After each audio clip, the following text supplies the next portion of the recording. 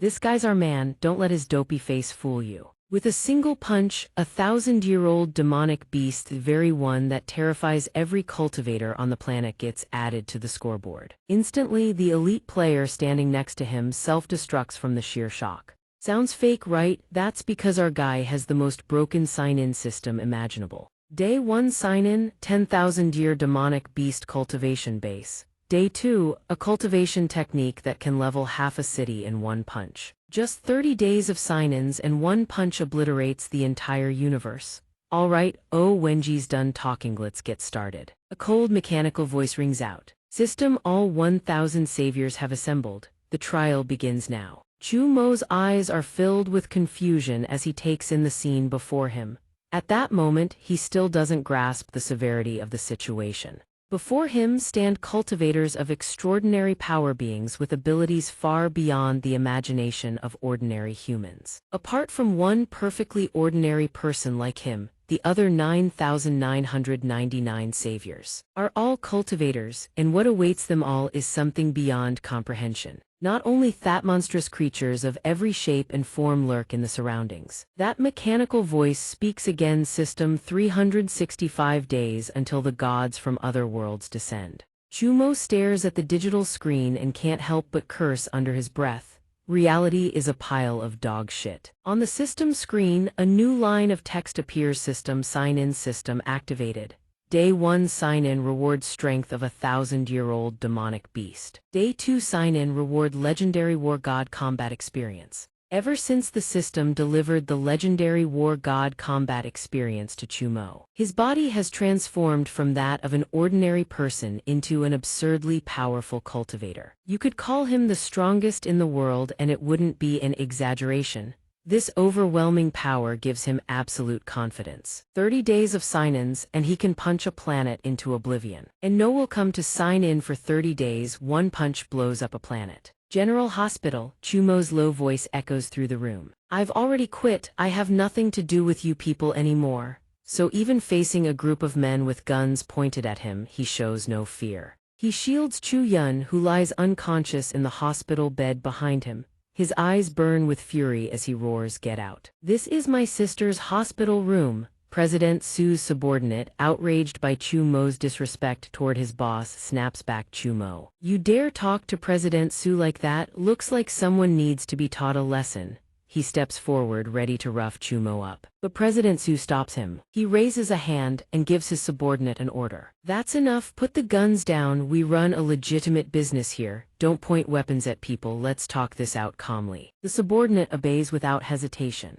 "Yes, President Su." He glances at Chu Yun lying in the hospital bed and asks with feigned concern, "Chu Mo, this is your sister. I heard your parents passed away young. She raised you all by herself. But before she could enjoy any of the good life, she came down with an acute illness." By now, his tone carries an unmistakable threat. The company covered her medical expenses up front to keep her alive. And yet you show me zero respect, you won't even call me President Su. But Chu Mo isn't the kind of man to be intimidated by something like that. Even though the company is footing his sister's medical bills, he refuses to bow his head. His voice is hard as steel. "I'll pay back every cent the company fronted for her treatment. But if you want me to take the fall and swallow the massive debt from the amusement park project, then I'll just resign." Seeing Chu Mo this stubborn, President Su doesn't get angry. Instead, he smirks. "Don't forget you came to me in desperation. I'm the one who promoted you to lead the accounting team for the amusement park project. Of course, I understand. You fought for this position to pay for your sister's treatment." He speaks while walking toward Chu Yun's hospital bed. "You know, I'm a firm believer in karma. You took this deal for your sister's sake and now you want to suddenly resign and shirk all responsibility." The implication is clear as leveraging Chu Yun's life to force Chu Mo into submission. "Aren't you worried something unfortunate might happen to your sister?" Chu Mo catches the veiled threat. In his words, his jaw clenches so hard his teeth grind.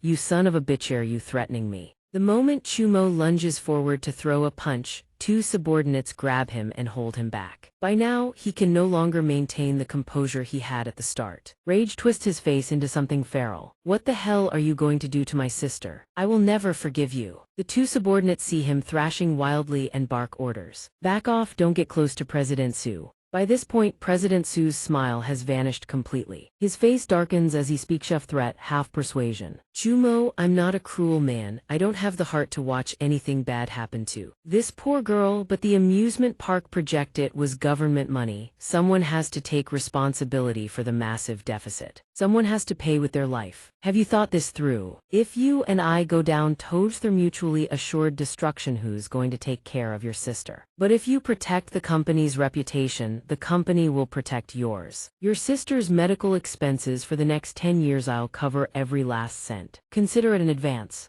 After President Su finishes speaking, Chumo gradually falls silent. He lowers his head, quiet as if weighing the offer. Seeing that Chumo is no longer agitated, President Su assumes his words have gotten through. He gives Chumo a deadline tomorrow. Think it over carefully today. Once you've made up your mind, come find me at the company tomorrow. The next day, Chumo arrives at the company dressed neatly, button-down shirt tucked in. Xia Xiaoming spots him from a distance and looks surprised. Team leader Chumo, he sees her and walks over to greet her. Xia Xiaoming, long time no see. She looks at him, hesitates, then says, Team leader, there's something I want to tell you. Could you come with me for a moment? Chumo follows her to the company rooftop. Thinking about his desperate situation, his guard softens with sympathy. Xia Xiaoming tilts her head shyly, putting on the act of a young woman smitten with love, blushing as she confesses her feelings to Chumo. I don't mind the timing. I know the timing isn't ideal right now, but if I miss this chance, there might not be another. Team leader. No, brother Mo, actually, I've always liked you. I want to know if you feel the same way. Caught off guard by the sudden confession, he freezes in surprise. Feelings. Then he quickly turns her down. I'm sorry, I'm just not in the right headspace for something like this right now. Rejected. Xia Xiaoming lowers her eyes sadly. Is that so? I understand. Then she suddenly makes a request. Brother Mo, could you close your eyes for me? I want to give you a parting gift. Though confused, Chumo doesn't think much of it and agrees right away. Sure. She leans in close and whispers into Chumo's earth truth that she already knows he's been set up as a sacrificial scapegoat. I heard that if you survive and walk out of here, the company will make you the fall guy for the amusement park project. And just like that, her expression flips faster than a pancake on a hot griddle. The shy, demure girl is gone. In her place is a gloating, vicious grinned face of a venomous snake. She thrusts both hands forward and shoves Chumo hard. Even if it's just for my sake, would you please go die? Chumo never expected her to lure him to the rooftop railing just to push him off. In his eyes, everything slows to a crawl. He stares at her in utter disbelief. What? With the mindset of, if I'm going down, I'm dragging someone with me. Chumo's hand shoots out and locks around Xia Xiaoming's wrist. She can't keep her balance, tumbles down right after him. She screams in a frenzy, cursing wildly. Have you lost your mind? Chumo, let's go. You crossed President. You couldn't. You just die quietly like a good little pawn. If you don't want to die with me, pull me up. Let go. Me grip slipping. Xia Xiaoming's face is frozen in pure terror, the face of someone staring death in the eye. She screams bloody murder, then something below startles her. She's falling. Wait, what is that? Before her eyes, a massive stone door grinds open. A colossal hand reaches out and catches Chumo's body, and a passage rips open in the ground to drag him inside. Seeing this, a desperate spark of hope ignites inside her. There's still a chance. If she can just reach that door, she can survive too. But the hand withdraws after catching Chumo, and the stone door slams shut. She can't believe it. The door is closing, not unt. And any last hope she had dies with it. Her body plummets toward the ground. Passers-by who witness the scene erupt in screams of horror. Hey, what happened? It's a girl's body. Call the police. Someone just jumped off the building. In another world, there is no one falling in front of the company entrance. No terrified screams from the crowd. Nothing but silence remains. Chumo sits on the ground without a scratch on him, utterly bewildered that he's still alive. He fell from the rooftop to the ground and he's still breathing. After confirming he's alive, he surveys his surroundings. Not a single soul in sight. It's his familiar workplace, the same company building, the same street he walks every day, yet the road is completely deserted. What the hell happened? While he's still processing, a mechanical voice rings in his ears. System 10,000 saviors assembled. The trial has begun. Chumo jolts at the system notification. Where is that voice coming from? Savior trial, what the hell is that supposed to be? A girl suddenly rushes toward him, screaming a warning, dodge. It's Yu Tong, wielding her sword. She glides past Chumo in a blur as he stands there dumbfounded. Her blade gradually radiates an ethereal glow. Yu Tong unleashes Spirit Blade Phantom Slash on the demonic beast before her sword energy blazes like a supernova against the gloomy backdrop. Chumo stares at the scene. The beast that nearly shattered her blade lies dead. His jaw drops. Can a human really do that? After slaying the demonic beast, Yu Tong turns back to him calmly. She realizes he's just an ordinary person, zero spiritual power. Strange, this is the secret realm, where only selected cultivators enter for the savior trial. She looks at Chu Mo in confusion. How did a regular person with no spiritual power whatsoever end up in here? That demonic beast appeared right next to you. You were a hair's breadth from dying. Knowing she saved his life, he speaks with heartfelt gratitude. Thank you for saving me. I don't even know why I'm here. Can you tell me how to get out? Yu Tong feels it's far too dangerous for him to stay. But she has no way to get him out either. Once the savior trial begins, there's no free entry or exit. Participants must complete the trial quest before they can leave. Demonic beasts are crawling everywhere in here. For someone like you, this place is a death sentence. So why don't you stick with me for now, she suggests. Chen Fan approaches from a distance. Hearing that Yu Tong wants to protect Chu Mo inside the secret realm, he coldly interjects, junior sister Yu Tong, the secret realm isn't a charity drive. His eyes are ice as he threatens, even for cultivators like us. This is an incredibly dangerous death zone. If you insist on dragging this deadweight along, then I'll have to ask you to leave my team. Hearing that, Yu Tong wavers slightly, but abandoning a normal person in the secret realm sits wrong with her. Can she really just leave him to die? Seeing Chen Fan's iron resolve, Yu Tong can't help but plead senior brother Chen Chumo, knowing full well he's not wanted in the team. Cuts her off and speaks for himself. Don't worry about me, you already saved my life once and I'm grateful for that. You should look out for yourself first. Even if it's just me alone, no matter what it takes, I will survive and make it back. He thinks of Chu Yun still waiting in the hospital and says with ironclad determination, because I have a reason I must return. My sister is still waiting for me. Chen Fan hears this and scoffs, just blowing hot air. Contempt drips from those cold eyes. A mere mortal daring to talk so big. I'm very curious to see what ugly expression you'll make when you stare into true despair. Chumo watches the group walk away without a single backward glance. He can't believe it. He never expected people's hearts could be this cold. They're really leaving.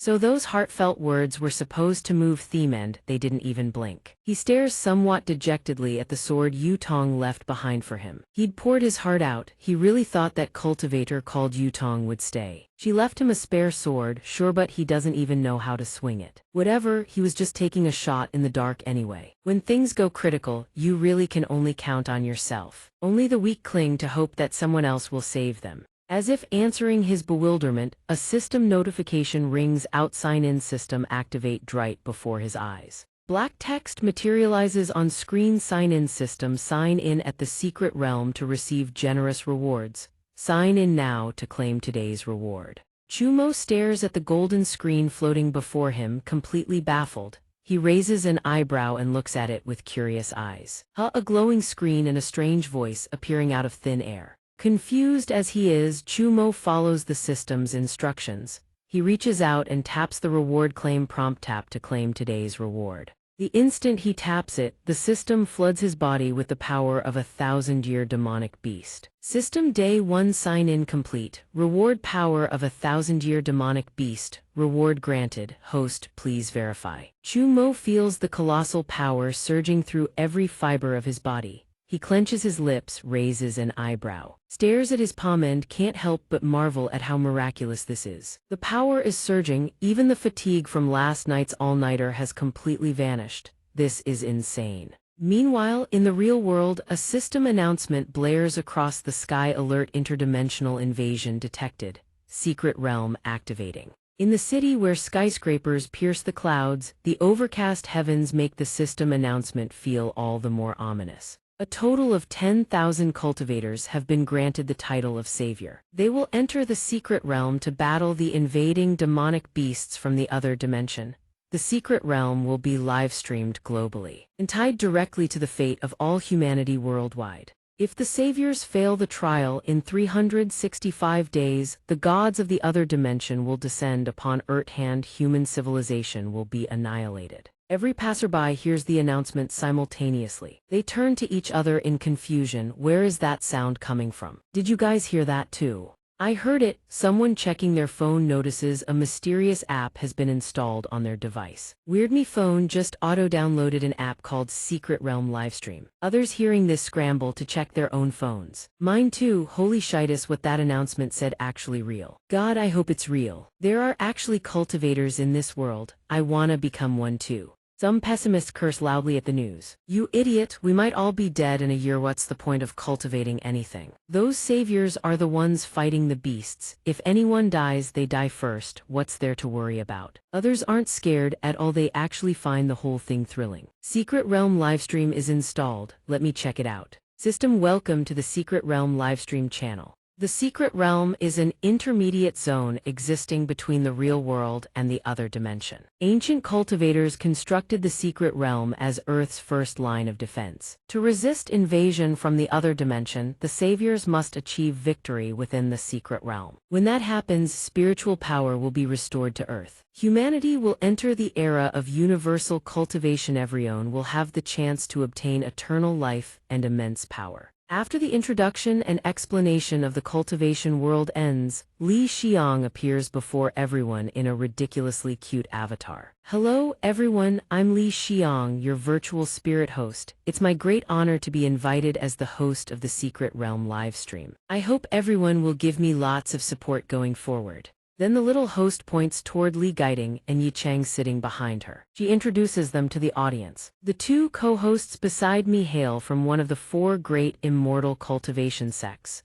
The sixth elder of the Tei Fire Mansion, Gui Xing, along with the world's most famous and beautiful idol, Yichang, a seasoned MC in her own right. The young hostess quickly posed a question to steer everyone's attention toward the two. Elder Gui, Sister Yichang, before the show officially begins, do either of you have anything you'd like to share with the audience? Elder Gui Xing answered her question with a composed expression. In the face of another world's incursion, the immortal cultivation sects have made thorough preparations. The demonic beasts may be ferocious, but we cultivators are always ready for battle. Yichang, seated beside him, added softly. Elder Gui's words are truly reassuring. After offering him her praise, she began guiding the audience through a detailed explanation of fate coins. There's one more thing I need to remind everyone about. The Secret Realm livestream app also has a special feature: viewer rewards. Every viewer's account on the Secret Realm livestream generates a different amount of fate coins each day, which can be used to tip the savior you like. Reward coins can help the saviors inside the Secret Realm boost their strength.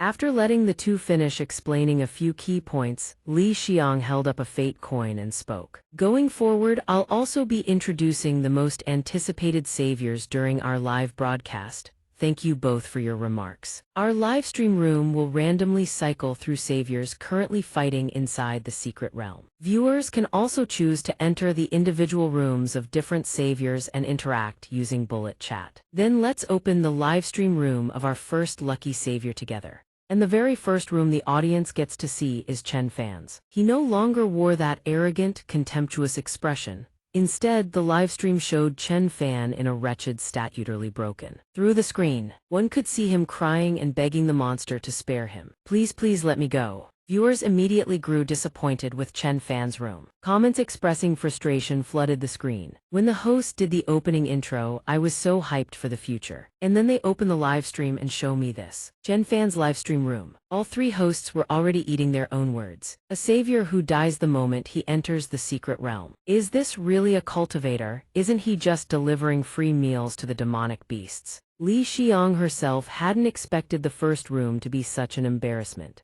The young hostess had no choice but to switch to the next room. Let's tune in to the next livestream room. But the next room was another slap to the face. Long Wu's livestream room. Long Wu was entangled by a monster, screaming in terror. Help, I don't want to die yet. By now, beads of sweat were pouring down all three hosts' faces. Li Xiang wiped the sweat from her brow and awkwardly switched to the next room. The next room, and every room after that continued to disappoint. Her calls of next room echoed one after another. Next room again. Yichang felt deeply apologetic toward the viewers who had taken time out of their day to watch. I owe an apology to all my fans. Failing to screen properly, that's on me. Elder Gui watched as not a single cultivator could hold their own against the beasts, and he was sorely disappointed. This was supposed to be an intense combat livestream. How did it turn into a horror survival show? I wouldn't have bothered coming if I'd known. But when he looked more carefully at the broadcast, he realized something was off. This doesn't add up. The first Secret Realm trial should have had various difficulty tiers.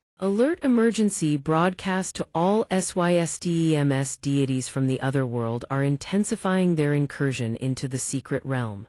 Difficulty upgraded. The Secret Realm has reached maximum difficulty CAP. Demonic beasts with 500 years of cultivation will now appear. Li Xiang was stunned when the new notification appeared. It's a new Secret Realm announcement. When she heard 500-year demonic beast, she gasped in horror. There are actually 500-year demonic beasts. Elder Gui and Yi Chang clearly didn't have much knowledge on the subject. She turned to Elder Gui curiously. Are 500-year demonic beasts really that strong? His expression turned dead serious the moment he heard 500 years. The longer a demonic beast has lived, the greater its power. Because spiritual power on Earth has been depleted, even the strongest cultivators alive right now can only match a 1,000-year demonic beast at best. Furthermore, the young cultivators selected by the Secret Realm are relatively weak. Even if a 300-year beast appeared, they'd be in for a desperate fight. Li Xiang looked into the camera and addressed the audience sweetly. Dear viewers, I'm sure you've all heard Elder Gui's thorough explanation. She held up the fate coin again, encouraging everyone to donate to the cultivators. For the future of Earth, our saviors are battling extremely dangerous demonic beasts in an unimaginably harsh fight. Please use the coins in your hands to support them. These saviors should not be mocked. Please watch the next livestream room with reverence and compassion in your hearts. Inside the Secret Realm, Chu Mo was sitting cross-legged on the ground, slurping instant noodles. Around him lay scattered wrappers from all kinds of snacks. In Chu Mo's livestream room, the audience watched him bury his face in noodle sand. Their disappointment surged all over again. You've gotta be kidding me. What did the host just say again? A grueling battle, and yet someone actually thought his room was the highlight that made things interesting. The atmosphere, which had been somber moments ago, suddenly turned cheerful. This guy's got style instant noodles, potato chips, and Coca-Cola. Is he on a field trip or something? Talk about a sudden change of pace. Every other livestream room showed cultivators fighting for their lives. Suddenly, this guy was eating. None of the three hosts expected to see a cultivator casually snacking while the world outside burned. To break the awkward silence, Yi Chang forced a laugh and offered her take. This cultivator eating noodles must be incredibly strong, right? To be this calm under pressure. Elder Gui scrutinized Chu Mo's surroundings and realized with shock that the young man was no cultivator at all. A cultivator. He has absolutely zero spiritual power. He's just an ordinary person. How on earth did the Secret Realm choose him as a savior? After finishing the cup of noodles, Chu Mo set it down on the ground.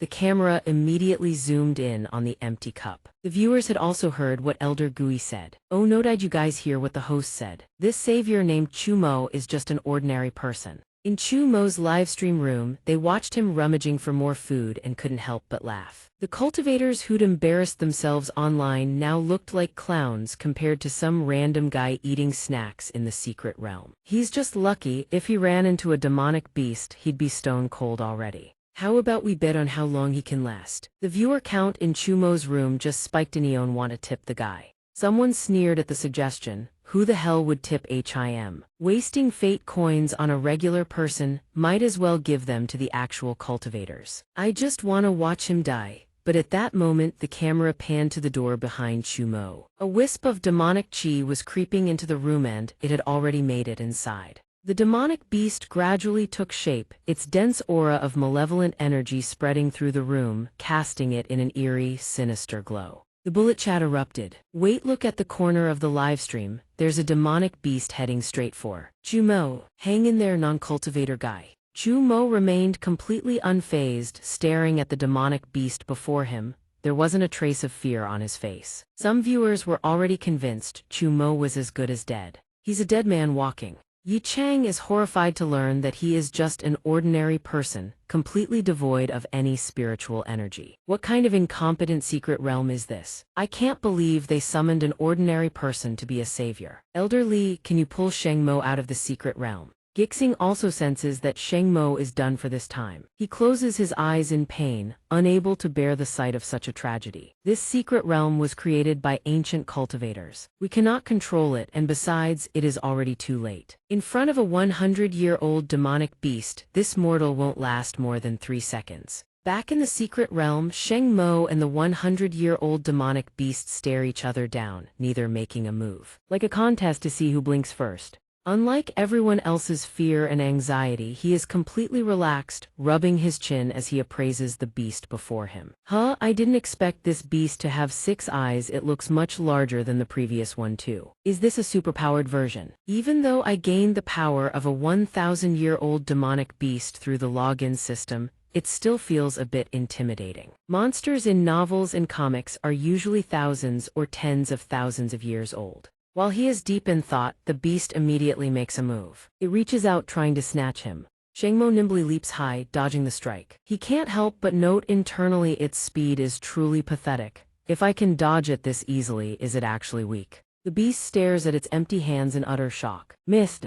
Although he feels the beast's speed is a bit too slow, Sheng Mo does not let his guard down. He frowns, reminding himself not to be careless. Perhaps this beast has low speed but high defense, and it's deliberately using this to bait me into attacking it, trying to trick me into causing damage, and then turning it into a fatal counterinjury. To test if that's truly its ability, Sheng Mo decides to probe it. He reaches for the sword that Wu Tong gave him. Let's see if my hypothesis is correct. That cultivator Wu Tong left behind a sword. I'll use it to test the beast. He swings the sword in a clean arc, slashing the beast. Upon landing the hit, he thinks to himself, gotcha. The beast feels the strike and looks at him with terror, sweat pouring down its face. But when it realizes it's unharmed, it raises its hands in excitement, perfectly intact. And just as Sheng Mo guessed, the beast's ability really is a counter-reflect. He looks at the shattered sword without a trace of surprise. As expected, Sheng Mo gazes at the broken blade, feeling lucky that he stayed cautious. This beast is exactly as I predicted. It baits an attack to inflict a reflection-based injury. Good thing I used the sword, otherwise I would have been the one hurt. The audience watching the live stream bursts into laughter, seeing him not only alive, contrary to Gixing's prediction, but landing a hit. Elder Li has been proven wrong again, and he said it wouldn't last 3 seconds. Sheng Mo is too good. The beast can't even touch a hair on him. Is that dodge level master?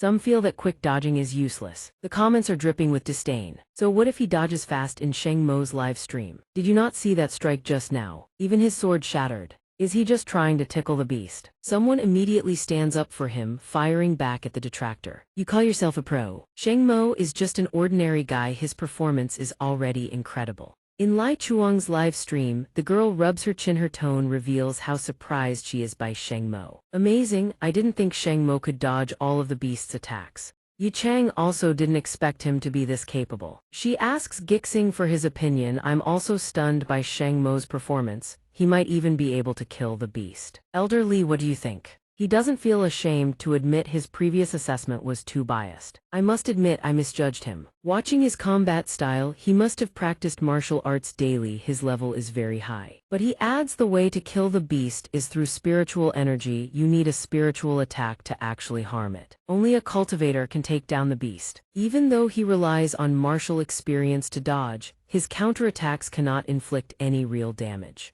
Sheng Mo's live stream. He watches the screen showing Sheng Mo dodging the beast, his voice filled with regret for such wasted talent. A real pity. For this mortal, this is a truly desperate battle. Even if he dodges countless attacks, a single hit will kill him instantly. Back in the scene, after dodging the attack, he lands lightly on the ground. He feels troubled, finding himself cornered. Damn it, I wasn't watching my footing while dodging, and now I'm trapped in a corner. Seeing the beast emanate an oppressive aura looking to finish him off, he sighs, headache kicking in, nowhere left to dodge. Sheng Mo realizes that dodging is no longer optimal. He decides to counterattack. He has to gamble everything. Feigning a strike, he gives the beast a light push. His hand tightens. If the beast hesitates even for a second, I can use that gap to escape this corner. When the beast lets its guard down, Sheng Mo reaches out and pushes it, but the force behind his blow is clearly way too strong. Confusion flashes across his face. Wasn't I just trying to push it lightly? The 100-year-old beast is obliterated by his single push. Sheng Mo still doesn't realize he's far stronger than he imagined. He even complains,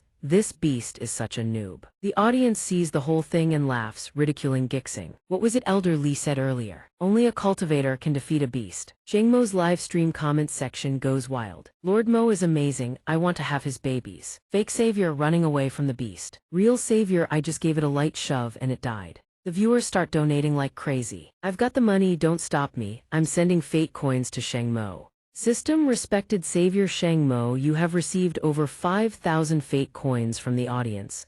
Combat power increased by 50. Shang Mo looks down at his hand. These notifications are strange to him, it's the secret realm system voice again. Viewer donation, fate coins, is this a new feature? He senses no change within his body, confused, it said it helped me increase my combat power, so why don't I feel anything? Sensing his confusion, the system screen displays system login, suggest checking to increase host's combat power.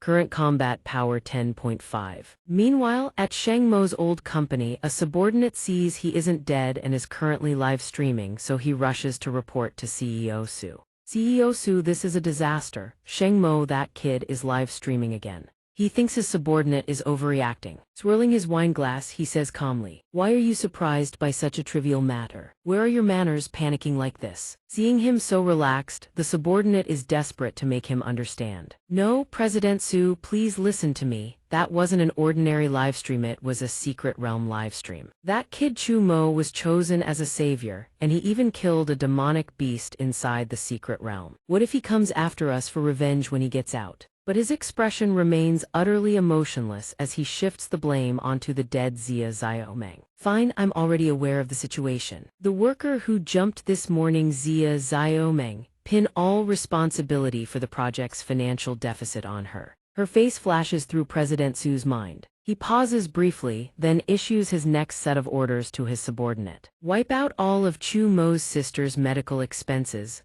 Also offer Chu Mo a settlement, but instead of leaving immediately." The subordinate asks with a grave expression, "President Su, have you considered the possibility that Chu Mo might refuse to settle?" But a man like President Su, who has clawed his way through countless ruthless dealings, doesn't fear Chu Mo in the slightest. He figures the kid is nothing more than a street brawler with some half-baked martial arts, hardly a threat to him. "You don't actually think I'm offering a settlement because I'm scared of him, do you? He's just an ordinary martial artist who got lucky and killed a 100-year-old demonic beast, that's all. Even if he's a cultivator, so what?" The corner of his lips curls into a confident smirk. For the upper echelons of society, the existence of cultivators has never been a secret. "I can hire a few cultivators to gang up on Chu Mo anytime I want. If Chu Mo refuses to settle, then I'll just have to help him meet his ancestors." Enough. Back in Li Xiang's broadcasting room. With Chu Mo's breakthrough, the girl has regained her initial confidence. She even sends her thanks to Gui Xing for his incredibly detailed commentary that made the broadcast so much more engaging. Ever since the secret realm opened, over an hour has passed, and the situation is beginning to shift. The cultivators are continuously defeating powerful demonic beasts.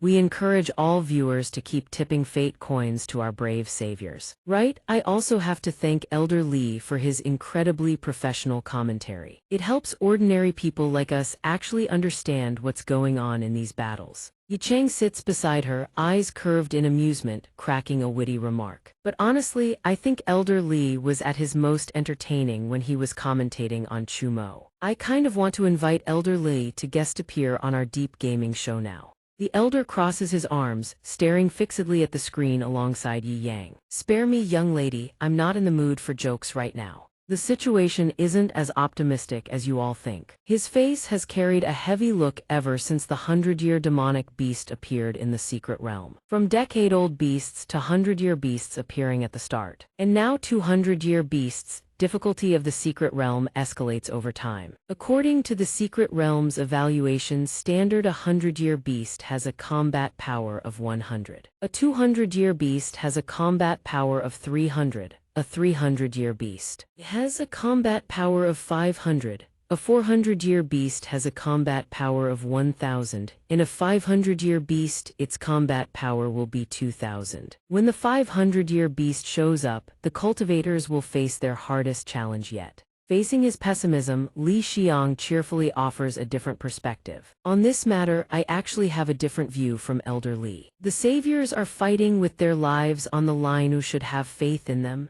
She uses Chu Mo as her prime example, just like before. Who would have thought Chu Mo could so effortlessly kill 100-year? A demonic beast? Speaking of which, why don't we switch back to Chu Mo's livestream room? Maybe he's about to create another miracle. Back in the secret realm after gorging himself full and slaying the 100-year demonic beast, Chu Mo does something no one could have predicted. He goes to sleep. While everyone else is locked in life-or-death battles against demonic beasts, our man is sleeping like a baby without a care in the world. The viewers who witness this scene are dying of laughter. Li Xiang is at a complete loss. Don't bother tuning into this livestream room, you'll only lose brain cells. The miracle here is sleeping peacefully for a solid 30 minutes in the middle of a deadly secret realm. Chu Mo's livestream room. Some viewers are utterly exasperated. I tipped him just a while ago and the guy just goes to sleep. Get up, you brain-dead savior. My fate coins would have been better spent on a pig. Those who never liked him start spitting venom. If you don't know how to be a savior, then quit. Go work in a factory or something. Fine, there are so many saviors actually putting in work. If you're going to be this unreliable, there's nothing worth supporting. I'm going to watch Bai Mengzhen's stream instead.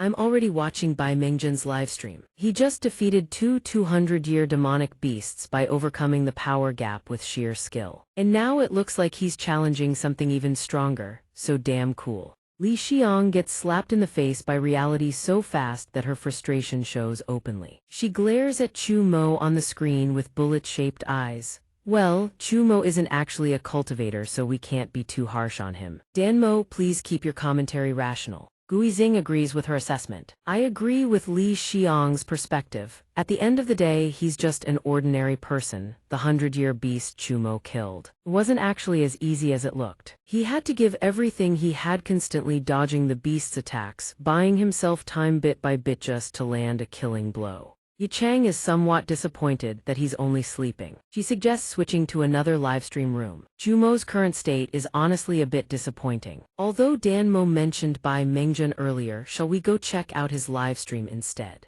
The comments section explodes. Bai Mengzhen is so cool. Go Bai Mengzhen. I already tipped him. Bai Mengzhen's livestream room. Someone spots Bai Mengzhen and drops a comment. Just came over from Chu Mo's stream. Now this guy looks like a savior you can actually count on. Before him, a demonic beast with its maw wide open is charging up its attack. It blasts a torrent of demonic energy toward him, a violent surge of power radiating blinding light that illuminates the entire area. Some viewers can't see the outcome through the smoke and grow impatient. Why is the screen full of smoke? Who won? That beast's destructive power is insane. Bai Mengzhen's livestream screen still shows the demonic beast unleashing its energy blast. Some fans are confident he'll be fine. There's smoke but no injuries. Bai Mengzhen will definitely be okay. Tipping now, tipping now. Everyone go tip Bai Mengzhen. Gui Xing takes one look and instantly identifies the demonic beast Bai Mengzhen is Fasinga 300-year beast. He thinks the guy must have a death wish to challenge something this powerful. That's a 300-year beast. Does this kid not know his own limits? How dare he challenge a 300-year beast? Is this boy trying to get himself killed? Li Xiang doesn't understand why he's saying this. Elder Li, weren't there several saviors who defeated 300-year beasts before? He has information on Bai Mengzhen and immediately explains. Why am I saying this? Because it's not the same. The ones who killed 300-year beasts before were all core disciples of the four great sects. Geniuses with top-tier talent, all at the peak of their generation. According to the intel, Bai Mengzhen is just a rogue cultivator with no sect affiliation and average aptitude. By normal standards, killing a 200-year beast would already be a miracle for him. Challenging a 300-year beast, that's suicide. Inside the secret realm, the thick smoke gradually disperses in the wind. Bai Mengzhen walks forward with calm, unhurried steps. He stands tall against the wind, his voice laced with disappointment. A 300-year beast, and this is all it has to offer. Truly disappointing. When will I finally face an opponent worthy of my full strength? The words barely leave his lips before he's already standing right in front of the 300-year demonic beast. The demonic beast opens its maw full of razor-sharp teeth and stares him down. His fans, seeing him completely unscathed, erupt in jubilant comments. Thank God Brother Mengjun is okay. Elder Li crashed and burned again. This time Chu Mo isn't here to save him. In Bai Mengjun's livestream room, the screen displays his face-off against the 3-year-old demonic beast. Wait, So Mion's shouting, look, someone just walked out of the rubble over there. Nice. Some viewers immediately recognize who just emerged. Isn't that Chu Mo? Who just said Chu Mo wasn't here? In Bai Mengjun's livestream, the screen shows Chu Mo stumbling out from a nap, looking utterly clueless. Bai Mengjun also senses it and turns his head. Seeing him walk out, the viewers marvel at how miraculous fate can be. Elder Li, I found the reason you crashed and burned. Absolutely wonderful. Just hopped over from Chu Mo's livestream and boom, here he is again. What kind of fate is this? Chu Mo, out of sheer goodwill, worried that Bai Mengjun couldn't handle the 3-year-old demonic beast, came out to lend a hand in Li to wake up and find the entire building collapsed. The secret realm really is dangerous, huh? Hey bro, need a hand. The demonic beast looks like a tough customer, yet he confidently declines the offer. Just stay put, I'll handle this beast myself. I've got this. Bai Mengjun's sword radiates a brilliant azure glow. He shouts the technique name and slashes at the beast. Pinnacle of the sword Dao. Dawn's blade. The flash of light is nearly blinding. The viewers are absolutely stunned. Someone even spams 4 question marks to express their sheer shock. Insane, one swing and he lopped off the tier 3 beast's head. In Bai Mengjun's livestream, his fans go absolutely wild. Brother Mengjun is so badass, truly the man of my dreams. They think the beast is finished, but Nothai's thing has insanely powerful regeneration. It's still alive after that strike. The viewers tense up at the sight. What though, the beast's head just grew back. Brother Mengjun, watch out behind you. It's still alive, as that rapid regeneration. Bai Mengjun has already noticed it too. He narrows his eyes, staring it down warily. Its head, nearly obliterated moments ago, has fully regenerated. Everyone watches in alarm as the beast opens its maw, ready to counterattack. And the spiritual energy radiating off it is even more intense than before. You troublesome, but Bai Mengjun won't give up. He leaps into the air and brings his sword crashing down. Pinnacle of the sword Dao Mountain Splitter. The beast howls in agony. The shockwave from the sword chi rips outward, tearing through everything in its path. Boom, the thunderous roar echoes without end. Chu Mo finds a safe spot away from the crossfire, sits down and starts munching on potato chips. He can't help but remark between bites, damn, that's insane, way more impressive than the movies. Every time he brings a chip to his mouth, he hears Bai Mengjun shouting technique name Pinnacle of the sword Dao Ocean severing, soul quenching. Sword resonance crescent moon. It's like he's not even in the secret realm but at a movie theater, munching chips and sipping water while watching the action unfold. The viewers can't believe the 3-year-old beast still refuses to die. Did this thing unlock some kind of infinite HP hack? It's taken critical hits over a dozen times and it's still alive. That's broken. Bai Mengjun is in deep trouble. No matter what he throws at it, it won't die. If that were me, I'd have mentally collapsed ages ago. Bai Mengjun's livestream room. Some viewers were about to trash Bai Mengjun in the comments, but they freeze when they see how relaxed Chu Mo looks. I was about to roast Bai Mengjun for being trash, has been fighting forever and the beast is still bouncing around, but then I look at Chu Mo. And I choose silence. Everyone needs a coworker to make them look good by comparison. Chu Mo's combat record: 1 bag of potato chips. What an epic battle, no comparison, no heartbreak. In Li Xiang's livestream room, the girl is also watching Bai Mengjun's fight. Seeing the demonic beast refuse to die no matter how many times it struck, she furrows her brows and asks Gu Xing, Elder Li, is this demonic beast truly unkillable? He glances at her and explains, a rapid regeneration type is the hardest beast to deal with in existence. If you can't inflict a fatal wound in a single instant, killing it is impossible. Normally, it would take multiple cultivators of the same level attacking simultaneously to truly bring down a beast like this. Bai Mengjun is a prodigy, a rogue cultivator with ordinary talent, yet his combat prowess is on par with the core disciples of the 4 great sects. If he'd been born in the ancient era of abundant spiritual energy, his achievements would be beyond imagination. What a waste, he's going to die here. And indeed, his current condition is far from good. After the prolonged battle, he stands completely still, not a muscle moves. Sensing his spiritual power nearly depleted, a surge of defiance floods his heart like a tidal wave. Spiritual power almost depleted, stamina reaching its limit. Is this it? Am I going to die here? I refuse to accept this. In an era of depleted spiritual energy, I still chased the footsteps of ancient myths. I abandoned everything familiar wealth. Safety, comfort, faced every trial and hardship, and finally found a cultivation sect, only to be told insufficient talent, lacking fate. The path ahead is closed, so I forged my own way, seized every opportunity, plundered every fortune, and fought for every rare herb. He thinks of everything he's endured to reach this point. He fought to secure a savior position, poached viewers from rival live streams for rewards. He has no shame, no regrets about any of it. The path of immortality demands seizing every chance. One step behind and you're behind for life. Only those who seize opportunity can stand at the peak. I fought so hard to build this swordsmanship cultivation base. How can I just die here so easily? An ancient secret technique he once stumbled upon by chance. The risk of death is absurdly high,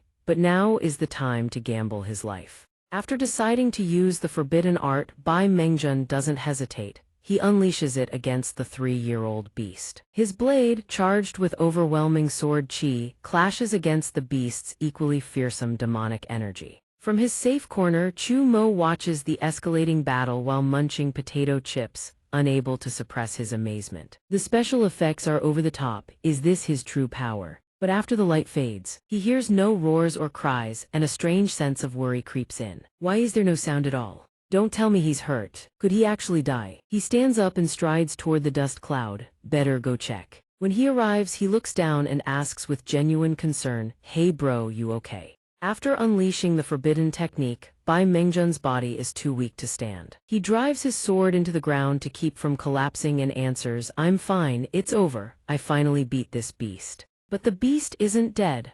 The white smoke clears to reveal the demonic beast, completely unscathed, baring its razor-sharp fangs as it glares at him. Bai Mengjun stares in disbelief. How? The beast is still alive. Seeing it lunge, he shouts in panic, "Watch out, get back!" But Chu Mo steps forward without a shred of fear and casually swats the attack aside. A flash of golden light bursts forth, blinding to the eye. Chu Mo catches a faint sense that Bai Mengjun said something, but he can't make out the words. He turns his head, face indifferent, and asks, "Sorry, what did you just say?" "I didn't catch that." After witnessing Chu Mo's staggering display of power, Bai Mengjun feels a deep sense of shame for his earlier attitude. "I owe you an apology for looking down on you before." He glances at the demonic beast lying in front of them, half its body blown to shreds, and gestures, hoping Chu Mo will join forces with him. "Your combat strength isn't any lower than mine." The fifth secret realm is mostly a gathering of minor sect disciples and rogue cultivators. Meeting someone like you here is my lucky break. If we team up, we can definitely take this thing down for good. Chu Mo listens to all this, slightly confused. He looks at the demonic beast he already obliterated and asks, "But isn't this thing already dead?" "Don't let your guard down. This is a rare high-speed regeneration demonic beast. It won't die that easily." With that, Bai Mengjun moves closer to the beast. By normal standards, you'd need at least 4 cultivators of the same rank to handle a beast like this. But if we strike together, we might be able to finish it off completely. A trace of anxiety flickers in his eyes. "The only problem is my body is already pushing its limit. We have to finish this in the next strike or we'll both end up as that thing's meal." Chu Mo didn't expect this beast to be that formidable. He rubs his chin, thinking he really was way too careless. "Fair enough, compared to you I'm still not cautious enough. I'll accept your proposal." Seeing him agree, Bai Mengjun nods. "Good, you coordinate with my attack." He channels spiritual power into his sword and shouts, "My technique, you have to strike the moment that beast starts regenerating. Only then can we deal a fatal wound. We should still have about 5 seconds to prepare for myriad phenomena return to origin." Bai Mengjun grips his blade tight and waits in a combat stance for the beast to revive. Chu Mo, like a sponge soaking up water, eagerly absorbs every scrap of new knowledge. He watches Bai Mengjun's dramatic, imposing stance and thinks about copying it, but immediately feels too embarrassed to follow through. Preparation time. What is he supposed to prepare exactly? Strike a cool-looking pose. Way too embarrassing. Better to just fight the normal way. 5 seconds pass, 20 seconds pass. A full minute crawls by, the beast just lies there, not a single sign of revival. An awkward silence settles between the two of them. Chu Mo, tired of waiting, turns to Bai Mengjun. "The beast still hasn't revived, should we keep waiting?" But when he turns his head, he sees Bai Mengjun starting to cough up blood. "Hey, are you okay?" Spitting blood now, Bai Mingjun forces himself to calm Chu Mo down. It's nothing, I've just been sustaining a surge state for too long. It's straining my body, I'll be fine in a moment. Only now does he finally realize Chu Mo's single strike already sent that demonic beast straight to hell. This guy actually one-shot the beast. He's always eating and slacking off. How does he rack up more rewards and boost his combat power faster than me? Wait, could it be that before entering the secret realm, his strength already far exceeded mine? Lost in his spiraling thoughts, he completely forgets he's still actively channeling energy. His body finally hits its absolute limit. Crap, I shouldn't have let my mind wander, I wasn't paying attention at all. Bulging veins start crawling up across his arms. The backlash of sustaining myriad phenomena return to origin for far too long. His body can no longer hold. Blood begins streaming from all 7 orifices as he lets out an agonized scream.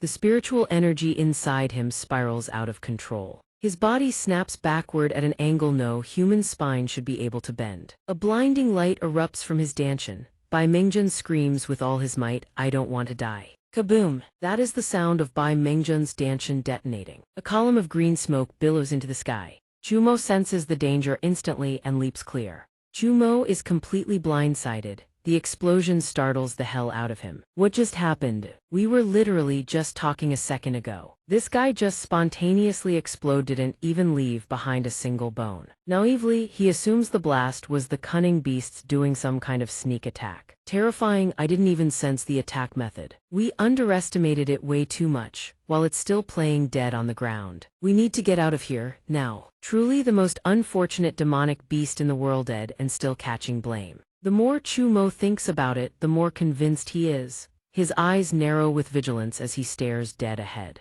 The viewers watching the entire scene unfold are absolutely, mind-numbingly stunned. The beast never even revived. Bai Mingjun just spontaneously self-destructed. Where are those brain-dead haters who were trash-talking Chu Mo earlier? Come on out and defend your takes. What happened? Scared now? Chu Mo's livestream room. His fanbase is absolutely hyped watching this scene. Chu Mo is the real deal, shotting a demonic beast like it's nothing, but the haters start popping off anyway. Stop capping. Clearly Chu Mo just waited until the beast and Bai Mingjun wore each other out, then swooped in for the kill. Can you at least try to keep it real? I'm dying laughing. Those are Bai Mingjun's die-hard fans above. The man himself is already gone. Who exactly are you simping for at this point? Li Xiang's co-stream room. Yi Chang rests her chin on her hand, watching the screen, and poses a sharp question to Elder Li. Truly an unexpected outcome. Chu Moham Elder Li called a mere mortal erupts with terrifying power, while the genius Bai Mingjun spontaneously self-destructs. Elder Li, what are your thoughts now?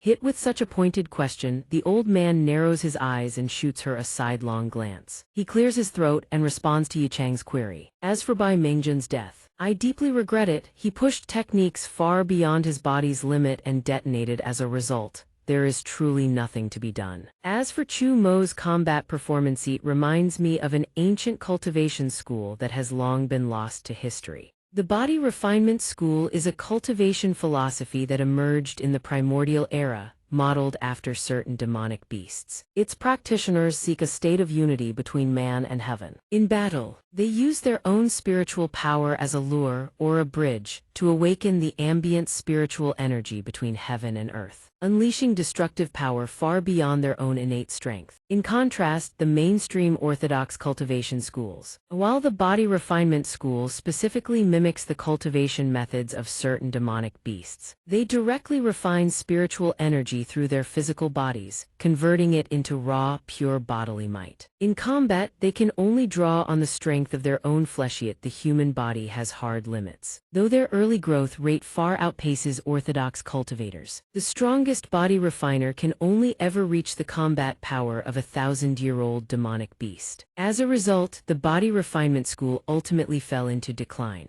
After finishing his explanation of the body refinement school, the elder offers his theory on the source of Chu Mo's power. His fighting style relies purely on brute physical strength with no trace of spiritual power. I suspect Chu Mo has inherited a legacy from the ancient body refinement school, combined with a massive trove of rewards earned from his stellar early performance in the livestream. That is how he manages to display combat power that far exceeds all reason. Chu Mo's former company, back in the real world. President Su is also watching Li Xiang's co-stream. The moment he hears the elder's analysis of Chumo, his face drains of all color. The body refinement school, capable of killing a 300-year-old demonic beast. Is Chumo really that powerful? His subordinates see him trembling with fear and exchange baffled looks. President Su, didn't you say earlier that you could recruit several cultivators to gang up on Chumo? Besides, there's no promising body refiner faction worth worrying about. Do we really need to panic this much? He immediately cursed his subordinate upon hearing this. You idiot, even if a body refiner can only reach the combat power of a 1,000-year demonic beast, have you already forgotten what Elder Li told us?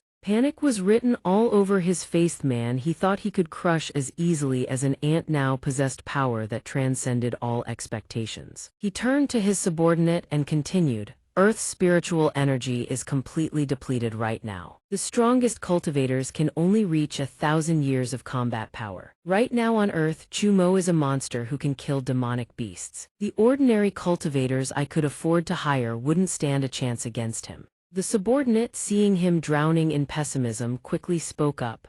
President Su, please calm down, no matter how dire the situation. You've always handled everything with ease. This time is no different. Encouraged by his subordinate's words, President Su gradually pulled himself out of his despair. He let out a long breath. You're right, we haven't hit a dead end yet. The large-scale entertainment park project was spearheaded by Li Hanling, the third young master of the Li Financial Group. Aside from this unexpected complication, there was no way he'd just sit on the sidelines. No matter what, we need to drag Li Hanling into this and get him to provide support. Until then, we stall for as much time as possible. You will handle the most critical mission: kidnap Chu Mo's sister from the hospital. She is our most valuable hostage. Seeing that his boss had regained his composure and issued clear orders, the subordinate straightened his back and responded in a loud voice, Yes, President Su, I will absolutely not fail your trust. After a pause, President Su spoke softly to his subordinate. Also, tell all the guards to leave the company today, give them the afternoon off. In such a critical situation, the subordinate was stunned to hear him say he wanted the security team dismissed. What? He looked at him cautiously. President Su, I was actually about to say our company's security forces are too weak. I wanted to call in more people. President Su knew exactly what he was worried about and reassured him. Relax, I'm not giving up, I just don't want them throwing their lives away for nothing against a cultivator's power. From a worthless nobody on the streets to the position I hold today, every single step was waded through blood. My sins are something only hell itself could wash clean. Gazing at the cityscape below, his voice carried an ironclad resolve, a refusal to bow to fate. That's precisely why I will never give up my life so easily. His face twisted into something feral. Before I descend into hell, I still want to see the view from even greater heights. Back in the secret realm, Yu Tong's teammates were all covered in grievous wounds. He whipped his head around and screamed at her, Run. Yu Tong, run now. A demonic beast's tentacle materialized out of thin air. Just as the teammate was about to say something more, the beast whipped its tentacle down with devastating force. Yu Tong barely escaped, saved only by her teammate's sacrifice. She collapsed against a wall, gasping for air. Pessimism and despair closed in around her like a vice. Dead, they're all dead, every single teammate is dead. The whole level up by killing monsters hassle-free and save the world pitch, complete and utter garbage. I should never have believed that ridiculous propaganda and become a savior. Her physical exhaustion and helplessness against the demonic beast's power dragged her into complete fatigue. I really can't take this anymore. When will this nightmare finally end? Realizing she was spiraling into despair, Yu Tong told herself to keep moving, just survive until the secret realm mission ends. Staying alive is enough. Suddenly, Chumo appeared out of nowhere and called out to her. Yu Tong, she heard her name and lifted her head. Yu Tong turned to look at Chumo, genuinely surprised that he was still alive. You're that ordinary person who showed up when the secret realm opened? You're still alive? I can't believe it. Realizing how rude that sounded, she waved her hands frantically and apologized. Sorry, I wasn't trying to insult you. Please don't be angry, it's just really hard to believe that you survived in this secret realm with demonic beasts running rampant until now. That's truly no small feat. Chumo didn't mind, he replied humbly. Surviving this long is just good luck, really. I should actually thank you for the sword you gave me. Too bad it broke though. Oh right, where are your teammates? The mention of her teammates sent her mood crashing, grief filled her eyes, they're all dead. For the sake of chasing a dream, becoming the protagonist, saving the world, cultivators from a declining minor sect like ours should never have harbored such lofty hopes. No matter how hard we try, we can never compare to the core disciples of the major sects. Against powerful demonic beasts, we're not even worthy of being cannon fodder, we're just plain bullet shields. Hearing this, Chumo was reminded of Bai Mingjun, his short-lived teammate. It's true, the power of demonic beasts is absolutely terrifying. Not long ago, a cultivator exploded right in front of Med, didn't even leave bones behind. To this day, he still believed it was the demonic beasts doing, not that the idiot blew himself up. I couldn't even detect when the beast's attack started. If it weren't for his sacrifice, the one who died could have been me. Yutong, seeing that he too had lost all his teammates and was now alone, made a proposal. How about you come with me? We'll find a place to hide and wait for the big shots to kill the final boss. Then we can return to reality. If we run into danger, I'll do everything in my power to protect you. The livestream audience nearly died laughing when they heard her. What did this girl just say? She wants to protect Mo Shen. Girl, think again, there's a god-tier player standing right next to you. Jumo's livestream room. Other viewers, seeing that he still didn't know Bai Mingjun had literally self-destructed, burst into uncontrollable laughter. Mo Shen is so adorably clueless. He actually doesn't know Bai Mingjun blew himself up. What nonsense are you talking about? Mo Shen is clearly just being cautious. Give Bai Mingjun some dignity. Stop disrespecting the dead already. The sky in the secret realm began to darken. Yu Tong, shielding the supposedly helpless ordinary person Chumo, moved ahead to scout the terrain. Follow me closely. Based on my experience, this area should be relatively safe. The moment she finished speaking, he faintly heard something. There, he said uncertainly, but I think I hear something nearby. Yu Tong turned back puzzled. A sound. And the instant she turned around, she came face to face with the very demonic beast that had slaughtered her entire team. Secret realm. Yu Tong spun around and bolted toward Chumo. She screamed at him to run. Don't look back, head for that high-rise building. Hearing her tell him to run into the building, he asked doubtfully, are you serious? Once we're inside that building, we'll have nowhere left to run. Yu Tong explained as she ran, I've encountered this type of demonic beast before and I escaped successfully. While she explained, the demonic beast charged toward them at full speed. It let out bone-chilling roars. Realizing they were too slow, she scooped him up princess style. Just trust me. You literally just said this area was perfectly safe and the next second we ran into a demonic beast. Your judgment is completely unreliable. Chumo yelped in shock as she lifted him up princess style. Hey, what are you doing? Once she had a firm grip on him, Yu Tong answered, no time to explain. With that, she leaped forward, carrying him at full speed. Just trust me. Inside the high-rise building, a long corridor stretched out before them. Chumo cautiously peered outside and seeing the demonic beast wasn't pursuing, let out a sigh of relief. It really didn't follow us, we actually managed to shake it off. Sorry I misjudged you earlier. After carrying him in a full sprint, Yu Tong was completely exhausted. She steadied her breathing and explained further. That demonic beast has extremely sharp vision but no hearing. Its tactile senses are sluggish too. Entering a structurally complex building makes it much easier to escape its detection. We're safe for now, but we still can't. Status stamina negligible. Let's head up to a higher floor. We wait 10 more minutes, then we leave. Knowing she had far more experience, Chumo said nothing more and simply followed her lead. All right. Listening to her, he recalled the building directory he had seen when they first entered. When we entered the building, I noticed the directory sign. The staircase should be on the left. But Yu Tong calmly shot down his suggestion. Dude, we're taking the elevator. Chumo didn't understand, he stared at her bewildered. The elevator. Seeing his confusion, Yu Tong tucked her hair behind her ear and said, you don't know. The secret realm simulates the city we live in back in the real world, including the electrical grid. So elevators work perfectly fine. Chumo already knew that, of course. But what baffled him was we not take the stairs. Wouldn't that be safer? Dude, I mean, wouldn't the stairs be safer than the elevator? Yu Tong knew the stairs would be safer, of course, but her stamina had already hit its limit. She pouted and grumbled, yeah. Safety-wise, the stairs make more sense. But have you considered ever since I set foot in this secret realm, I've been running non-stop. And just now I had to carry your ass for God knows how long. Do you even know how heavy you are? I'm done, completely spent. I'm not taking another step. Yeah, safety-wise the stairs make more sense. but have you considered that ever since I set foot in this secret realm, I've been running nonstop? And just now I had to carry your ass for God knows how long. Do you even know how heavy you are? I'm spent. I'm completely done. I'm not taking another step. Seeing her ramble on and on, Chumo finally understood. He gave her a helpless look. So practitioners have this little stamina. Irritated by his remark, she snapped back. You think cultivation means we pump iron in a gym?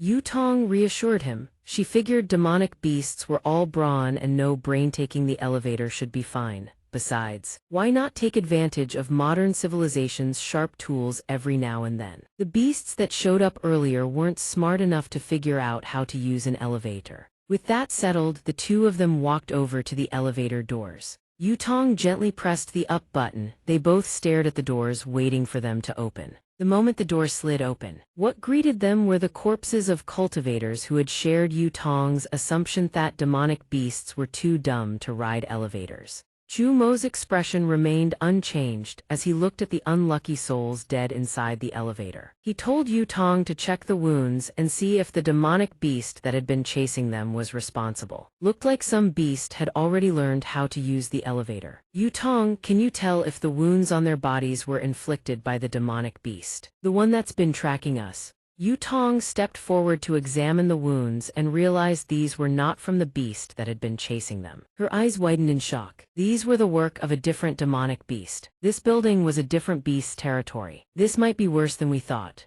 It was a decoy deliberately herding us toward this building. Its goal was to team up with whatever beast lurks inside and kill us together. She glanced toward the window. Staying here any longer was no longer an option. Our hiding time is running out. After a moment of thought, she suggested moving to a more open area. If they form a pincer attack, we're dead for sure. We need to find somewhere spacious with cover. After shaking off one of the beasts and escaping the building, Chu Mo's superhuman memory had already mapped out the entire building layout. He immediately pinpointed the spot Yu Tong was referring to. Got it. The map shows a massive office space on the upper floor. He dashed ahead to lead the way. Follow me. They finally reached the largest office in the entire building. A tentacle slithered into view the very demonic beast that had chased them for 8 city blocks. Chumo sensed it scanning the area, searching for them. He whispered to Yu Tong in fear, is hiding here really safe? Yu Tong clamped a hand over her mouth, forcing her heartbeat back to a steady rhythm. She spoke carefully, barely a whisper. It can't hear us talking. No matter how sharp its vision, it can't see into our hiding spot. It should be fine, probably. The livestream audience, well aware of Chu Mo's god-tier power, flooded the chat with taunts.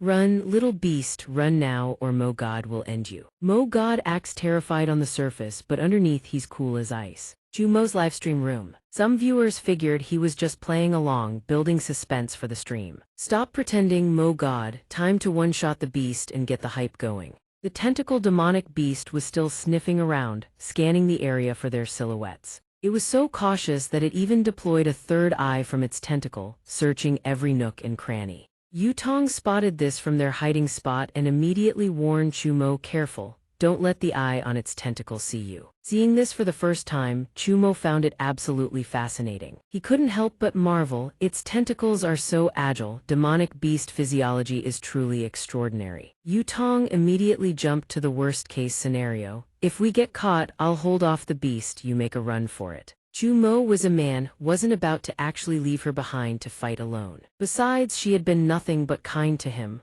There was no way he could do that. I can help too. I did manage to take down a pretty weak demonic beast before. If it comes to a fight, I won't drag you down. Yu Tong figured he was just trying to act tough. Stop flexing already. Protecting people is normally a practitioner's responsibility. She was worried he might overthink it. She even forced a casual tone.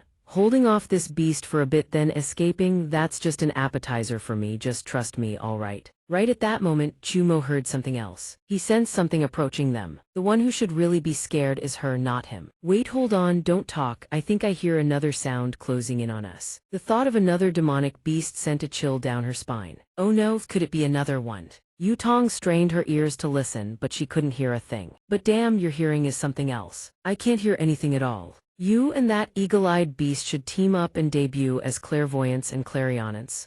Fine. Chu Mo caught her teasing tone and sighed helplessly. Now's the time for jokes, its footsteps are soft, I only just caught them. It must be very close by. Seeing the grave expression on his face, Yu Tong shrugged nonchalantly. What else can we do right now except accept our fate and crack jokes? He buried his face in his hands, exasperated, yet he had to admit she had a point.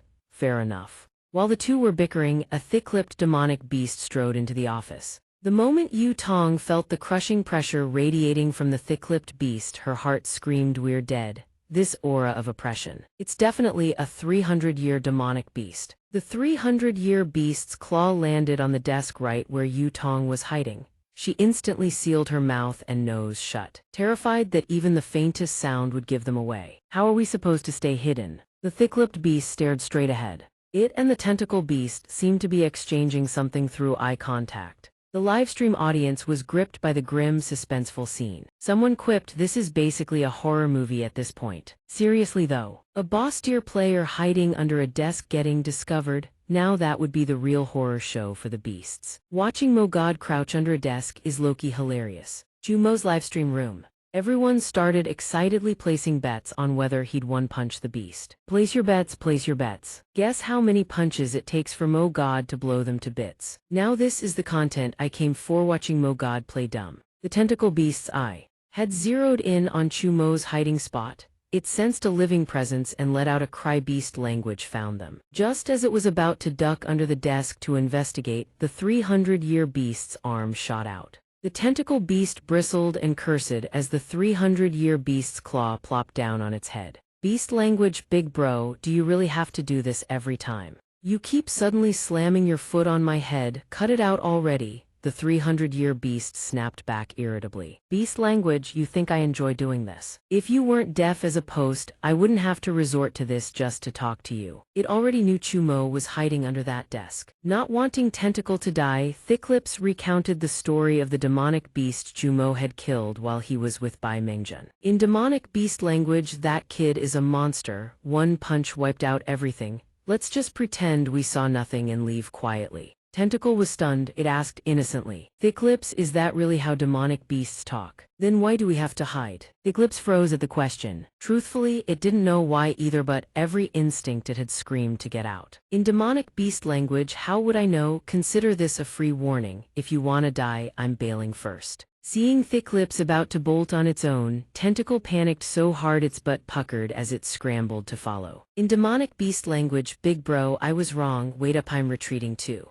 After the two demonic beasts left, the office fell dead silent. Yu Tong heard no more noise and cautiously asked, "Chumo, are those demonic beasts really gone?" Chumo stepped out of hiding. He looked in the direction they had fled and answered, "Their sounds have completely disappeared. They've probably moved on to another area." Yu Tong let out a massive sigh of relief upon hearing his confirmation. "That's amazing, we're so lucky. I honestly thought we were done for this time." The audience was utterly disappointed that they didn't get to see Chumo take on the two demonic beasts. "Those two demonic beasts showed up. I thought we'd finally get to see God Mo in action.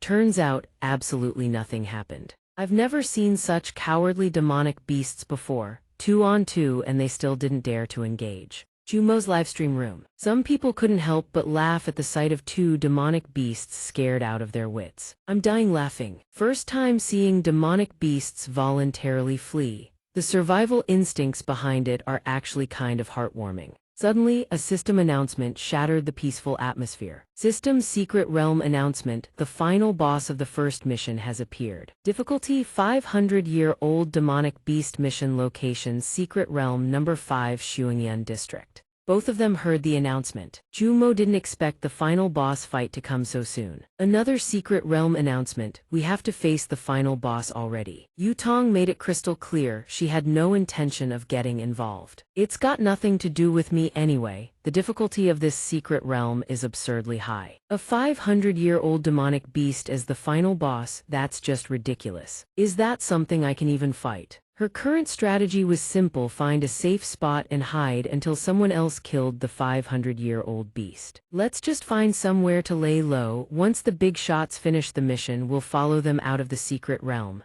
Easy." Then it hit her: we're currently right in xianxia District, the exact location where the 500-year-old beast was about to spawn. "Wait, we're actually in xianxia District right now. Yutong's soul nearly left her body. She screamed in panic, "Then what are we waiting for? Run." But it seemed they were already too late. A beam of light erupted in the center of Xianxia district. Jumo turned his gaze toward the source of the light. The secret realm stretched out before them, a landscape of towering skyscrapers. The eerie calm made it impossible to imagine that demonic beasts were on the loose. After dragging Chu Mo in a near-breathless sprint, Yutong finally stopped, panting heavily. Running this far should be safe enough. I only caught a glimpse from a distance, and even that was terrifying enough. Chumo agreed with her. He felt like they'd been deceived. Right? Regular demonic beasts are already that bizarre and terrifying, and the final boss is just a 500-year-old beast. 500 years? That's absurd. Don't tell me the secret realm fed us fake intel. Yutong thought about it for a moment and realized the current secret realm was riddled with traps at every turn. Worry flickered in her eyes. Based on the secret realm's track record so far, it was entirely possible. As long as we keep our distance, none of this is our problem to deal with. Suddenly, a young man approached and called out to them, "Hey, you two, hold on a moment." Yan Xingjian quickly introduced himself. "I am Yan Xingjian, a disciple of the Taixuan sect. I'd like to invite you both to join us in slaying the final boss." Yutong wasn't stupid enough to accept that offer. She refused immediately. "Sorry, go find someone else. We're too weak. Just running away already takes everything we've got." Seeing her refuse, Yan Xingjian persisted. Dodging every fight wouldn't get them past this trial. He didn't hold back and laid out the current situation. The other saviors in this secret realm are all cultivators from the 4 great sects, a handful of powerhouses who can actually kill a 500-year-old beast. But this is secret realm number 5. It's a dumping ground for bottom feeders. The so-called cultivators here are all weaklings. If every single one of us dodges the fight, the final boss will just pick us off one by one. A glint of resolve and a burning desire to survive shone in his eyes. "There's only one way to keep living." He raised his hand and pointed toward the building where the other cultivators had gathered. "Afraid they might still refuse," Yan Xingjian added. "We possess an artifact capable of killing a 500-year-old beast. The Taixuan sect has a spirit artifact that can slay a 500-year-old demonic beast. The thunder-suppressing vase. However, activating it requires preparation time. Before the thunder-suppressing vase is ready, we need to hold the beast at bay. That's why we need more people. We've already rallied quite a few cultivators, but it's still not enough.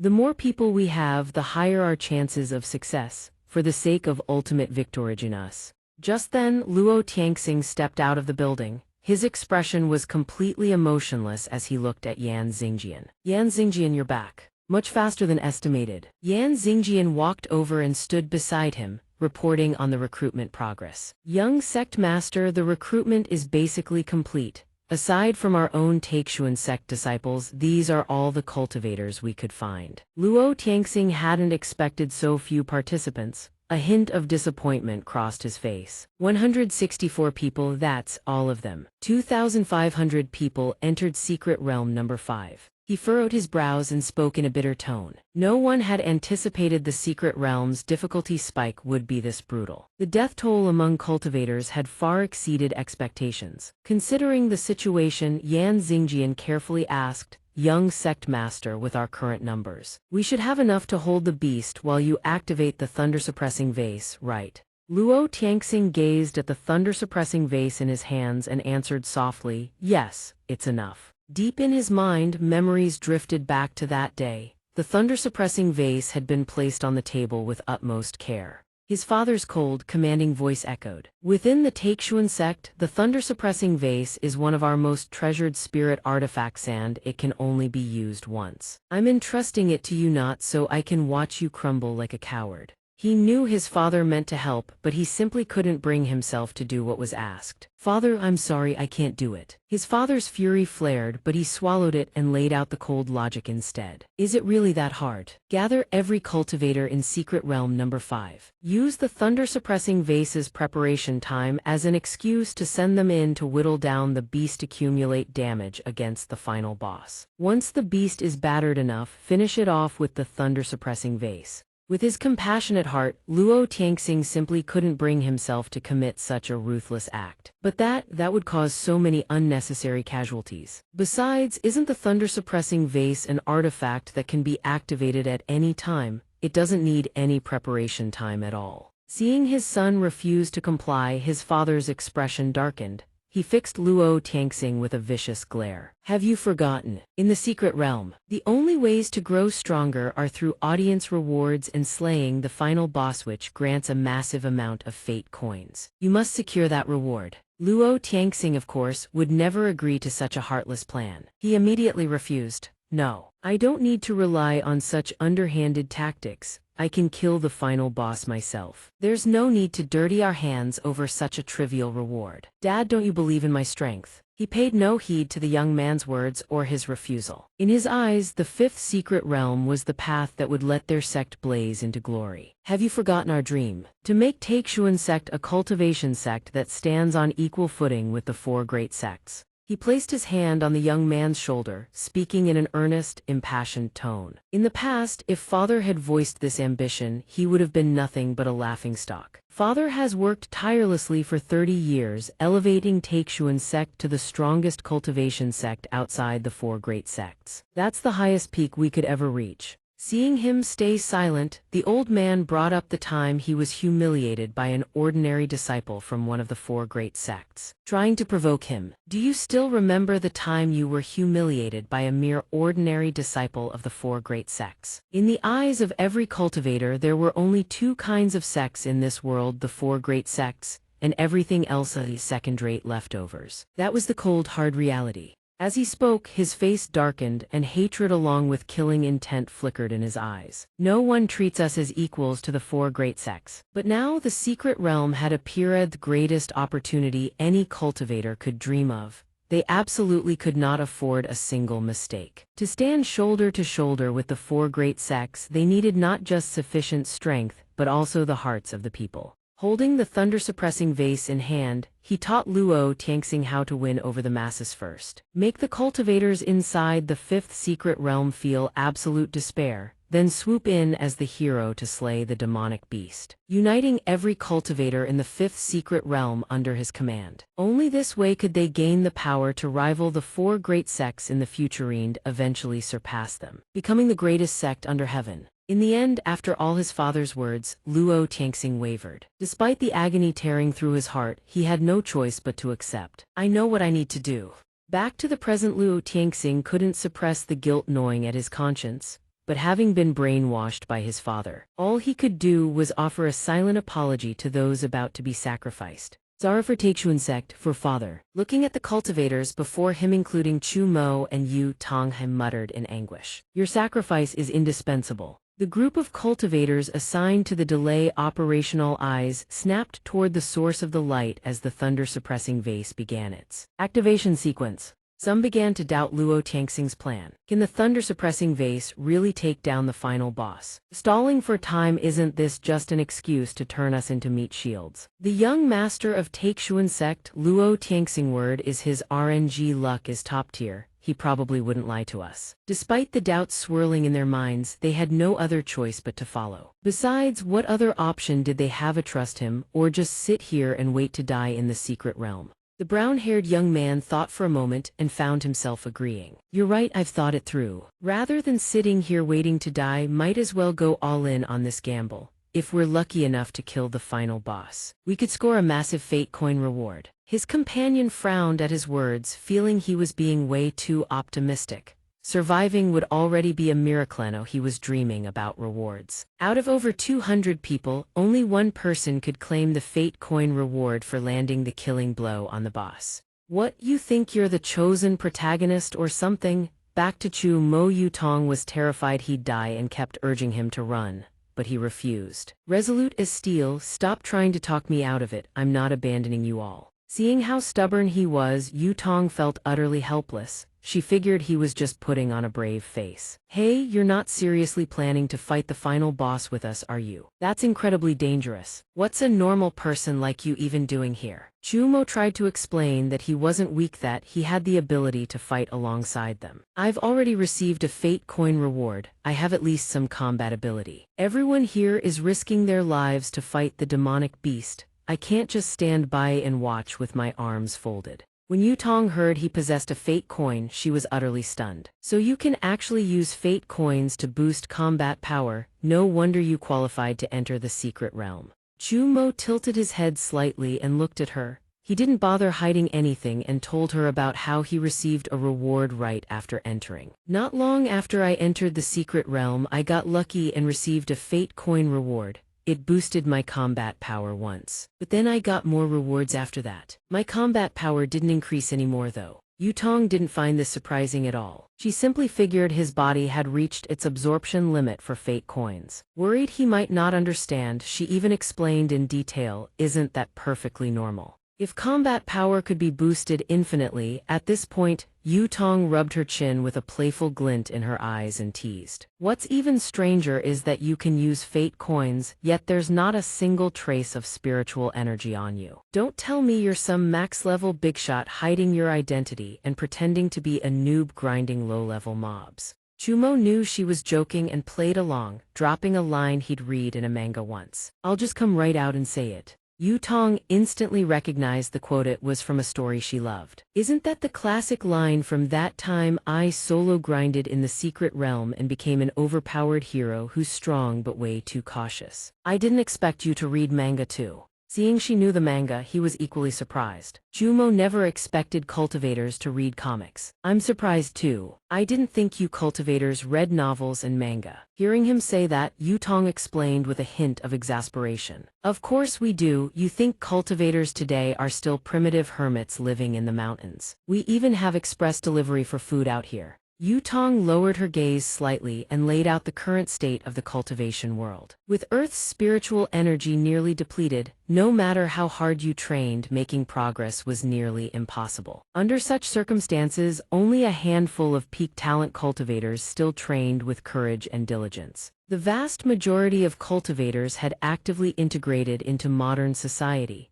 Quite a few were even obsessed with power and wealth. Back in the real world at Chu Mo's former company, 3 cultivators hired by President Su were overjoyed upon receiving their generous deposit for the assassination job. "President Su, we've received your sincerity. You're far too generous." Seeing them so pleased, President Su sweetened the deal to ensure they gave it their all. "That's just the deposit. There's a bonus on top once the job is done." The leader, hearing there was more money on the table, became even more dedicated to the task. He declared solemnly, "We take the money, we do the job, of course we'll see it through, but sending all 3 of us against one kid. You're giving him way too much credit." President Su said nothing further. Expressionless, he looked at the 3 men. "3 esteemed cultivators, I've already sent you Chumo's file. In the secret realm, he one-punched a 300-year-old demonic beast into oblivion. His strength is no joke." The leader heard this but didn't take it to heart. He replied with absolute confidence, "Relax, President Su, we've never failed a job." Indeed, Chu Mo's feat of killing the beast in the secret realm had already gone viral. Judging by his performance on the live stream, he's a body refiner, nothing but brute force muscle.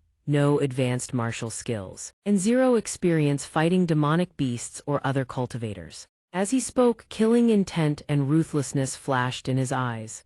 Besides, with Earth's spiritual energy nearly depleted, any combat power cultivators gained through fate coins inside the secret realm can't be fully brought back to Earth. So even if the 3 of us just wave our hands, we can kill the current Chumo. President Su felt more at ease hearing such conviction in his voice. A satisfied smile spread across his face. "I see, looks like I was overthinking it." Look, the secret realm's difficulty just spiked again. The final boss turned out to be a 500-year-old demonic beast. Chu Mo and the others seemed to be preparing for a group assault on the final boss. One of the 3 cultivators found this utterly amusing. "Maybe we won't even need to lift a finger. Chu Mo might get killed by the beast before we get the chance. What a wasted trip." President Su really went all out to get Chumo killed. Plus, if he could forge connections with these cultivators, it wouldn't be a loss at all. Flush with cash, he told the 3 men, "If Chumo dies inside the secret realm, your payment stays the same. No deductions." The cultivators grew even more pleased upon hearing that. "President Su, you're too generous. With your word, we're fully at ease."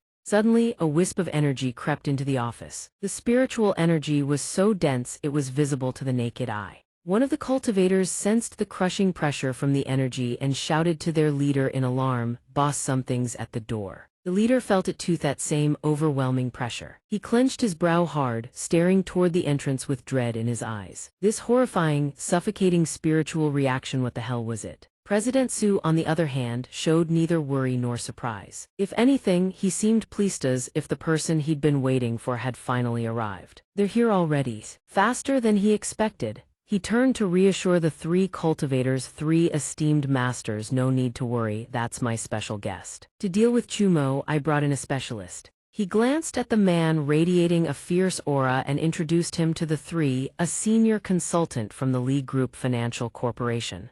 Word is, he's a bounty hunter known as the Cultivator Slayer. At that moment, the 500-year ferocious beast materialized before the cultivators inside the secret realm. System alert: secret realm rules breached. Otherworldly Lord 8055 has entered. True strength far exceeds the 500-year threshold. The demonic beast with terrifying power appeared right behind Yutong. A purple glow erupted from its eyes as it locked its predatory gaze on her. Chumo appeared from its right flank at that exact moment. An electronic mechanical voice rang out. System fast combat mode initiated. A blinding flash of light erupted violently. Luo Tianxing stood on the rooftop, gazing toward the distant gateway that hung open in the air. Hey, he asked Yan Xingjian in a low voice, is everything in place? The response was immediate. Yes, young master. The cultivators had already spread out and positioned themselves in zones around the final century boss. According to the plan, once the beast broke free from the containment beam, the cultivators would split into multiple small squads and take turns drawing its aggro. Keep the beast within the thunder-suppressing vase's firing range at all costs. Before the thunder-suppressing vase's charge-up period ended, they would do everything in their power to hold the beast in place for their young master. Seeing that everything was set, he tilted his head and looked toward Yan Xingjian. Understood, I'll activate the thunder-suppressing vase as quickly as possible to minimize unnecessary casualties. The thunder-suppressing vase hovered in midair. Inside it, a violent force churned as though trying to shatter the vessel apart. From the outside, crackling threads of electricity coiled around the bottle like living serpents. Chumo was stunned when he learned they wouldn't all rush the century boss at once. Wait, so everyone isn't going to dogpile the final boss together? After being briefed on the plan, Yutong helplessly rubbed her throbbing temples. You think this is some kind of party dungeon from a game? If we fought it head-on, our entire force would be wiped out in under 2 minutes. Splitting into 50 small squads. Hitting and running, that's the only way. Taking turns drawing the beast's attention would buy enough time for the thunder-suppressing vase to finish charging. Chumo felt the plan still wasn't ideal. Whichever squad got targeted as bait would be in serious danger. Yutong knew this too, but she had no better option. Having lived in the cultivator world for years, she understood one brutal truth: sometimes you had to sacrifice the few to save the many. There was no other way. This was the Taixuan sect's plan. Sacrifice the few to save the many. If you were unlucky enough to get killed by the beast, you could only blame your own RNG luck. But when it comes to running away, I'm pretty confident in myself. Before seeing how this NC killed the Demon King in Beginner Village, I'm not going to die here. To lighten the heavy atmosphere, she even cracked a joke referencing her favorite manga, a legendary national manga that had been running for over 100 years. The joke succeeded in pulling Chumo out of his brooding. The fact that she shared the same taste as him made him feel a strange sense of kinship. I'm a loyal reader of that manga too. Before this life, I went through some rough times. I happened to reread that manga one more time. It gave me strength and a reason to love life again. Yutong saw how passionate he was about that manga and kindly offered. Really, once we get out of the secret realm, I'll introduce you to the manga artist. Chumo's face lit up instantly. He asked excitedly, wait, hold on, are you serious? He never imagined she actually knew the manga artist personally. Thoden Shijikin never participates in any public events. He's known as the most mysterious mangaka in existence. I've always wanted his autograph. That was when Yutong finally revealed the artist's secret. Thoden Shijikin is also an awakened cultivator, same circle as us. The only reason he cultivates is to stay healthy enough to draw even better manga. Chumo felt that kind of unwavering dedication to one's craft was truly admirable. Just thinking about potentially meeting him made him even more excited for the new cultivation-themed manga to come out. Now that's a model professional. You have to promise me please introduce us. Seeing his expression come so alive with joy, Yu Tong couldn't help but feel happy too. You said your sister is still waiting for you, now you've got one more reason to keep living, we have to survive this. Her words made Chumo pause. He smiled faintly and said with absolute conviction, we will make it out of this secret realm alive. The gateway that led the 500-year beast here gradually shifted to a deep purple hue. Boom, boom, boom, boom. The ground trembled with each thunderous footstep as the beast emerged from the gate. It stepped through the portal and surveyed the secret realm before it. So this is the secret realm. To get here, I specifically begged the Overlord to suppress my combat power down to the 500-year beast threshold. Imagining the cultivators screaming in terror at the sight of him, his blood ran hot with excitement. I can't wait the scent of cultivator flesh. Let the hunt begin.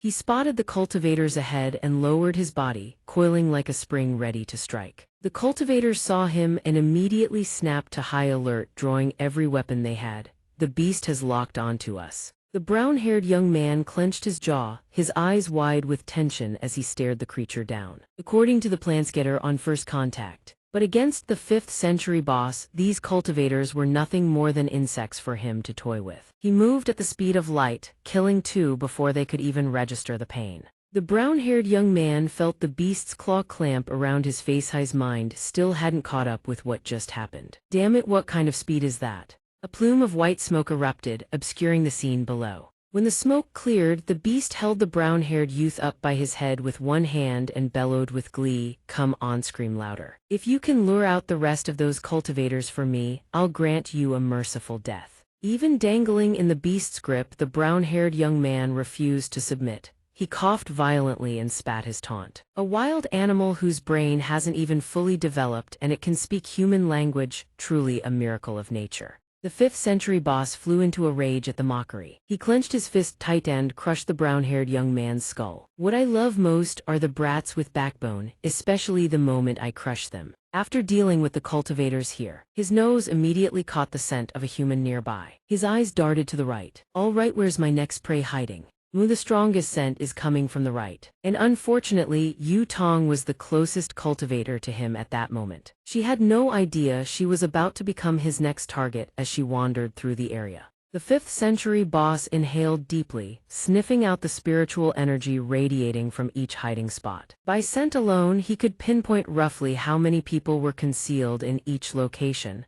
I can smell the spiritual energy. Though they had split up to hide, every cluster had at least 2 or more cultivators. When he noticed Yu Tong all alone, he tilted his head in confusion and curiosity. But this one, she's all by herself, now that's interesting. What's the reason? Standing before the 5th boss, she shows no fear or panic. Instead, her face is perfectly calm. She even has the mood to crack jokes. No way, right? You can't even figure that out. To deal with a noob like you, I'm more than enough on my own. Provoked by her taunts, he lets out a sharp ha and declares loudly, "An interesting woman, let me see what you've got." Yu Tong does exactly as he wishes. She unleashes her strongest attack, a stream of pink-purple spiritual power rockets straight at him. The wave of spiritual power erupts outward, flooding the entire scene with blinding light. After taking Yu Tong's full-powered strike head-on, his body doesn't bear a single wound. This disappoints him immensely. Pathetic. Is this really all you've got? You modern cultivators are so weak, it's actually hilarious. At that moment, Chumo appears out of nowhere on his right flank. He concentrates his strength into his fist, raises it high, and charges up for a thunderous punch. With power fully condensed, he slams his fist into the ground. A beam of spiritual power almost alive shoots straight toward the 5th boss. He senses the danger instantly and dodges with frightening speed. His own survival instincts surprise even him. It actually made me dodge on pure reflex. Realizing that someone has forced even a being of his caliber into instinctive evasion, he feels not just fear but excitement. Interesting. How interesting, there's actually a powerhouse like this among the cultivators. Come on, let's have ourselves a real fight. But when he snaps back to his senses, Chumo is nowhere to be seen. Where did you go? Ran off. Li Xiang's livestream room. The girl who has been watching the fight intently also hears the system announcement. She expresses confusion about the 5th boss being a variant. The final boss of the 5th secret realm is a variant. What does variant mean? Yi Chang, having studied extensive reference materials, immediately answers her question. According to the program organizer's data, the stronger a demonic beast is, the more its appearance resembles a human. The final boss appearing in the fifth secret realm has already begun transforming into a humanoid shape. Under normal circumstances, only demonic beasts over 800 years old exhibit this trait. Li Xiang, upon hearing that this is a feature exclusive to 800-year-old demonic beasts, cries out in shock. Isn't that straight up cheating? They clearly said the final boss would be a 500-year-old demonic beast, but now an 800-year-old one appears, and it's in the fifth secret realm, which has the lowest average power level. Gu Xing, unlike the girl, has seen many things and isn't particularly worried. He knows the opponent's power has been suppressed down to the 500-year tier. It'll just be a tougher fight. The secret realm's announcements don't make mistakes. The thing is, while they're all classified as 500-year-old demonic beasts, the difficulty of the final boss in the fifth secret realm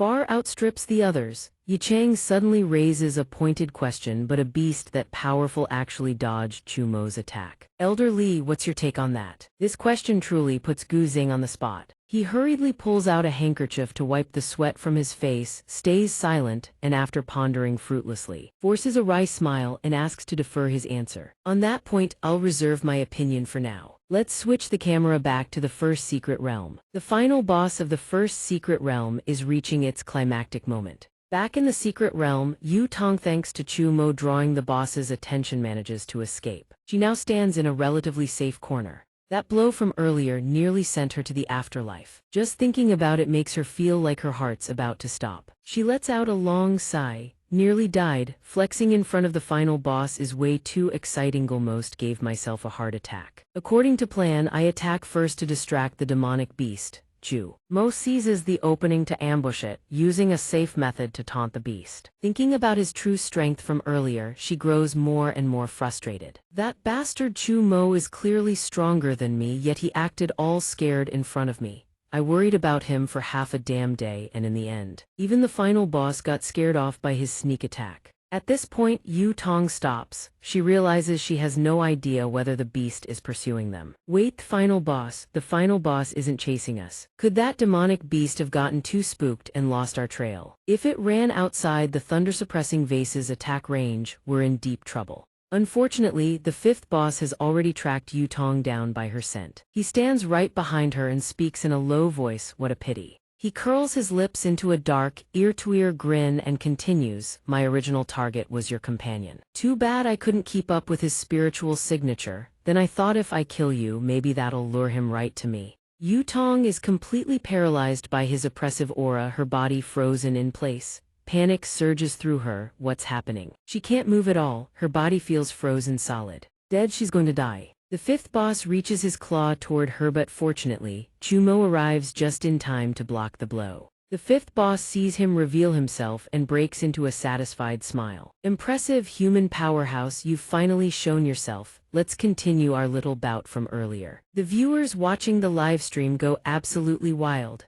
Bullet comments flood the screen, cheering Chu Mo on to finish him off. Fight, fight, God Mo is finally making his move. Can everyone quiet down a bit? I don't think the situation looks too optimistic. Didn't Elder Li say earlier that this final boss's power far exceeds that of a 500-year-old demonic beast? Chu Mo's livestream room. Some believe in his strength, others don't. They feel Chu Mo might not be that strong after all. Didn't God Mo run away earlier? I think God Mo himself isn't even confident, lol. Don't you know that God Mo's strength and his caution are directly proportional? I want to see the thunder-suppressing vase in action already. Hurry it up. Suddenly, a burst of purple light erupts, illuminating the entire area. Several cultivators hiding nearby witness the spectacle, and the non-stop sounds of combat leave them stunned.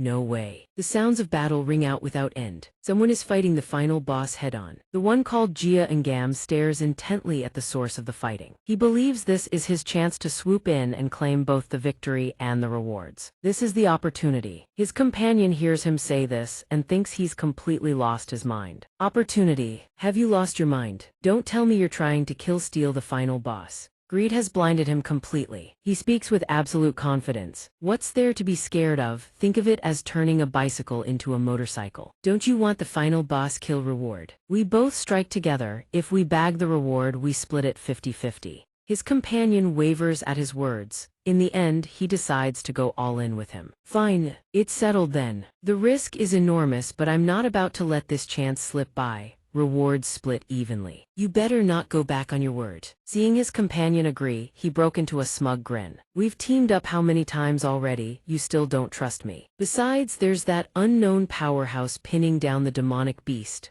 Nothing to worry about. Boss Soso V swung his jagged claws at Chumo, his booming voice rumbling through the air. Isn't this good enough? Fortunately, before the claws could slam into him, Chumo threw himself backward and dodged just in time. The speed of the beast's strike caught him off guard. That brief moment of carelessness was all Boss Soso V needed. He drove a punch straight into Chumo's gut. Where the hell are you looking? That punch carried serious force. Chumo was sent flying backward, his body slamming into a building. Boss Soso V saw that even after eating a full-on punch like that, Chumo could still fight, and was absolutely thrilled. He can still keep going. I knew my instinct was right. After just a few exchanges, he had already figured it out. Chumo had no idea how to wield the power lurking inside his own body. You're hiding an enormous power inside you, but you can't even use it. What a waste. Chumo's haters watched him take a direct hit from Boss Soso V and gleefully flooded the comments. Who was it that was hyping up Chumo just now? All mo god this, mo god that, and in the end he's just a punching bag, completely useless when it counts. Some viewers couldn't stomach it and fired back. If you're so tough, why don't you go fight the demonic beast? That NT guy read the reply and started typing furiously, laughing his head off. You don't need to know how to cook to judge whether a restaurant's food tastes good. I'm not the savior. Should I go fight demonic beasts? Chumo's livestream room. Even some self-proclaimed neutral viewers started urging everyone to donate to him. Stop arguing about this stuff, it's pointless. Seriously, if you viewers actually have money, support Mo God with donations instead of just throwing shade.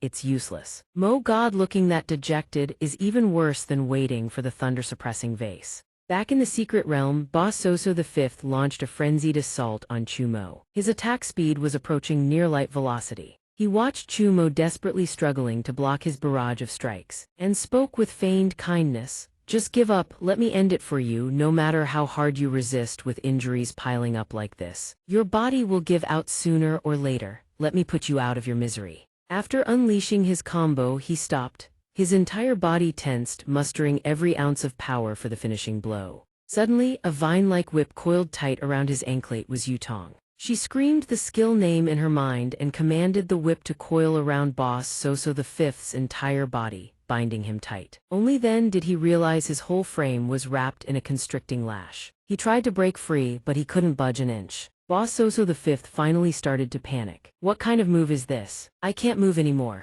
I'm done for. Chumo seized the opening and channeled his strength for a counterattack. He threw a thunderclap punch straight into Boss Soso V's face. The blow sent the beast crashing backward, slamming into a skyscraper. After using the whip, Yutong immediately broke into a fit of violent coughing. She clutched her arm. It had gone completely numb, groaning in pain. What kind of trash artifact is this? It drained all the spiritual power in my body and only held that demonic beast for less than a second. And on top of that, it turned around and injured me. It hurts like hell. Don't tell me my right arm is broken. She looked toward Chumo and whispered softly, "That's all I can do for you. Don't you dare die, Chumo." Chumo held his punching stance, eyes locked on Boss Soso V lying on the ground. He knew that punch alone wasn't enough to seriously wound the demonic beast. Worse still, he could feel his entire body beginning to ache with exhaustion. He'd managed to land a surprise attack, sure, but it hadn't dealt any real damage. And to make things worse, even though he wasn't technically injured, his body was already going numb. That hidden power the demonic beast spoke of inside his body, how the hell was he supposed to use it? Lost in thought, he heard footsteps running toward him. Someone's coming.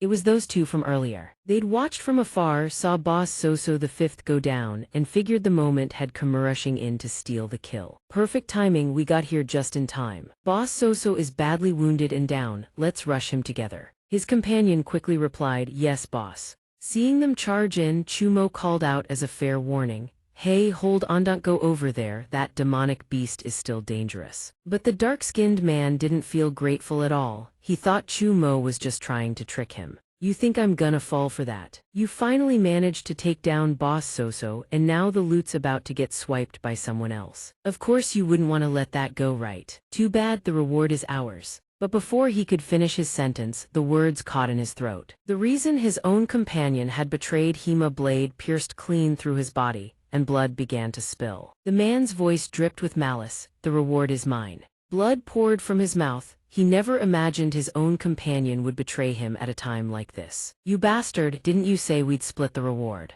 The traitor showed no guilt whatsoever and instead turned the blame back on him. "What right do you have to lecture me? Even if I didn't make a move with your personality, you would have killed me to hog the reward anyway. I just struck first, what's wrong with that? Who would have thought the one who actually kills Boss Soso in the end would be me?" Boss Soso the fifth stirred awake. He opened his eyes and looked directly at the man. Upon waking, the man's words reached his ears and they pissed him off. He extended a claw toward the man. "You want to kill who exactly? Annoying little insect, don't you dare interrupt MY fight." The beast's crushing aura pinned the man in place, couldn't move a single muscle. Only now did he realize just how badly he'd messed up. What the hell? Wasn't this demonic beast supposed to be on the brink of death? If I'd known, I never would have come here.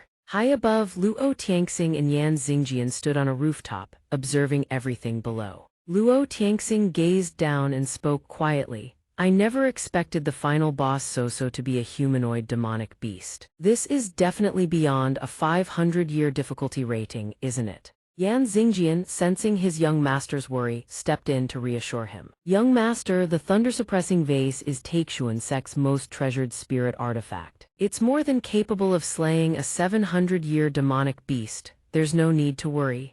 But Luo Tianxing kept his eyes fixed on the scene below. What worried him wasn't whether the thunder-suppressing vase could kill the beast, was worried about Chumo's safety. "I'm not worried about whether the thunder-suppressing vase can kill the demonic beast. What concerns me is that young man fighting that demonic beast." In Luo Tianxing's eyes, Chumo's body was radiating an incredibly powerful aura. He thought of his own talent and let out a bitter smile. Beyond the four great sects, who would have thought there was still a genius like him? Even the core disciples of the four great sects couldn't compare to him. Truly a talent that makes others green with envy. Yan Xingjian could see it too, but he still felt Chumo couldn't beat the 5th S-rank boss. Indeed, with the combat power that demonic beast displayed, ordinary cultivators simply couldn't set foot in their battle. But given the current situation, no matter how strong that man was, he wouldn't last long against a beast that far exceeded his level.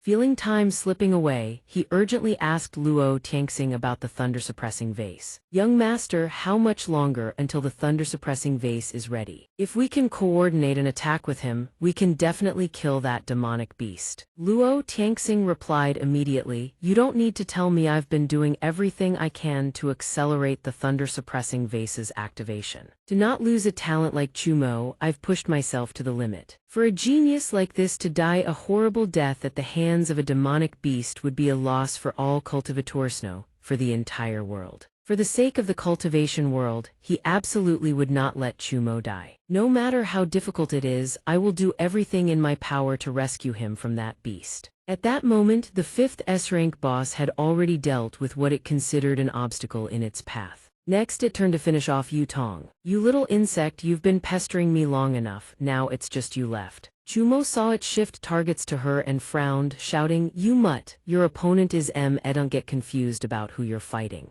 The 5th S-rank boss heard this and froze. It glanced back at Chumo and said, "I've always despised using magic to support combat. The strong only need pure violence to solve everything." As it spoke, a strange, eerie light flickered in its eyes. "But for you, human, I'm willing to make an exception today." Dark prison. A surge of black energy erupted beneath Chumo's feet without warning. Seeing the dark miasma coiling around himself, his eyes widened in shock as he shouted inwardly, "What?" The 5th S-rank boss watched its dark prison completely engulf Chumo and said with satisfaction, "This is my innate magic, more than enough to buy a moment." It extended its hand toward Yu Tong, who had already collapsed into unconsciousness from its power. "With your strength, breaking out of this cage will take no more than 20 seconds. But that little window of time is more than enough for me to kill your companion 10 times over. if you want to save her. Then try to surpass your limits, otherwise all you'll see is a mangled corpse. Inside the dark prison, Chumo fell silent. He slammed his fists wildly against the barrier, his mouth never stopping as he cursed the 5th S-rank boss. "You bastard, can you only fight with such despicable tricks?" Seeing that it had successfully enraged Chumo, the 5th S-rank boss cracked a grin and spat out with pure malice, "Just kidding, no need to wait, I'll kill her right now." But at that exact moment, Chumo shattered the cage it had created. He let out a thunderous roar. "Is that so? You're out of chances."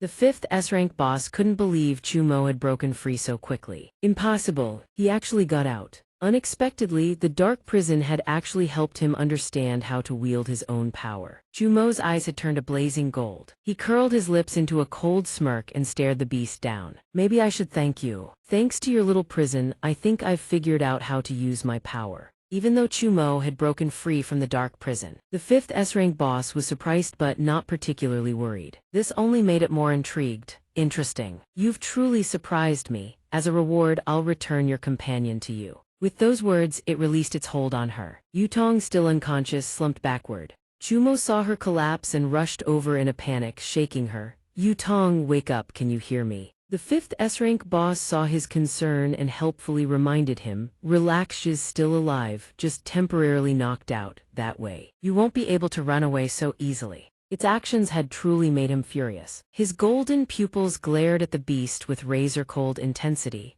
"Run, before I beat you into the ground, I'm not going anywhere." The 5th S-rank boss reacted as if its tail had been stepped on, rearing up in rage. "Don't get cocky, you just got lucky breaking my weakest spell. Try this on for size." With that, it channeled demonic energy into its palm and shouted the technique's name, Shadow Torrent. But what should have been a devastating strike was shattered with a casual flick of Chumo's hand. Breaking its spell so effortlessly left him a little disappointed. Chumo stared at it coldly and said, "Pathetic, so is this your second weakest spell? Got anything a little more impressive?" Seeing his attack broken so easily, the beast's face twisted, its eyes turning vicious. "This kind of power, I truly underestimated you. Powerful human, I won't insult you with these clumsy, unfamiliar spells anymore. I will devour your flesh and blood, then keep your skull as a trophy." But while it was still running its mouth, Chumo had already teleported right in front of it. He placed a single finger on its abdomen and said flatly, "Enough, you talk way too much." That near-impossible speed sent a nameless terror surging through the beast's heart. How is this possible? This brat closed the distance in the blink of an eye, just a puny human. Before it could react, Chumo channeled his spiritual power and slammed a palm strike into its body. A flash of golden light erupted, accompanied by the 5th boss's agonized scream. As if justifying his use of spiritual power, Chumo threw the beast's own words back at it. "You said you wouldn't use magic to fight me. So then what do you call those shadow clones and position-swapping tricks?" The 5th S-rank boss was blown apart by the strike. All that remained was a small fragment, crackling and sparking on the ground. With its superior regeneration, its body gradually reconstituted from that tiny piece. It clutched its face for the first time in its existence, questioning the meaning of life. "Humano, are you really human? I've tempered my body to this level, yet you're more of a beast than I am." But with a strong man's pride, it refused to let itself tremble before Chumo. It clenched its jaw and demanded he pay the price. "You may have killed me once, but you'll regret it. To enter this secret realm, my power was sealed. The irony is that dying just now has unlocked my limits. Pray, human, within the rules of this secret realm, before I kill you, how many seconds can you survive against my full power?" Atop the high-rise building, Yan Xingjian turned to Luo Tianxing with a look of utter shock. "Young master, did you see that? Unbelievable, that cultivator actually gained the upper hand against the demonic beast." Luo Tianxing merely gave a casual hum in response. "What a coincidence." Seeing his gaze fixed on the thunder-suppressing vase, Yan Xingjian hesitated, then asked, "Young master, what do you mean by that?" It turned out that while Chumo was battling the 5th S-rank boss below, Luo Tianxing had seized the opportunity to accelerate the thunder-suppressing vase's activation process. At this moment, the thunder-suppressing vase was finally ready for deployment. He continuously channeled spiritual power into it and said, "The thunder-suppressing vase is ready, it's time to end this secret realm's mission." Hearing that the thunder-suppressing vase was activated, Yan Xingjian shouted excitedly, "That's great, young master, let's hurry and help." But then a blinding flash of light made him freeze in terror. Wait, that demonic beast. After the surge of light erupted, the demonic beast's power had its seal completely broken. Yan Xingjian saw the scene and nearly scared his soul out of his body. Oh god, that demonic beast just got even stronger. The spiritual pressure was terrifying. 800 years, no 900 years of cultivation, maybe even stronger. This is the first time a secret realm mission has spawned a demonic beast like this. They want us all to die. Luo Tianxing's previously supremely confident expression freezes solid. This move by the demonic beast is no different from a slap right across his face. Ignoring the look on his face, the kid rushes over and asks, young master, should we go help?" At this point, who the hell dares charge in? Luo Tianxing lets out a stiff, natural-sounding "oh" with a face like he's attending a funeral. "I think I misjudged something earlier." To protect his dignity and his life, he lies through his teeth. The thunder-suppressing vase's cooldown time hadn't actually ended. "I misjudged the timing." He can fool the kid, but every viewer watching the livestream saw through his lie. The chat explodes the moment the beast gets stronger. He turns chicken. "You sure flip-flop fast." "I knew it." When it really counts, you still have to rely on Mo Shen from Luo Tianxing's livestream room. Someone can't help but throw shade. "Oh, so you were planning to steal the kill earlier. Your game sense is great. Next time, don't bother joining the squad." A flash of purple light blazes outward, spreading across the surrounding area. At this moment, the 5th SS rank boss, after breaking its seal, has returned to its human form. Its current combat power is even stronger than before. Not only that, a vicious wolf head materializes in its hand. It has finally reverted to its true form. Looking at its current human form, Chumo feels this guy is truly two-faced. "You're such a hypocrite. You despised humans from the very start, yet in the end you turn into one. Honestly, I thought you were cuter as a puppy." Enraged by the insult, it roars in defiance, "Shut your mouth, I am nothing like your wretched kind."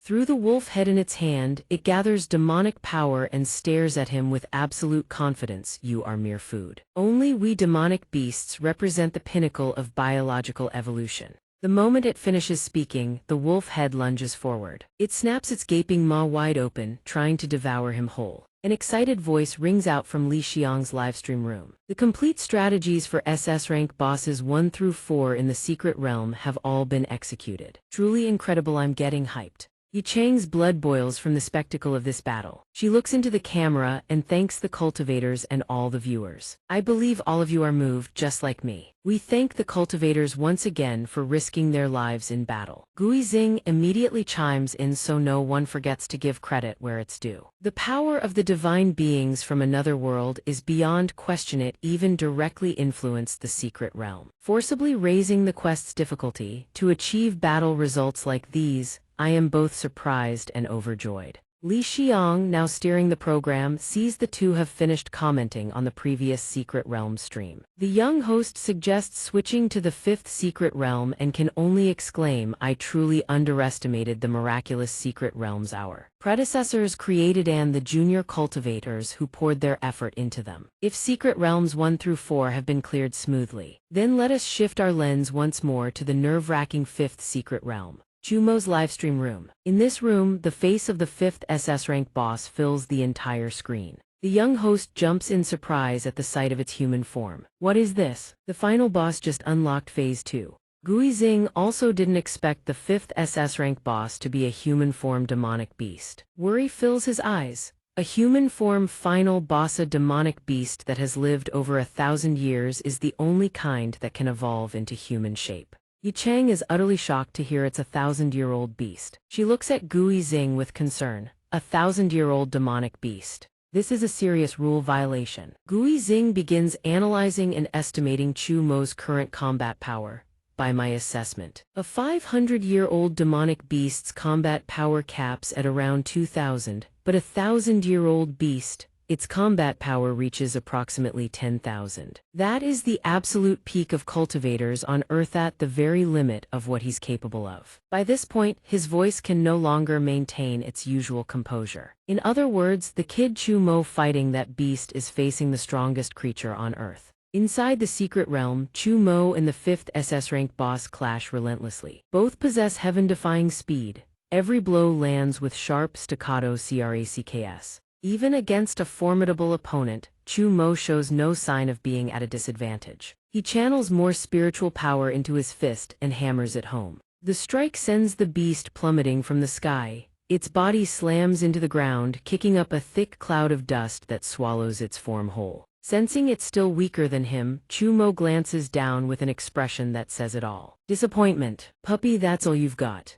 Honestly, I'm a little let down. The 5th SS rank boss gets to its feet, face dark as night, and growls, "You think you've won." Raising its head, it flashes a savage grin and reveals why it hadn't gone all out to stall for time before the Secret Realm's elimination system detected it. Before, I was only using 30% of my power. Hearing it was only 30%, Chu Mo's disappointment shifts to relief. That's reassuring, actually. I was only using 20% of my power to test you. The beast suddenly backtracks with a yelp. Wait, scratch that, I was only using 10%. Knowing it's trying to one-up him, Chu Mo smirks flatly. Really now? Your math is absolutely terrible. The two charge at each other again, resuming their battle. The heavy, brutal sounds of combat echo relentlessly through the live stream. Viewers who tuned in from the Secret Realm 1 stream catch this scene and erupt in excitement. Just came over from Secret Realm 1's stream. Holy crap, the spell effects there were insane. But then I saw Chu Modem. This is what real combat looks like. In Chu Mo's livestream room, viewers who bet on him feel overwhelmingly relieved,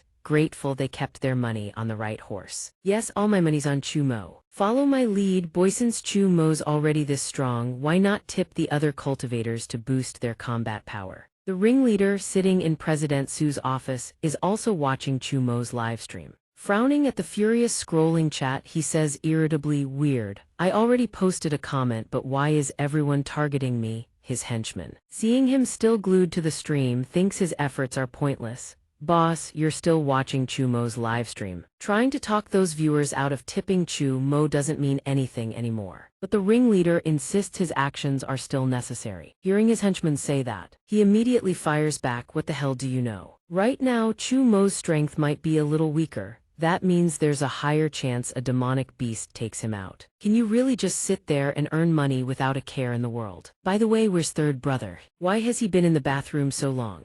At the mention of third brother, the henchman avoids eye contact but reluctantly explains. He just texted, said he suddenly remembered he forgot to feed his cat, so he went home. Hearing this excuse, the ringleader immediately realizes third brother got scared and bolted. He leaps to his feet, cursing, "That coward, chickened out already." Chu Mo's that strong inside the Secret Realm, doesn't he owe it all to viewer rewards? Once he leaves the Secret Realm and loses that power, he's nothing special. But halfway through his sentence, he stops. Hesitation creeps into his eye. Suddenly, he's not so sure. The ringleader's expression freezes as he weighs whether to chicken out or go all in. The more he thinks about it, the darker his face gets. He immediately walks over to President Su, putting on an embarrassed face and making an excuse to bail. "President Su, sorry about this. I just remembered I forgot to clean my cat's litter box. I'll run home real quick and be right back." The clash between the two has now caught the system's attention. Upon detecting that the 5th SS rank boss is a high-level demonic beast,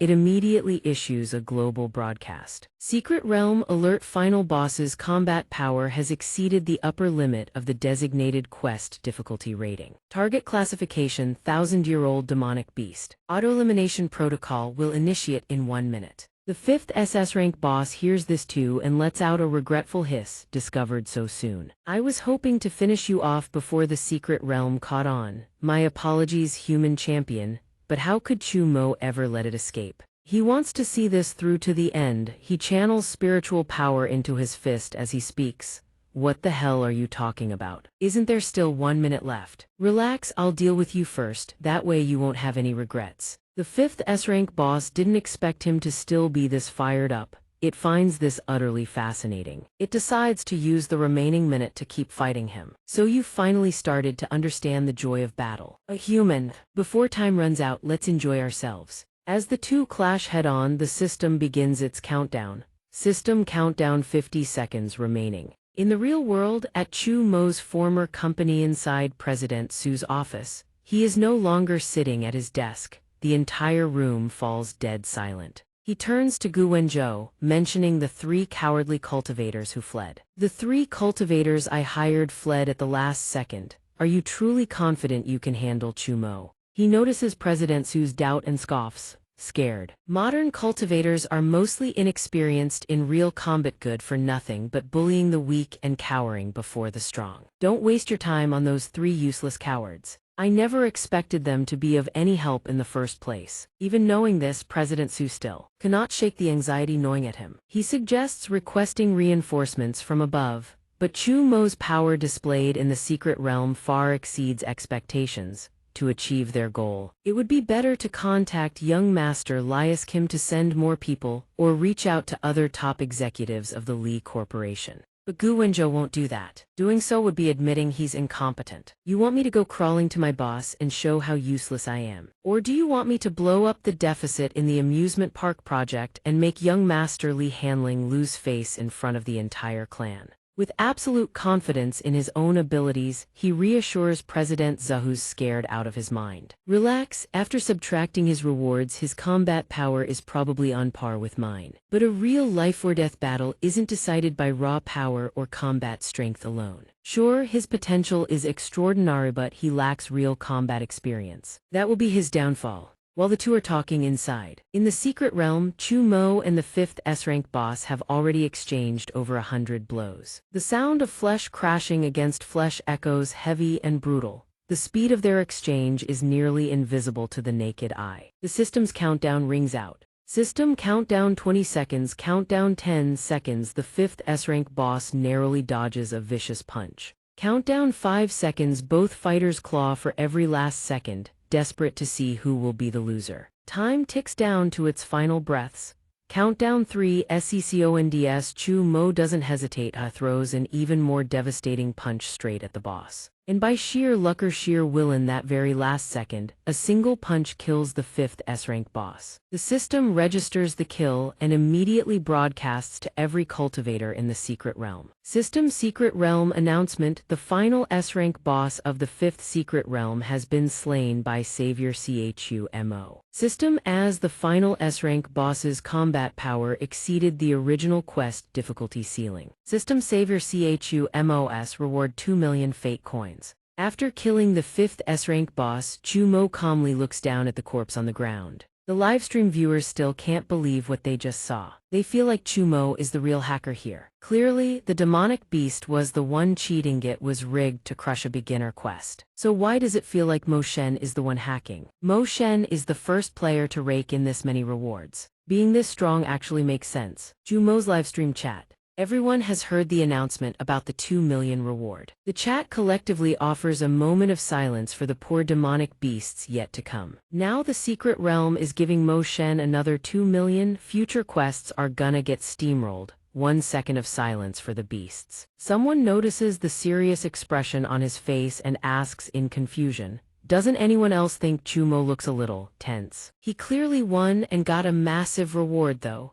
Someone who's been watching from the start immediately explains to the newcomer. You a new fan who just joined the stream. Mo Shen is always like this. The smoother things go, the more cautious he becomes. In Chu Mo's livestream chat, they believe it's exactly this cautious attitude that has kept him alive until now. Maybe that attitude is exactly why Mo Shen has gotten this strong. This is the secret realm's exclusive control panel. Only Mo Shen can see it. The cold, mechanical voice of the system rings out. System secret realm notification quest reward 400,000 fate coins. System deposited to Savior's account. All new fate coin functions have been unlocked. System beyond enhancing combat power, fate coins can now be exchanged for PILLS, equipment, and supplies in the secret realm's commerce shop. Chu Mo frowns at the notification panel, stunned when he sees the remaining balance. Then where did the other 16 million fate coins go? Platform cuts, channel fees, marketing costs, you've gotta be kidding me. Cultivators have kept up with the times to this extent.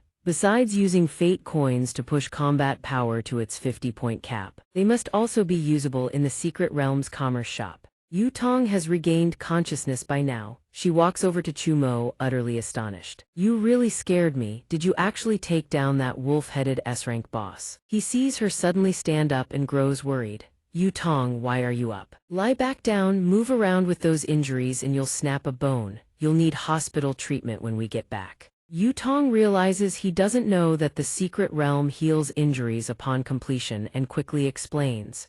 after a secret realm quest ends. It automatically heals all of the savior's injuries inside. The secret realm, my wounds have already fully healed. Hearing that the wounds are healed, Chumo feels a wave of relief wash over him. So that's how it works. Looks like the secret realm can actually be useful once in a while. Thinking he might be injured, she asks with concern, weightier injuries haven't healed yet. He answers honestly, no, I wasn't injured. Yutong is even more shocked to hear he wasn't injured at all. She can barely believe her own ears. Not a scratch, and he solo killed an S-rank boss. Is this what the world of experts looks like? Are you seriously not the final disciple of some hidden sect or a once-in-a-millennium cultivation genius? Chumo sighs helplessly. What kind of wild theories are those? I really am just an ordinary person. Suddenly, a strange distortion rings out. The secret realm starts to blur and dissolve. Chumo sees this and doesn't understand what's happening. Then he realizes the secret realm is collapsing. Yutong is already used to this. She thinks of the bathtub at home. The secret realm quest is complete. Of course, we'll have to return to the original world. First thing after getting back a hot bath and a long, comfortable sleep. Chumo is overjoyed to hear they can return. Really? We're finally going back. So much has happened. It's only been half a day, but it feels like a whole month to make it back to reality safe and sound. That's really great. Hearing that, she shoots him a bullet-like glare. Shut up. You big shot came to the secret realm like it was a stroll in the park. Stop trying to blend in with us clueless noobs. Seeing her pout, he asks in confusion, why do you look so unhappy? Could it be you're checking your fate coin balance? At that moment, the system once again notifies Chumo. System detection complete. Host has been found to have completed the beginner's quest in the secret realm. System Special Excellence Award granted to you. Passive skill Spirit Field Stabilization. The host's spiritual energy field is immune to external environmental interference. System host combat power remains unchanged. Even on Earth, where spiritual energy is barren and withered, the host can unleash their full combat potential. Notification Pet System estimated launch in 2 days. Host, please prepare to receive your pet. Back in the real world, the street is completely deserted, not a soul in sight. As the blue light fades, the voices of passersby start buzzing the moment they spot Chumo. Hey everyone, look, it's Mogad. The crowd rushes over, desperate to snap a photo with him to post online. Mogad, can I get your autograph? Mogad, can we take a selfie together? I want to film a TikTok with you. After posing for photos and filming TikToks with every single fan, their adoration for him only intensifies. I can't believe Mogad is actually this patient with us. I'm literally dying right now. Bye Mogad, best day ever. I got a photo with Mogad, posting it on Facebook right now. Chumo doesn't exhale until the last of the crowd finally disperses. He buries his face in his hands, exhausted.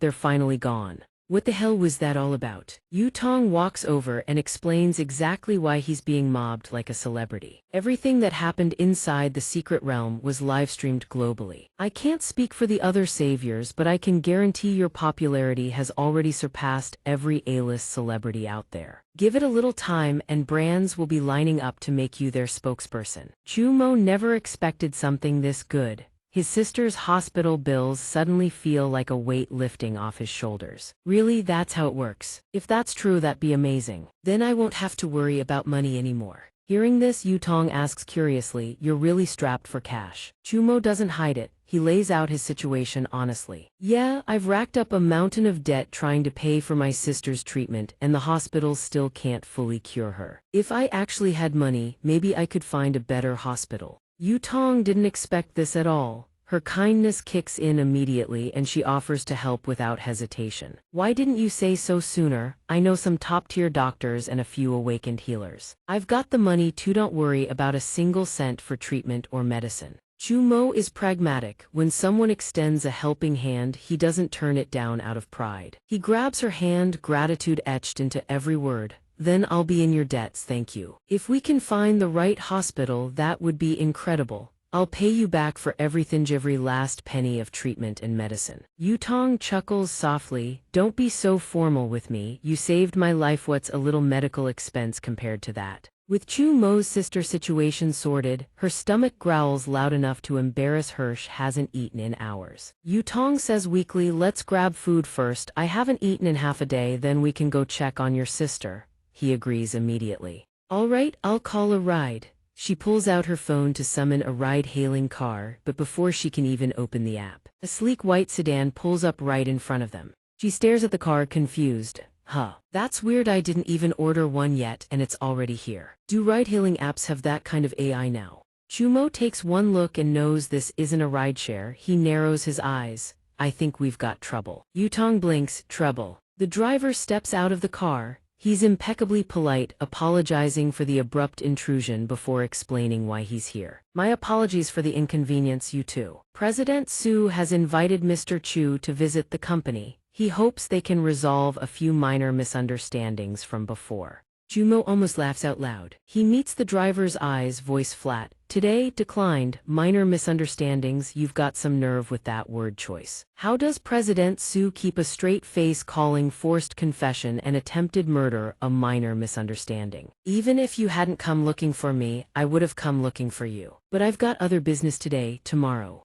The driver's face goes blank the moment he's rejected. He looks genuinely helpless after being chewed out that hard. Mr. Chu, I'm just the messenger. What I'm about to say next might not sit well with you. Please, I beg you don't take it out on me. Chumo knows he's just a go-between. Speak, what else did he tell you to say? At this, the driver's face drains of all color. He stammers, words catching in his throat, unable to form a coherent sentence. President Su said that he's already invited your sister to visit first. If you don't come the moment Chu Yun is dragged into the threat. The air around him turns ice cold. Killing intent bleeds off him like a physical force. I truly underestimated how low you people can sink. With his current power, Chu Mo doesn't need to fear anyone, not anymore. Touching Chu Yun is like touching a dragon's reverse scaleth, one thing that triggers absolute destruction. But maybe you people have overestimated my patience. The driver sees the fury boiling in Chu Mo's eyes and breaks into a cold sweat. He blurts out in a panic, Mr. Chu, I'm just an ordinary employee. This is all President Su's orders. I've got elderly parents and young kids to feed, a mortgage to pay. I had no choice. Hearing that the driver has a family of his own, that he's just another person caught in an impossible situation, Chu Mo reigns in his rage. Sorry, I lost control of my emotions for a second. Lead the way, finish your job. Chu Mo and Yu Tong get into the car. The driver takes them to their destination. The driver drops them at the corporate headquarters. President Su is waiting for you upstairs. I won't be going in, please, after you. Then he glances at Yu Tong, his expression turning pleading. Ma'am, please don't tell President Su that I brought you along too. She has no intention of ratting him out. She gives a firm nod to reassure him. Your survival instincts are something else. Relax, I won't say a word. The driver nearly melts with relief. Thank you so much. I'm over 30. Finding a new job at my age isn't exactly easy. Seeing him so sincere, Yu Tong feels a pang of sympathy. All right, get out of here quick, things might get ugly around here soon. The driver wastes no time and bolts. Then I'll be going now. Chu Mo doesn't want her dragged into his mess. Yu Tong, I can handle this, wait for me downstairs. She, of course, refuses. What kind of person do you take me for? I'm not that heartless. That black-hearted old man already saw what you're capable of in the secret realm, and he still dares to threaten you. He's definitely got an ace up his sleeve. She's worried he could get hurt after all. This is no longer the secret realm. The power boost he got inside was from his destiny companion, something that can't be carried back to the real world. Even someone like you could be in real danger here. Chu Mo is about to tell her the truth that he's actually not affected by that limitation. But Yu Tong cuts him off before he can finish. She holds up her phone with a mischievous grin. That's why while we were in the car earlier, I already contacted a few awakened friends nearby. They're on their way, so relax, nothing's going to happen. Meanwhile, in President Su's office, Gu Wenzhou reads the turbulent emotions on President Su's face and speaks in a cold, measured tone. Your emotions are starting to spiral. President Su doesn't deny it. He says bluntly, I'm standing at the edge between life and death. Am I not even allowed to feel fear? Gu Wenzhou hears this and immediately shifts into lecture mode. The art of war states the victorious army first secures victory, then seeks battle. Meaning the outcome of any fight is decided before the first blow is even thrown. President Su doesn't share that confidence. He looks at Gu Wenzhou and speaks with a bitter, sarcastic edge. You think you've already got this in the bag. I envy that kind of optimism, I really do. After all, in a fight between people like you, an ordinary person like me has no business getting involved, so why should you even care what I feel? Hearing that sour tone, Gu Wenzhou frowns. It's not like that, you contributed a great deal to my fight. President Su didn't understand what he could contribute, so he asked again. Contribute, Gu Wenzhou explained it to him. Cultivators may look powerful on the surface, but they have their weaknesses too. The effectiveness of their spiritual power depends entirely on their mental state. A cultivator with an unstable mind can't fight at full power. Their heart must be free of distractions, untouched by the outside world. Cultivators like that are the worst kind of opponent to face. Fortunately, very few cultivators ever achieve that level of mental clarity. Before, you mentioned that Chumo cares deeply about his sister. You had his sister abducted and moved to a safe house. That alone is enough to throw Chumo's mental state into chaos. Even if he's a somewhat unusual body refiner, his combat strength will drop significantly. It turned out President Su had already arranged someone to abduct Chu Yun. At this moment, she was seated in a wheelchair, with guards posted right beside her without leaving her side. He had come up with an even better plan. It would be far more effective to keep the workers here and have them continue working as normal. Concerned about the safety of colleagues he had lived and worked with day in and day out, Chumo would hold back in a fight. No matter how ruthless President Su was, he couldn't sacrifice hundreds of lives. He feared that if Chumo lost it, he would slaughter everyone. The more he thought about it, the angrier he became. He confronted Gu Wenzhou. Did things really need to be pushed this far? We're talking about hundreds of lives here. Don't you have a single shred of compassion? If a mass casualty incident happens, my company will never survive. Accused of being heartless, Gu Wenzhou stared at him blankly. Seeing President Su flare up, he had no choice but to calm down and explain things gently. He also hoped President Su could muster enough confidence to outmaneuver Chumo. This is my standard protocol. When facing a powerful enemy, the first priority is to eliminate their advantages by any means necessary. Since you've rejected my advice, I can only hope you at least project an aura of confidence, especially in front of Chumo. I don't want him sensing your panic and suddenly getting a surge of fighting spirit because of it. After listening to Gu Wenzhou's calm explanation, President Su's emotions gradually settled down. He needed to suppress his emotions and project an air of composure. That was all that mattered. I hope these little details you've noticed really play their part, Mr. Gu. In the company lobby, Yu Tong swept her gaze around. The place was completely empty. She whispered to Chumo, "There's no one in this building. Looks like President Su has already cleared the place out and is ready for a showdown." Fearing danger, she asked him one more time, "Are you sure you don't want to wait a little longer? My friends are almost here." Chumo gave a soft hum, his voice carrying an edge of resolve. "My mind is made up. My sister's fate is unknown. I can't just sit here and wait." Seeing his unwavering determination, Yu Tong didn't push further. She agreed to go in with him. "All right, then I'll go in with you." But Chu Mo wasn't about to let her come along. He gave her a reason to stay behind that she would accept. "Ms. Yu, you'd actually help me more by staying down here. If things go sideways, you and your friends can provide backup from the outside." Yu Tong didn't insist. She told him to be careful. "Then be careful in there. Stall for time. Once my friends arrive, they'll rush in to support you immediately." Chu Mo nodded softly. "Got it." He headed upstairs and pushed open the door to President Su's office. He stepped inside slowly. The scene before him unfolded at a glance. Inside, President Su sat behind his desk. Gu Wenzhou was lounging on the sofa by the side table. President Su maintained a calm expression and offered a polite greeting. "Chu Mo, we meet again. Did you enjoy yourself in the secret realm?" Chu Mo had no interest in his small talk and cut him off. "Save the pleasantries, where's my sister?" Sensing his aggressive tone, President Su steadied himself and said, "Calm down. I invited your sister here as a guest, a show of goodwill. If you can let go of our past misunderstandings, not only will I drop all accountability for the losses on the amusement park project, but I'll also compensate you handsomely." Chu Mo didn't want to hear any of it. "All I want is to see my sister. Hand her over first, we can talk about the rest later." President Su wasn't stupid. He needed to know Chu Mo would become an ally before he could bring out Chu Yun. "That's not going to happen. I need to be assured, or you need to prove you're on our side. Until then, your sister remains a very important hostage." Chu Mo's voice turned cold. And if I refuse? President Su showed not a trace of worry. Then I'll have to ask Gu Wenzhou from the Li Corporation to persuade you instead. As he spoke, Gu Wenzhou rose from the sofa and walked toward the desk. His workspace. At that moment, Chu Mo stopped holding back. He unleashed his killing intent. His eyes, sharp and dangerous, locked onto Gu Wenzhou. Gu Wenzhou was instantly petrified by the sheer force of his aura. What the hell is this kid? The killing intent radiating from Chu Mo felt almost tangible, spreading through the entire room. His body locked up, an inexplicable terror surged through his heart. Cold sweat drenched Gu Wenzhou from head to toe. He couldn't move a muscle. Just the thought of attacking this kid made his fingers go numb. His sixth sense, honed through countless crises, screamed at him nonstop. He was screaming inside his own head. No amount of intelligence could bridge a gap this wide in combat power. He would die. If he fought this kid, he was dead for certain.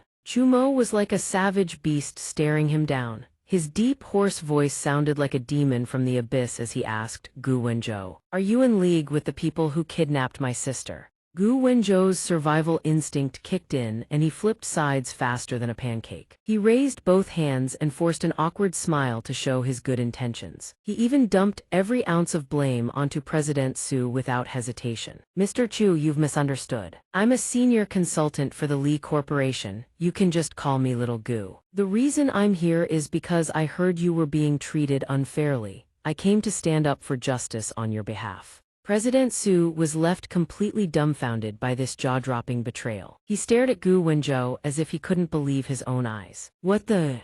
Gu Wenzhou lowered his voice and began negotiating with Chu Mo. That a scumbag like President Su ended up as a Li Corporation partner is our oversight. Mr. Chu, your sister will be returned to you safely immediately. As a gesture of apology, we will do our best to fulfill any request you have. The sheer professionalism truly impressed Chu Mo, but he still wanted to press the matter. Oh, is that so? What if I want to hold President Su accountable? Hearing that, Gu Wenzhou remained completely composed in his reply. Absolutely no problem, even if Mr. Chu hadn't said a word. We would have given you an explanation regardless. Gu Wenzhou instantly identifies the person before him. My secret artifact significantly boosts my danger perception. My intuition cannot be wrong. This is unbelievable. Could it be that Shang Mo already possessed world-class combat power before entering the secret realm? Or perhaps he has mastered a way to utilize his fate abilities in the real world. If I can uncover his secret, but I am no match for him alone.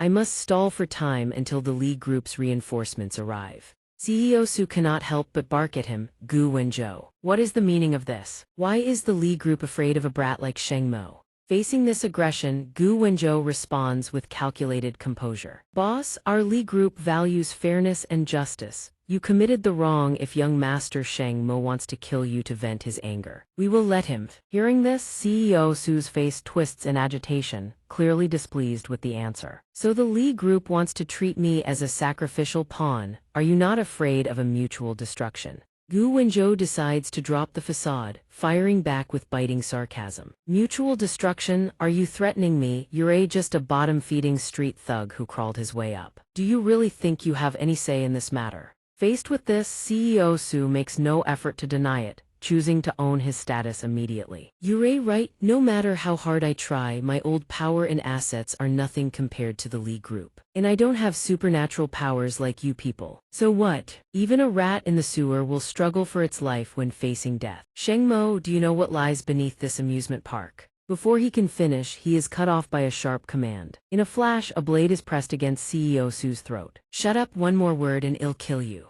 Shang Mo unexpectedly saves his life, stepping closer and whispering to Gu Wenzhou, let him speak. Boss, you may speak. Granted permission by Shang Mo, CEO Su with a pensive look begins to spill everything. Beneath the amusement park is a hidden base secretly constructed by this corporation. The park is merely a front to deceive the public. To my knowledge, this isn't the only such base. Certain corporations knew of the demonic beast invasion long ago. They have even established contact with the beasts. The amusement park project was a front for embezzlement. It was that useless brat Li handling from the Li Group who sought me out to collaborate, using the Li Group's fairness and justice as an excuse for petty cash. Stop with the theatrics. The Sa-E Group is the true enemy of you cultivators. Not long after Su finishes, Shang Mo replies softly, I don't care. This unnerving indifference leaves the others stunned. Huh. Seeing CEO Su's baffled expression, Sheng Mo clarifies, the Lee Group's underground base has nothing to do with me. I am only here to hold you accountable for your actions. Boss, you've been investigating quite a lot in the shadows. Before he can finish, Gu Wenzhou cuts in, confirming the base exists but warns him, if you want to frame the group for collaborating with beasts, you will need more concrete evidence. Furthermore, kidnapping young Master Sheng Mo's sister, those were your own decisions.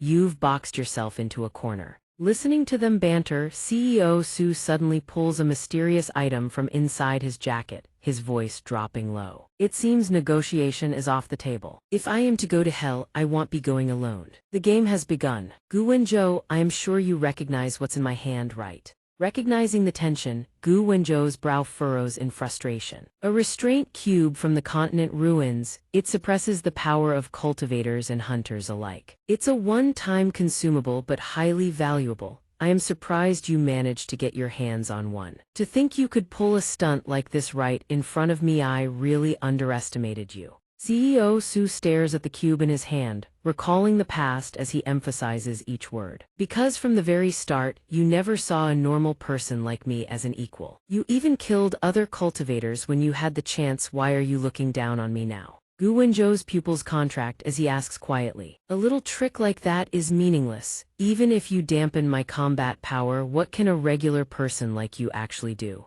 The man who stood tall moments ago now appears completely different. CEO Su sits on the ground and calmly drops a bombshell. I've rigged this entire building and the amusement park with explosives. All it takes is one press of this remote. As he finishes, a sharp blade stabs through his back, causing a spray of blood. None of that matters. It is the blade Gu Wenzhou dealt him, and he presses down while confessing to Sheng Mo. Young Master Sheng Mo, forgive me. To prevent casualties at the amusement park, I had to stop him this way. On the verge of death, CEO Su still manages a mocking tone. You're worried about the base hidden beneath the park, aren't you? Some people never learn until they face their own coffin. Gu Wenzhou's face darkens, his voice sharp as a katana. A dog that barks for 3 years doesn't become human, but a man who talks for 3 sentences becomes a dog. Does that even matter now? You can't press that remote anymore. It is better to be a blunt villain than a disgustingly fake saint. CEO Su laughs at Gu Wenzhou's impulsiveness. The remote is synced to my heartbeat. A blinding golden light flashes. Gu Wenzhou stares in horror, realizing he has no time to dodge. The explosion follows instantly, a massive roar shaking the entire area and rocking the world. Suddenly a thought emerges, filled with strange doubt. I am not injured, how is that possible? With my spiritual energy restricted, I should have been severely wounded. By some miracle, as the smoke clears from the blast, Gu Wenzhou slowly opens his eyes. The realization hits him he couldn't have escaped on his own. Despite his cold-hearted nature, Sheng Mo is carrying him on his shoulder. Gu Wenzhou quickly realizes he was saved by Sheng Mo. How could that be? Even with his energy suppressed by the cube, he managed to carry him out before the blast. His strength is beyond doubt. Dangling upside down, Gu Wenzhou glances at his savior and thinks. But this is the perfect opportunity. Sheng Mo is distracted and currently at his weakest state due to the suppression. If I strike now, I can take his secrets for myself. Sheng Mo looks back with a calm expression. What kind of explosives were those? The whole building leveled, quite impressive. Then he starts mocking him. Gu Wenzhou, were you scared unconscious? Your mental fortitude is pathetic. Gu Wenzhou's body lies on the road under Sheng Mo's gaze. Sheng Mo suddenly remembers something. That's right, where's Wu Tong? She should be alright, right? While Sheng Mo is distracted, Gu Wenzhou peeks through one eye, thinking things are going better than expected. Sheng Mo has shifted his focus to find someone. Now is the perfect time for a sneak attack. But this damn paralyzing fear, he can't even move a single finger. In his hand he clutches a small marble, along with a stream of self-encouragement. I'm not waiting for the Lee Corporation's backup. Only I can uncover Chu Mo's secrets. Push past the fear, surpass my limits. At that very moment, Chu Mo's image flashes through his mind. Facing an opponent stronger than yourself, someone who looks unbeatable, you still have to fight to the death. That's what I lived through every single day for 10 years as a bounty hunter. Then Gu Wenzhou begs his own body. Come on body, move for me. Just this once, even if it's only today. I want to be a bounty hunter again. Not the Gu Wenzhou of the Lee Corporation. I refuse to keep being their hunting dog. Gu Wenzhou's self-questioning barely fades when the marble in his hand erupts with a blinding light. It's a high-grade secret treasure-red venomous fire serpent, lethal toxicity, covert attack delivery, capable of shredding the nervous system of any supernatural creature. Additionally, it amplifies the wielder's sixth sense. Hundreds of cultivators have had their lives claimed by this artifact. This high-grade secret treasure was excavated from deep within the Red Continent ruins, known as the Cultivator Slayer. It was bestowed with an immense source of power. Today, it betrays its master's expectations. The beam of light rockets straight at Chu Mo's back with devastating force. But then, the cursed artifact's power turns on its owner, blasting right back into Gu Wenzhou. His jaw drops in shock. How the hell is this even possible? After that devastating counterattack, Gu Wenzhou's pupils fade to a dull gray, but his mind keeps racing, calculating. Chu Mo should have been weakened by the spiritual suppression array. The artifact's attack couldn't even scratch his defenses. And on top of that, the artifact's strike got reflected right back onto me. Is the gap between us really that massive? How pathetic. Am I about to be killed by my own attack? Meanwhile, Chu Mo doesn't seem to know what just happened. He just feels a mild discomfort in his shoulder. What was that? Did my shoulder just get sore for a second? He starts rotating his arm slowly, mulling it over. Could it be from all the overtime I pulled recently? Guess I should carve out some time to hit the gym. At this very moment, Gu Wenzhou clings to his last shred of hope. I don't want to die here. Chu Mo is a cultivator, has to have spiritual medicine for healing. His voice comes out weak and raspy. Chu Mo, young Master Chu. The moment he speaks, Chu Mo quickly notices. Gu Wenzhou, why are you coughing up blood? That strange eye clearly pulled you out before the explosion. You're badly injured. Want me to call an ambulance? In this life-or-death moment, Gu Wenzhou throws away all dignity and stammers, and an ambulance won't make it in time. Spiritual medicine, young Master Chu, please give me healing spiritual medicine. Save me, I'll repay you 100-fold. What greets him is nothing but Chu Mo's bewildered stare. Spiritual medicine, what's that? Never heard of it in my life. Those words leave Gu Wenzhou utterly stunned. Are you messing with me? How can a cultivator not know what spiritual medicine is? Suddenly, Chu Mo's expression darkens, his eyes turning bloodshot. So that's how it is, I see now. Only now does Gu Wenzhou realize his words have given far too much away. Grab. Just moments ago, Chu Mo was only probing, suspecting that his attacker might have been Gu Wenzhou. And then I go and mention spiritual medicine specifically used to treat supernatural wounds. At this moment, Gu Wenzhou can only scream internally, God, I'm so dead, I'm utterly done for. His eyes gradually fill with despair. He underestimated Chu Mo. He thought Chu Mo was just a reckless hothead. He never expected the man's true face to be this cold and ruthless. But my death was my own doing. The venomous fire serpent's poison will ultimately claim my own heart. Nobody even laid a finger on it. Contrary to his scheming, Chu Mo acts with nothing but chivalry. Gu Wenzhou, hang on, a teammate of mine who came along is a cultivator, should have spiritual medicine. Let me go find her. Gu Wenzhou, why are you coughing up even more blood? He's passing out again. It doesn't take long. His 3 souls and 7 spirits have already begun departing his body. Final verdict, Gu Wenzhou, cause of death, stupidity. Scene change, a quiet space. The red-haired girl, fiery as a flame bird, gazes into the distance and murmurs with a mix of curiosity and regret. He got blown up in that building. Hearing this, Yutong replies with a voice heavy with guilt. Yeah, it's my fault. If only I had gone up there with him. Saying that, she turns and walks away. Seeing this, the 2 guys with her call out to comfort her. Yutong, don't worry, let's keep searching. The guy beside her adds, that's Chu Mo, one ranked first in the secret realm. He'll definitely be fine. Chu Mo's reputation is legendary, yet back in reality, this is all he amounts to. The red-capped guy speaks up with an air of mystery. They had to resort to explosives. That means the enemy was just some ordinary person. If it were me, I could have easily subdued them and prevented the whole blast. The red-haired girl's eye twitches. If you don't know what you're talking about, shut your trap. Is bragging at a time like this supposed to make you look tough? The brown-haired youth on the other side calls out. Stop arguing, everyone. I think I see Chu Mo in the east. He's running toward us. Looks like he's carrying someone in his arms. The moment they see Gu Wenzhou cradled in Chu Mo's arms as he slowly approaches,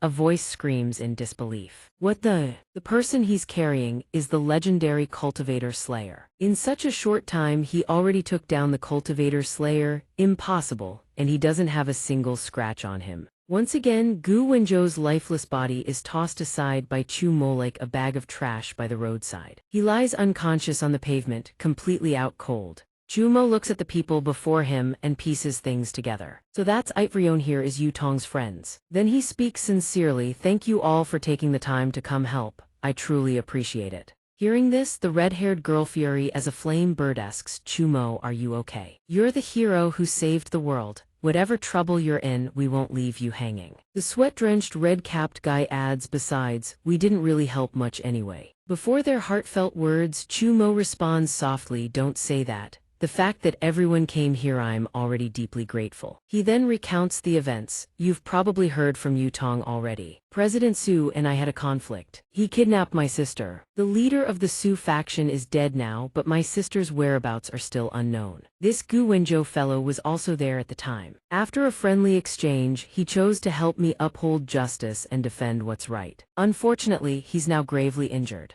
Then comes the image of him lying flat on the pavement. Chu Mo's steady, somber voice continues. Gu Wenzhou might know where my sister is being held, but he needs spiritual medicine to heal. At this moment, the image of Chu Mo burned into the eyes of Yu Tong's teammates. Along with the meaning behind his earlier words, the sight of Chu Mo's fury with blood-red eyes and the killing intent radiating from his body, his voice carrying 3 parts threat and 7 parts reassurance. The ringleader has been dealt with. The cultivation assassin, after a friendly exchange of fists, was taken down completely by surprise. But I need to squeeze every last piece of information out of him. The spirit medicine should keep him alive long enough. Then a voice rang out. Mr. Chu, leave him to me. I'm skilled at treating injuries. It was none other than the guy in the red cap who had rushed over to Gu Wenzhou's side, carefully examining his body and delivering his assessment. Different wounds require different spirit medicines to treat. Hearing this, Chu Mo's expression remained nonchalant, though his voice carried a hint of reliance. Then I'll leave it to you. If Gu Wenzhou just up and died, it would be a real headache. Suddenly, the guy froze stiff as if hit by a double stunlock, his mouth sputtering Chu Mo's name over and over. Then his face went ghost white as he whispered, oh, I think he's already dead. Hearing that Gu Wenzhou had kicked the bucket, bit the dust, and croaked for good, Chu Mo's expression didn't change one bit. His attitude remained utterly indifferent, completely unfazed by the news. Is that so? Then there's no other way to find my sister. I'll just have to do something a little extreme. Hearing every word that dripped from Chu Mo's mouth like ice, the man's legs turned to stone on the spot. I've truly lost my mind trying to curry favor with a violent maniac like him. I tried to flex and ended up botching it. He won't kill me just to blow off steam, will he? Then the voices of the others chimed in. Mr. Chu, I know a lot of people around this city. Maybe I can help you find your sister. The red-haired girl, fiery as a phoenix, added her voice to boost the credibility. That's right, Mr. Chu, don't do anything rash, we'll help too. The young man beside them continued, something this small doesn't need you to get your hands dirty. Don't worry, we'll definitely help you find her. Scene change. A towering skyscraper comes into view. Inside, rows of lockers dominate the space in warm brown and gold tones. An employee was stationed and waiting for Chu Mo, standing right in front of a locker unit. He calmly addressed Chu Mo. Your sister has been safely located. She's right here. President Su's subordinates have also been restrained by our people. The image showed the man being pinned down by 2 men in blue. If there's anything else you need, please don't hesitate to contact our Donghua Corporation. Mr. Chu will take our leave now. The moment those employees left, another employee sporting an anime-style hairdo clicked his tongue. As expected, Donghua Corporation beat us to the punch. His voice carried on evenly. Practically all of Donghua City was mobilized just to find Chu Mo's sister. Absolutely terrifying and worthy of Donghua Corporation. But what's even more terrifying is Chu Mo himself. After finishing his piece, he fell silent and listened as the veteran female employee spoke up. You know full well how powerful Donghua Corporation's influence is. Whether it's the 4 great sects or the bounty hunter organizations, they all take them extremely seriously. Then he lowered his voice and said, but for a corporation that massive to humble itself and befriend Chu Mo, it's because he's the #1 ranked savior in the secret realm. Even setting aside his combat strength, a savior's influence among the public is invaluable to any major corporation. Ordinary companies like us don't even have a door to knock on when it comes to currying favor with Chu Mo. Hearing all that from his mouth, the veteran female employee crossed her arms with a pensive expression. Cultivators, secret realms, otherworldly invasions, who knows what this world is coming to? At that moment, the elevator doors slid shut. The space fell into an eerie silence. A familiar voice rang out, but beneath the surface, it brimmed with genuine praise. Yutong, your friends are just like Yao, enthusiastic and friendly. Chumo looked straight at Yutong. Thank you. Thanks to them, I was able to find my sister so quickly. I wanted to treat them to a meal, but they left in such a hurry. Hearing this, Yutong's face twitched for a moment before she replied, enthusiastic and friendly. And you even invited them to eat. Maybe they were worried you'd find them clean and hygienic and decide to eat them for real. But in reality, nobody actually did anything, didn't even lay a finger on them. He knew that, but he still froze when Yutong said clean and hygienic. Her choice of words caught him off guard. She quickly steered the conversation back to the real reason they were here. Don't worry about training for now, go check on your sister first. I just have this nagging feeling something's off. Hearing this, Chumo brought up the very issue that had been bothering him. You sensed it too. I thought it was just my imagination. The doubts he'd been harboring finally left his lips. Why does my sister carry the aura of a demonic beast? It's extremely faint, but there's absolutely no mistaking it. Just as Chumo suspected, at that very moment, a wisp of dark, murky mist coiled around Chu Yun's body. Identical to the demonic beasts they encountered in the secret realm, a bizarre, otherworldly aura. A few months ago, my sister suddenly fell into a coma. It clearly wasn't just an ordinary illness. Worry gradually surfaced in his eyes. Has the invasion of otherworldly demonic beasts truly begun today? That night, at a sprawling estate surrounded by towering trees, Chumo rested his hands on the wheelchair handles and asked with a trace of hesitation, my sister and I have brought you nothing but trouble. Are you sure it's all right for us to stay here? But Yutong quickly waved it off. It's fine, stay as long as you need. She added, the corporation may be colluding with the otherworld. Phantom beasts have already infiltrated Earth before this. The conspiracy behind your sister's coma could run deeper than we think. Don't panic, it's not that dire. If the major corporations truly colluded with demonic beasts, the four great sects wouldn't just sit by and watch. Then Chumo appeared before Yutong and let out a long string of revelations. But the secret realm, even the four great sects might harbor dark secrets of their own. After I took down the final boss, the secret realm announced a reward of 2 million fate coins, but I only received 400,000. The fate coin leaderboard doesn't show exact valuelessly ranking positions. It's not just me, other saviors' fate coins may have been skimmed too. In the worst case scenario, even cultivators from the four great sects have allied themselves with the demonic beasts. Hearing Chumo's words, Yutong suddenly stammered as she tried to reason through it. Calm down, if all four sects had betrayed Earth, the secret realm would have already collapsed. The missing fate coins could simply be bugs generated by the deteriorating secret realm. The worst case is that only a small handful of cultivators have defected to the demonic beasts. At the same time, a thought struck her that made her break out in a cold sweat. If we look at it that way, then the problem really is massive. Hearing all this, Chumo spoke up. I understand, I'll find somewhere safer for us to stay. Realizing she'd misspoken, Yutong quickly waved her hands and raised her voice. That's not what I meant at all. She couldn't afford to let Chumo misunderstand any longer. Yutong's voice gradually lowered as she carefully explained. Your sister's constitution is remarkably resilient. An ordinary person would have died long ago from prolonged exposure to a demonic beast's aura. But to fully recover, she needs spiritual energy techniques to regulate her body. It would be far more convenient for both of you to stay here with me. If you stay elsewhere and other cultivators discover your sister is carrying a demonic beast's aura, it could bring you serious trouble. It seemed Yutong's worries were completely unnecessary. He paid her concerns no mind, opened the system panel, tapped on a few things, then delivered a direct psychological blow. Then consider these fate coins as rent. What else could she even say? All she could do now was surrender. Fine, I give up, you win. If I don't accept this rent, I doubt you'll be able to stay here with any peace of mind. Then let's settle on 300,000, that's more than enough. System account received transfer from Savior Chumo. 600 fate coins. Seeing the number flash before her eyes, Yutong was so stunned her jaw nearly hit the floor. 600. Before her bewildered expression, Chumo remains utterly nonchalant. Fate coins can no longer boost my combat power, he says plainly. The spirit artifacts at the Secret Realms shopping center can be traded with fate coins, sure, but I can't use them. Rather than letting these coins gather dust in my hands, I'd rather give them to someone who can.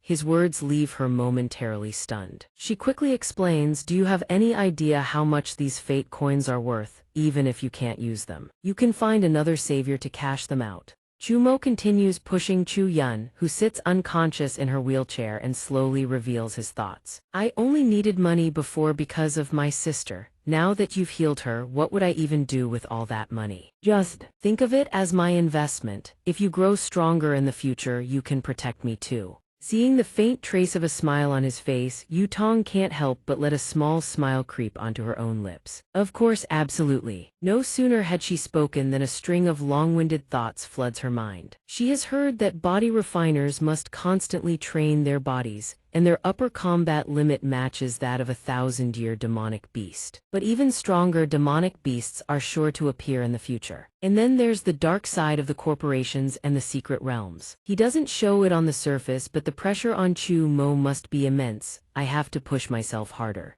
At the same time, Chu Mo's voice remains resolute as he repeats himself once more. Definitely, right after that he sinks into his own thoughts. He can't place all his hopes on the sign-in system. This time, completing the Secret Realm quest earned him a pet from the sign-in system, but it won't arrive until tomorrow. Who knows, maybe next time the login reward will be a steak. Scene transition: the interior of an immaculately decorated house. A sharp, high-pitched voice rings out. Hey, where's my beef Wellington? It's not ready yet. Does your restaurant want to go out of business or something? The butler immediately bows at a full 90 degrees in apology. My deepest apologies, young Master Li. Just 2 more minutes, please. Only 2 minutes, I swear. It'll be done right away. Soon after, murmurs of gossip about Li Hanling start circulating. Wait, isn't that the good-for-nothing young master of the Li Corporation? Li Hanling. At a time like this, he still has the nerve to eat out at a restaurant. What reckless mess has Li Hanling gotten himself into this time? You haven't heard. He picked a fight with Chu Ma, #1 ranked savior in the Secret Realm, and his amusement park blew up as a result. His subordinate, the one who just earned the title of Bounty Hunter Cultivator Assassin, got killed by Chumo too. Hostile gazes quickly dart toward the right side of the room where he's sitting. What's even more scandalous is that the underground shelters being constructed beneath the amusement park by both the Li Corporation and the Chen Corporation have been exposed. Half an hour ago, the internet exploded with outrageous kind of conspiracy theory emerged. People saying the corporations only wanted to survive on their own, that they'd allied themselves with some kind of demonic beast. A man staring at his phone mutters, "That's strange. Why can't I find any related news?" Hearing that, another person responds, "Of course it's been debunked.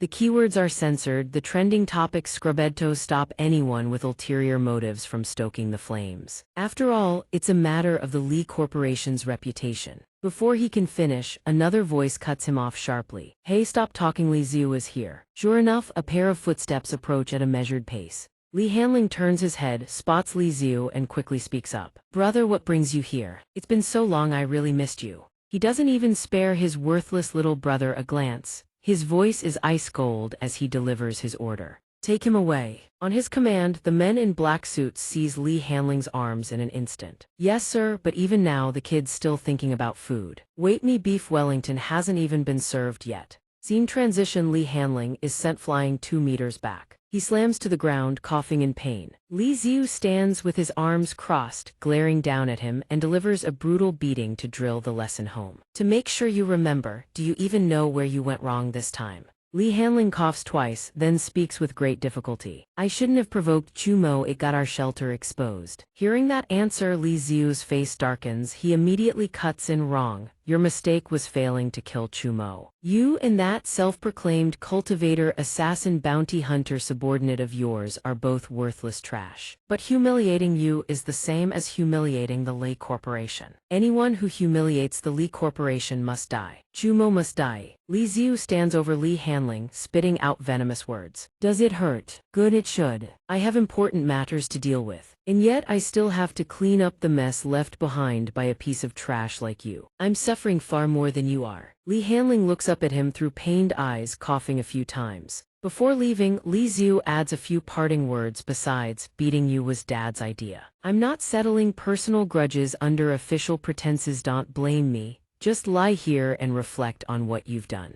Everything around him gradually fades into darkness, save for the distant glow of houses still with their lights on. Li Hanling shifts his gaze to the side, trying to avoid the person standing before him. What, haven't had enough? You want to beat me up too? The person folds their arms and tilts their head slightly, seemingly with no intention of hitting Li Hanling.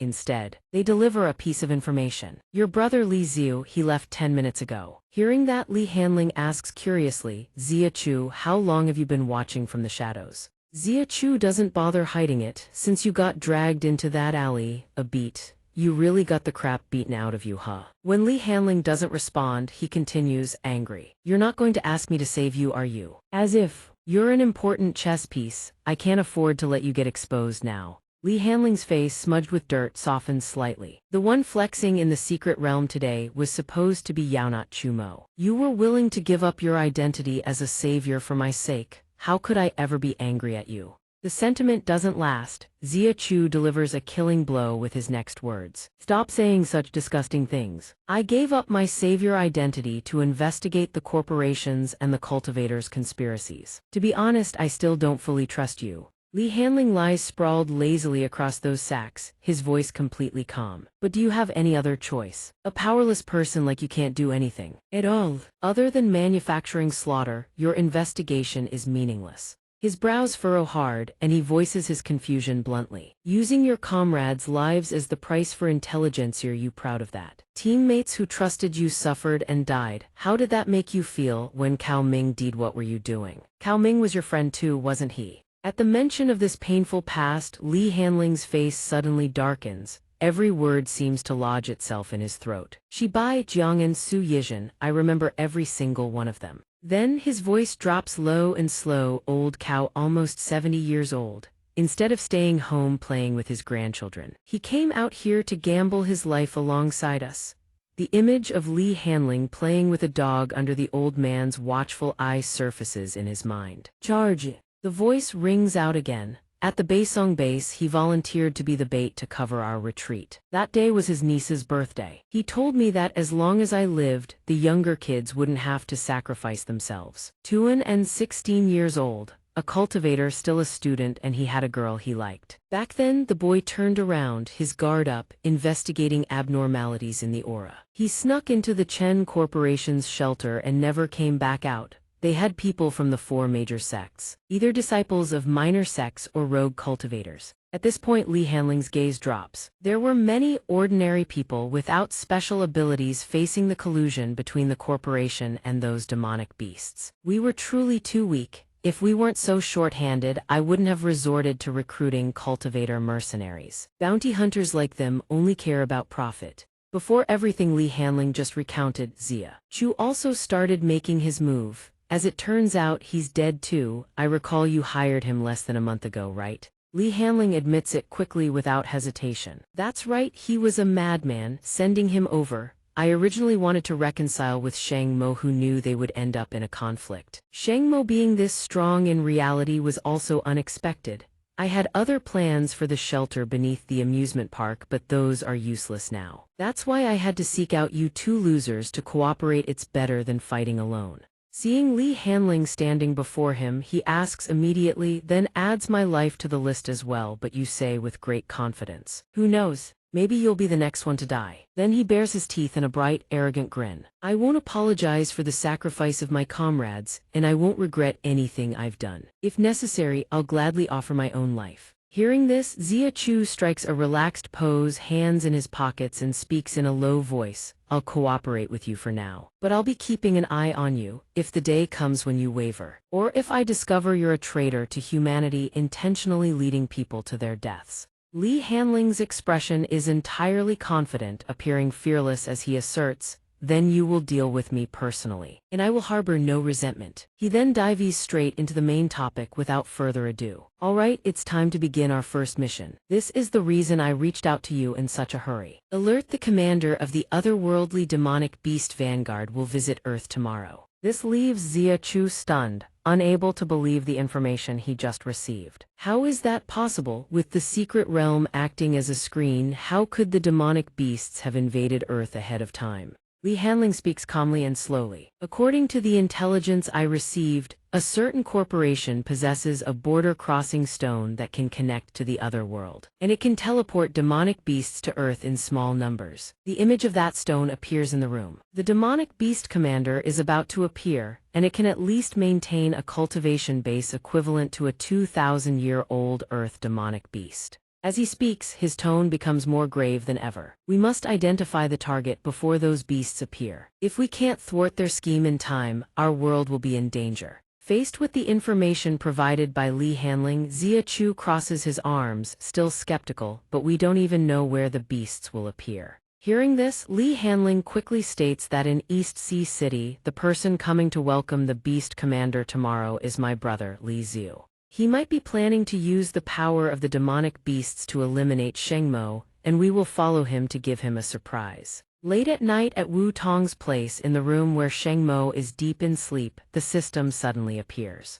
System login confirmed, remainder 8 hours until the beast tide arrives. Host, please wait patiently. In a certain mansion, the outer lobby is plated with layers of gold, making it shimmer. A man with a leaf on his head is roaring, expressing his dissatisfaction. By what right? Why did the Divine Master choose Aer as the Vanguard commander? Based on what? But the person beside him explains with calm indifference. Why are you questioning the Divine Master's decision? Great General Aer, though hailing from a lowly and weak demonic beast tribe, has undeniable strength and battle records. But this guy remains indignant with no sign of cooling down. Don't kid me, a weak creature like a sable beast is only fit to be a pet wagging its tail to please its master. She only climbed to her current position through luck and sucking up to superiors. The glory of the battlefield should belong to a powerful beast race like ours. He is helpless against this man's belligerent attitude. You're feeling very resentful, aren't you? The assistant your father arranged for you already snuck into Earth beforehand. All the work was done for you, only for Aer to snatch the credit. Hearing this, his fury boils over, and he grabs the other man by the collar. Bastard, if you don't know how to talk, shut up. If you say one more word, I'll beat you to death. Sensing the situation turning south, he quickly speaks up. Apologies, you know I only speak the truth.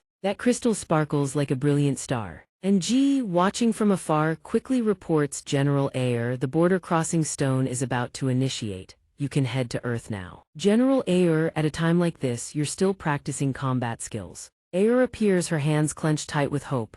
And Ji, common beast tribes like us are born weak, that's why we can't waste a single moment, otherwise we'll be bullied by high-ranking beasts. Before these words, his voice drops, forgive. Forgive me, General Aer, you have worked so hard to protect us, I shouldn't have said those things. Hearing this, she reveals in a soft tone, and Ji, coming to Earth this time to carry out the mission. The ones I worry about most are actually all of you. If I'm not here, you might suffer unfair treatment again. What I've done is still not enough, if only I could be a little stronger. Suddenly, Ji cannot hold back his emotions and tears up. His dark complexion flushes, as if someone had overdone it with the blush. That's not true, General Aer, what you have done is already enough. You improved the cultivator's techniques, making weak beasts like us stronger. And you even snuck into Earth ahead of time to carry out a dangerous secret mission for us. General Aer, this was never a burden you had to shoulder. Immediately after, Aer calmly tells him, I must go.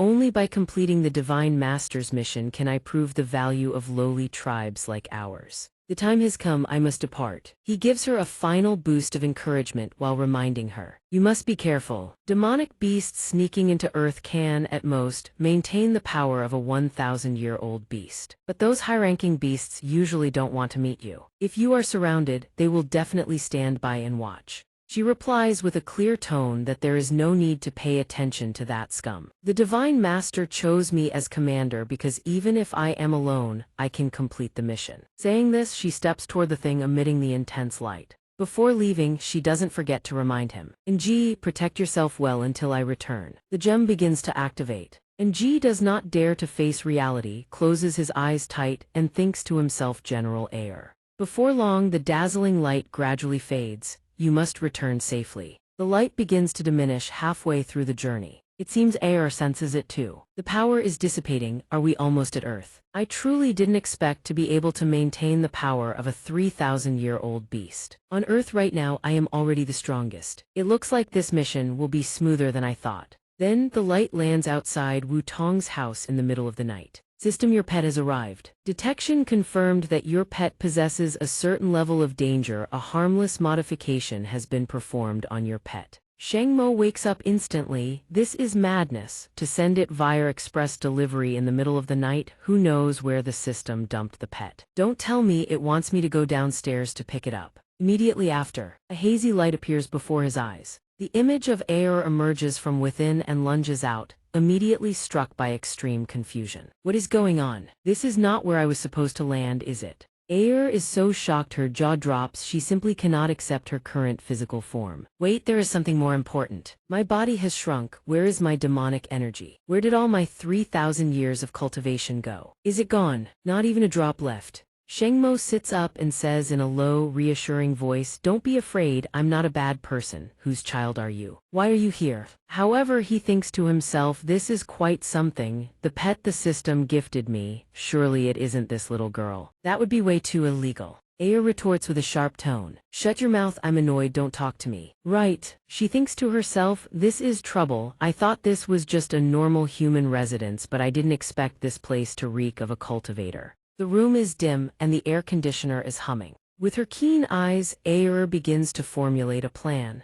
I've lost my demonic energy. If a cultivator discovers my identity, it will be troublesome. I'll just pretend to be a normal kid. No, my sudden appearance here is extremely suspicious. There's only one way. She eyes the person in front of her and prepares her move. If this weak human is staying with a cultivator, they must be close. If I take this small human hostage, I can escape safely. My combat skills honed over time won't betray me. My body may be that of a child and stripped of its power, but my combat ability is beyond anything a normal human can match. Aer lunges at Shengmo. She thinks silently, sorry, but you're going to be my hostage. As Aer rushes forward, she suddenly realizes something is wrong. Shengmo has grabbed her shirt, effectively pinning her down. Little girl, acting out like this will get you hurt. Aer, unable to resist, struggles furiously. I'm finished. This brat is definitely not just some weak human. The door, which was tightly shut, suddenly swings open as Wu Tong walks in without knocking. Shengmo, what's going on?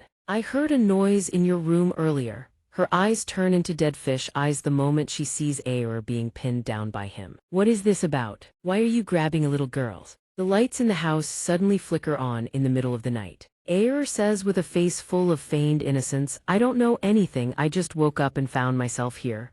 She then turns to accuse Shengmo. And this big brother was trying to do weird things to me. The system display appears immediately. Pet info, name Aer, species ferret. Rank lowest tier demonic beast of the otherworld, fur length short, diet eats anything, very easy to raise. System, the pet can switch between ferret form and human form at the host's command. Shengmo replies calmly, I am not doing any such weird things. Wu Tong, this child is a demonic beast. His words leave Wu Tong skeptical. A demonic beast. A child this cute is a demonic beast, but she doesn't have a shred of demonic energy and she looks so weak. Upon hearing this, Aer's face turns pale. Inside, she is sneering. Being called weak by such a hack cultivator is an absolute insult. But for now, I can only keep pretending to be dumb. Aer puts on a harmless, innocent face again. Big brother, I don't understand what you're saying. Demonic beast. What is a demonic beast? Is it edible? System, the pet can switch between ferret form and human form at the host's command. Seeing this, Shengmo chooses without hesitation.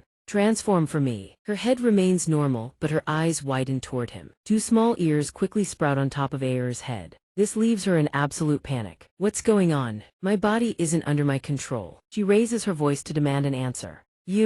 What did you do to me? Suddenly, a strange sound is emitted. Go. Aer immediately transforms into a cat-like creature standing on two legs. Only now does Wu Tong believe what he said. It really is a demonic beast. It's so soft, it's so cute. Shengmo says in a low voice, although I seem to be able to control this demonic beast, don't lower your guard. Unable to hide her joy, she asks bluntly, so can I keep it as a pet? Aer lets out a sharp, continuous squeal. He rests his chin on his hand and says thoughtfully, it has a human form, it could be a 1,000-year-old demonic beast. it's very dangerous. A second ago she was gushing over it, but now she proposes a bold idea. Keeping it is dangerous, why don't we just kill it? We can have ferret meat for dinner. Hearing this, he says, that's a bit too cruel, I'll go look for a cookbook. Aya bristles her fur. These two humans want to threaten me, fine, I'll play along with you. She reverts to her normal form to plead her case. Go, sorry, I shouldn't have lied. I am just a weak ferret. Because I can transform into human form, I was chosen for the vanguard to be cannon fodder. Even though I never wanted to fight, I had no way to resist those powerful demonic beasts. If you can spare me, I will do anything you ask.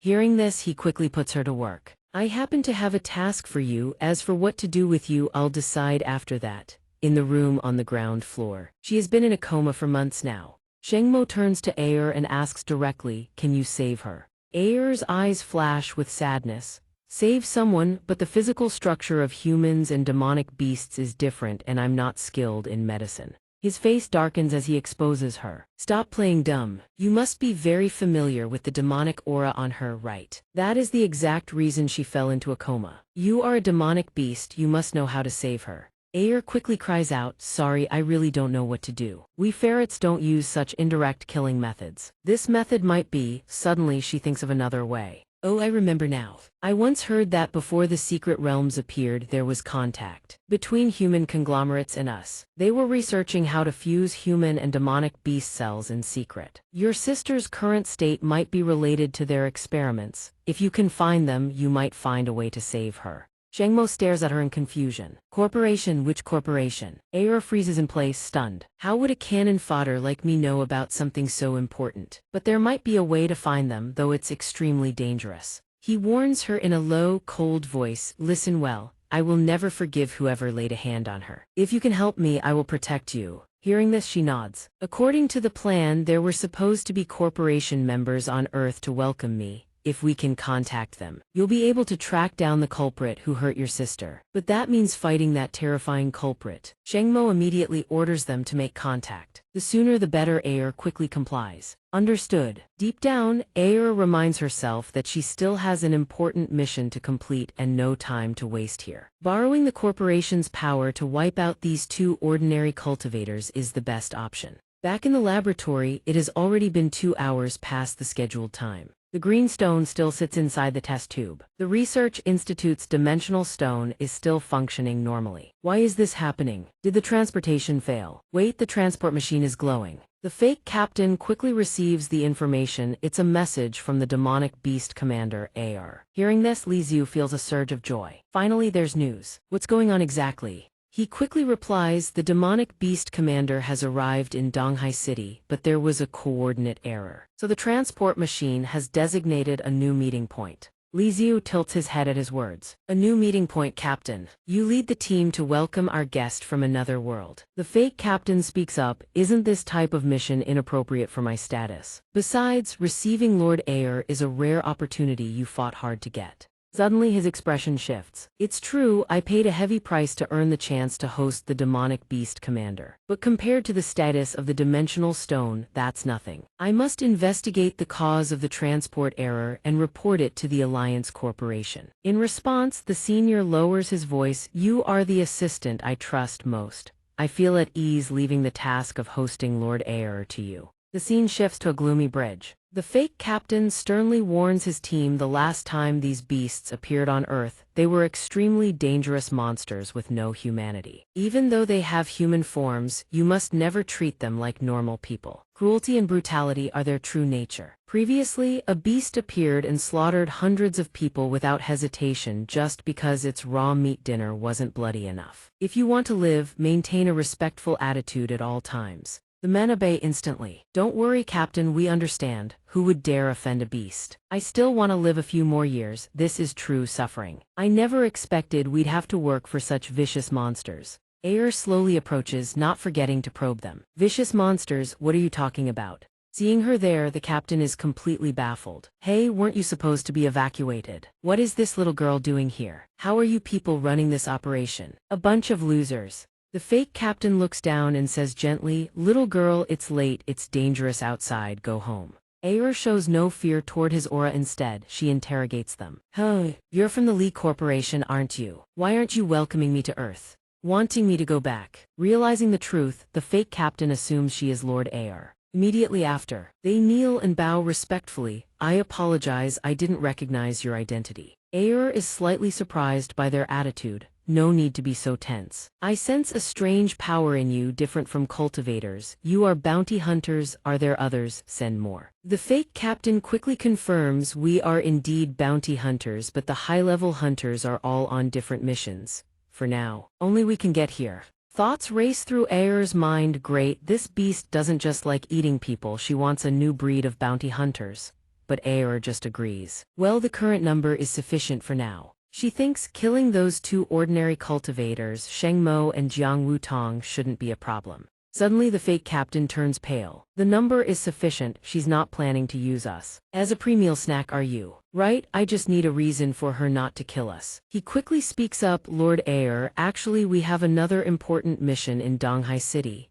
The fake captain then launches into a long, rambling explanation. There is a cultivator who has achieved battle power equivalent to a 1,000-year-old demonic beast in the secret realm. If he continues to grow, he might complete all the secret realm quests and destroy our plan to merge the two worlds. He also possesses great power in reality. To be honest, it's very difficult for us to kill him, but we can lead you to him. If you strike, you'll definitely be able to finish him off easily. Hearing this, Aer states decisively, indeed, if such a genius cultivator is allowed to live, it will be a nuisance for the fusion of our worlds. Rest assured, I will deal with him personally. She thinks to herself, my power is restricted, it must be related to that cultivator, Sheng Mo. Once these bounty hunters eliminate Sheng Mo and I recover my strength, the cultivators on Earth will be nothing. The fake captain then says politely, Lord Aer, on behalf of the Lee Corporation, I thank you for your help. Aer speaks, no need to thank me, I am only fulfilling the will of the God Lord. Tell me everything about that cultivator.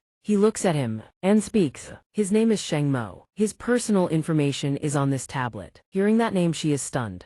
Sheng Mo. She points in that direction and asks, what does this Sheng Mo look like? Just then, Sheng Mo happens to be walking this way. What a coincidence, he's delivering himself to her. Aer rushes toward him with supernatural speed, leaving the captain speechless. Lord Aer is worthy of being a demonic beast commander. Facing such a powerful cultivator, she doesn't fear a thing and charges right in. The moment she reaches Sheng Mo, she flips her loyalty 180 degrees. Master, those people are just hunting dogs for the corporation. I've lured them here for you. The system suddenly displays a notification. System Aer's favorability toward host increased by 5. Pet favorability function unlocked. Bonus reward granted. Reward shared damage ability unlocked. System, when the host is attacked, normal injuries will be transferred to your pet. Yours. Reward 2 pet bonding unlocked. The host can now sense the pet's attitude and mood changes. Improving the pet's affinity will unlock additional functions. Stay tuned. Sheng Mo stares at this, his mind reeling. Why did the affinity suddenly increase? 2 rewards at once. Is 5 points of affinity actually high? System Pet Status Interface Species Frost Ferret Affinity 5100. If you got hit by a truck and died, it would dance on your grave. A voice suddenly rings out. Master, I've confirmed it. These hunters are all noobs. You can definitely handle them easily, Master. I will always believe in you. Aer gives him a thumbs up with a bright smile, though in her heart she curses. This is so annoying. Why is he so strong? It seems I can't take out Sheng Mo this time, but I can't give up, I'll get him next time. Sheng Mo approaches her, realizing, so this voice is Aer's true thoughts. This must be the bonding function. The damage sharing feature is also quite practical. If I raise her affinity, I might get even better rewards. He speaks up, seeing as you're still useful, I'll spare your life for now. Hearing this, Aer frantically waves her hands. Such a cute ferret. Why would you want to kill a ferret? The young men nearby exclaim in horror, did I hear that right? That arrogant demonic beast is calling Sheng Mo master. The one next to him yells, isn't Sheng Mo a cultivator? Why is he involved with demonic beasts? They whisper amongst themselves, a demonic beast that's strong, acting like a low-level dog in front of him. Could his true identity be a high-ranking entity from the other world? The assassin trembles in fear, we're doomed, we were just bragging about wanting to kill him. We're insane. Offending a major figure from the other realm, can we even make it out alive? While the fake captain breaks into a cold sweat, the other assassins quickly interject. Lord Sheng Mo, our deepest apologies, we didn't know your status. trying to kill you was all for the sake of the world integration plan. It was all a misunderstanding. Lord Aer, just what is Lord Shengmo's true status? Hearing this, Aer shouts, shut your mouths. You lowly hunters aren't even worthy of knowing my master's identity. Even worse, you had the guts to instigate me into working with you to assassinate my master. Your crimes are unforgivable. Kneel and beg for his mercy. The group immediately drops to their knees, bowing their heads and begging for forgiveness. The old fake captain silently plots a counterattack in his mind. That is nothing but a suicide mission. Running away from these two monsters is just a joke. All we can do now is wait for the judgment of this human-shaped monster. According to previous analysis, Sheng Mo's attitude towards strangers is relatively mild. As long as we show humility, he might grant us a path to survival. Aer reaches out toward Sheng Mo and asks, respected master, these hunters are being very sincere with their apologies. Should we lighten their punishment? Honestly, I actually thought they would choose to fight me. Since they've apologized, let's forgive them. The fake captain pleads fearfully. Lord Sheng Mo, thank you for your mercy. He thinks joyfully, great, we bet correctly, we survived. Aer slowly approaches and snorts, You guys are truly lucky to meet such a kind-hearted master. But internally she calculates. These hunters know my identity as a commander. To keep the secret, they must die. However, she says aloud, according to our rules, offending a superior requires 3 days and nights of torture with needles and salt, followed by being burned to death in a large fire. Since my master has forgiven you, you can choose a slightly less painful death. Do you want to kill yourselves or be eaten? Hearing this insane request, the fake captain thinks, compared to being eaten, suicide seems slightly better. She snaps, what the hell, aren't both options death? I don't choose any of that. Sheng Mo steps forward, lifts her up, and gives an order. Aer, I am giving you a direct order. He looks at them and instructs, you don't need to be tense. I'm just an ordinary person, not a demonic beast, and I certainly won't eat anyone. You were just doing your job, I understand. Just answer my questions, and I will let you leave here safely. First question, who sent you to kill me? Hearing that, the old fake captain thinks, is it really just a simple question like that? I can just make up a name to pass the test without betraying young Master Li Xiu. His mind is filled with schemes. No, this is a trap. Aer, the demonic beast commander, knows we belong to the Li Corporation. She definitely won't hide anything from Sheng Mo. Sheng Mo might already know we are Li Xiu's subordinates. He's probing us intentionally so he can kill us with a clean conscience. His gaze towards Sheng Mo is full of malice. If we admit to working for young Master Li Xiu, we'll die for disloyalty. If we don't mention young Master Li Xiu, we're lying to him and he'll kill us after lowering our guard. He even intentionally claims to be an ordinary human. He really is a major figure from the other world. Both his combat power and his schemes are top tier. A terrifying person like Sheng Mo is far beyond our imagination. Seeing him silent, Sheng Mo urges, my patience has a limit. Don't you want to answer my question? Hearing this, he panics, wait, I'll talk, I have to gamble on my luck. Our boss is, the fake captain suddenly vomits a mouthful of blood. He coughs in agony. The others in the squad show the same symptoms simultaneously. They collapse onto the ground, the scene broadcast to a screen elsewhere. Inside a luxurious room, Li Xiu is watching. Li Xiu's voice is panicked. What the hell is going on? Sheng Mo is the master of a demonic beast commander and a supposed savior on the outside. Could Sheng Mo truly be a major figure from the other world? If he is a demonic beast, everything makes sense. Why were there no records of him in the cultivation sects before, yet he has such immense power? Through rigging the secret realm to reach the top of the leaderboard, does a demonic beast have other plots? He grips the control device. Or worse, Sheng Mo is a cultivator, it's just that his power far exceeds expectations. He's not only interfering with the cross-boundary stones but even caused the demonic beast commander to rebel. Whatever his identity, offending Sheng Mo puts our entire Li Corporation at risk of annihilation.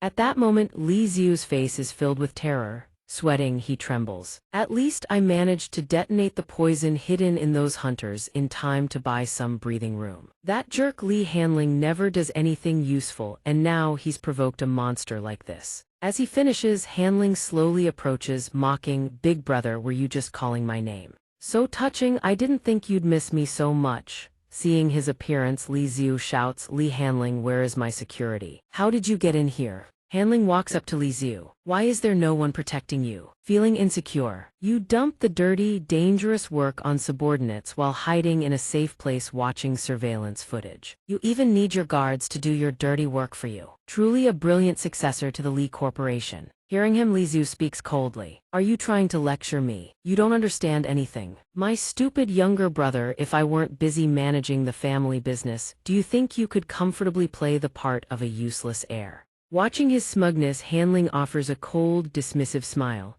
Is that so? My dear brother, how do you plan to deal with the commander of the demonic beasts? One wrong move and the Li Corporation will be destroyed by your own hands. What a heavy responsibility. Upon hearing the intelligence he just spilled, Li Tu panics instantly. How do you know about the demonic beast commander? This building's security clearance is way above your pay grade. How did you even find me? Where is my security detail? What could a useless waste like you possibly hope to achieve? As Li Tu's hand brushes the desk, a strange thought occurs to him. Seeing his hesitation, Hanling's lips curl into a mocking smirk. He questions him. Are you looking for this? A short pistol appears in Hanling's hand. He says softly, I saw this dangerous thing on the desk, so I tucked it away for safekeeping. You aren't planning to use a gun against your own flesh and blood, are you? That really hurts my feelings. He points the gun straight at him and shouts an order. I know exactly how many demonic beasts have snuck onto Earth. And furthermore, what is the purpose of those beasts? Hearing this, Li Tu connects the dots in a fit of rage. It was you. You've been secretly sabotaging the plans to merge the two worlds all along. Everyone thinks you're a good-for-nothing loser. Why would you go to such lengths? Do you intend to betray your own family and your own status?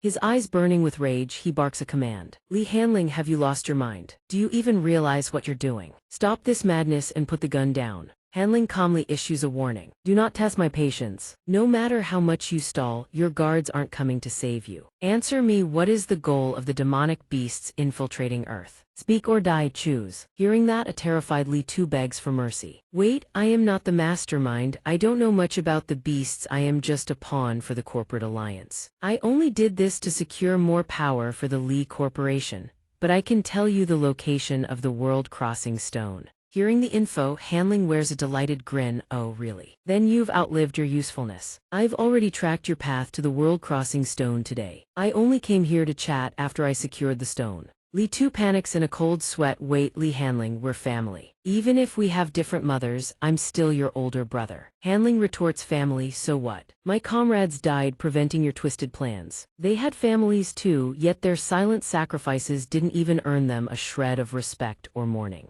His eyes are full of fury. But you're different. Your death will be the trigger for a full-scale conflict between the corporation and Sheng Mo. You thought you were so clever, blinded by greed, but you're just about to become collateral damage. With that, a gunshot rings out as Hanling puts a bullet through Li Tu's head, sending him collapsing to the side. Next, Hanling quickly pulls out his phone to make a call. The other side answers and he speaks Xia Chu. The situation here is handled. Li Tu is dead. The plan has changed. Do not make contact with Sheng Mo. Pull out immediately. Xia Chu is stunned. You killed Li Tu. Didn't you say keeping him alive was more useful? What do you mean the plan has changed? Hanling replies, his death is the most profitable outcome. Sheng Mo's strength is beyond imagination. He is called master by the demonic beast commander. Even if he is a big shot from another realm or a powerful cultivator, getting close to him now is too dangerous. Li Tu came to Donghua City not just to welcome the beast, but to assassinate Sheng Mo. Since he's dead now, all the hostility will shift onto Sheng Mo. Regardless of Sheng Mo's identity, driving a wedge between him and the corporation is our best move. Xia Chu's heart boils with anger. That is a despicable way to operate. I have to see for myself if Sheng Mo only subdued the beast to protect our world. If he truly is some high-level entity from the other side, I will kill both Sheng Mo and the beast here and now. Hanling panics. What? Are you serious? Do you honestly think you can take on Sheng Mo and that beast? Hello, damn it, don't you dare hang up. By the riverbank, the water flows violently in the night. Aer asks him, Master, these hunters are all dead. Do you want me to search their bodies for anything useful? Sheng Mo warns her instantly. Stop looking, Aer, someone is coming. Just as he predicted, Zia Chu approaches from the distance and introduces himself. Shengmo, nice to meet you, I am Zia Chu. It's hard to imagine such a powerful young cultivator exists. At this close range, I can feel your combat strength in reality is no different from what it was in the secret realm. Shengmo remains cautious, you're not weak yourself, though you don't seem particularly strong either.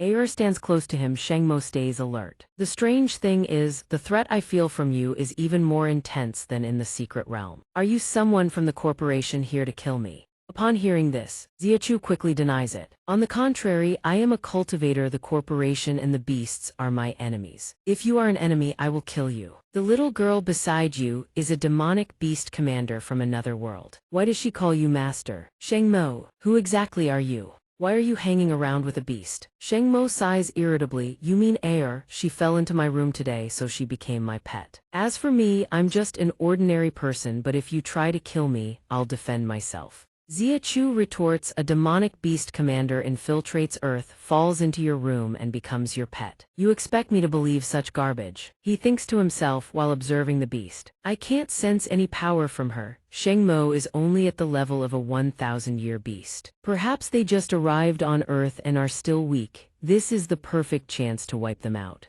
Shengmo retorts defensively, aren't you the suspicious one? The moment I was interrogating those hunters, they died, and then you appeared. It's hard not to suspect that you're the one pulling the strings. If you don't trust me, then I have nothing more to say. If you want to fight, bring it on, otherwise I'm going home. Hearing his words, Zia Chu relents and offers an apology. Apologies, you make a fair point. I lost my temper earlier, this concerns the survival of our world. Let's put our suspicions aside and talk frankly. Demonic beasts infiltrating Earth and allying with the corporation is a massive threat. If you've tamed a commander, surely you know why they're here, right? Shengmo looks at Aer behind him and responds. I understand. He turns to Aer, what is your purpose for coming to Earth? Aer pauses for a moment and replies softly, Master, I don't know that either. Zia Chu steps forward and challenges him. Are you kidding me? Shengmo, hand over this demonic beast to me, I'll make it tell the truth. Seeing his distrust, Shengmo affirms, it's telling the truth. I know it sounds strange, but I have a way to verify if a pet is lying. Zia Chu's face darkens, he frowns and says, you want to shield this beast? Demonic beasts are humanity's enemies. Do you really believe a demonic beast commander doesn't know what its own subordinates are doing? Aer hears this, frowns in anger and shouts, stop looking down on me, I am still a demonic beast commander. If I say I don't know, I don't know. I came to Earth because I needed a powerful demonic beast to serve as a negotiator with the corporation. As for the missions of those other beasts, I couldn't care less about those low-level scrubs. In reality, Aer comes from a low-tier race and was usurped by high-tier beasts, leading to her being kept in the dark and her pride. Her pride does not allow her to appear weak in front of a cultivator. The man standing beside him agrees, I believe her words, so, Shengmo cuts in, then we have nothing left to discuss. Suddenly, Zia Chu uses his power to dash toward him at high speed. Zia Chu swings a punch straight into the ground. Shengmo dodges the attack instantly, stepping back while casually lugging Aer along like a doll, his eyes flashing with surprise. Hey, a sneak attack. No martial honor, is that how a cultivator behaves? Hearing the accusation, Zia Chu's expression remains unchanged. He replies coldly, my goal is only that beast. One doesn't need to discuss honor when dealing with demonic beasts. If it knows nothing, then kill it. Keeping a beast alive only spells future danger. Seeing the unrelenting threat, Shengmo counters quickly, I refuse. I promised Aer that if she helps me, I will protect her. Even if she is a beast, I will keep my word. Aer, standing behind him, wears a joyful expression. She whispers, Shengmo, my master, to think such a kind-hearted human exists. A system notification sound rings out. System Aer's favorability toward host 5. Pet status Aer, race bone barrier, favorability 110,110 max. If you get hit by a truck and die, she will happily dance on your grave and then place a steamed bun on your tombstone. Seeing this, Shengmo celebrates internally. Favorability increased, but wait, you still want to dance on my grave. And Aer hasn't helped with anything yet, just standing there goofing around. This master is the best, but she's so annoying. Should I just kill her? Zia Chu, standing opposite, emanates boundless killing intent. He warns, if you choose to protect that beast, then I won't hold back. With that, Xiachu clenches his fists, and red and blue flames rapidly collide. Xiachu unleashes his attack, and it flies straight toward him. Seeing this, Shengmo quickly erects a shield to defend. He says coldly, "Interesting technique, 2 different elemental powers coordinated very skillfully. You're quite impressive too." Hearing the praise, Xiachu replies, "As expected, normal attacks can't even scratch you. Try this." A series of white glowing patterns appear on his face. Xiachu chants his technique, 5 elements reversal fire brand golden lotus. Xiachu thinks to himself, 5 elements reversal is a forbidden technique. Every attack makes the user's inner power unstable, eventually leading to a self-detonation. Facing internal destruction, even if your strength is greater, there's nothing you can do. Xiachu announces, "Shengmo, now the real fight begins." Hearing this, Shengmo simply says, "Oh," with surprise. They lunge at each other, trading blows. Red and gold shockwaves collide, creating violent tremors. Aer cheers excitedly from the sidelines. "Fight, fight." Finally, a cultivator capable of being Shengmo's rival appears. "Wait until they both get severely injured, or better yet, kill each other and I can finally escape safely." Suddenly, the system notification sounds. System host has received an unidentified attack. Damage transfer function activated. Just as things were getting good, the mood is ruined. Aer suddenly spits out a mouthful of blood. She looks panicked. "What's going on?" She quickly catches the blood with her hands. "Those 2 humans are the ones fighting. Why am I the one spitting blood?" Xiachu's voice booms, "It's time to give up." Hearing that, he looks down, saying angrily, "Is that really the extent of your power? Are you just tickling me?" Offended, Xiachu dives from above, his hand glowing red as he shouts, "Shut you p." He charges at Shengmo, swinging his fist toward him. Shengmo isn't slow, quickly using his shield to deflect the attack. They trade blows, creating sparks that streak across the ground. Shengmo's eyes reflect genuine irritation, a chill running down his body. He says coldly, "No matter how many times I try, it's still so strange. I clearly blocked your attack, yet I still get hit. What kind of martial art is this? Interesting." At the same time, Xiachu pushes his power to the limit, creating a fist of absolute force. Xiachu lands a heavy blow on his left arm. Xiachu thinks he couldn't dodge this one. But a second later, he looks astonished the guy actually took the hit on purpose. To retaliate, Shengmo raises his right hand, gathering a flow of golden energy. He sneers, "My turn now." Shengmo lunges forward, throwing a punch at Xiachu. Xiachu can't dodge and takes the full impact of the blow. Xiachu is sent flying, slamming hard into the wall. The wall crumbles and coughing sounds echo as blood hits the ground. Xiachu thinks frantically, "Luckily, 5 elements reversal increased my defense, otherwise I would be dead. But this exchange wasn't a loss." He clutches his chest, calculating carefully. "Shengmo has been hit by 8 of my punches. It should be enough to make his internal power spiral out of control. This is my victory." Seeing Xiachu stand up, Shengmo praises him. "Oh, still alive, I really underestimated you. Even though your power level is mediocre, your martial arts are quite potent."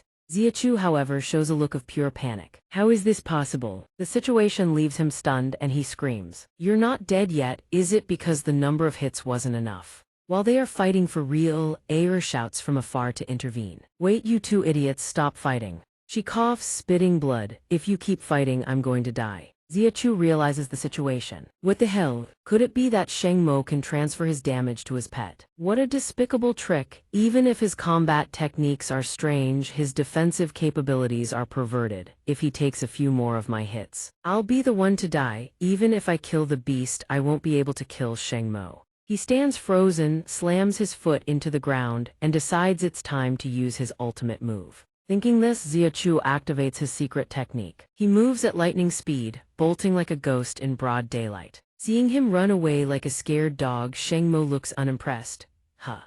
He acted like he was about to risk his life only to run away at the last second. Feeling the strain of the blows, he grips his other shoulder, thinking to himself, "Forget it. No need to fight this monster to the death. Any more of this and I am a dead man. It still has an effect on me, but if I continue, I might be the one in danger. My whole body aches, my lower back is tight, even that little mutt in the secret realm didn't push me this far." The scene shifts to an apartment with the lights still on. Hanling is supporting the defeated Xiachu, who can barely even take a step. Seeing Bone beaten so miserably, she begins to berate him. "Are you insane? You keep trying to challenge Shengmo. If you die, what am I supposed to do? Where will I find another useful opponent like you?" Hearing this, Ziachu replies, I was too confident. Sheng Mo's strength is far more terrifying than I imagined. Even ignoring his ability to transfer wounds onto demonic beasts, his physical constitution far exceeds that of a normal 1,000-year beast. The internal body is usually a weak point, difficult to temper, yet he manages to resist the influence of the 5 elements distortion. Seeing his dejection, Hanling encourages him, don't be so gloomy. Honestly, I'm surprised you managed to survive Sheng Mo's hands at all. Monsters should be left for other monsters to handle. You don't need to worry about Sheng Mo anymore. At this point, Ziachu turns his head with a curious expression. Oh, has your plan succeeded?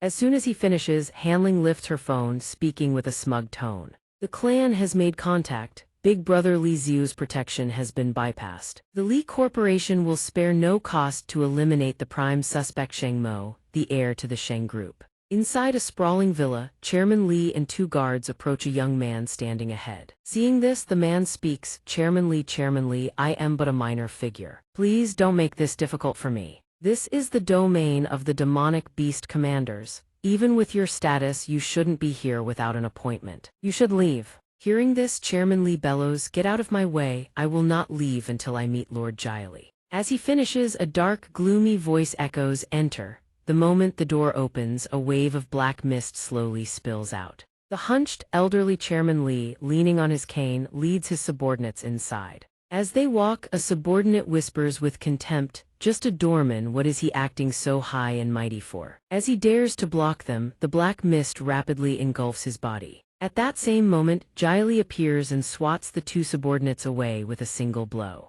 Seeing this, the chairman questions Jia. Lord Jiali, what is the meaning of this? If you invited us into your room, why kill my subordinates? Hearing this, Jiali replies with disdain. Invited? I don't recall inviting your subordinates. I only kill those who trespass into my territory. Fine, your turn, old man. I'll give you one more chance. If you can make me laugh, I'll let you live. A massive hand grips his body tight. Chairman Li stammers in terror. My son, Li Xiu, went to Donghua City to welcome the demonic beast commander, but the operation failed, and his whereabouts are unknown. My son was brutally murdered, and the interdimensional stone belonging to our coalition was stolen by the culprit. Lord Jiali, I beg for your assistance to avenge my son. Hearing this, the creature sneers and shouts. The demonic beast commander went missing, so even you have days like this, huh? Pathetic old man, tell me who is the culprit. I can help you get revenge, but the interdimensional stone must belong to me. That's Savior Sheng Mo. Hearing the name, Chairman Li quickly explains that Sheng Mo killed the corporation's high-level advisor and exposed their underground hideout. My son, Li Xiu, went to Donghua City specifically to eliminate Sheng Mo. Even though all image data has been erased, there is no concrete evidence, but I can confirm the stone was stolen and the commander vanished. Sheng Mo is the prime suspect.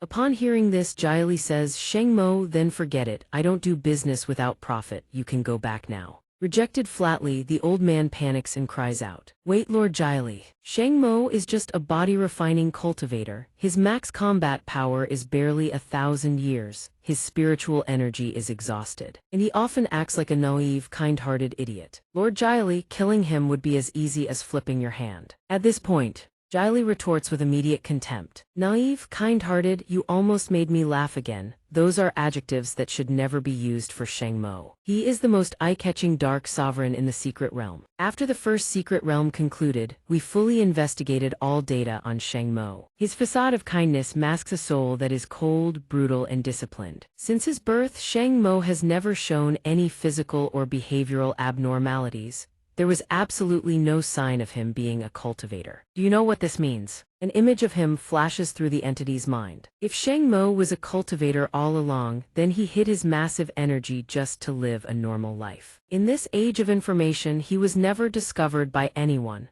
Even when his sister was terminally ill, he didn't reveal his status. But if he only learned to cultivate after entering the secret realm, that is even more terrifying. Recalling the moment Sheng Mo realized his own strength, it implies that in one single day, he transformed from a mortal into the strongest cultivator on Earth. Body-refining cultivators indeed have limited potential, but such basic knowledge absolutely does not apply to a monster like Sheng Mo. After grasping the rules of the secret realm, he used every trick to gain public influence and traffic. When he went to sleep, when he went to play hide-and-seek with the beasts, and even when he ate and live-streamed at the same time. In Jiali's memory, Sheng Mo touched the teleportation gate, and he immediately realized the guy was using stupid acts to attract attention, contrasting it with his swift takedowns of beasts to earn large amounts of fate coins to boost his combat power. He asks, do you really think he's kind and stupid just to boost his performance rating for more fate coins? Sheng Mo couldn't care less about the life or death of other cultivators. Despite his overwhelming strength, he only chooses to save people selectively. Patient, cautious, holding back his trump cards and manipulating the psychology of the audience. Remembering his battles, he is clearly powerful but selective in his altruism. He is cautious, hides his trump cards, and plays with the audience's mind. In a sense, Sheng Mo is even more like a beast than we are. Sheng Mo is truly too dangerous. Declaring war on him now would be a massive loss for us. After hearing Jiali's analysis, Chairman Li reveals his intent. Lord Jiali, if Sheng Mo is so dangerous, he shouldn't be left alive. He will become the greatest threat to the two-world fusion plan. After a pause, the entity replies, all right, if you're so worried about the fusion plan, why don't you kill him yourself? After all, your corporation spares no expense. Surely you can dispose of 1,000-year combat power cultivator. Chairman Li stammers, leaning on his cane. Seeing his hesitation, Jiali asks coldly, cat got your tongue. Facing the culprit who killed your son, your final thought is still about profit and loss. Old man, we will definitely kill Sheng Mo, but there are more important plans now. You can make some preparations once we kill him. Things will be much easier. Hearing this, he replies, Lord Jiali, just give your orders. The scene shifts to a luxurious room. Jiali speaks his mind. The old man from the Li Corporation is gone. Nur, you can come out now. You still haven't broken the habit of eavesdropping. Nur appears and fades, his voice echoing with implication. It's just because of my invisibility talent. Why do you all assume I'm a peeping Tom? I'm here to report for duty. The trap for the second secret realm is all set. Hearing this, Jiali praises him. Excellent, that way we won't need to split the merit with that guy anymore. Speaking of which, we still have Sheng Mo to thank for this. Wasn't a wretched creature like Air already taken care of by Chu Mo? Hearing this, Niter speaks up, I wish that were the case, but considering Earth can maintain combat power for at least 1,000 years, she can probably still escape. Meanwhile, at Yu Tong's place, Chu Mo leads the chubby, portly Air before her and asks, Yu Tong, this ferret seems to have fallen into depression. How about we just grill it? At Yu Tong's residence, lamplight seeps through every corner, bathing the house in a warm glow. Yu Tong gazes at Air and speaks, the corporation's hunters and that strange cultivator. It all sounds very dangerous. If only I could be a little stronger, then I could actually help you instead of just being a burden. Hearing her words, Chu Mo responds, don't say that. If you weren't here protecting my sister, I wouldn't be able to leave with peace of mind. She points at the bag containing Air and explains, speaking of which, I just set up a concealment formation around the house. Only those I've authorized can freely enter and exit. The corporation's people won't be able to find this place. That way, even when we enter the secret realm, we can rest easy. The doorbell rings, a mail delivery guy steps forward and asks, Mr. Chu, this is the food you ordered. Chu Mo responds, thanks. Yu Tong immediately shouts, wait, how the hell did you find this place? Hearing her question, the delivery guy raises a finger proudly and replies, this place was indeed very hard to find. Lucky for you, our company just upgraded to a brand new positioning system. Even if you were hiding up in a tree, I could deliver right to your doorstep. Long live high-tech. Yu Tong curses internally, damn high-tech, looks like the formation needs some serious upgrades. In the monster world, a realm of rigid hierarchy, Air rose from the lowest of origins. Through relentless, unyielding effort, she clawed her way to power, status, and influence. She dominated the battlefield, an undefeated goddess of war. The aspiration of every low-level monster, a revered idol, and a symbol of majestic beauty. The room suddenly falls silent, now stripped of her monster energy. Reduced to a cultivator's companion, a mere damage-soaking meat shield, Air slumps into a chair and lets out a weary sigh. I don't want to do this anymore, I just want to go home. She clutches her head, her mind a tangled mess. No hat am I even thinking. Even if every high-level monster on Earth is her enemy. Even if the corporations are nothing but short-sighted fools who only care about immediate gains. She has to find a way to survive, complete the mission bestowed by her divine lord. Aer thinks to herself, if I give up, my comrades will once again become food and playthings for those high-level monsters. Chumo walks into the room and asks, Aer, how are your wounds doing? I brought you some food. Aer screams, demon, stay the hell away, what evil scheme are you plotting now? Chumo quickly explains, you're still angry. Sorry for hurting you, I really didn't mean to. Besides, didn't you also hide your identity as a monster commander from me? Consider us even, alright. You've been here for a while now, your stomach must be empty, right? I really am just bringing you some food. Noticing the subtle barbs hidden in Chumo's words, Aer's fury ignites. She screams, I am not some little wild animal. Don't you dare underestimate me. You wretched human, you think you can win me over with food. The delicious dishes are quickly laid out before her. Aer's eyes light up like floodlights, drool pours from the corners of her mouth. Fried chicken wings and a fresh salad are placed on the table. Aer snatches up a piece of chicken, takes a huge bite and exclaims with pure delight, so delicious. Chumo remarks, looks like you're a real fried chicken fan, huh? Aer happily savors every bite of her meal. Suddenly her mind snaps back to reality. Wait, what just happened? I lost consciousness, and when I came to, half the food on the table was already gone. Don't tell me I ate all that fried chicken by myself. Aer freezes, 1,000 thoughts race through her mind. I am monster commander was defeated by mere animal instinct, impossible. He must have put something weird in the food. Hearing her accusation, Chumo quickly responds, I wouldn't stoop to something like that.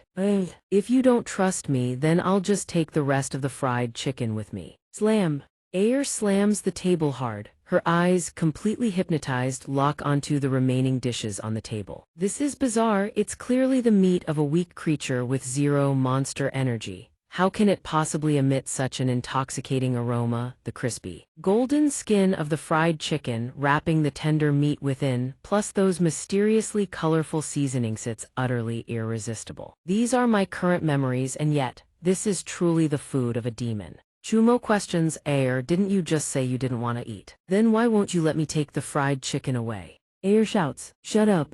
I will not be seduced by mere food. I just want to prove that even if you poisoned this food, it wouldn't affect me in the slightest. Watch, no matter how much I eat, I won't be poisoned. With that, she devours the remaining food on the table ravenously. Chumo sighs, fine, as long as you're happy. At that moment, a notification chime rings out. System registration reminder notifies that Aer's affection level toward the host has increased by 1. System registration, notice Aer's affection level toward host 1. He ponders, looks like Aer's system info wasn't wrong after all, she'll eat anything. Incredibly easy to feed, just some fried chicken and pizza. And her affection level already goes up. Chumo gazes at the system interface, a contemplative expression on his face. The death of those hunters means a complete falling out with Lee Corporation. Their next move could pose real danger to me and my sister. I need to raise Aer's affection level fast, only then can I unlock new features. Yutong suddenly bursts into the room, shouting, Chumo, it's bad. Lee Corporation is making their move against you. Slightly taken aback, Chumo responds, that fast?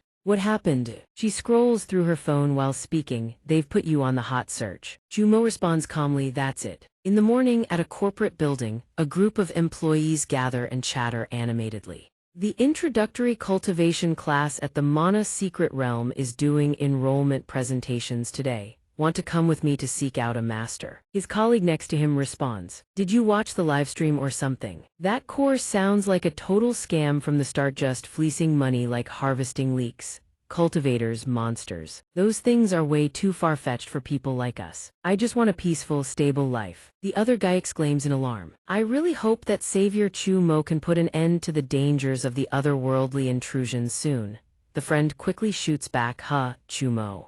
That guy is totally unreliable. His background got exposed this morning. People's expectations came crashing down without warning, and he's even on the hot search now. The other friend is stunned. What? That can't be possible. They pull out their phones and scroll. The hot search loads instantly. From the top trending topics all the way down, every single one is about him. Don't believe me? Check the hot search yourself. The video data and expose files have all gone viral. Just yesterday, before the secret realm opened, Chumo and his colleague Xia Xiaomeng went up to the rooftop of their company together. Images of Chumo and Xia Xiaomeng appear on screen. The friend continues, laying out the situation in detail. A few minutes later, Xia Xiaomeng fell to her death from the building. Although the rooftop isn't particularly high, it's basically confirmed that Chu Mo murdered her. Xia Xiaomeng's body plummets straight down from above. Other employees at the company have come forward with explosive accusations claiming Chu Mo embezzled company funds, leading to a massive deficit in the amusement park project. So he pushed his innocent subordinate Xia Xiaomeng off the building, staging it as a guilt-driven suicide.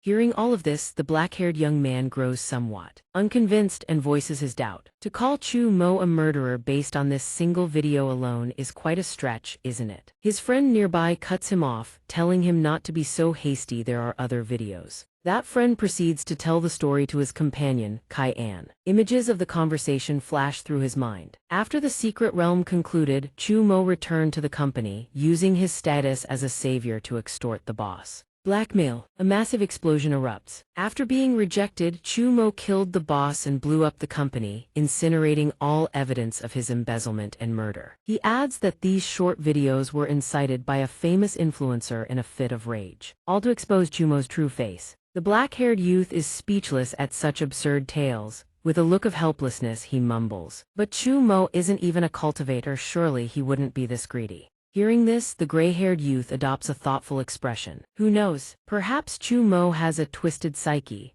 Others who know the full situation say that when Chu Mo's sister was gravely ill, the boss helped cover her medical fees, yet in the end, Chu Mo was greedy enough to embezzle even those life-saving funds. Now his sister's condition remains critical. Remembering her image, the man laughs smugly. It's laughable he is called a savior. Yet he treats his own sister's life as nothing. Even the kind-hearted boss was murdered by Chu Mo for his charity. Do you still think Chu Mo is the hope for saving the world? Hearing this, the friend replies, truly. I never expected Chu Mo to be this kind of person. I misjudged him completely. I even sent him a reward earlier. Over at the company, female employees gather, whispering about him. Disgusting. Before entering the secret realm, Chu Mo was already a cultivator. Yet he pretended to be an ordinary person just to grandstand and exploit people's kindness for more rewards. Hearing this, a brown-haired colleague quickly chimes in, exactly. Many analytical videos say Chu Mo deliberately caused other cultivators to die just to boost the show's ratings. The cultivators in the fifth secret realm were truly pitiful. They were toyed with by Chu Mo. He swindled so much. But how many fake coins did the other cultivators actually get? Elsewhere, a male MC broadcasts live from the station,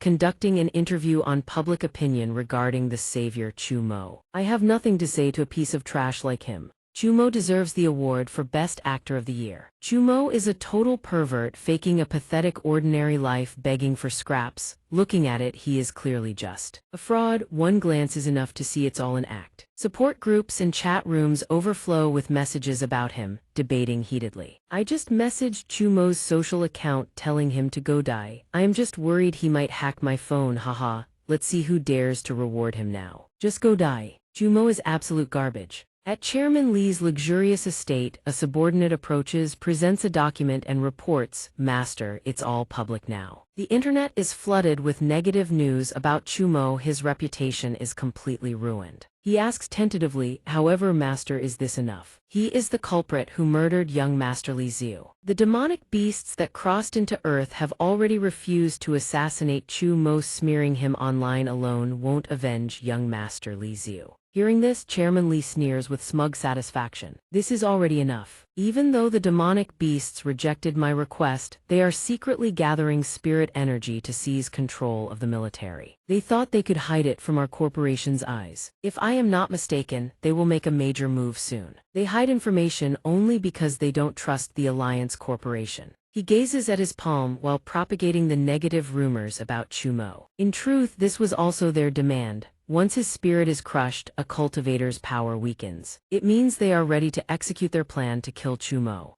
At Yutong's home, light flickers through the door gap as she screams in frustration. So infuriating. Do these netizens have no brains? They just follow the crowd blindly. You went through life and death to save the world, and this is how they repay you. Is there any justice? Hearing this, he calmly explains, saving the world was never important. I only wanted to save my sister. The noble goal of saving the world, I never even considered it. Seeing Chumo so composed, Yutong probes, "Aren't you angry at all? Those people know nothing yet spew such venom in front of strangers without a shred of hesitation," he replies quickly, appearing entirely unbothered. Chumo's expression remains cold, adding, "Besides, knowing you trust me this much, I'm already happy that you're angry on my behalf. Why should I care about what strangers think of me?" Noticing his hidden fury, Yutong looks away. "It would be more convincing if you didn't crush your phone. You're actually furious, aren't you?" Chumo replies, "The rumors targeting me this time are likely orchestrated by the Alliance Corporation. My resentment toward them has reached its peak. It cannot grow any further. They treated me like a lab rat. The Alliance Corporation will pay for this. I have already thought it through. I will start with the biggest problem, the Lee Corporation."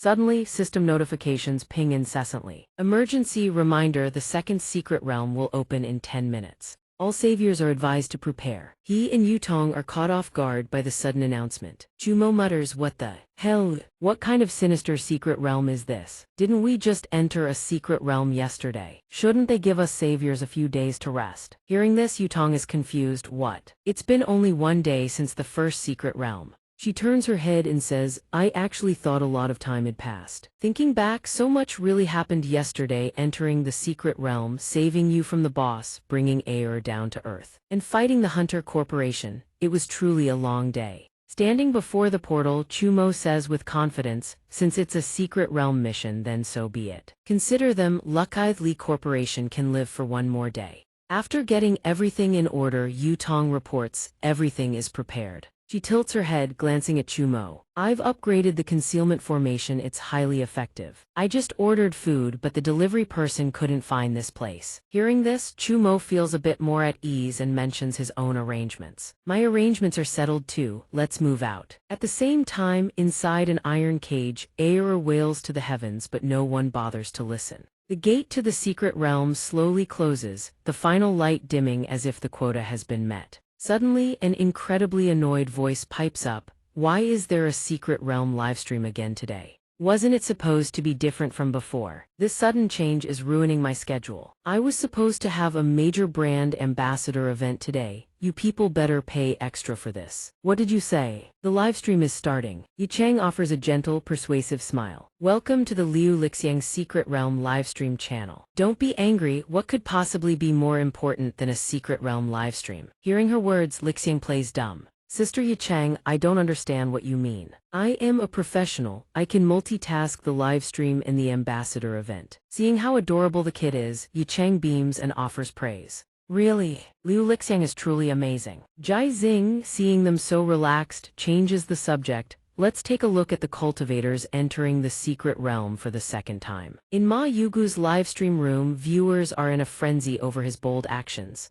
"Impressive, am I seeing this right? This cultivator is actually cooking hot pot inside the secret realm. I am terrified, he's throwing demonic beast meat into the pot. Isn't he afraid of being poisoned? The streamer is way too reckless, right? The coins and likes are already climbing. What's the big deal about eating demonic beast hot pot? Go check out Lee Haya's livestream room next door. That's what you call a truly insane eating and recording session." On another channel, viewers are staring blankly at a strange round object. "What on earth is that? Has anyone ever seen an egg that big?" Lee Hayu is showing it off with absolute confidence. "This is a 50 kg demonic beast egg I just scavenged." The streamer isn't joking. "Today I'm going to eat it raw." An informed viewer comments, "This is a giant demonic beast egg the streamer found while foraging for seafood in the secret realm. The streamer said he wants to eat this egg raw." Upon hearing this, the comment section falls into a state of shock. Eating it raw, that is truly hardcore. Witnessing this spectacle, Liu Lixiang feels like turning into stone on the spot. "I don't understand, isn't this a secret realm livestream? Has it turned into a food channel?" However, to Yichang, this is completely normal. There's nothing here to be confused about. She explains the reason. They are jumping on the trend, mimicking Chumo's style of eating and recording inside the secret realm to gain more attention and fate coins. Elder Lee, are all cultivators keeping up with the times like this? From Jai Xing's perspective, this is actually a clever strategy. These people are all rogue cultivators from the fifth secret realm. Their strength is weak, and they can only rely on this live-eating method to gain fate coins. Coins increase combat power. While this behavior isn't exactly honorable, they are still struggling to protect humanity. Of course, I believe the disciples of the four great sects would never stoop to such cheap, live-streaming antics. Let's look at the first secret realm. Switching to Jin Mingji's room, this person is even attempting to consume something no one dares to try. As you can all see, this is the most common demonic beast in the secret realm. This weird, tentacled blob. They say it has great health benefits. I will experience it firsthand today. Seeing this, Jai Xing's face darkens as if it's about to explode. He grinds his teeth and spits out two words in fury: absurd trash. The screen flickers briefly and immediately shifts to another scene. In Xianxia's livestream, he is chatting excitedly with the audience. Everyone, guys, guess what I just discovered? It's Chumo. I think everyone must be very curious about the impact of this morning's trending topic on Chumo. I am going to interview Chumo now. Everyone follow along. He waves at Chumo with a grin and calls out, "Chumo, sorry to disturb you for a moment." Chumo stops in his tracks, tilting his head in curiosity. "Huh? What do you want with me?" Xianxia puts forward his interview request seriously. "Chumo, before I became a cultivator, I was a media professional. Regarding the rumors about you murdering your colleagues and the general manager this morning, are you willing to give me an interview?"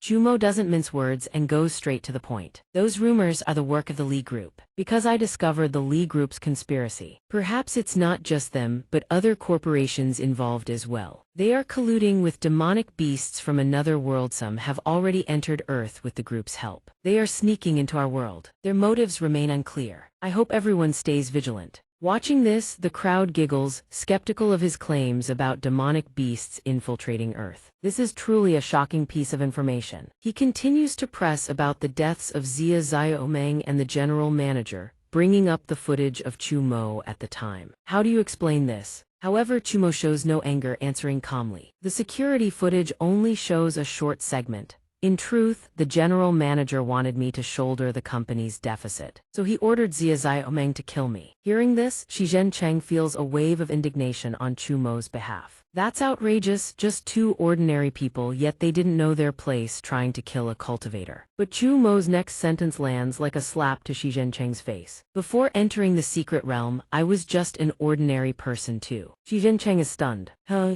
Could it be that you became this strong in just one day? It truly makes us real cultivators feel ashamed." Meanwhile, netizens mock him. What nonsense. Making up stories about demonic beasts to clear his name. Is there anyone who actually believes this? He went into the secret realm for one day and became the strongest. Some think if what Chumo says about demonic beasts infiltrating Earth is true, it poses a massive threat to our world. The stream cuts out and the focus returns to the comment panel. Yicheng leans forward, asking with a serious expression. "If it's true that demonic beasts have infiltrated Earth, it poses a huge threat. Elder Li, what do you think?" "What?" After a moment of deliberation, Jai Xing rubs his chin and states his method. "I will notify the sects to investigate the Lee Group, but there's no need to panic. If demonic beasts had truly infiltrated Earth, the four great sects would certainly know." Hearing those plans, she frowns slightly. "Hearing you say that, I am actually starting to get worried." The scene shifts to a city street, where Chumo and Yutong are walking. Yutong glances at the retreating figure of Xianxia and complains. "Your temper is too good, isn't it? That cultivator only interviewed you to boost his own fame. He didn't believe a word you said. If it were me, I'd have thrashed him already." Chumo replies softly, "I know, I wasn't just saying that for his sake. In reality, anything I say online will be deleted by the corporations, and my voice suppressed. Only through a live broadcast in the secret realm is it hard for them to limit me. I just want to try my best to reach one more person so that when someone sees the truth, they might be prepared. With that preparation, they have a better chance of survival." Suddenly, the ground trembles, causing both of them to stumble. The secret realm is shacking what's happening. The system suddenly announces, due to interference from otherworldly divinities, the 5 secret realms are merging into one. A series of data prompts appear before Chumo's system. Logging in, second secret realm initiated. Due to the sudden event, login rewards are doubled. Day 2 login reward: Martial God Legend Combat Experience. Rewards have been issued. Host, please check and claim.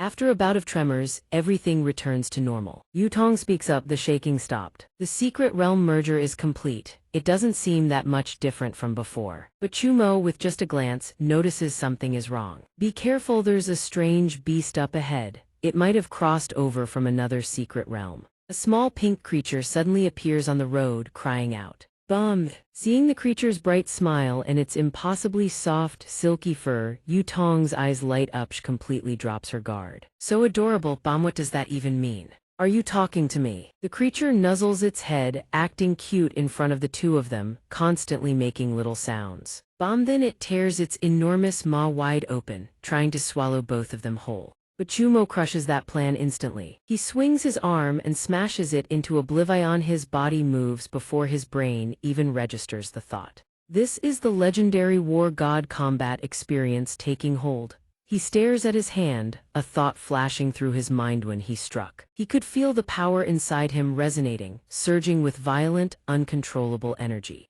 In the blink of an eye, a horde of muscular pink monsters charges toward them, all crying, "Bomb!" Yutong panics, "Watch out. There are tons of Bomi incoming and they're the supersized versions." Seeing his strange state as mysterious energy erupts across his entire body, she asks in alarm, "Are you okay?" "You don't look right," she says softly. "What's wrong?" His body locks up, frozen in place, yet the sensation has never been so exhilarating.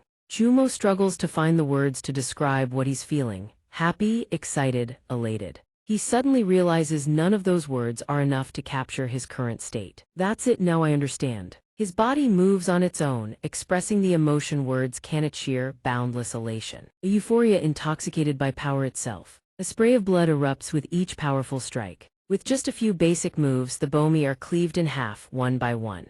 A single sweeping slash carves a straight line through the air. Chumo charges toward the remaining Bomi, as if losing all self-control. Inside his mind, there is nothing but rage. His jaw clenches, his sharp eyes burning with fury aimed at these creatures. At this disgusting world he wants to tear apart. Chumo clenches his fists tight, his movements are decisive, absolute. Kaboom! A massive explosion erupts, accompanied by a blinding wave of light that engulfs everything. Right then, a data screen flashes into existence. System detected, legendary war gods will is backfiring, initiating reboot sequence. System rebooting, legendary war god combat experience, current progress 5%.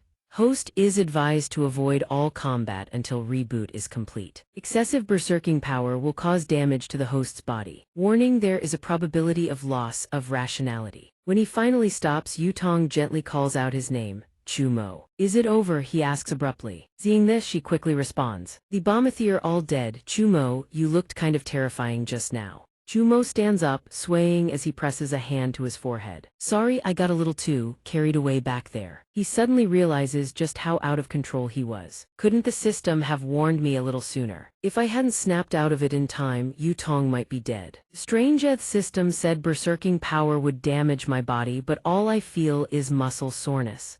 The data screen reappears. System alert, host detected suffering from legendary war god experience backlash. System activating injury transfer function. Somewhere in a dark corner, Ayer can only swallow her fury whole. "Chumo, you messed with me again. I'm seriously about to lose it, just you wait." Only now does Chumo remember the one locked away in that cage. Ayer, were you nearly killed in there too? Looks like until the reboot completes, he has no choice but to avoid fighting at all costs. At that moment, over with Dai Chang's group. After watching Chumo's fight, Dai Chang turns to Gui Xing in confusion.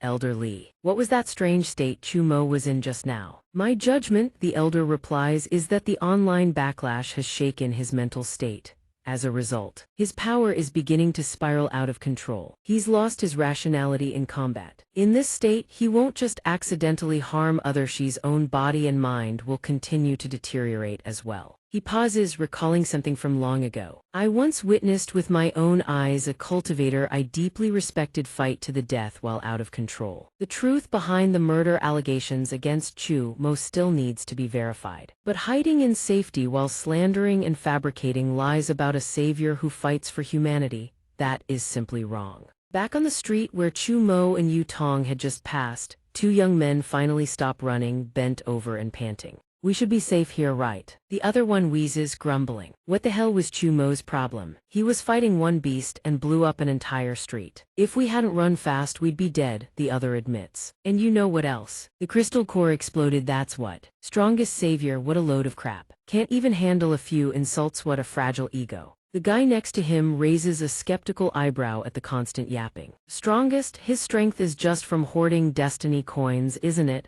Give that many coins to a pig and it could be the strongest too. Has he ever thought about how many people he's killed by stealing the destiny coins that other saviors rightfully deserved? The green-haired one nods, seemingly convinced. Good point, what does he even need that many coins for? Body refining cultivators have limaches completely wasting them. If we clear a couple more secret realms and stack our coins, who knows? Maybe our strength could surpass Chumo's. Suddenly, a sinister voice echoes from right behind them. Every hair on the green-haired one's body stands on end. Chumo, you're talking about Chumo, am I hearing that right? He stiffens, sweat pouring down like rain. This terrifying presence, could it be? But when both of them turn around and spot a tiny, adorable little ghost spirit, they let out a collective sigh of relief. We were scared of this thing, it looks cute enough, just has a weird voice. They wave it off dismissively. The other guy quickly interjects, don't mess with it, that's the core disciple of the Donghua Tianmen sect, the pet of the genius girl Tianyan. We can't afford to provoke them.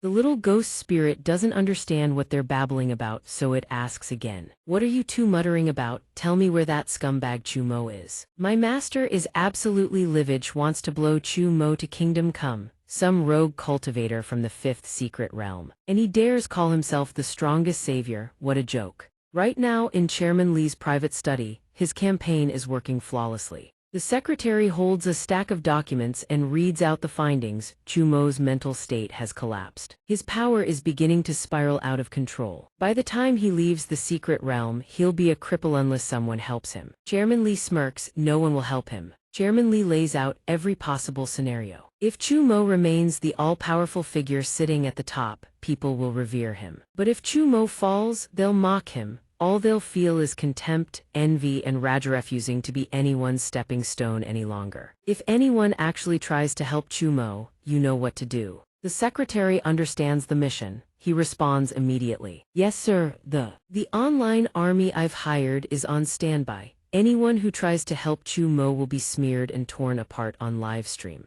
Chairman Li preens with self-satisfaction. Helping Chumo will only tarnish your own reputation, earn you no reward coins, and even risk getting killed by an out-of-control maniac. Even that cultivator whose life he saved, Yu Tong, will eventually leave him. That is human nature. The livestream comments erupt instantly. Everyone types furiously, there's actually a cultivator teaming up with that scumbag Chumo. Birds of a feather, I guess. Stop tipping her, she might get herself killed by Chumo someday. It's all a waste anyway. In Yu Tong's livestream room, the screen shows nothing but silencingly desolate rooftops remain. The netizens refuse to stay quiet, spamming the chat. Just saw the Replaythis streamer was part of the first Secret Realm extermination squad. In the first Secret Realm, all her teammates died. She was the only one who survived. What else could that be if not leeching off others? Ban this girl and Chu Ma, don't let them go around harming more people. Sister Yu Tong, leave Chumo already. He just lost control and nearly hurt you. Yu Tong, unsure of what's weighing on her mind, lets out a long, heavy sigh.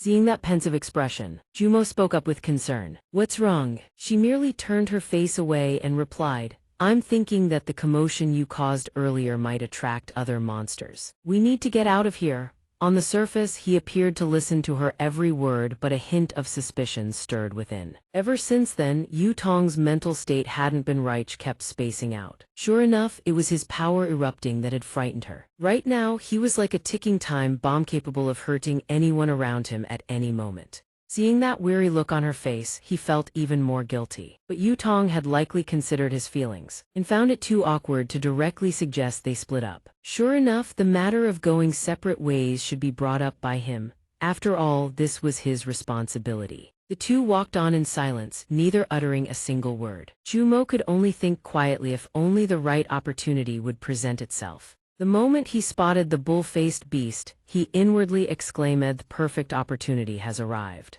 Chumo didn't notice Yu Tong's unusual expression. he simply instructed, Yu Tong, go on ahead, I'll hold this monster off. Wait, what are you doing? Yu Tong stepped forward with an unusual expression.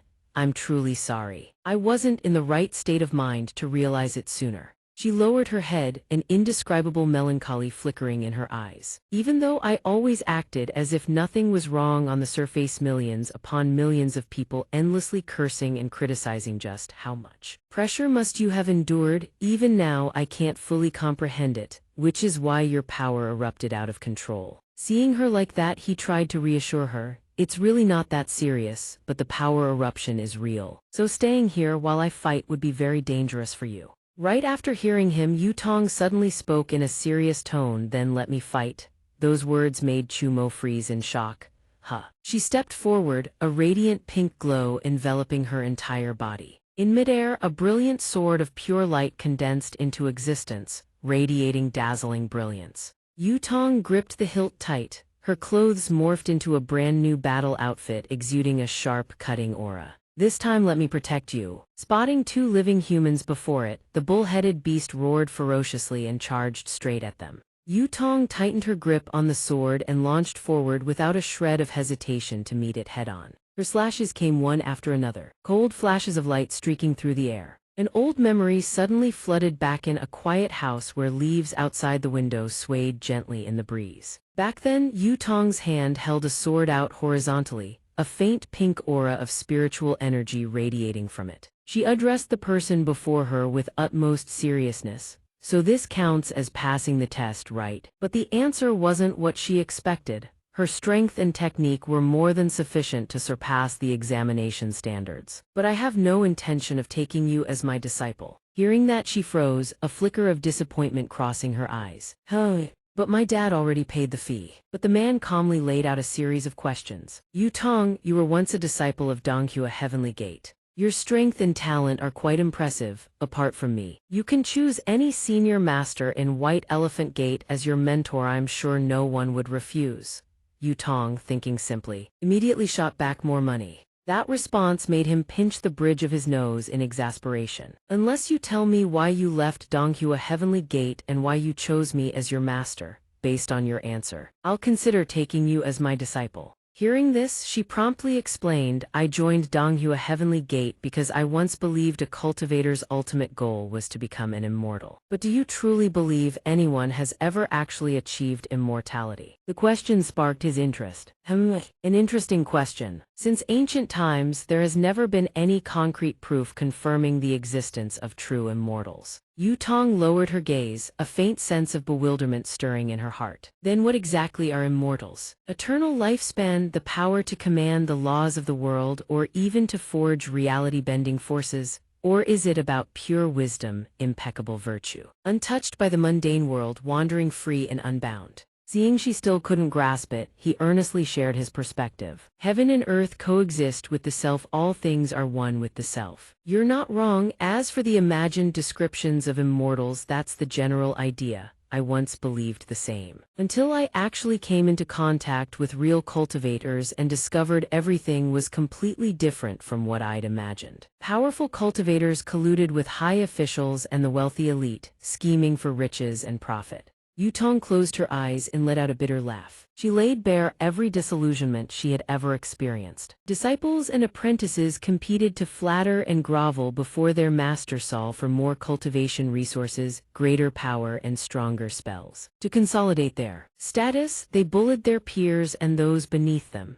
Thieves and harlots among them relied on arcane arts to deceive ordinary folk. For not fitting in, I went off on my own and got a thorough scolding from my father for it. My father wholeheartedly supported me becoming a cultivator because he hoped I could help grow his business and forge more connections. Walking alongside him, she murmured, to maintain my status as a cultivator once Donghua Heavenly Gate was no longer an option, he brought me here. It's truly laughable. In an era where spiritual energy has run dry, do we really still have a chance to cultivate to immortality? Are people like us even worthy of becoming immortals? He lowered his head and spoke in a soft, analytical tone. Most cultivators are content with being stronger than ordinary people, even dismissing ascension as pure fantasy. But no matter the era, no matter if they're called lunatics or degenerates, there will always be those who never forget their original aspiration, who tirelessly seek new paths forward. Yu Tianren, have you ever heard that name? Heard it. He brought up that strange name. Yu Tong's eyes went wide in disbelief as she stammered, Yu Tianren, where Yu means I. Tianren means celestial being. I am the celestial, I for all beings, I for heaven and earth. Giving yourself such an obnoxiously arrogant name. Aren't you afraid of getting beaten to death? He paid no mind to her reaction and continued explaining at leisure. There were originally 8 cultivation sects with long histories and formidable power. 4 of them provoked Yu Tianren, which is why only 4 great sects remain today. Yu Tong felt as if her mind had been blown wide open. There was so much she had never heard of. Holy crap, someone that terrifying actually existed. How have I never heard of him? Let me tell you the story. Most records and historical accounts related to Yu Tianren have been erased. What follows is my personal theory. Yu Tianren has ascended to immortality, or at least approached that legendary realm. But since records from the past have been destroyed, uncovering his secrets is extraordinarily difficult. I can only continuously research the people and artifacts connected to Yu Tianren throughout history, using these chromatic feather scales to retrace the path of his cultivation. If you wish, you may join under my tutelage and research alongside me. Hearing this, Yu Tong innocently asked once more, does this mean you agree to take me as your disciple, sir? He nodded in confirmation but remained curious. Oh right, you still haven't told me why you chose me as your master. Yu Tong spoke without the slightest hesitation, because I heard from others that you're very weak. Living beside you would be easier. At this point there was no need to be completely honest, right? In the end, I successfully became his disciple, often helping my master with those seemingly pointless research projects. The two of them continued walking and talking, their conversation flowing on. Yu Tong continued her story. Though my master was still dirt poor after he established his own school, all he could afford for a cultivation cave was a private house in the suburbs. Though my master remained very weak, his integrity and pure dedication to research kept attracting new followers. Many people came to take that young man as their master. Perhaps there was yet another reason. Unlike other places, the atmosphere was relaxed and casual, yet the cultivation environment remained rigorous and serious.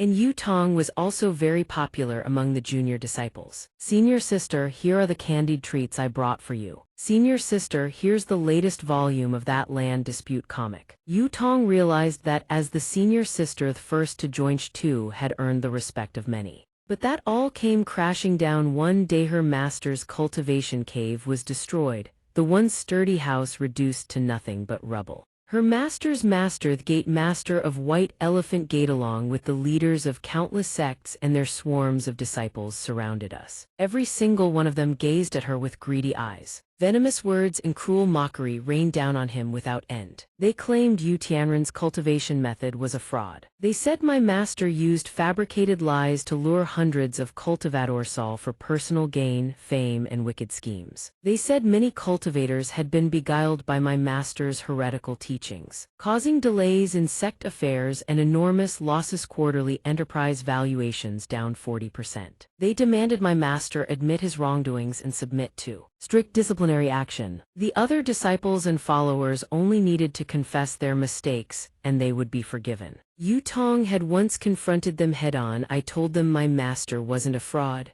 but all she got in return was mockery. They laughed. She was hit with questions she herself couldn't answer. Children are so easy to fool. Look around besides you, who else still supports your master? Her master's disciples, his followers, all of them had left. Only Yu Tong remained. She began to feel afraid. Her master told her to admit her fault, and she did as she was told. But her master refused to admit fault to them. Master said this world needs someone who refuses to admit fault. He stood up alone and gripped his sword tight. To prove he was not at fault, he ended his own life. Master was dead. They laughed shrilly over her master's corpse. After that, countless people cursed Yu Tong's master. He even dared to claim he was researching Yu Tianren's cultivation technique. Pathetically weak. Indeed truly shameless. He dared to say it, and some actually dared to believe it. Even if he could truly restore Yu Tianren's technique, it's not something ordinary people could learn. messing around on his own would have been one thing. But he dragged our sect's disciples into wasting time with Hema real plague on humanity.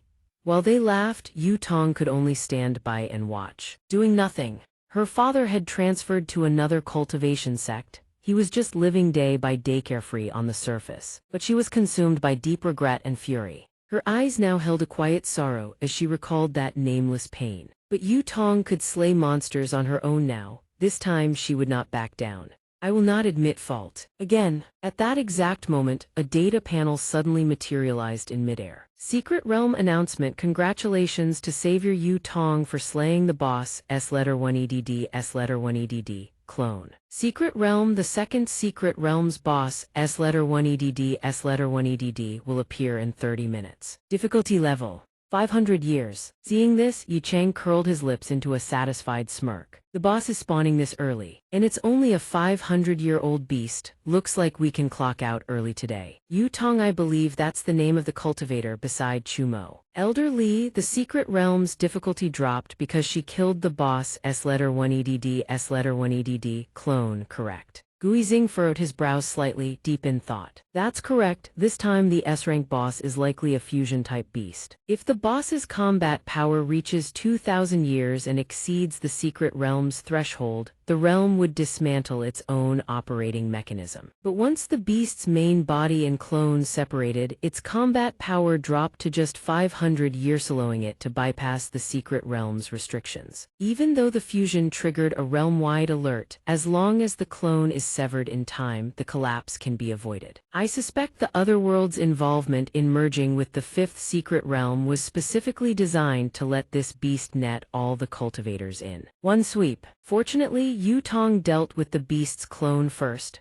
otherwise the saviors might have been facing a 2,000-year-old monster. Hearing this, Li Xiang chimed in, let's all give a round of thanks to Miss Yu Tong, shall we? The difficulty of the second Secret Realm dropped significantly. The cultivators of the fifth Secret Realm are only facing a 500-year-old beast. Couldn't they just hack it apart? Suddenly, a brilliant purple pillar erupted skyward from the heart of the city. The purple pillar stood tall at the center of the road, signaling the gate to the Secret Realm. The moment they saw it, several people panicked. The light barrier is here, the boss spawn point is too far from us, we need to move faster. Another one said casually, what's the rush? Isn't there still 30 minutes left? The masked man maintained his pace, explaining as he ran, after the Secret Realms merged, the number of cultivators has multiplied. If we don't secure a front row position, we won't gain any advantage. Who knows, the boss might be killed before we even get a chance to act. That other guy finally admitted it too.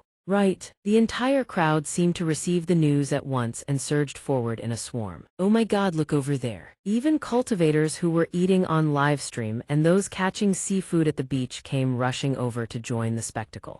A girl spotted a familiar face among them and exclaimed, huh, I remember you, aren't you the clam-digging guy from earlier? You want to go fight the boss too? The guy let out a long, exasperated sigh. There's only half an hour left, what clams am I gonna dig? There's not even enough time for scavenging. At least I managed to pick up a monster egg earlier. No air support, don't talk about me, aren't you the one who quit doing harvest runs too? The girl's expression fell with disappointment. No choice, there wasn't enough time to cook a proper meal anyway. Might as well go fight the boss, even if she couldn't snag any rewards. Watching the spectacle would be worth it. True. So the monster egg you picked up, can you sell it to me? I want to make tomato egg fried rice. Hearing her mention it, the guy quickly replied, the monster egg, that thing, I already ate it raw.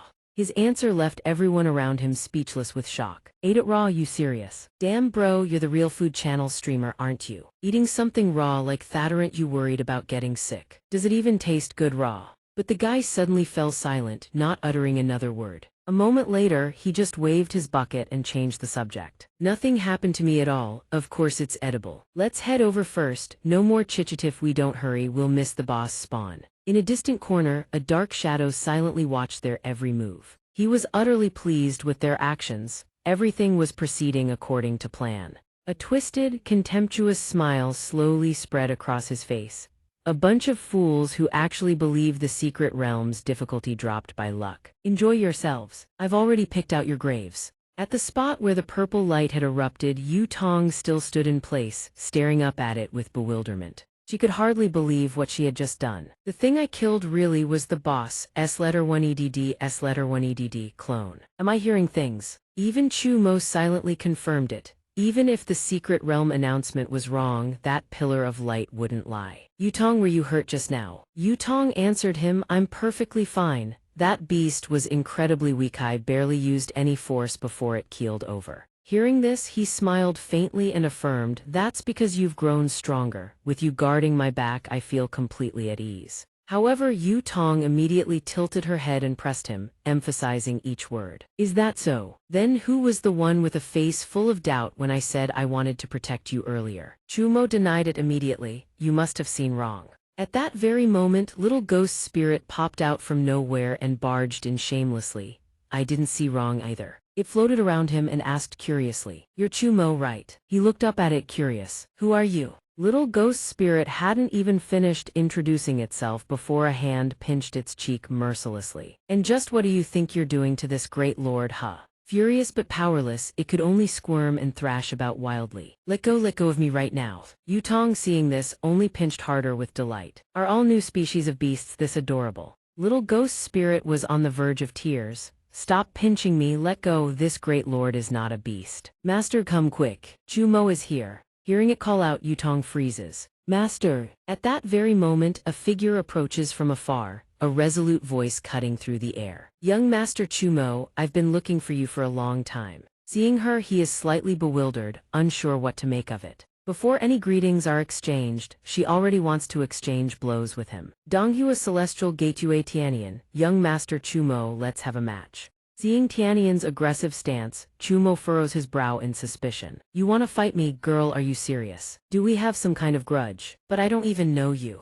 Tianian speaks bluntly, her expression still ice cold. Quite the opposite, I hold you in the highest respect. In the first secret realm, watching you defeat a 1,000-year beast with raw strength alone sent my excitement through the roof. That's why, young Master Chumo, I want to challenge you. At this point, Yu Tong, still clutching the ghost spirit, cuts in. Hold on, Yue Tianian, I know you. The strongest in the second secret realm, a core disciple of Donghua Celestial Gate. Inside the secret realm, the monsters are our common enemy. Picking an internal fight at a time like Thishave, you lost your mind. The ghost spirit is truly the most miserable creature in the world, getting manhandled by Yu Tong. Easy, this great lord's head is about to burst. It flails weakly as if its soul is about to fade away. Let go of me, you brute. Seeing things have gone too far, Yutong finally snaps back to reality. Sorry, got a bit too emotional and accidentally squeezed too hard. Your soul nearly popped right out. Is little ghost still alive? Is it okay? Wait, no, you'll have to die first to become a ghost. A ghost soul leaving its body, that's like a double soul eviction. Completely unfazed, Tianian maintains her composure. It's fine, just stuff the soul back in. Now let me address your question first. There are two reasons I want to challenge young Master Chumo. First, watching young Master Chumo's battle against the beast in the first secret realms replay footage ignited something in me. The urge to fight young Master Chumo is completely uncontrollable. Hearing those fervent words, Chumo is taken aback. Really? No matter how you put it, your current expression has nothing to do with burning passion. With an even more serious expression, Tianian presents the second reason, a rogue cultivator with no sect affiliation outshining the four great sects. Young Master Chumo, you've made the cultivators of the four great sects lose all face. The old fogies in our sect are utterly humiliated. Only by defeating you in front of a global audience can we erase this shame and prove that Donghua Celestial Gate is the strongest sect. Listening to the girl's declaration, Yutong feels something is off. Are those really words you should be saying out loud? You're that honest about it, the old fogies in your sect are going to lose even more face. Is this girl really that straightforwardly obsessive? I don't quite get it. They originally wanted me to gather more destiny coins before challenging young Master Chumo. But I felt that would be unfair. Besides, I've been dying to fight, so I want to battle young Master Chumo right now. Seeing her candor, Chumo speaks, I appreciate your honesty, Tianian, but for now, I can only refuse. In the battle against the beast not long ago, my power went out of control. I nearly lost my mind. Fighting you right now would be dangerous for both of us. The girl nods. Is it because of public pressure? I understand. Understanding the situation, Chumo makes a decision. Yue Tianian, I accept your challenge, but the match will be postponed until my power stabilizes. However, I can't accept that. Postponing the match would be unfair to you. This statement piques Chumo's curiosity. Unfair why? With the utmost seriousness, the girl begins her explanation. Young Master Chumo, you're a body cultivation cultivator, correct? The maximum cultivation ceiling for body cultivation cultivators is equivalent to a thou. Sandier beast, I can use destiny coins to enhance my own power, but young Master Chumo, your power has already reached its absolute limit. After hearing this, Chumo is forced to admit that destiny coins truly can no longer boost his combat power. Is the true limit of body cultivation cultivators really just equivalent to a 1,000-year beast? Looking as aggressive as someone picking a fight, Little Ghost leaps up and screams, "That's right, you scrub. This great lord will hang you up and beat you with one hand in no time," ignoring the taunt. Tianyan continues. As I understand it, body cultivation cultivators temper their bodies by simulating certain monster cultivation methods. But the human body has limits. The strength of a 1,000-year beast is the absolute maximum a human frame can withstand. Another limiting factor for body cultivation cultivators is the Tao heart. To wield such tremendous power, one's spirit and will must also be sufficiently refined. With an unwavering tone, the girl adds, even orthodox cultivators must continuously temper their spirit, achieving resonance with the external world before they can break through the 1,000-year cultivation limit. Since ancient times, due to spiritual energy constraints and scarce resources, only a select few with innate talent could become cultivators. Body cultivation is the exception. Maintaining her intense focus, Tianyan continues her meticulous analysis. In theory, anyone can become a body cultivation cultivator, but the training process is agonizing borderline self-torture. The success rate for ordinary people to become body cultivation cultivators through training is actually even lower than becoming orthodox cultivators. The girl adds in a low voice. According to records during the last interdimensional invasion, body cultivation cultivators only proved useful in the early stages. But as warfare escalated, body cultivation cultivators were phased out entirely. With its usual insufferable mouth, Little Ghost cuts in with a scathing remark, high difficulty, low ceiling. And completely useless in the late game only, a lunatic would become a body cultivation cultivator. That this era still has body cultivation cultivators is beyond this great lord's comprehension. Seeing it start badmouthing with all its might, Yu Tong raises an eyebrow in threat. Little Ghost, do you want your soul evicted again? Terrified, it scurries behind the girl, but its beak won't quit. Everything this great lord says is the truth. You think I'm afraid of you? Tianyan studies the two of them and declares young Master Chu Mo has become a body cultivation cultivator in this era, and even reached the peak combat ceiling during the first Secret Realm mission. I hold you in the utmost respect. Her voice suddenly turns resolute. Quite a few cultivators plan to gather enough destiny coins before coming to defeat young Master Chu Mo and prove their worth. That's why young Master Chu Mo can only be defeated by me. I won't let those spineless cowards humiliate you. If any other cultivator comes to challenge young Master Chu Mo, I will cut them all down. Standing nearby with a less than pleased expression, Yu Tong leans in and asks coldly, "Girl, you really think you're all that? You think you're so noble?" Tianyan presses on. For the face of the four great sects, cultivators will come to challenge young Master Chu Mo regardless. Do you have a better solution?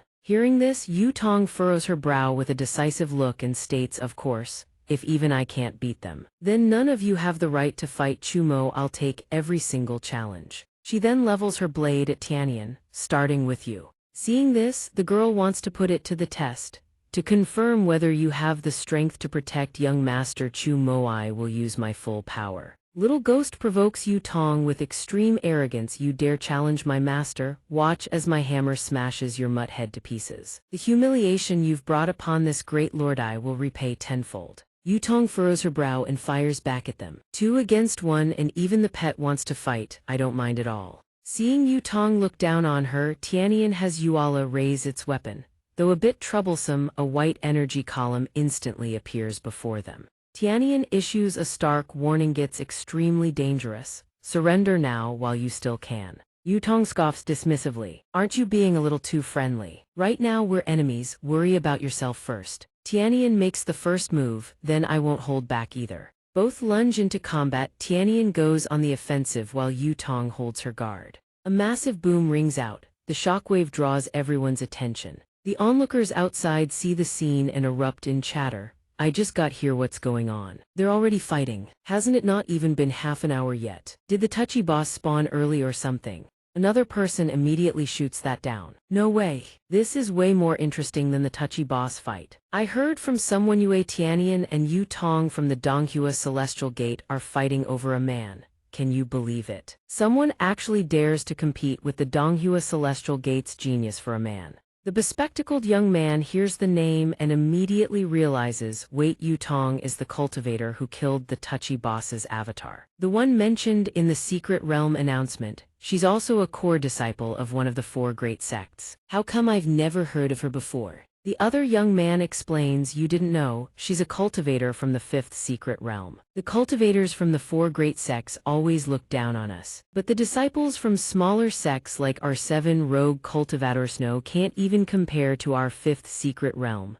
The bespectacled young man secretly marvels, I never imagined that apart from Chumo, our 5th secret realm would produce another powerhouse. The secret realm really is fervent. Ordinary cultivators like us can stand out if we find the right opportunity. But the guy is still extremely naive, thinking, though you still need to dare to fight and dare to risk it all. Look at the Tai Xuan sect. No, I mean the Tai Tong sect.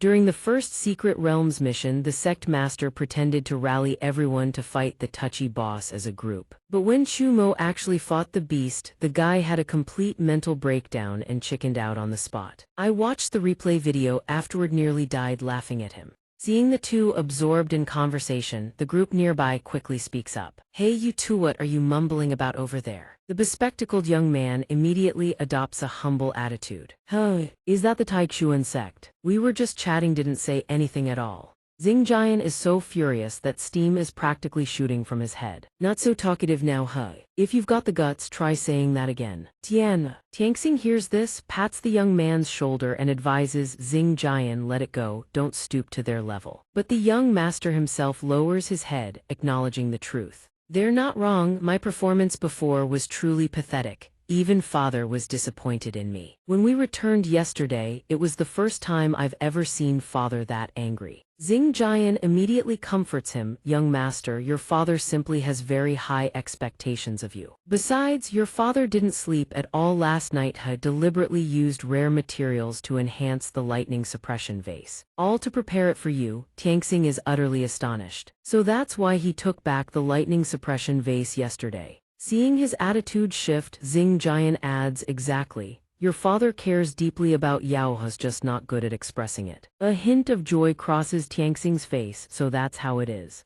A shadow watches their every move from the darkness. He regards them with razor-sharp eyes as if looking at toys. Back to the two girls' fight, Tianyan speaks up, you're stronger than I thought. Can't you just surrender obediently? She swings the spear in her hand, either way, keep fighting. In the end, I'll win. If I use Yuala's true power, I might accidentally kill Yuan. Young Master Chu Mo would be so sad. Yu Tong further taunts the girl, oh really? Little Yuling's true power, huh? I want to see it, don't be all talk like her. Both sides clash again in another round of combat. Yu Tong's speed is absolutely blazing. Tianyan can barely keep up. She starts to flounder. What's going on? The girl only just now realizes the anomaly or weapon was snatched away mid-combat without her even noticing. Tianyan still can't accept the truth, how is this possible? Seeing things going too far, Chumo steps in to stop them. Hey, both of you calm down, a friendly spar is fine but don't actually fight to the death. System reloading legendary war god combat experience, current progress 50%. Seeing Tianyan's dark expression, Chumo asks with concern, you're not angry, are you? He quickly explains, I only cancelled the match because I was thinking about your safety.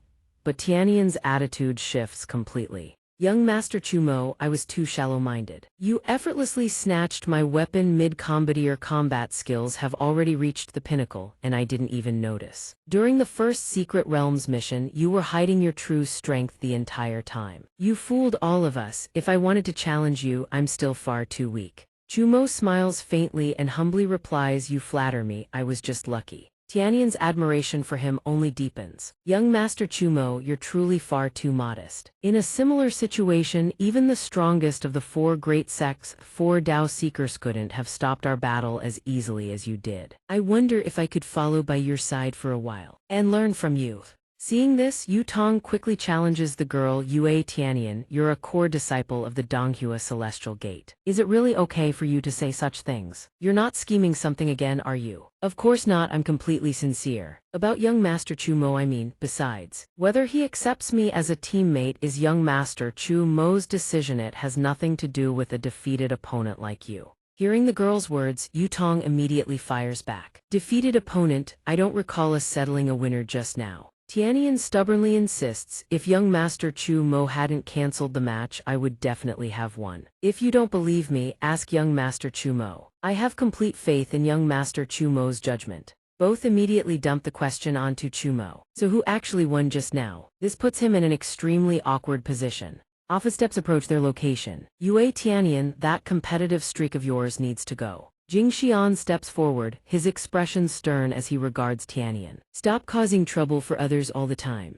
Tianyan furrows her brow at him. Oh, it's Jing Xian. You Dandai Green Cave disciples love saddling yourselves with rigid rule string to be model students or something. Quit trying to manage me with your rules. If you want to lecture me, fight me first, then we'll talk. Little Yu Ling chimes in too. This great lord hates hypocrites like you the most. If you're so righteous, come and fight me. Jing Xian speaks seriously to Yu Tong. I have no interest in picking a fight with you. Miss Yu Tong, your talent and potential are unmatched. I wish to invite you to join the Dandai Green Cave. This statement leaves Yu Tong completely bewildered, unsure of what's happening. Then one after another, people emerge from seemingly nowhere to recruit her. Miss Yu Tong, join the Tei Fire Hall. We guarantee you the best treatment possible. Me too, you absolutely must join our sect. Tianyan quietly advises Yu Tong from behind, just ignore those small sects. Both the Dandai Green Cave and the Tei Fire Hall offer you core disciple status, with a path toward becoming a Dao Seeker in the future. But in recent years, the Tei Fire Hall's overall strength has been declining and they already have 16 core disciples.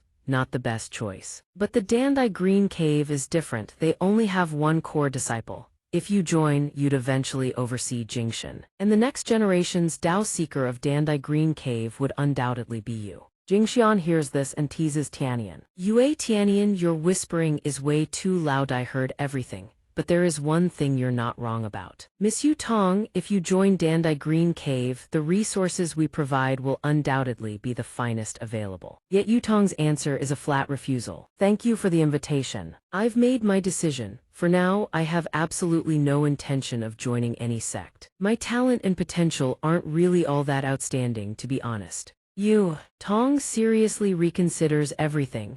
Her powerful combat strength only exists because Chumo gave her so many destiny coins. And it's still unclear whether the 4 great sects are colluding with monsters. Besides, I have a monster leader airlocked up at home, and even Chumo's sister carries the aura of monsters. Joining the 4 great sects would only bring trouble for Chumo. Jingshan furrows his brow at her words, then speaks again. You're far too modest. No matter how many destiny coins one has. Without talent and effort, they can never be converted into real combat power. Should you ever change your mind, feel free to contact me at any time. Very well, I won't trouble you any further. The others hearing this also give up their efforts. Let's disperse. We should call it a day too. I was hoping we could recruit a talent for our sect. What was I even thinking? If even the 4 great sects couldn't get her to join, what chance do small-time sects like ours have? But just then, Chumo speaks up. Wait a moment, please don't leave just yet. Since everyone's already gathered here, I'd like to make an announcement. Hearing this, Jingshan immediately turns to face the strongest savior of the 5th secret realm.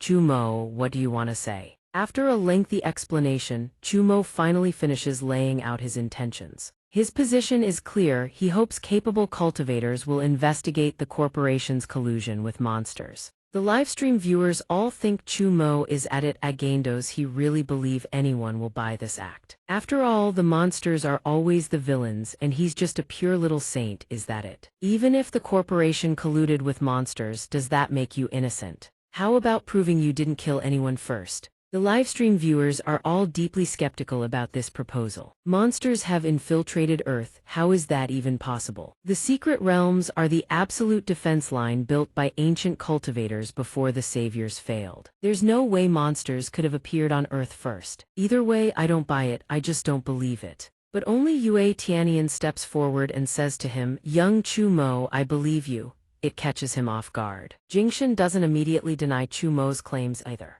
A rather interesting perspective. Though I find it unlikely, it's worth investigating. Once this secret realm concludes, I will report to the sect and have them launch an investigation into the corporation. Hearing this, Chumo says softly to Jingxin, "Thank you." Jingxin smiles, "No need for thanks. Protecting the world and guarding against monster threats as early as possible, that's our duty. The matters concerning the corporation can wait until after we've defeated this secret realm's final boss." A beam of green light engulfs a vast swathe of land. Everyone spots the strange phenomenon and cries out in alarm. "What's happening?" The boss's light beam just got whiter. "The boss is about to appear," one person thinks. Then no, wait, the beam is still expanding. The cityscape gradually becomes engulfed by the terrifying power radiating from the boss. He is utterly bewildered. What in the world is going on?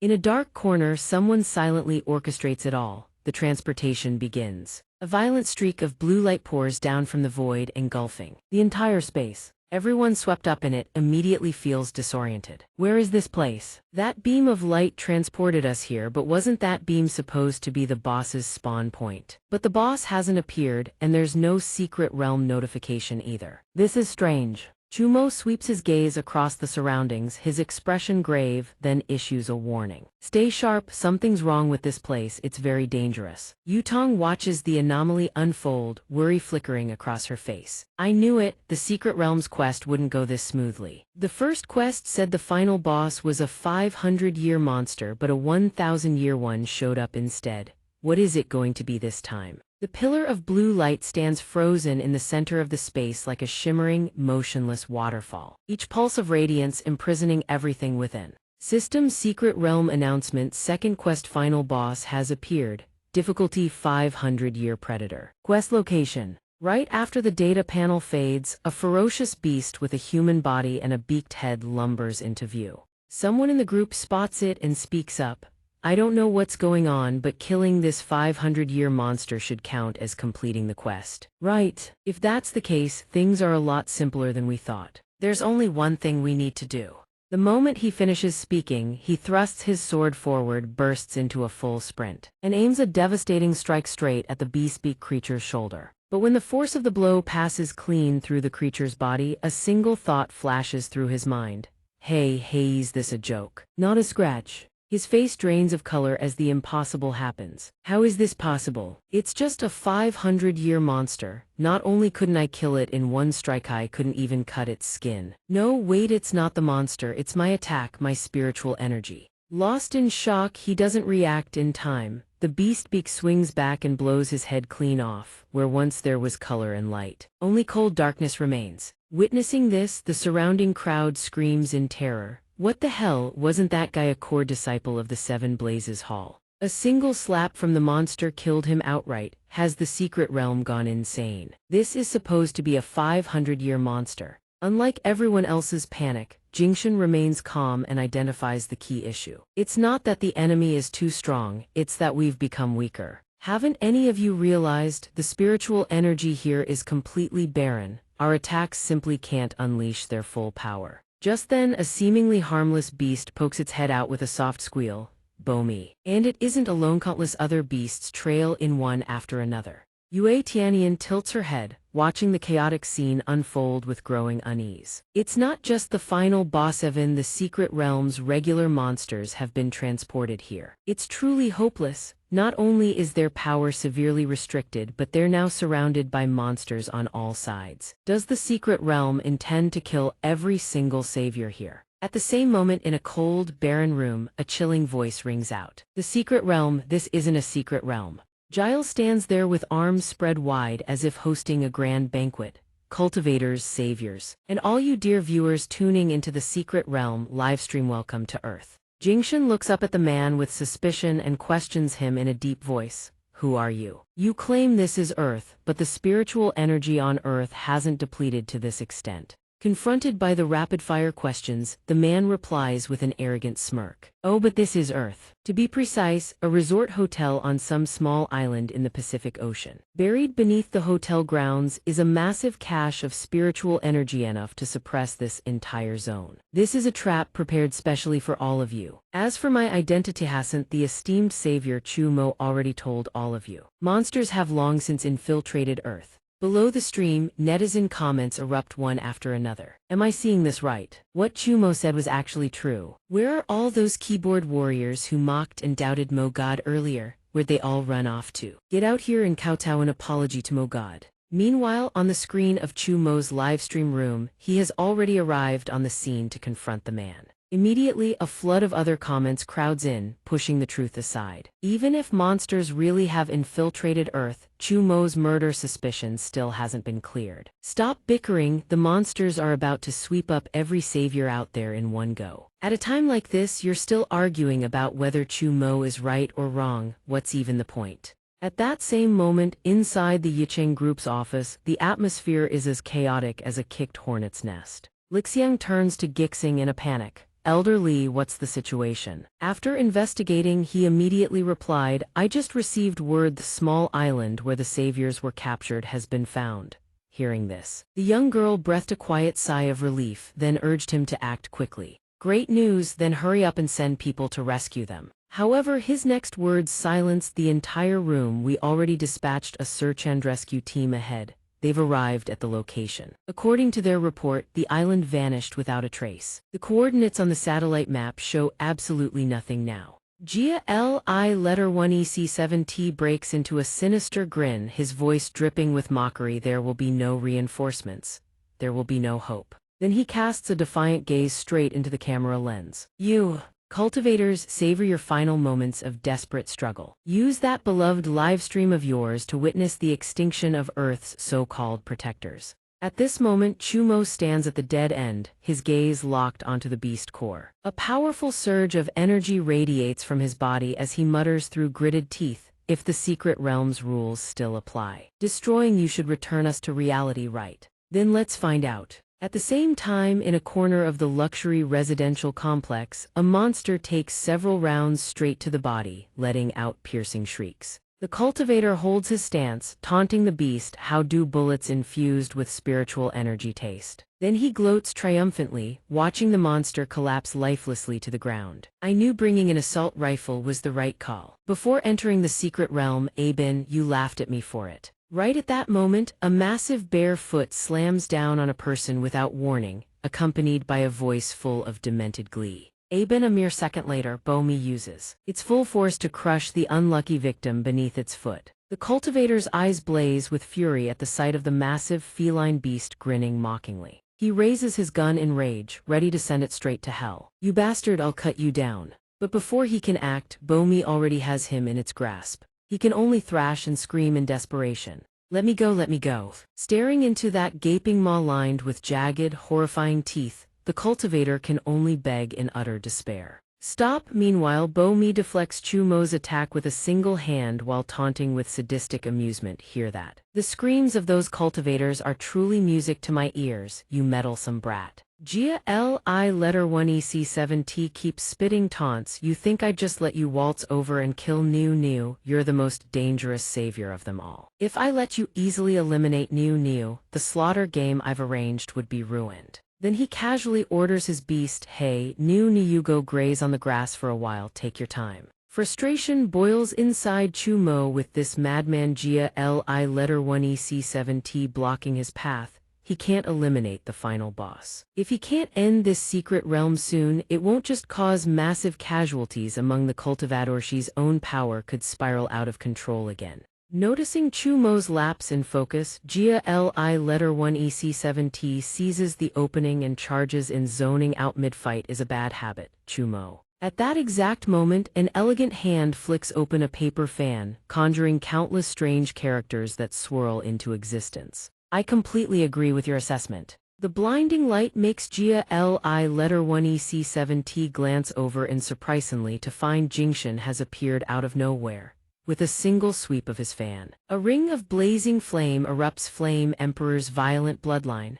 Rolling infernos engulf the entire space, scorching him to the bone. Jia Li letter 1 EC7T struggles within the encirclement but still runs his mouth. Pathetic moves. You think someone like you can interrupt my leisure time? Meanwhile, Tianyan grips her staff and plunges down from above. That's not for you to decide. He swiftly blocks the surprise strike from the girl. Shallow attacks like Thesgu could throw 100 and they'd still be useless. A long blade wrapped in violet spiritual energy silently appears. Yutong swings her sword coldly from directly behind Jia Li letter 1 EC7T. We're not done yet. A single downward slash unleashes a thick cloud of white smoke. A pair of bare feet steps out from within completely unscathed. After that earth-shattering combined assault, he still has the nerve to mock them. You lot, don't you get it yet? With your level of strength you can't even scratch me, only Chumo. Where did Chumo go? Jingshan stands tall amidst the white smoke and responds, you can probably guess, can't you? He's gone to eliminate the final boss. Upon hearing this, Jia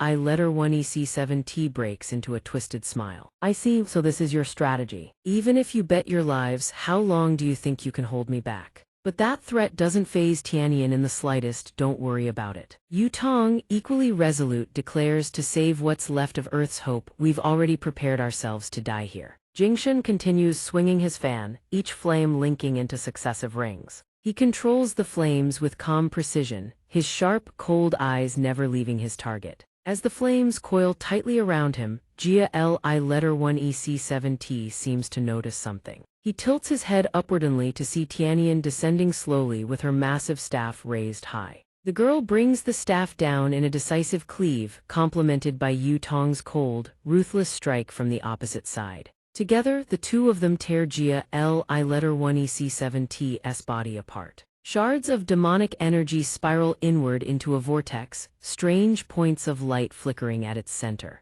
The fight ends so swiftly that even Tianyan grows suspicious. Did we win? That was way too easy. No, that's not right. Based on the strength that beast displayed before, we were never its match. How could we have destroyed it in under 10 seconds? Jingshan then offers his deduction. I'm afraid what we just defeated was merely his clone. If I'm not mistaken, that beast's target from the very beginning was always Chumo. Back at the luxury residential complex, now completely enveloped by a violet barrier, Jia Li letter 1 EC7T strolls in casually. You've tried it already, haven't you? The barrier surrounding the meadow oven, with your strength, you can't break it in a short time. But what greets his eyes is Niu's severed head resting in Chumo's hands. Chumo has already deduced his opponent's scheme. You deliberately lured me here. Had me eliminate the secret realm's bossal to trap me inside this barrier. You've really gone to a lot of trouble. Chumo's composure truly makes Jia Li letter 1 EC7T feel deeply amused, as expected of the most dangerous savior.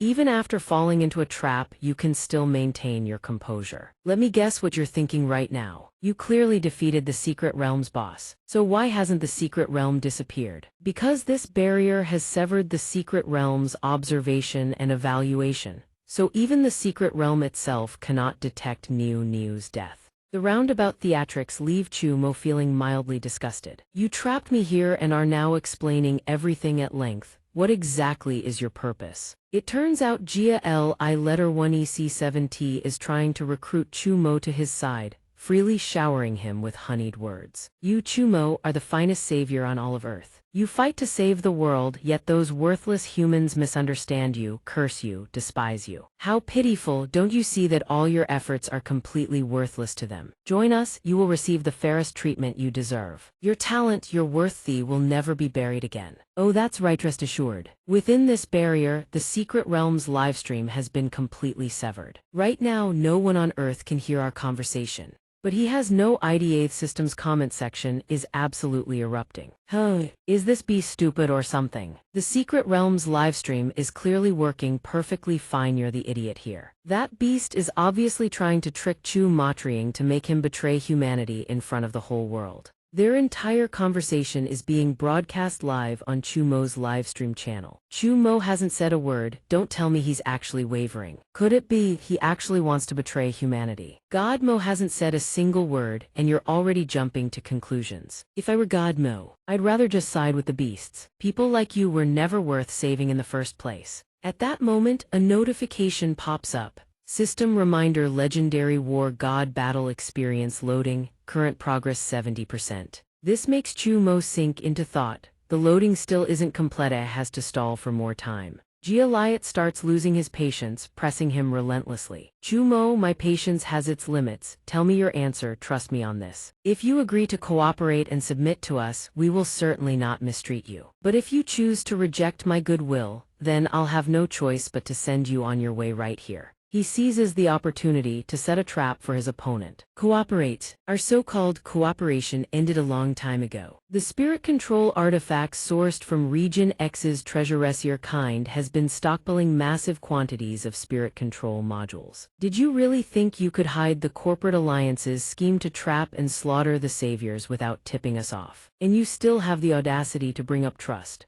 Sure enough, these words don't raise a shred of suspicion, and Gioliath bursts out laughing with unrestrained delight. You claiming to be part of the corporation? That's the funniest thing I've heard in ages. Chumo continues to probe. Then what about the Beast Commander's failed appearance? Do you really think that was just a coincidence? He lifts his chin with an arrogant sneer. Human, what exactly are you trying to say? Fool. The appearance of a figure as critical as the Beast Commander, how could a mishap like that possibly be a coincidence? His expression turns dangerous in an instant. You still don't get it, do you? Truly worthy of being called brainless beasts. If you were going to hide things from us and set a trap behind our backs, then we had no choice but to counter-strike. The Beast Commander is a valuable test subject after all. That's right, we have been experimenting with beast cells for a long time now. Don't tell me you still haven't figured that out. Gioliot can't hold back any longer, erupts in a thunderous rage. Despicable humans, it was the corporate alliance that came to us seeking cooperation in the first place, and this is your sincerity. Yet this only makes Chumo pour more fuel on the fire. Did you really think our corporations would willingly become the lapdogs of you wild beasts? Our cooperation was shattered long ago, you fool.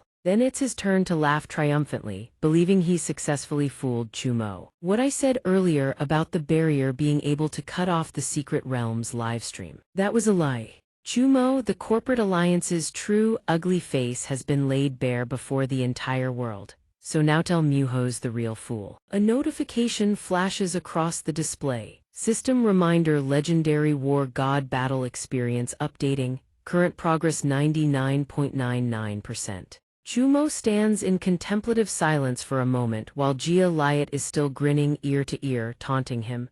Chumo, say something. Where'd that easygoing composure of yours go? Have you gone stupid or something? The mighty savior, the great hero, turns out you're birds of a feather, colluding with us beasts all along. Not only that, you exposed the corporation's human experiments all by yourself. I was only guessing about that before, betraying humanity. Then betraying the corporation too. There's nowhere left on this earth for you to hide. Faced with that nonsensical drivel, Chumo keeps his expression completely calm. Too bad, it seems you really didn't know about the human experiments. Still, I have to thank you. Just now, you admitted with your own mouth the connection between the beasts and the corporation. That means my name can be completely cleared. He suddenly stops laughing, his eyes narrowing as if piecing something together. What did you just say? A second later, he screams in fury. Impossible. As for Chumo, all he needs to do is throw mockery at his opponent. Looks like you finally get it. The fool who just exposed himself before the entire world is you. It's only now that Gioliot realizes he's been played for a fool. Enough with the lies. If you're not part of the corporation, how could you possibly know all this? You knew the livestream would expose everything, so you decided to flip the script on the fly, didn't you? Hearing this, Chumo puts on an expression of pure exasperation. Is gathering intelligence on your enemies really such a strange concept to you? Then he recalls the scene of himself slumping to the ground during the investigation process. The exhausting moments spent playing babysitter for Ayer, even going so far as to sacrifice his dignity and disguise himself as a girl. Seeing Jia Liat standing there frozen like a statue, Chumo casually reveals his plan. You still want more evidence. After this secret realm ends, the very first thing I'm going to do is destroy the Li Corporation. Although by then, you won't be around to see it. Just as Chumo finishes speaking, Jia Liat speaks up in a low, tense voice. When did you figure out that the barrier couldn't stop the livestream? If Jia Liat genuinely wants to know, Chumo has no trouble answering. From the very beginning, about the barrier surrounding Mayu overexplained way too much. Your treasure that's supposedly indestructible, and can prevent the secret realm from confirming a boss kill. All of it was meant to constantly reinforce the idea in my head that the barrier blocks everything. Then you tried to hint that the barrier could cut off my live stream. Your little misdirection was far too clumsy. The viewers finally piece everything together. Everything that just happened endlessly, I don't even know how to describe it. Too shocking, all I can say is Chumo is absolutely incredible. I knew it. Chumo's clueless act this whole time was just a front. This is his true face. Meanwhile, Chumo's livestream chat explodes into chaos. Every single viewer expresses their utmost admiration. God Mothat title needs an upgrade now. Not only is his strength overwhelming, but his mind is an absolute fortress. Hail him as Phantom Chu. Even though all the saviors are currently trapped in the beast's snare, with Chumo here, I somehow feel at ease. Chumo stares at the electronic display in contemplation. System reminder: Legendary War God Battle Experience updating, current progress 100%. However, something feels off. He's finally waited for the battle experience progress to hit 100%. Perfect timing. Wait, why is the progress bar still climbing? A notification flashes across the screen. System reminder: Legendary War God Battle Experience updating,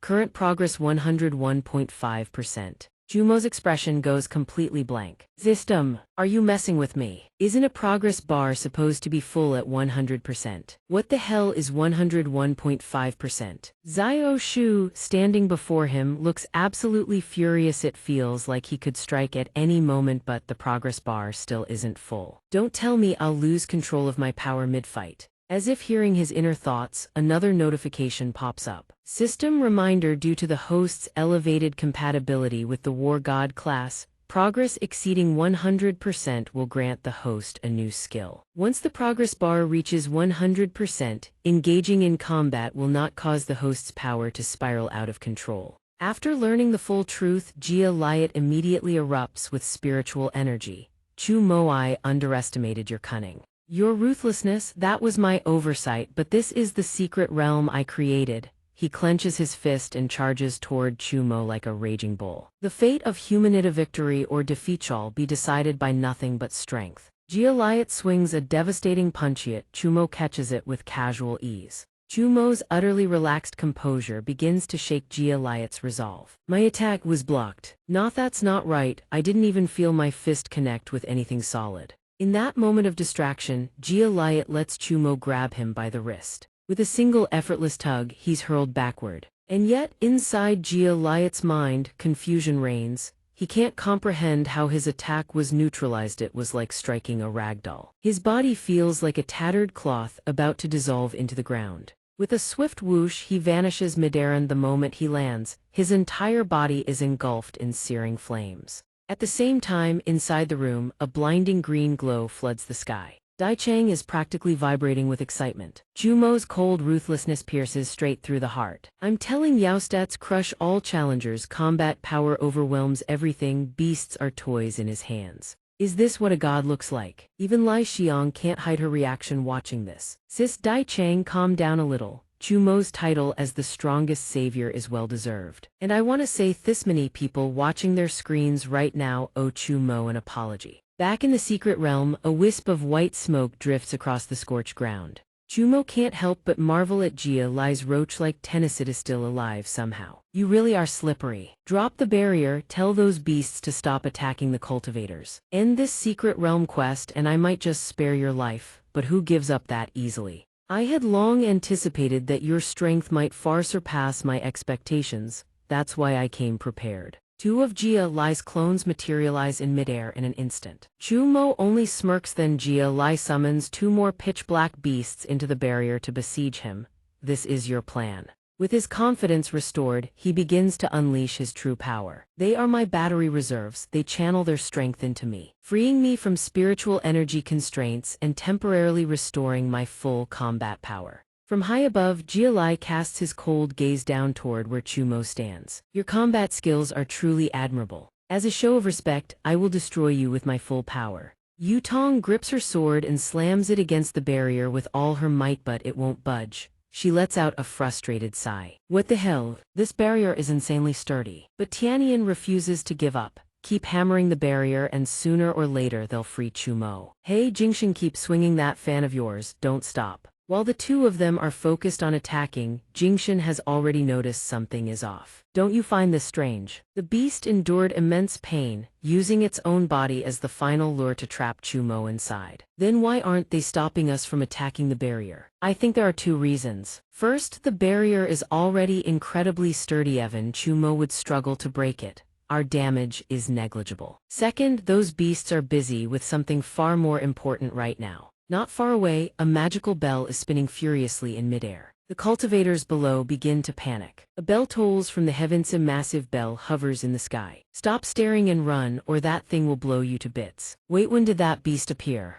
Niter casually waves his hand, ringing the bell, and speaks at leisure. The time has come, O humans, O saviors, cultivators spanning 1,000 years, all of you who bear the title of savior, gathered here. The chance for two worlds to merge begins once again. Now, during this intermission, allow me to extend my sincere greetings to everyone from the otherworld. The cultivators are terrified by the creature's appearance, a truly colossal beast, clearly on an entirely different level from anything they've faced. During the intermission, all the surrounding beasts have gone completely still. Could it be they want a ceasefire? How could he not let them keep guessing wildly? He confidently declares the outcome. This war decides the fate of this world. You are already the losers. We have no intention of hunting you to extinction. Then comes the tempting offer: abandon your identity as saviors. Submit to our beasts, and I will guarantee your safety. All humans on Earth are nothing more than this. Submit, become the servants of our beasts, and you may continue to live in peace.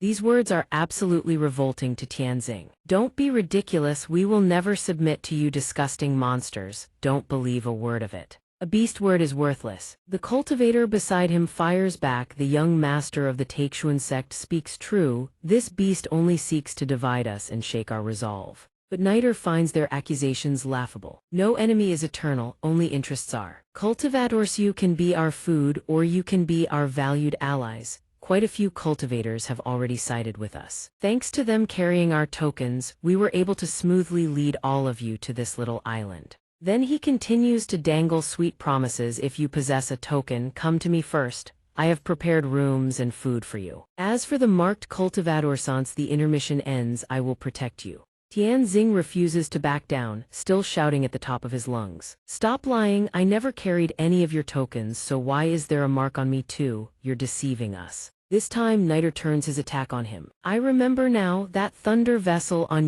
its surface is engraved with a teleportation sigil. Your father gave it to you, didn't he? You may not have carried a token willingly, but he asked me to look after you. Come to me as well. Tianxing falters as he stares at the object in his hand.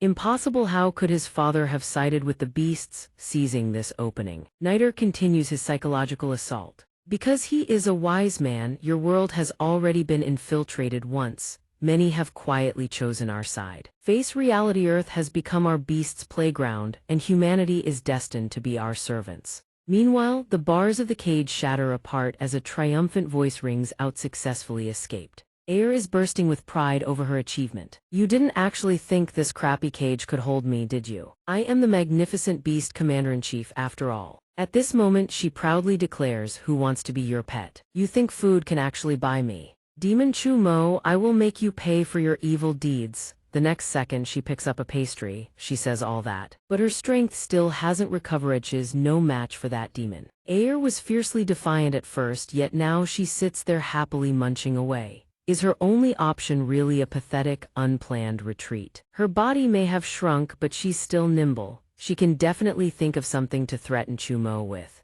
She immediately throws open a door to execute the plan that just sprang to mind. I've got it. If I capture the person Chumo cares about most, that demon will fall in line. That way, even without her power, she can complete her godlord's mission and save the weak beast tribe. But Aer freezes in place when she sees Chu Yun lying motionless on the bed. Remembering how she herself was bullied, she feels a twinge of sympathy. Then she shakes her head furiously. It's not that I'm sympathizing with humans, I just despise bullying the weak. If I did something like this, how would I be any different from those high-ranking beasts and despicable humans? Aer bolts out of the room. Time for a tactical retreat. Just get out of the demon Chumo's territory first. System ALERTHOSD detected under attack, initiating damage transfer function. A violent shock ripples through her entire body, freezing her solid for a few seconds.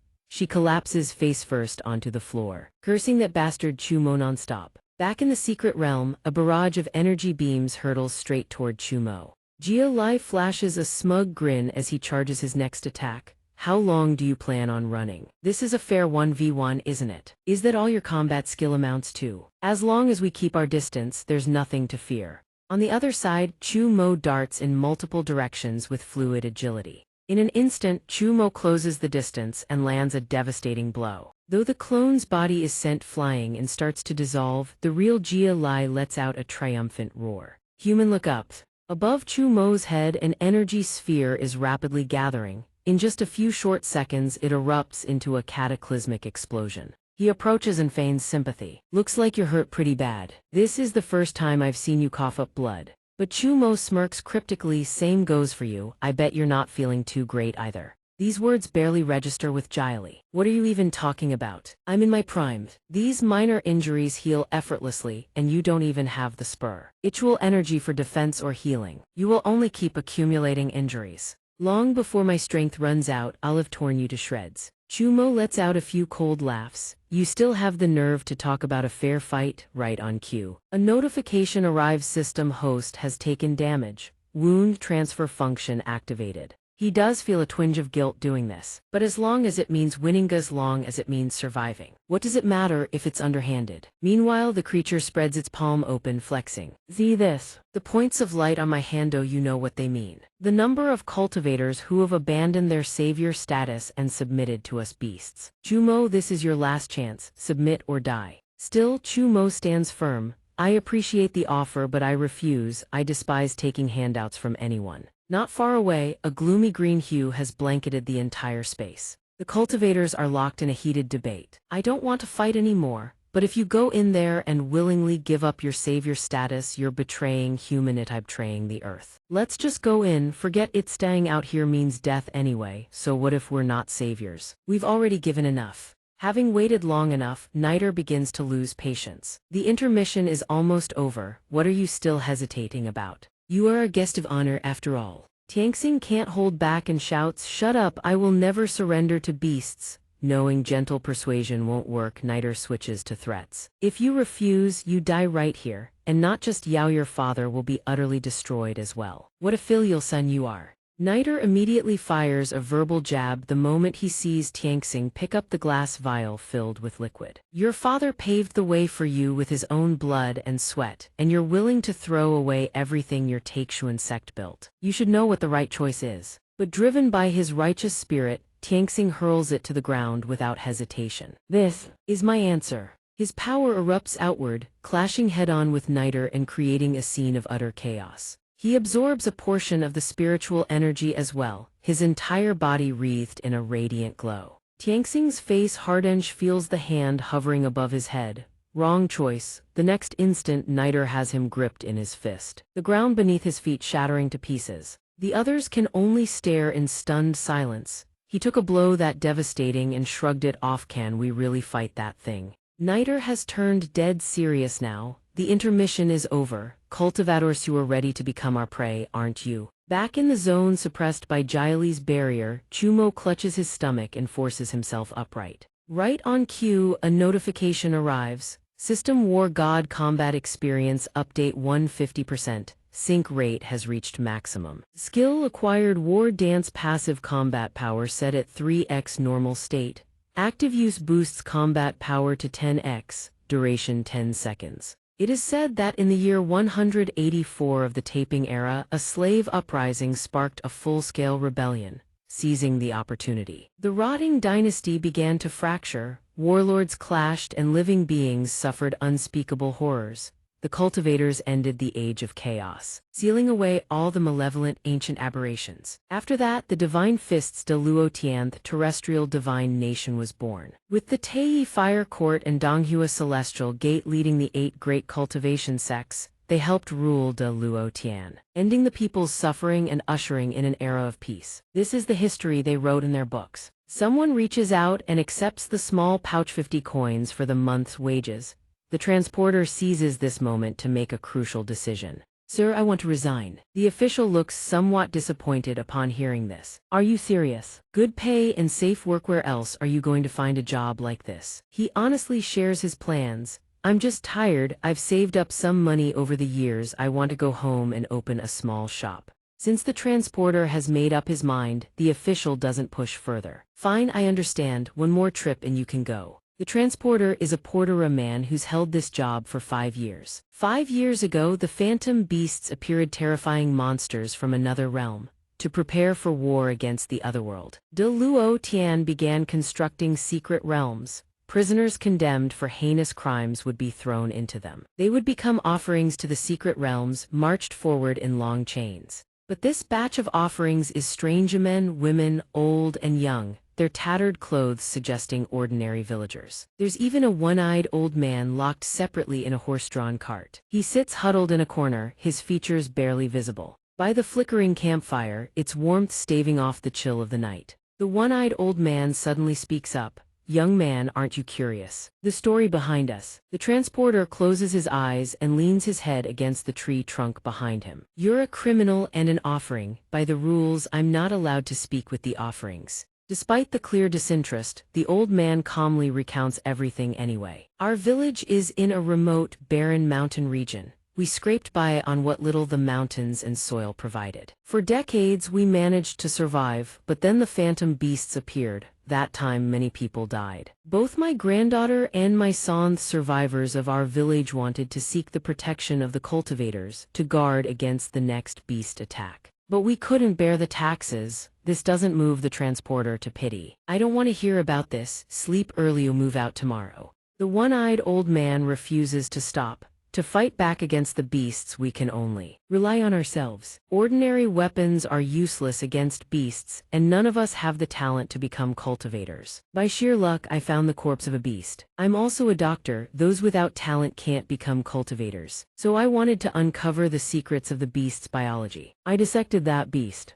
The old man's voice drones on, steady and measured. "The villagers agreed with my idea. They let me experiment on them. They wanted to gain power by fusing with the beasts. The tragic part is, to this day, not a single survivor of the experiments showed any change." The transporter seems drawn into the old man's story despite himself. "Did you lose your eye during the experiments?" He gets his answer quickly enough. "Because of my beast research, everyone in our village was branded a criminal. They called me a madman, said it was all meaningless. They said they never should have trusted me. One villager took my eye, that's why I'm separated from the rest." The transporter nods, agreeing with the assessment. "You really are insane. A backcountry quack who thought his research could let ordinary people surpass cultivators to resist the beasts." But the one-eyed old man's mood only grows more resolute. "Who says that's not true? I know it sounds insane, but we want to live. I want to give those without talent the power to protect themselves." The next morning, the procession of offerings continues its march. Despite being bound tight, Gray Hair still manages to slam his head viciously into the guard.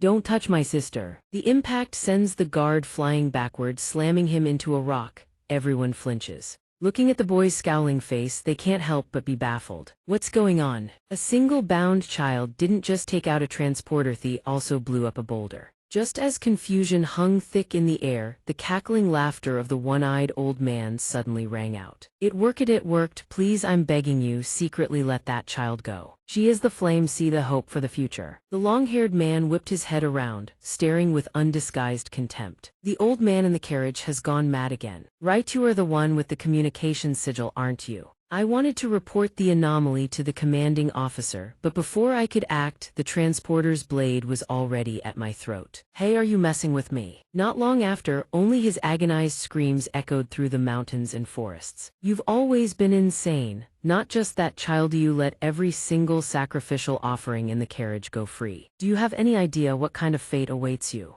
While the long-haired man thrashed and raged against the tree trunk he was tied to, the man maintained his stern expression. "Perhaps I really have gone mad, or perhaps it's this world that's gone mad. To construct the secret realm, prisoners were turned into sacrificial offerings. I earn gold coins by transporting them. I've transported many prisoners, some deserved to die, some didn't." Then with his soul enlightened, he lifted his gaze to the heavens. "But these offerings are the ones who least deserve to die, because perhaps they can stop this world from going mad." 20 years later, in a humble mountain estate, a certain cultivator couldn't help but worry when he saw the person collapsed on the ground. "You blacked out again." The gray-haired man only coughed a few times. "How much time do I have left?" He had no intention of beating around the bush. "You fused with monster flesh long ago, and it's been gnawing away at your body ever since. By my estimate, you have about 2 years left. But since we're branded as heretics and constantly hunted, danger lurks at every turn.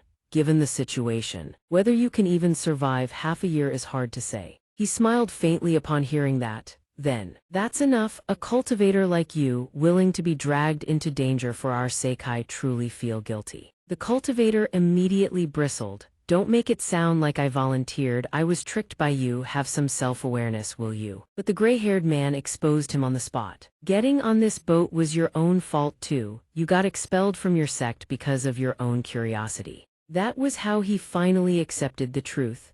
"I brought this on myself. I suppose who would have thought a human could harness the power of monsters? Once I learned about that, how could I possibly contain my curiosity? But don't you feel any resentment? With the help of a genius like me, we finally discovered a way to grow stronger without relying on monster flesh. Yet you, the first person to ever wield monster power, can only suffer and die." He straightened his posture. To be honest, he was deeply resentful. "Didn't you say you were a genius? Then hurry up and find a way to keep me alive. I still want to try out that new cultivation method you researched." But this impossible demand made the cultivator snap. "Do you think it's that easy? Because of your body's rejection of the monster flesh, your lifespan has been drastically shortened. Where am I supposed to find you more years to live? If a genius like me hadn't been helping regulate your body, you'd have been dead long ago." The gray-haired man glanced at the teenager in the far corner, holding a boulder in a horse stance. "I still want to live a little longer to see if the body-refining cultivators of future generations can be acknowledged by Daluo heaven. No longer branded as heretics. I picked up all of them myself. Until these children grow up, protecting them is my responsibility." He gazed at the cultivator before him with hopeful eyes.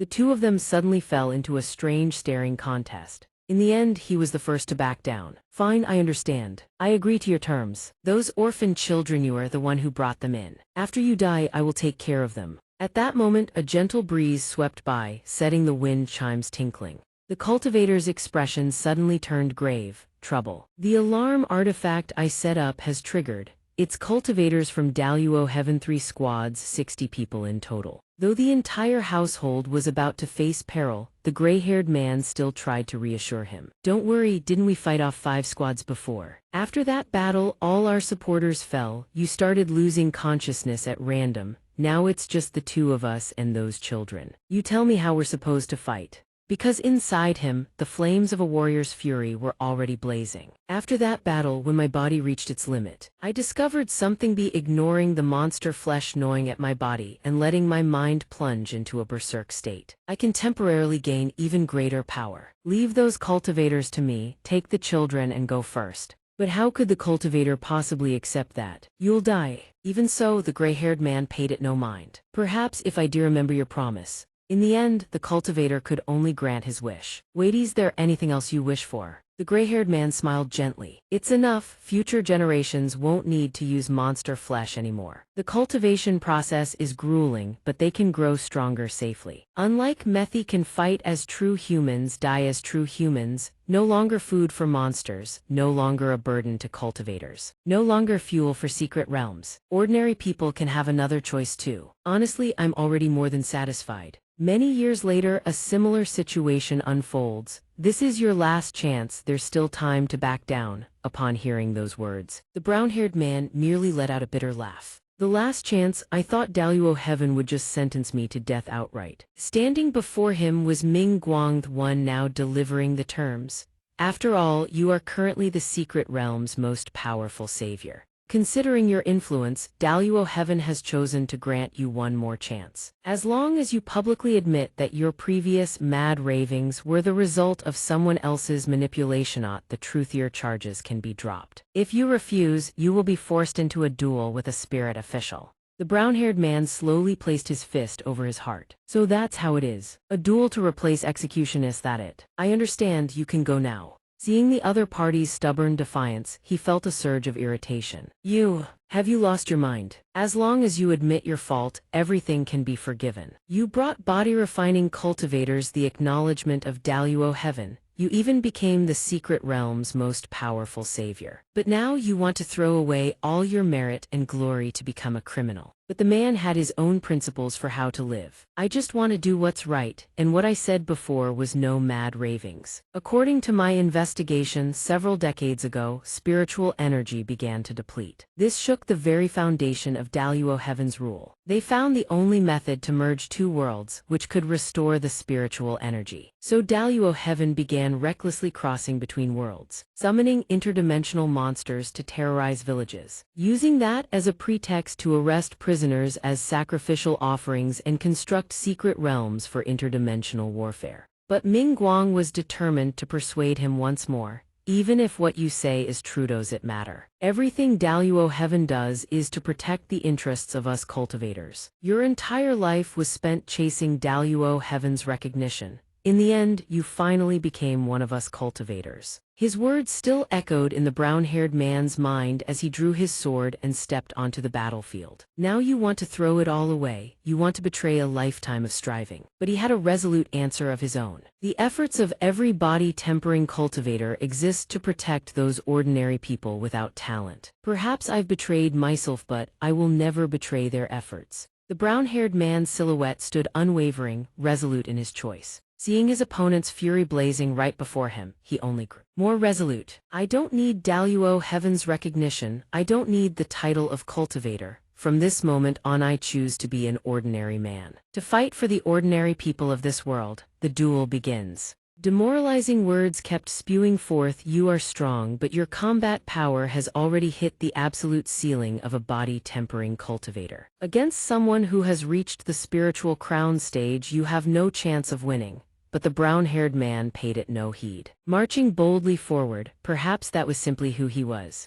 Even as his opponent kept droning in his ear, "Fool, you're just marching to your death," it only made his blood burn hotter for battle. Even if I die here, my battle will ignite the resistance of many more. I want to pass on this hope to the next generation just as my predecessors did for me. With that declaration, the spirits of the brown-haired man and his predecessors shimmered within the surge of power flowing through Chumo. He stood perfectly still, letting those essences seep deep into his very marrow. Just watching from the sidelines made Galil break into a cold sweat. Strange, is the one radiating this suffocating pressure really Chumo? Infused with that new energy, Chumo began to stride forward. Haven't you noticed yet? While the enemy wore a look of confusion, half his face had already disintegrated. Noticed what? Those shards of mana are already in my hand, you're already dead. Meanwhile, on an isolated, unmanned island, despair spreads as explosions erupt one after another. Two cultivators cower behind a wall, their faces drained of all color. Hiding here should be safe for now. One of them is racked with regret over his choices. Those powerful cultivators were wiped out by the beasts with ease. You understand now, don't you? Even if we keep fighting, we'll just end up as meaningless corpses. Why didn't I choose to enter through the hotel's main entrance back then? The old man caught the scent of danger. What are you doing? Stop, don't go outside, they'll find us. While he clung to that last shred of hope. Beasts, I surrender, we can be friends, right? But he failed to notice the gaping maw right behind him. A single swift gulp from the giant frog sent him straight out of the system. Truly, it's not the strong enemy you should fear, it's the brain-dead teammate. The old man is now surrounded. That idiot. He lured every last beast right to us. Seeing the frog lunging straight at him, the old man could only accept his fate. He was about to be killed by that fool's blunder. But mercifully, a streak of light slashed across the frog's gaping mouth from out of nowhere. It was Yu Tong who struck just in time, sending the beast back where it came from. The old man had 1 foot out of death's door. The beast was eliminated in an instant. Incredibly powerful. He was saved. No, Waith couldn't relax yet. There was still another beast lurking behind him. The next threat was dispatched by Yue Tianyan with a single strike. Only then did the old man feel a sliver of relief. Ah, thank goodness, danger is gone. Is it because I finally let my guard down? My body suddenly relaxed, so that's how it is. But in the end, I still can't escape an early grave. Jingshan could only click his tongue with a guilty expression. Still too late. Niter seemed quite impressed by them. You 3 are truly extraordinary. Not only did you fight your way out of the encirclement, but you're rescuing others everywhere. Talents like you shouldn't die so easily. How about I give you one more chance? Surrender, why waste your lives? His words made Yue Tianyan's head pound. Laugh while you can, young Master Chu Mo will take you down in no time. Truly the beast's white moonlight, just hearing his name was enough to drive Niter into a frenzy. Chu Mo, you're still pinning your hopes on Chu Mo. He hasn't been able to break through the barrier this whole time. If he's not dead already, he's defected. Meanwhile, in a building separated from the battlefield, someone let out an exasperated sigh. They're still fighting. How noisy. The agonizing screams were nothing but an annoyance. The defectors lounged in the luxurious room. Just let the beasts devour them already. What a waste of time, I just want to go home. The man in the red cap spoke up sternly. Show them some respect. After all, they chose to be saviors who fight for humanity. Machen fired back without missing a beat. As I see it, they're just a bunch of fools. Even the so-called strongest savior Chu Mo ended up imprisoned, alive or dead, nobody knows. Even if they all die here, what's it worth? Humanity has already lost, no one will thank them. Outside, the situation devolved into chaos as a mysterious pillar of light descended from the sky. Watching Jingshan slowly struggle to his feet, Niter couldn't help but marvel. Oh, you can still stand. Though your 2 teammates barely have a breath left in them. Not far away, Yu Tong and Yue Tianyan lay sprawled on the ground, beaten within an inch of their lives. He bared his teeth in a grin, his eyes cold as ice. Stubborn to the end, refusing my kindness. Now I shall pass your sentence irregrettably. It's the death penalty. Right at that moment, several golden rays of light shot out from the building encased within the barrier. Niter stared blankly toward the source of the sound. What was that? Despite his grievous injuries, Jingshan could still observe the situation on the other side. The barrier, it's shattered. Chu Mo, with devastating force, had obliterated the barrier the beasts had painstakingly erected. Even witnessing it with his own eyes, Niter dared not believe the truth. No, how is this possible? The barrier is destroyed. While he was still reeling in disbelief, the Golden Age warriors he'd sent had already been slaughtered by Chu Mo. In that instant, Niter sensed the shift and immediately activated his shadow concealment art. A direct confrontation meant 0 chance of victory. He just needed to hide before Chu Mo closed in. But Chu Mo had already seen through his plan. Don't even think about running. He immediately unleashed a palm strike of monstrous power. In the blink of an eye, Niter was on the verge of being erased from existence. His mind still reeled in shock. A body-tempering cultivator using wide area attacks, that's straight-up cheating. The remnants of Niter's mana slowly dissolved into the air. Jingshan looked over with eyes full of relief. The aura of that beast had completely vanished, and just like that, it was over.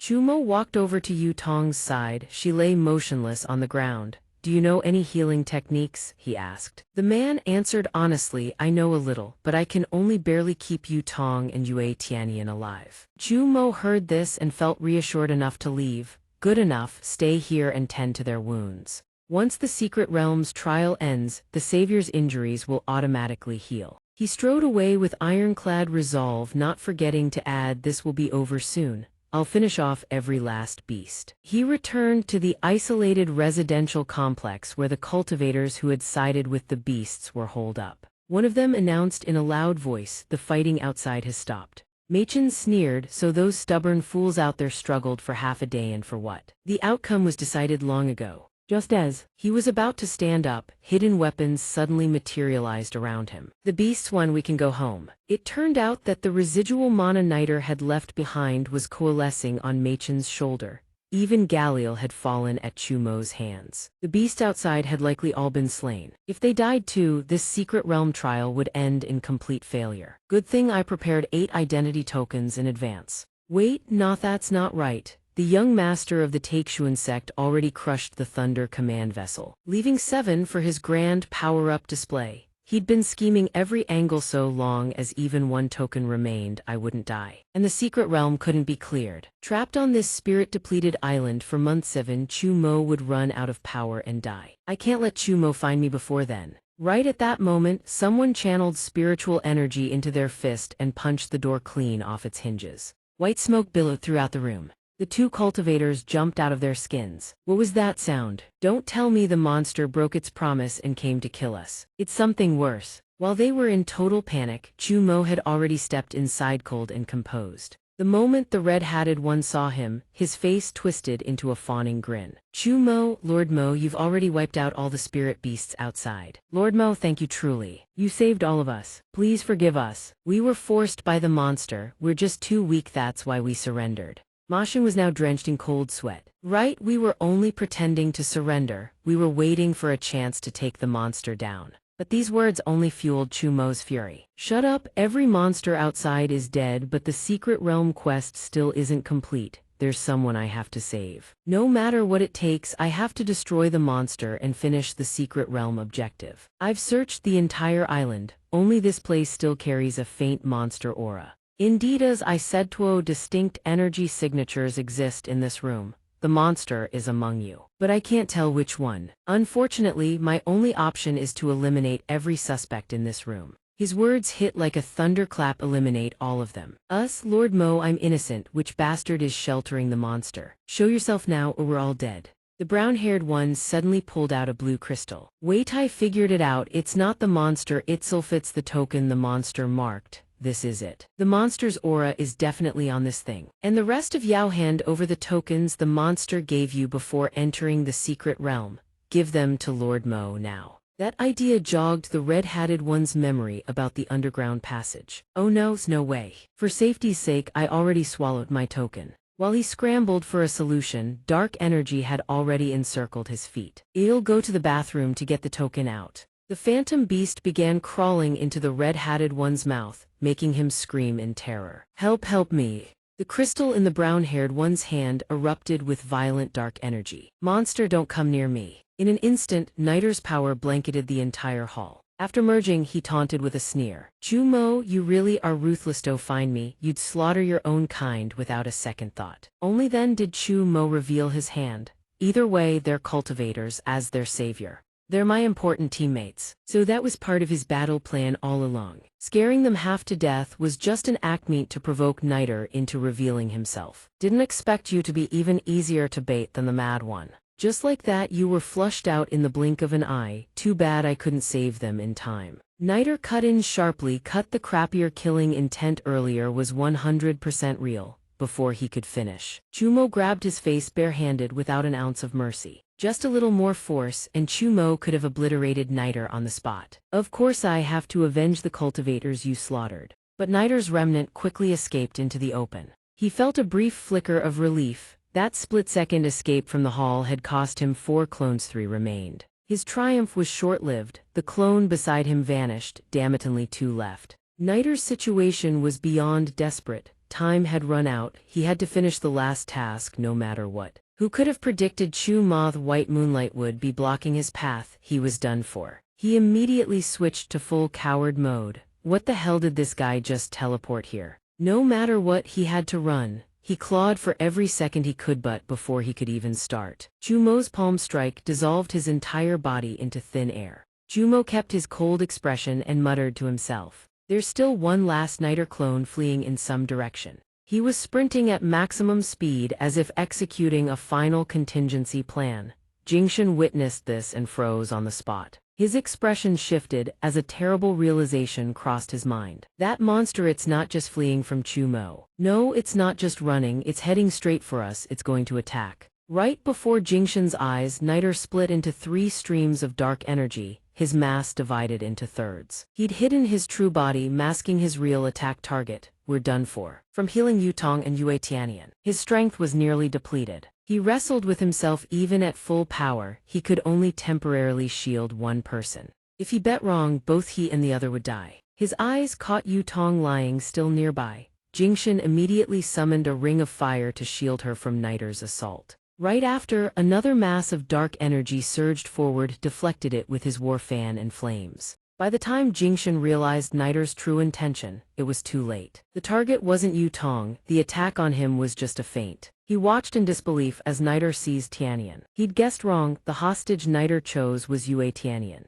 The girl stood frozen as dark energy gradually consumed her body. Niter was utterly smug with his handiwork. Looks like I won the bet. Chu Moi were too late. Yet Chumo still walked forward, calm as ever. Is that so? Destroying you right now wouldn't be too late. Unfazed by the threat, Niter pushed back. Go ahead, strike. I won't resist. I'm possessing this girl's body right now. Kill me and she dies with me. Not only that, he glanced toward Yutong with a mocking grin. Seems like a win-win either way, doesn't it? But there's one catch: if you want to save your teammates, you'll have to make the first move yourself. The whole world is watching. What will you choose? The situation left Jingshan racked with guilt. Chumo, this is my fault. Let me be the one to kill Niter. But Chumo immediately refused. No need, you can barely stand. Relax, nobody dies today. The moment he finished speaking, he grabbed Tianyan and began shaking her violently like a rag doll. But Niter refused to let go. What kind of stupid stunt is this? You really think shaking me like that will knock me loose?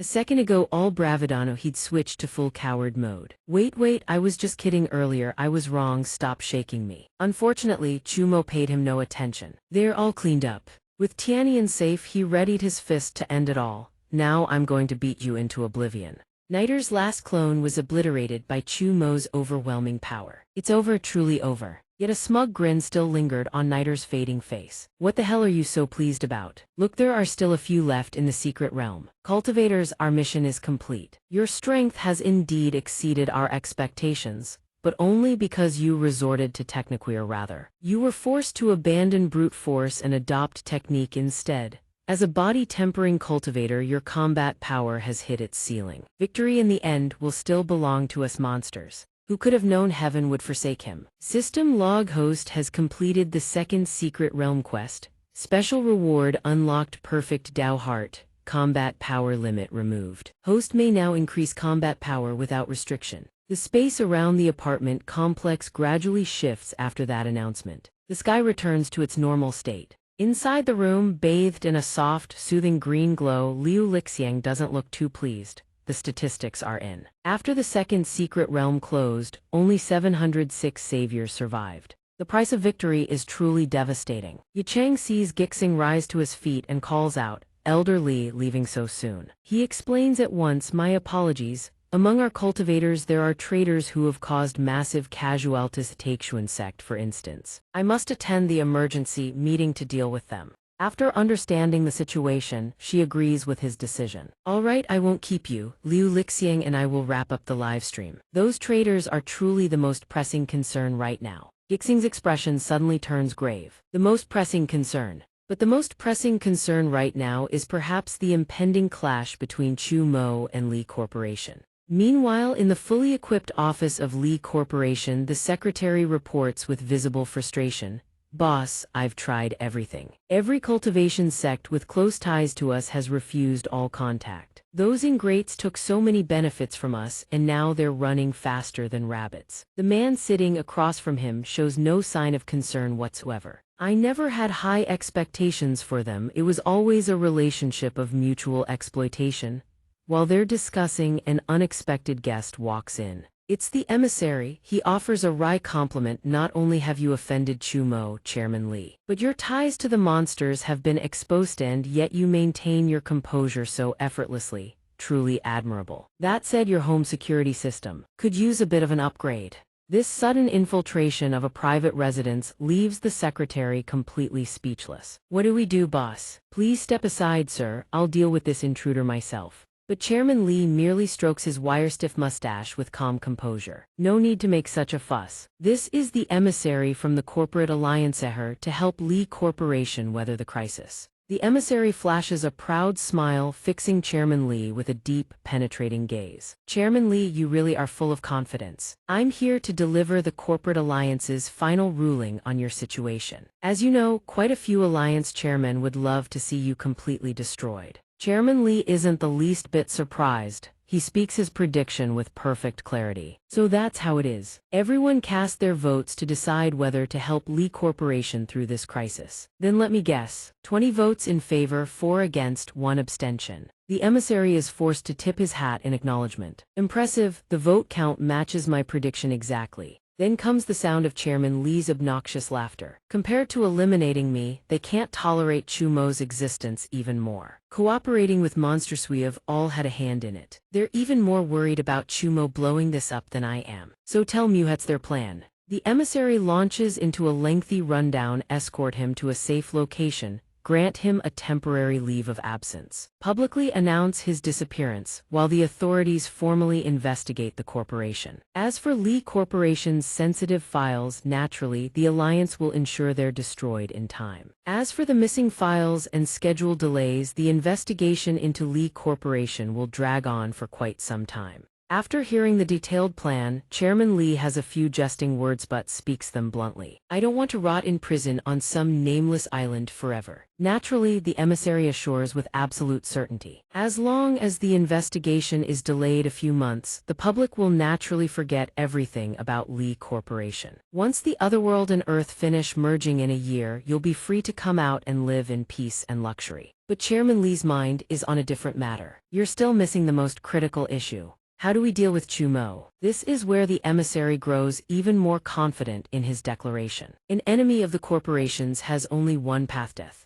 Meanwhile, at Chumo's apartment, lights still burning despite the late hour, and Ayer stand beside a table piled high with food. So all of this is meant as an apology. I'm sorry for all the pain I caused you before. Please don't hold back, eat to your heart's content. But she doesn't forgive so easily. Her finger jabs straight at his face in fury. You think cheap food like this is enough to satisfy me? You nearly got me killed. That's all your apology amounts to. I want lobster, a big one. As much as Chumo wants to comply, his current wallet simply can't. I'm out of money. If she wants lobster, he'll have to wait for Yu Tong to wake up and get her to treat them. She's been in a deep sleep ever since returning from the secret realm. She needs more time. Here's the recording from the second secret realm. If you're bored, watch it to kill time. Ayer reluctantly takes the tablet from his hands. A secret realm recording. Fine, might as well kill some time. You promise though? You're treating me to big lobster later. Her expression and inner emotions instantly cycle through every feeling imaginable. What the hell is this? The traps they laid were all blown away by Chumo like it was nothing. Wait, they were all wiped out. The 12 monster beasts remaining on Earth are all useless. Plus, I've already lost my power. Doesn't that mean the spy plan is completely finished? 12 monster beasts. So Chumo did all this deliberately to ask for my help. Ayer, can you help me locate the remaining 12 monster beasts? Moreover, due to the system's pet binding function, every single one of Ayer's inner thoughts has been laid bare. Ayer's face is drained of all color with fear. How does Chumo even know all this? This guy is terrifying, and she actually dared to act all high and mighty in front of him. I really must have a death wish. Seeing her reach for a chicken leg, he asks gently, didn't you want lobster? She immediately puts on her most obedient face. No, that's fine, chicken legs are plenty. I really love chicken legs. And just like that, Ayer's affection level toward the host increases by 1. System reminder: Ayer's affection level toward the host 1. Time trickles by, the glow of the setting sun slips through the window glass, casting warm light across the cozy kitchen. The moment the aroma of food wafts up to the second floor, Yu Tong heads downstairs immediately. Is it dinner already? Hearing her voice, Chumo turns to greet her. Yu Tong, aren't you going to rest a bit longer? Right then, looking dejected with her phone in hand. She pouts slightly, seeing Lee Corporation trending on hot search. How could I possibly sleep? The chairman of Lee Corporation has vanished. Although Lee Corporation is supposedly under investigation, they're clearly just buying time. They've committed treason against humanity and caused the deaths of countless saviors yet haven't been punished. Infuriating enough to kill one's appetite. Ayer, meanwhile, couldn't care less, head down, chewing away as if nothing of consequence was happening out there. My king prawns are gone. Watching that carefree eating posture, Yu Tong was at a total loss for words. All my beast companions are dead. Yet you seem to be enjoying your meal quite thoroughly. Hearing that, she shot a sideways glance of protest.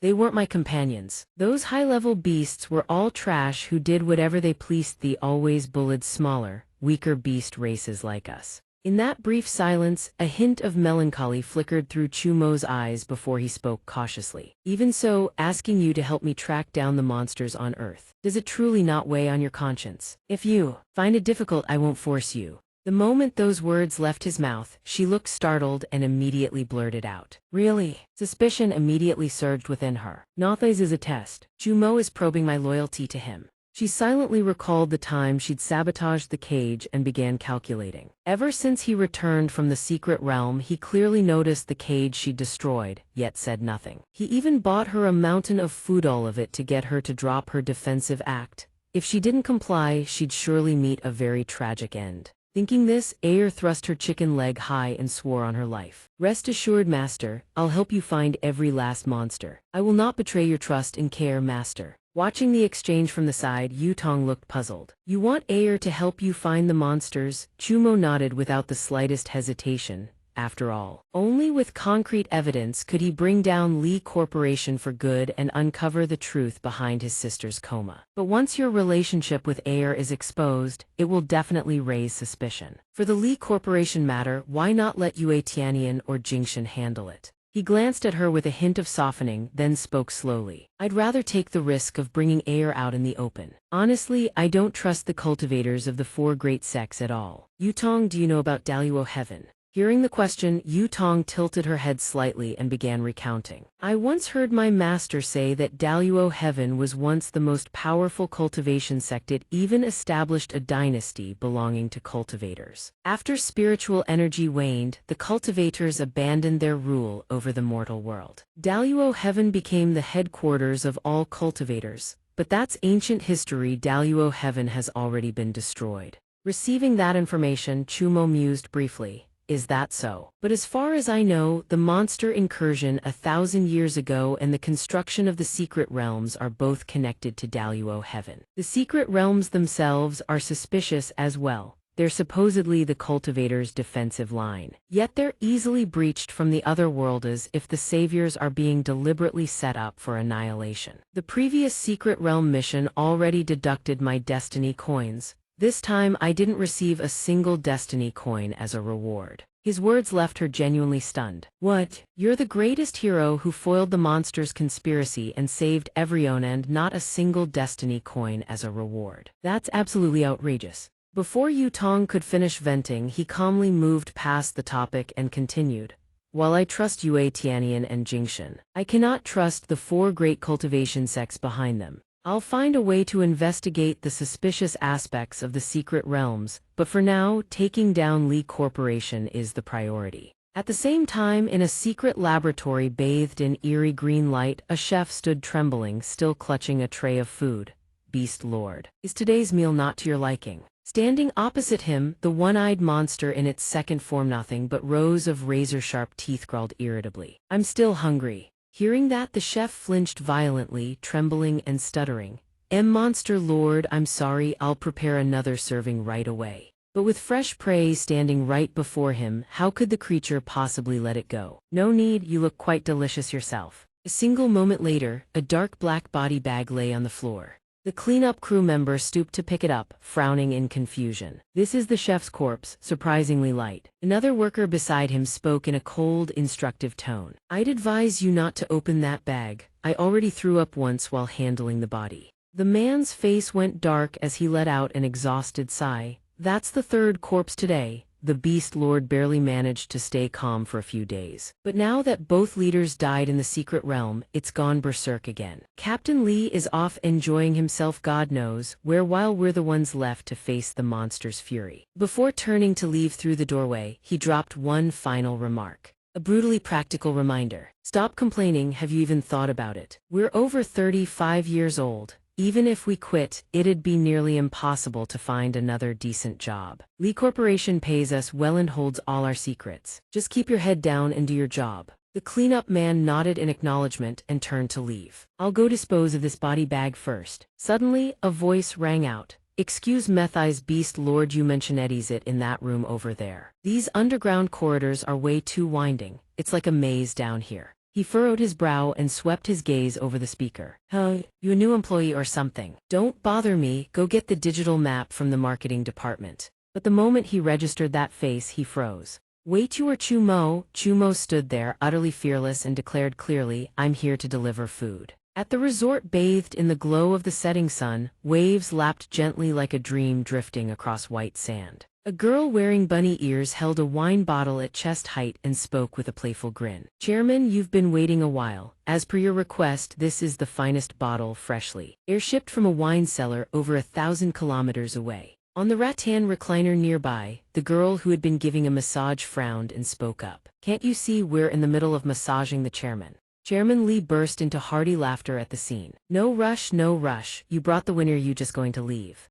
She winked once, then pointed at herself. Of course not, I'm the complimentary gift that comes with the wine. Right beside his seat, the assistant clutched a tablet tightly and called out in alarm. He took a sip of his drink and flicked his wrist casually. What is it? Don't tell me there's another complimentary gift. The assistant came running, panting and panicking. Chairman, this is bad. Chumo is at our doorstep. Hearing this bombshell in a moment of carelessness, the drink in Chairman Lee's mouth shot straight out in a spectacular spray. What did you just say? At the same moment, in the laboratory bathed in green light, a pair of footsteps approached unhurried, yet carrying a bone-chilling coldness. The sound irritated the beast Batu, who growled in annoyance. Didn't I already tell you? Don't disturb me for 1 hour after I eat, or are you here to become my next snack? Amid the stench of blood permeating the air, Chumo stepped forward and calmly declined. My meat wouldn't taste good, looks like you've already eaten quite a few people. Those words made Batu pause, its gaze brimming with contempt. Got a problem with that? You lowly creatures should consider it an honor to become my food. Hearing that, Chumo's lips curve into a smile so calm it's chilling. Is that so? I was originally planning to keep you alive as evidence. Would have been more convincing that way. But forget it, even without you, there's still one left. The moment it recognized the face before it, the creature screamed in panic inside its mind. Chumo found this place already. How? Damn it, did the corporation sell me out, you despicable humans? Lost in its frantic thoughts, it took a devastating kick from Chumo head on, its body exploding on impact. At that very instant, another avatar of the Eight Priest howled in protest. Let me finish talking first, you bastard. But Chumo merely sighed before crushing the remaining form with a single punch. And yet there's still a second phase. As the mist gradually clears, he pauses slightly. Anger made him use too much force, but thankfully enough of the beast's remains are left. Should be sufficient as evidence. The very next second, a chain of violent explosions erupts throughout the entire laboratory. Amid the red glow of flames and flying debris, Chumo curls his lips into a cold smirk. Looks like my infiltration has been discovered, blowing up the base to cover the evidence, not an ounce of creativity. Successive shockwaves continue surging deep down the corridor, relentless as if trying to erase every last trace. Outside the scene, a female reporter tilts to face the camera directly, speaking urgently, fellow viewers. I'm reporting live from the site of an explosion in the western suburbs of Andong City. Based on viewer tips, the epicenter of the explosion occurred within Lee Corporation's compound. The exact cause remains unknown at this time. Right in the middle of her broadcast, her eyes suddenly light up. Wait, camera pan over there. Someone is walking out from the rubble. It's Chumo. She rushes over eagerly, blocking his path. Hello there, the esteemed savior Mr. Chumo. Would you mind if we conducted a quick interview? Was this explosion your attack on Lee Corporation? With Lee Corporation already under investigation, your hasty provocation seems more like a personal vendetta than an act of justice, wouldn't you say? Seeing the reporter charge straight at him, Chumo narrows his eyes in scrutiny. She's a reporter, and yet she arrived at the explosion site almost instantly, like she was prepped beforehand. Looks like you lot moved even faster than me. Impressive work. She immediately fires back, "You've got it wrong. We happen to be conducting an interview nearby. We never expected such a tragic explosion to occur. Did you ever consider that your reckless assault might endanger ordinary civilians and innocent employees of Lee Corporation?"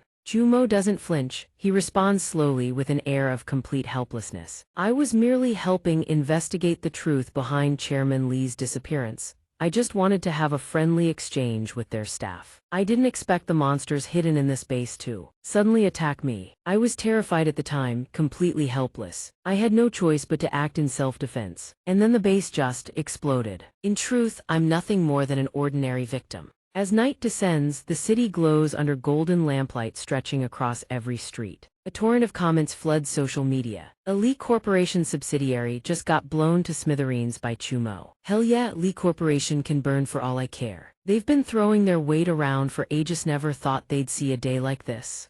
Wait, isn't Lee Corporation still supposed to be under investigation?" A hand clutches a phone tightly, scrolling through each line of text with visible excitement. The group chat erupts into a frenzy with no breaks. "You actually believe that? Under investigation, it's all a smokescreen. Mo God is the real deal. Whenever there's trouble, he's the one who steps up. Mo God is the common people's god of war, a true superhero." There are still a million people watching the livestream. Didn't the secret realm end already today? On the streets, everyone walks with their heads buried in their phones, racing to leave comments. Forums ignite with wave after wave of heated discussion. All search terms related to Lee Corporation have been censored online. This is the only place we can talk about it. If they've got the guts, why don't they censor the secret realm bird emojis too? Has anyone seen the clip of Chu Mo being interviewed by that reporter? "I was merely acting in self-defense." Chu Mo's face completely deadpan. "I was terrified at the time."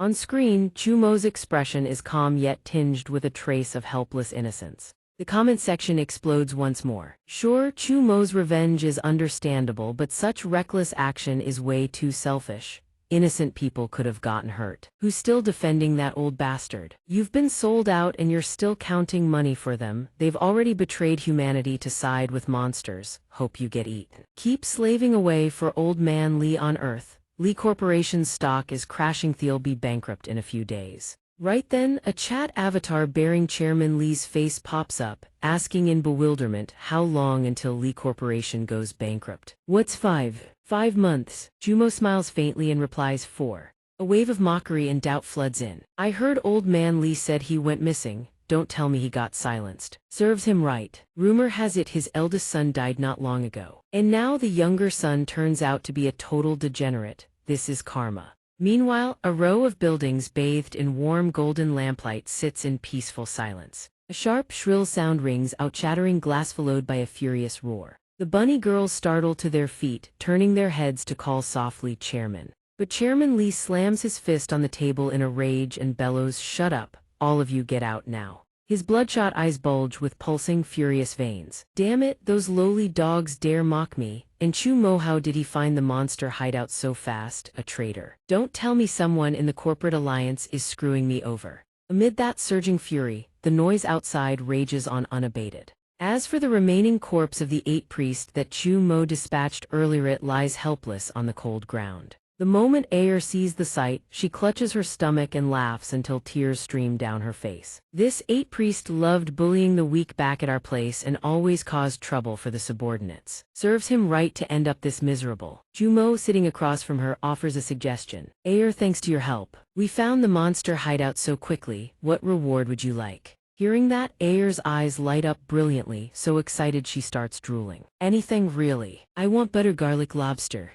Chumo turns his head, the corners of his mouth lifting gently. He nods softly. "You really want lobster that badly? Fine, you've got a deal." Getting his approval, she immediately jumps up and down with excitement. "Yes, Master Chumo is the absolute best." At that exact moment, a data panel flashes into view. System notification: Ayer's affection level toward the host has reached 30. Reward unlocked. Achievement: Reward co-evolution. The host may share power with the pet companion. The pet's maximum combat power can increase up to 50% of the host's total power. On a desolate road cloaked in biting cold, silence swallows every sound. Sensing something wrong, Chumo furrows his brow and issues a swift command. "Ayer, someone's coming, hide." No. The moment she shrank down to her compact form and clambered onto Chumo's shoulder, a voice rang out. Cuckoo! Instantly, from the shadows behind, Zhou and Hanling strode out with imposing presence. He crossed his arms with a reproachful look. Chumo, finding you is never easy. His eyes narrowed slightly as he recognized the other party. White-haired guy, I remember you. Yesterday you ran off mid-fight and today you've brought back up. Still want to throw down with me? Before he could finish, Hanling quickly cut in, snuffing out the sparks of conflict before they could ignite. I'm terribly sorry. Yesterday, Zhou got into an unnecessary clash with you. We've since had the corporate alliance sever all cooperation with the monsters entirely. We want to work with you. I'm Li Hanling, I'm sure you've heard the name.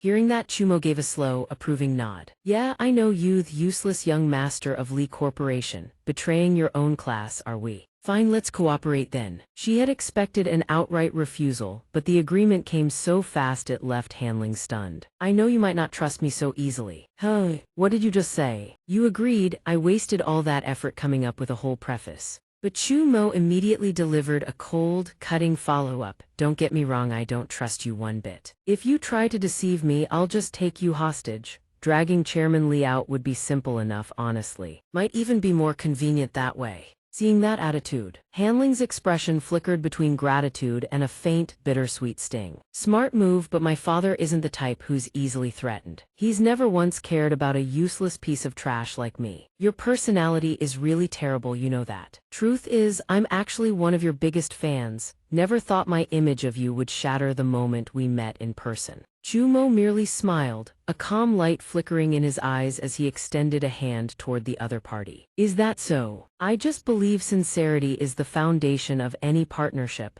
Saw pleasure working with you. The instant their hands were about to meet, Zhou suddenly cut in. Wait, Chumo, before that I have one request. You deliberately held back in our last fight, didn't you? He thought to himself, actually, no, I didn't. Then Zhou let his power surge around his body and made his proposition. Since we're partnering up, sparring against each other won't be appropriate anymore. I want to fight you one more time. This time I hope you'll get serious and go all out. Chumo listened to the challenge and replied flatly, I'd rather not. Fine, if you're so hell-bent on fighting me, then come, bring it on. The moment those words left his lips, Zhou exploded forward with feral intensity, looking ready to tear his opponent apart. All that flashy momentum, yet the result was a single punch that sent his entire body hurtling through the air. His limp frame slammed into the ground and crumpled right there on the spot. At the sight, Chumo furrowed his brow slightly and called out, Hey, you all right? I held back, didn't cause any serious damage. While the air still hung heavy from that punch, Hanling let out a soft, amused laugh. Now that's what hurts him the most. Back in the day, he was a cultivator who looked down on even the four great sects, absolutely full of himself. Never imagined he'd run into a genius even more monstrous than him. Slumped against the wall, Zhou stared blankly into space and muttered, couldn't even react. Lost again for no reason. It's only been one day, how is the gap this massive? Don't tell me I've been hacked. Like that system thing from those webcomics. Hearing the helpless rambling, Chumo smirked. What are you even talking about? There's no such thing in real life. Not wanting to waste any more breath on his daydreaming, Hanling shifted the topic. All right, let's get to business. We can provide you with intelligence. For example, the movement patterns of the corporation alliance's transport routes, personnel dossiers. He cut her off. No need, right now. All I want is to find the monster Li Corporation is hiding. She responded unhurriedly, her gaze probing. That's something I can't help much with. The corporation's security clearance on monster intel is extremely tight. At most, I can help you narrow down the city. As for the hidden monster scant, you just find them yourself. He stood there, shrugging nonchalantly with no interest in taking credit. That was just luck. I can only detect monster auras within a limited range. Before I tear down Li Corporation, I don't want to make too many enemies. So I'm only planning to ambush the monsters that Li Corporation has taken in and sheltered. As for the other corporations, I need you to loosen the net. I'm hoping you can dig up the full list of corporate alliance members colluding with monsters. After hearing every word, the corner of Hanling's lips curved upward with interest. Now that's a brilliant plan. That way, my father will start suspecting he's been betrayed by the corporate alliance. Once he wavers, it'll be easy to pressure him into handing over the entire alliance's roster. And right after, she casually raised her phone and delivered her report. You just took down one of their monsters. Right now, Lee Corporation is scrambling to relocate the remaining ones. I'll have the specific city coordinates by tomorrow. I'll contact you before the day's over. Jumo called out hastily, wait, could I borrow some operating funds from you? Yet she didn't flinch in the slightest. On the contrary, she responded as if it were the most natural thing in the world. You're right, I didn't consider your funding situation. Though I'm a bit strapped myself right now, for the time being I can only transfer you 300 million. Those words turned Chumo's face sheet white. He scrambled to explain with a wretched look. No, I just don't have money for food. I wanted to borrow a few thousand yuan for a lobster dinner, that's all. System affection level update, Ayer's affection toward host 1. 20 days later, inside a lavish building in the city center, a furious voice erupted, dripping with rage. What? Chumo found out our location. How do you humans do your jobs? But before the reassuring words could finish, the entire building shuddered violently from a massive explosion. Please remain calm. The helicopter will arrive in 5 minutes. Through the rolling veil of smoke, Chumo stepped forward, his pupils burning a fierce, predatory crimson. What a pity. Monster, you're not going anywhere. I hear you've never harmed humans. Surrender and I'll spare your life. The green-skinned creature gnashed its teeth in defiant fury. Are you joking? I would rather die on the battlefield than become a prisoner. Facing that stubborn defiance, Chumo raised his hand, his aura surging. Spoken with spirit, then so be it. At the same time, in a deserted district, a startled cry rang out. That's the fourth one. 4 monsters have already been killed by Chumo. Chairman Lee furrowed his brow, staring at the messenger. How on earth did he track down the monsters' locations? Still no leads. The man glanced at the dossier in his hand and reported, Chairman Lee, we found the reason. Someone within the Lee Corporation leaked information to Chumo. The moment he heard it, Chairman Lee erupted in rage. Which son of a bitch did this? I'll deal with him myself. The envoy raises an eyebrow and lets out a contemptuous smirk. It's Chairman Lee's youngest son, Lee Hanling. The kid played his role remarkably well. We only just now found the trail. The person who infiltrated the underground base and sabotaged the plan to merge the 2 worlds, that was also him. The instant those words land, Chairman Lee's face drains of color, disbelief written across every line. What did you just say? How could it be that useless Lee Hanling? In that tense silence, the man calmly delivers his verdict. Seems you don't know your own son at all. He's been secretly causing us a great deal of trouble. A real villain, that one. These files document multiple operations he's carried out over the past several years. Please have a look.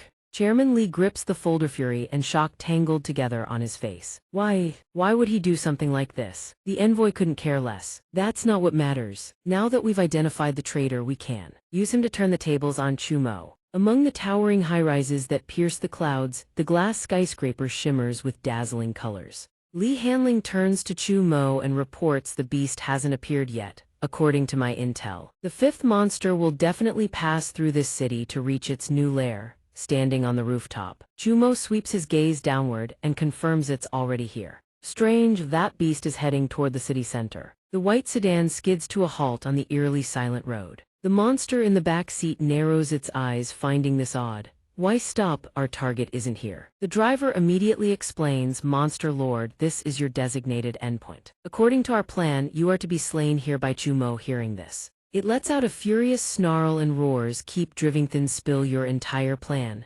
Refuse and I'll rip you apart right now. But before the beast could make a move, the man had already drawn his weapon to his own temple. Please don't worry, Monster Lord. According to the plan, I have to die here. Only then will my daughter be allowed to live. Boom! A thunderous shot snuffs out a life. The light in his eyes flickers and dies, leaving nothing but pitch-black darkness. The beast shoves the door open and steps out, muttering as it walks, disgusting. Those wretched humans, I can piece together their little plan now. Pedestrians lining both sides of the street catch a glimpse of its grotesque figure and immediately erupt into panic. Monster. Watching the chaos ripple outward in waves, the corners of its mouth slowly curl upward. Truly, this is a scheme only a monster could have devised. Very well, if that's your plan, then I'll play along and go all out. With that, the monster tilts its head back and unleashes a barrage of steel-hard vines that fill the sky. They screech through the air, stretching outward, chasing down the screaming crowd. Help somebody help. The vines shoot forward like death-dealing arrows, only a hair's breadth from piercing through everything in their path. But in that very instant, they freeze midair, leaving the beast stunned. They stopped.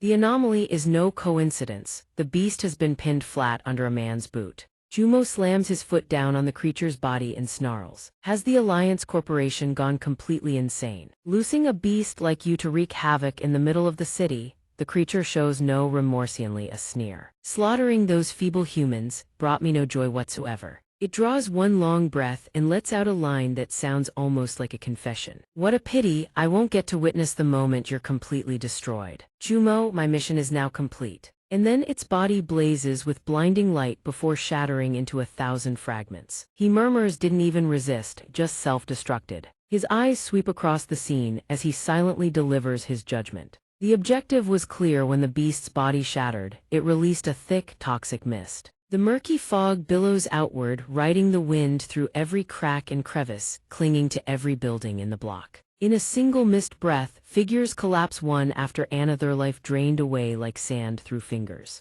Yet amid the rolling toxic fog, Chumo walks on completely unfazed. The incident has already hit the 24-hour news channel. The anchorwoman announces clearly as a field reporter sends in the latest update. Chumo and the beast are currently locked in fierce combat in the heart of Xianxia City. After the beast perished, it released a toxic gas that killed hundreds of civilians in the surrounding area. Let us take a moment to mourn those who have been lost. Meanwhile, in the beachfront high-rise that serves as Chairman Lee's residence, he sits upright before the screen, quietly listening as the anchorwoman transitions to the next segment. Breaking news: Chairman Lee of Lee Corporation has finally made an appearance, releasing a public statement. As the introduction ends, Chairman Lee's face appears on screen, dark and heavy, as though weighed down by 100 regrets. I owe everyone an apology. For the past 6 months I have been under the control of a monster, committing many unforgivable acts. Those creatures, they manipulated my thoughts, my very mind. I betrayed humanity, I betrayed Lee Corporation,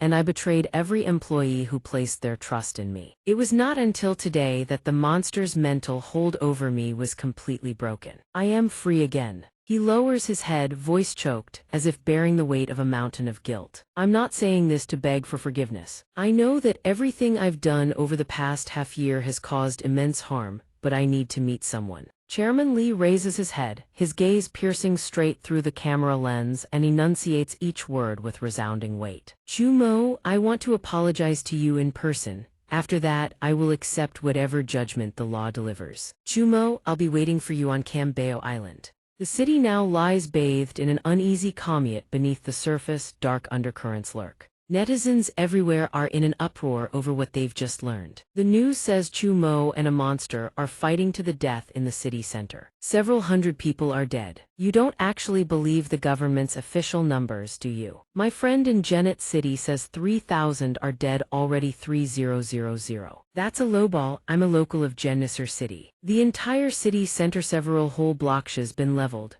The real death toll has to be over 10,000. The news screen replays footage of victims collapsing after inhaling the toxin. The horrifying sight drives them to voice their fury. This is way too cruel. Is Chumo out of his damn mind? Why would he fight a monster in the middle of a city? He never gives a damn about ordinary people. Every time he kills a monster, the collateral damage is catastrophic. Before, fewer people died and the news got buried every time. He's clearly a murderer disguised as a superhero. A supervillain would be more accurate. Meanwhile, Chumo walks alone through the toxic fog, completely unharmed. He has no idea he's become the center of a raging controversy. The truth isn't even clear yet, and people are already making things up. Godmo saved the world, cleared the secret realm, all the credit seized by you lot. The cesspools exploded, and every fly is crawling out of the woodwork. Oh, there are still Chumo fanboys left. Just seeing the words Godmo makes me sick now. Did anyone ever ask him to save us? Drop dead murderer.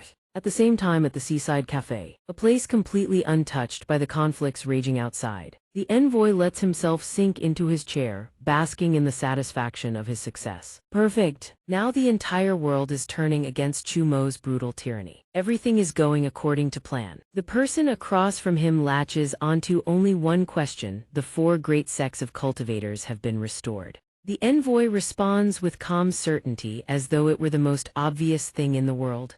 Cultivators are on our side too. Imagine some superpowered hero free to operate outside the law, capable of damaging any corporation at any time in any city. What do you think the consequences would be? Stock prices plummet, unemployment surges, another industry gets frozen, major corporations start slashing staff, even the cultivator's income takes a massive hit. The envoy's sinister grin stretches wider the more he speaks, savoring every word. Add to that the mass casualties in the city center this time around. And Chu Mo has completely shattered the cultivator's image in the eyes of ordinary people. For their own sake, the cultivators won't let Chu Mo continue running wild. Chairman Li furrows his brow, clearly displeased by what he just heard. You make it sound so easy. The one who has to face Chu Mo is mean old man who can't even wring a chicken's neck. If Chu Mo decides to come after me, I don't think those useless cultivators can stop him. The envoy, however, remains utterly composed as if everything is already in the palm of his hand. No need to worry, your meeting is just for show also to let Chu Mo face reality. If he so much as lays a finger on you, he becomes the common enemy of both the corporations and the cultivators. More precisely, the enemy of the entire world. The enemy of the entire world. His only option is reconciliation with our corporate alliance.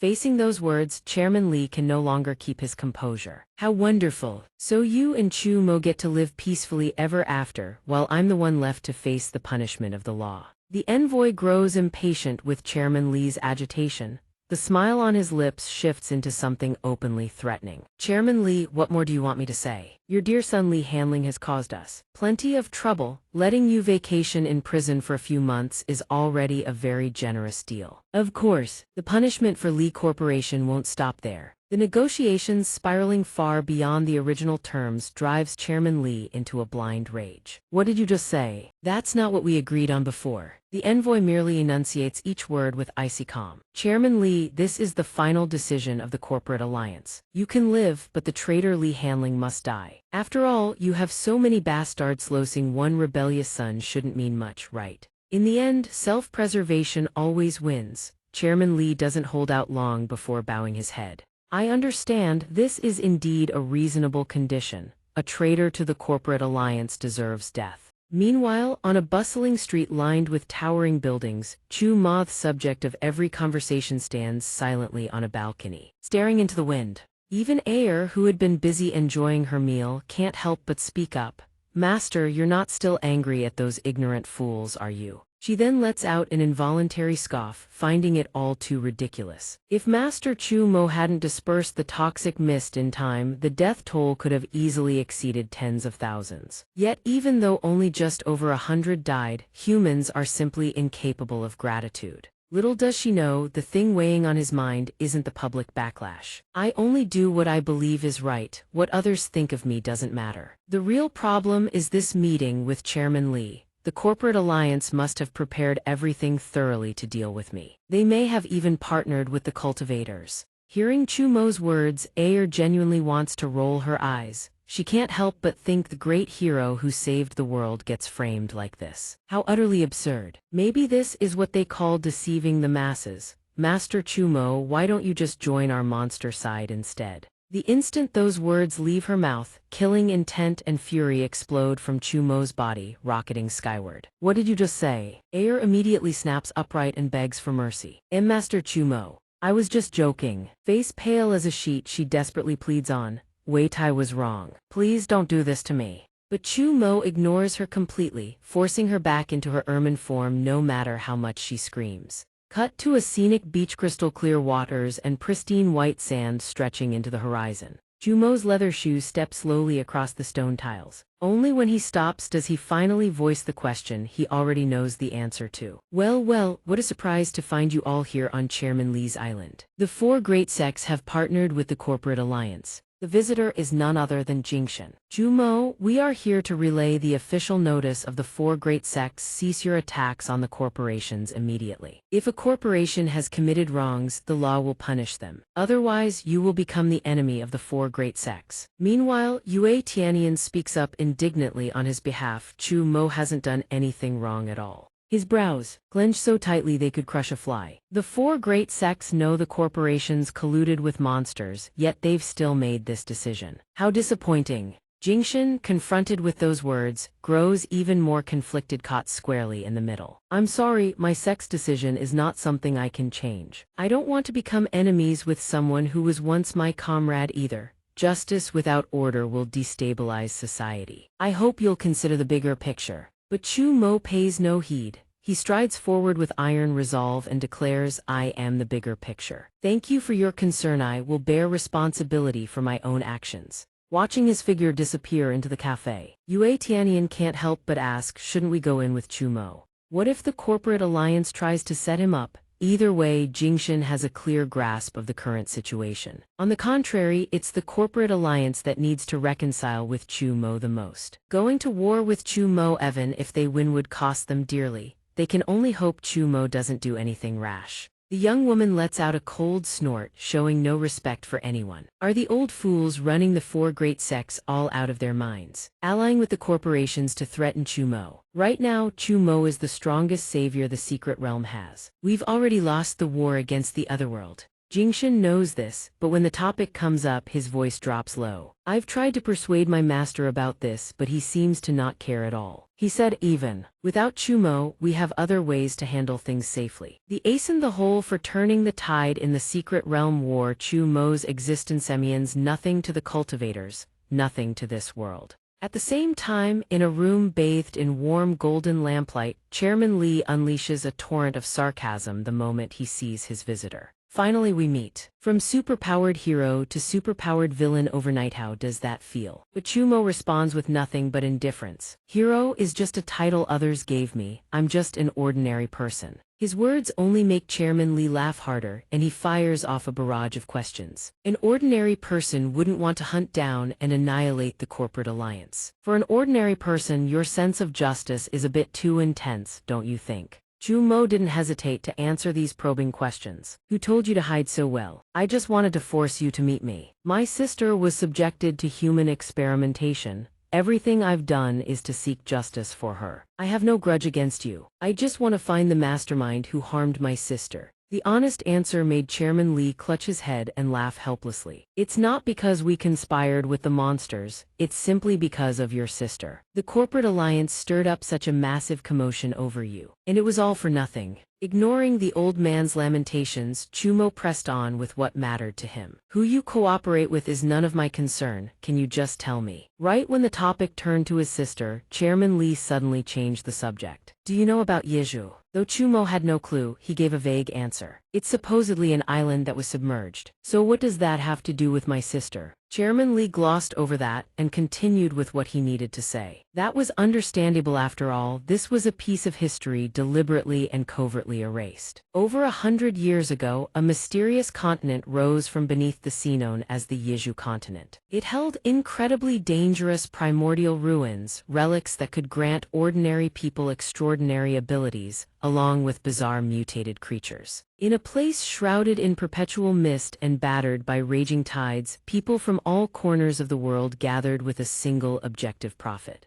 And during the expedition to colonize the Yeju continent, the physiques of some people underwent a transformation, granting them formidable power. They were called hunters. According to Chairman Li's research group, the power hunters obtained was connected to the monsters on the Yeju continent. Those creatures were actually monsters that had undergone degeneration. Furthermore, the hunter's power was far from perfect. The stronger the hunter, the shorter their lifespan. Some hunters even gradually transformed into monsters themselves. And of course, they were exterminated the moment they started rampaging. In over 100 years, only one person could fully fuse with the monster's power: Somyeon, who could even freely control every monster on the island. She was Than Haido. Chairman Li's group harvested and cultivated her queen cells. That was why even after the Yeju continent was submerged, their corporation could still manufacture hunters. But the greatest flaw of hunters remained unchanged: those people still had shortened lifespans.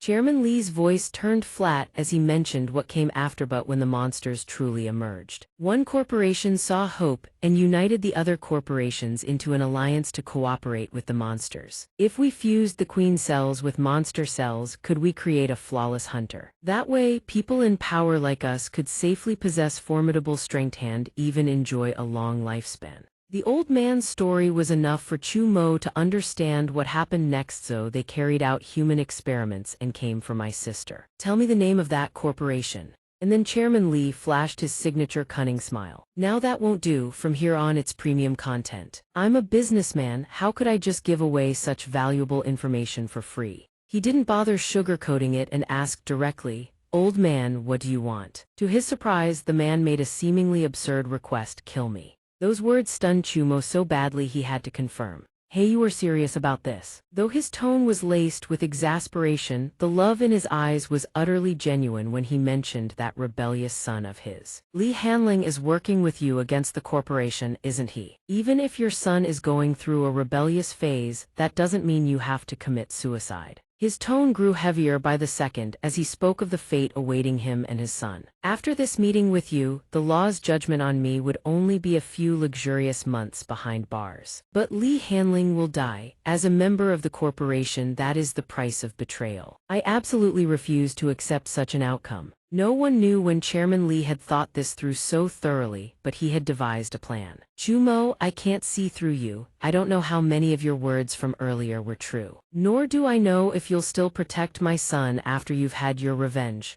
But if you kill me, you'll stand completely against the corporation. Until the corporate alliance is brought down, my son will still have value to you. Moreover, the corporate alliance will prioritize you as their primary enemy, which means Li Hanling will be safe." He summarized the whole thing, his expression caught between confusion and irritation. "So that's what you're trying to say. What a pain. If you don't want to talk, I'll just find someone else to ask." The old man showed no concern on that front and calmly laid it out. "Only a handful of top executives in the corporate alliance know the intelligence about the human experiments. You came to me because you couldn't find anyone else, isn't that right? The list is in my desk drawer, I've already prepared it, don't carry any psychological burden. The law cannot judge me, I've committed far too many sins, 50 death sentences wouldn't be excessive." Chairman Li really wasn't wrong. So Chumo decisively changed his decision. "I understand. Is there anything you want to say to Li Hanling?" He spoke solemnly, emphasizing every word with the genuine heart of a father. "I never understood this child of mine well enough, but Li Hanling is truly a son I can be proud of. Though our choices differ, I'm glad to see him living the way he wants. That's all I need."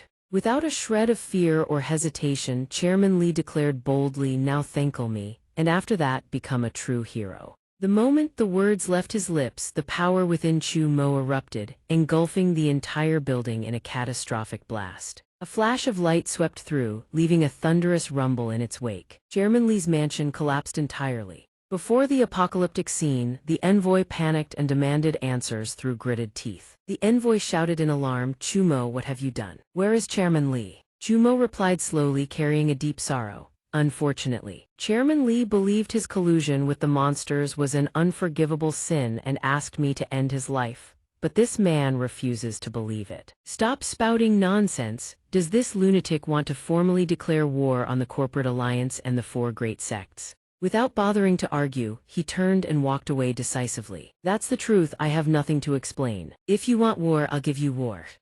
Yet the man didn't rage, he simply smirked and declared, "Fellow cultivators, this is Chu Mo's final stance. Report his crimes to the 4 great sects." But Jingshan frowned in irritation. "The internal affairs of cultivators are not yours to command, Yue Tianyan. Let's go." The young woman nodded in agreement. White clouds drifted lazily as slanted rays of light poured down upon the towering high-rise. Hanling stood frozen on the rooftop, his gaze heavy with sorrow, voicing a quiet confirmation of what he had just heard. "A son to be proud of," he actually said those words. Standing beside him, Chu Mo calmly continued to explain. "Under the corporation's pressure, your father chose you to live, but the one who ended his life was me. If you want to end our partnership, I'll understand. I hold no grudge against you. But what truly weighed on him wasn't his own life, it was Chumo's safety. As long as I can stop the corporate alliance's sinister plan, as long as I can halt the monster's invasion, no matter the price, I'll accept it all. To stop the corporate alliance, many comrades have already lost their lives. Many comrades have lost their lives. Important loved ones gone too. Now it's simply my turn. Instead of worrying about me, you should worry about yourself. You've become the common enemy of both the corporations and the cultivators now. Zhang Fan gave a slight nod and leaned in to probe further. I'm mentally prepared. Tell Meth locations of all 7 remaining monsters on Earth. You've already investigated, haven't you? Hearing this, he didn't refuse, he agreed. Of course, I won't make the same mistake as last time. All the intel this time has been thoroughly verified. His brows furrow with iron resolve. Good, the war has already begun. I won't give them another second to prepare. At that same moment, the envoy steps onto the podium to open the press conference. Below the stage, reporters and TV crews scramble to set up cameras and adjust lenses. He closes his eyes briefly, gathering every thought, then speaks in measured tones. Welcome, members of the press, for attending today. We've gathered you here to deliver grim news. In what was meant to be a friendly meeting, Chumo brutally murdered the chairman of Lee Corporation. After coordinating with the 4 great cultivation sects, we have reached a unanimous consensus. Although Chumo is a savior with outstanding achievements, under the flashing camera lights, he drives home the critical point. Recently, Chumo's egregious and reckless behavior has exceeded our tolerance. On those grounds, the envoy issues a hunt order against him, bounty set at 5.5 billion. Therefore, 16 corporations and the 4 great sects will deploy forces to capture Chumo. Starting tomorrow, a combined bounty on Chumo will be officially posted. Immediately after, he narrows his eyes and boldly introduces the next part. Today, we've also invited a representative of the 4 great cultivation sects, Sect Master of Dandai Green Cave, xianxia, Sect Master.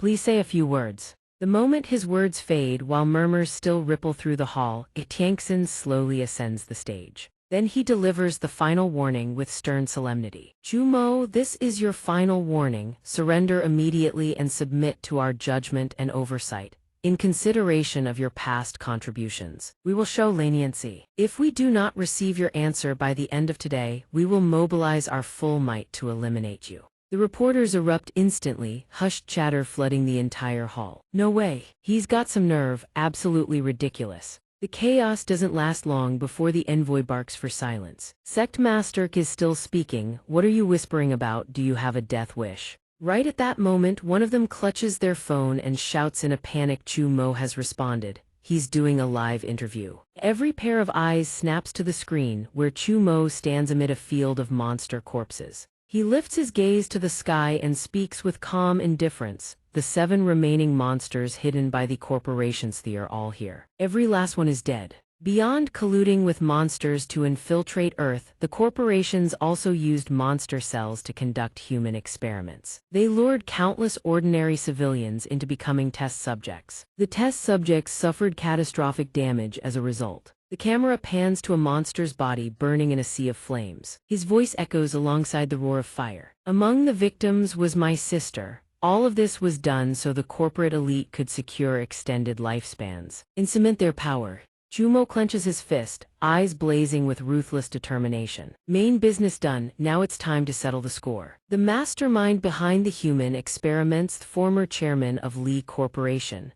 Are you watching this live? This is a declaration of war. From this day forward, we are enemies locked in a fight to the last breath. And the rest of other corporations, cultivators alike, prick up your ears and listen well. The camera zooms in tight on his face as he bites out each word. I scold. I will ruthlessly crush every obstacle on my path of vengeance. I'll say this once, stay out of my way. Inside the silent cavern, countless fireflies drift, illuminating the cold, vast emptiness. Jingxin trails behind xianxia, pleading as he walks. Master, I beg you to reconsider about Chumo. Chumo is an indispensable combat force in the secret realm war. Collaborating with the corporations to surround and eliminate him gains us nothing. He speaks unexpectedly. Jingxin, your weakness is that you're too soft-hearted. Do you know why I brought you to this cavern? The moment he hears this, he presses his palm flat against the cavern wall. This cavern is strange. The spirit energy concentration here is absurdly high, isn't it? Especially deeper inside, the spirit energy density is nearly on par with a secret realm.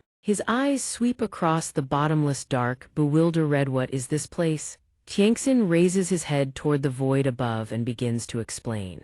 20 years ago, when we detected spatial tremors between the otherworld and Earth, we foresaw the otherworld's impending invasion. The sect masters of the four great sects each extracted a portion of secret realm space and fused them into this cavern, turning it into the Dao Seeker's training ground. Hearing an unfamiliar term, Jingxin frowns in confusion. Dao Seeker, what is that? He turns back and explains with composure, there are 4 Dao Seekers in total. They are the true successors to the current sect masters of the 4 great sects and the real saviors we've chosen. Surprised, those words only deepen his indignation. Then what about core disciples like us? What are these so-called saviors of ours exactly? The cultivators who died in the secret realms, what were they fighting for? Immediately, images of those monsters flash through his mind. During the last otherworld invasion, monsters had infiltrated Earth beforehand to assassinate saviors with potential. So this time we prepared bait in advance, namely the 10,000 cultivators selected to enter the secret realm. That is the indispensable price to guarantee victory.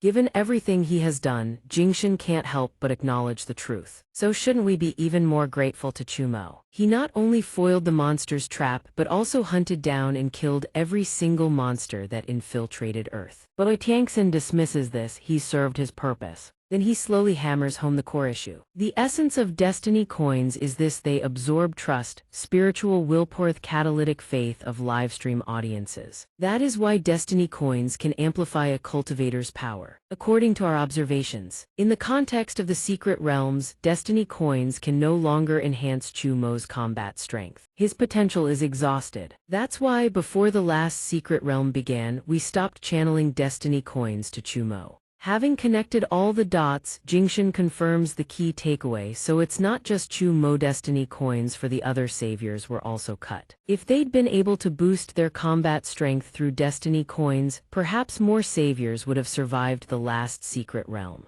Seeing that he understands, Xianxia looks satisfied. Jingxin, you truly are a disciple I can be proud of. Your instincts are remarkably sharp. The 70% of destiny coins siphoned from the secret realms, all of it was funneled to the 4 Dao Seekers, giving them a superior cultivation environment. Right now, the 4 Dao Seekers' combat strength in the secret realms is no weaker than Chumo's, and they'll surpass him very soon. Right after, his resolve hardens as he lays out the plan with finality. That is why we no longer need Chumo. To us now, he is nothing more than a destabilizing element. The next time he shows himself, the sect masters of the 4 great sects will strike Tojthar and kill Chumo. Hearing this, he bows his head, lost in bewilderment. Why are you telling me this? You could have easily kept it hidden. Rather than deflect, he reveals the true reason with calm composure. After 2 campaigns in the secret realms, the potential of you and Yue Tianyan has been recognized. After a joint deliberation among the sect masters of the 4 great sects, all of you shall receive treatment on par with Dao Seekers. Hearing those words, Jingxin showed no joy, simply stood motionless in the cold void. Observing the disciple who stood as still as a stone statue, Xianxia slowly narrowed her eyes in appraisal. What more are you hesitating for? Do you not wish to become stronger? He lowers his head, and in the shadows, a look of iron resolve hardens across his face. I will never accept power gained through the sacrifice of others, and I will never raise my blade against the person who saved my life. And Master, I truly have let you down.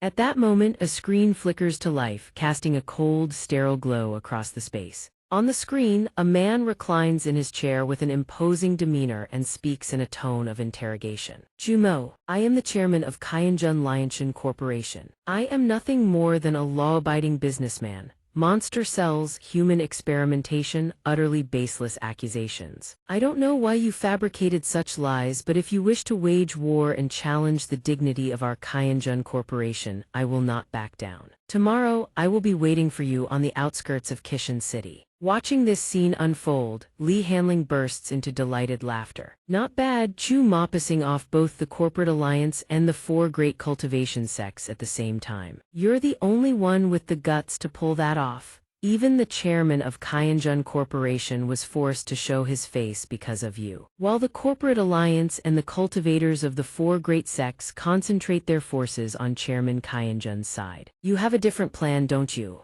Jumo turns to the side, looks at her and denies it. My plan is to crush them head-on, fair and square. Hearing that, she is taken aback. Hey, are you serious? She then presents the intelligence she has gathered. According to the intel I've obtained, the four great sects have at least 2 sect masters and over 20 elders in attendance. The corporate alliance has mobilized more than 100 S-rank hunters. She probes cautiously and carefully. Weren't you always the careful type? So why are you being so reckless this time? Chu Mo doesn't beat around the bush and explains directly, because we're running out of time. We need to settle humanity's internal conflicts quickly. Then he thinks of the far more dangerous scenarios yet to come. The secret realms held by the four great sects seem to have suffered major breaches riddled with gaps that allow divine beings from other worlds to harass the realms again and again, causing massive casualties among the saviors. His gaze darkens, each thought heavy as lead pressing down on his mind. If this continues, I'm afraid the secret realms could fall at any moment. Moreover, after all the battles during this period, I've come to understand something: the cultivators and the corporations are far weaker than I thought. Taking them down is no problem at all.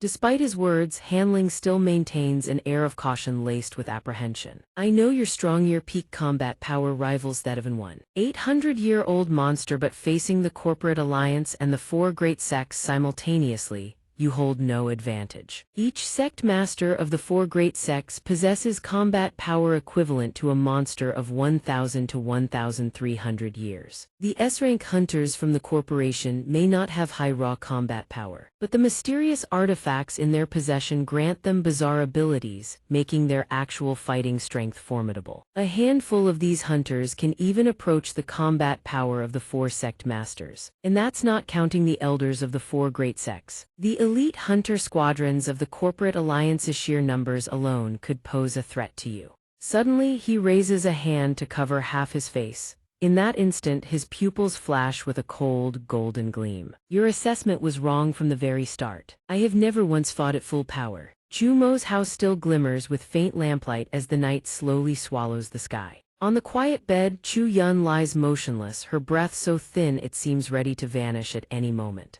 After watching her for a long time, Chu Mo turns his head slightly and asks, "Has my sister still not woken up?" Yu Tong, sitting nearby, answers gently, "Her physical condition has recovered, but the residual monster aura on her body cannot be fully purged. That's also the reason she's still unconscious. It's because my healing ability isn't strong enough." After hearing her explanation, he turns toward the bed and says softly, "You've already done an incredible job, thank you truly. I'll get the research data from Xianxia Corporation. It should help with my sister's treatment." With a tone both cautious and resolute, Yu Tong speaks up, "Are you really going to war with the corporate alliance and the four great sects? If so, I'm coming with you." Concerned for her safety, he firmly refuses. "No, that's far too dangerous. If I fight at full power, this entire area will be leveled. There's a high chance you'd get caught in it." The moment she hears his refusal, Yu Tong clenches her hands, worry etched across her face. "But if you go alone and something unexpected happens, what will you do when you need help?" Nibbling at a snack, Ayer glances over and sneers, "Are you out of your mind? Master Chu Mo has practically declared war on the entire world. With our strength, going along wouldn't help one bit. All we need to do is stay home and wait for him to come back safely." Unexpectedly, Chu Mo strides over and gently places his hand on her head. "Yu Tong, you make a fair point. When things get dangerous, I'll bring Ayer along." Ayer freezes on the spot, her brow twitching. Only a single sound escapes her lips. "Huh." But she simply plants her hands on her hips, tilts her head and casually reminds him, "Master Chu Mo, have you forgotten already? Ever since arriving on Earth, I've lost all my power. Right now, I'm nothing more than an incredibly fragile snow weasel, completely useless." Upon hearing this, Chu Mo closes his eyes and activates the surging power within him. "Then let's run a little test first." When Ayer's affection level reaches 30, the system unlocks a new reward symbiotic evolution which allows Chu Mo to share half of his combat power with Ayer. First comes the day one login reward, the power of a 1,000-year monster. Watching the azure light coil tightly around her body, the little girl's eyes widen in shock. What is this? Is my power starting to come back? But that wasn't all. Next comes the Day 2 login reward. Holy War Dance passive state combat power triples compared to normal status. Her entire body suddenly feels weightless, hovering in midair. What is this? This explosive surge of power feels like a hack, but what comes next is truly mind-shattering. Finally, the active skill of Holy War Dance combat power multiplied by tenfold. The torrential force causes Ayer's tail to lengthen involuntarily, each strand of silver fur gleaming with a radiant luster. Gazing at the swirling vortex of energy surrounding her, the little girl can only mutter to herself, "Weird, so weird. Who said spiritual energy on Earth was scarce? Aren't I breaking through to thousand-year combat power with ease right now? And he can actually grant me power this immense. Then just how strong is Master Chu Mo himself?" Observing the scene before him, Chu Mo nods with satisfaction. The effect is excellent. Under the normal amplification of Holy War Dance, Ayer is equivalent to a 1,400-year-old monster. After activating the active skill, Ayer's combat power reaches 50,000, equivalent to a 2,000-year-old monster. The situation looks promising. Ayer alone can already steamroll the corporate alliance and the four great sects. The next day, in a room bathed in a cold, eerie blue light, the atmosphere is thick with tension. Chairman Xianxia fidgets anxiously, glancing around. "Chu Mo will be here any minute. Can I leave now?" The envoy speaks soothingly, trying to calm him. "Chairman Xianxia, please don't be hasty." Then the man outlines his plan. The intelligence source beside Chu Mo. "Li Hanling is an extremely formidable talent. If you leave now, she will definitely notice. And then the entire operation to hunt down Chu Mo will go down the drain. Today is the best opportunity we'll ever have to eliminate Chu Mo. We absolutely cannot squander it." Realizing he's been deceived, the man erupts in fury. "You bastards, you told me something completely different. Do you have any idea how much I've sacrificed for the corporate alliance? Do you want me to end up like old man Lee, a human shield?" Yet the envoy remains utterly calm, like a still lake without a single ripple, each word dripping with manipulation as it drips into the man's ears. "Your situation is entirely different from Chairman Lee's back then. The sect masters of the four great sects have already arrived. The corporate alliance has deployed more than half of its S-rank hunters, including their most elite assassin squad. Right now, this base can be called the safest place on Earth. No one can touch you." Hearing those words, he paused briefly before asking in doubt, "Has the hunter squad arrived yet?" The envoy quickly confirmed, "Yes, it's the newly formed Special Hunter Squad, deployed by the corporate alliance created for decapitation strikes against the sect masters of the four great sects." Just as the words fell, two figures approached from the distance. He immediately introduced them with undisguised pride: the light wielder, capable of manipulating light, creating illusions, and attacking with beams of concentrated light at temperatures rivaling the surface of the sun. The sound of destruction, wielding the power of ultrasonic and infrasonic waves, capable of sealing an enemy's hearing and directly attacking their internal organs. Next, a small, wiry figure appeared, dragging behind a weapon of absurd proportions. The giant, though short in stature, he commands gravity itself, considered the most brutally violent destroyer among us. The Wordmaster, wrapped in mysterious robes, possessing the power of curses without physical contact. He can plunge opponents into a multitude of negative states. Lastly, the silver-haired one, nicknamed Kong, an E-rank hunter, yet considered the most bizarre and terrifying of them all, possessing the power of space. "Chu Mo, I'll temporarily commend your courage for daring to challenge the corporate alliance single-handedly. Too bad the strongest savior is about to die at our hands." At that moment, Chu Mo appeared before them and sneered, "Is that so? Me? Seeing you lot can't even beat the ferret I keep." A day prior, as the squad assembled, Light was the first to speak up, suggesting the opening strike would be the deadliest. "Leave it to me," but Kong wouldn't hear of Ith disagreed. "Your close combat skill can only be described as a tragedy. If I don't reposition you in time, within 0.1 seconds, Chu Mo will tear you apart." Yet the giant didn't flinch. A cold smirk of confidence tugged at the corner of his lips. "I've already steeled myself. Besides, you'll definitely save me in time, right?" Hearing that, Kong merely chuckled softly, the corners of his lips curling with smug satisfaction. Of course, time drags back to reality. A beam of light tears through the pitch-black night. Light tightens her grip on the photon blade, hurtling straight toward Chumo, who hangs motionless in the void. But when they're a breath apart, shock flashes across his face. Chumo has already raised his hand. A berserk force roars forth, condensing in his palm, swallowing the darkness whole. Two forces collide. Impact seems ready to blow the sky apart. Yet when Chumo's sweeping strike comes crashing down, his opponent suddenly vanishes.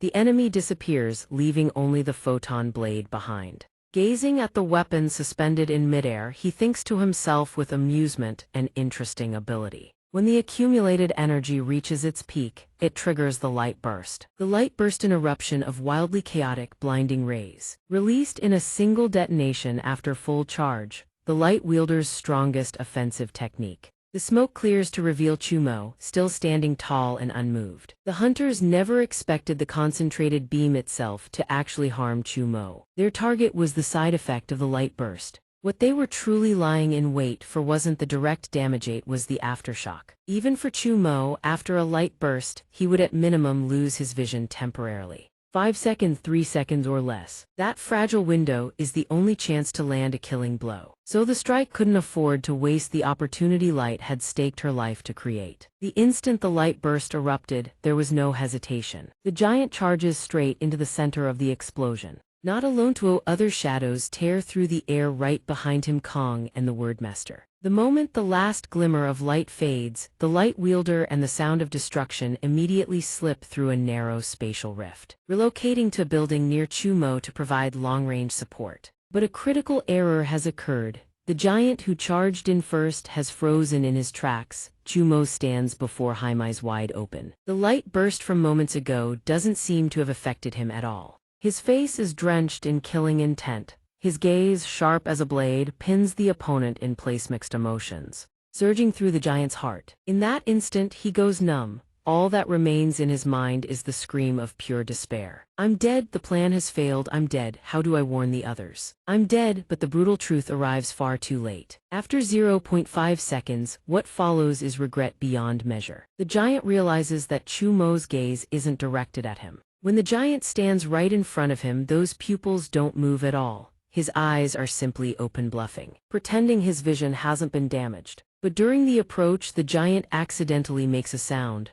Crap, the noise, I stepped on something. And in that very instant, Chumo strikes without a shred of hesitation. While the giant is still lost in thought, Chumo's attack pierces straight through the giant's afterimage. At that exact moment, from the building nearby, the remaining two provide silent support. The sound of destruction skews the direction of sound, while light has already conjured the giant's illusion. This coordinated maneuver carves out a second opening for the giant, breaking the sound barrier, unleashing a 30 times gravity critical strike. Meanwhile, Chumo is calculating, vision temporarily lost. Sound is also unreliable now. Any attack must come faster than the speed of sound. The only thing he can trust is the body's last line of defense. Instinct wins. The moment Chumo swats the giant away, the giant thinks he burned his last line of defense on me. But while he's still locked in combat, a freezing cold hand suddenly presses against his back. While Chumo sent the giant flying, Kong teleported the Wordmaster directly behind him.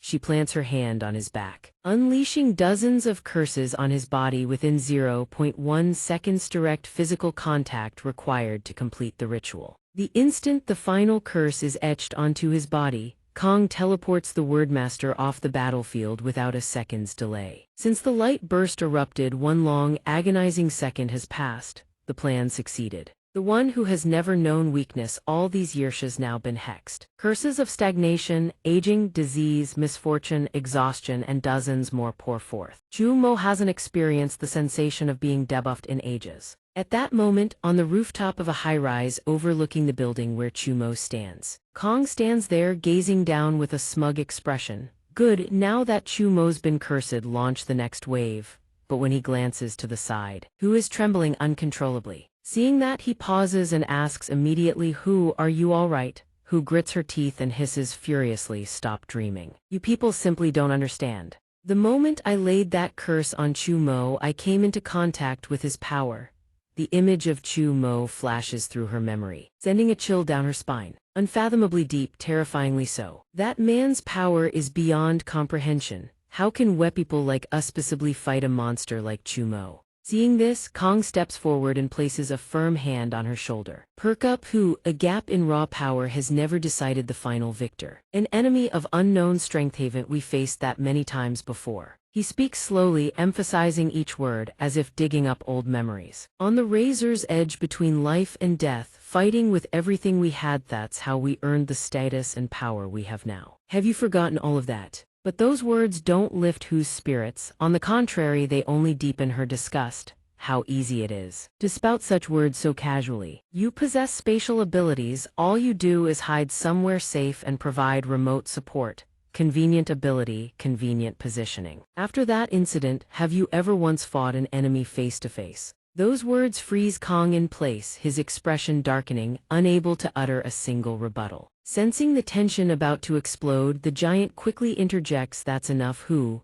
That matter is off limits within our squad. We agreed never to bring it up again. If you don't want to fight, you can stay here, we'll carry your share." With that, the giant leaps off the rooftop edge. Light walks over to Kong's side to offer comfort. Meanwhile, Hu remains standing still, her gaze lowered, not uttering a single word. The second wave of attacks begins by the giant. He explodes forward, charging straight at his target, swinging the massive weapon behind him. The weapon in his hands is a true monster, 1,000 kilograms of raw destruction. A hammer forged from a specially crafted alloy, further enhanced by 30 times gravitational amplification, slamming down at 3 times the speed of sound to obliterate Chumo. Without a shred of hesitation, he hurls the colossal weapon. It tears through the air like a meteor. Once Chumo blocks the hammer, the giant's most critical mission is complete. Yet with such berserk force behind it, Chumo manages to stop it with just one hand. None of this was a mindless outburst, it was all calculated. The giant's role wasn't to deal damage, it was to pin and mark the target. Unlike his usual brawling style, when the giant's hammer makes contact with the enemy, the gravity collapses inward, generating an intense gravitational pull that locks the enemy in place. Before the battle even began,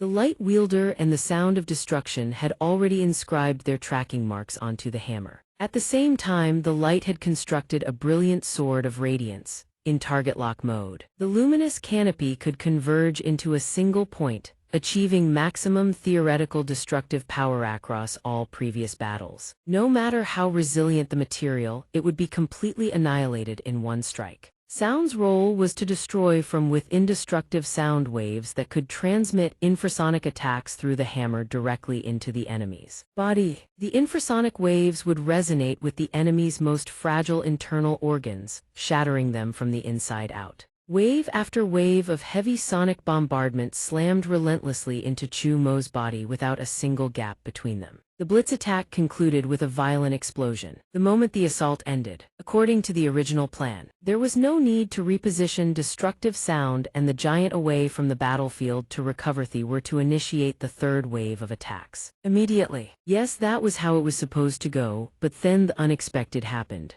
When Kong arrived, his face immediately hardened at a sight no one could have predicted.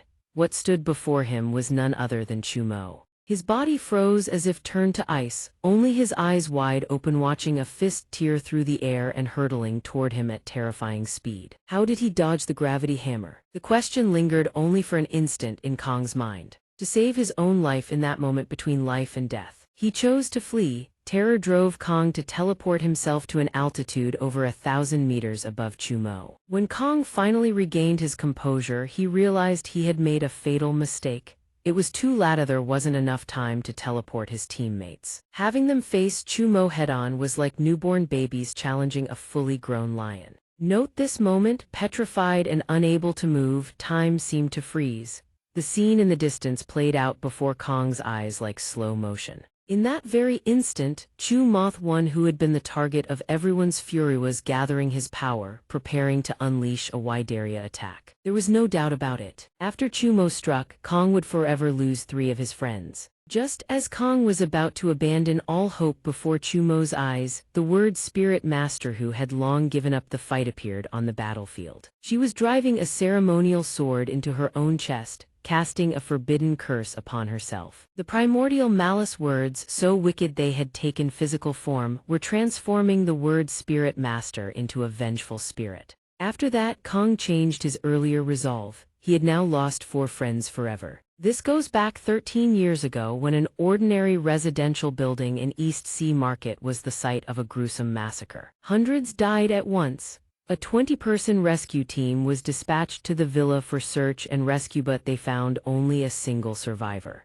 And what followed were days of sheer terror. In the 3 days that followed, 32 members of the rescue team perished. 50 people died in various accidents. 18 others went insane and took their own lives. The sheer abnormality of it all left everyone in terror. Cultivators intervened to investigate. The cause of all that death was the lone survivor, Xiu, the inheritor of the Phantom Abyss Pavilion, a sect that practiced the dark arts. Before being destroyed by Yu Tianren, the Phantom Abyss Pavilion was once a formidable cultivation sect, renowned for commanding vengeful spirits. Its fame once rivaled the current 4 great sects. The surviving disciples of the Phantom Abyss Pavilion took in a child with a unique physique. To reclaim the former glory of the Phantom Abyss Pavilion, they poured everything into infusing thousands of vengeful spirits into Xiu's body during the final legacy inheritance ritual of the Phantom Abyss Pavilion. However, their greed came at a devastating cost. The ritual failed. The vengeful spirits within Xiu's body merged into one,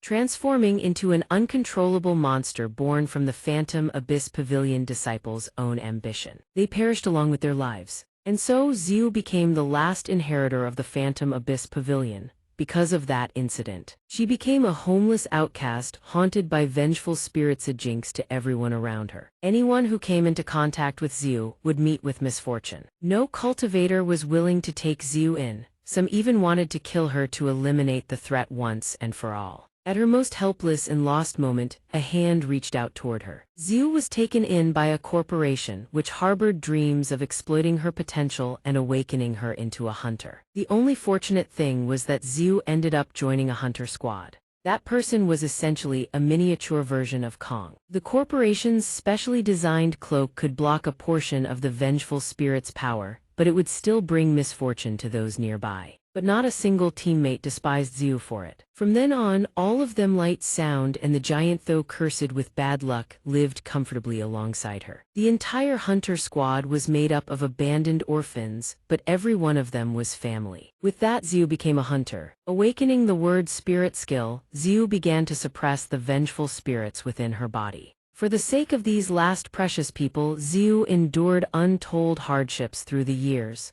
The vengeful spirits had become a part of her very being. Suppressing the vengeful spirits brought Xiu excruciating pain, but she had endured it all. And all the misfortune, all the bad luck was compressed and redirected to bring calamity upon enemies, not friends. The moment she had been waiting for had finally arrived. Until Tadi, what did it mean to actively unleash the power of the vengeful spirits upon herself? Xiu knew full well this was not a power any human could control. Perhaps the first thing the vengeful spirits would do upon breaking the seal was kill her. Perhaps she would lose herself entirely, becoming a slave to the vengeful spirits. But none of that mattered. Xiu waited her life, howling through the anguish. Listen up, vengeful spirits, if you're truly as powerful as you claim, take my body if you must. Just save my friends, that is my only wish. She turned her gaze toward Chumo, who was unleashing overwhelming power. The only requirement: bring down that monster. At that moment, Xiu raised her hands and drew every ounce of energy from the void into her body.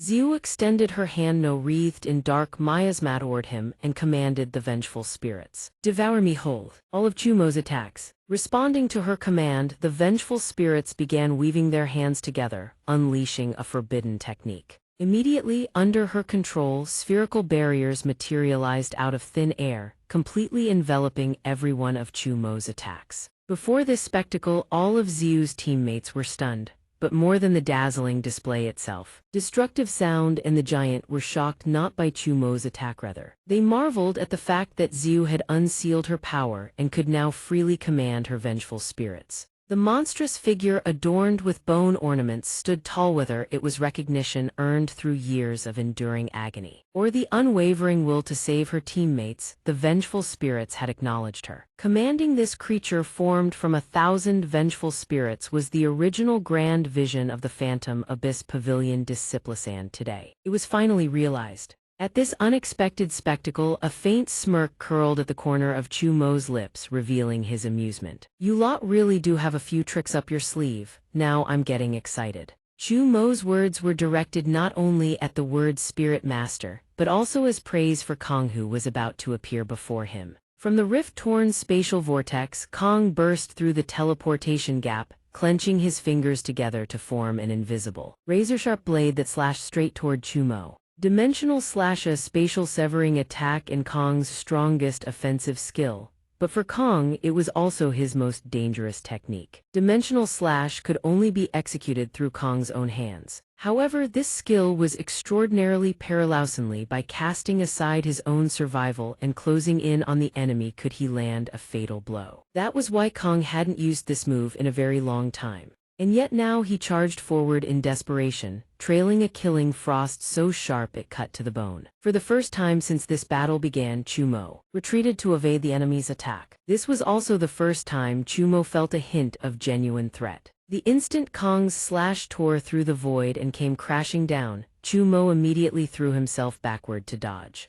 Yet there was no trace of panic on his face, only a faint flicker of mild concern. The opponent's dimensional slash might actually tear his clothes. This coat was something he really liked. The vengeful spirit swelled in power. On a spirit-depleted Earth, human power has its limits. But within Xiu's body, this fusion of 1,000 monstrous vengeful spirits, the founding patriarch of the Phantom Abyss Pavilion, could not comprehend where its limits lay. Equivalent to a 3,000-year-old beast, a 5,000-year-old beast, perhaps even a 10,000-year-old beast. As long as Xiu's body could endure it, the fused 1,000 vengeful spirits would only continue to grow stronger. As long as she could kill Chu Mo after this battle, no matter what became of her body, it wouldn't matter. A drop of blood, vivid and brilliant as a gemstone, dripped down at her command. Blood prison. This was a purely spiritual attack, indifferent to whether the opponent was strong or weak. It dragged the enemy's willpower into a prison built for vengeful spirits, without discrimination. First came a vast, endless white void. In an instant, Chu Mo stood in a space devoid of all objects. Then countless vengeful spirits converged enough to blanket the entire area in a sky-darkening swarm.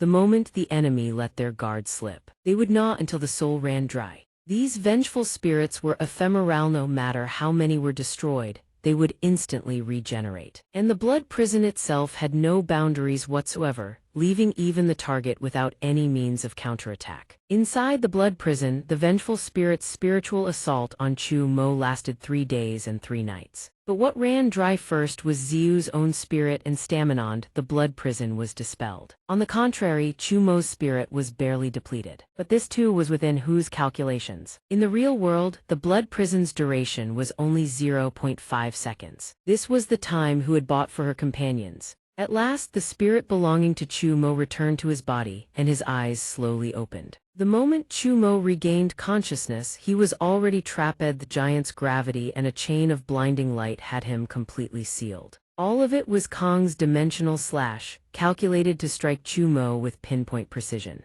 The dimensional slash had simultaneously conjured the giant and triggered the chaotic collapse of the blinding skill. In simple terms, it was a lethal explosion. However, before the explosion occurred, Kong had already moved himself and his companions into his own private space. Meanwhile, in a place that still seemed peaceful despite the tremors outside, Chairman Kyan witnessed the explosive scene before his eyes and couldn't help but marvel. They still proved somewhat useful. All those resources the corporation poured into these hunters every year weren't wasted after all. Even the emissary chimed in with a few words of praise. The hunter squad has gotten stronger again. I didn't expect this either. They seemed to have broken through their own limits fighting Chu Mo before the praise had even faded. He immediately dropped the act, practically screaming, "Whatever, just kill Chu Mo for me already. What strongest savior dares to challenge me by name? Doesn't he look like a beaten stray dog right now?" And then who knows what the emissary suddenly saw. He froze as if struck by lightning. Chairman Kyan, look over there. The moment his gaze swept over, his face turned deathly pale and he stammered in shock.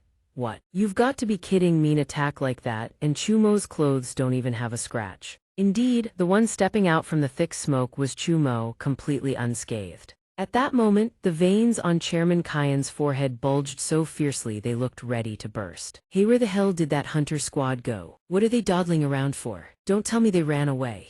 At this time, inside Kong's private spacia realm that even possessed a massive island floating in the vast sky. At that moment, the giant, his face dark as thunder, muttered over and over, "This isn't right. This shouldn't be happening," because right before his eyes, Kong was barely clinging to life. Tears of anguish fell ceaselessly amid the panic and the sounds of destruction. I don't believe Kong would die so easily. Come back to life, don't we still have so many things left to do? In stark contrast, only Hu's fierce voice cut through the somber atmosphere. Don't say stupid things like that. Kong is dead, apparently struck down by Chu Mo when he sent us away. The only thing we can still do for Kong is one thing: take revenge on Chu Mo. These words instantly ignited a blazing fire of hatred in the giant's heart. Who is right? The giant said, straightening up. Stop crying. We have to destroy that bastard. After that, the one called Light, who had been silent until now, suddenly spoke up and laid out the harsh truth. I hate to break it to you, but it seems you've all forgotten something very important. This place is Kong's private space. Only he could freely come and go. Now that he's dead, we might never be able to leave again.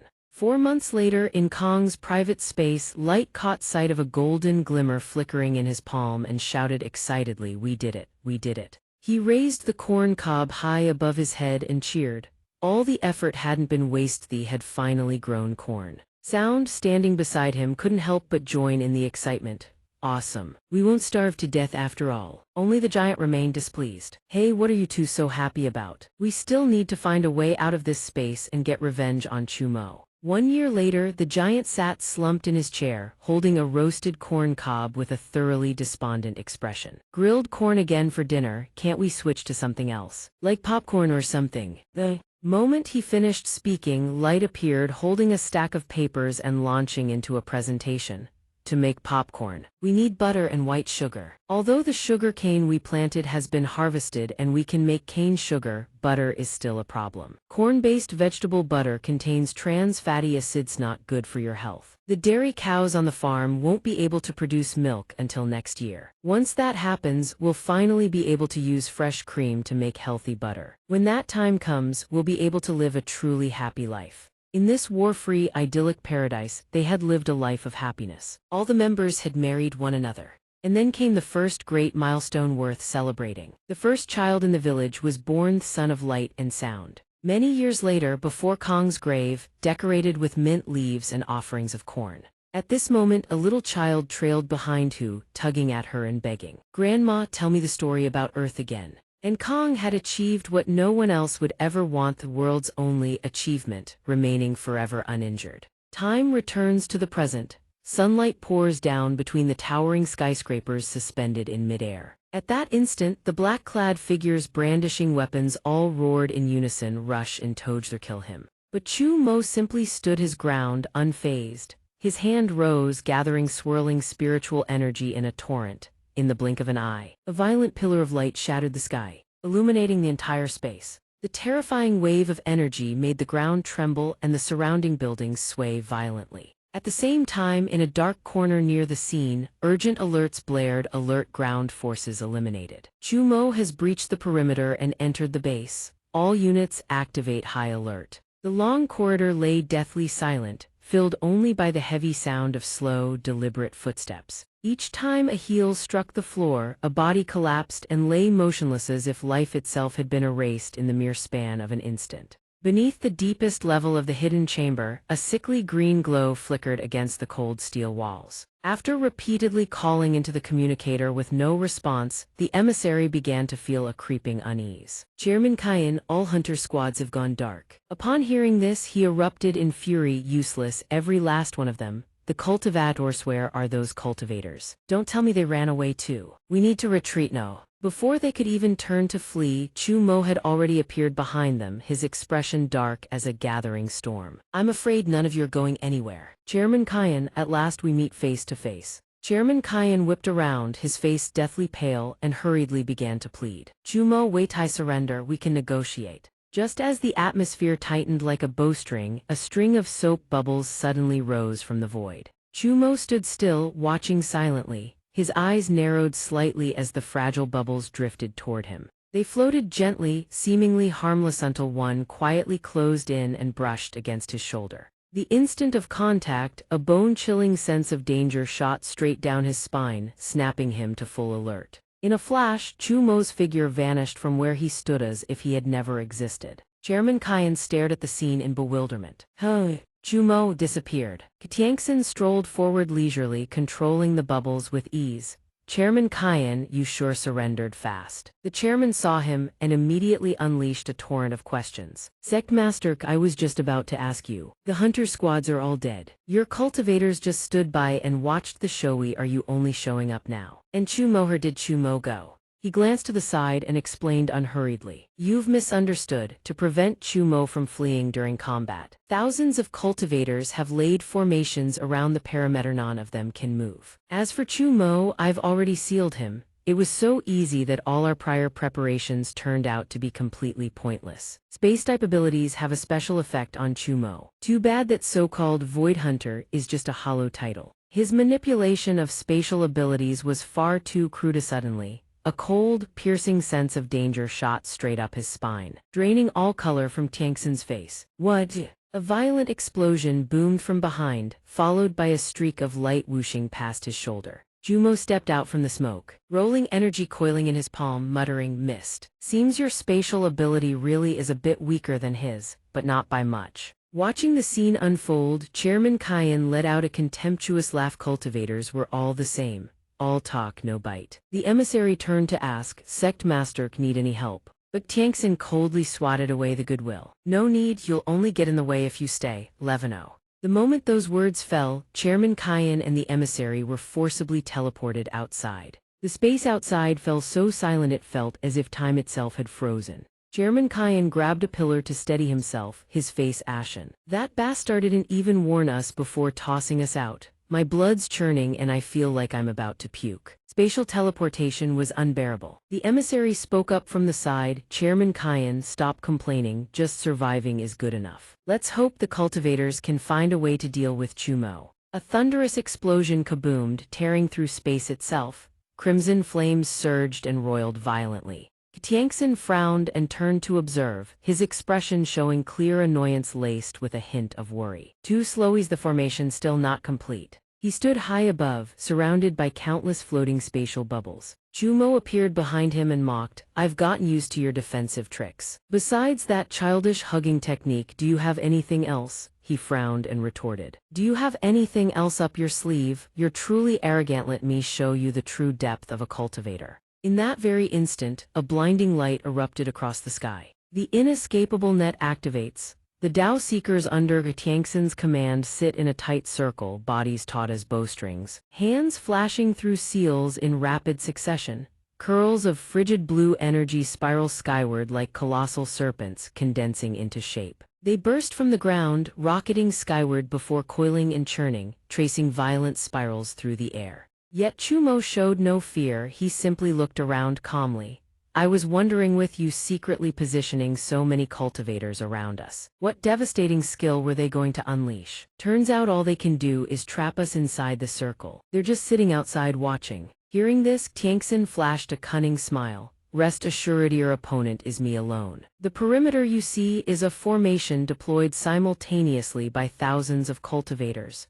This is a binding contract formation on inside. Only one side's total annihilation can break the seal. But those words meant nothing to Chu Mo. It sounded more like the man was helping him commit suicide. What about the other 3 sect masters? Call them all out too. Now that would be a fair fight. Xianxia turned, paced a small circle, then spoke with grave solemnity. This is not a hunt. This is a righteous execution. Therefore, I alone shall strike you fair one-on-one duel. His eyes gleamed with pleasure as he revealed, oh, and by the way, Thai's entire battle is being live-streamed worldwide. Chu Mo, your glorious hero's journey began with a live stream, so too shall it end with one. The comment section exploded instantly. Netizens hammered their keyboards furiously. The corporation's hunter, I'm dying, looks fierce as a tiger on the outside. You can tell just by looking it's gonna be 0 to 5. Is the corporation here to put on a comedy show? And they think they can actually kill Chumo. Is the guy above me seriously delusional? If a psycho killer like Chumo wins, you'd be happy about that. The corporations know better. All I can say is good riddance. Place your bets.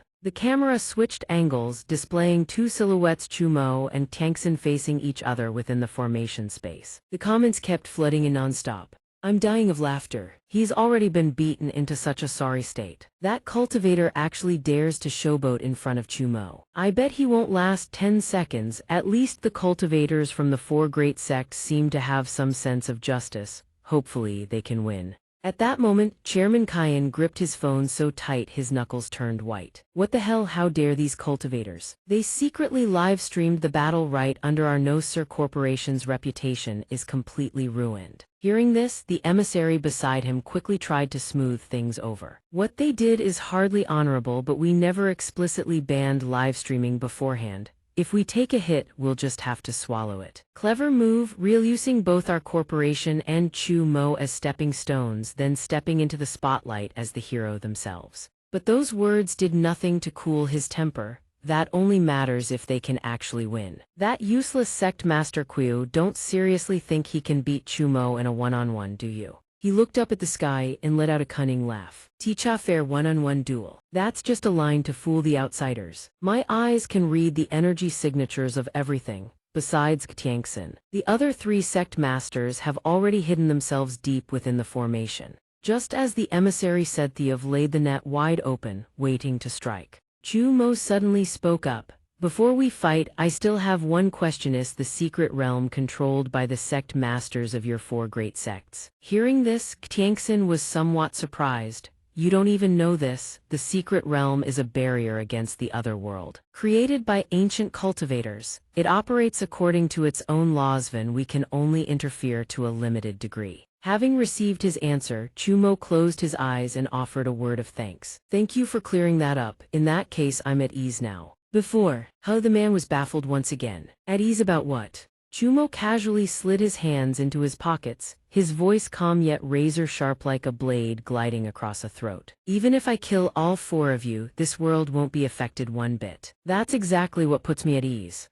Dan Miao Street, 200 km from the battlefield between Chumo and the corporation. A bus pulled up. A man wearing glasses greeted everyone cheerfully. Hey, you all got force evacuated too? One person replied flatly. What else? Everyone in our city was force evacuated today. A bunch of big guys forced us onto a bus and hauled us here. The disaster management staff told us to wait. Harris said they'd arrange food and lodging for us later. Hearing that, the glasses man cursed. Bullshit, disaster management, what a joke. A bunch of corporate bloodsuckers. I'm from Kishan City. Our city got force evacuated yesterday. I slept alongside hundreds of people at the stadium. If you want somewhere decent, pay for a hotel yourself. And as for food, the boxed meals they hand out still come out of our own pockets. The handsome man grew angry on their behalf. Seriously, that's going way too far. The glasses man calmed down and murmured, when can we finally go home? They said we have to wait until the battle between Chu Mo and the corporation ends. Hopefully they don't wreck my house. I haven't even finished paying off my mortgage.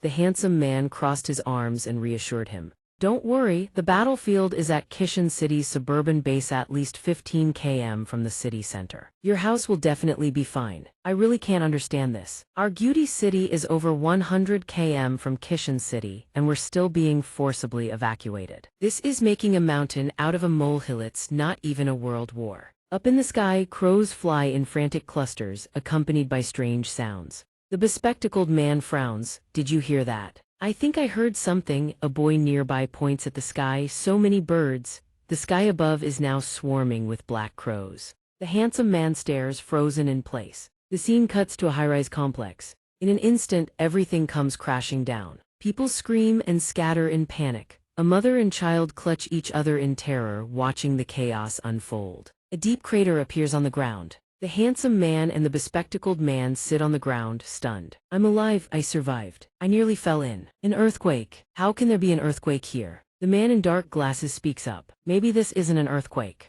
Wind and rain and hailstones crash down from the sky. The handsome man sprints with his head covered, bewildered. Have you gone insane? It's only October. Where the hell does the south get hail from? Kishin City outskirts, Xiaoyu Mountain. On this side, hailstones pour down relentlessly. A daredevil braces against the howling wind, phone in hand. Guys, the city right now is completely submerged in water. The storm is getting worse, he screams. Holy shit, this is insane. Did you all see that just now? Right before my eyes, that mountain just vanished. Tornadoes sweep away everything in their path. On this side, breaking news updates in real time. Today, for the first time, the entire world truly understands what it means to represent the strongest fighting force on Earth. The catastrophic aftermath of the battle between Chu Mo and the cultivators streams endlessly through the internet before everyone's eyes. The entire world falls silent. This is the quietest minute the world has known since the internet was invented. Everyone watches the footage in dead silence. All hope, fear, all wrought by a single man. All of this the result of just 1 minute of combat between Chu Mo and the sect masters of the 4 great sects.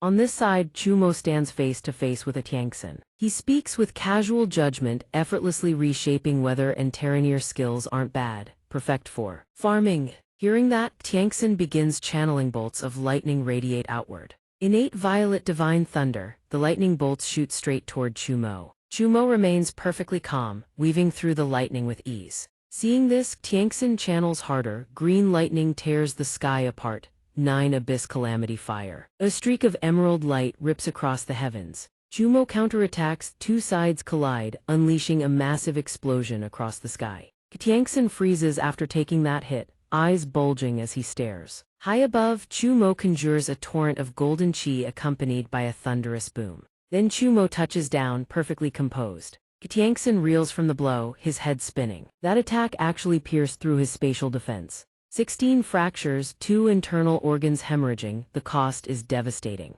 From afar, footsteps approach. An old man surrounded by flickering spiritual light arrives before Xianxia. Myriad tribulation rebirth, a wave of emerald light envelops the surrounding space. Chu Mo watches from the side, exasperated. Not only are Xianxia's injuries fully restored, even his clothes have reverted to their original state. It's practically a cheat code.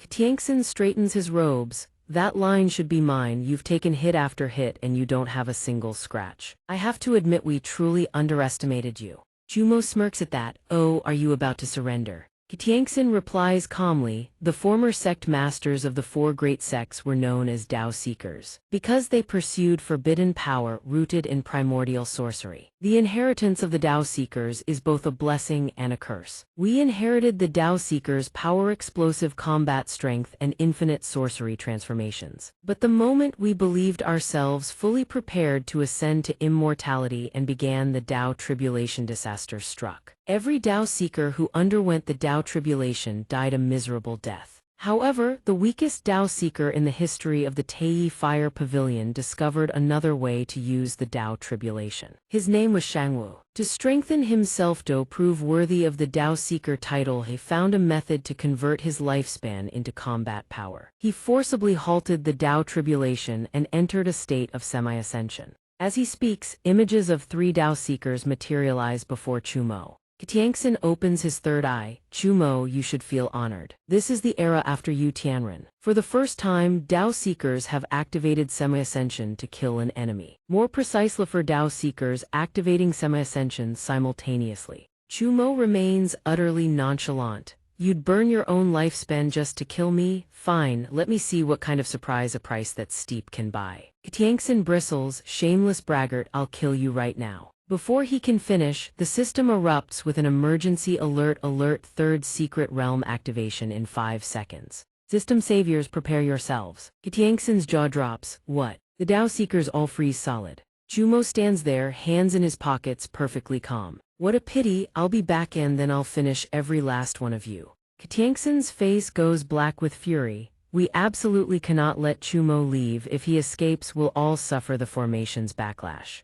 As he speaks, he channels a spell summoning the Tao spirit souls. The spirits begin pursuing Chu Mo. Xianxia roars, pouring every ounce of power into his voice. Chumo, get back here. Chu Mo responds from outside, calm and composed. You can actually halt the secret realm's movement, but it looks like it's draining you badly. Xianxia grits his teeth. The passage is closing, come back or battle isn't over, are you trying to run? Chumo casually pokes his head out, tapping the edge of the barrier with one finger. Run, what are you even talking about? If the secret realm battlefield collapses, Ziosu will breach into Earth. You think our petty rivalry matters more than the fate of all humanity. And you call yourself a sect master of the four great sects. Pathetic. With that, he vanishes, leaving Xianxia standing there, trembling with rage. His fury hits its peak. Worthless scum, I'll kill you. At that moment, a surge of emerald chi erupts, blanketing the entire sky. It's over. The formation's backlash has begun. Break the formation now, we can't. The formation's contract is a fight to the death. Jumo left the battlefield first, we have to pay the price. Around Xianxia, a wave of dark energy surges into his body. In an instant, blood seeps from his nose and mouth. He thinks furiously. At least the formation's backlash can be distributed among the disciples who activated the array. The backlash damage isn't as severe as predicted, but it's too late. The other three have already absorbed their share of the damage. The truth behind this duel is about to be exposed. A flood of comments pours in. Everyone can see it right. Up in the sky, besides Sect Master, there are three more figures. I'm dying laughing. They said it'd be a one-on-one duel, but it's actually 4-on-1. What a bunch of cowards. Wait, where did Mo Shen go? Bro, did you just cut off the livestream? Did Mo Shen enter the secret realm or not? In the secret realm livestream, Mo Shen isn't visible either. What happened? On this end, Chumo gets transported to a strange place. This doesn't seem to be the secret realm. The moment AI appeared, she shouted loudly, Chumo master, this is Kangbai land, we're dead for sure. I should have known better than to come. Why did I even bother showing up? Wouldn't staying home eating chicken drumsticks be better? He listens to her words, his brow furrowing slightly. Kangbai land, is this place really that dangerous? AI answers him with a trembling voice. Dangerous doesn't even begin to cover it. This is an intersection zone riddled with chaotic spacetime distortions.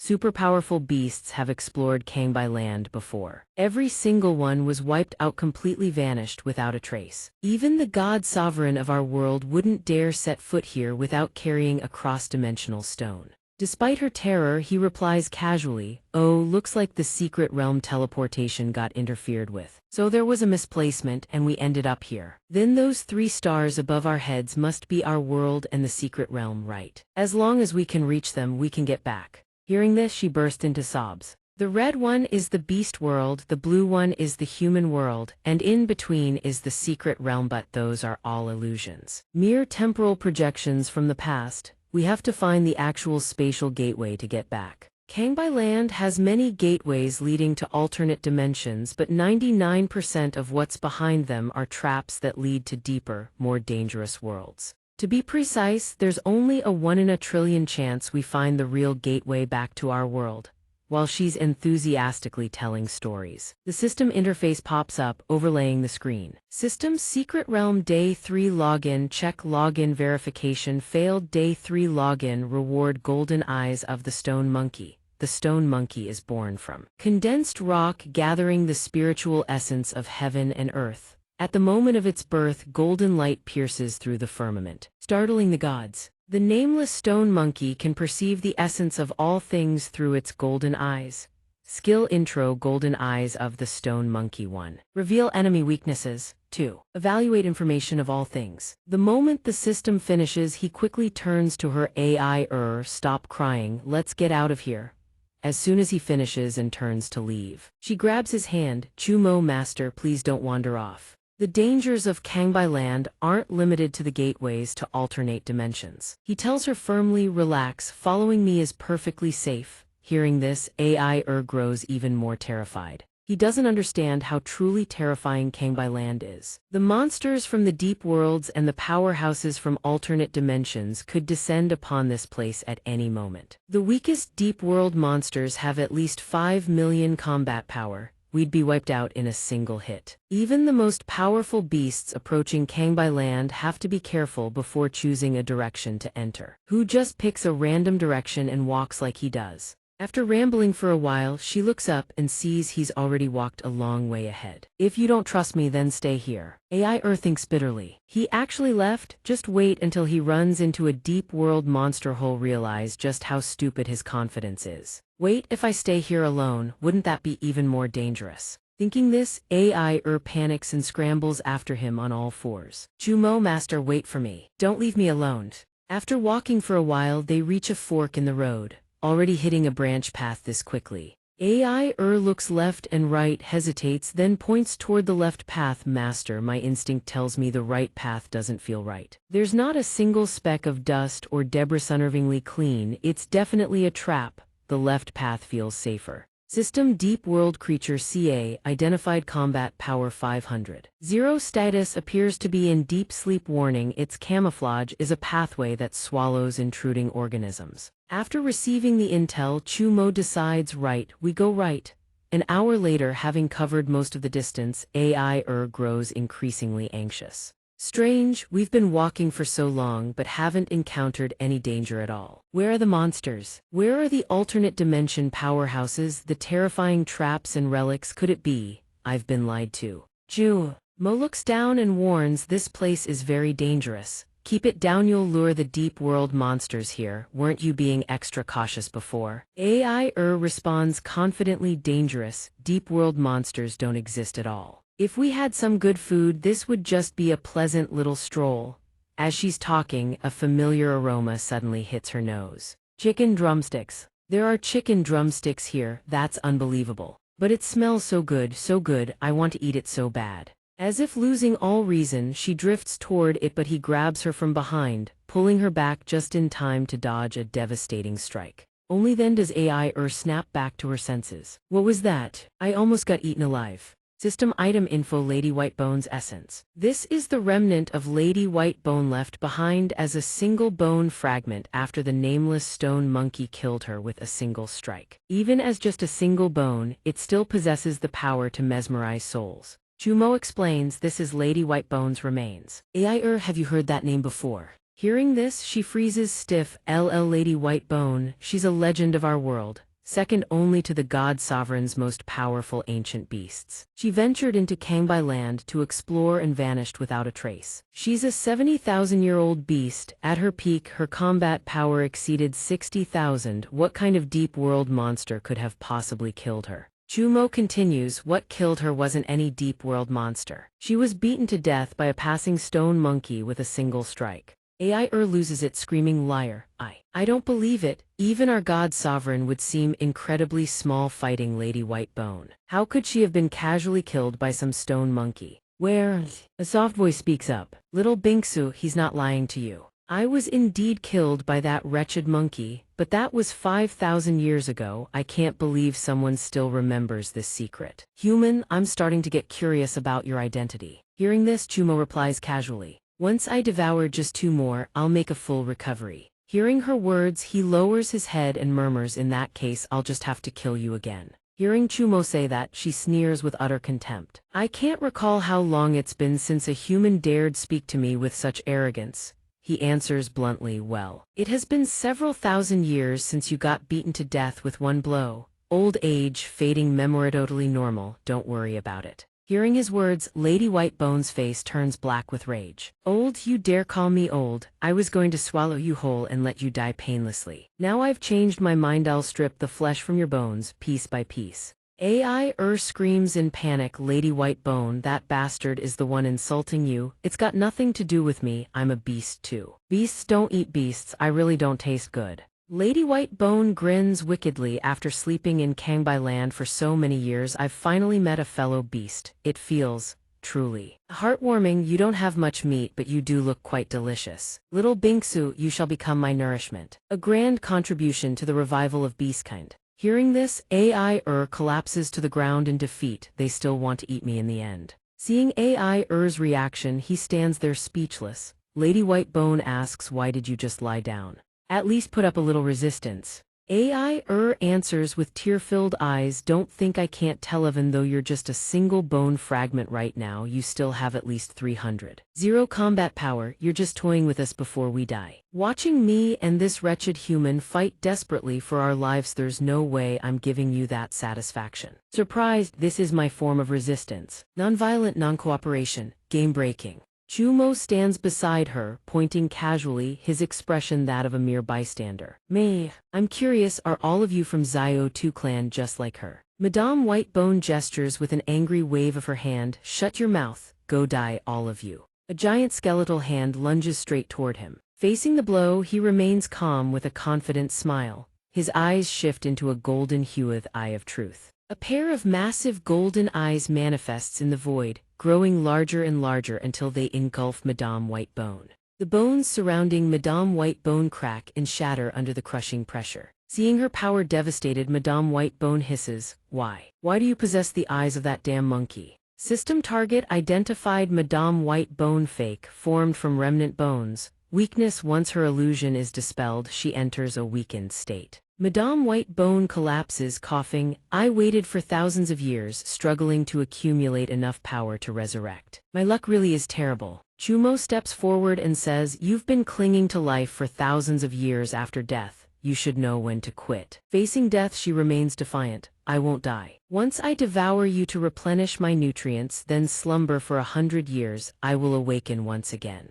Air jumps up and shouts, "Master Chumo, don't waste your breath on her. Strike her bones while you're at it, that's her true form." She glares at them, boasting, "Just try it. Even 10,000-year-old beasts couldn't injure me. What can the likes of you do?" Before she finishes, he lunges, his hand piercing straight through her body and snapping a bone segment. "So your remnant bone is actually here, huh?" Though the disguise is clever, the bones on the ground were just illusions you created. Seeing through her ruse, she can only lament, "As expected, I couldn't hide it from those eyes." Chumo tightens his grip on the bone. System analyzing weak point of Madame Whitebone's remnant bone. He exerts more force, crushing the bone into dust. Evil must be purged. Madame Whitebone disintegrates along with the shattered remains. Air stands by, watching the entire scene in surprise. Huh? That was Madame Whitebone's actual bone. Crushed in a single squeeze. Humans are truly terrifying. Do I really have the capability to take him down? Complete the Godlord's quest. I don't think that's possible at all. Wait, the monkey Madame Whitebone mentioned earlier.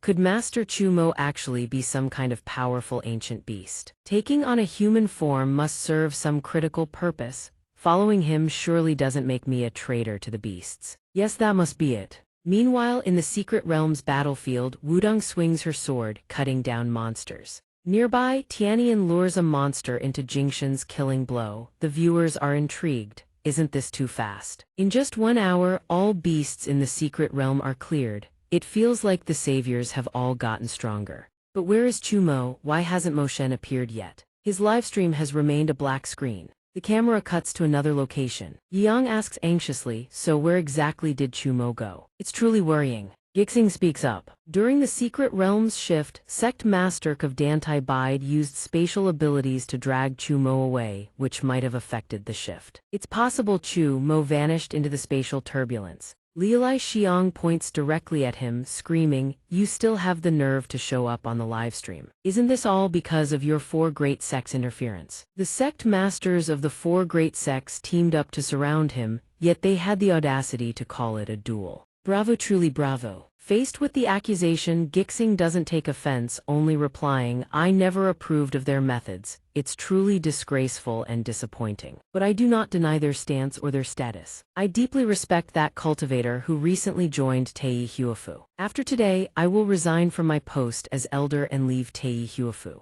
Yang, standing nearby, sees the situation and rushes to intervene. Mediating. Liulai Xiang, is it really necessary to get this angry? If Elder Li had any real authority, he wouldn't be here live streaming with us. Besides, Moshen is so powerful even spatial turbulence can't trap him. The saviors have grown stronger too. Even without Chumo, the beasts will be wiped out. Maybe when the Secret Realm ends, Chumo will be able to return. Hearing this, Gixing warns, "Haven't you noticed? This Secret Realm has provided no notifications at all. The beasts are dead, but the Secret Realm hasn't ended. The real danger is perhaps just beginning, elsewhere." Wudong observes, "You all feel it too, right? An indefinable aura is covering the entire Secret Realm." Her teammate says, "Maybe this time we really have to fight to the death." If only Chumo were here. Suddenly, a monster appears and hisses, "Blood, the sweet taste, you've killed my advanced minions." Not bad, then it launches an attack. Jingxin narrowly dodges the blow. This attack power is at least that of a 1,500-year-old beast.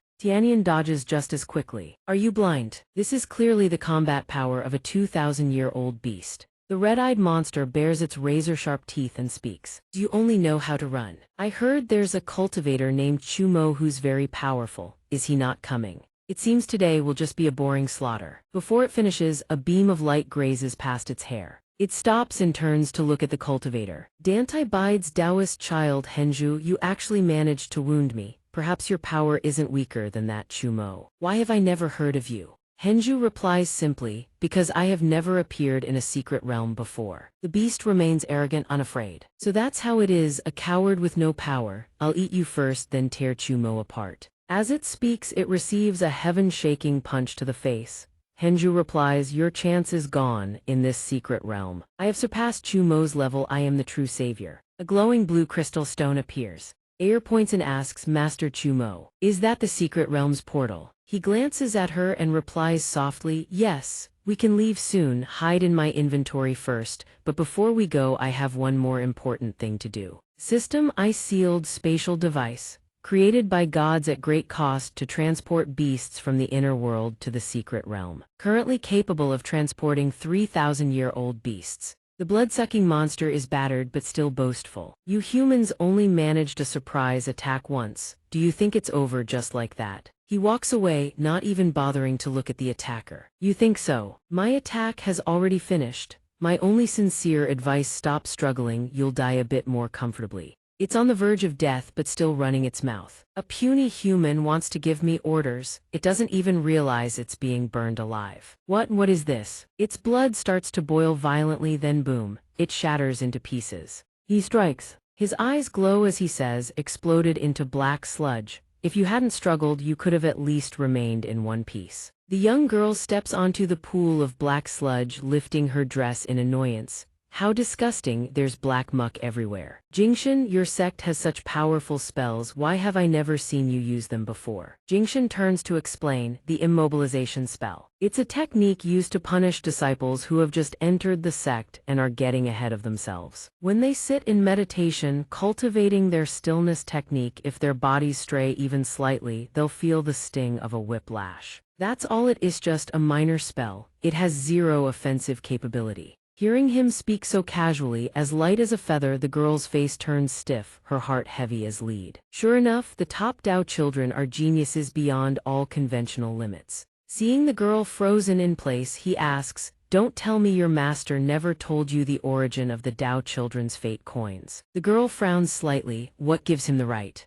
Henju begins to explain 70% of the fate coins that saviors earn inside secret realms are silently deducted and funneled to the 4 Dao children. That's my dirty little secret. A voice cuts in, someone's been eavesdropping. Jing Shan furrows his brow, who was that? When did he get this clothes? He taunts, you've got some nerve. A full confession to the whole world and you don't feel a shred of shame.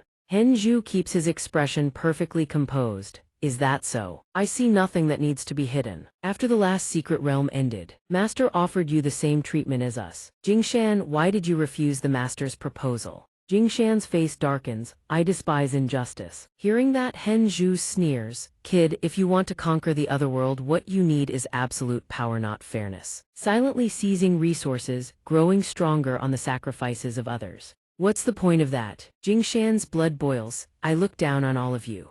Henju turns away, his tone ironclad. Results are everything, looks like that fog from earlier is rolling back in. The enemy is closing in, these small fry aren't even worth using as bait. Stay out of my way, don't get in the way of my fight. Without warning, a torrent of purple chi blankets the entire sky. Lightning crackles within the fog, everyone finds it harder to breathe.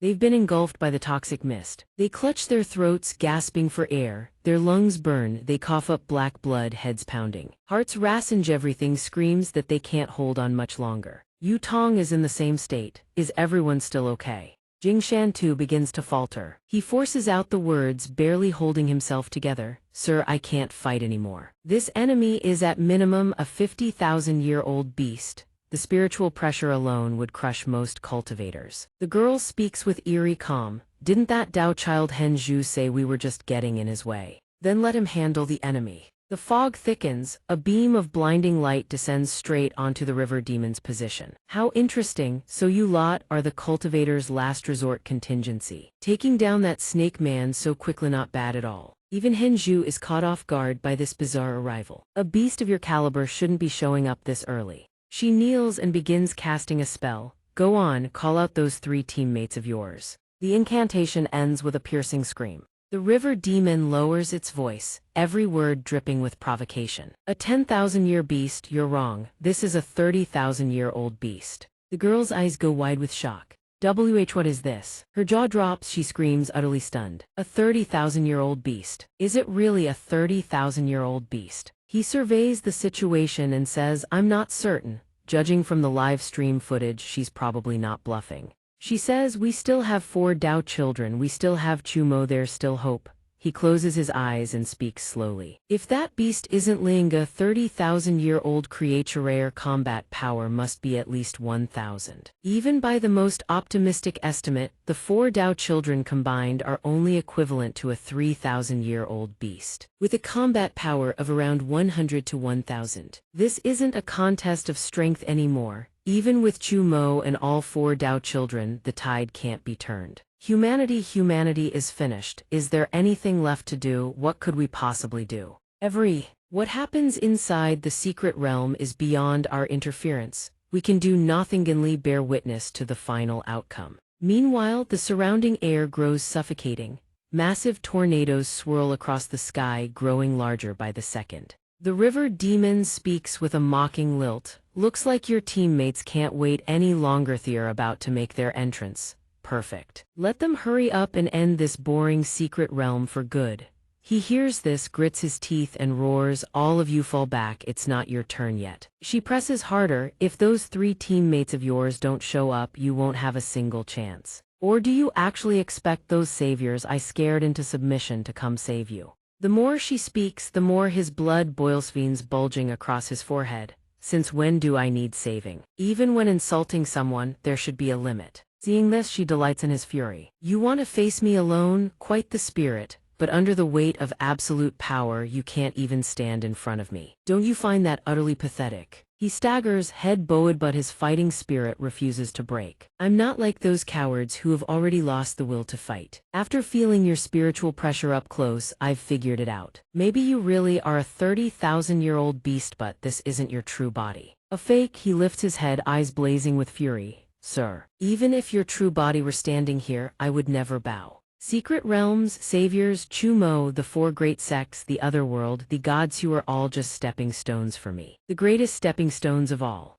He finishes his declaration and springs to his feet. His eyes burn crimson red and a violent red aura erupts around him. He lets out a thunderous roar, points at the horizon, and launches himself into the air with every ounce of strength. After a few exchanges, only wisps of fading smoke remain. He stands there, gasping for breath after pushing past his limits. The illusion shatters. As I thought, it was only a mental projection cast into the secret realm. Her form unravels, her body dissolving into the fog. Impressive, I didn't expect you to see through it so quickly. I thought only that man, Chumo, was worth paying attention to. The shortcut to the secret realm is already complete. We'll meet again soon. Hearing her words, he feels nothing but disgust. I've had enough of your tricks. Her smug expression doesn't waver. The shortcut still can't withstand my full power, but moving a 5,000-year-old beast, more than enough. Still think it's a bluff? Then confirm it with your own 2 eyes. She strikes, a torrent of purple cheese surges forth, and behind her a colossal beast takes shape. Before I truly arrive, do your best to struggle and survive. Big words for a hero. He sees the beast and freezes. It's real. A genuine 5,000-year-old beast.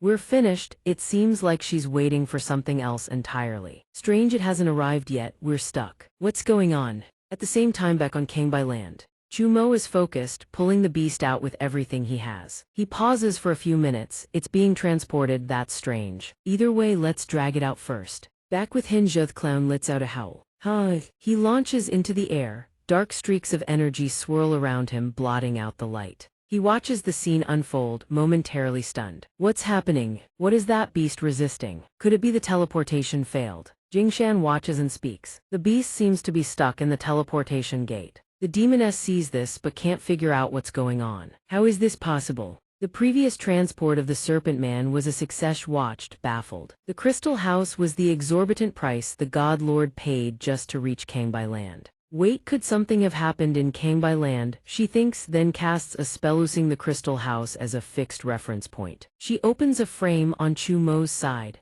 The exterior of Kangbai land materializes before her eyes. The image shows Chumo gripping the beast's rope tightly. The onlookers speak up. Good lord, it's Godmo. Did Godmo actually block the beast transport? On screen, Chumo is holding the beast's tail. Do those useless fools who dared doubt Godmo before still have the nerve to speak up now? Come and see what a true savior looks like. That so-called Dao child is nothing but trash. He secretly hoarded all those destiny coins, yet they amounted to nothing. He was on his knees before the beast in seconds. In the end, it still had to be Godmo who stepped up. The girl is taken aback. While that's genuinely surprising, wasn't Chumo lost in the temporal distortion? And yet he appeared out of nowhere, blocking the beast's teleportation. Gui Xing's eyes go wide. Kangbai land, that's Kangbai land, how is that possible? How could Chumo have gotten there? That place is a forbidden zone, extremely dangerous even for a prized beast. Breaking through the D-player monster siege, locating the exact teleportation coordinates of the secret realm, and then blocking the beast transport at just the right moment, you could call it a miracle.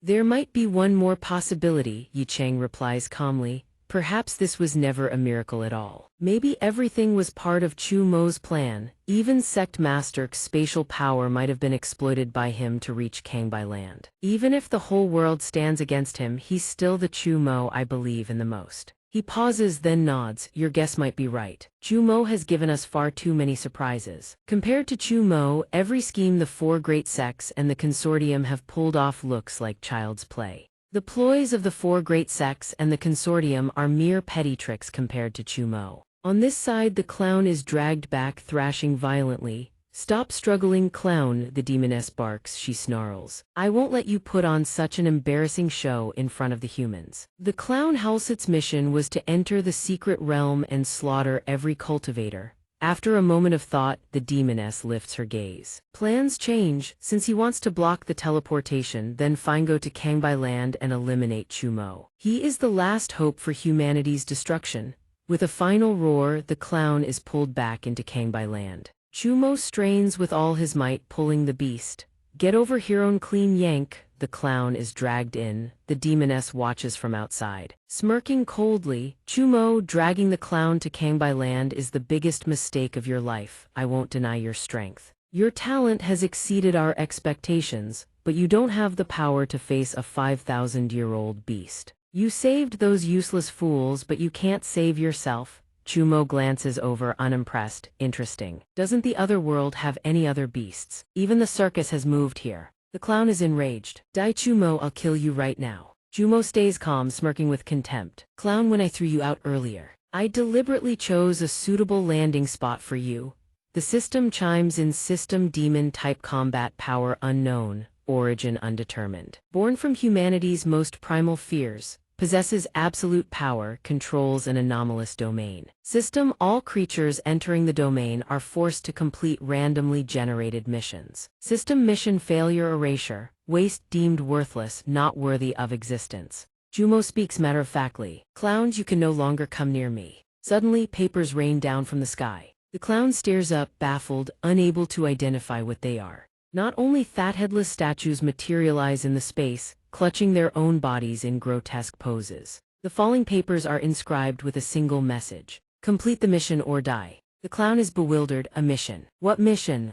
Chumo picks up a paper and holds it up tauntingly. Something this important, and you didn't even bother picking it up. The clown goes berserk and lunges. Give it to me, hand over the mission now. Didn't I already tell you? Clown, he stands still, gazing down at it with contempt. You and I are no longer in the same dimension. You can never reach me again. But his kindness gets the better of him. Then again, who told me to be such a kind-hearted soul? Your mission: complete 10,000 push-ups in 1 minute. Noonly 55 seconds left now. The clown hears this and its brow furrows deeply. Push-ups. You've gotta be kidding me. Chumo starts counting. 49, 48, 47. The clown drops to the ground helplessly. The demoness watches, fury burning in her chest. What exactly did Chumo do? The clown is terrified beyond reason. Strange, there's nothing abnormal showing in the crystal orb. The clown drops and pumps out push-ups at maximum speed. The onlookers gape. Am I seeing this right? That terrifying 5,000-year-old beast is doing push-ups right in front of Godmo. Looks like it's going through God Mo's military training. What kind of insane move is this? God Mo is God tier, no cap. Everyone watches, moved. It's bizarre, sure, but that 5,000-year beast is under control now. We survived. Hearing their cheers, the demoness turns and sneers. Humans, what exactly are you so happy about? I think I understand now. Chumo used some artifact from Kangbei land, or perhaps the demon set a trap beforehand. This is clearly a two-way barrier. The clown's actions are restricted, but Chumo can't harm the clown either. Inside the barrier, time keeps ticking. 38:37. Chumo grins and cheers the clown on. 4,763 already. Faster, pick up the pace. I believe in Yao, you can definitely do it. The clown goes harder, accelerating, sweat dripping from its face drop by drop. Chumo flashes a smile, completely genuine. You actually did 10,000 push-ups, not bad. After the last 1,000, the clown collapses face down, panting. I did it, I survived. A mechanical voice cuts in. System time limit reached. Mission failed. Next mission complete a 10,000-meter sprint within 1 minute. Commencing erasure. Hearing the next mission, the clown nearly coughs up blood. Long distance running, long distance running. Chumo, I swear I'll kill you, you bastard. Chumo calms him down. Relax, the mission really does say push-ups, I didn't misread it. Maybe you should take it up with the demon. System commencing erasure. Erasure. The people on the other side stare at the screen. Only Chumo's silhouette remains. Wait, what just happened? I can't see it either. 1 second it was doing push-ups, the next gone, not even fragments remain. The demoness is stunned. The clown died that easily. But what does it matter if one 5,000-year-old beast dies? The crystal layer's material is second only to transcendent grade. Not even a 10,000-year-old beast can shatter it easily, let alone Chumo. She speaks boldly, chin raised. As long as the crystal layer stands, I can keep transporting forces without end. Inside, crystal shards streak toward Chumo from every direction. With blinding reflexes, he lashes out and shatters them all into dust. The fragments rain down on Jing Shan's side. Through the spatial vortex, all they can see is shards falling. Jing Shan walks up to Henju. I have to admit, I'm starting to understand your reasoning to save the world. Perhaps a truly absolute powerhouse is what's needed. Henju's eyes remain fixed on Chumo. Have you lost your resolve? Jing Shan, like an outsider, offers a calm assessment. You've already lost the will to surpass me, to surpass Chumo. He started analyzing things for Jing, shankling the clown and shattering the glass floor. Chumo most likely either used an artifact from the Kangbei land, or he is a demon. Of course, if he defeated the beast through his own raw strength, I'll still find a way to surpass him. Only when pushed to their absolute limit do humans become their true selves. Encountering something inexplicable and giving up. Facing an opponent so powerful it breeds despair and abandoning the fight. You tried your best, so just give up. There's always someone else to lean on. Only ordinary people console themselves like that. This is exactly why Master chose me as the Tao child, not you. The moment he heard Master, Jing Shan's body went rigid, his pupils widening. The space within the secret realm begins to distort, as if someone or something is about to materialize. Chumo steps out from the Kangbei land. He stands before the demoness, his voice dropping low as he delivers his verdict, operating freely in the Kangbei land, killing the clown, haunting the glass floor. Chumo, we underestimated you. Next time, no matter the cost, we will kill you. His expression doesn't change. So it was you pulling the strings all along, constantly funneling beasts into the secret realm. I'm going to kill you now. She shows no fear. She boldly challenges him. Oh really? I am a 30,000-year-old beast. If you want to kill me, come at me with everything you've got. A voice shouts, wait. Henju flies out. He warns Chumo. Chumo, don't be fooled. That thing is a spirit body, just a projection from the realm below. Even if you destroy it, it won't harm the real one. Absolutely do not strike. Don't reveal your true strength and your trump card in front of the beast. Chumo replies with sheer boredom, dismissing his useless intel. I know, but I still want to kill her. Henju is baffled, shouting, I don't think you understand at all. Is killing the only thing in that head of yours?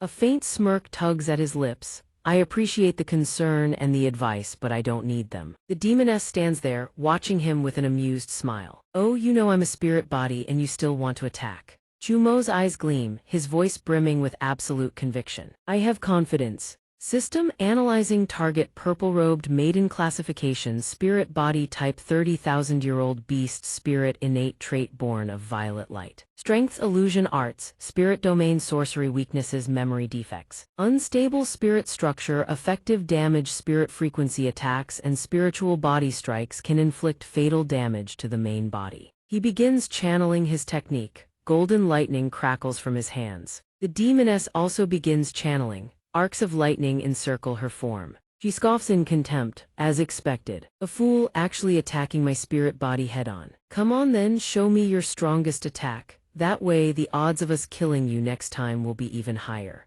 Both sides clash with everything they've got. Suddenly thud, thud, thud. The demoness hears it instantly. Cold sweat beads across her skin. That's my own heartbeat, the feeling of fear. This is her instinct screaming a death warning. I'm actually going to die. Jumo's next attack will kill her. Hearing that, she bolts. Jumo gives chase. Don't even think about escaping. She realizes he's closing in. No, he's catching up. She whips around and unleashes a technique world inversion. A wave of black mist blankets the entire sky. He's frozen in place for several seconds. This darkness, the space has locked down. She seizes the moment, her voice dripping with renewed confidence. World inversion. This was the real contingency plan prepared to devour the secret realm whole. Goodbye, Chumo, I'll leave the task of killing you two. The smoke thickens relentlessly, the black mist devours every corner of the space. A man's voice calls out repeatedly, Captain, Captain, wake up. He gradually regains consciousness. He opens his Isenli to find an entirely different world, the inverted world. What did that beast do to the secret realm? La Shen beside him asks anxiously, Captain, you scared me half to death just now. You suddenly said no matter how I called, you wouldn't wake up. But his mind is already drifting through a torrent of thoughts. The emotions were real. Yu Tong, Jing Shan, Yue Tiangxin, did all those cultivators end up in this world too? The information my golden eyes managed to pick up is far too sparse. System location identified the exile lands. A forgotten chapter of history, the illusory demon is on the verge of manifesting. He notices the captain standing there in a daze and asks urgently, See, Captain, are you all right? Feeling unwell. Maybe I should go back and report to the chief constable, get a different patrol captain assigned to investigate the Liu family murder case. You should head back and rest first. Chumo turns to him and replies, must have been heatstroke from earlier. Got a bit dizzy. I'm fine now, don't waste any more time, let's head to the Liu residence. On the other side, everyone is thoroughly bewildered. What the hell is going on? The Secret Realms livestream just changed completely. An ancient city, where is this?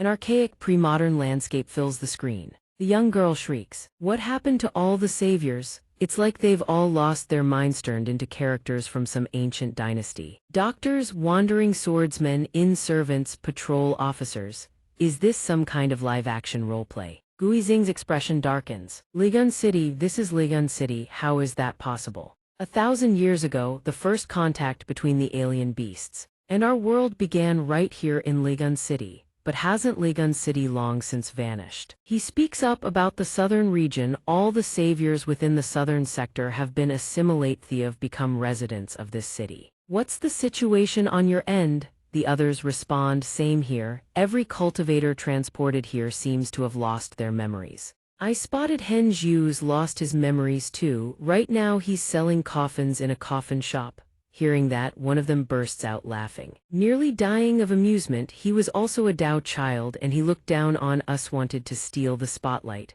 He brought this on himself. But the group remains on high alert, don't let your guard down. Even Chu Mo lost his memories, become a patrol officer now. This place is beyond abnormal. He remains arrogant, dismissing all concern. There's nothing to worry about, as long as we don't leave the hideout. The rules of this world can't touch us. Next, it's up to us to save the world and show those clueless, brain-dead, ordinary people who the real saviors are. The others go silent, no response. He speaks up, hey, why aren't any of you saying anything? Is the communication link glitching? Without warning, a crimson mist seeps in. He notices instantly, his expression twisting with alarm, the hideout's been breached. The red mist engulfs everything. La Shen leads him to the Liu residence. Captain, we've arrived. This is the Liu family estate site of this morning's murder. System, you have entered a main historical plot node. System, the illusory demon is watching you. Type illusory demon, 50,000-year-old beast, combat power unknown, weakness unknown. Liu Nian performs the classic crocodile tears routine, putting on a grief-stricken act over his dead son, begging Captain Chumo, "Please, sir, deliver justice for this humble one." He immediately catches the critical detail in the man's words. "Wait, your son didn't die just once this time." La Shen, already familiar with the family's situation, leans in and whispers into his ear. "Captain, Liu Nian's eldest son drowned 2 days ago. This time, it's his youngest son Liu Xiangwen who died." Hearing this, Chumo offers only a measured, perfunctory condolence. "Liu Nian, tell me the truth, how did your youngest son die? Has anyone recently made an enemy of your household?" Only when his eldest son is mentioned does Liu Nian finally crack, a sliver of genuine emotion surfacing. He tears up and blurts out, Xiangwen was beheaded. The old man has always been on good terms with everyone, never made a single enemy. He cannot fathom who would be so heartless as to strike at a 6-year-old child. "Sir, I beg you please help me, you have to find the culprit." He agrees quietly, then asks about Xiangwen's body.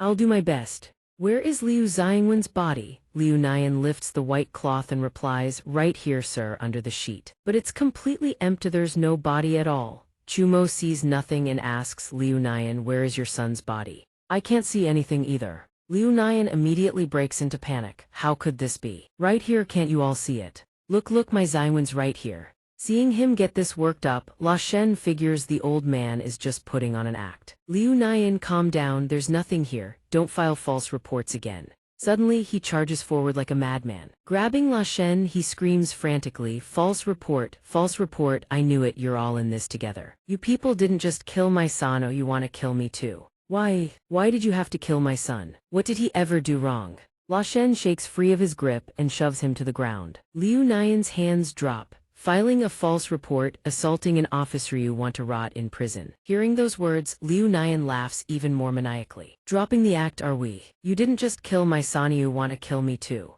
Madame Liu rushes out in a panic. "Husband, why are you going crazy again?" Her husband Liu Nian keeps up the act of a father driven mad by grief. "Don't come closer, these two officers are in league with the people who killed Xiangwen. Go outside and find help, I'll hold them off." Just then, Madame Liu brings Xiangwen over. "Husband, stop, Xiangwen has come back. Xiangwen is right beside me, he's fine now." But he dismisses her words with absolute certainty. "Nonsense, there's clearly nothing beside her. You're lying to me too." But Xiangwen truly does seem off. The boy looks nothing like a child, more like a soulless puppet, his pitch-black, vacant eyes staring at them. Madame Liu puts on a sorrowful expression and explains to Chu Mo and La Shen, "Sir, I apologize. After Xiao Wu's death, my husband suffered a severe mental blow. Today, Xiangwen went out to play, and he started acting crazy, convinced Xiangwen had been killed. I thought his delusions would clear up after Xiangwen came back, but he's still the same." Time slips by, the sun reaches its zenith, blazing light pouring down over Lian City. La Shen trudges behind him and sighs wearily. "All that running around for nothing, Captain, why do you take everything so seriously?" Still fuming, "They're just unfortunate people, not worth it." System main historical plot concluded. The illusory demon's point of observation has vanished. Alert, disrupt the main historical plot immediately. Locate and eliminate the illusory demon's avatar to prevent its descent. Warning, failure will result in the host and Lake-Un City being fully assimilate, trapped within the cycle of historical reincarnation. Unable to return to reality. Back at the Liu residence, Madame Liu speaks softly, "They're gone, husband, you can stop pretending now." He strokes Xiangwen's hair and asks gently, "Good riddance. Xiangwen, you're all right now, father didn't scare you earlier, did he?" His decision to report to the officials leaves Madame Liu displeased. She scolds him, "Husband, don't blame me for saying this, but why must you be so reckless? Didn't I tell you not to report to the officials? If the coffin elder's arrangement was discovered, we'd be finished." As it turns out, he hadn't intended to report it either. It was the boy's head suddenly falling off that threw him into a blind panic. "Look, when Xiangwen's head fell off, I was scared out of my wits. Who could have known he'd come back to life? How was I supposed to know the coffin elder had that kind of power?" He doesn't want to talk about it anymore. Suddenly, the boy points in a direction, leaving him bewildered. Either way, as long as Xiangwen is safe, that's all that matters. Xiangwen, but Chu Mo has already returned. He has been standing on the rooftop the entire time, having heard every last word. Those eyes. He gazes at Liu Nian, mockery gleaming in his stare. Old man Liu were never crazy, were you? In Liu Nian's courtyard stands a coffin large enough to hold 2 people. Approaching the coffin, Chumo asks, just as I thought, it's here. This is the coffin for your eldest son, isn't it? Seeing him draw near, Madame Liu cries out in alarm, Sir, the case is already closed. What more do you want? He smirks and replies coolly, What do I want? To save a life, of course. She spreads her arms like a mother hen, shielding the coffin behind her, her face twisted with desperation. Get out. Nobody here needs your help. If you want to touch Xiao Wu's body, you'll have to kill me first. He pays her no mind and replies calmly, As you wish. If you stand in my way, I will kill you. Chumo brushes past Madame Liu without a second glance, stomps his foot onto the coffin lid, and kicks with such force that the entire coffin tips onto its side. The loosely placed lid slides off, and 2 figures tumble out of the coffin. Chumo moves in to check the bride's pulse. Still breathing, you 2 are truly heartless, finding a young girl to bury alive with your son. A living ghost marriage, this is a first for me. The Liu couple watches in sheer horror as the coffin lies toppled on the ground. The coffin's been opened, it's over. Seeing the fear plastered across their faces, his expression turns ice cold. His voice carries killing intent. You should be afraid. Kidnapping women, attempted murder, these are capital offenses. Liu Nian is so terrified he forgets all decorum and screams, You fool, you know nothing. The coffin elder warned us, coffin must never, ever be opened. Madame Liu rounds on him, Husband, why didn't you stop him? Under the full brunt of her reproach. He fumes, Now you blame me. Weren't you the one standing in front of the coffin just now? But at that very moment, Xianxia has vanished. Wait, it's over. Xianxia is gone. A wisp of ghostly energy rises from the ground. The spectral energy spirals through the air. The atmosphere turns suffocating. From above, it gazes down upon Chumo and the others. A mournful voice echoes through the air. So unjust. So unjust. Why am I the one who died? My wife is gone too. Hearing her eldest son's voice, Madame Liu cries out, Xiao Wu, is that you? But the white specter ignores her and strikes. Sensing danger, Chumo lunges forward and shoves her aside. Move. As the white specter lunges at her, Madame Liu cries out in anguish, Xiao Wu, it's your mother, don't you recognize me? Chumo seizes the moment to press for answers. Stop being foolish, that thing is no longer your son, it will kill every last one of us. To hell with this, I'm not dying here because of you people. Talk now, I already know what you've done. If you come clean, maybe we can still find a way to undo this. And save your younger son. Liu Nian finally accepts that the thing before him is no longer his son. Fearing for his life, he spills everything. It was the coffin elder. The owner of the coffin shop that just opened in the East District. They made us do all of it. After Xiao Wu died, strange sounds started appearing in the house. On the second day, every chicken in the house was dead. Bloody footprints appeared at the foot of Xianxuan's bed. We were terrified, we begged the coffin elder for help. He said Xiao Wu's resentment was too heavy, that a ghost marriage was needed to appease him and protect Xianxuan. The bride in the coffin gave us all of it. That's all I know. Please, I beg you, save Xianxuan. The moment he finishes speaking, the white specter vanishes. Liu Nian stares in shock. It's gone. Xiao Wu's vengeful spirit, it's gone. As it turns out, all of this was Chumo's doing. Old Liu, you really thought that was little Wu's ghost? Turns out all it took was a little scare and you spilled everything. He saw. Having squeezed the information out of him, he called out to La Shen, All right, show's over. You can come out now. Not bad acting that. Turns out Xianxuan didn't go missing, he'd been hiding under the white cloth with La Shen the whole time. La Shen lifted the cloth and shamelessly buttered him up. Captain, too kind, too kind. It's your magic that's truly impressive, worse than those old cultivators, I'd say. The woman saw the boy and screamed in excitement, Xianxuan, give Xianxuan back to me. La Shen forced a smile, I wasn't trying to steal your son. She rushed over and wrapped the boy in a tight embrace, repeating, It's okay now, it's okay. No one will hurt you. But at that very moment, Xianxuan vanished. All she held in her arms was an empty set of clothes. The boy's clothes slipped from her grasp and crumpled to the ground. Her face was drenched in sweat, eyes wide with pure terror. Xianxuan, why did Xianxuan disappear? Sir, this humble woman knows her mistake. Please bring my son back. Chumo had known this all along. Unfortunately, her son had never existed. From the very beginning, what she saw was nothing but the monster's illusion. Now it had dropped the disguise simply looking for a chance to escape. By now the sun had dipped behind the mountains. As dusk settled, a thunderous crash echoed. Something had fallen. Chumo stared at the coffin that had sprouted arms and legs. His voice was ice cold. I know where you were made. What is your purpose? This is your last chance. The coffin couldn't speak human words. Suddenly strange, guttural noises emanated from within. System info ghost coffin, a spawn of the illusory demon, feeds on human desire and fear, generating corrupted essence. Seeing it refused to speak, Chumo frowned with impatience. Still won't talk? Then you're useless. With that, he stomped down hard. The coffin split in two, shards scattering in every direction. Liu Nian watched him destroy the monstrous creature, deeply grateful. In his hand, he clutched a pouch of money, ready to offer it. Sir, you've avenged Xiang Wen for us. I've remembered everything now. Xiang Wen was devoured by this coffin monster. You've avenged him.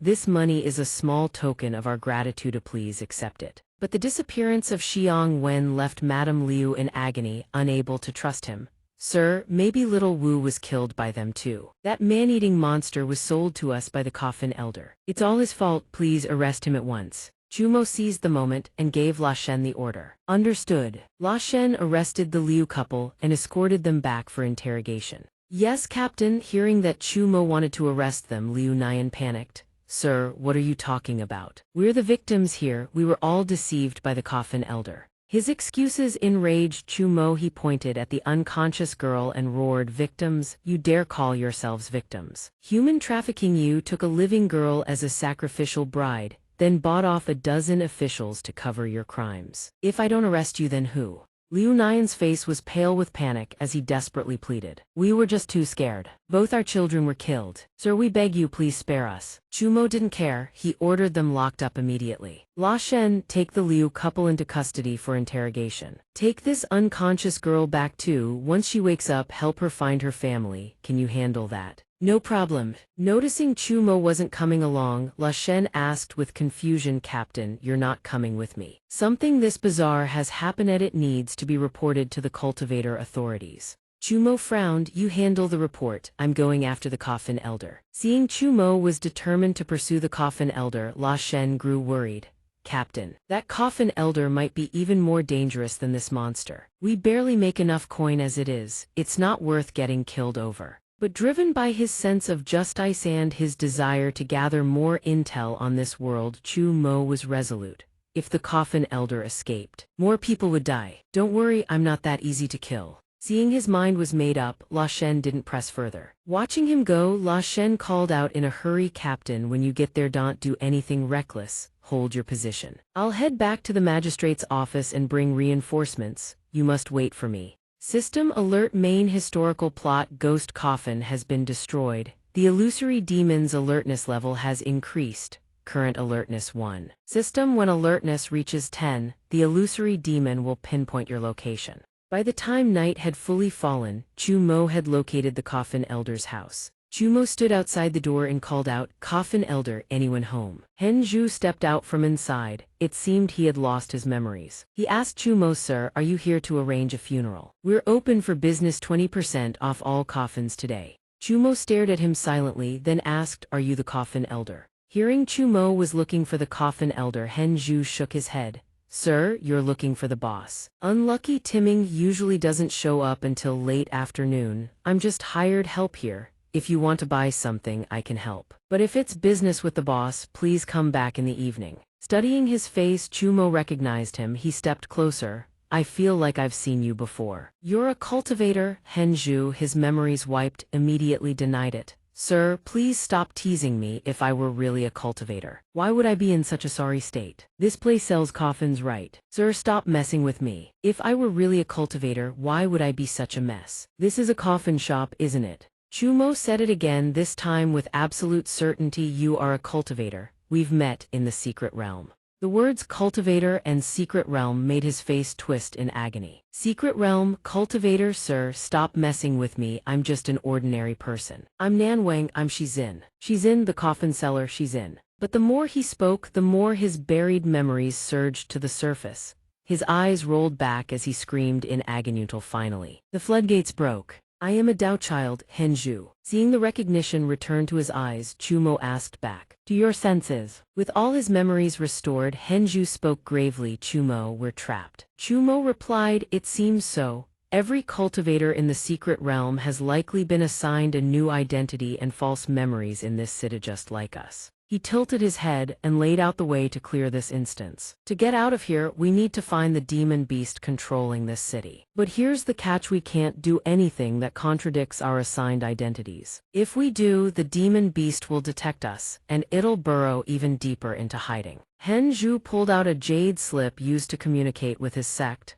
Chumo, I didn't think anything could stump you. Don't underestimate the 4 great sects. Did you think we had no cards to play? 3 Dao children are hiding in the void cave. The demon beast can't detect them, they weren't given identities, they can help us. Seeing Henju's face drain of color, Chumo asked what's wrong. Henju's voice trembled, the jade slip has no signal, all 3 Dao children are dead. Seeing his dejected state, Chumo spoke in a low, sympathetic voice, my condolences. Were you close with those 3? Henju wasn't truly mourning their deaths. What weighed on him was what had killed Theman, the fact that he'd just lost his backup. I had my fair share of run-ins with them, but with their strength dying so mysteriously here, it's hard to accept. To find the demon beast hiding in this city, we still need backup. The mention of backup reminded Chumo of his own companions. His voice took on a note of melancholy. Yutong, Jingshan, Yue Tianian, I'm worried about them, but I can't find them right now. You too? Seeing that Chumo couldn't locate his companions either, Henju stared at his own hands in frustration. My sense chi ability has been blocked as well. This city is truly bizarre. It's not just my sense ki, even my overall strength has been drastically weakened. After a moment of silence, Chumo spoke without hesitation, telling him to hide. Forget it, this place is too dangerous, find somewhere to hole up. Insulted by being dismissed, Henju flared up, so what if my strength is down to a fraction, I can still help. Don't push it, Chumo. Seeing him get angry, Chumo backed off. Fine, if you insist, there is actually one place where you could help. Time shifts to deep night. Outside the coffin shop, 2 lanterns still burn bright. Old Coffin stumbles home, calling out, Henju, she's in, where are you? Get out here. That little brat hasn't gone slacking off outside again, has he? I just went out to a banquet, came back a bit late. Can't you even watch the shop? But when he looks up and sees Henju hanging from the rafters, he screams internally, Shizin is dead. Enraged, he bellows, Guai Zai. Get the hell out here, I know it was you, what's your game? Hang my employee in my own shop, trying to make a fool of me, confidentiality, confidentiality. Damn it, all you know is confidentiality, I was just late coming home, did you really have to kill my shop's janitor? He didn't know anything. That's when Chumo walks up close to him. Hearing footsteps, he spins around, instantly on guard. Who's there? Come out. Chumo doesn't beat around the bush. He asks directly, Old Coffin, tell me who exactly is Guai Zai. And what exactly is your little secret business? One glance at the uniform Chumo is wearing, and he immediately guesses who he is. Old Coffin stubbornly insists, I didn't realize you were an officer. Sorry, I was just drunk rambling, I don't know anything. I just came back from a banquet, didn't I? Saw one of my shop employees hanged to death, so I was a bit shaken and scared.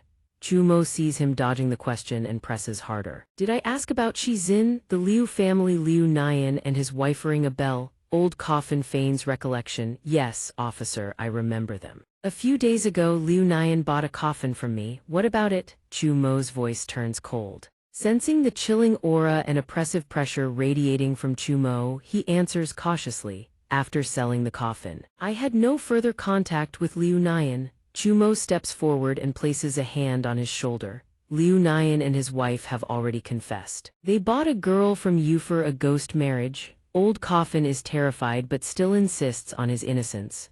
Officer, I truly have no idea what you're talking about. Chumo doesn't let up. In the darkness, a golden gleam flashes in his eyes. His voice carries a naked threat. Is that so? You're also implicated in the murder of Liu Nian's 2 sons. Plus, your janitor Shizin was found hanged inside your own shop. You're not seriously planning to take the fall for all of this alone, are you? Trading your life for your accomplice's freedom, your loyalty to your partners is truly touching. Upon hearing that he was about to be thrown in prison, Old Coffin breaks down and confesses everything. Officer, I'll tell you everything. Not long ago, someone with the alias Guai Zai came looking for me. Behind him seemed to be a syndicate specializing in human trafficking. He wanted to partner with me. I was blinded by money and foolishly agreed to work with him, but I swear I never killed anyone. The Liu family's child died, so they bought a coffin from me. Guizai taught me how to trick Liu Nian. We made strange noises near Liu Nian's house, stole one of his chickens, then smeared chicken blood as footprints outside his youngest son's bedroom door.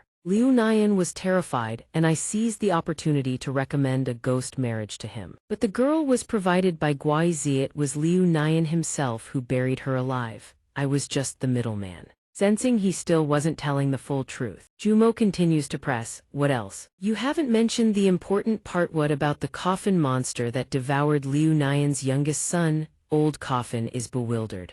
Monster? What monster? Officer, I honestly don't know anything about that. Back in the prison, a torch planted outside the cell casts its glow, illuminating the dim corridor. Inside the cell, the bride lies fast asleep. Madame Liu hugs her knees and whispers, my dear, what do you think those officers are thinking? Locking Xiao Wu's bride in with us. Liu Nian, already suffering in the cell, snaps at her angrily. The bride, you still consider her Xiao Wu's bride? This was all your idea, making me arrange a ghost marriage for Xiao Wu. Now even Xiang Wen has been killed because of it, and here we are rotting in prison. She snaps back furiously. You were the one who bought the girl. No, you're blaming me. Seeing his strange expression, she trembles and asks, dear, what's with that look on your face? Just then, the bride, who should have been fast asleep, rises to her feet. Ghostly chi swirls beneath her. Monster! Liu Nian's soul nearly leaves his body as he screams, monster. Madame Liu nearly soils herself in terror. She screams in panic, help, help, is anyone there?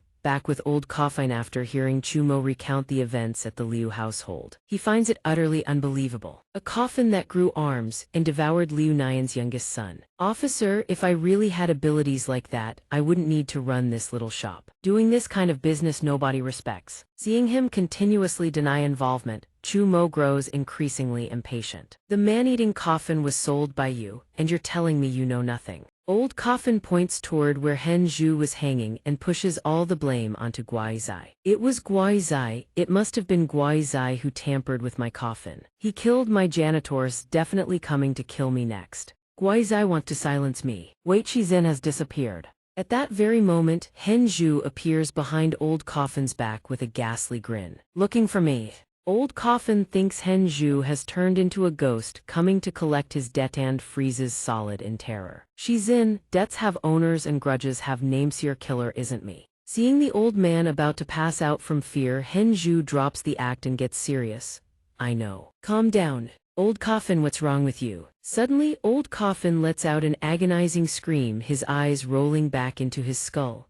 Looking at Old Coffin collapsed on the ground. Hen Zhu is startled. Fainted. Is he dead? Chumo sees that he's dead and feels a twinge of regret. Did Old Coffin literally get scared to death? You should have just hung there quietly on the rope. That would have been fine. Why'd you come down? Hen Zhu hears the reproach in his voice and replies irritably, easy for you to say hanging yourself for that long. Your neck gets sore. Besides, Old Coffin's reaction clearly wasn't just from being scared. Right at that moment, a shadowy figure emerges from inside a coffin. Its shape resembles Old Coffin, but it has no face. It begins to hum a haunting, eerie melody. Hai chuang ka jayak ma. Hen Zhu tenses up, immediately on guard. He can't understand what it's saying. A faceless monster. What are you saying? The creature continues humming. It pushes open the coffin lid and stares straight at Old Coffin's body lying on the ground. Ngan tu joy van dao za kai. Realizing its intent, Hen Zhu frowns. It wants to reach Old Coffin's body. Don't ruin this. He channels chi into his fist and charges forward to punch it, but unexpectedly, his fist passes clean through its body. Mist Noit phased right through him.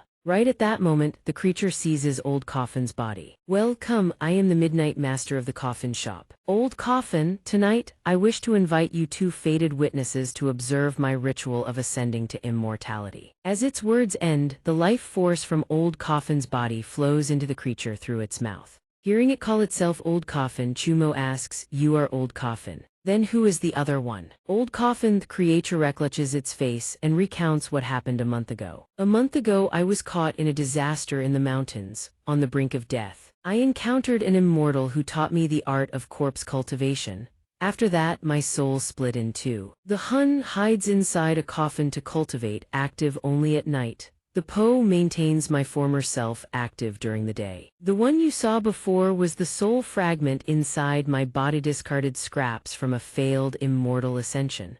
But to construct an immortal body, one must still consume them and absorb every last trace of nourishment. This is the step I despise the most. After consuming the soul fragment, my appearance reverts to its original form. This body is truly hideous and filthy. An immortal should never have such an ugly guise. This part should be a little smaller, this one is slightly redundant, and here eyes like this. Now I look like an immortal. Chumo furrows his brow slightly and asks in confusion. Taoist Guan, is this what you cultivators aspire to become? He asks. The man immediately retorts. Don't talk nonsense. Who cultivates this kind of immortality? No matter how you look at it, that appearance is a monster. Seeing the two of them arguing, the coffin elder flies into a rage and bellows, shut up. I am an immortal, I am the corpse bath immortal. The moment he strikes, Hen Zhuhai's strength already depleted, sent flying outward. Chumo, still inside the house, calls out to remind him, get away, let me handle him myself. Henju, get out of here first. Coffin elder, your hired thug is gone, let's have a chat, you and I. The coffin elder, seeing that he not only refuses to flee but actually wants to talk, is baffled. Talk about what? He turns around and stares the old man dead in the eye. Tell me, did you sell the coffin to the Liu family? And more importantly, who told you about this method of becoming an immortal? The word immortal strikes a nerve. Blood veins bulge in the old man's eyes as he screams. The immortal didn't deceive me. The corpse cultivation method isn't wrong, you're all just jealous. I met the immortal with my own eyes. Immortals truly look like this. Smoke rises and a hazy silhouette emerges. Henju clutches his aching ribs, cursing himself for being careless. Careless, the coffin elder's power is nothing like demonic beasts nor like cultivators. That roar earlier directly shattered the defensive barrier on my body, nearly shattered my bones too. Damn it. Against this kind of monster, body-tempering cultivators still have the advantage. Wait, shouldn't those two be fighting by now? Why is it so quiet? Could the fight already be over? Is Chumo really that strong? Or maybe the situation is even worse. Chumo, are you still alive? From inside, Chumo's low voice echoes back. What? Henju, I'm perfectly fine. You doing all right, young master? Hearing his calm tone, Henju asks, that monster, you knocked it down? A strange sensation suddenly emanates from the house. Chumo refutes him. Monster? What monster? Get in here already. When Henju steps inside, he freezes. Chumo and the coffin elder are sitting across from each other. Chumo, the two of you are. Chumo doesn't answer his question and instead urges him to sit down quickly. Why are you just standing there? Sit down already, don't keep Taoist Guan waiting. Hearing him call the old man Taoist Guan, Henju stops dead in his tracks and stares at him in shock. Taoist Guan, you don't mean the coffin elder, do you? You two didn't fight. Chumo's expression remains utterly calm. He glances at the old man and confirms, yes, it's Taoist Guan. What happened earlier was all a misunderstanding, just a misunderstanding. I've always greatly admired immortals. Learning that Taoist Guan has achieved true immortality through just a single method. Jealousy clouded my judgment. When I saw Taoist Guan's immortal bearing his transcendent features, his ethereal presence, I spoke without thinking, unable to accept the truth. Fortunately, Taoist Guan is magnanimous enough to forgive my rudeness. The coffin elder, seeing him so tactful, is immensely pleased. Recognizing one's mistakes and correcting them, that is a virtue. Fellow Taoist Chu, for you to see through the inner demons in your heart so quickly shows the wisdom root of one worthy of immortality. Truly admirable. Though confused, seeing that Chu Mo is putting on an act, Henju says nothing and immediately plays along. So that's how it is, Taoist Guan, I too must apologize for my earlier words. The old man breaks into a satisfied smile. Fellow Taoist Chu has already spoken with me. You both possess the wisdom for immortality, since we are fellow travelers. A small matter like this need not weigh on our hearts. Chumo, his expression utterly unchanged, delivers the most shameless flattery. Taoist Guan, had you not awakened me, I would never have realized I had been walking the wrong path to immortality all along. Now I wish to turn from error to truth. I wonder if Taoist Guan could make an introduction so I may meet the immortal who taught you and learn the immortal arts. The coffin elder waves his hand with a dejected expression. Difficult, immortal traces are hard to find. Perhaps only after I ascend to true immortality can I meet my master. Thank you. But fellow Taoist Chu, don't worry, meeting is fate. The Corpsiang cultivation method I obtained can also be passed on to you. Hearing the words passed on, Henzhu finds it baffling. Isn't the path to immortality supposed to be extremely precious? Can it really be taught so easily? As far as I know, cultivation sects have extremely strict requirements when accepting disciples. After joining, disciples must even pay tributemony, property, or make great contributions to the sect before they even get a chance to learn the true secret techniques. If immortal arts were spread so freely, wouldn't the whole world be full of immortals like you? The coffin elder bursts into wild laughter and declares his grand ideals.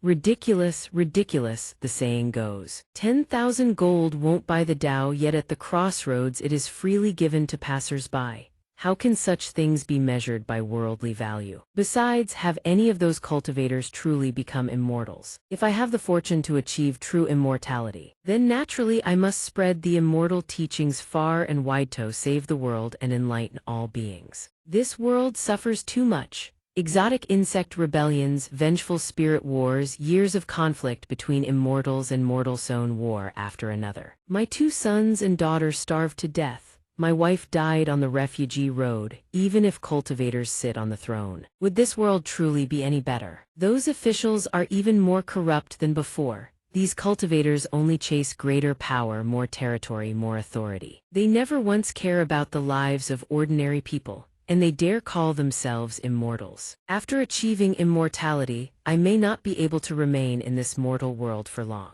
I wish to entrust the path to immortality to fellow Taoist Chu, so you may teach it to the suffering, the afflicted. The oppressed, so they may live free and unbound. After listening to the old man's grand ideals for a while, Chu Mo doesn't hesitate to give him a thumbs up. Taoist Guan's righteous spirit is truly admirable, but I too am an official. Can Taoist Guan really trust me? Hearing Chu Mo sympathize with his ideals, the old man grows even more elated. Fellow Taoist Chu may be an official, but in Yun City you are known as a man of integrity, precisely because you are righteous and impartial. Never swimming with those corrupt bureaucrats, that is why I trust you. As for the one beside you, lacking the wisdom, root, and spiritual sensitivity, the path to immortality for him would be difficult, difficult, difficult. Therefore, to spread the immortal teachings and save the world, I must rely on fellow Taoist Chu. His words don't sit well with Henzhu, who challenges him directly. Taoist Guan, you speak of saving the world and enlightening all beings, but what about the 2 children of the Liu family who died, and the ghost bride of the spirit marriage?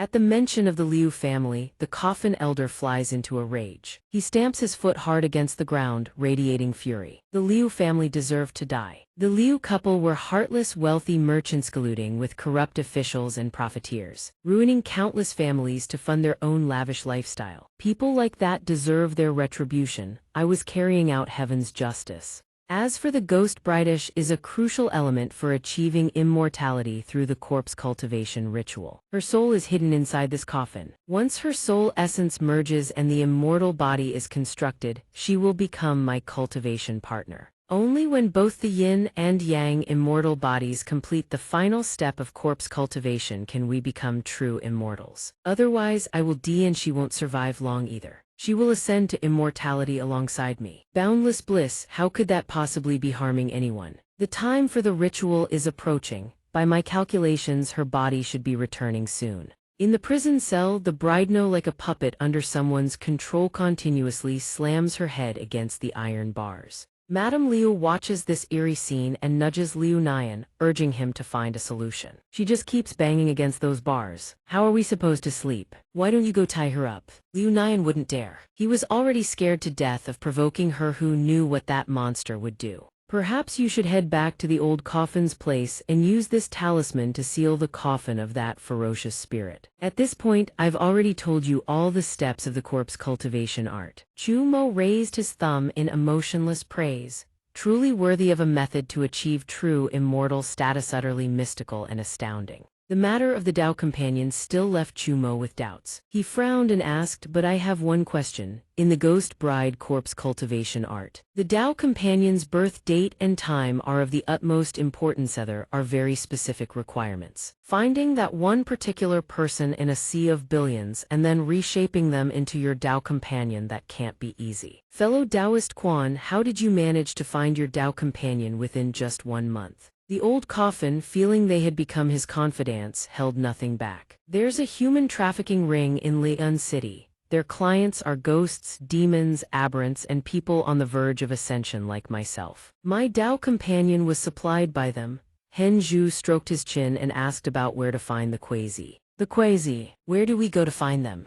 On this point the old coffin had no idea. He scratched his head and answered honestly, "Finding them is incredibly difficult. They only seek out destined clients on their own. They might come to this coffin shop again. All you have to do is wait a few days and you might run into them. Otherwise, you'll just have to wait patiently." Wait, speaking of Tao companions, why hasn't mine come back yet? Scene change dungeon. The bride murmured endlessly, "Still the blade scroll, still the blade scroll. The Kanala realm, still the blade scroll." At that moment, Madame Liu and Liu Nian were terrified to the point of nearly losing their minds. "What is that sound? It's terrifying. It has to be connected to that girl." The frequency at which she struck the iron bars was increasing. Answering the old coffin's summoning call, the bride grew more and more frantic. She slammed her head into the iron bars over and over, as if she couldn't feel pain at all. The bride's failure to return sent the old coffin into a spiral of panic. Why, could it be that she's been locked up again? Why won't she come back? So close, and I would have become an immortal." Chu Ma, the one who had the bride locked up in the first place, offered his condolences without a shred of guilt. "My condolences, fellow Taoist Quan. Fate is Ficluho could have predicted something like this would happen." Bloodshot veins crawled across his eyes, and the expression on his face twisted into something savage. Fellow Taoist Quan, ascending to immortality was always an act of defiance against heaven. There are countless tribulations to endure. Perhaps this is simply your destiny. But the old coffin had come this far. How could he possibly accept fate? He screamed, then jabbed a trembling finger at Hen Zhu.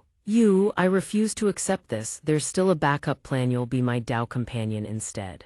Being singled out, Hen Zhu's face visibly contorted in disgust. "What? I'm a man. How can I possibly be your Tao companion? And besides, doesn't a Tao companion require a specific birth date and time?" But the old coffin had already reached the point of no return. He threw all caution to the wind. As one painter once said, "Gender doesn't matter, pleasure is what counts. Perfect immortality does require very specific conditions. But right now we can't afford to be that picky. Cutting corners to become a half-immortal works too. In the dark, men and women are all the same." Hen Zhu never expected the path to immortality to be laid out quite like this. "If that's the case, then why don't you pick Chu Mo as your Tao companion?" The old coffin answered matter-of-factly, "Chu Mo is my chosen successor. He must carry on my legacy and bring glory to the art of immortality. Of course he must remain in the mortal world, for no cannot ascend to the immortal realm. So the only choice for my Tao companion is you."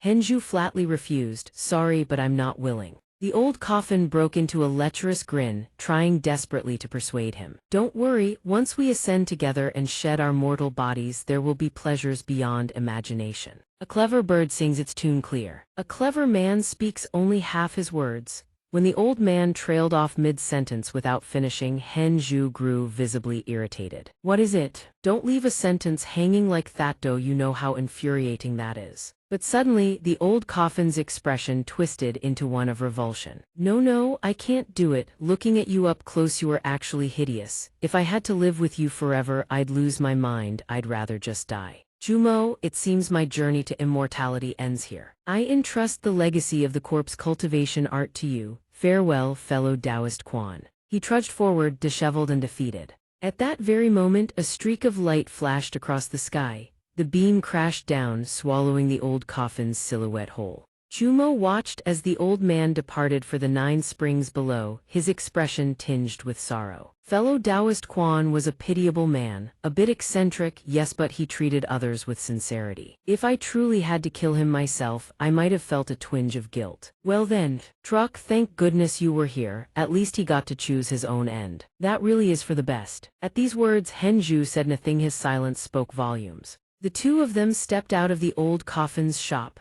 The lanterns that had been glowing white now shifted to an eerie purple, and the purple haze gradually dissipated, revealing an empty void beyond. System main historical plot event: old coffin destroyed. Illusory demons alertness level increased. Current alertness level 3. System warning: when alertness level reaches 10, the illusory demon will lock onto your position. Henju hadn't expected the old coffin stage to be cleared so easily. He asked Chumo about the next move. I can't believe the old coffin just died like that. Chumo, what's the next plan? He wanted to investigate the immortal the old coffin had mentioned. The immortal that fellow Taoist Quan encountered in the mountains. Perhaps it's the very demon beast that controls this city. But that lead is a dead end now. The only remaining clue is the human trafficking ring that supplied the ghost bride Dao companion to fellow Taoist Quan Quasi. Mentioning the Quasi, he frowned slightly. The old coffin said finding the Quasi is extremely difficult. The other cultivators trapped in this secret realm have probably been brought here too. We should find them first and get their help. Chu Mo disagreed with the idea. He preferred to take the initiative rather than wait for rescue from others. There's no time, the phantom beast won't let us move freely forever. You stay at the coffin shop. If the Quasi show up, notify me. My identity in Ligun City is that of a head constable. I'll head back and use the government's authority to sweep the city. If the Quasi continue trafficking women and children, they'll leave traces. The next morning, Ligun City was bathed in an atmosphere of calm. The bun vendor chased after the thief in a rage. You little brat. Don't you dare run, you thief. Seeing the face ahead, it was none other than Ai. With her usual venomous tongue she spat, "Who cares about you people, bunch of idiots." Even as she ran, her hand still clutched the steamed bun tight. After shaking off her pursuer, she collapsed against a wall, gasping for breath. Seriously impressive. Chasing me this long just for one bun, was it really worth it? I should be safe here, right? How strange. Where is this place? This is Bizarre. Could I actually be lost? Before her appeared rows of sugar figurines in all sorts of adorable shapes. The vendor called out nonstop, hawking his wares. Blown sugar figurines, sweet and fungit your sugar figurines here. The fairy vendor, upon spotting Ai, stepped forward with a warm invitation. Little miss, would you like a blown sugar figurine? Seeing these for the first time, Ai was utterly fascinated. Her eyes lit up like stars as she stepped forward and asked, "Sugar figurines, are these things squeezed out by hand?" So cute. The immortal scooped up a spoonful of sugar figurine and explained, "Sugar figurines elsewhere are all squeezed out, but mine are no ordinary craft.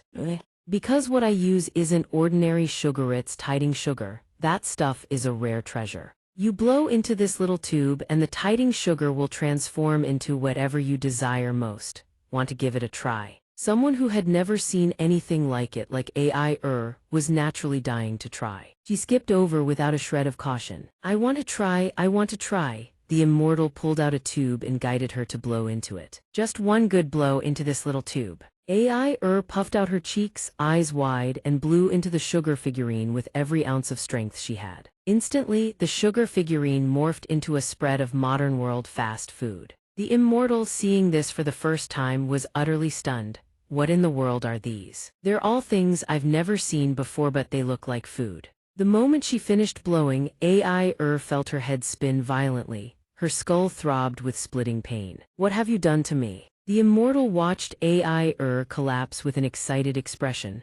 Relax, this is perfectly normal. To make tiding sugar shift its form requires a massive expenditure of spiritual energy. It's only natural that you feel exhausted. Sinking into unconsciousness and yet managing to distort tiding sugar to this degree, this is the first time I've ever witnessed such a thing. To become the river god's bride, you are the perfect candidate. Before losing consciousness, she barely managed to spit out one word: bastard. His voice carried an almost hypnotic magic, and her vision faded to black. Sleep now, sleep. When you wake again, you shall greet a beautiful future. At the prison, Liu Nian and his wife were escorted out of their cell. He eyed the guard walking ahead and asked nervously, "Sir, what does this mean? We haven't even served our time yet. You took so much money from us." The guard didn't break stride. "This is an order from the Grand Constable, but I assure you it won't bring you any harm. Liu Nian Chumo threw you and your wife into the slammer. don't you want revenge? Liu Nian had witnessed Chu Mo's combat power firsthand. How could he dare even dream of revenge? His face turned sheet white with fear. And no, how would I dare?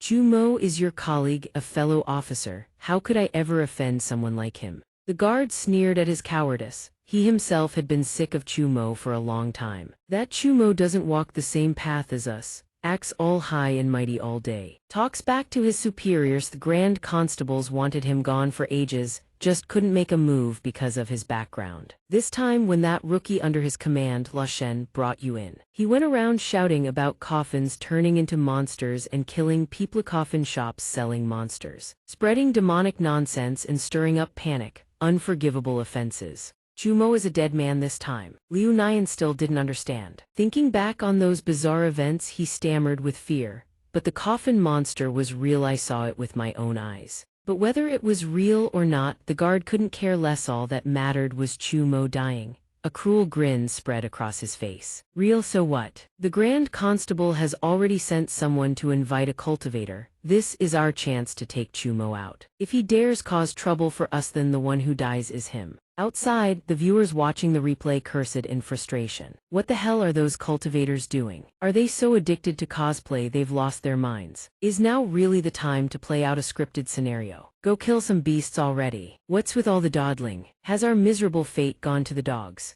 On the screen, a scene appeared showing Chu Mo walking down the streets of Leon City. Some viewers worried he wouldn't clear the secret realm. Mok Shen pleaded, if you can't find any beasts, just slaughter the entire Leon City. They're not real people in there anyway. The secret realm's a failure. If we fail, we're the ones who die. Can I just ask, is the back channel for the secret realm livestream not even bothering anymore? I looked away for 1 second and the time jumped completely. Seeing everyone start to panic, Lai Chuang hurried to calm them down. Everyone, please stay calm. Yes, most of the saviors are in dire straits, but Chu Mo is thinking of a way. As for the livestream timeline going haywire, it's because Legon City is currently situated within the Lost Lands. The flow of time there differs from reality. For the specific details, I'll let Elder Guizing explain to everyone. Elder Guizing, where are you? Ditch Chang glanced at her with an apologetic look and revealed that the elder had already left. Elder Guizing told me just now that he had something to attend to and left early, but honestly I get the feeling he just bylaid on us. Hearing that speculation, Lai Chuang froze in shock. Back in the real world, in a certain laboratory, a city schematic lit up on the screen as the former chairman's voice erupted in fury. Go ahead, get out, all of you. He stomped his feet and screamed, "You treacherous, oath-breaking bastards." The envoy heard the shouting and walked over. Chairman Kyan, what happened? The betrayal by the cultivators sent veins bulging across his forehead.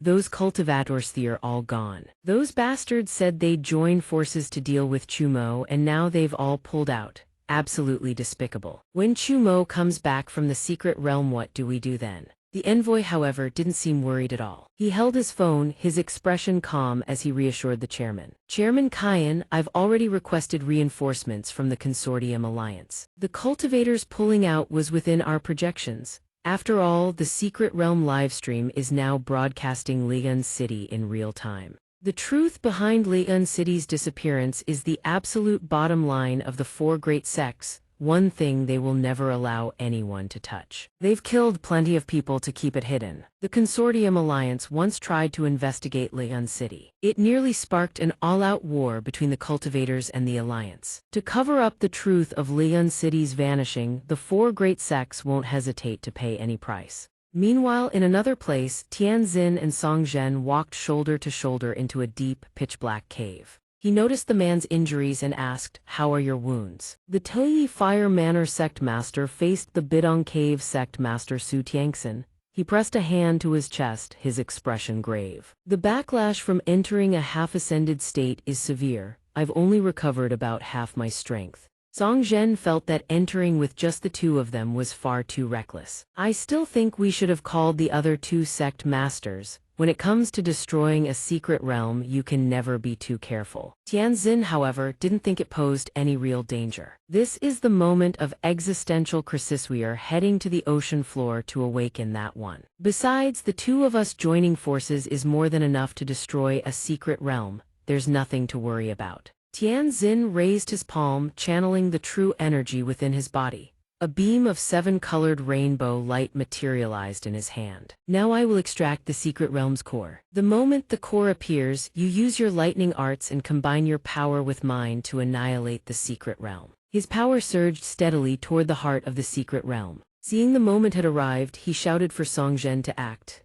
Now. He clasped his hands together and roared the name of his technique, innate violet divine thunder. His torrent of power merged with Tianzin's and rocketed straight toward the secret realm. The two forces slammed into the secret realm with a thunderous explosion kaboom. A plume of white smoke erupted, shrouding the secret realm from view. But when the smoke cleared, the secret realm supposedly destroyed sat there perfectly intact, spinning in place. Only then did they realize a formidable barrier was enveloping the secret realm. The Lianshan barrier. Demon subjugation. At that moment, Gui Xing stepped out from the shadows. He stood at a vantage point looking down at Su Tiangxin and Song Zhen. Fortunately, only two of them showed up. Tiangxin is startled to see the barrier hold. Our attack was blocked. Song Zhen's expression turns ice cold. Elder Gixing, shouldn't you be live streaming for your Y City? What are you doing here? Gixing stands within the barrier, his voice laced with accusation. To stop you.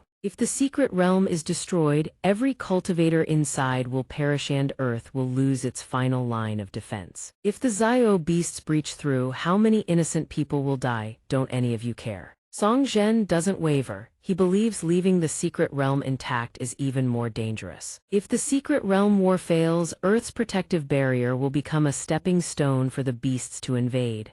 The casualties would be far worse. 3 Dao children have already fallen. Hinju's combat power has plummeted. The other cultivators have lost themselves, becoming puppets in Leon City. Though Sumo can still move freely, this secret realm war is already a confirmed failure. Destroying the secret realm first is the best option. Gixing is obviously not going to be convinced by his words. He already knows the secret they've been trying to bury. You just want to bury the truth about Leon City's disappearance. You simply don't want the world to know. 1,000 years ago, the Zio beasts were originally summoned by the cultivators of the 4 great sects. Song Zhen never expected Gixing to know this. Now that he's been exposed, he drops the pretense entirely. How do you know that? This is a secret known only to the sect masters of the 4 great sects. Did Shangwu or Yu Tianren tell you? Hearing those names, his voice carries both sorrow and fury as he rounds on Song Zhen. You have the nerve to mention Shangwu's name. What has Yu Tianren ever done for this world? You know full well. Do you really care more about the reputation of the 4 great sects than saving the entire world? As the current sect master of Yihuo Mansion, you bring nothing but shame to their name. Tiangxin doesn't want to waste words on Gixing. He conjures a volley of rainbow orbs ready to send the elder to his grave. Sect master. No need to talk nonsense with him. The time distortion in the Lost Lands is growing. Unstable truth about Leon City could surface at any moment. If he wants to stand in our way, just kill him. Noted. Song Zhen has no intention of wasting more breath. A cruel smile spreads across his face. Elder Gixing, this secret realm war is guaranteed to fail. Destroying it now saves more lives. Don't force my hand. Gixing shows not a flicker of fear at their threats. He pours his remaining strength into reinforcing the barrier, his expression one of absolute resolve. To protect the world. How noble. Is that ridiculous excuse all you've got? If you want to destroy the secret realm, you'll have to step over my corpse first. I believe in Sumo he can accomplish what you never could, bring a chance to change humanity's fate. I will not let you stand in his way. In the grand and imposing tribunal hall, Fei Qing points straight ahead, his face twisted with rage as he unleashes a torrent of curses. He shifts all the blame and flings mud at him while he's at it. Sumo, I truly misjudged you. You spout righteousness and justice every single day, yet you're capable of something so disgraceful to the common people. Seeing that he can finally eliminate Sumo, glee and viciousness gleam in his eyes. That's not all. You have spread monstrous lies about creatures appearing in the city. Spreading such heresy is a capital offense. This time, no one can protect you. After finishing, his face freezes mid-expression. So this old bastard was just rehearsing all along, practicing for when he actually faces our protagonist. He bursts into laughter and asks his subordinate smugly, well, how was that? That's exactly what I'll say later. The subordinate rushes to flatter him. Lord L. Letter 1 EEF, your scolding was brilliant, truly satisfying. that bastard Sumo puts on such a holier-than-thou act, treating everyone else like they're beneath him. The brothers have had their eyes on him for a long time. This time we absolutely must eliminate him. Luochen, with his hands bound tightly behind his back, seethes with fury. He stares at Fei Qing. Being cursed at like this doesn't anger Fei Qing in the slightest. On the contrary, the angrier Luochen gets, the more at ease he feels. He snorts and says, Luochen, oh Luochen, you have no idea how many people Sumo has offended in Lian City. If it weren't for his uncle serving as a court censor, he'd have lost his head long ago. In fact, I should thank you for personally delivering the evidence of Sumo's heresy straight into my hands. You've signed his death warrant and your own.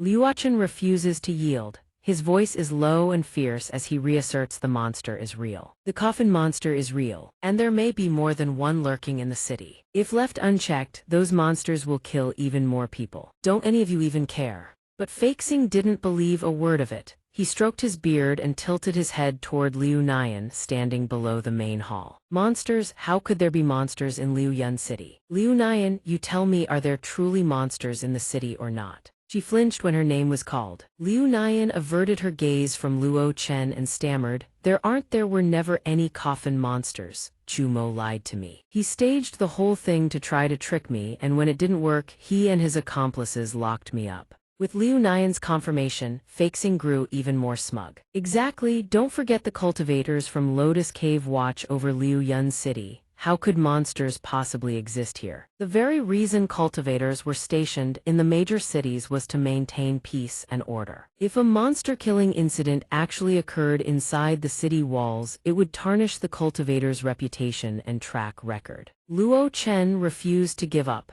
He demanded Fei Qing summon the cultivators to investigate the truth of the matter. If that's the case, then whoever goes to invite the cultivators from Lotus Cave would know at a glance whether monsters exist or not. Fei Qing's irritation grew at his stubbornness. He had lost all patience. If he hadn't been waiting for Chumo to show up, he would have killed Luo Chen long ago. You think the cultivators' arrival can save Chumo's life? The cultivators of Lotus Cave want Chumo dead more than I do. Chumo broke the rules, meddled in cultivator affairs, exposed the monsters without authorization. He slapped the cultivators right in the face. In Fei Qing's mind, Chumo was a dead man walking either way. He didn't hesitate to spill the dirty secrets of the cultivation world either. Treasures, blessed lands, sect resources, everything is distributed based on merit points. Even if monsters actually appear, all we can say is that there are none. Don't you get it yet? No complaints from the people, no investigations from the officials. That's what peace in the realm means.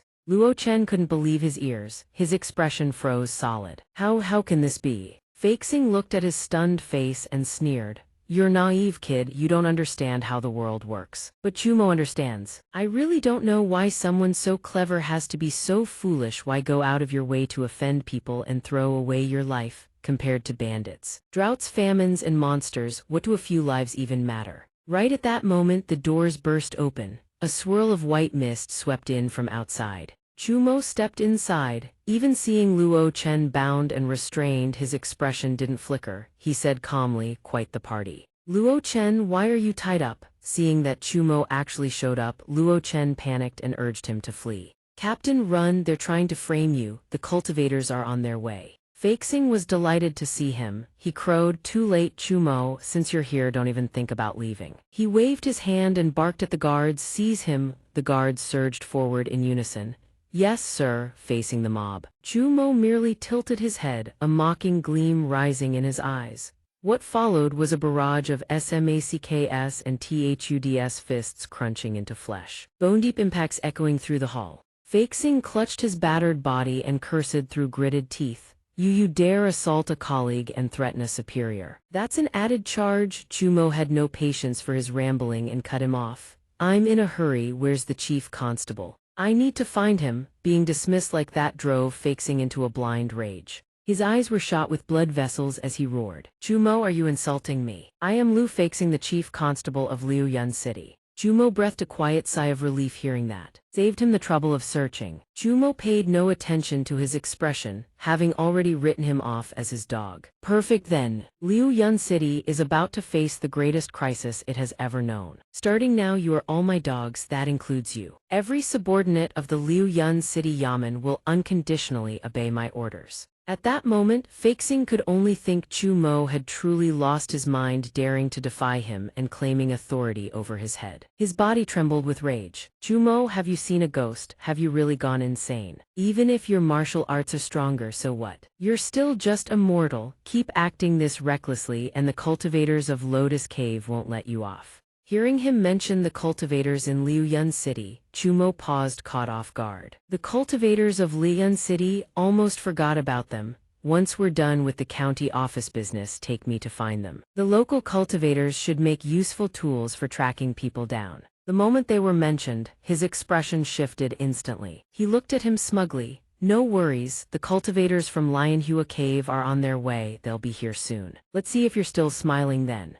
Chu Mo hadn't expected such a convenient turn of events. This saves him the trouble of hunting them down, doesn't it? So he doesn't need to make an extra trip after all. A guard bursts through the door, trembling like a leaf, and stammers, Lord Lu. What in the world is happening, Lord Lu? Seeing someone arrive, he gets so agitated that his chest seizes up with pain. Fei Xing coughs violently, then barks his orders. Finally, I sent you to contact the cultivators. Are you only getting back now? Hurry up and escort the honored cultivators inside. Chumo dies today. But the guard's face is chalk white. The scene outside has scared him half to death. Lord Luth cultivators are gone, all of them, they've abandoned us. Outside Ligun City, a massive river has suddenly appeared, encircling the entire city. Whether human or beast, anyone who touches the river water is reduced to nothing.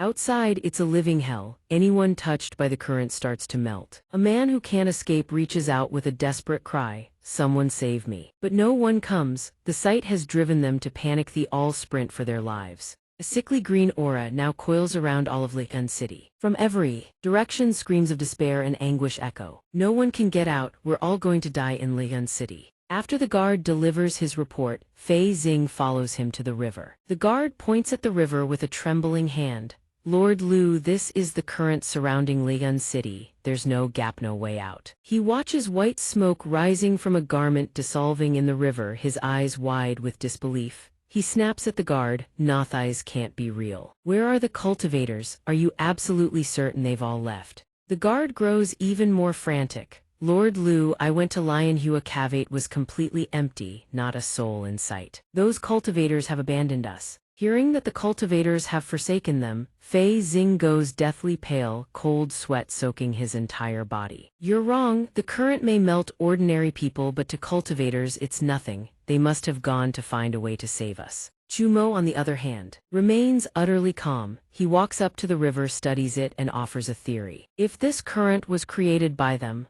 but Fei Xing immediately dismisses the theory as impossible. He rebukes it vehemently. Don't talk nonsense, Chu Mo. If Lian City falls into crisis, the cultivators sworn to protect it would face punishment too. This isn't something that can be swept under the rug by killing one or two people. Hearing that, Chu Mo becomes even more certain of his theory. He activates his ability. His brown pupils gradually shift to a golden copper hue. Perhaps this is the reason behind their desire to massacre the city. The moment Chu Mo activates his ability, the system captures the data and instantly pulls up information about the Golden Gourd artifact. System key story item: the Lianhua Cave's treasure gourd, originally used for refining elixirs. Any person placed inside dissolves into sludge within moments, through a modified amplification formation. The entire Liuyun city has been sealed within the gourd. Destroying the gourd will immediately attract the attention of the illusory demon.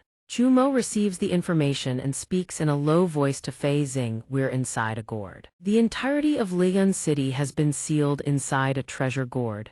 Hearing this, Fei Xing is completely lost. He stammers, a gourd? What gourd? Where is there a gourd? Wait, what are you doing? Chu Mo dips his hand into the water and channels spiritual energy into it. Gradually, his spiritual energy reaches a dormant habo. Beneath the river, a small serpent coils in its sleep, surrounded by a protective barrier. The system instantly provides information on it. System entity detected Ha-Bo dormant form, possesses the ability to control the current.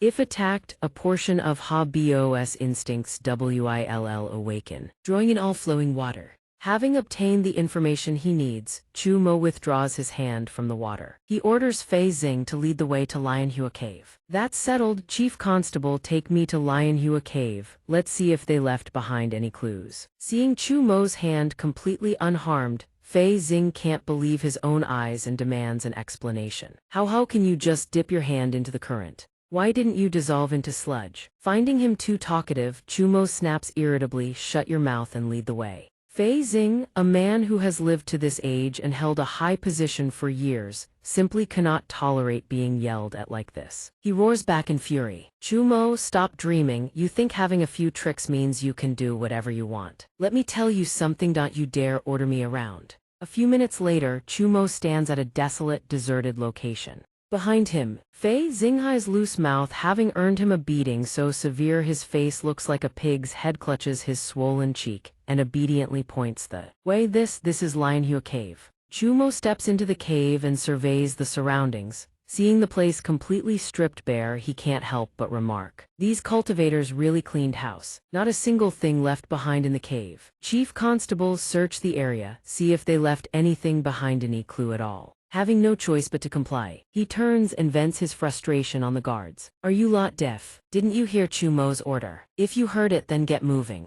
Yes sir, they respond in a hurry. They scatter, combing every inch of the cave for any trace of a clue. And just then, one lucky guard finds what appears to be a magical artifact, a mirror. I found something, there's a mirror here, not sure if it's useful. He carries the mirror over. Fei Xing snatches it immediately. One look and he recognizes it. Thighs is the kind of gear cultivators use. Give me that, I've seen this before. It's a communication artifact used by cultivators. Chu Mo lets out an O and asks, you know how to use it? He stares at the mirror's surface, racking his brain for how to activate it. I remember you press and hold the floral border on mirrors like this. Fortunately, he remembers the activation method correctly. The mirror's surface begins to ripple. Immediately after, Sect Master Jin appears on the mirror's surface. He asks, puzzled, this signal is coming from Leon City. Did someone leave a communication mirror behind there? The moment Fei Xing sees him, it's like finding his savior. He begs the Sect Master to save him. Sect Master Jin, thank heavens I finally got through to you. Please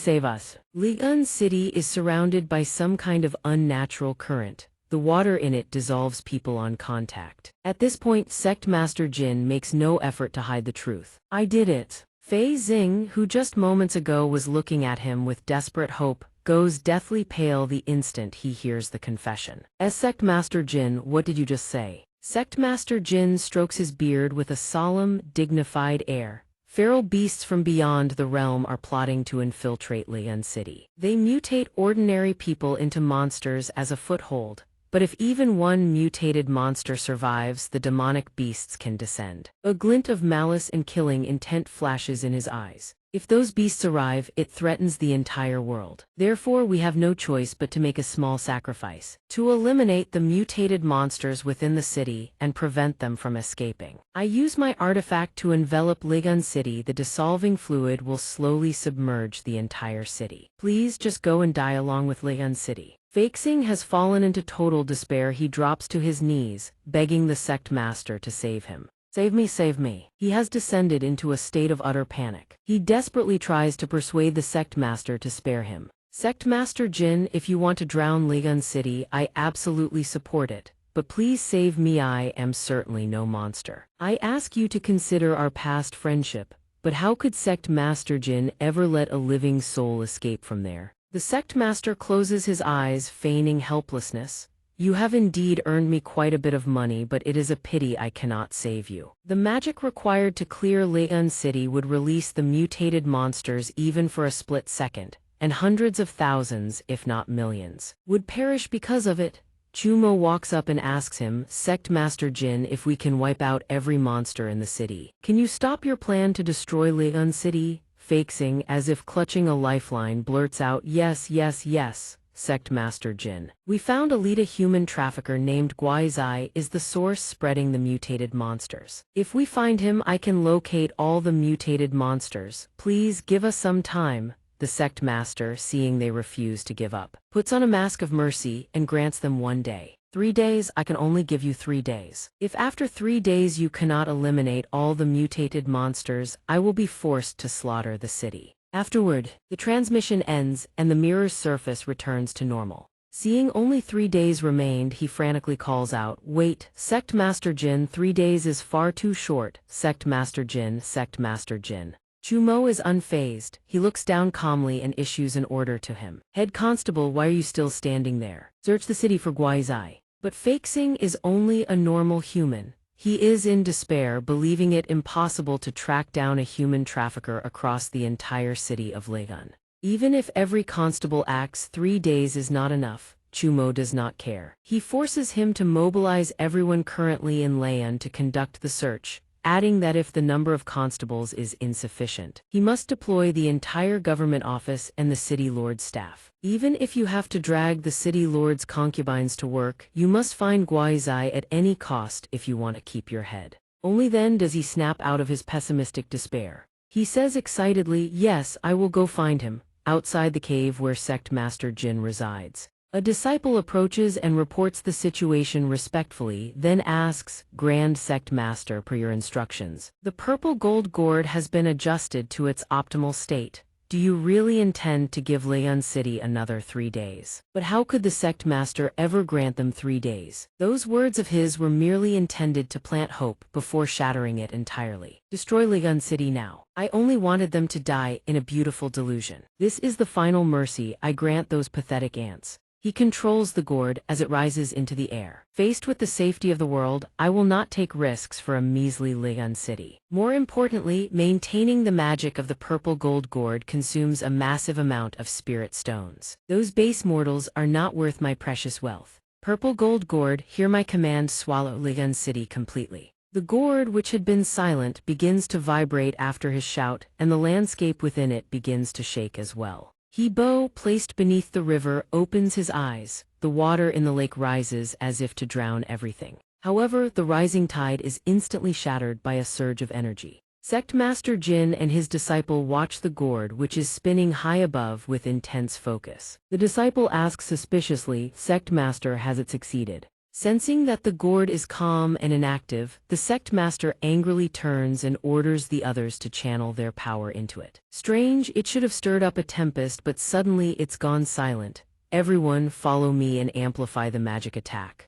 Following his command, the 3 disciples begin channeling their power into the gourd, with the added strength. Sect Master Jin commands the gourd once more. "Purple gold gourd, hear my command, devour Lit-Un City." A while passes and Sect Master Jin begins to exhaust his energy. But for some reason, the gourd refuses to work. 6 times already, it failed again. He grabs the magic mirror and frantically calls Lu Fakesing. Lu Fakesing, stop everything you are doing, check the riverside and see if there are any anomalies. But the image on the mirror is not Fakesing, it is Chumo. Chumo smiles, his eyes full of provocation. The head constable is out hunting down a trafficker and cannot answer. Sect Master Jin, unfortunately, it seems your purple gold gourd has malfunctioned.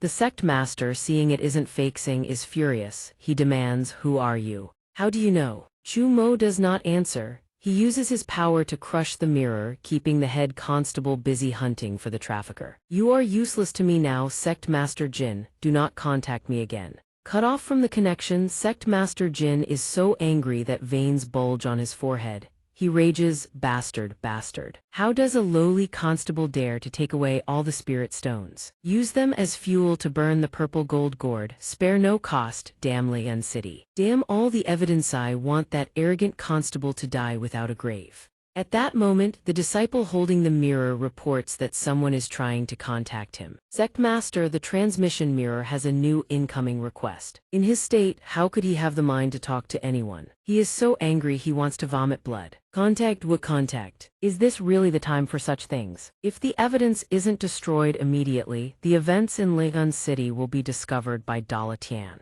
As he says this, the disciple's face turns pale. Sect master, it is a contact from Dalatian. Hearing it is Dalatian, the sect master breaks out in a cold sweat of fear. Why would Dalatian make contact at such a time? It's impossible. They couldn't have found out so quickly. The disciple asks hesitatingly, Sect master, do we answer? Even if he doesn't want to listen, he has no choice. Give me the magic mirror. The mirror's surface ripples and the face of Mingguang appears. He greets the sect master and immediately asks about the status of Lian City. Sect master Jin, it's been a long time. Is the situation in Lian City going well? Sect master Jin did not expect him to cut straight to the point. He tries to force a smile and dodge the question. Deacon Mingguang, Lian City is such a remote place. I am sorry to bother you with such matters. It is truly moving that you care. Everything in Lian City is well. The people are living in peace and work, and there are no disturbances at the moment. Hearing his deflection, the once smiling face of Mingguang instantly turns dark, his eyes flashing with dissatisfaction. I see, so much time has passed and you still haven't destroyed Lian City. The sect master did not expect word of his actions to have reached him already, but he bites his tongue and pretends to know nothing. Deacon Mingguang, what are you saying? I don't understand. Lian City is a city of Lionhua Cave. We are stationed here.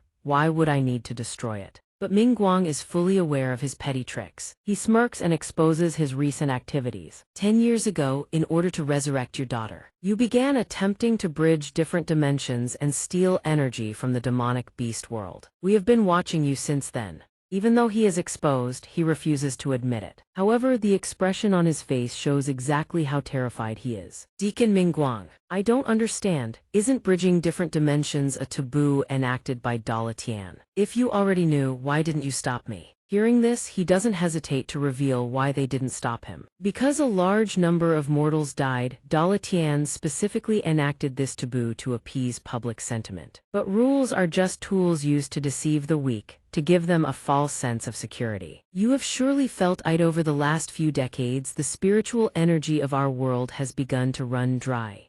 Therefore, stealing energy from the demonic beast world has become an important research topic for us. And your research results were even more excellent than the Dantai Bide sect, adept at transforming the dimensions of one of the 8 great sects. Using Lian City as a test subject to your boldness and imagination are worthy of praise. Hearing that they have no intention of punishing him, he no longer hides the truth and tells them the current situation. But Lian City is out of control now. Based on my current power, I am not entirely sure I can destroy it. Mingguang immediately replies, Sect Master Jin, I am coming over, rest assured. Handling these types of matters is something we are very experienced with. Back to Chumo, Luo Chen stands behind him and provides information on the Black Dragon Gang. Captain, this is the largest gang here. Aside from the government, they are the local organization that can mobilize the most men.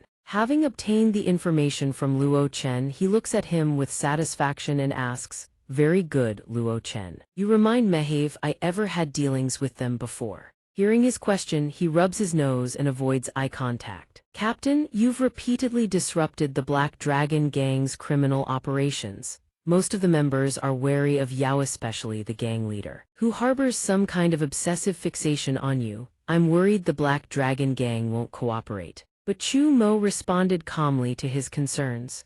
Don't worry, when it comes to the life and death survival of Lian City, the Black Dragon Gang's leader will make the right decision. Otherwise, I won't hesitate to help the Black Dragon Gang find a new leader. Rays of sunlight crept through the window slits and poured into the hall. Yu Tong, now revealed as the Black Dragon Gang's leader, looked at him with a mocking grin and greeted him teasingly.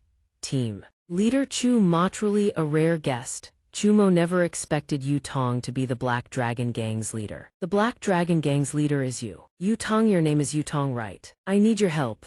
But it seems like you still haven't recovered your true self. Yu Tong let out a cold snort. Captain Chumo, aren't you always so high and mighty? I never thought I'd see the day you'd come wagging your tail, begging me for help. And Gayat Thien Ngan looked at Chumo with open disgust. The girl speaking with undisguised hostility, big sis. That bastard Chu Mo is always picking fights with us. Now he dares show up alone at our turf. That's looking down on the Black Dragon Gang's face. Chu Mo saw that neither of them remembered who they truly were and felt a twinge of helplessness. They've all forgotten themselves. What a pain. Let's handle the main business first. Please hear me out right now on behalf of the government. I'm requesting your cooperation to resolve the crisis facing Lian City. Suddenly, something snapped inside Yu Tong's head. She waved her hand and ordered her men to seize him. Enough talk, seize Chu Mo for me. The gang members all stepped forward with fierce, brutish expressions. Yes, boss. Ngayat Thinangan was absolutely thrilled. Big boss Chu Mathai's time, no one can save you.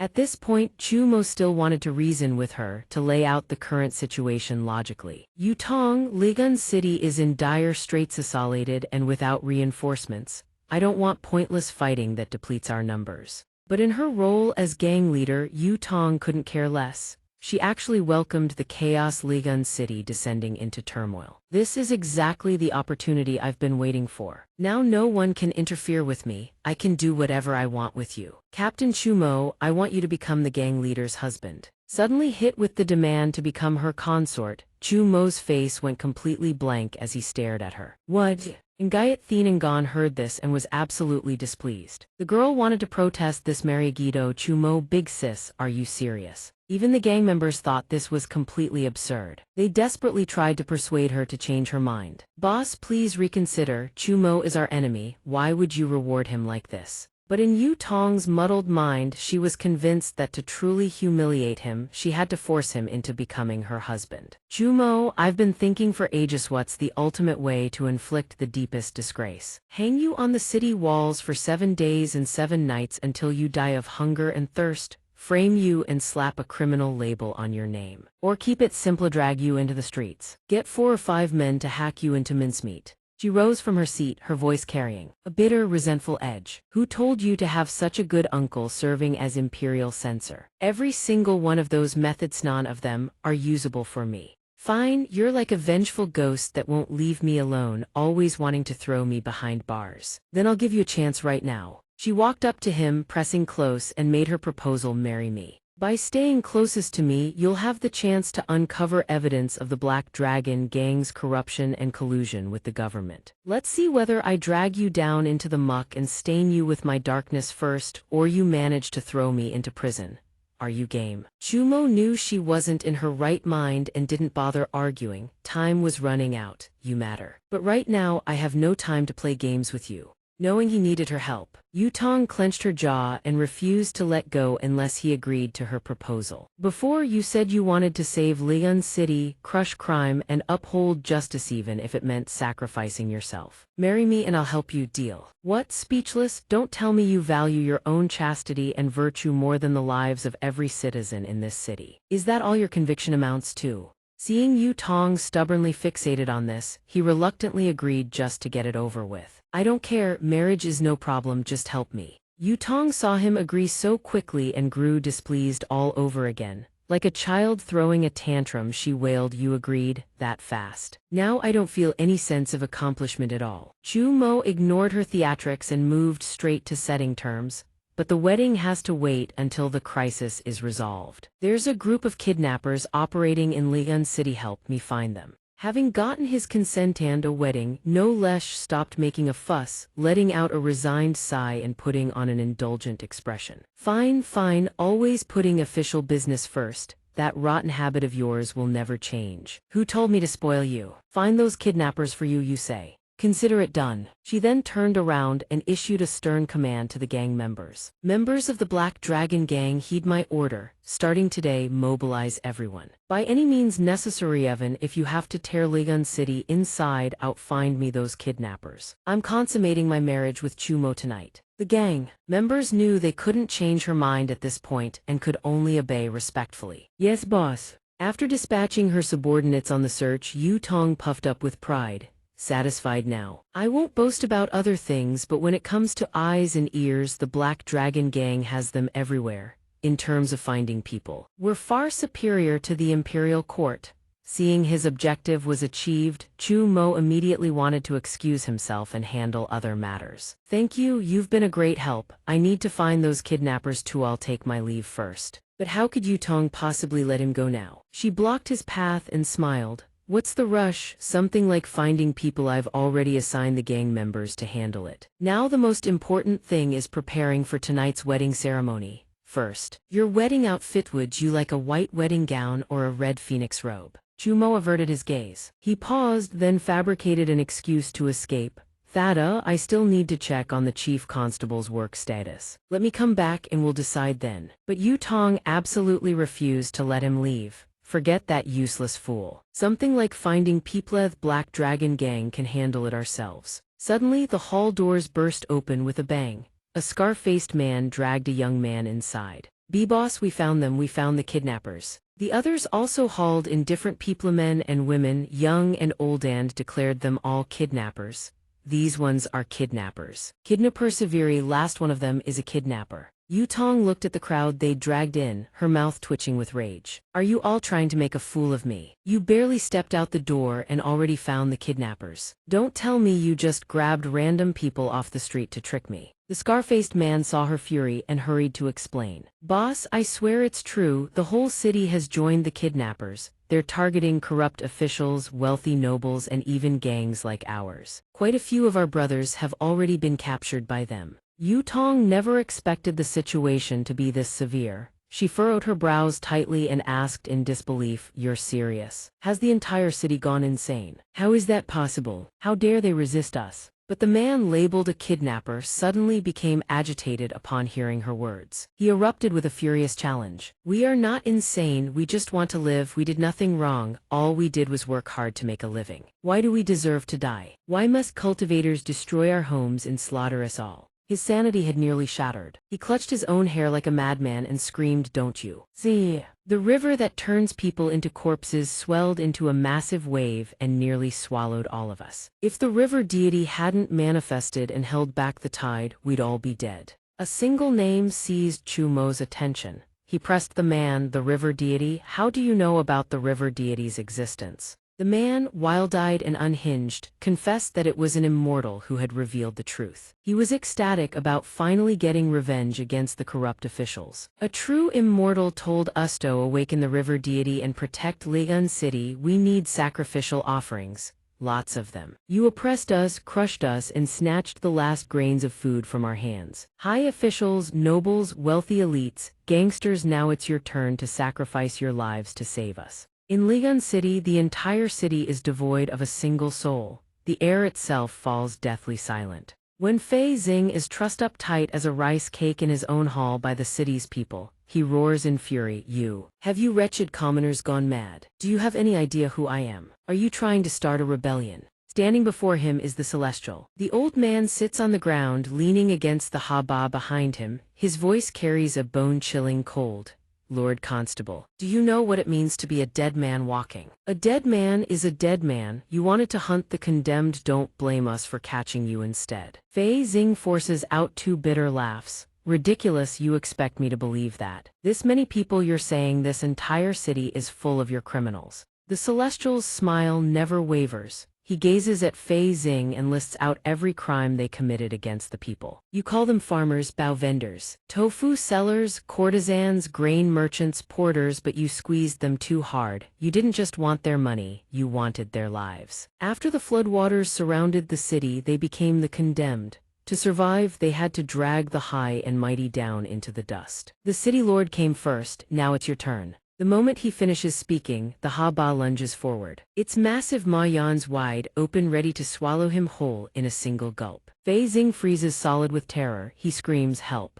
But no one comes to save him. Jump! Blood sprays into the air. Just like that, Fei Xing dies inside the Haba's belly. After devouring him, the creature grows unnaturally massive. The people erupt in jubilant cheers. It's growing, the Haba is growing again, it's growing, the Haba is growing again. Despite its enormous size, the Celestial still feels it is not enough. He spreads his arms wide, urging the people to bring more sacrifices. Not enough, still not enough, go bring more offerings for the Haba. Once the Haba awakens and takes this bride, Ligun City will be saved. At the old man's feet, lies unconscious on the ground, bound hand and foot, her brow furrowed in discomfort. After only a short while, Ligun City falls into an oppressive gloom. The air thickens with darkness as if it wants to swallow the entire city whole. After feeding more sacrifices to the Haba, seeing it still hasn't fully matured, the celestial roars in fury, still not enough, where are the sacrifices? We need even more. Are there only this many tyrants and bullies in the city? At that moment, a young man in a patchwork coat runs up and reports. There's still the Black Dragon Gang's several hundred members we haven't captured yet. The Celestial immediately orders, then go drag them here. But when he gives the order, the young man hesitates. But the Black Dragon Gang's defenses are tight, they have numbers, we can't break through so easily. The Celestial is growing frantic now, his face twists into something monstrous. He orders Zaisu to go capture the Black Dragon Gang members. Fine, understood. Zaisu, go with them, bring every last member of the Black Dragon Gang, they're nothing but mortals, it shouldn't be difficult for you. Zaisu obeys at once. Yes, master. Just as Zaisu is about to leave, a man rushes over in a panic to report. Chumo furrows his brow and answers the old man seriously. To stop you from destroying Leon City, to prevent its annihilation. The old man bursts into laughter as if he just heard the funniest thing in the world. You don't understand a damn thing. His eyes are streaked with blood vessels as he snarls, this world is already corrupted. This world is sick, beyond saving. Cultivators and officials gnaw like rabid dogs at the last scraps of flesh this world has left. Only a god from another world, our divine lord, can save us. Save Leon City, save this broken world. Trying to stop me now, it's already too late. After a feast of tyrants, the Haba has nearly reached full maturity. Its upper body now takes a humanoid shape, though serpentine features still linger. With the Haba at his side, the Celestial fears nothing. The old man boasts smugly to Chumo, look, just a few more sacrifices and the Haba will restore its true form. After the wedding ceremony is complete, the true god will descend to guide this world. With that, he orders the creature to devour him. You will become the Haba's nourishment. HMPH. Facing the Haba's gaping maw, Chumo shows no fear. He calmly calls out, Ai,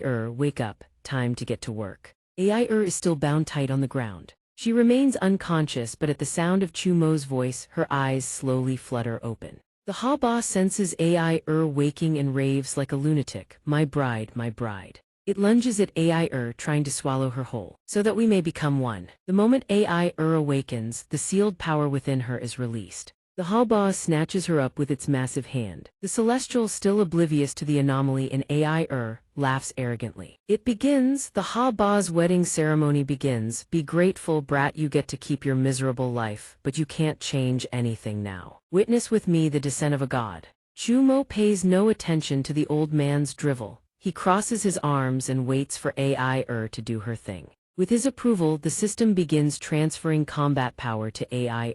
System confirming input, sharing pet combat power, transmitting host strength. A wave of raw power materializes and radiates outward. Gripped tight in the Haba's clutches, Ai unfurls her soft, fluffy tail. The Haba still has no idea what's coming. It howls savagely, bride, the wedding, but Ai, now wielding half of Chumo's combat power, is something else entirely. She unleashes a burst of power that forces the Haba to release its grip. The Celestial still believes this is part of the ceremony. He exclaims with excitement, magnificent, truly magnificent. The Haba's wedding ceremony has such unexpected twists, even I could not have predicted this. The serpent form was merely a vessel. It was always meant to be consumed by the bride that is the true Haba. Yes, yes, yes. This aligns with the transformation this world demands. Great Haba, we beseech you, summon the god of the otherworld. Let them descend upon our wretched world. But Ai, having freed herself from the Haba's grasp, ignores the rambling Celestial and walks straight to Chumo.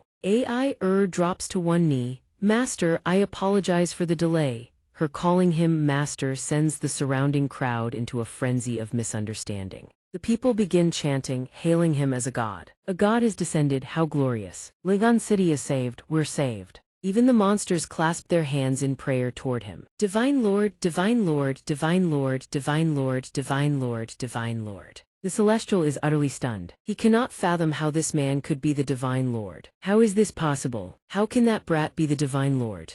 Chumo doesn't bother explaining. He raises his hand and commands the crowd into silence. All awaken, the chosen ones, the Celestials heed my command. The beast creatures roar in reverence, vowing to obey the Divine Lord's every word. His brown pupils shift to burnished gold. his voice takes on an otherworldly authority. Chosen ones, you are the privileged few I have selected. You shall evolve beyond the limitations of your species. First command: slaughter every mortal, purge Li'an's city in blood. The blood of mortals shall open the gateway for my beast army. A new order shall be reborn from this rotting world. Immortals and demon beasts shall rule this world together. Outside the viewing hall, the audience is utterly stunned when they hear the citizens proclaim Chu Mo as the God Lord of the Otherworld. Chu Mo is the God Lord of the Otherworld. Has he lost his mind? No way, Mo Shen has to be putting on an act. On screen, Chu Mo and AI hover in midair. Someone argues back at the commenter above. Then how do you explain this? Demon beasts are following alongside Chu Mo. The beasts acknowledge Chu Mo as their master. Some who hear his command leave hateful comments. I knew it, Chu Mo is no good person. No way, right? Chu Mo is about to slaughter the city, and there are still people who want to believe him. But right at that moment, one demon beast senses something wrong in his command. It clutches its head and cries out in agony, Master, you shouldn't do this. We became immortals to save the weak mortals, to right the wrongs of this world. Why must we kill them? Have we been deceived? Its companion sees it in this state and asks worriedly, Are you all right? Suddenly, the green monster's body explodes. The citizens, upon hearing the command he issued, begin to flee for their lives. They scream in utter panic, Aren't the gods supposed to come save us? Run faster, I don't want to die. Even though they sprint with all their might, the monsters with superior strength still catch up. Someone turns back, sees the monsters closing in and screams, It's over, the monsters are here, it's over. The monsters, now hypnotized beyond all reason, chase frantically while shouting, Don't be afraid, we'll protect you. Go that way. We'll give everything we have. We must stop the evil god of the otherworld. Chu Mo at this moment is utterly transformed. He is like a bloodless, cold god, without a shred of mercy. How interesting. You insects, I grant you power and the right to live, and you all choose to defy me. The monsters charge forward, screaming, We are immortals. Immortals shall slay demons and uphold justice. Facing their onslaught, Chu Mo doesn't just stand there and take it. He unleashes his power. Fools, then allow me to send you on your way. What follows is a fierce battle between the monsters and Chu Mo. Kill the evil god, die, don't retreat, we must protect the mortals. Don't give up hope, we can't even scratch him. Chu Mo needs less than half an incense stick's time to wipe out the entire mob. He steps on their corpses and grabs the last immortal by the head. You're the last one. Without wasting a single word, he delivers the killing blow instantly. The ground is now splattered with the monster's blood. Henju pays it no mind, stepping over the carnage without a care. Chu Mo senses his presence and turns around. Henju, you've come, I can feel the hostility in your heart. Do you want to kill me too? Henju doesn't answer his question. Instead, he poses one of his own. Chu Mo, what exactly are you? Why do demon beasts call you their master? Are you truly the god lord of the otherworld? Chu Mo realizes Henju harbors no killing intently genuine curiosity and explains everything. AI is a demon beast that descended to Earth beforehand. I tamed her. Right now, I'm just using a ruse to deceive all the immortal monsters, that coffin elder included. They're all pitiful people who were deceived. To prevent the illusory demon from descending, they must die. Letting them die as saviors is the last respect I can offer them. So do you believe me?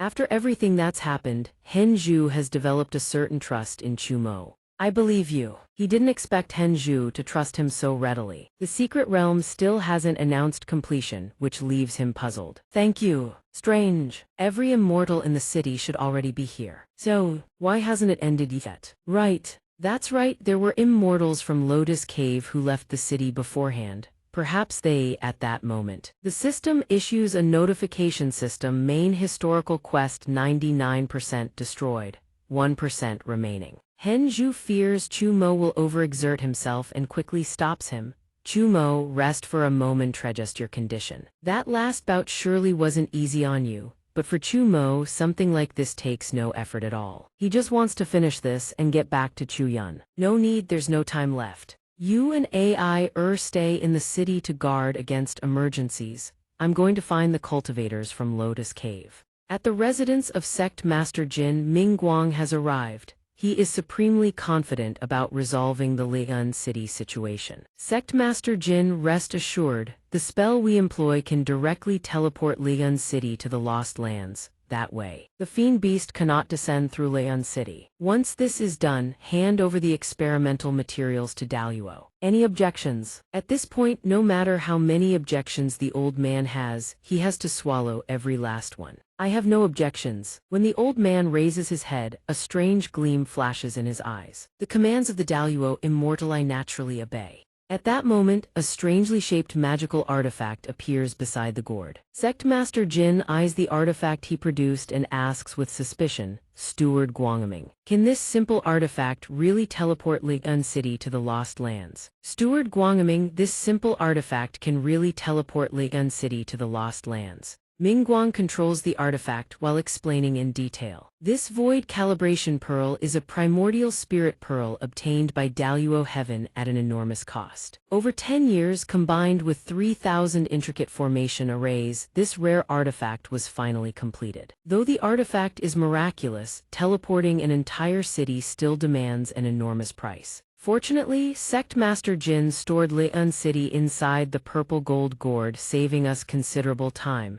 We only need to count to 10. When the energy stream from the void calibration pearl reaches the gourd suddenly explodes. Mingguang never expected things to backfire on him this quickly. He glances at the old man and demands, Sect Master Jin, what is the meaning of this? The gourd cracked for no reason. Are you working with the demon beasts? That's a capital offense. But Sect Master Jin is equally bewildered. His face fills with terror as he stammers, Steward Guangaming. I truly don't know how would I dare. The purple gold gourd was shattered from the inside. Despite his fury, Mingguang holds it in and asks about the current state of Liun City. The old man lowers his head and answers meekly, the barrier has been breached. Mutant beasts may have escaped the city. Hearing this, Mingguang can no longer contain himself. He explodes in rage, damn it. If mutant beasts have escaped and trigger a demon beast descent from the otherworld, even I will be punished. I'm contacting the immortal sects. Within 100 li radius, slaughter every mortal in all 3 cities. Leave nothing alive. Sect Master Jinyu go help too.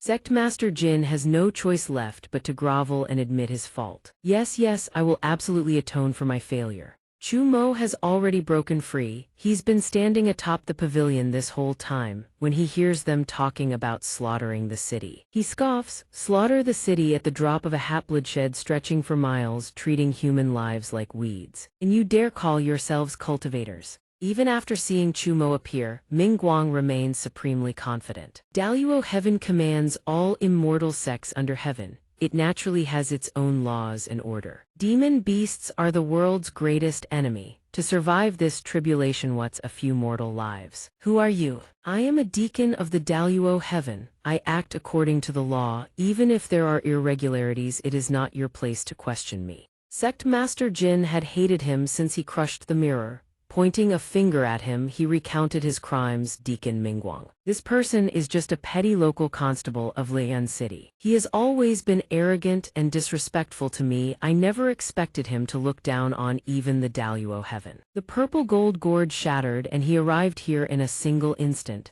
It is highly suspicious. He watched the old man with utter disgust, like looking at an elementary school student snitching. He coldly told Guangaming to buzz off, saying he had already killed all the monsters in Lian City. Yet one of the cultivators from Lotus Cave is also a monster. I am here to stop the demonic beast invasion. Whatever deacon you are, if you aren't a cultivator from Lotus Cave, you can beat it. Faced with his dismissive attitude, the man's expression remains unchanged. What if I don't leave? You think I don't see it? You are a body-refining cultivator, an outsider. Letting your kind exist is already a massive act of mercy. And yet you dare to strike against the Daluo Heaven. Sect Master Jin cupped his hands and bowed, looking at him carefully. He did not forget to shift all responsibility onto Chu Mo, hoping Guangaming would kill him. Deacon Guangaming, the mutated monsters are well hidden. It is impossible to kill them all in just half a day. The shattering of the purple gold gourd is definitely his doing as well, aiming to prevent us from moving Lian City to the Lost Lands. This person definitely has ulterior motives. He might have even surrendered to the demonic beasts. Sectmaster Jin makes a fair point. Guangming felt he had found a reasonable excuse to eliminate Chumo. He squinted, offering a smile that did not reach his eyes. It makes sense. Body-refining outsiders, their cultivation techniques are fundamentally linked to demonic beasts. In the last decade, Daluo Heaven hunted down tens of thousands of these outsiders, only recently acknowledging their status as cultivators. But how could 10 years of blood feuds with Daluo Heaven vanish in a day? Defecting to the demonic beasts is not impossible. Seeing that he had developed killing intent, Chumo decided he had said enough. If talking doesn't work, then we just fight. Sectmaster Jin seized the chance, ordering his disciples to charge forward. This lowly constable has colluded with beasts, he deserves to die. But his two disciples were no match for him. He swiped his hand to brush the first one aside and delivered an uppercut that sent the second flying. Just as two more charged, a purple arrow streaked through the gap toward Chumo. Realizing his disciples were useless, Guangming used a Dharma treasure to teleport him to the Lost Lands, intending to separate his soul from his body. Facing the suppression of the artifact, his expression remained perfectly calm. A flash of light and Chumo's figure was gone.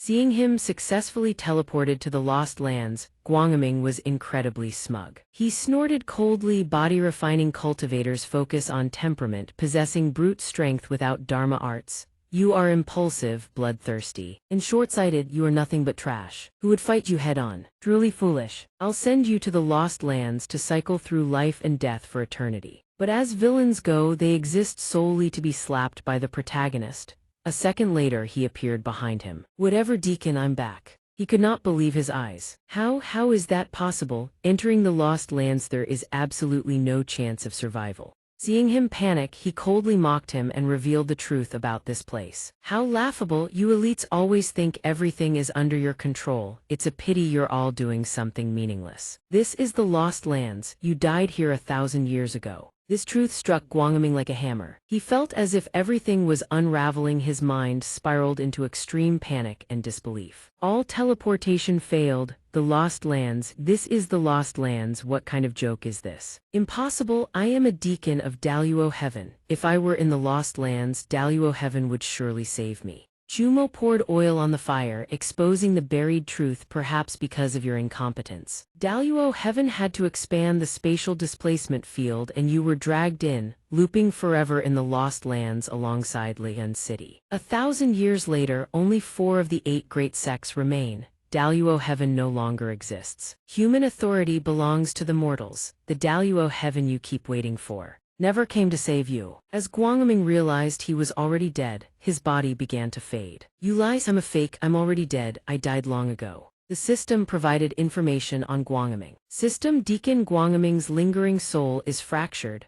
One half remains in the Lost Lands, the other returned to reality. Because his soul is incomplete, for half of every day, his soul in reality relives the pain of being torn apart. After reading the intel, Chumo felt a sense of pity for him. Should I say, are you lucky or unlucky? Your half-soul in the Lost Lands cycles through this torment endlessly. Guangming roared in anger and lunged to attack him, screaming, "Shut up, outsider," but was easily blocked. He watched him with a smile, wanting to end his suffering. The other half of your soul managed to escape to reality, but it endures torture every day. Perhaps it is better to just die once and for all. Before he faded away, Guangming still refused to believe his own body had been left behind. Don't talk nonsense, I didn't. Finally, his soul, half in reality and the half here, merged, slowly dissolving into the air. Those present were devastated when they saw him fade away. They refused to accept they were already dead. Deacon Guangming was gone. Could what that constable said be true? Are we? We are all dead already. As they realized the truth, their souls began to dissipate as well. Sectmaster Jin refused to believe it. He ordered his disciples to attack. Don't be deceived. It's all lies. Kill him, avenged Deacon Guangming. But with a flash of light, everything vanished. Chumo walked forward slowly and spoke the reality. No one can help you. The final mutated monster of Lian City. Called a monster, Sectmaster Jin snapped.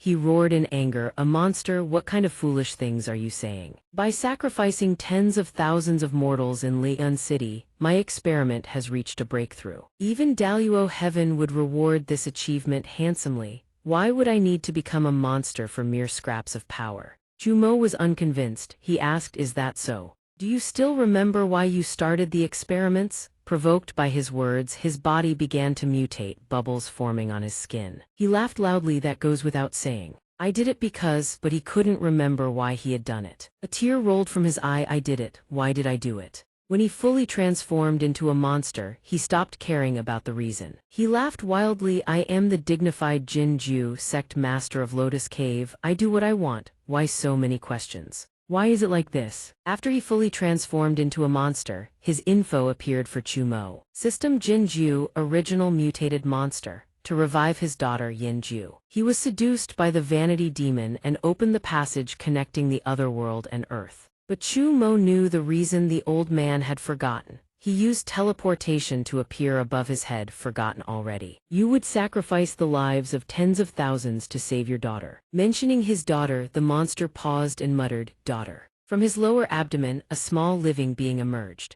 Finally, his reason slowly returned. Remembering his daughter, he wept in pain. Yinju. Seeing that he had calmed down, he waved his hand to send him off. Right. With that, a single punch struck his head with a boom, causing the ground beneath them to crack. A beam of light shot up into the sky. System key historical objective destroyed 100%. In the white mist, Chumo's figure appeared. The audience watching this were overjoyed. Thank goodness, the final mutated monster has finally been eliminated. No matter what you all say about Mogod, at least Mogod is actually out there getting things done. His calm, composed figure appears on screen.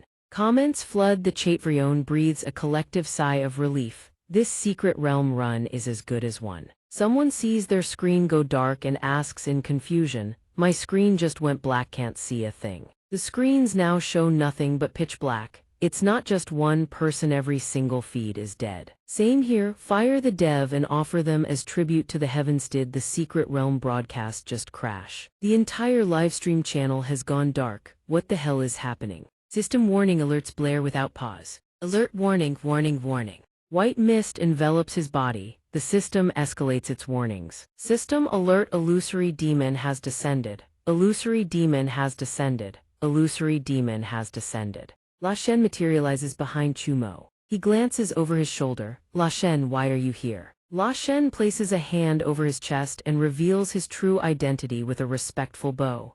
I am the illusory demon, La Shen. I pay my respects to the Divine Lord. As per your orders, the plan to conquer the human world is complete. It is time for you to awaken, my lord. Li'an City, utterly deserted just moments ago, now swarms with figures flooding the streets. A red-faced drunk howls like a lunatic. 20 years reborn and my memories have finally come back. This world, what the hell is this world? Why is it saturated with such dense magic energy? Give me 3 months and I'll become a legendary mage. Hell, a demi-immortal. Others around him seem equally unhinged, as if they've all been shot up with adrenaline. One man suddenly stares into the distance and bursts into tears. Sufu, Sufu, is it really you? But the old man's sanity seems questionable at best. He picks up an ear of corn, tears of joy streaming down his face. You've truly found the elixir of immortality for us, haven't you? The civilians, upon seeing the cultivators appear, erupt into furious screaming that they want to kill the old man. Those damn bloodsuckers, you followed us into this world too. This time we'll slaughter every last one of you. Shielded by his own entourage, the old man shows zero fear and fires right back. You lowly brats dare to rebel against us? I'll show you the terror of blood demon magic. Scene shift.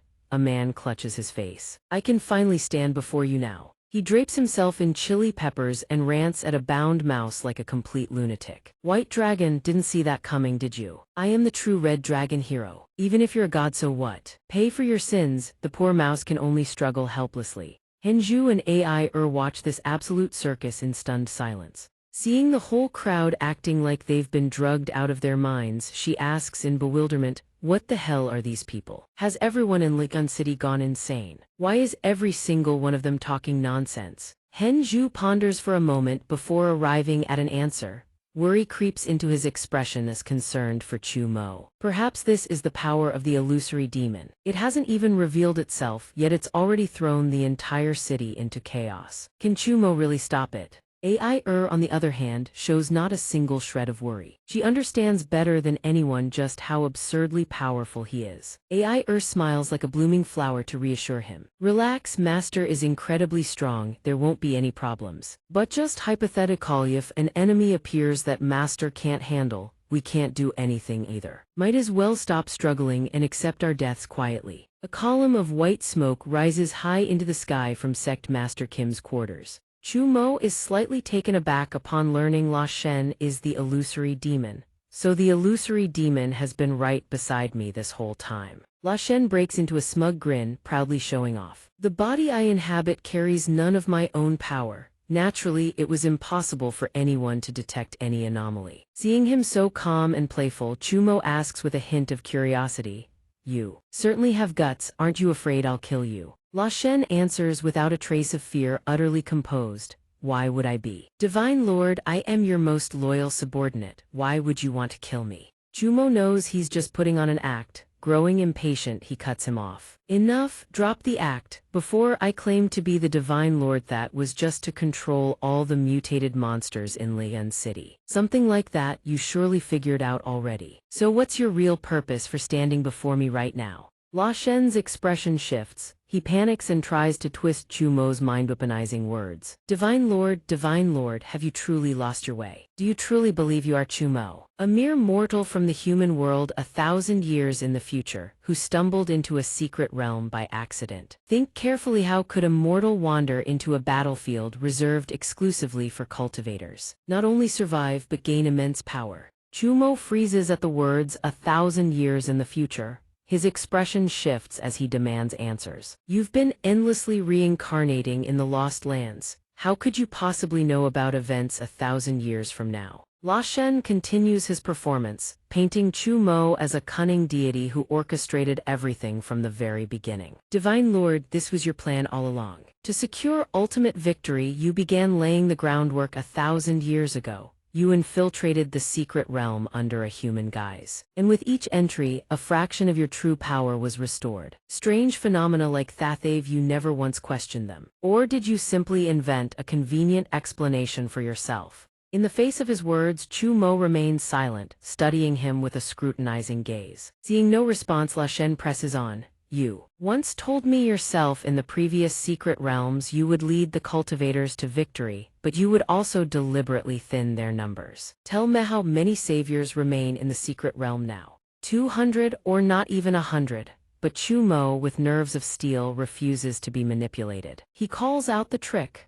Zio Zuing, your very nature, your entire ability is deception. You think something like this is enough to shake me? Suddenly, La Shen's expression transforms. He widens his eyes, something surges within them, a strange power flickering to life. He demands of Chu Mo, then what about this? Divine Lord, you entered the secret realm under the identity of Chu Mo. And your preset objective was to protect your sister, so tell me, do you still remember her name? Hearing this, Chu Mo simply chuckles twice and answers with absolute confidence.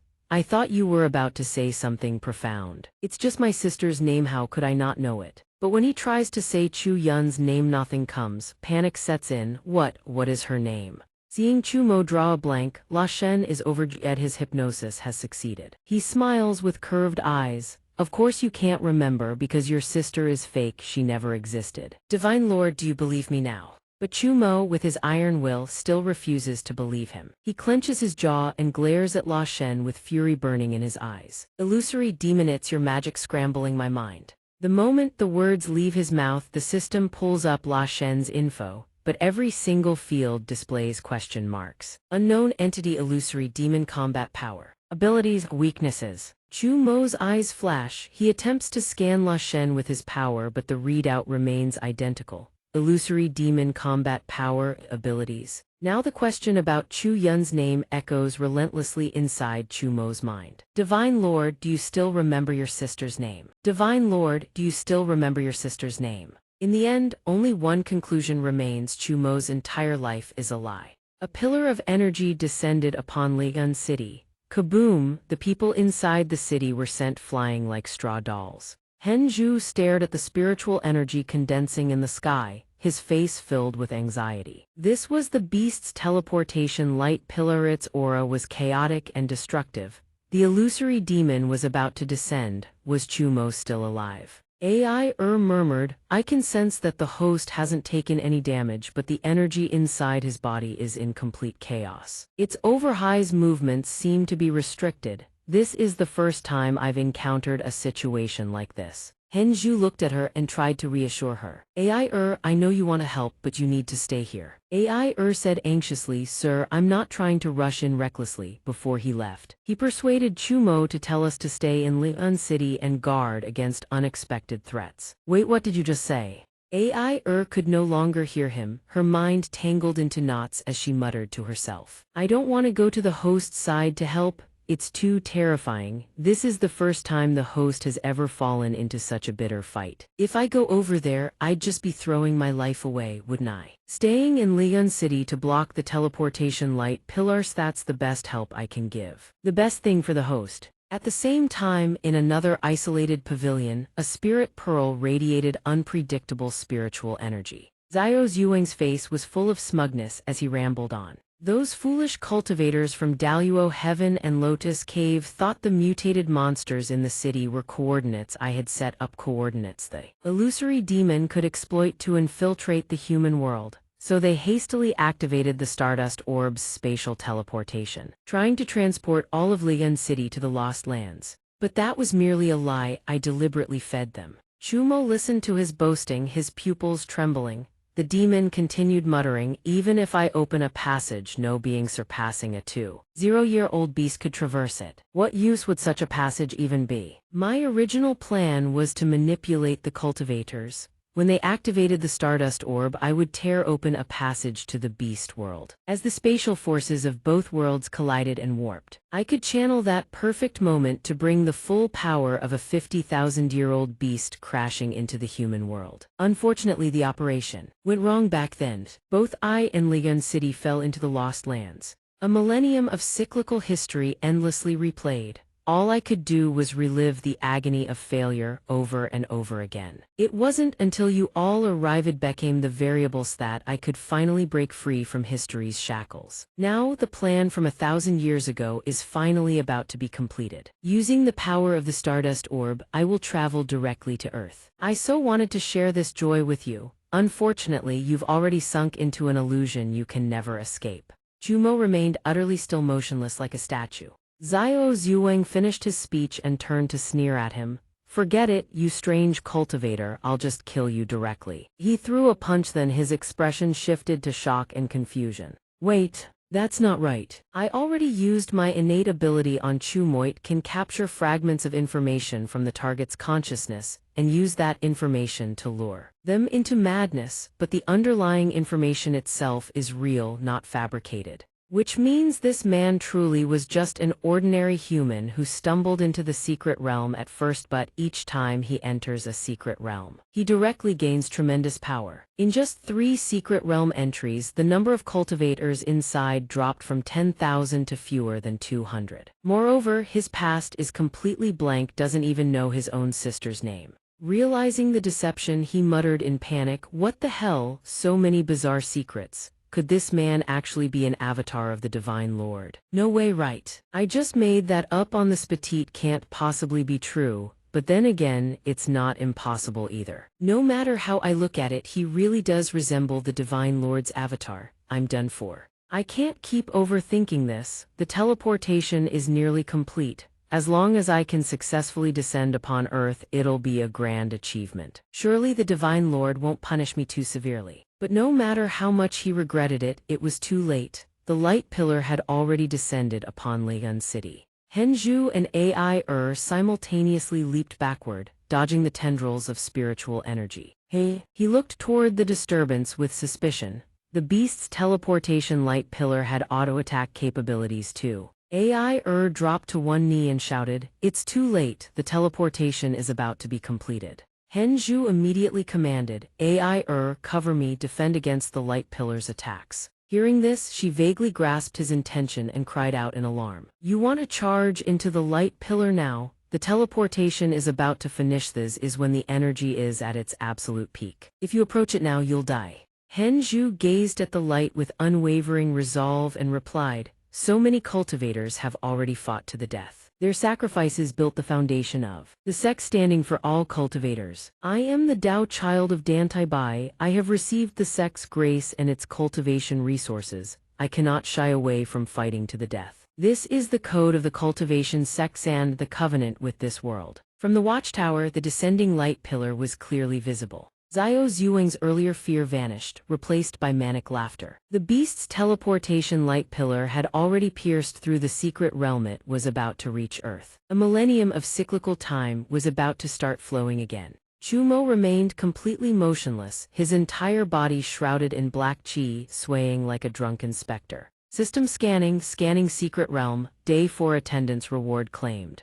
Henju charged recklessly toward the light pillar. I'm counting on you. Seeing him move, she channeled her energy and roared, "Take this, you damned tentacles vanish." Demon energy cascade. Boom, a wind barrier with a 5-meter radius erupted around her standing position. Tendrils of spiritual energy whooshed forward, lashing toward the enemy at blinding speed. They surged with overwhelming momentum to shatter apart like tofu.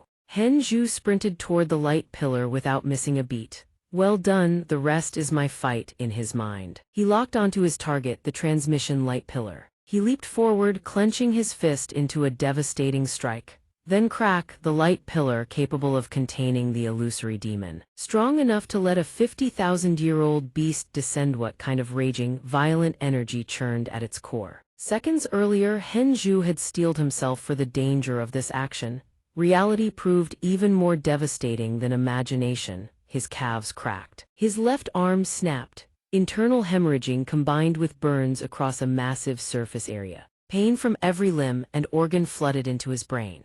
Henju gritted through the agony. "Pain, it hurts so much just standing inside the light pillar, and my body is already on the verge of collapse." He couldn't help but wonder if he actually tried to resist the pillar's energy head-on, what would happen to his body. His will was unshakable. "So what? There's only one thing I need to do: stop what's happening before my eyes, even if only for 1 second." Henju erupted with a massive surge of black spiritual energy, scattering violently in all directions. Seeing this, Xiao Zhuang laughed in contempt. "Foolish little worm, even if you burn away your entire life force, you cannot stop my true form from descending. What meaning does buying a few seconds hold?" He failed to notice that the person standing nearby had begun to move. By the time he realized it, the blue flames had already drawn dangerously close. Xiao Zhuang's expression turned suspicious. System Day 4 Reward Samadhi True Fire, an immovable flame found in stillness named Samadhi. The fire that burns within the 5 elements belongs to the heart. System It is the intent within wisdom that purges all delusions and illusions arising from no external cause, born from the mind alone. Its heart is truth, its fire is true. 6 pillars of blue fire shot straight into the heavens, their momentum unstoppable. In an instant, the inferno devoured the temporary headquarters of Lotus Kaveth illusory demon's lair, then continued to spread. The coffin shop. The coffin shopkeeper, engulfed in hellfire, screamed in bewilderment. "I couldn't complete the immortal ascension ritual. Wasn't I already dead? And now I'm alive again. No wait, am I dead or alive? I don't understand. I don't understand anything anymore." Before long, the sea of fire surged into Ligan City as well. The myriad ghosts and demons within the city, every shade of grotesque, finally let out their final wailing cries. The nightmare that endlessly repeated itself was over. How laughable, how utterly laughable, all that perseverance. What meaning did our convictions ever hold? The bulging-eyed immortal cackled maniacally. "None, everything is meaningless." The common folk suffered indescribable agony, unable to live, unable to die. Why must we endure this torment? This place truly is hell. Who will end all this? Who will save us? Back at the illusory demon's dwelling, the raging sea of fire seemed intent on swallowing everything whole. He sensed the anomaly and muttered uneasily, "Strange, these limbless puppets have suddenly awakened. What just happened? What are these flames?" He stands at the center of the flames, frozen in place alone in his own world. System Skill Analysis Samadhi True Fire. Infection effect burns away all delusions within the heart. Mental resistance increased. 2. Samadhi True Fire will continuously temper the host's physique, further strengthening the physical body. Xiao Huang's face turns ghost white with panic. "Jumo Divine Lord, these flames are yours, why are you stopping me? My true body is about to descend upon Ligan City. Then we can use the transmission beam's power to invade the secret realm and reach Earth." Chumo finally speaks. "I am not your divine lord, and more importantly, illusory demon, haven't you noticed? Your transmission beam has vanished. The illusory demon whips around to stare at the pillar of light. Gone, it's really gone. Awakening those useless puppet show, could that make my transmission beam vanish? Impossible. The samadhi true fire gradually fades. Chumo explains calmly, what I awakened isn't just the people of Leon City. The small world that contains Leon City within its endless cycle has developed its own consciousness. But its consciousness was too weak, so it remained trapped in its endless loop. No one ever noticed. This time, I awakened the world's consciousness and struck a deal. I will take every living being in this world out of the Lost Lands. Except you will remain in the Lost Lands, forever trapped in your laughable monologue of a cycle. This world will become your eternal prison. Xiao Huang's mouth twitches. He screams in disbelief, babbling wildly. What world consciousness? What are you even talking about? Yeah, you're lying to me, you must be. Chu Mo doesn't care whether he believes it, whether it's true or experience it for yourself. Farewell, illusory demon. The moment he finishes, the spirit energy around his body swells outward like a blinding cage of light, then erupts, kaboom, slamming into everything around him. The torrent of spirit power strikes. Xiao Huang, caught mid-guard, freezes. This is, before he can finish, the overwhelming spirit power swallows him whole. The scenery shifts, a beautiful sunny day in Leon City. Xiao Huang sits with his eyes closed, gathering himself. La Shen calls out with a relieved face, Captain. Captain, you scare me half to death. You suddenly froze up, I couldn't wake you no matter what. Captain, are you okay? Not feeling well. Should I report back to the chief commander? Xiao Huang's fists tremble. Without hesitation, he punches himself square in the face. The calm expression twists into something savage through gritted teeth as he mutters, a punch to the face, and I'm finally lucid. Another historical cycle loop. Chumo isn't here, the streets are completely empty. So what he said was true, I'm the only one trapped in Leon City. You think this can hold me? Fool, if you opened a path out, you must have left traces.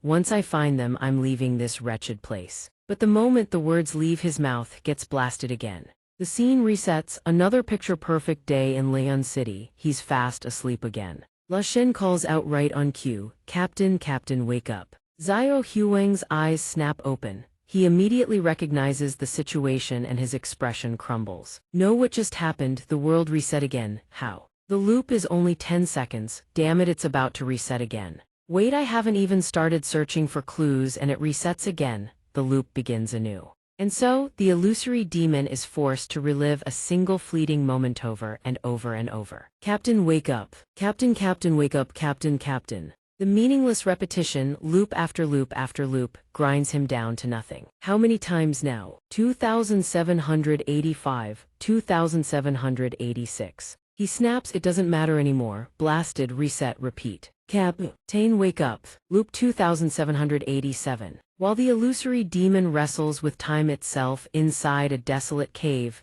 xianxia covered in wounds shouts in bewilderment. He and Song simultaneously punch each other square in the face. Xianxia launches Song Zhen's chin skyward with a single strike, instantly pivoting to slam a palm into Li Guizing's back. Face twisted in fury, why won't you fall? His inner thoughts betray him, my power is almost spent. The sect masters of Tei Huafu and Bai Dongteng fighting like this. Pathetic. Our opponent is merely a single elder of a sect. Li Guizing, beaten beyond breathing, staggers upright, coughing violently. Xianxia grows more frantic by the second. He cuts straight to the point, Guizing. Stop being stubborn. Xiao Su could invade the secret realm at any moment and descend upon Earth. You're preventing us from destroying it. You are severing humanity's last hope. Now get out of my way. Li Guizing's face hardens as he stands his ground. I've told you 100 times already, don't. Before he can finish, the red talisman strapped to his body blares with a piercing shriek. Song Zhen's eyes go wide. No, that's a red emergency talisman. They only activate under the most extreme circumstances.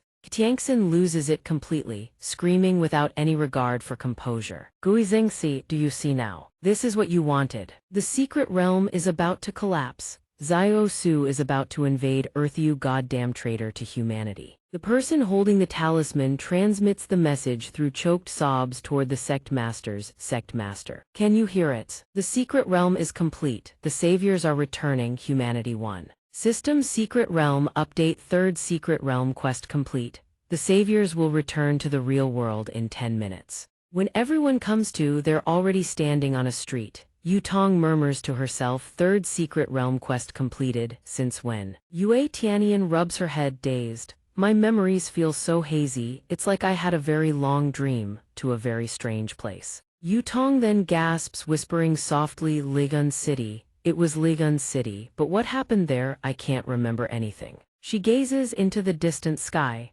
Well, it was definitely Mr. Chu Mo who slew the beast and cleared the quest. It's become so routine. I don't even feel surprised anymore. Yu Tong clenches her fist, frustration burning in her voice. I refuse to accept this. I was so close to catching up to him. And now the gap is this wide again. I couldn't help it all. Yue Tianyan responds with relative calm. Mr. Chu Mo is a genius beyond all reason, a monster that defies logic. Don't let that envy consume you. Focus on what you can do, that's my advice. Forcing yourself to compare against a monster will only break you. In another corner of the street, blood pools across the ground. The real Hen Zhu sits there, utterly lifeless. Beside him, voices cheer in celebration. We made it, we're alive, we can go home.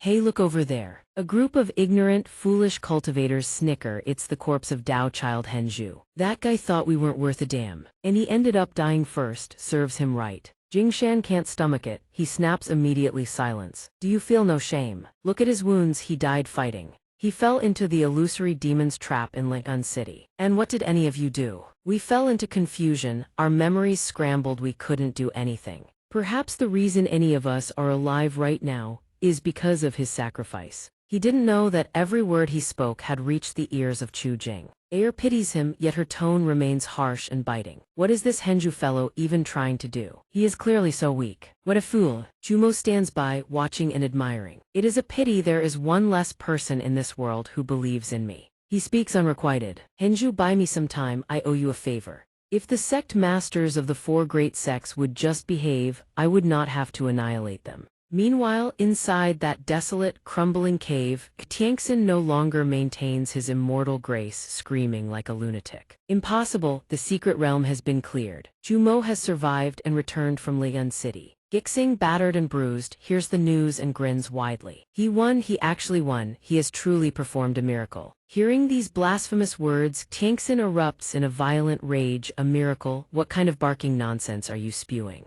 Gixing fails to dodge, taking the blow head-on and coughing up blood. Xianxia's eyes are bloodshot as he attacks with manic intensity, shouting, "Keep resisting me, you traitor." Xiang Songjin grabs his arm to restrain him. Enough, the secret realm is over, there is no need to fight anymore. Xianxia aggressively challenges the sect master. Are you still trying to protect the elders of your sect, because of this guy? The truth about Lian City is exposed, and Chumo is back alive. Gixing sits there, provoking them. At a time like this, Sect Master Xiang, are you still playing the good guy? Come at me together, I am still full of energy. Taking on you two brats is no problem at all. Xianxia, as if injected with stimulants, screeches at the Sect Master. Are you really just going to stand there silently? You can remain unmoved, but I cannot. Xiang Songjin lets go in disgust and says, "What is done is done. It cannot be changed. Do not waste time on Gixing. What we must do now is head to the deep sea and wake him up with the two remaining sect masters." Hearing this, Xianxia sees a glimmer of hope and laughs like a madman. That's right, once His Highness awakens, Chumo will be nothing. Gixing, keep celebrating. Count yourself lucky to have kept your pathetic life. The moment he hears this, he realizes their plan and screams in terror, "The deep sea? Are you all insane?" That is what the Great Laotian explicitly sealed off. Suddenly, a communication talisman chimes with an alert. Sectmaster Xiang, Sectmaster, we have received the latest intel. The corporate alliance has planted several high-yield energy bombs in the diplomatic district of Jingshan City.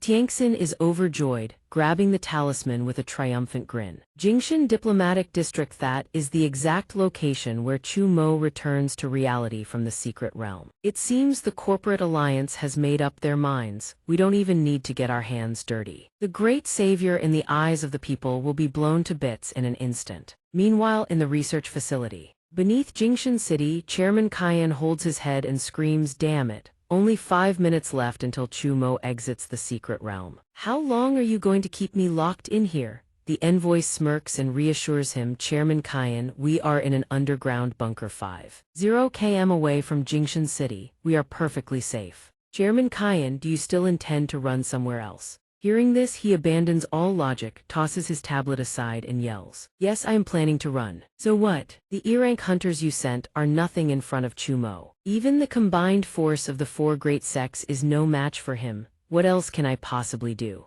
The man puts on a dangerous front before speaking calmly. Boom. Chairman Kyan is stunned and rushes to ask, "Boom, has the Alliance finalized this decision to use bombs in a civilian-populated area just to deal with Chumo?" The envoy replies placidly, "That is correct, Chairman Kyan. Aside from you, all 15 chairmen of the Alliance have agreed to use the bombs. The outskirts of Jingshan City, where the corporate headquarters is located, have already been evacuated of all staff. The civilians nearby have long since moved to Danmeo, over 200 km away. Any accidental casualties will simply be considered bad luck." He is not exactly stupid. He listens, lost in deep contemplative thought. But if we detonate the bombs to attack Chumo, his speed is such that he might escape the blast radius. It might not deal enough damage. The envoy is a silver-tongued devil. Chairman Kyan, are you still hesitating? This is the best chance. Chumo entered the secret realm while fighting the 4 great sect masters. His return to reality will definitely occur at that same coordinate. Therefore, the corporate alliance has planted 7 high-yield bombs at Chumo's extraction point and the surrounding area. The second Chumo returns to reality, we won't give him a single second to react. We will trigger them all simultaneously. The man even hands over a black briefcase containing the remote detonator. Chairman Kyan, the honor of dealing with Chumo is yours. Chairman Kyan knows the true nature of his accomplices. He shouts in agitation, "So this is your plan? To make me take all the blame after the explosion?" The envoy pushes the briefcase forward and speaks in a soft, seductive tone. "Chairman Kyan, do you think you have a choice? Don't forget you were the one who used Chumo's sister as a test subject, causing the biggest conflict between Chumo and the corporate alliance. Do you really think Chumo will let you go?" Faced with the threat to his life and assets, Chairman Kyan compromises, taking the case, "I understand." The system issues a notification, secret realm closed. The savior begins his return. As the words echo, the entire city feels as if it is being reset like a game. Chumo steps out calmly, surveying his surroundings. He seems to sense something, casting his gaze toward the distance. Chairman Kyan watches his figure on the projection and hits the button without hesitation. Instantly, a scorching dome of light erupts, blinding the entire city. Wherever that light spreads, the buildings are swallowed whole. Chairman Kyan's face twists like a scarred apple as he mashes the button. "Chumo, go to hell. Die." His words ring out continuously, like a madman. He continues to press. The ground explodes like never before. He mashes it until the screen is nothing but a sheet of white light. The envoy, highly satisfied with this obedient lapdog, speaks up. "Chairman Kyan, that's enough. I forgot to mention the detonator only needs to be pressed once." Chairman Kyan mutters deliriously, "Chumo, is Chumo dead yet?" The envoy laughs. "This is the pinnacle of human technology. In theory, no cultivator could survive such destructive power, though Chumo's performance is indeed abnormal. To be safe, our hunters will head to the center of the blast for an investigation. Directly hit by 7 bombs, he is certainly dead or dying. We won't leave him a single chance to survive." Little does he see the blue spark glowing within the thick, smoky haze of the city. That blue spark is the Samadhi true fire he was just gifted. Chumo is shielded within the flames, completely unharmed. The system chimes. System extreme external impact detected.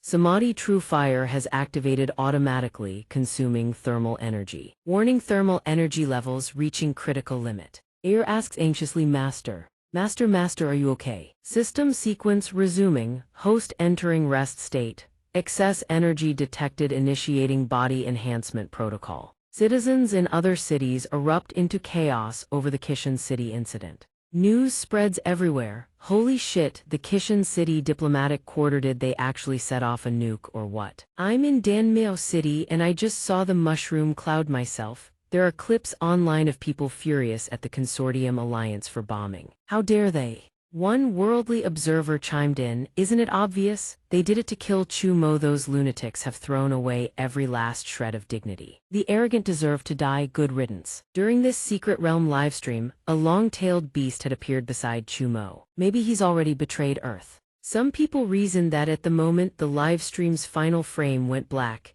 Henja, the only one still conscious, had also died. What actually happened inside the Secret Realm? Only Chumo knows. Could Chumo have killed Henju to silence him? At the same time, in the underground laboratory beneath Kishin City, the emissary chuckled softly. Impressive as always, President Kayan. You mobilized the entire bot network in record time. Online public opinion was gradually shifting toward questioning Chu Mo's identity. President Kayan, his nerves completely shattered, let out a groan. That's nothing. What matters is whether Chu Mo is dead or alive. Only when that bastard is 6 feet under can I finally sleep at night. Having watched President Kayan's face cycle through every shade of fear, the emissary generously revealed. A total of 600 hunters organized into 10 recon squads have entered the blast zone. Results incoming shortly. Kishin City, once a thriving metropolis, now lay in utter desolation. The hunters the emissary spoke of were sweeping the ruins, searching every corner of the city. Huan muttered under his breath as he walked, confused. This is supposed to be a nuclear blast. Damn, and this is just the outer perimeter. The destruction's already this bad. A teammate muttered skeptically, do you really think we'll find any remains of the target? 7 nuclear warheads. Chumo's probably vaporized by now. Huan heard him and groaned sarcastically. Oh come on, don't jinx it with that kind of bad luck. I didn't come all this way for some chump change recon bounty. If we find Chumo's corpse, we hit the jackpot, and even if he's still kicking, he's gotta be badly hurt. Killing him pays even more. The two were shooting the breeze when they got word from their captain. He waved his hand and barked the order. All units, attention. We're approaching the high danger zone at the blast epicenter. Protective gear has 30 minutes of operation left. If the target isn't found within 15 minutes, we pull out immediately. The entire squad responded in unison, yes, Captain. The most devastated part of the city was nothing but a wasteland of pulverized concrete and rubble. AI sat in the middle of the smoking ruin, muttering to herself, want to go home, want to eat roast chicken legs. How much longer is Master going to sleep? System check-in Samadhi True Fire Body Modification Progress 50%, exceeding host's maximum physical endurance threshold. Malfunction. She squinted at her master, her face a picture of 1,000 words left unsaid. System host under attack detected, activating damage transfer function. Before the little one could even protest, pain hit her like a sledgehammer. AI furious, screamed, what the hell? From the very start I wanted to ask what kind of freak ability is this? All the pain goes straight to me. I'm the one bearing everything right. But every single time, this is just way too much. The captain of the hunter squad that found them immediately reported back. Squad 3 reporting, target located, external appearance shows no visible injuries. Subject appears to be unconscious and motionless. The spirit beast beside the target is kneeling on the ground, displaying signs of extreme distress. Suspected blast-related injuries. Coordinates synced, requesting immediate reinforcements. The words had barely left his mouth when Huan charged forward like a madman. Reinforcements, go to hell with that. The captain scowled and barked, Huan, get back here, are you disobeying orders? Huan pressed forward recklessly, one target unconscious, one critically injured. I'm not missing this golden opportunity. I'm killing Chu Mo and claiming the entire bounty, the dark-haired one echoed, leaping to his feet. Sorry, Captain. But we don't want to miss this chance either. Seeing the bounty about to slip through his fingers, the captain had no choice but to give the order. Damn it, you bastards, get $signs in your eyes the second money's on the line. Finivrion, move in. The whole squad charged ahead, burning with excitement. Huan laughed maniacally and shouted, Captain, I knew you couldn't resist either. AI clutched her chest in agony. Enemies. Numb from the sheer pain, tears brimming in her eyes, she muttered, pain. Pain, enemies, pain, pain. How convenient, pain arrives right on cue. Free punching bags, come on, all of you feel my suffering too. AI in a moment of berserk fury, unleashed a massive burst of spiritual energy that blew away an entire street corner. The other squads, seeing the commotion, couldn't help but get fired up. Those bastards from Squad 3 said we'd surround and capture Chu Mo Toja, but they went and attacked first. The whole mob surged toward the battlefield, cursing as they ran. Chu Mo's gotta be badly injured. They're racing to get there first, we need to speed up, don't let them hog the bounty. Not long after, the 2 men in the underground research facility received a string of devastating news. The emissary listened in disbelief. Squad 3 signal lost, life signs 0, Squad 2 comms down, Squad 4, Squad 5. President Kyan, panic surging through him, shouted in shock, "What? Are you telling me your worthless hunters were all wiped out by Chumo? Is that what you're saying?" When the first batch got slaughtered, the remaining squads finally sent back transmissions, thick with dread. "Squad 7 here, this is Hua C, captain of Squad 7. Reporting to HQ, we've reached Squad 3's designated coordinates. Battle traces detected on the ground, but no sign of target Chumo, no human remains found either." Over a dozen hunter squads had simply vanished into thin air. President Kyan, knowing he was done for, still tried to stay optimistic. Vanished. Could they have died together with Chumo? Or is Chumo injured and on the run? The emissary gripped the walkie-talkie so hard it cracked. His face darkened and he spoke in a frigid tone.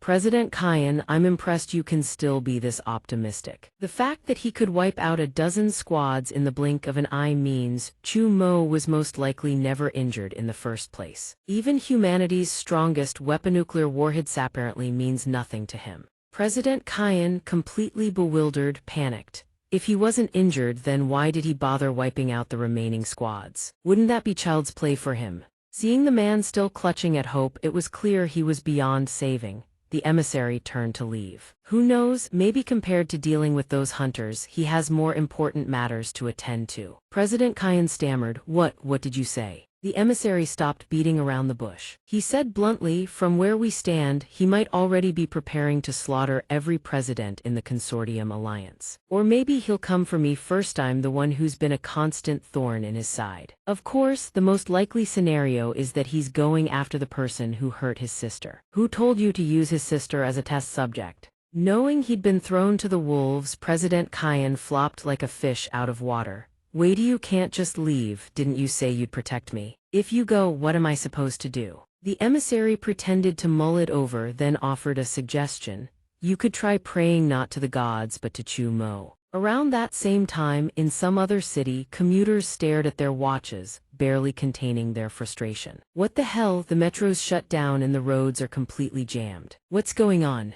A good-hearted passerby shared what he knew. "Bro, you haven't watched the news. The Consortium Alliance dropped 7 nuclear bombs and couldn't even scratch Chumo. We're too close to Kishan City, that's why. Every consortium near Kishan City is evacuating in a panic, otherwise it'd be total chaos. We're still somewhat okay over here. Some places have already lost power and water, and there's no telling when services will be restored." The commuter cursed aloud. "This goddamn world, what's going to happen next? Have we started a civil war before the beasts even arrive?" Another guy butted in. "Civil war against Chumo? They're not even worthy of that. The Consortium Alliance's stock prices have hit rock bottom. And the 4 great cultivation sects, useless as dead dogs, haven't dared say a single word, just playing dead. Every last one of them is worthless." The Consortium Alliance's stock prices had indeed plummeted to rock bottom. The 4 great cultivation sects were as useless as dead dogs. They didn't dare say a word, just playing dead. Every last one of them was worthless. Another person scowled, lumping them all together to curse. "The Consortium, the 4 great sects, and even Chumo, none of them are any good. I heard Chumo's been colluding with beasts, preparing to sell out our entire world." A middle-aged man argued back. "Your info's outdated, kid. Online rumors say Chumo is the president of the Luminary Society. Chumo is the president of the Luminary Society. The Luminary Society has been secretly controlling the world's economy and finances all along. Only when a world-ending catastrophe like a beast invasion struck, cleaning up the mess left behind by the consortiums and cultivators, does Chumo finally step onto the stage. Then comes a whole heap of baseless rumors. Ridiculous, I've got insider intel. They claim Chumo is a pangolin person from deep within the universe. The pangolin people have been quietly infiltrating human society, rising to become prominent politicians. Businessmen, celebrities, with Chumo leading the charge. The pangolins have long since treated our world as their property, which is why they stepped up to fight the monsters. Isn't Chumo a mutant? A member of some animal rights organization who got bitten by a spider and gained superhuman abilities. You actually believe that, as if your version is any more credible. While the masses bicker and argue in a quiet street corner, Lee Hanling faces the man at the center of those worldwide satirical rumors. Everyone's watching your every move and wondering what your next play against the consortiums will be. Who would have thought you'd come running to this backwater town? He scrolls through the comments at a glance. Kwang Min Society, Pangolin People, Animal Rights Organization Seer Troll Armies writing some pretty interesting stuff. And mutants too. Lee Hanling cries out in protest. Don't blame me for this one. The Consortium Alliance is going all out spreading stories about your ties to the monsters. So to keep the public from buying their narrative, I had to flood the zone with even wilder disinformation. Jumo cuts straight to the point. Alright, enough joking around. Did you find what I asked you to investigate? He answers with confidence. What, you think I'm not up to the job? Whatever intel I set out to get, I get, no exceptions. Jumo, this is the place where it all began for you and your sister. On a cloudless night at an orphanage, the soft creak of an opening door cuts through the gentle breeze. He strolls in murmuring, this is the place, huh? The kids inside spot him and erupt in cheers. Jumo, it's Jumo, I can't believe we actually met him, so cool. They stare up at him with sparkling, energetic eyes and clamor, can we take a photo with you? I want to hang the photo on the wall. We all watch your live streams and you're those nasty people online, we support you. Such a warm welcome catches him a little off guard. Everyone calm down a bit. Speak one at a time, he says, but the kids keep chattering, I wanna be as strong as you. Got any secrets? I love your jacket, can I touch it? Jumo smiles warmly. You like my jacket? Good taste, go ahead, touch it all you want. Then he crouches down so the kids can feel it. The kids squeal with excitement. Awesome, me too, it feels so cool. Director, she shuffles out, coughing hoarsely. It's past bedtime, we aren't you all in your rooms. A mischievous girl hides behind Chumo and sticks out her tongue. Stinky old man, my hero's here, I don't wanna sleep. The moment he sees Chumo, his eyes widen in shock. Chumo.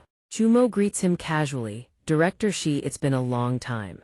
The two then head into the director's office to talk. Director, she is deeply moved. I never imagined our little orphanage could raise such a great hero. A legend like you. You've been the center of the world's attention lately. Suddenly visiting our humble orphanage there must be something important, right? He gets straight to business. Director, I'll just ask a few questions in Levino trouble. I want to know about my origins. Director, furrows his brow and recounts what he can vaguely remember. On a rainy night over 10 years ago, you were left at the orphanage's doorstep.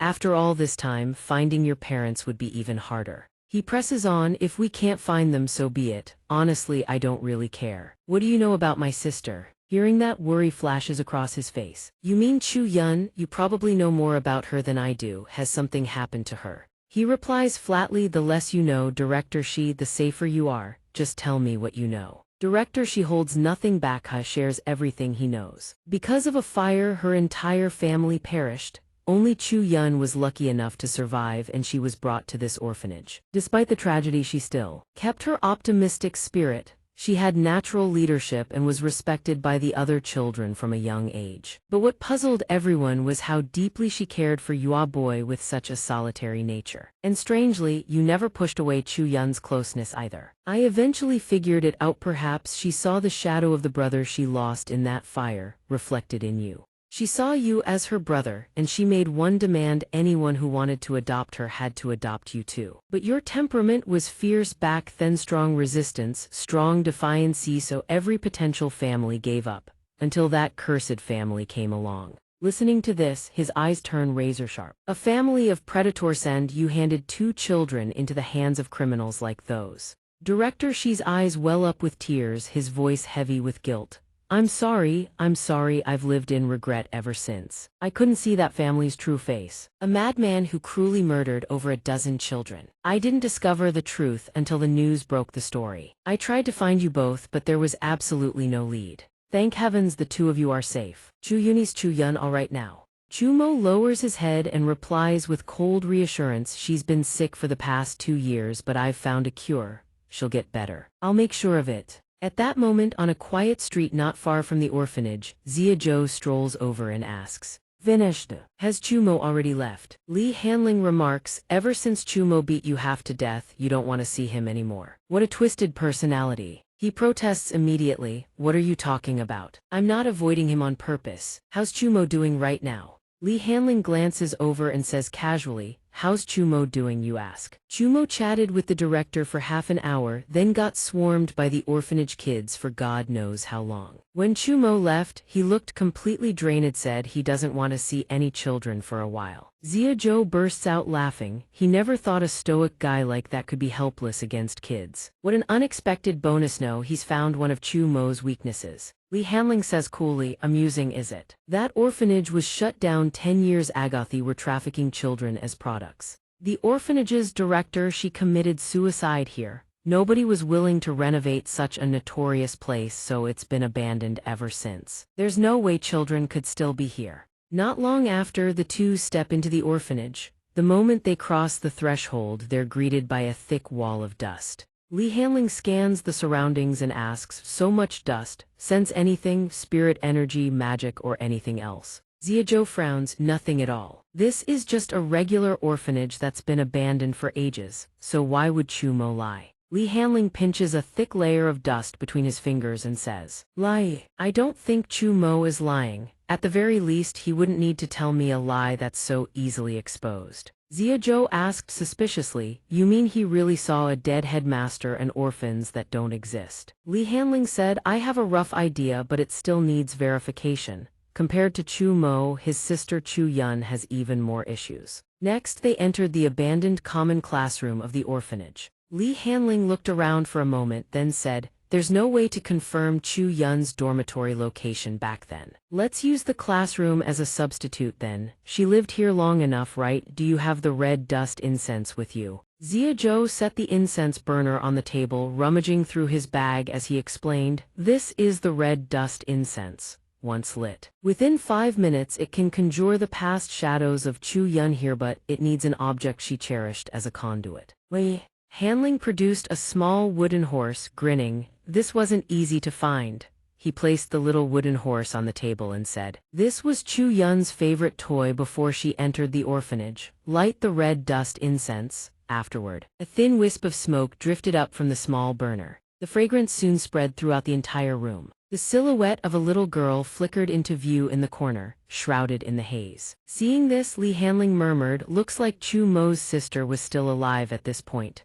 Zia Zhou exclaimed in shock, what? You had me burn precious red dust incense just for something like this? Li Hanling pondered, murmuring, I think next we need to visit the man-eater's house where Chumo was taken in, as well as the house where Chumo lived as a child. To more uses of the red dust incense. Do we have enough red dust incense left? Zia Zhou, utterly baffled, asked. We have enough red dust incense, it's just that we can't use it. Red dust incense can only be used if the location where it's burned has been fully preserved. The man-eater's house was destroyed the night Chumo escaped, and the house Chumo once lived in has long since been dug up, searched down to the foundations by the Consortium Alliance and Cultivator severely damaged. Is Chu Yun's comatose patient lying in that bed really that important? Hearing this, Li Hanling said with a contemplative smile, all destroyed, you say? What a coincidence. I've investigated Chu Yun. Before she entered the orphanage, she left behind plenty of traditionscrafts drawings. Diarist and her relatives had quite vivid impressions of her. But after she was taken in by the man-eater, Chu Yun's presence became increasingly faint. No school records, no employment records. She seemed to scrape by on odd jobs and street vending to make a living. Raising Chumo. I've talked to people who used to set up stalls alongside Chu Yun. Their impressions of Chu Yun were all extremely vague.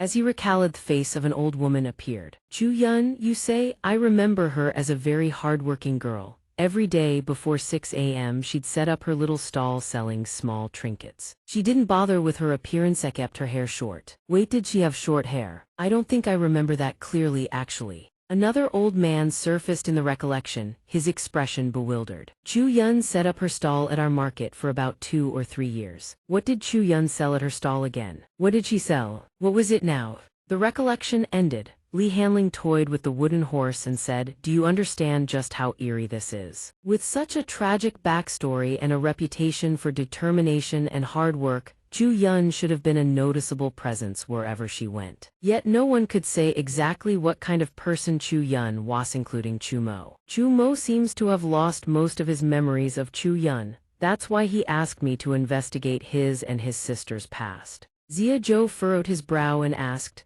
have you told Chumo about any of this intelligence? He chuckled dismissively, how could I? Don't tell me you've forgotten. When Chumo declared war on the Consortium Alliance, he once said his sister was the only reason he fought through secret realms and saved the world. Tell him the truth and what we'll have is the most powerful savior in history, shattered into despair, maybe even driven to madness. Then who's going to save the world? Xiaozhou pressed harder, brow furrowed tight. So you think Chumo has already gone mad?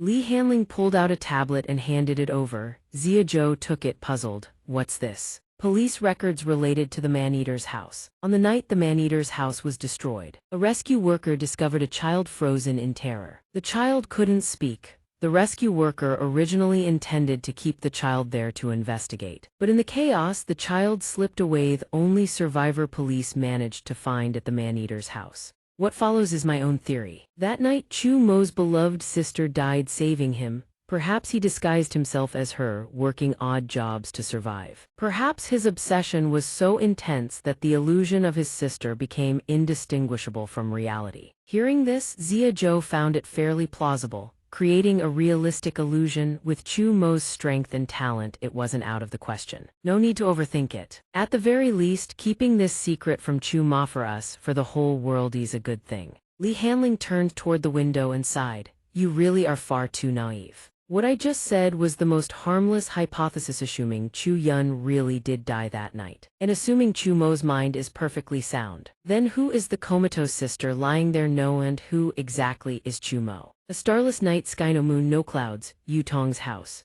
She was channeling her own ability to treat Chu Yun. Purplish-pink spiritual energy gently flowed into Chu Yun's body. Watching the readings, she couldn't help but mutter, strange. Seeing this, Chu Mo immediately asked with concern, Yu Tong, has my sister's condition gotten worse? Yu Tong replied, actually it's the opposite. As I've said before, your sister's body has fully recovered. The reason she remains in a coma is because the beast aura on her couldn't be purged. But my earlier judgment was wrong. It's not that the beast aura can't be purged, it's that your sister's body is constantly generating beast aura, creating the false impression that it can't be eradicated. Hearing this, he panicked even more. My sister isn't being corroded by beast or ashes producing it. Isn't that even worse? Yu Tong addressed his concern. Not exactly. Compared to the previous treatment sessions, the rate of beast aura generation has decreased by roughly 30 to 40%. The change began after the third secret realm was cleared. At this point, he gradually understood and continued. Which means if we can achieve the final victory in the secret realm war, my sister can make a full recovery. She'll definitely wake from the coma, Yu Tong assured confidently. Each secret realm victory steadily weakens the connection between our world and the other world. If we achieve the final victory and sever the connection to the other world entirely, your sister should be able to wake up. Perhaps it won't take that long. I already have a direction for treatment. If we can find more victims of the Consortium Alliance's human experiments and study the changes that occurred in their bodies, there's a chance I can cure your sister. Hearing this, he immediately prepared to leave. I understand. I'll go find them right now. Yu Tong quickly stopped him. I know you care about your sister, but this is going overboard. It's the middle of the night. Where are you going to find anyone? Seeing her point, he followed her out to the living room to talk. Li Hanling just sent me Chairman Kaian's address. Once we grab him and string him up, it won't take long to squeeze out detailed information on the other victims. As soon as he entered, he saw Ai hugging her bowl and grinning. Master, smooth sailing ahead, seeing she was still in good health. He couldn't help but smile. Ai, when did you wake up? Feeling better?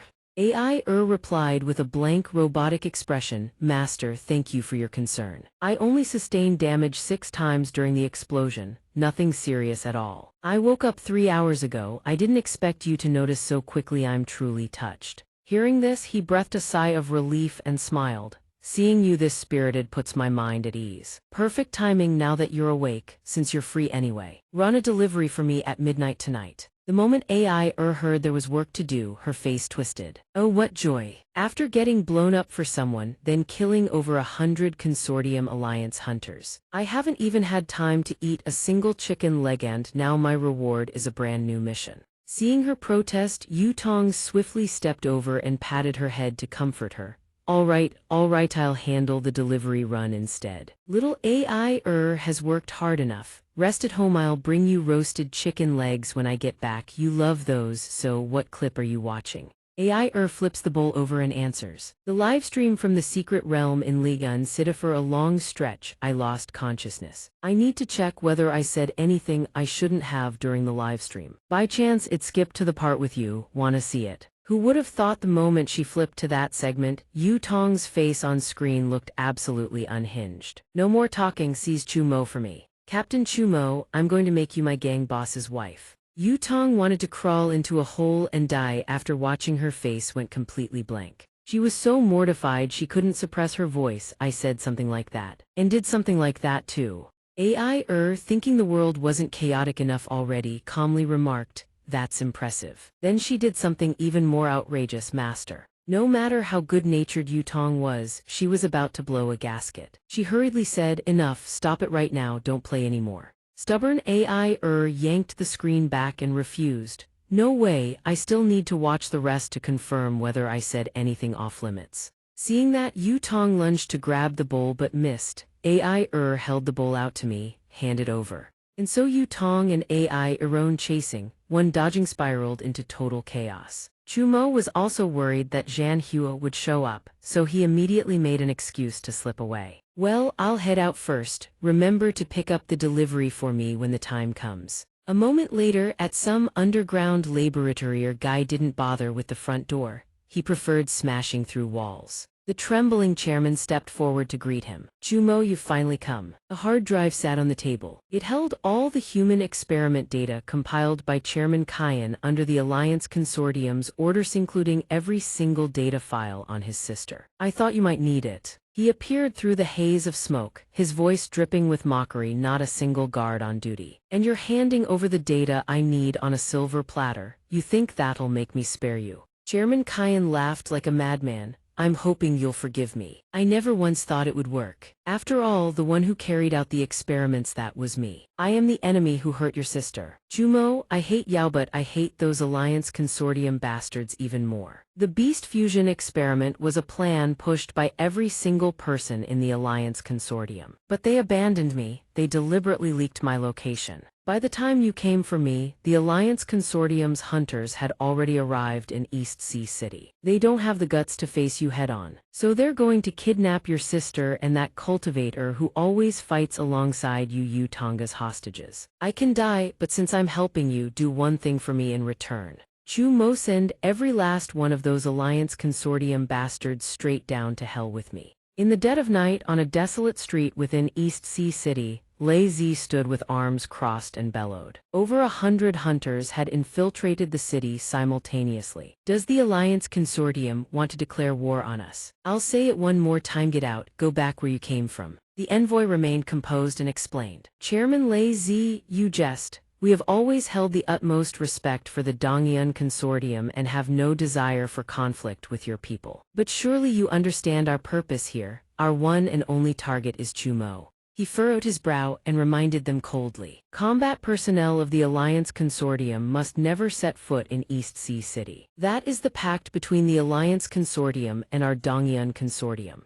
The envoy argued with surgical precision. "That was a pact between the Alliance Consortium and the strongest hunter of that era, Kaozai. But Kaozai is dead. Without Kaozai, does the Donghua Consortium still have any standing to negotiate as equals with us?" Seeing this guy keep dragging things out, Lei Zi lost his patience. "What a waste of breath. Talked for half the day and you still want to fight." The smooth-talking envoy said, No. You misunderstand. At the very least, we will not go head-to-head with the Donghua Consortium. After all, at least until now, Kaozai is still a legendary hero in the hearts of countless hunters." Lei Zi grew more furious the more he listened, and cut in bluntly, "What the hell? Are we fighting or not? Just make it clear. If you don't want a war, then why did you come at all? Get out, go back where you came from." "Wait, didn't I just say that?" The envoy remained endlessly patient and calmly persuaded. "Don't you understand yet? Our mission and the mission of all these hunters is simply to pin you down here. As long as we don't make a move, we can maintain the appearance of peace. Even if at this very moment, 1,000 hunters have already slipped quietly into East Sea City. That has nothing to do with the Alliance Consortium.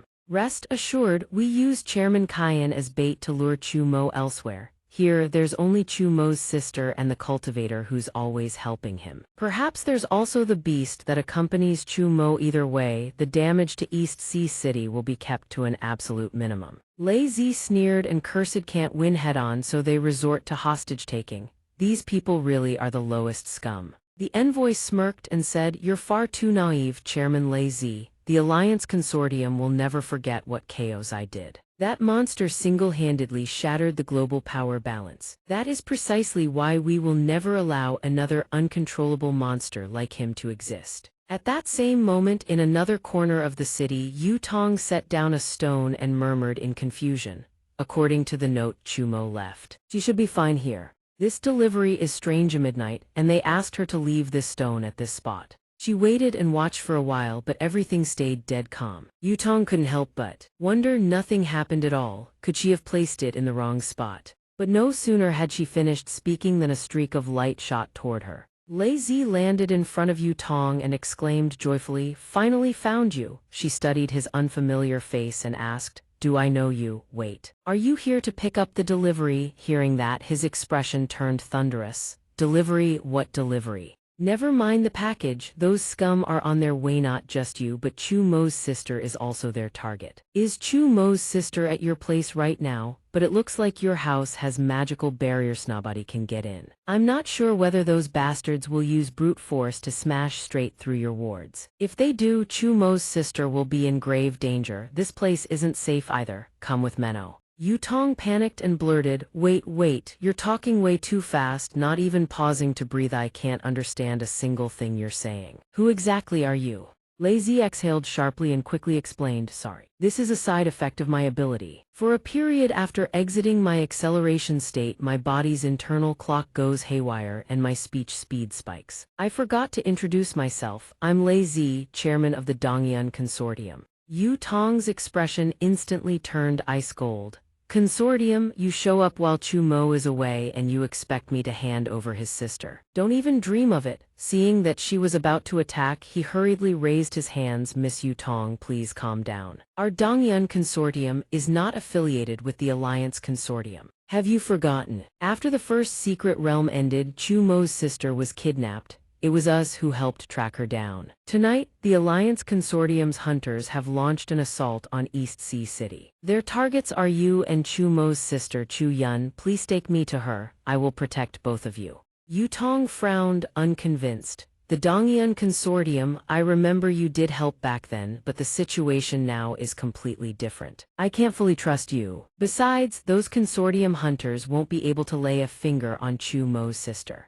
Lei Zi could only try harder to convince her. He laid everything out. "I know there's a beast by Chu Mo's side that's probably guarding Chu Yun, but this time, the hunters infiltrating East Sea City number at least 1,000 strong. Even if that beast is powerful enough, protecting Chu Yun under an assault by that many hunters is going to be nearly impossible." Halfway through, the stone at their feet suddenly erupted with 7-colored mist. As the fog grows thicker by the second, Lei Zi's guard goes up. "What is this?" Moments later, a horde of Yaksha emerges from the mist. The one-eyed Yaksha leading the charge bursts into hearty laughter, cheering wildly. "Immortal realm, this is definitely the immortal realm. I've finally ascended to immortality." The immortal appears out of nowhere, shattering the demon's fantasy to pieces. "This is Ligun City, 1,000 years later." Right behind the demons and the old immortal, a crowd of people stumbles out from the haze. These people look around in bewilderment. Someone murmurs, "My last memory is of a terrifying white light engulfing all of Ligun City." Those standing nearby immediately break into panic. "Wait, could it be that we're already dead? You mean we've become ghosts? No, impossible. I can still feel my body. I can still breathe." Others wander the streets, lost and dejected, heads bowed, muttering, "I want to go home."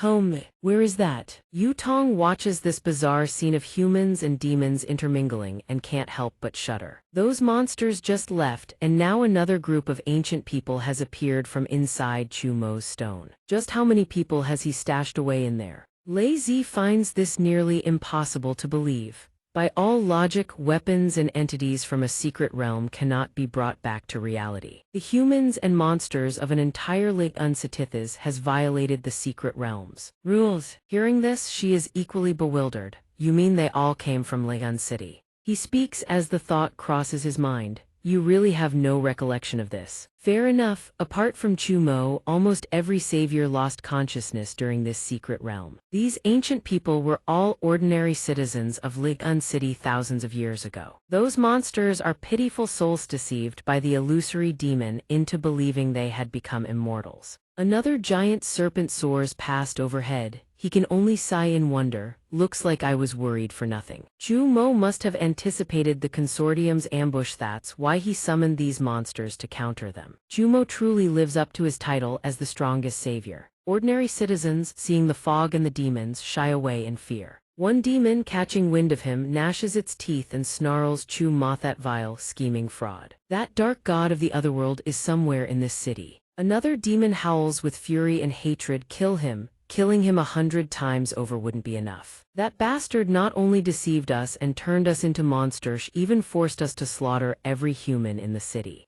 A few unlucky Xianxia bystanders standing too close take off running, screaming for help. Asking monsters for rescue, that's insane. The monsters from the secret realm livestream. How are they here? The long-beaked demon with bloodshot eyes barks out a command. Hey, Candy Man, stop hiding it. Tell us where we can find Chu Mo. The immortal turns around with an air of mystery. This city carries Chu Mo's scent, but it's faint. He isn't here right now. But surely you all remember the demon beast beside Chu Mo, one that looks like a white-haired little girl. At the mention of this, the spiky-haired demon bursts into mocking laughter. Of course we remember. That lovesick fool Hebo actually thought he could make her his bride, then got his ass handed to him by that little beast. Absolutely hilarious. Hebo, enraged beyond reason, roars back, "That was carelessness on my part. Who could have predicted that little girl would suddenly unleash such power? Give me another chance, I will not lose." Sensing a brawl about to break out, the immortal quickly cuts in. Your chance is about to come. That demon beast is on the street up ahead. I can also sense a large group converging toward it. They carry corrupted demon-fueled power as well. The red-eyed demon falls for it, hook, line, and sinker, throwing its head back to howl at the sky. What are those damn demon beasts trying to do to our world? Old Man Thighs isn't even our world anymore. Does this world still need us? The immortal grins wickedly. Don't overthink it, just focus on vengeance. The Lihan city we once vowed to protect may be gone, but the demon beasts remain. They are still ravaging our world. There is only one thing we must do: take revenge on the demon beasts and the dark god Chu Mo. The demons cry out in unison, their voices ringing as one. Revenge against the demon beasts and the dark god Chu Mo. And so that night, in a city once calm and still, chaos erupts without warning. Several members of the Donghua consortium see the smoke and fire and grow frantic. It's overfighting has broken out inside the city. Should we go back and reinforce Chairman Lei Zi? The senior officer in the squad blocks them sternly. No, Chairman Lei Zi ordered us to hold these hunters in check here. We do not disobey orders. A combat operative from the Alliance requests orders. Commander, the Vanguard Consortium's Chairman Kyan is dead. Chu Mo could return at any moment. Chairman Lei Zi of the Donghua Consortium is also preparing to block our movements. Do we really have to just sit here and wait for the outcome? Emissary Ping Zhen speaks, calm as a statue. What's the rush? Chu Mo's location has been confirmed. Over 1,000 hunters launching a simultaneous assault. Heaven, if Chairman Lei Zi is fast, he's only one man. He can't change a thing. The outcome is already decided. The moment he finishes speaking, a beam of light crashes down before him. The emissary sees what the light reveals and his expression darkens instantly. The sight is nothing short of a visual shockwave. The combat operative beside him cannot hide his alarm. Squad 13 leader, what happened? The mortally wounded figure still clinging to life hears his comrades' voices and summons every last ounce of strength to deliver a warning. The secret realm livestream monsters. The monsters from Xianxia are all here. They're attacking us. It's a trap. A trap set by Chu Mo. At that same moment, inside the Kangzhuang estate, Li Hanling gazes into the distance and asks expectantly, the Consortium Alliance's hunters are almost here. Is everything ready? Xia Zhou pauses for a beat.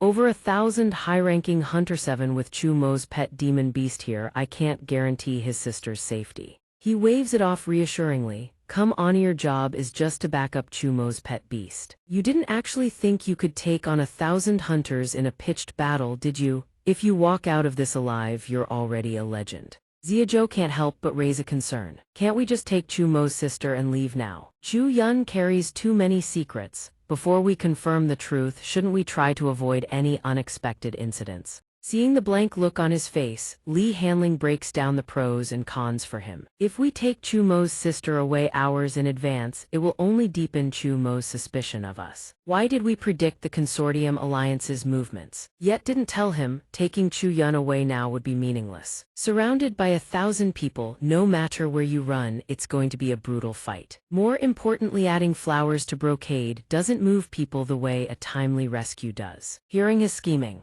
Xiaozhou breaks into a cold sweat, stammering for several seconds. Damn it, you knew about all this from the start. Wait, did you deliberately arrange for the Consortium Alliance's hunters to ambush Chu Yun? If Chumo finds out this was all your arrangement, wouldn't that be catastrophic? Li Hanling's voice turns dead serious. If we want to earn Chumo's trust, taking on a little risk is par for the course. Only by risking our lives to save Chumo's sister will Chumo allow us anywhere near Chu Yun. Only then can we investigate the secrets surrounding Chu Yun.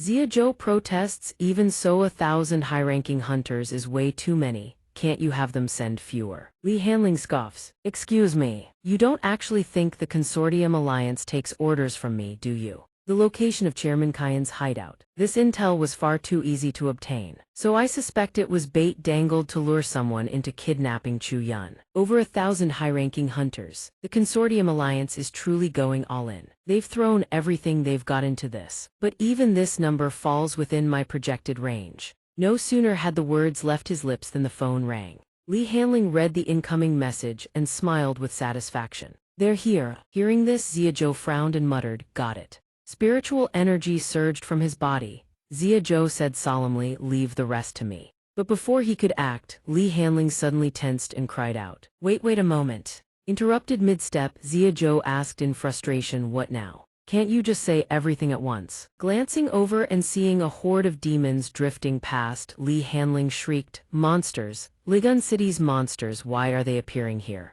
Xiaozhou could no longer keep his composure. He demanded urgently, what the hell, you never said these monsters would show up too. I still remember from the Secret Realm livestream those monsters' attitude toward Chu Mo was anything but friendly. What if the hunters and these monsters both ambush Chu Mo at the same time? Li Hanling, please tell Maze this also part of your plan. Li Hanling answered with heightened alertness, who could have planned for Secret Realm monsters to appear in the real world. This is bad, really bad. If something happens to Chu Yun and Chu Mo breaks down, then this world is finished. Just when the situation hung by a thread, the Alliance's combat forces happened to collide head-on with the monsters. Both sides charged without a word and clashed in close quarters. Xiaozhou watched, completely speechless. What the hell is this? The hunters and the monsters are fighting each other. Li Hanling stood dazed, wondering. Looks like this isn't our problem anymore. He said blankly, probably. The emissary and an aide burst through a cloud of smoke. A combat operative raised a concern. Commander, isn't there going to be a problem with us barging directly into Donghua City like this? Another operative added while flying fast, won't this violate the unspoken pact between the Dongyun Consortium and the Consortium Alliance?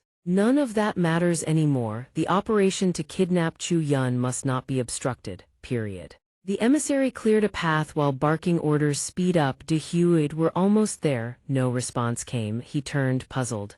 De Huid. Then the Celestial spoke. De Huid, you mean this one here? Seeing his subordinate seized by Habo, the emissary's face darkened. Teeth clenched. You wretched monsters, wouldn't it be better to just quietly rot in the dust of history? Why must you stand in our way? Celestial. Ren laughed with contemptuous mockery. Instead of blocking you, let me be the one to ask, do you humans swim in the same stream as demon beasts, becoming the dark god Chumo's dogs? The emissary set aside his disgust and blurted out, dogs of Chumo, does that mean your target is also Chumo? You're here to take revenge on Chumo. The Celestial clearly didn't buy it, laughing derisively. Are you saying you also plan to launch an attack on Chumo? You think I'd believe you? The corrupting beast energy on your body's eye could smell it from thousands of meters away. The emissary hurriedly explained, "Sir, we are allies, we truly are, if only we join forces." Before he could finish swish, the emissary clutched his throat, gasping, "I can't breathe, stop your ability, we don't have to fight, please listen," seeing them suddenly convulse. The celestial was bewildered, "What are you talking about?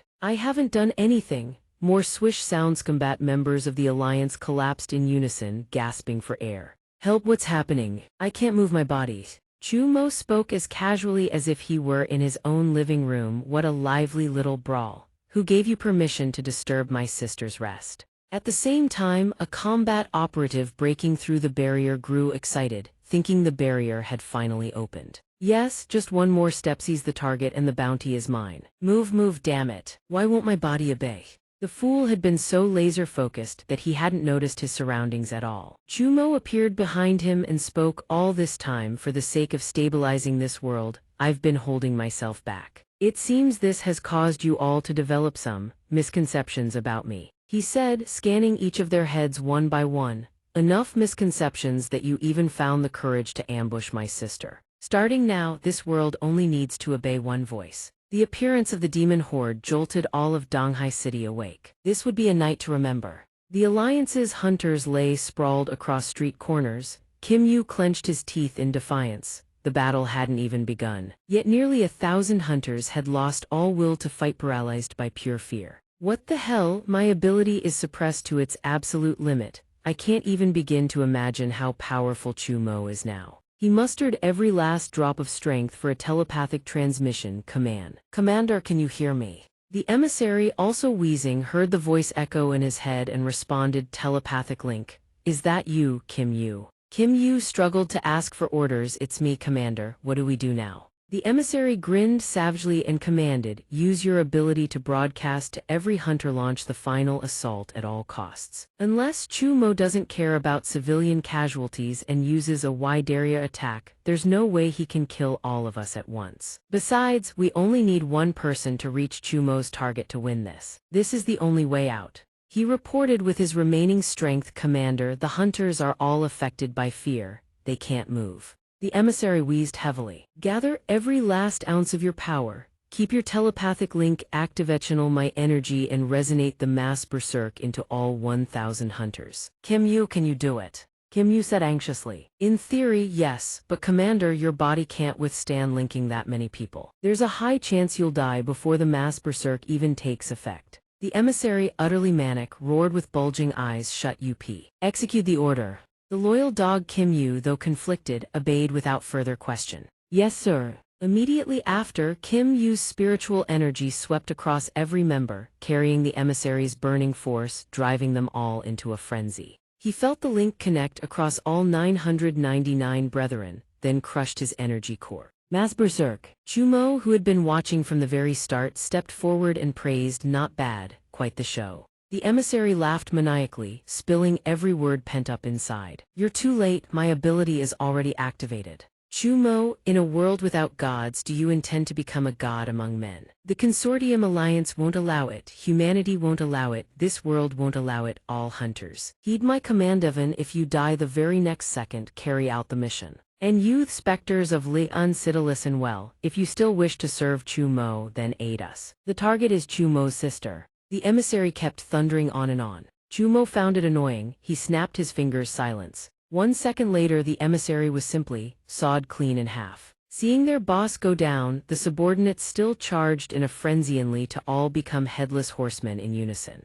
Chumo raised a finger to his lips, "Shh, too loud, you'll disturb my sister." The celestial witnessed this silent slaughter, heart pounding. What just happened in that instant? The emissary's men lay as corpses littering the streets. The celestial watched, visibly shaken. Dead, they're all dead. Those human traitors with corrupted beast power, killed by Chumo in a way I couldn't even fathom. Weren't they the dark god Chumo's dogs? Why would he kill his own subordinates? With the alliance taken care of, he immediately engages those ancient relics in conversation. "This place is Donghua City, built upon a pile of ruins. In your era, those ruins were the former Ligan City. Ligan City in the Lost Lands not only weathered the cycles of time but also gained sentience. As the Lost Lands returned, I struck a bargain with Ligan City. This city was born from the empathy held for the souls living here. It wants to save you and return you to the world where you truly belong. The immortal is still reeling from the display. Are we insane to have dared to challenge him? This is no longer on the same dimensional scale. Chumo approaches and mutters, as promised to Ligun City, I am bringing you back to reality to fulfill the contract.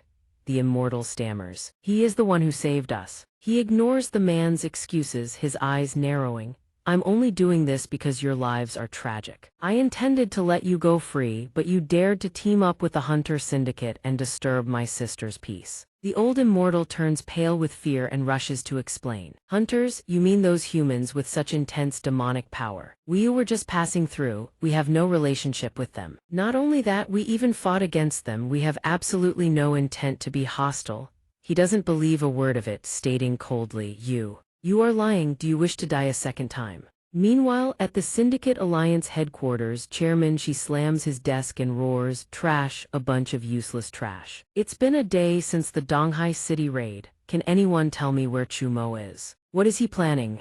Chairman Ma waits for him to finish ranting before coming online. He challenges, before that, Chairman Shi as the temporary leader of the Alliance. Don't you have something to say to us? Under your orders, more than half of the Syndicate's elite hunters were sent to die in Donghua City, and we didn't achieve a single result. Chairman Shi sneers, his voice dripping with sarcasm. Chairman Ma, are you already drooling over the chance to become the new leader? We are currently facing the greatest crisis since the Syndicate Alliance was formed. Chumo's retaliation could very well deal us a devastating blow. Chairman Su speaks up, calmly mediating. Chairman Shi is right, now is not the time to assign blame for internal strife. We must unite and cooperate to draft the best defense plan. I will share the intelligence I have first. The monsters of Ligun City are roaming the streets of Donghua City. They are coexisting peacefully with the residents of Donghua City. They even take the initiative to help locals in need. But the moment anyone tries to investigate Chumo or approaches his residence, they are attacked by those monsters. The spies I sent were almost all captured, and I've lost contact with them. Those monsters possess immense power and obey Chumo's orders absolutely. Donghua City has become Chumo's private backyard.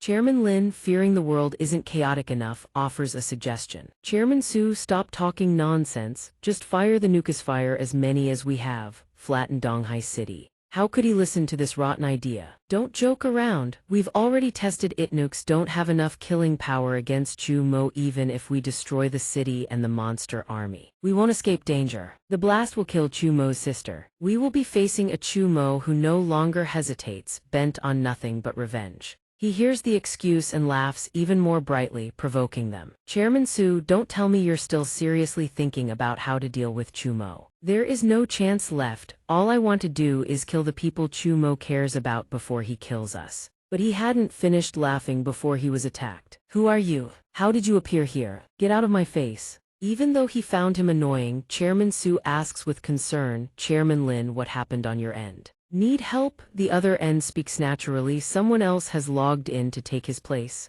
Unfortunately, Chairman Lin cannot answer you for now. The image is still glitchy. It's clearly a high-end projector that's difficult to operate. Li Hanling appears with a confident smile. The image finally stabilizes. I don't think I need to introduce myself. The moment he shows his face, Chairman Shi starts cursing. Li Hanling, the syndicate traitor, you annoying little pest. You have a good father, he used his own life to absolve all your crimes. Are you in such a rush to die? Li Hanling isn't fazed in the slightest. He chuckles, no need to be so agitated. I am just here to deliver Chumo's ultimatum to you all. Submit to Chumo within 3 days and follow his orders. If you refuse, then the Syndicate Alliance has no need to exist.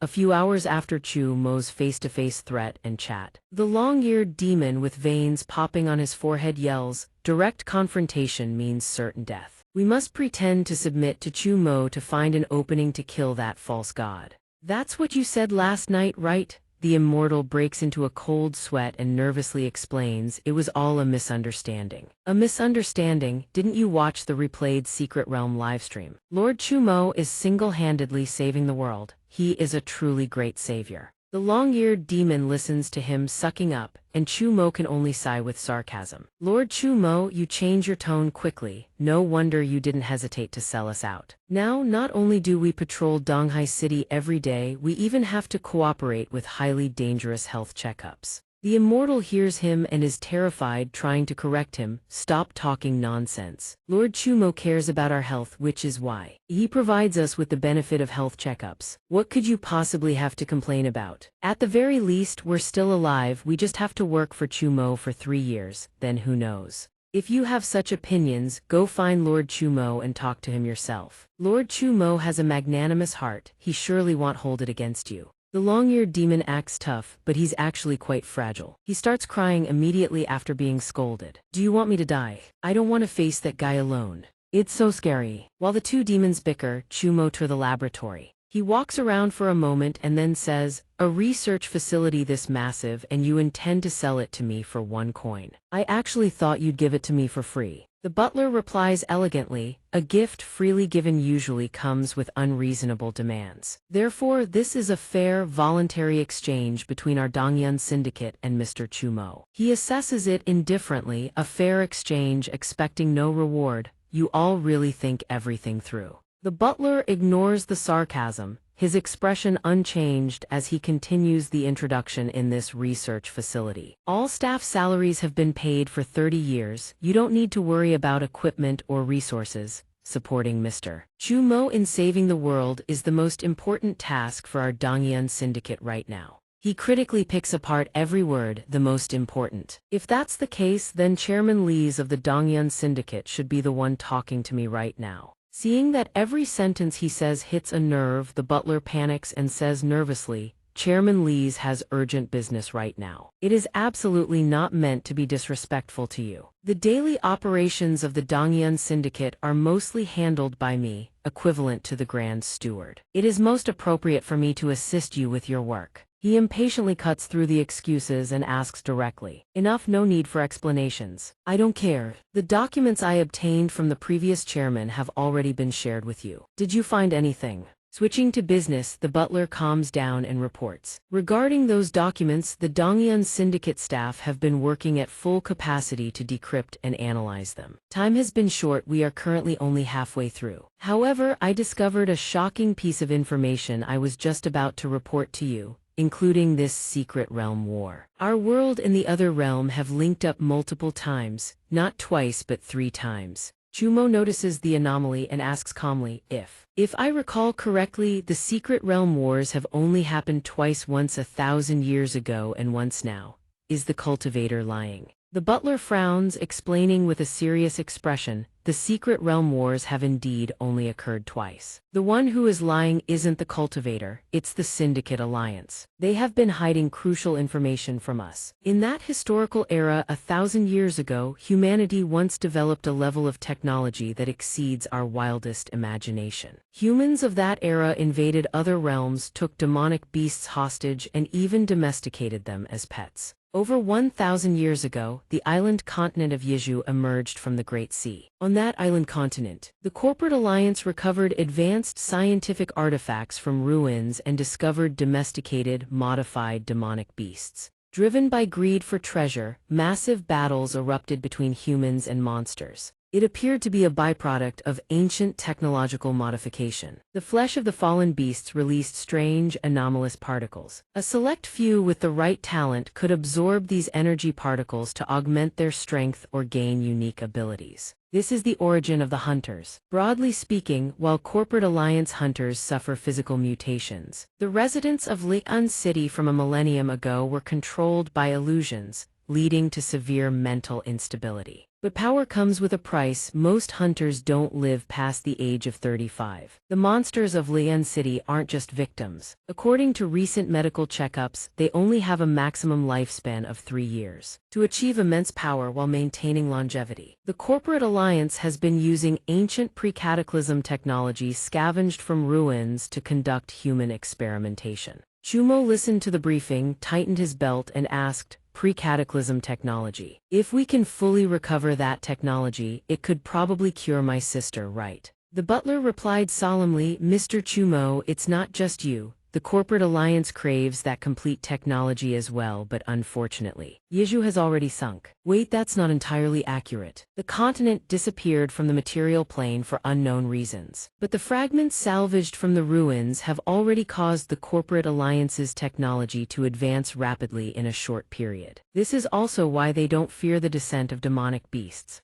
Mr. Chu Mo, according to Wudong's theory, as long as you achieve final victory in the Secret Realm War, your sister will recover. There is no need for such impatience. Chu Mo sneered at the butler's empty promises. I don't need uncertain theories. The Secret Realm War lasts a year. I can't wait that long. Perhaps during this time, my sister's condition will worsen. Perhaps even winning won't be enough to recover her. I will not abandon even the smallest possibility. Do you think the members of the corporate alliance can keep critical technological data hidden from each other? The butler realized things were spiraling out of control and his face paled. Mr. Chumo, what are you planning? Chumo replied, by now. Li Hanling must have already issued the final ultimatum to the four great sects and the corporate alliance. In 3 days, they can either choose to be my dogs or become history. Hearing such a brutal, straightforward plan, the butler couldn't help but feel it was insane, blurting out, "You're mad, are you out of your mind? A total war will plunge the entire world into chaos." Chumo said coldly, "Those idiots only know how to waste resources and manpower on boring civil wars.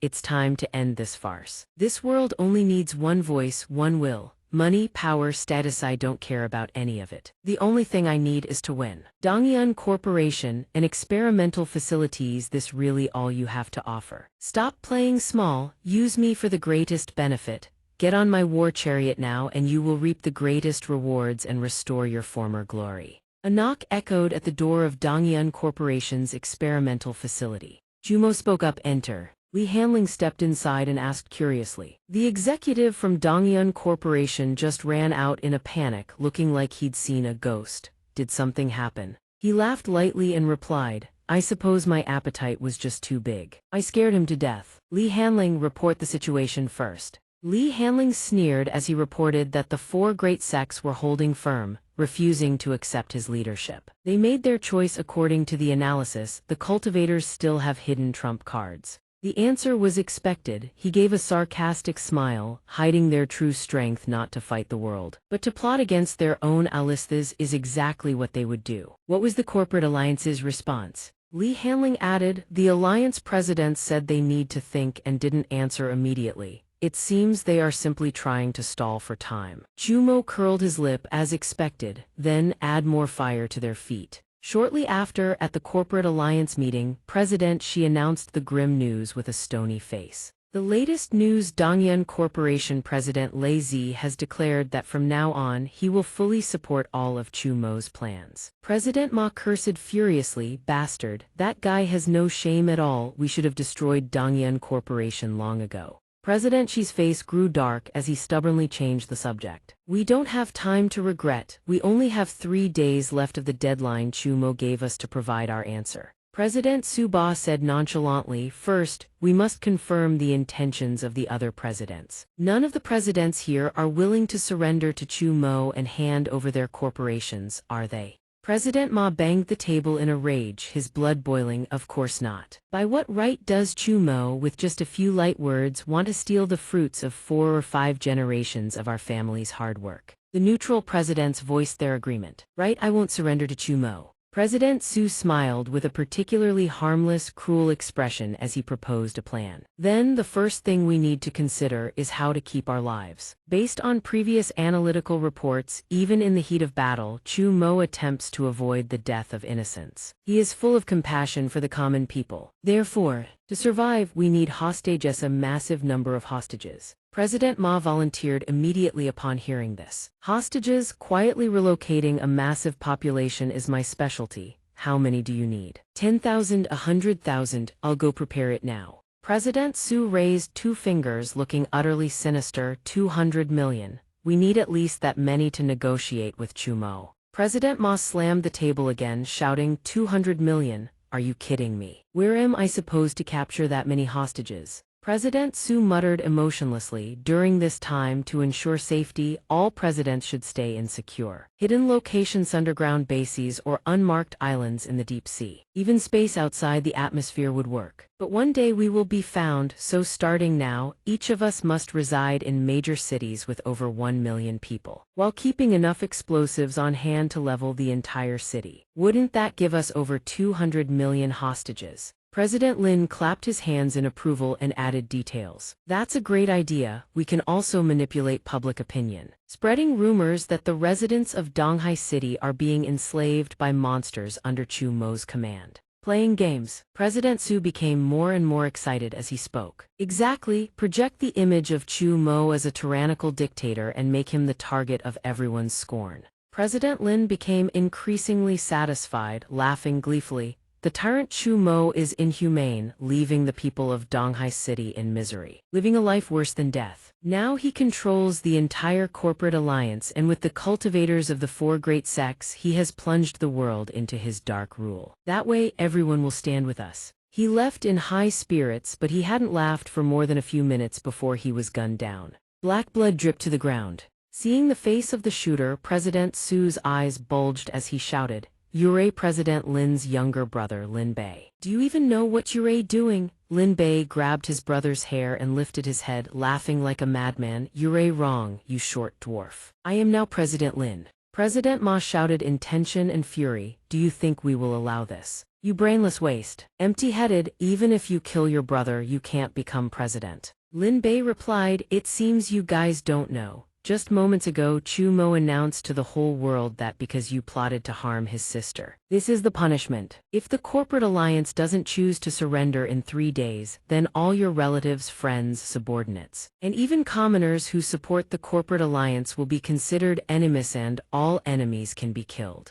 President Xi, his face like a stone, raised an eyebrow in provocation. "It seems you're not just a waste but a coward. Because you were so afraid of death, you killed your own brother." Lin Bei said with a crazed expression, "Of course not just that. Chu Mo doesn't want to cause too much slaughter. If the alliance presidents are too stubborn to surrender, then whoever kills Yao, whether it's your relatives, friends, or subordinates, can take over your position as president. Now the waste you all look down on have received Chu Mo's recognition and have become President Lin. Now it's your turn to be afraid." After the corporate meeting at President Ma's private residence, President Ma urged loudly, "Chen Ying, what are you still dawdling for? Forget the luggage, none of that matters. Hurry up and bring the kid over. The helicopter is arriving soon. We need to leave, this place isn't safe anymore." Chen Ying trembled, stuttering, I'm sorry, I can't go with you." He watches his wife holding the knife, wearing a smile like a madman. "I see, you want to seize my assets to take the conglomerate that belongs to me. Laughable, you don't even know how to kill a fish on a normal day. Do you really have the guts to kill me?"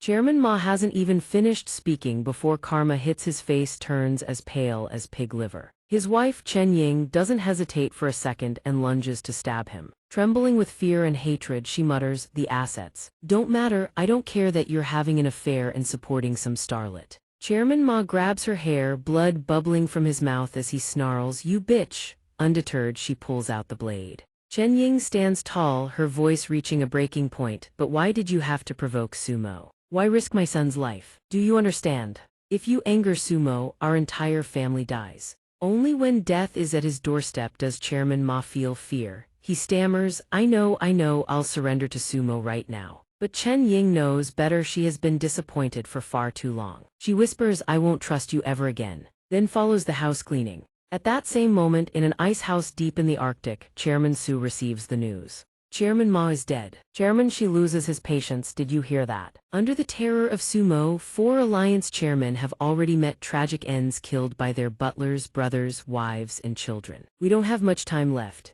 Xianxia smirks indifferently. Didn't you guys control the narrative, trying to paint Sumo as the ultimate demon king? Well, look at that, Sumo has actually become a tyrant. Chairman, she retorts with a sneer, to take down Sumo, we've done everything we could. And you cultivators, what have you done? What right do you have to mock me? Even if we surrender to Sumo now, we go down with dignity. Xianxia says with excessive confidence, if you really wanted to surrender, you wouldn't have come all the way to the Arctic to meet me. Chairman, she asks suspiciously, do you really have a way to deal with Sumo? Or are you just posturing for the sake of your pride? That sounds exactly like something you'd do. Other than ice and polar bears, there's nothing here. What you plan to use polar bears to take down Sumo? Xianxia shifts his body to reveal the yin-yang formation inside, letting it slip. The real weapon lies 4,000 meters beneath the ice. We didn't do anything ourselves. 3 sect leaders joined forces and spent 3 days just to open this passage. He walks into the center of the formation and signals with his eyes, "If you still have any courage, follow me." Driven to the edge, Chairman, she says. 4,000 meters deep. I've been there before. What's there to be afraid of? As he steps into the formation, he adds, "Standard teleportation isn't usable in this area, so you can treat this passage as a 4,000 meter vertical drop." Next, the yin-yang elevator engages. Chairman, she floats, cursing, "Damn it, why didn't you say that sooner?" The formation moves at light speed within seconds. They reach the -4,000-meter depth. Chairman, she feels nauseated and asks, "Are we here? What exactly are we here to meet?" Xianxia begins the tale. 1,000 years ago, he killed over 50 million people and destroyed the De La Heaven Kingdom underground. He was also the strongest savior in the previous secret realm. His name wasn't recorded. The cultivators of that era called him Tianming, Heaven's Mandate. Hearing the biography of the mass murderer, Chairman, she hesitates. Tianming, a criminal who killed 50 million people. We have to cooperate with this lunatic. Chairman Su asks with total disregard for the ethics. The main question is, can this guy named Tianming actually handle Sumo? Xianxia says immediately, 1,000 years ago, Tianming was the strongest savior, capable of battling 30,000-year-old demonic beasts. Chairman, she blurts out, "A 30,000-year-old demonic beast is equal to 10 million in combat power. Are you serious? Even that monster Sumo, based on the latest data, has a maximum combat power of only 100,000. Seeing his agitation, Xianxia explains, 1,000 years ago, the Earth's spiritual energy was dense. The current situation can't compare. There are over 10 people with the same level of cultivation as Tianming, or cultivators slightly weaker than him. But even if all the cultivators in the world formed a coalition, they still couldn't defeat the Tianming you are about to meet. His bizarre powers make him invincible in this world." Chairman Su says with a hollow laugh, "That's why I hate you cultivators. Even in a critical moment, you still play God and act mysterious." Before he finishes, the sound of the death talisman rings. "Are you hiding in here?" Then the protagonist descends like a Super Saiyan. Chairman Su sees him as if he's seen a ghost. His face turns pale as a vampire and he screams in terror. Sumo glances at Chairman Su and mutters, "Are you the one who became the conglomerate chairman at 8 years old? Your age is greater than your appearance." He shouts in fear, "Please don't kill me." Right at that moment, Xianxia's voice rings out, "Close your eyes." Chairman Shi, suffering from a splitting headache, stands up and mutters in confusion. "What just happened? I just died. Was it a hallucination?" "No, that's not right. It feels like I actually died." Xianxia lectures with his eyes squeezed shut. "That wasn't a hallucination, that was fate. You can understand it as in one timeline you just died. It's a timeline with a very low probability of occurring. Normally, Sumo has almost no way of suddenly appearing here. But if you continue to observe with your eyes, you will reach the fate where you are killed by Sumo." Chairman Su feels a chill down his spine, sobbing. This is the power of Tianming, the ability to arbitrarily manipulate others. No matter how low the probability, Tianming can turn that destiny into reality. Chairman Shi, being relatively composed, says in a low voice, "As long as we don't look with our eyes, we won't be affected, right? This kind of ability can't be called invincible, right?" Xianxia speaks the truth. In this trajectory, there exist countless small mirror realms. The cultivators of 1,000 years ago used the power of the Earth's ley lines and abyssal spirits to build this mirror maze. They couldn't kill Tianming, so they could only seal him here. The mirror maze splits Tianming's soul into countless fragments. In each mirror, every soul fragment corresponds to a different fate of the entire world. In those worlds, we lead different lives. Countless soul fragments of Tianming constantly negate each other, reaching a seal of balance.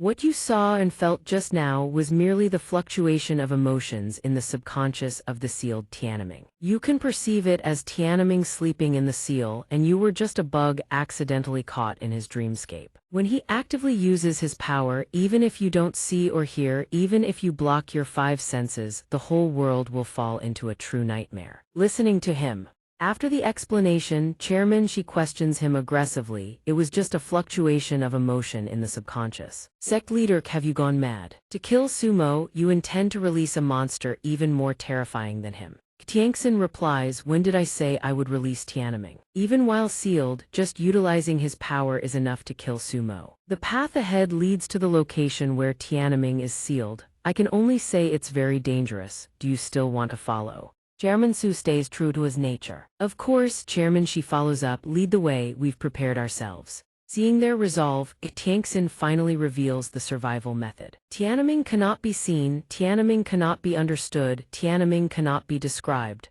Remember these 3 rules to survive leaving this place. The 3 enter the cave. As soon as Tianming sees him, he begins to mock and provoke them.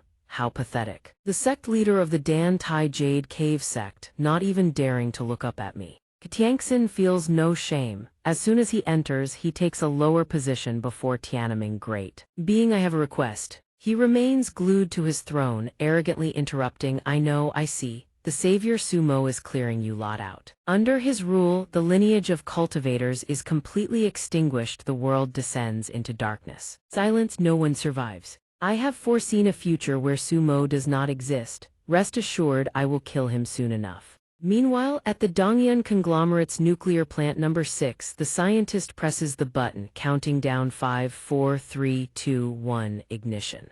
Sumo stands in the center of the nuclear core, waiting. Nuclear energy activates, irradiating Sumo's body from the inside out. System notification incoming. System host is under intense external energy bombardment. System Samadhi True Fire activated, consuming heat energy, host physique enhancement in progress. Zhu hears about his training regimen and asks, anxious. He's using a nuclear reactor for cultivation. Does he have a death wish? Li Hanling replies with conviction, do you remember? When he returned from the secret realm, the conglomerate alliance bombarded Sumo with nuclear weapons. He profited from that nuclear explosion. Now Sumo has seized the Donghua conglomerate's 6th plant to continue leveling up his combat power. Zhu recalls a similar incident. 10 years ago, a group of cultivators also tried using nuclear reactions to aid their training, but all of them suffered from backlash. A year later, they died one after another. No one lived past 5 years. Even Sumo cannot be completely immune to the negative side effects.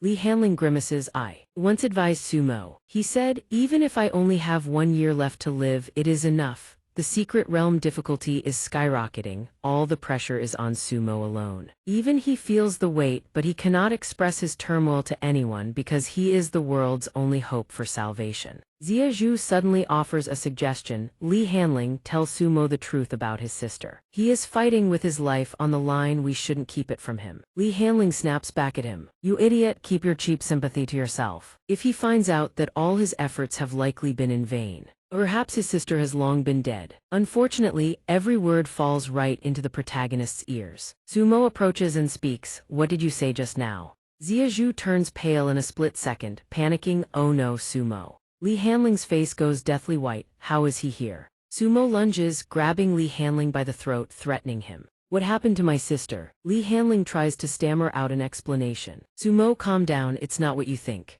Zhu bursts with power, rushing over, let him go. Just as he reaches out a flame-wreathed fist toward Sumo, Sumo speaks coldly, scram. A split second later, a pillar of energy slams into Zhu. Seeing his friend knocked flat, Li Hanling feels a surge of worry. That idiot is too reckless. He quickly touches his mouth. Sumo, I haven't confirmed the news regarding your sister yet. But before he can finish, Sumo begins coughing violently, vomiting blood like a terminal patient.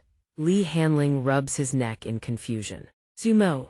At that moment, the 4th character enters the room. Tianming walks in as if he owns the place, rambling on. Sumo, your cultivation. Sumo, sensing intense danger at the nuclear plant, left early and returned to his experimental base. By coincidence, he overheard Li Hanling and Zhu discussing the news of his sister's death. He choked Li Hanling to extract information. leading Xia Zhu to launch an attack in his desperation. Unfortunately, Xia Zhu's cultivation technique has the ability to cause the target's power to spiral out of control. Under normal circumstances, Xia Zhu's combat power couldn't touch him. But Su Mo had just absorbed rampant energy from the plant and was destabilized by the news of his sister. Xia Zhu became the straw that broke the camel's back. His power loses control, causing severe internal injuries. I missed a crucial point. This time I will kill the demon beast, which might help share your burden of damage. Seeing a stranger, he has no time to worry about anyone else. He asks suspiciously, "Who are you? Have we met?" He walks over to him, realizing he forgot to introduce himself. "I am Tianming. This is the 143rd time we have met.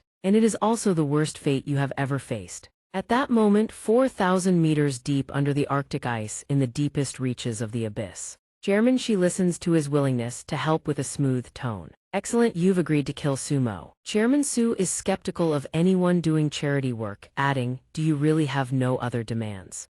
Tianxin warns the two idiots, cutting in immediately. "Wait, don't celebrate too soon. Lord Tianming, we apologize, but you must understand that we cannot lift the seal to let you leave here and deal with Sumo." Unexpectedly, no sooner does he finish speaking than he hears him announce, "It's over." That Sumo almost opened his eyes. "What?" Tianming declares with absolute confidence, "Sumo has already been dealt with by me." Chairman Shi exclaims in shock, "Sumo is dead so fast." Chairman Su clenches his fists in delight. That arrogant brat finally got what was coming to him, served him right. Tianxin narrows his eyes in disbelief. "Impossible, absolutely impossible. Without breaking the seal you cannot leave this cave, let alone kill Sumo." Tianming sits in his chair, calmly explaining. "In a low-probability timeline, you release my seal. Sumo and I have met 143 times and I have killed him 143 times. At this, Chairman Shi looks dejected. Doesn't this mean Sumo is still alive? Madness? Tianxin regains his composure, his brows furrowing as he announces, Tian. Lord Ming, I truly apologize, but even if you say that, I will not lift your seal. If we rely solely on the strength of the four major sects and the conglomerate alliance, is there any chance of defeating Sumo? Tianming lowers his head and recounts, after 143 battles, no one in this world understands me better than Sumo. Eyes that can see through illusions, a body tougher than any cultivation stream physical refinement technique. Combined with peerless combat arts and an abnormal growth rate, he has never shown his full strength in front of you. Your odds of winning are zero. Honestly, I have no desire to start a war with Sumo on Earth. Chairman Su, also enraged, wants to retort. Lord Tianming, what do you mean by this? If you are 100% certain you can kill Sumo, why are you unwilling to fight him? Is there some secret we don't know about? At this, he calmly leans back into his chair, letting plumes of black mist appear behind him as he answers, even if I can kill Sumo, the combat will cause massive destruction and the death of a vast number of humans. This will cause Earth's total energy to decline. The secret realm is gone. After that, the demon world will directly invade Earth. That is a situation I do not wish to see. The guy on this side lets out a long, reluctant sigh. Really? To think the strongest savior is helpless against Sumo, although we hate it, we can only surrender to Sumo. Tianming laughs mockingly at this. Sect Master, I only said I cannot kill Sumo on Earth, inside the secret realm. The situation is completely different. Tianxin breaks out into a cold sweat, his expression hesitant. The secret realm, as if reading his concerns, he offers reassurance. No need to fully remove the seal. Just open the seal on my left hand, I can enter the secret realm next time. The four major sects must have secretly hoarded a vast amount of destiny points. Hand them over to me, and I can recover my original cultivation level. In the secret realm, I will use my overwhelming advantage to easily kill Sumo. Tianxin offers a corporate-grade smile and a faint compliment upon hearing Tianming's words. Lord Tianming, so this is your true objective. As long as the seal has even a single crack, it won't be long before you break free from your shackles. He replies with an ambiguous expression, perhaps. But aside from handing me the fate currency and letting me kill Sumo within the secret realm, what other choice do you have? Tianxin frowns, retorting, Lord Tianming, if I'm not mistaken, you must have a way to rapidly deplete a massive amount of fate currency. If we use the methods of other saviors and let that savior kill Sumo, Tianming indifferently exerts heavy pressure toward Tiangxin, forcing him into a corner. This method isn't impossible, but by forcibly absorbing a large amount of fate currency, that savior will die within 3 days. Seeing this, Chairman Shi tries to persuade him losing just one cultivator to completely eradicate sumo is a highly profitable trade. Sect Master, you surely don't have any objections, do you? Noticing the initial wavering, he smirks and adds, not just any savior has the constitution to forcibly absorb fate currency. To be precise, there is only one person, your disciple. Sect Master Jing Shan. The moment the name is dropped, Tianming suffers a psychological shock, shouting in terror, "What did you say?" Behind him, Chairman Shi attempts to intervene. Sect Master, he is just a disciple. But before he can continue, Tiangxin angrily waves his hand and shouts, "Silence." Seeing his agitation, Tianming chuckles, hard to decide, isn't it? Jing Shan has always respected you like a father, and in him, you found a sense of familial affection you haven't felt in a long time. Not only that, he is now your only successor. At this point, Tiangxin snaps and yells, "Enough. Tianming, I accept your proposal." Upon receiving his consent, he breaks into a maniacal, joyful laugh. This is the expression, this is exactly what I wanted to see. Seeing it in reality really is much more vivid. Tiangxin, meanwhile, sinks into a somber mood and questions him. The relationship between Jing Shan and sumo isn't bad. Are you sure that by accepting the fate currency, Jing Shan will definitely kill sumo? Tianming calms down and replies concisely, "Naturally, this is the future I have already foreseen."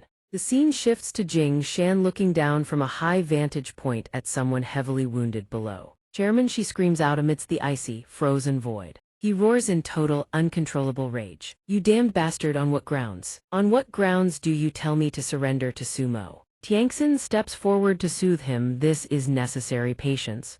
The 4 great sects will also publicly submit to sumo in 5 days. According to Lord Tianming's prophecy, that is the day of sumo's death. He waves his hand, scolding bitterly, "You say it so lightly, compared to cultivators like you. Our conglomerate alliance has offended sumo far too much." Chairman Shi mutters, trembling, having even nearly threatened the life of sumo's sister. "Even if we surrender, sumo won't easily let us go." He recognizes Chairman Shi's dilemma but urges, but to protect his own reputation at the very least, sumo won't kill you immediately. After 5 days, everything we've lost can be reclaimed. Like a caged beast, he grips his face tightly to vent his frustration. "Your words had better be true. The key to victory now lies in your disciple, Jing Shan. Don't go soft and don't let us down." Tiangxin's face darkens, his hands clenching into tight fists. "I don't need reminding, I have already decided. Any individual, including myself, can be sacrificed. Only the sect is eternal." The scene moves to a sector of the base, lined with partitions. Lei Zi appears and calmly initiates a conversation with the group. "Gentlemen, please come in." Tiangxin leads the delegation, followed by Chairman Su and Shi. Sumo watches the group approach and laughs mockingly, "Unexpected. I thought with your clinging nature you would fight to the bitter end." Chairman Shi speaks first, his tone submissive, "Lord Sumo, we have lost, whether in military might or strategic wit, you are above us. The world is vast, yet there is no place for us to hide. Please, Lord, do not hold a grudge against us lesser men, we offer our total loyalty." He calmly walks toward him and looks down. "Chairman Shi, Chairman Su, I don't need your loyalty." The man starts in surprise and yells, Sumo, what do you mean?" He adds indignantly, "We have already surrendered. Do you intend to wipe us out completely?" Sumo shrugs his shoulders, "I simply don't trust you. Hand over the management rights of the main companies under your conglomerate to the Donghua conglomerate. You can retire early. Relax and live out your days as wealthy men." Lei Zi, emboldened, seizes the moment to speak. "Chairman Shi, when you suppressed the Donghua conglomerate before, did you think this day would come?" At this, he bows his head and says softly, "Victory makes the king, defeat makes the bandit. I have nothing to say. The company transfer is not a problem. Until the Donghua conglomerate takes over all operations of my subsidiaries, I will do my best to cooperate. Lord Sumo, please keep your word and spare our lives." Seeing Chairman Shi's sensible attitude, he sets his conditions. "If you live peacefully from now on and abandon any thoughts of opposing me, then everything in the past is forgiven. I will not pursue it. Oh right, one last thing, return my world-crossing stone." He panics upon hearing that request from Sumo, your world-crossing stone. Because the world-crossing stone can link to different dimensions, our conglomerate alliance paid a heavy price to own it. It is not something my group can decide alone. His expression darkens, his voice carrying a threatening edge. I feel the other chairman won't have any objections. Chairman Shi, what do you think? Xianxia, standing beside him, quickly whispers. Chairman Shi, do you want to destroy this hard-won piece? Why don't you hurry up and return Sumo's world-crossing stone? He trembles, having no other choice. I understand. I will personally deliver the world-crossing stone later. Sumo is satisfied and looks over at him, curious. Very good. And Sect Master, what is the stance of the four great sects? Xianxia bows his head and says, the four great sects will henceforth fully obey your commands and accept your direct supervision. Tongchan also grinds his teeth and says, all texts within the sects will be open to you and the Donghua conglomerate to support all your scientific research projects to prepare for the potential war.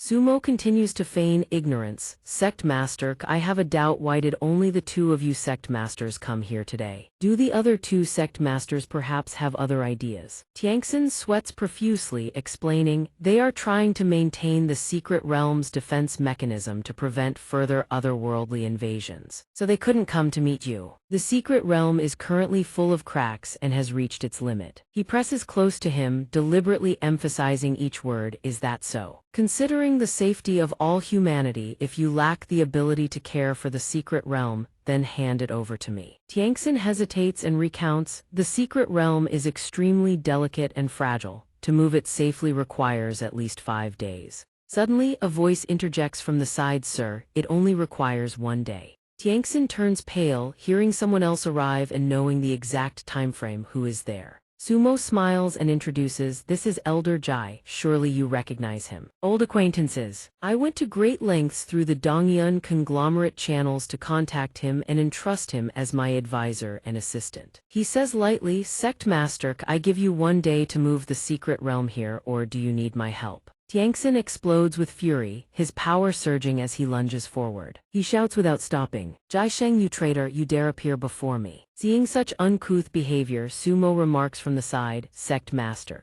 The moment his words end, his entire body freezes. He doesn't dare to start a fight right in front of Sumo. After taking a moment to regain his composure, Xianxia closes his eyes and says, the secret realm, Elder Jai doesn't need to help. I will bring it here by tomorrow. The scene shifts to the next day. Sumo walks over to Hanling and says, this is the core of the secret realm that the four great sects just delivered. It's truly miraculous. He continues, the conglomerate alliance brought the world-crossing stone yesterday. The world-crossing stone is something you've been looking for. Do you want to take a look? Hanling changes the subject. Before that, I want to discuss with you the stance of the conglomerate alliance and the four great sects. Sumo asks, confused as to why she is questioning their stance. Hanling speaks her mind. Their surrender is far too suspicious. The entire series of events has been too smooth. He agrees after hearing this and reveals his own calculations. That's why I demanded they hand over the world-crossing stone and the secret realm.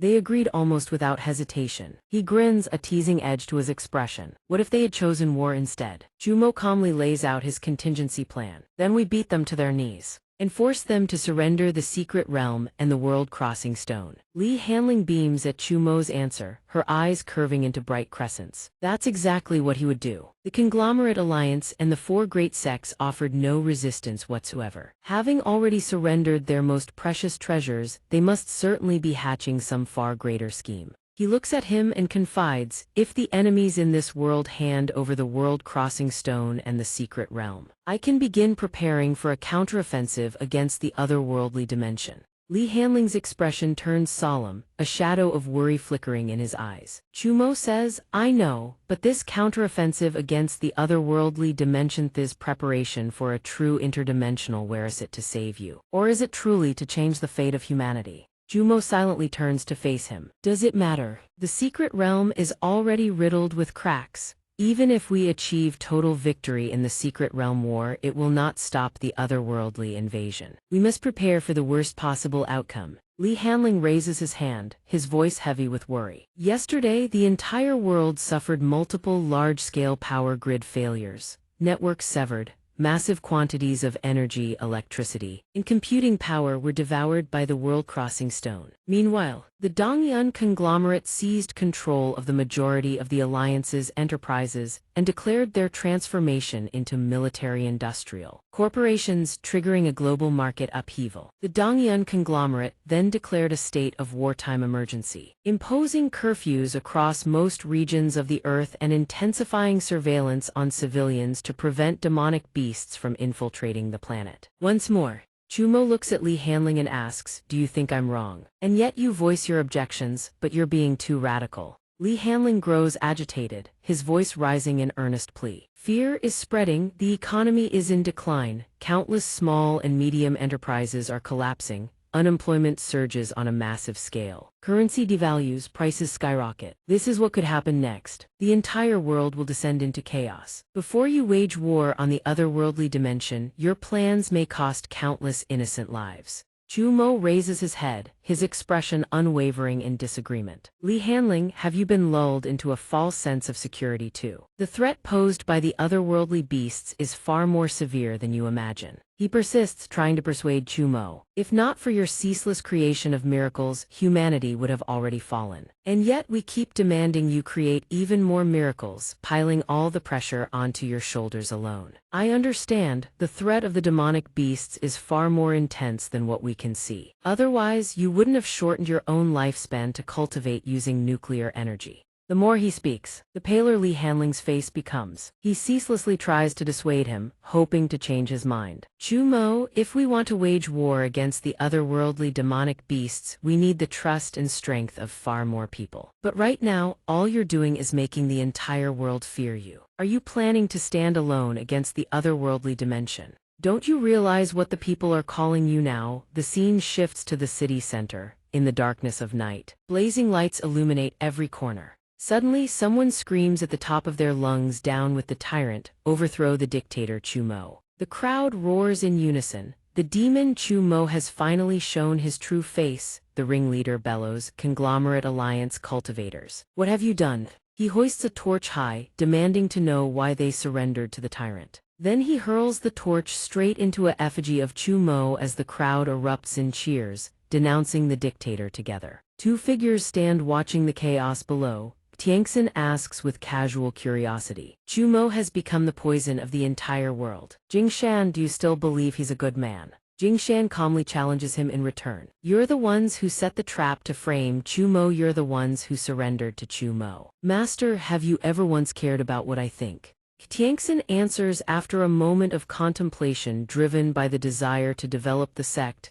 I have indeed committed many wrongs. But there was a moment. I believed Chumo might truly be able to save this world. That is why I led the Conglomerate Alliance and the 4 great sects to surrender to him. I never expected that after gaining power, Chumo would become so autocratic, so tyrannical, showing no regard whatsoever for the lives of ordinary people. Jingshan presses further. Master, you still haven't answered why should you care what I think. Xianxia grips his shoulder and speaks with earnest conviction. Right now, the only one who can kill Chumo and restore order to the world is you. Jingshan's eyes widen in shock. He repeats the words Xianxia just uttered me. The scene shifts to the depths of a cavern, dark and fathomless. Tianming sits upon a throne, his gaze sweeping over Xianxia and Jingshan before he speaks in a measured voice. Not only do you demand I teach Jingshan the method of absorbing fate coins, but you also stipulate that my seal will only be fully released after 50 years since the secret realm war is won. Quite the harsh terms. Xianxia hears this and places a hand over his chest, speaking with utmost sincerity. Lord Tianming, your power is far too immense. We cannot possibly release your seal without any precautions whatsoever. Tianming smiles with amusement. Suppose the secret realm war is won and you obtain otherworldly spiritual energy and resource. Do you truly believe a mere 50 years of cultivation will grant you power rivaling mine? Xianxia closes his eyes, his voice brimming with confidence. With the cultivation limits lifted, combined with 50 years of preparation, I do not believe our 4 great sects will lose. A surge of purple qi erupts around Tianming's entire body. He nods in satisfaction and declares, very well. Then let us seal this with a soul oath under the 50-year terms. Xianxia furrows his brow, immediately on guard. A soul oath. Tianming explains to Xianxia the heart demon great oath is already in effect. If one party fulfills the conditions and the other breaks the pact, the oathbreaker shall suffer the agony of their soul being scorched for 70 days, after which their soul will be utterly annihilated. He agrees without hesitation. You needn't warn me, I know the consequences. Jing Shan steps forward to face Tianming, fulfilling the first condition his master laid out. Following Xianxia's instructions, Jing Shan calls out to Tianming. He stares at Tianming and demands, I find this hard to believe. Can this thing truly give me enough power to kill Chumo? Tianming answers Jing Shan's doubt in a calm, measured tone. From the very beginning, you never truly intended to kill Chumo. You accepted this task only because your master told you if you refused, he would choose someone else. You resolved to gain power first, then confront Chumo and persuade him to change his treatment of ordinary people. Is that what you truly think? Hearing these words, Jing Shan is horrified and shouts in denial, no, that's not, I didn't. Tianming smirks at Jing Shan's reaction and continues his manipulation. But what you didn't know is that your master, Xianxia, hid a crucial piece of information from you. Forcefully absorbing such a massive amount of fate coins will kill you within 3 days. Jing Shan is struck with terror, his eyes fly wide open as he whips around to stare at Xianxia. What? Xianxia stands frozen like a statue, meeting Jing Shan's gaze with a single, silent look. Panic consumes Jing Shan. He lunges forward, seizing Xianxia by the collar and points furiously toward Tianming. Master, say something. Tell me what he said isn't true. Tianming watches the spectacle from his seat with a light laugh, his voice calm and unhurried. Sect master cannot hear our conversation. The moment the oath was sealed, I cast a subtle illusion upon him. Jing Shan's eyes widen in sheer terror, his heart screaming we're done for. In an instant, Jing Shan bolts as if struck by lightning, his mind racing. It's a trap. We've fallen right into his snare. He hoists the unconscious Xianxia over his shoulder and sprints toward the cavern's exit. Tianming watches Jing Shan flee at blinding speed, afterimages trailing behind him, and calls out with a laugh, Jing Shan, though your master did indeed hide information that could cost you your life, he is not entirely without honor. His plan was that after 50 years, if the oath's backlash kills him, he would absolutely never release me. Jing Shan grits his teeth in fury. He's already run this far, how can he still hear Tianming's voice?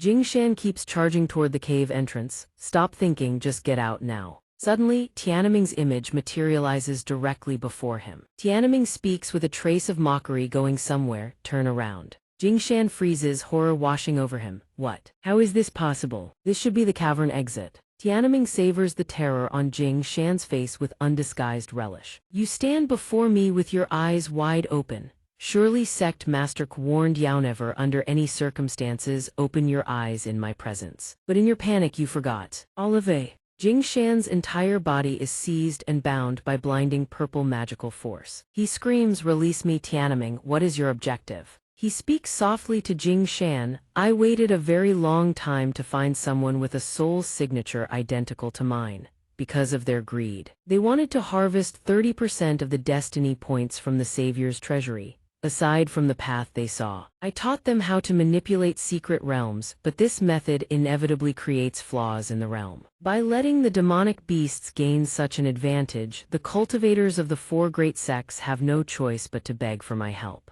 Tianming gazes down at him, suspended high above with growing amusement. I waited a very long time to find someone with a soul signature identical to mine. Even though this variable sumo appeared and delayed me for a while, we have finally met. The scene shifts to a long, deserted corridor, completely empty. Suddenly, a doctor waves his hand and shouts, hurry, get the suppressant. Patient 9 has lost control. The other doctor chimes in. Careful, he's extremely dangerous. Suddenly, the figure of a guard is slammed into the wall. Thud. Chen Qiu roars in anger, let me go, you bastards. Don't try to deceive me. I'm not sick, you are the ones who are sick. In the nick of time, Wu Tong appears and says in a stern voice, Chen Qiu, I am your attending physician. She speaks gently, I know, I feel very uneasy and afraid too. The queen cells in your body are showing a severe rejection response, causing mental instability. You must accept treatment immediately. Instead of listening, Chen Qiu loses his composure and shrieks, shut up. You are all the same, you all want to trick me, you want to steal my power.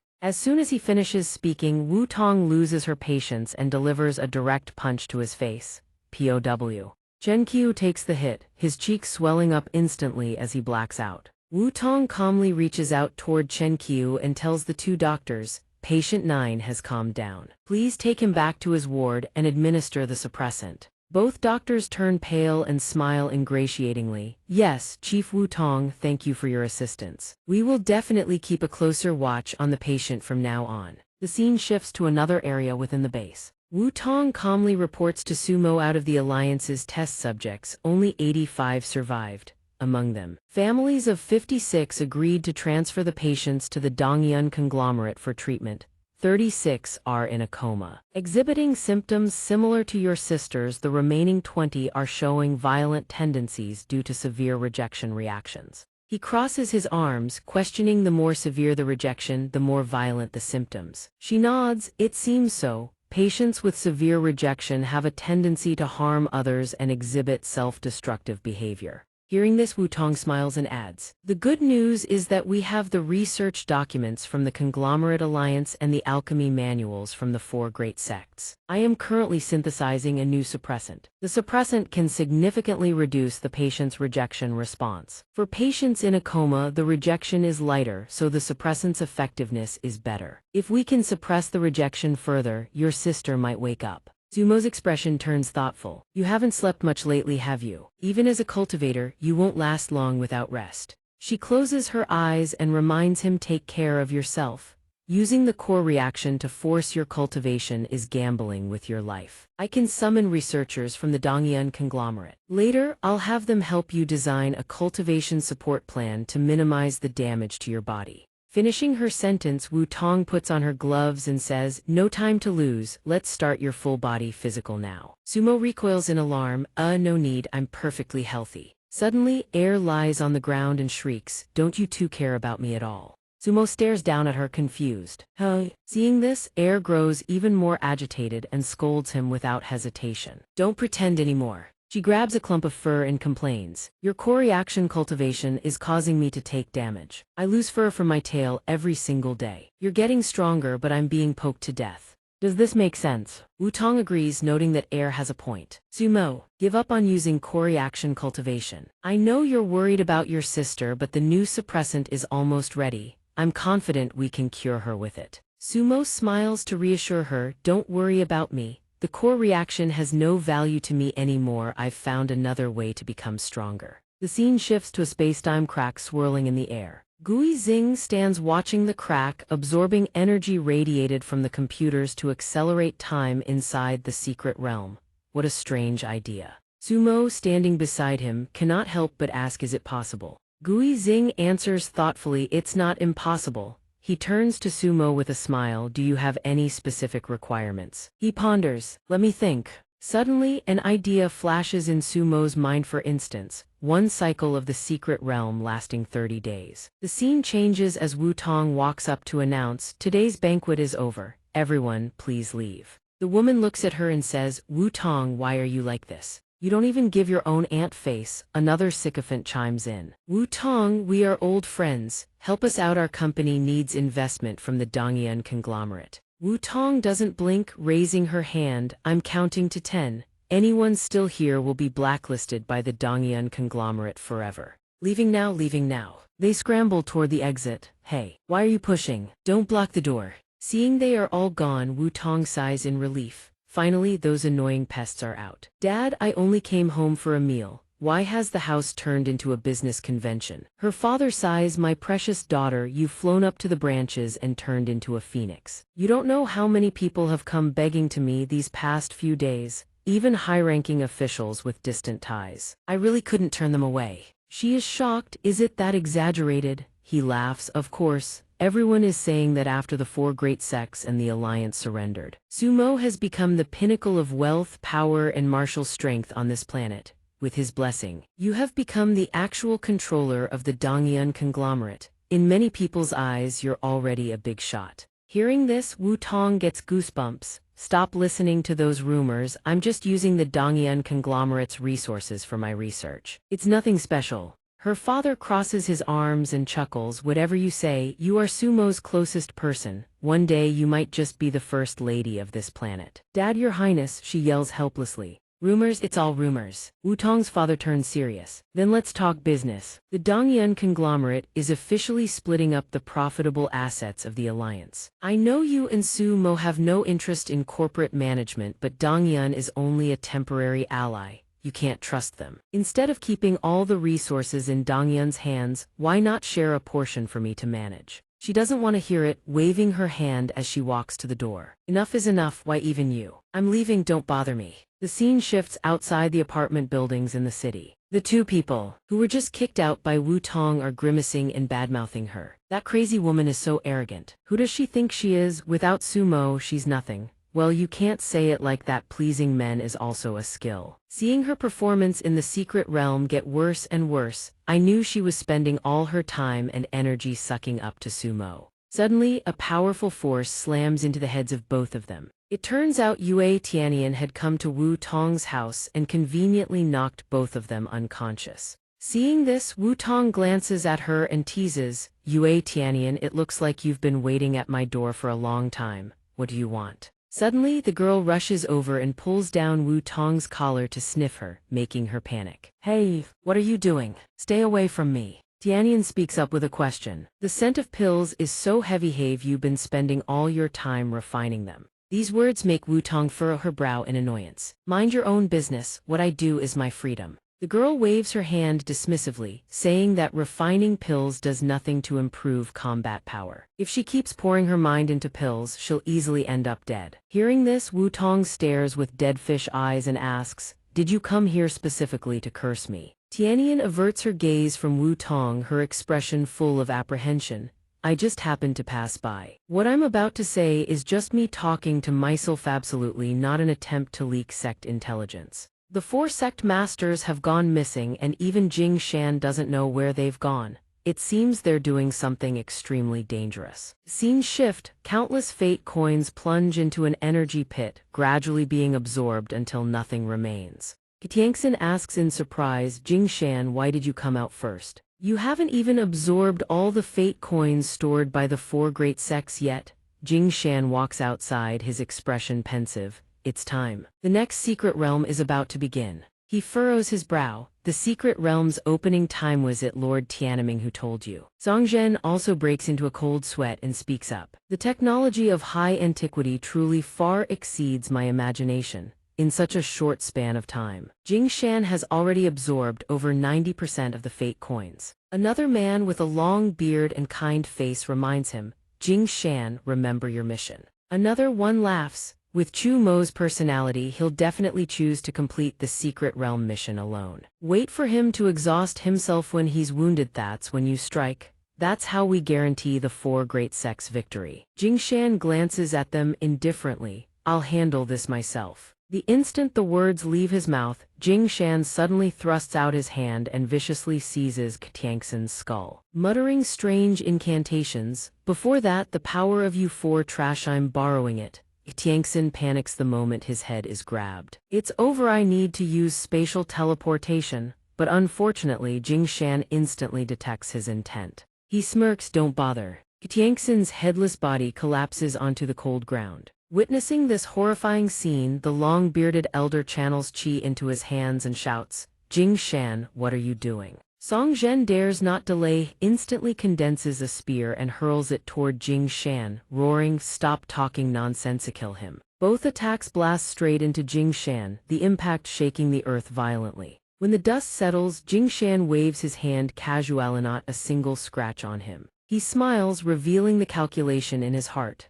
The timing is just right. At that same moment, a mysterious energy gate tears open within the cave. Jing Shan strides past the others. Their power is effortlessly drained and absorbed by him. Step by step, Jing Shan calmly walks through the portal. "Your power, consider it mine now." The scene shifts to an ancient city wall, its surface blanketed in green moss. 3 people stand outside, discussing. "The 4th secret realm has ancient scenery. Again, at least this time we still retain our memories. If we ended up doing nothing like last time, it'd be far too embarrassing. This city wall, I feel like I've seen it somewhere before." "Where exactly is this?" The person in moss green clothes speaks up. "There's an old man over there who looks like a local. Let's go ask him." Before them stands an elderly man gripping a great sword, standing at rigid attention before the city gate. The person in red clothes steps forward to greet him. Elder, excuse me. Wu Tong moves to stop them. Don't bother him. He no longer has any life force.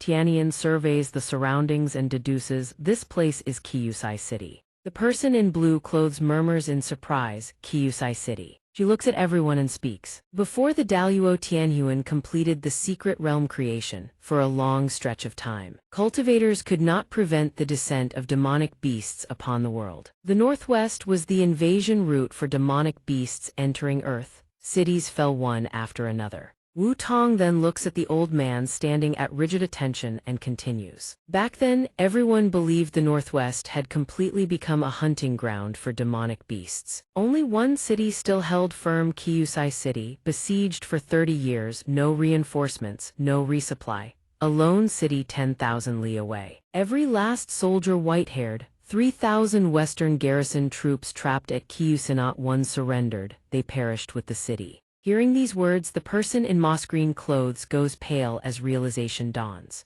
Wait, the secret realm mission hasn't even been announced yet. The person in red clutches their head in panic. Don't tell me they want us to hold the city in their place for another 20, 30 years. Meanwhile, Chumo has already scaled the city wall, standing tall and gazing down from above. At the same time, the system's voice rings out, sign in for 5 days, reward 1,000-year demonic beast power, reward has been issued, host. Please check. He furrows his brow displeased. This again, the reward this time is utterly ordinary. Suddenly someone approaches, their voice filled with curiosity. The moment you entered the secret realm, your power suddenly surged. It is Jing Shan. He slowly closes in on Chumo. No symptoms, no effort whatsoever, truly enviable. Chumo's this your secret? Chumo responds with suspicion. Jing Shan. Suddenly Chumo's eyes flash with a golden murderous gleam. He shouts, Yao, who are you? Having had his true nature exposed by Chumo, Jing Shan still acts as though nothing is wrong and laughs. Allow me to introduce myself. I've said it many times already. Forget all that. Let the killing begin. The scene suddenly shifts to outside a luxurious palace floating among the clouds.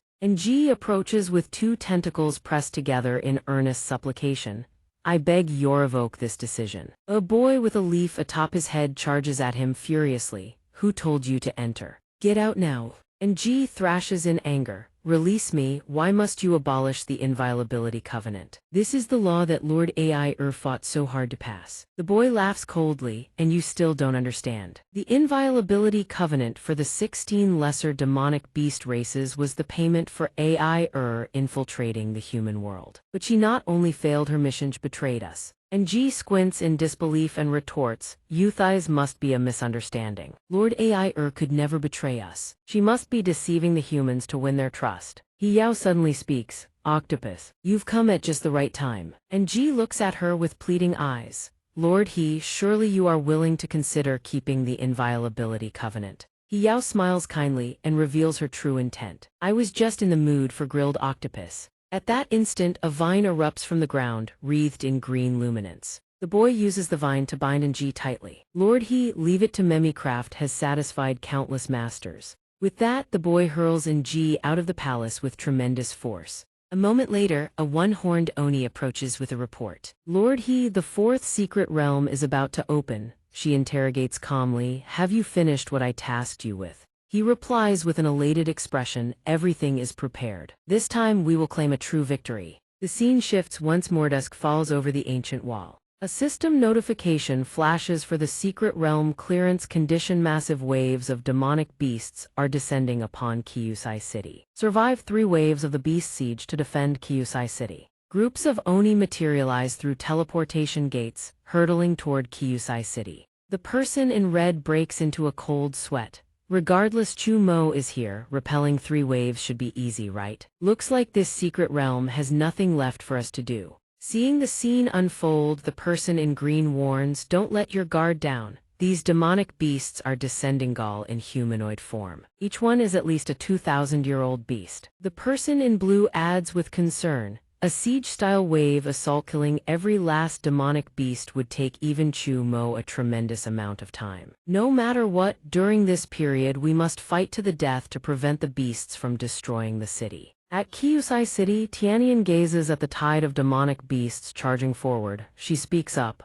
Wait, the beast's objective isn't to siege the city. At that moment, a demonic beast hoists a sharp wooden stake overhead and drives it into the ground with savage force. A torrent of power erupts from the earth. Then more demonic beasts follow, driving wooden stakes into the ground one after another. Pillars of light pierce straight into the heavens, creating a spectacular and eerie sight. Wu Tong suddenly realizes the truth, her eyes widening in shock. Those beasts are destroying the secret realm itself. He Yao also appears among the beast army and speaks. You figured it out, but do you really have the luxury to worry about that side right now? Wu Tong crosses her arms and explains. The beasts invading the secret realm itself are scattered far away. The beasts besieging the city are right before our eyes. To deal with Chumo, you truly went to great lengths. He Yao mocks cheerfully. Protect Kyusai City and the secret realm erodes. Stop the erosion and Kyusai City falls to the demonic beasts. Either way, the mission fails for humanity. Can you stop us? One person alone cannot guard both fronts. They are doomed. Having said that, she smirks and flicks her fingers in provocation. Jumo, are you satisfied with this little surprise? But when he glances back toward the city wall, her silhouette has vanished without a trace. He Yao is left utterly bewildered by this scene. She screams helplessly, Chumo, where are you? On the battlefield. A sharpened wooden stake is driven into the ground. A goblin grumbles to its companion, I've had enough of this. Do we have to stand guard over this stake until the secret realm ends? Another goblin explains, these stakes are the key to eroding the secret realm. Our mission is vital. The white-headed goblin grins sinisterly, be patient. The path to the human world is about to be cleaved open. When that happens, you can kill as many as you please. Suddenly, the white-headed goblin's voice cuts off. What follows are brilliant arcs of slashing light that obliterate them in an instant. Xiao Xing, the green-haired goblin, witnesses the carnage and terror grips its heart. What is happening? It stares at its dismembered comrades, their remains scattered everywhere. Panic overtakes it. Where did that attack come from? Xiao Xing frantically scans its surroundings, failing to notice a massive rift tearing open in the sky above. The enemy, where is the enemy? The rift suddenly rips wide open. The figures of Chumo and Jingshan emerge, locked in fierce combat. Jingshan lands on the ground and speaks, so it is true. A pity you escaped from the concealed space. I had intended to kill you where no one could see. Chumo assesses him silently, sect master, spatial abilities, and the powers of other sect masters. What have you done to them? He smirks with amusement. Do you really need me to spell out something so simple? They are all dead, you are next. A ring of blue energy materializes, radiating outward with Jing Shan at its center. The energy tendrils surge toward Chumo under his command, but Chumo swiftly cleaves through them. Chumo furrows his brow. Why rush to kill me? Why can the secret realm collapse at any moment? The demonic beast is the greatest threat. Jing Shan conjures an arrow of energy and explains, maintaining the secret realm's stability. Killing the demonic beasts, it is all quite simple. I can see the path to victory, but the only thing I cannot see clearly is your future. In my world, I have no need for variables. Back at He Yao's position, demonic beasts are falling one after another. She watches the two fighters clash with fascination. Truly unexpected. Besides Chumo, another powerful being lurks among the humans. She has a proposal.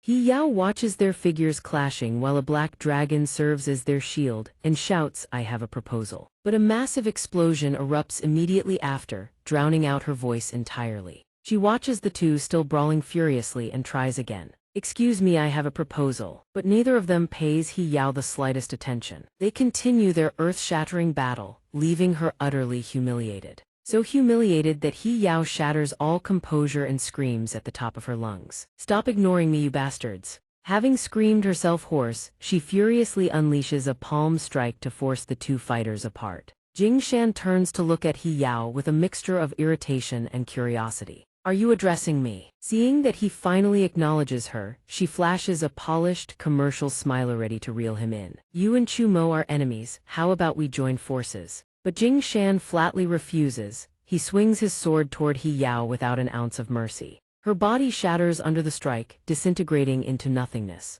Jing Shan speaks with contempt, a 30,000-year-old demonic bestiate, not even your true form. Merely a projection, and you dare interfere in my battle. Let me rewind time to 3 minutes prior, inside a grand palace. He Yao gazes at the control panel with interest. Where on earth did this one crawl out from? Clearly human, yet he is fighting Chumo. Fight, fight, best if both of you die. Wait me specially crafted steaks. An expression of unprecedented worry crosses her face, over 60% destroyed. Ruined, ruined, my contingency plan is falling apart. I cannot panic, there is still a chance. He Yao calculates. The demonic beasts before the city wall have not been caught in the fighting. They are in peak condition. Starting now. Every surviving beast attacks the city at all costs while I buy time. Block Chu Mo and the remaining cultivators from approaching the city walls. The threat is not guaranteed, it could even be an opportunity. That cultivator harbors hatred for Chu Mo. She places her finger on a red dot on the screen and lays out her plan. As long as I propose an alliance to kill Chu Mo Tojder, whether he accepts or not, he benefits me greatly. With that, He Yao flashes a confident smirk. If he accepts the alliance, I gain the opportunity to kill Chu Mo. Even if the proposal is rejected, I can buy enough time for the demonic beasts to breach the city wall and secure the secret realm's victory. Immediately after, the control screen explodes into fragments right before her eyes. He Yao stares blankly at the debris scattered across the floor. The projection is destroyed. Her expression turns uglier than it has ever been. I had not even finished a single sentence, and the projection was already destroyed. He Yao clutches her head in fury. Calm down, no need to get angry, no need to get angry. Suddenly, a young man approaches and calls out Lady He. He looks down in surprise, these fragments on the ground, your projection. She responds coldly, a minor accident. The young man bows nervously. I am sorry, that was not something I should have asked. Lady He, this is the grilled octopus I prepared for you. He Yao turns and walks away without interest. No appetite, stay away from me. She strides away, each step long and purposeful. The view pulls upward, can see He Yao has walked quite far, leaving her subordinates behind entirely. Then He Yao slams her fist into a pillar, shaking it violently. The force is so tremendous that the pillar explodes into shards. He Yao clenches her fists in rage and curses aloud. Is there something wrong with him? Will he die if he lets someone finish a sentence? These cultivators have no manners whatsoever. Back on the battlefield of Chumo and Jingshan, demonic beast corpses now litter the entire battlefield. He speaks with a smile. For the first 10 seconds, my combat power surges tenfold. Wonderful. 1,000 years ago, the body refinement stream of cultivation could never achieve this, and now you have accomplished it. Chumo raises his hand, channeling power into his palm. This is the first time I have used this ability before someone else. This only piques Jingshan's curiosity further as he challenges him. Chumo, eyes cold as steel, speaks. That sneak attack earlier could not even wound Yao. You did not even find it unexpected. It seems you predicted my abilities all along. He smirks and meets Chumo's imposing aura without the slightest fear. Nothing in this world holds any secret from me. For instance, your eyes can perceive the essence of all things, but your excavation is still insufficient, your mastery still immature. What a waste. What? Even now, you still have not found my weakness. At the same moment, the system panel flashes cultivator combat power unknown, vulnerability. Jingshan wearily raises his hand, gathering spiritual energy. Is that all the cards you have left? In here I had such high hopes for you, then die. He moves. The moment his words fade, the entire forest is shrouded in a strange, ethereal white mist. Even Jingshan is caught off guard, raising his head in bewilderment. Strange, something feels deeply wrong. In the distance, the towering fortress walls still stand unyielding, as though no battle had ever taken place. Jingshan surveys his surroundings with suspicion. The sky has already shifted hues. What in the world is happening? The scene shift returns to the spiritual space. Jingshan furrows his brow. It was sunset just moments ago. Now darkness reigns. His eyes sharpen and he voices his hypothesis. The time within the secret realm is accelerating. Meanwhile, Chumo gazes up at the sky with a faint smile, sighing in wonder. Another brand new day. The system flickers to life with a notification: sign in, day 6 reward acquired. Jingshan flicks his sleeve and demands coldly, where are you looking? The sun, a pillar of smoke, hangs suspended across the sky, obscuring everything in its wake. The smoke clears, revealing a solitary silhouette. A voice rings out, so this is the true power that belongs to you. The wisps of smoke rapidly coalesce into pristine white chains that surge forward. Chumo eyes the chains coiling around his wrists and smiles with satisfaction. So you finally decided to get serious. But Jingshan stares back at him with eyes burning with hostility. Your existence is far too dangerous. I cannot allow you to live any longer. Without another word, he launches a devastating strike at Chu Mo from behind, his speed utterly blinding. Interesting. A single pure slash converges into a torrential river of force. Jingshan's weapon cleaves through Chu Mo's body as though bisecting him entirely. Jingshan raises an eyebrow and explains, to ensure absolute certainty, I'll disintegrate you down to the atomic level. Chu Mo's entire body seems on the verge of shattering. His eyes lose focus as he stares blankly up at the sky. His hands gradually dissolve into fragments, particle by particle. A deafening explosion erupts, followed by a choking cloud of dust and debris that obscures all sight. Jingshan turns his back, his judgment certain damage on this Scallivan, a body refinement stream cultivator, should be unable to recover. Just when everything seems settled, a hauntingly familiar voice echoes from behind him. Indeed, that was genuinely perilous just now. I nearly died. Jingshan whips his head around, eyes flashing with disbelief. Still alive. In the span of a heartbeat, he launches yet another assault. Then I'll simply kill you again. This time, Chu Mo's speed is blindingly fast. Jingshan cannot even track his silhouette. Chu Mo shifts and transforms, Endul's neither flame nor lightning nor curses nor spatial manipulation.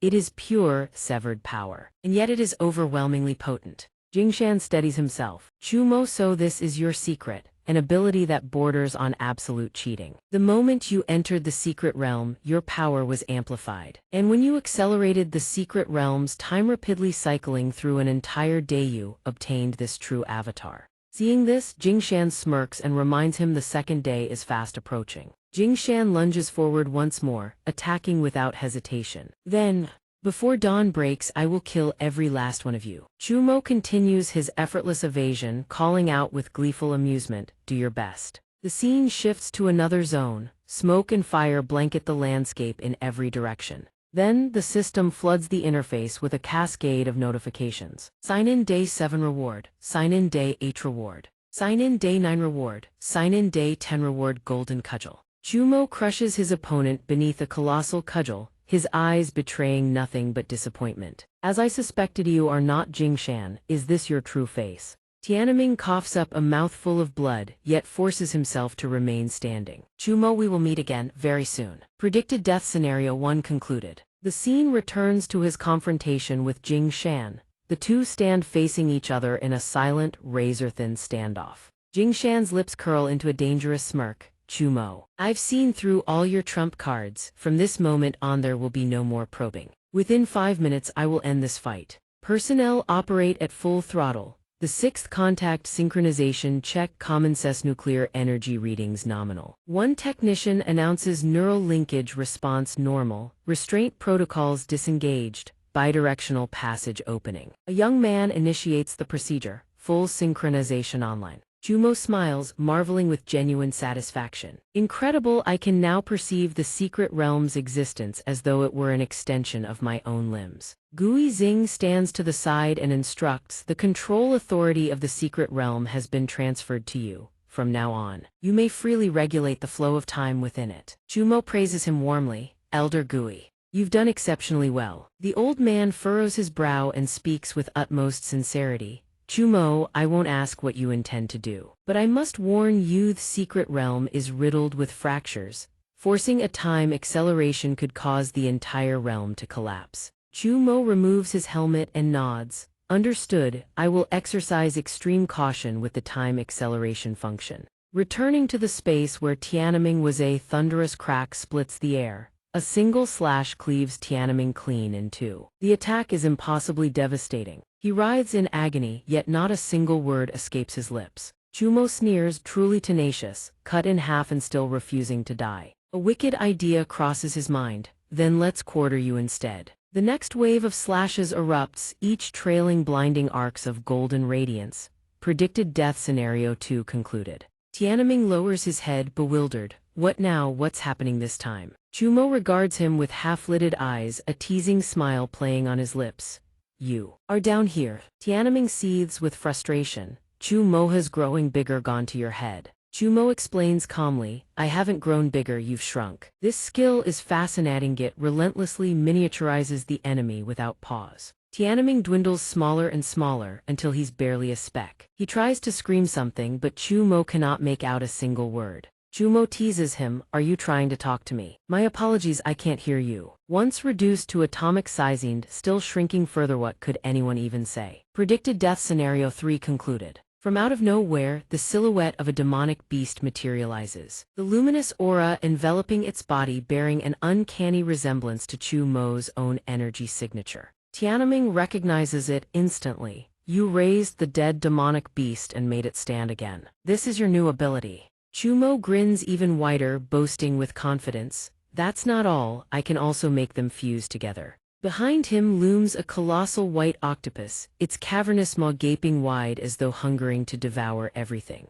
Chu Mo addresses it with eager excitement. "Go little cutie, swallow it whole." Predicted death scenario 4 concluded. The scene returns to Jing Shan's earlier confrontation with Chu Mo. Jing Shan lowers his head, his expression dark and brooding as he pieces the puzzle together. 4 predicted deaths, each time Chu Mo manifests a different new ability. "Before the sun of the second day rises, I can kill him every single time. Yet the closest I came still only cost him a single arm. Luck, coincidence, or something else entirely? Fascinating, truly fascinating. How long has it been since anything has entertained me this much?" Within an endless loop of predicted deaths, he searches for the one thread that leads to survival. The two clash once more, hurling themselves into a brand new battlefield. Jing Shan's eyes blaze with iron resolve. "Come, throw everything you have at me, kill me if you can. No matter how many times I die within these death prophecies, all I need is a single victory. That alone will become my destiny and deliver the final triumph to me." A gargantuan centipede rampages across the terrain, leaving a haze of smoke and rubble in its wake. Blood streams from Tianming's eyes and nose. The sight is utterly wretched, but this time it is poison. He collapses at Chu Mo's feet, his expression twisted with defiance. A cascade of notifications follows. The 5th immortal's death concludes.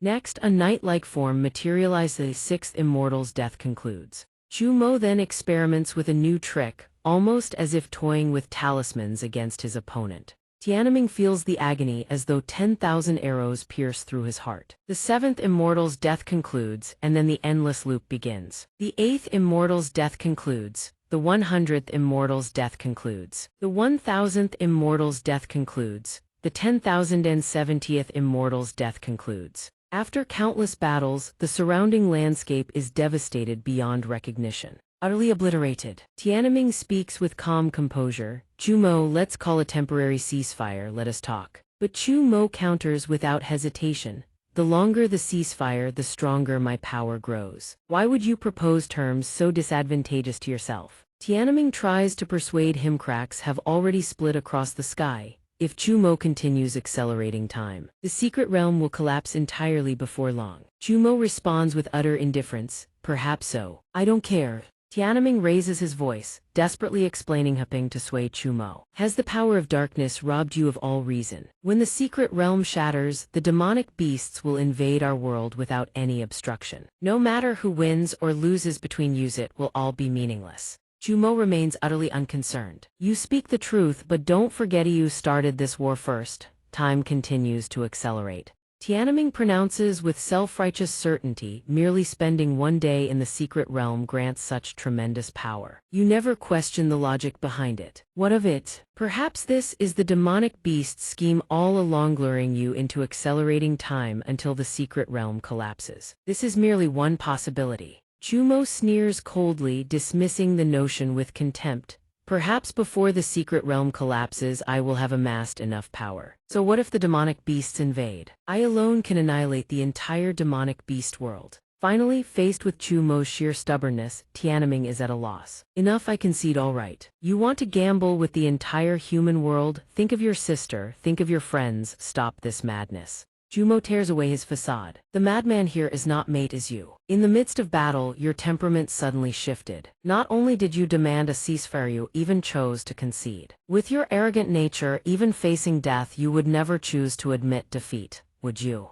He continues, analyzing the situation. "It doesn't add up, it truly doesn't add up. Therefore, I have a theory: the world I'm standing in right now is not real." Every word he speaks strikes like an invisible hand, laying bare Tianming's deception. Tianming realizes one thing as well: it seems this cycle of the immortal's death is about to end. The only useful intelligence he has gained is one thing: Chu Mo's unexplained power acquisition within the secret realm, the accumulated emotions from 10,000 deaths, all too obvious. Then Chu Mo's hand binds Tianming. He tells himself next time after Thaith must act more naturally. In each death, using different questions to piece together the puzzle to confirm Chu Mo's true secret. Chu Mo is satisfied at the sight. The power gained today has been put to good use. Tianming demands coldly, "You still won't kill me? Have you developed some twisted hobby of toying with your enemies?" Chu Mo smiles at this. "I won't kill you, nor will I let you take your own life.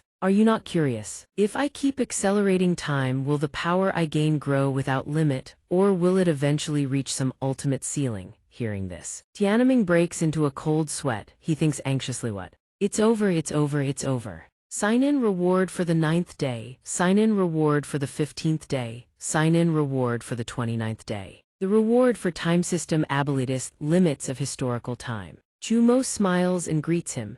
"After fighting for so long, I've finally learned your name. Tianming."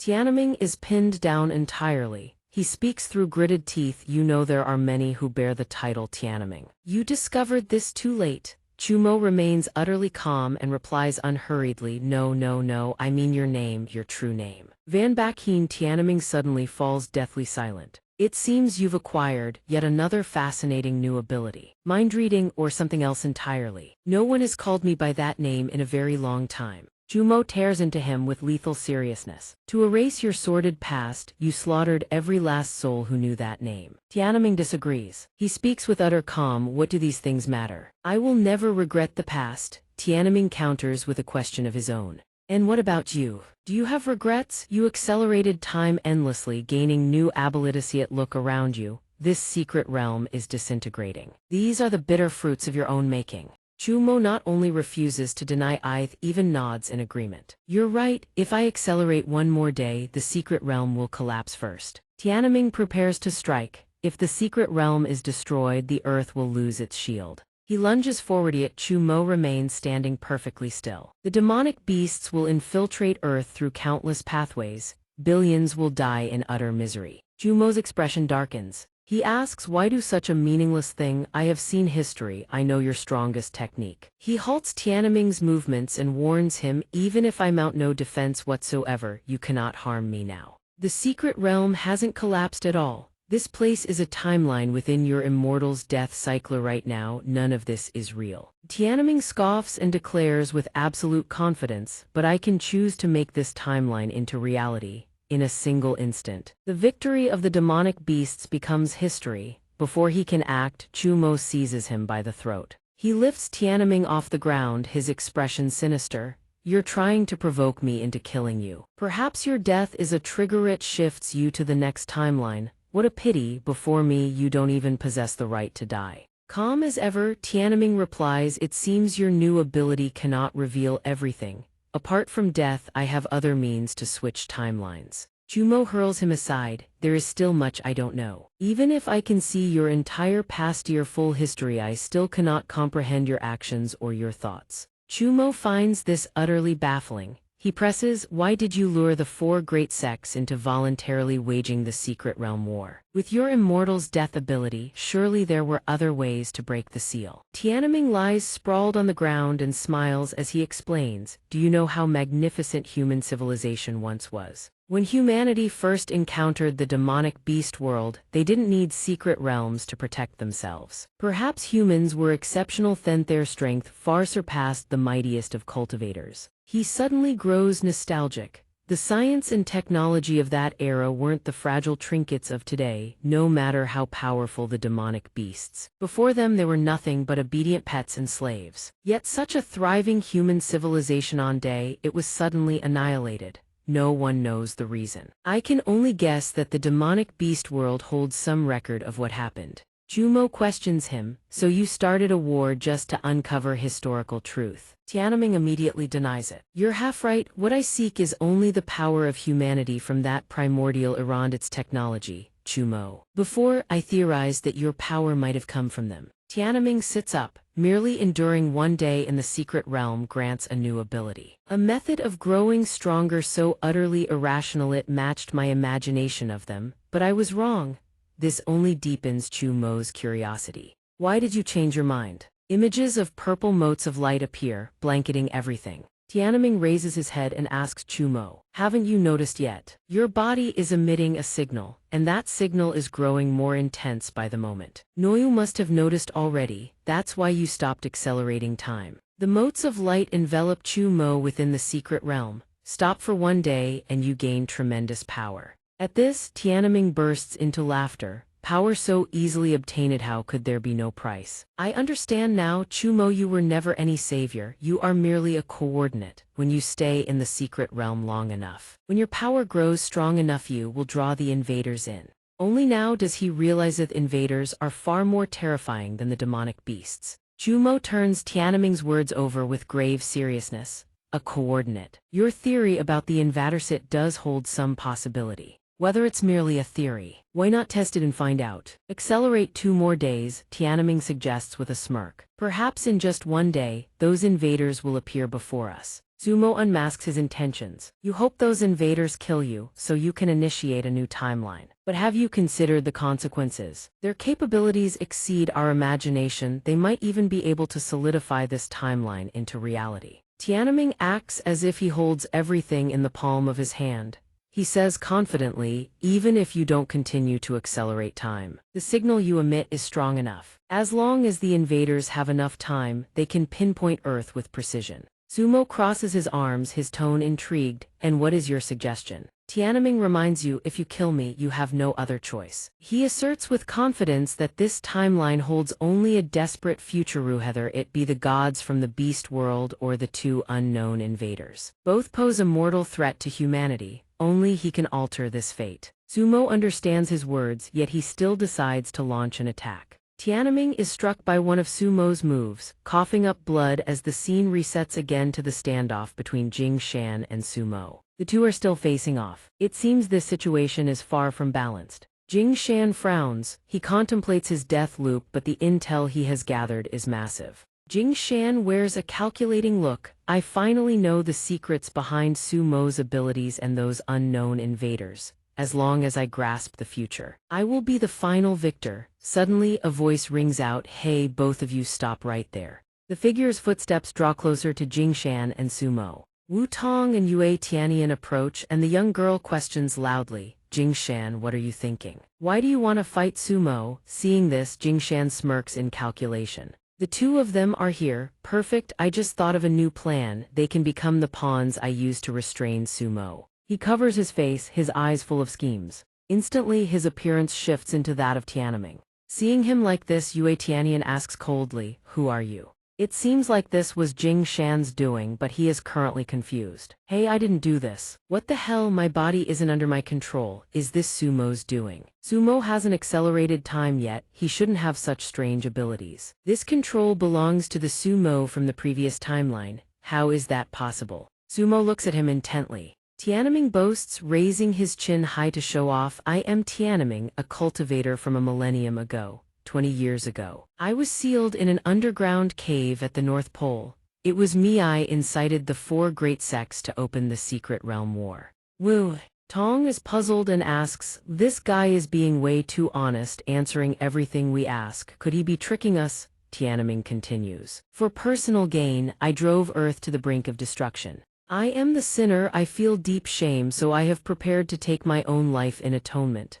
He grits his teeth, his entire arm trembling, his abilities displaying a total contradiction. I can predict the future, but Sumo can weather through it. This timeline is being restricted to become the true history. All 3 of them are watching him intently. Tianming thinks to himself, die, I'm actually going to die. Stop it, I absolutely don't want this. A purple light pierces directly through his body, causing Tianming to collapse. Just like that, Tianming lies flat on the ground, devoid of any vitality. Yue Tianian looks at him with concern. He just committed suicide. He is really dead. Sumo approaches him and mutters, he's likely dead for real. There's no breath left at all. The chat stream is in shock, so that's the end of it. A 1,000-year-old schemer just walks out, only to commit suicide out of guilt. Indeed, it feels like a puppet being manipulated. In Sumo's livestream room, as he looks down at Tiananmen, everyone is whispering. The beasts are almost dead and you have the power to manipulate Tiananmen. I feel like it's Sumo being bold. Don't tell me you want to be suicided too. Wutong sees this and grows suspicious. Did you do something? Sumo replies to her immediately, I don't know. Honestly, I'm just as confused. Scene shifts elsewhere. A young man is fighting a demonic beast. He says joyfully, it's over. This must be the last demonic beast, right? System Secret Realm Quest 4 completed. After a minute, the savior returns to the real world. Sumo looks up as a notification rings out. System host has completed the 4th Secret Realm quest. Special reward granted. Ghostly. Sumo smiles and wonders, this is a new system notification. I can't recognize it. Let me check. System reward granted. Secret relic watch left behind by the second chairman of the Donghua conglomerate, capable of pausing time briefly. Remaining uses 1. Remaining uses 1.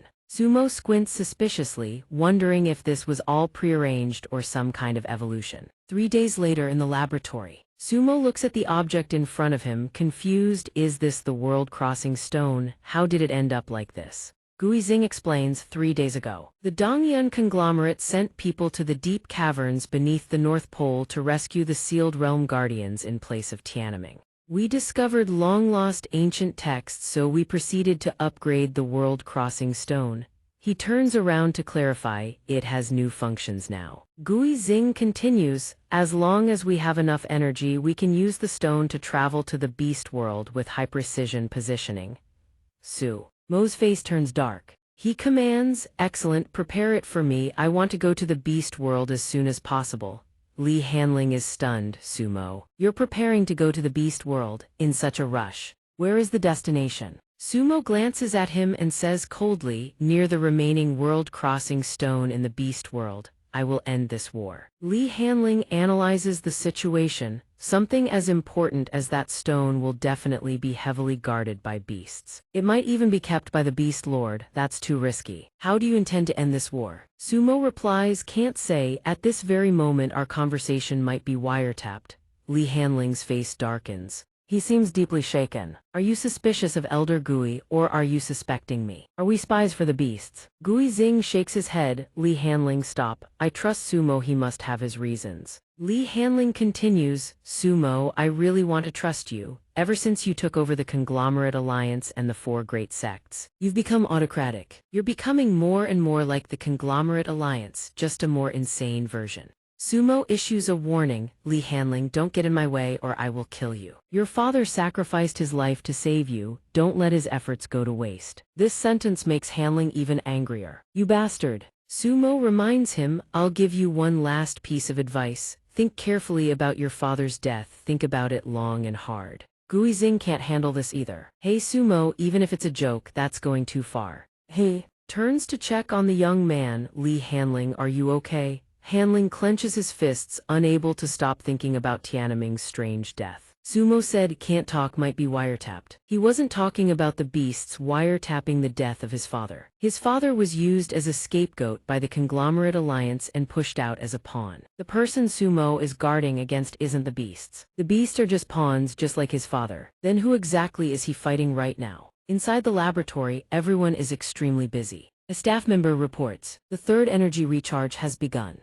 He reminds everyone loudly. Everyone pay attention. If you detect any abnormal data, report it immediately. The engine emits blinding light as if charging up. Guizing turns to speak with Sumo. To meet the activation requirements for the world-crossing stone, at least half of the world's regions will experience a temporary blackout. This time, there will be quite a few people cursing you. Sumo looks up, he couldn't care. Less it doesn't matter, that is the Beast King Palace. Guizing replies, that's right, that's the palace of the Beast Lord in the Beast World. Its center is your destination, where their world-crossing stone is kept. Sumo sees this and smiles with satisfaction. Even a map has appeared incredibly convenient. This saves him no small amount of time. Guizing doesn't share that sentiment. Anxiety creeps into his face. Don't you feel even a shred of fear? According to the scan data, the guardian beasts of the Beast King Palace number 1,000 strong, each possessing combat power exceeding 10,000. 50 of those beasts boast combat power exceeding 1 million. 2 beasts possess combat power exceeding 10 million. He continues his report. As for the God Sovereign of the demonic beasts, the estimated combat power of the God Sovereign of the beast world exceeds 100 million. This plunges Chumo into deep contemplation. Let me think. He stares into the void, mulling over and analyzing the current situation. First sign in thousand-year beast strength 10000 combat power. Second sign in war god combat experience base combat power triples burst state amplifies it tenfold, but can only be sustained for 10 seconds. Third sign in golden eye ability to perceive an enemy's weaknesses and see through all illusions. Fourth sign in reward samadhi true, fire continuously strengthens my body. Harnessing nuclear reactions to boost cultivation growth by 10,000 combat power. Fifth sign in reward another 1000-year beast strength adding 10,000 combat power, combined with war god combat experience. Base combat power is doubled. He rests his chin in thought. His base combat power sits at 90,000 in burst mode. He can erupt to 300,000 for precisely 10 seconds. After a thorough analysis, he smiles and announces, "The situation is quite optimistic. Our odds of victory are high." Gui Xing's expression darkens. He remains deeply worried. "Are you serious?" Chumo reassures him, "Don't worry so much. I'm not going there to slaughter them all." He smiles with absolute confidence. "All I need is to reach the World Crossing Stone, destroy their World Crossing Stone, and the beasts can no longer cheat the system. It would escalate the difficulty of the Secret Realm War." Hearing this, Gui Xing can only sigh in exasperation. "So you finally revealed your true objective." He fears that in the next Secret Realm War, humanity may lose. Chumo speaks the truth plainly. "I cannot create miracles forever. If the beasts keep cheating, our defeat in the Secret Realm War is only a matter of time." At this, Gui Xing suddenly understands. "I see now." He still has one more question. "The moment you set foot in the beast world, you'll be exposed immediately. Beasts with over 10,000 years of cultivation possess sensory power capable of sweeping every dead angle of the Beast King Palace. A sudden spatial fluctuation would be unmistakably obvious."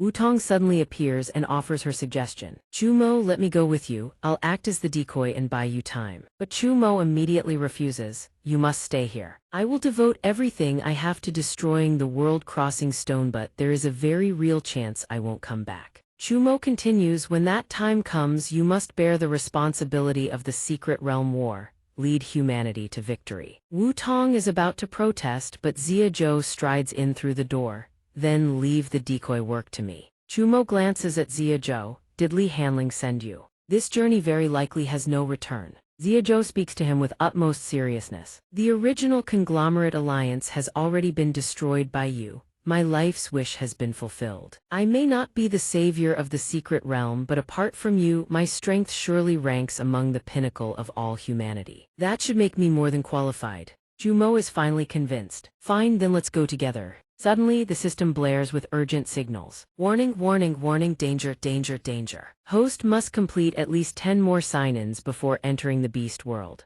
Alerts flash in rapid succession, but Chumo remains utterly indifferent. He strides forward and tells Wu Tong, "If I don't come back, please look after my sister." Scene transition inside the secret realm, in a landscape of breathtaking mountains and waters. The spirit creature notices the golden pillar of light and speaks up in warning. "We have visitors." The one with white wings furrows his brow upon hearing this. "Humans, is there something wrong with their heads?" The spirit creature sneers with contempt, storming into the Beast King Palace with such fanfare, not even bothering to conceal their power. Truly courageous, the courage of those courting death. Chumo has already arrived at the Beast King Palace, materializing precisely at the golden pillar of light. He scans his surroundings and raises an eyebrow. The teleportation was dead-on accurate. I knew I shouldn't have trusted those devil's words. Countless beast kings appear before his eyes, as if poised to overwhelm him with sheer numbers. Yet the situation has clearly shifted. The spirit creature sees him and stammers in panic, Chumo. Chumo strides straight ahead without breaking his pace. He treats every single beast as nothing more than air. All of them part to either side, clearing a path for him. Chumo walks on as if nothing stands before him. The dim-witted white-winged one speaks up. "Hey, what are you all doing? Why are you making way for him? Just kill him, don't you even have that much spine?" The beaded-headed one explains in a hushed voice. "Huh, that is the mightiest savior of humanity." The bespectacled one shouts in fury, "Stop talking, go up and do it yourself." He Yao shoves the white-winged one aside. Chumo, within the secret realm battlefield, our beast forces are restricted. We couldn't kill you, yet here you are, delivering your life to our very doorstep. Chumo declares with unwavering clarity, I have come seeking peace. She sneers at his words. Peace? What nonsense, we never needed peace. Chumo pays no heed to He Yao's words. I wish to speak directly with your god sovereign. She roars, someone of your status is unworthy of an audience with the god sovereign. Those beside her seize the opportunity to curry favor. Lady He, please allow me to slay this insolent human for you. He Yao sneers, do you truly have the confidence to kill the mightiest savior? The single-horned one waves his arm. A swirl of dark mist coils around his hand. Inside the secret realm, I am no match for him, but this is our world. Killing him here would be as easy as slaughtering a dog. Chumo's expression doesn't change. He states flatly, if you strike me, I will kill myself. This only ignites the creature's bloodlust. Fine, fine, fine. Those are your own words. I'll throw one punch, let's see you kill yourself. He charges straight at Chumo, yet Chumo remains utterly still, standing like an immovable mountain. An enormous explosion erupts, debris scatters in every direction. The single-horned creature has been obliterated, blown to pieces. Chumo stands completely unscathed. The beaded-headed one nearly soils himself in terror. He was blasted so thoroughly that not even ashes remain. What just happened? The bespectacled one silently thanks the heavens. He didn't see a single thing clearly. Thank goodness we didn't make a move against Chumo. He Yao is the only one who perceives the truth. Not that was the power of the god sovereign,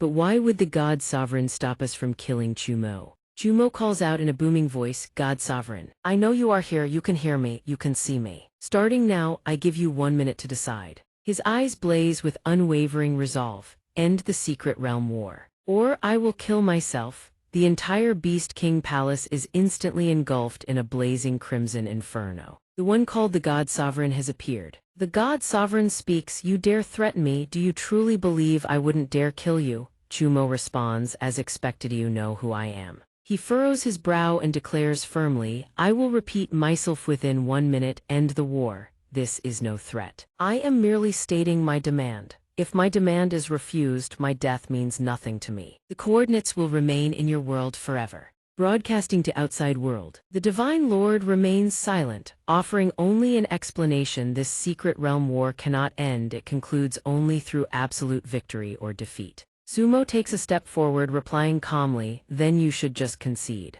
Infuriated by his attitude, He Yao bellows, you scum, how dare you speak to the Divine Lord like that? Sumo repeats himself once more. Concede. The Divine Lord stares at Sumo, unable to fathom his true intentions. Does victory or defeat truly matter that much to you? Sumo glances at him and cuts straight to the point. Humanity is irrelevant, demonic beasts are irrelevant, and our war is even less significant. Even if you win the secret realm war, as long as the coordinates remain in your world, you face nothing but total annihilation. Boom! A massive explosion rocks Sumo's position. The Divine Lord raises an eyebrow. Sumo, what is your objective? Sumo maintains his stance, as I said, I come for peace. He glares with contempt, drop your pathetic act. You keep baiting our attention to cover for your teammates. Too bad, did you hear that sound earlier? He's dead. Sumo registers this, but he does not slow his advance. Xia Zhu buys him a sliver of time, keeping the Divine Lord distracted, but reaching this position is nearly his limit. He stares intensely at the time stasis clock in his hand, and Sumo makes his choice. The Divine Lord watches his actions, puzzled. Sumo, what are you doing?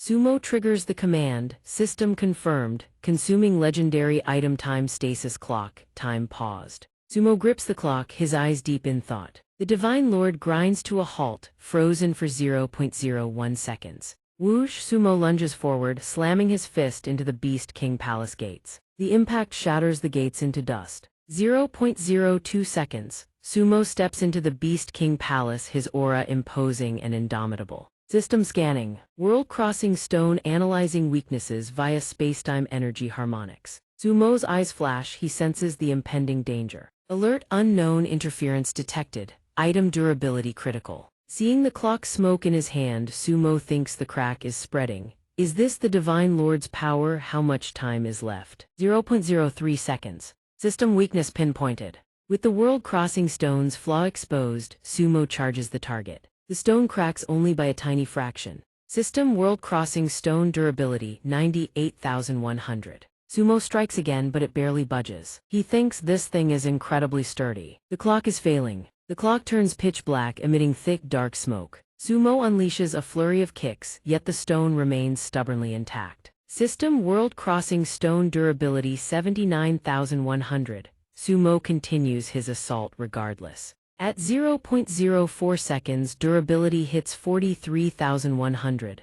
By 0.05 seconds, the clock shatters. Sumo glances at the broken fragments, his movements relentless. Not enough time. The clock reaches its limit and disintegrates. Behind Sumo, a dark red rift pulses, an unknown entity looming. Unaware of the shadow behind him, Sumo pushes the stone's durability to 19,100. Sumo glances back, a flicker of worry in his eyes. 0.06 seconds, the Divine Lord drops into a defensive stance. Humans are always this treacherous. He glares with rage. "You've failed, Sumo. Your attempt to destroy the stone is a bust." Sumo is nowhere to be seen as the stone teeters on the verge of destruction. Sumo lies amidst the debris and smirks. "Old man, the plan worked. From now on you can no longer cheat in this secret realm." True to his words, the stone shatters. System World Crossing Stone Durability 100. Sumo seizes the moment to taunt him. "You had a chance to stop me, but you hesitated.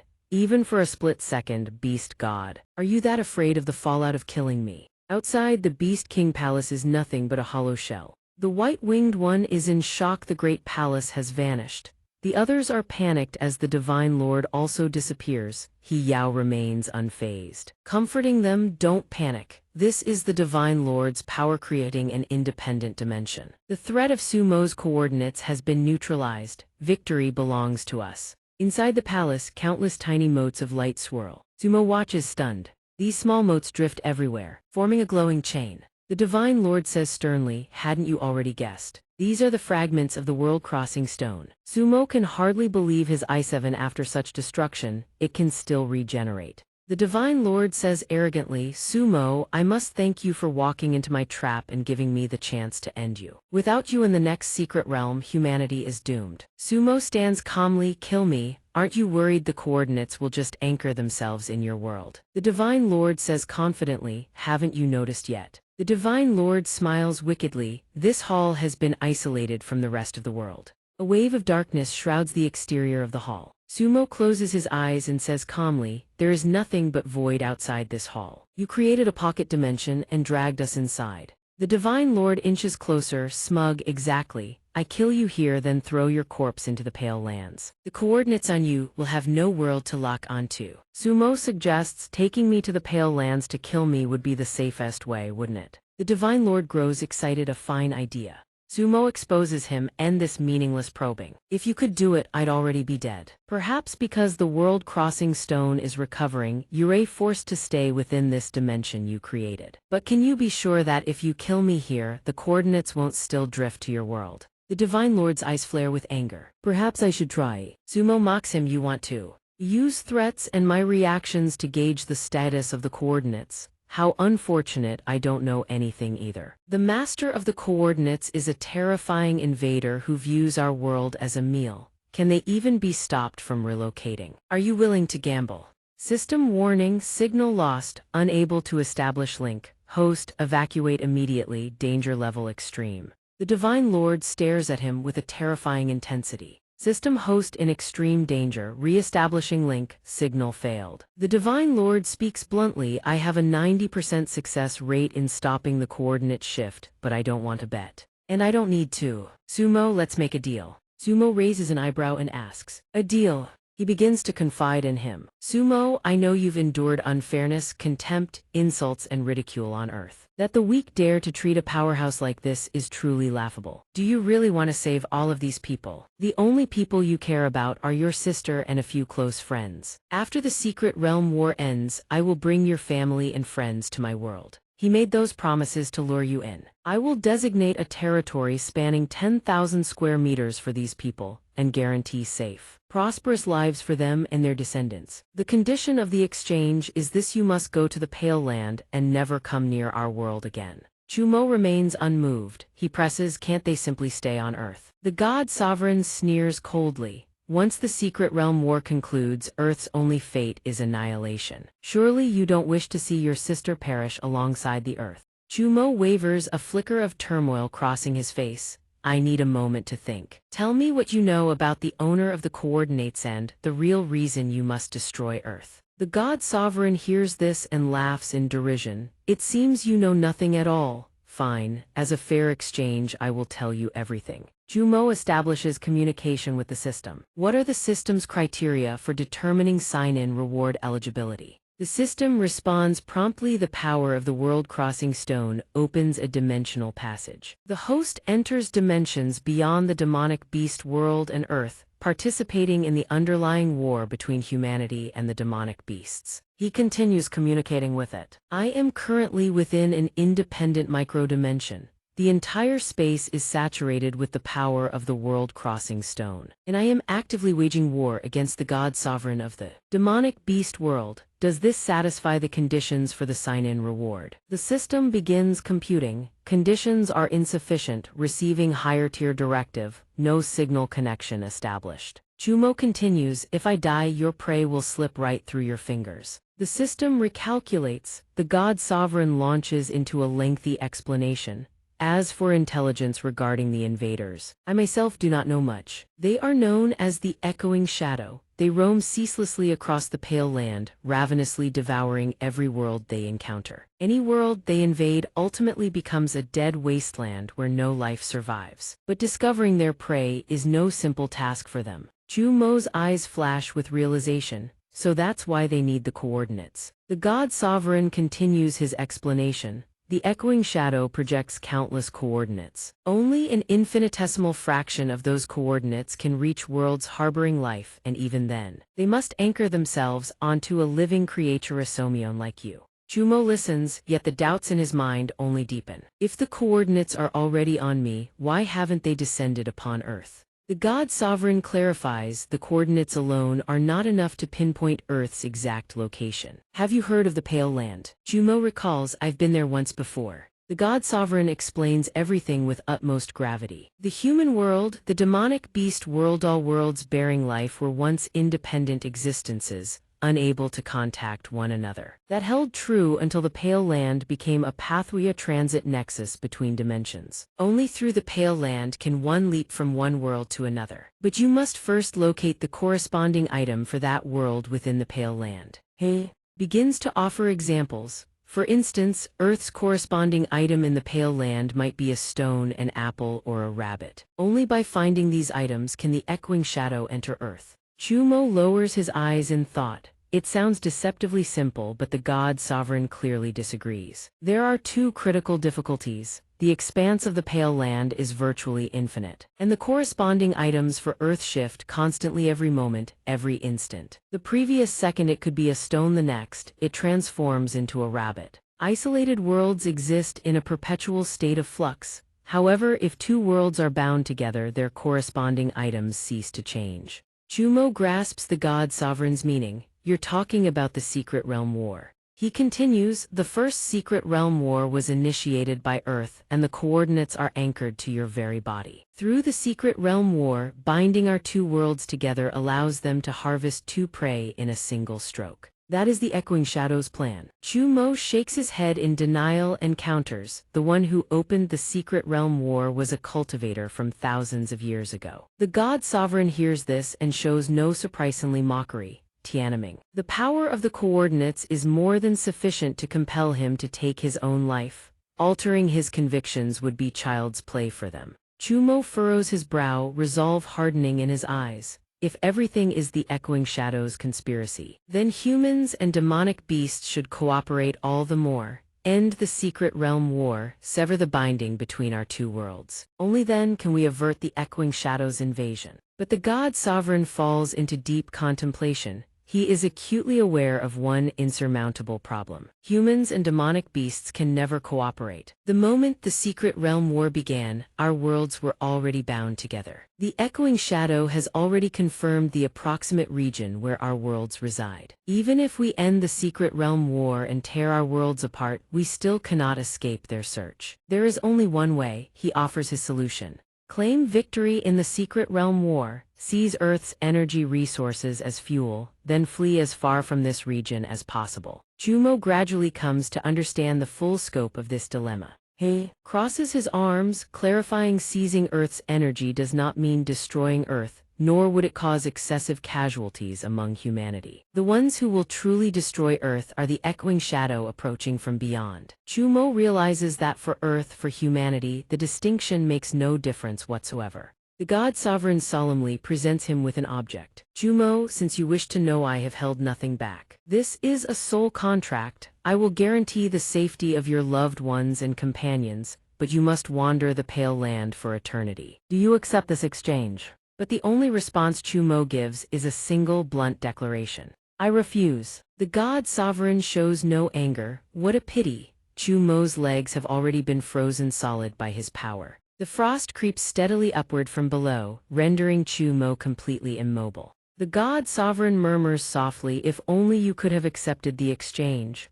Within seconds, Chumo is encased in a solid block of ice. The God Sovereign decides, I'll seal you away for now. Once the world-crossing stone recovers, I'll deal with you, troublesome brat. Refuse me and you will regret it. Every human you know will be obliterated.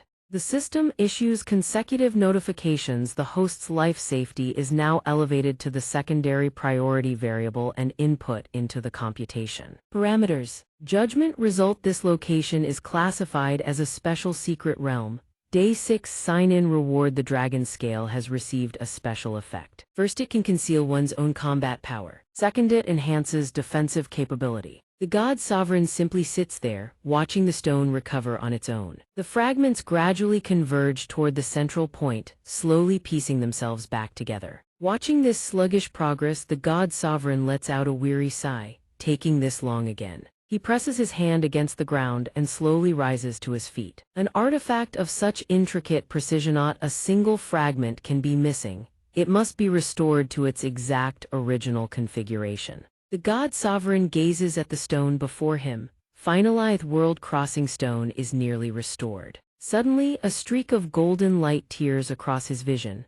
A tremendous explosion erupts and everything shatters before the God Sovereign's eyes. The God Sovereign gnashes his teeth and snarls through clenched jaws. Damn it all. Chumo steps out from within the ice block. Day 29 sign-in reward activates. The God Sovereign whips his head around, calling Chumo's name in disbelief. Chumo tilts his head, his voice brimming with defiance. This time I've ground the entire world-crossing stone to dust.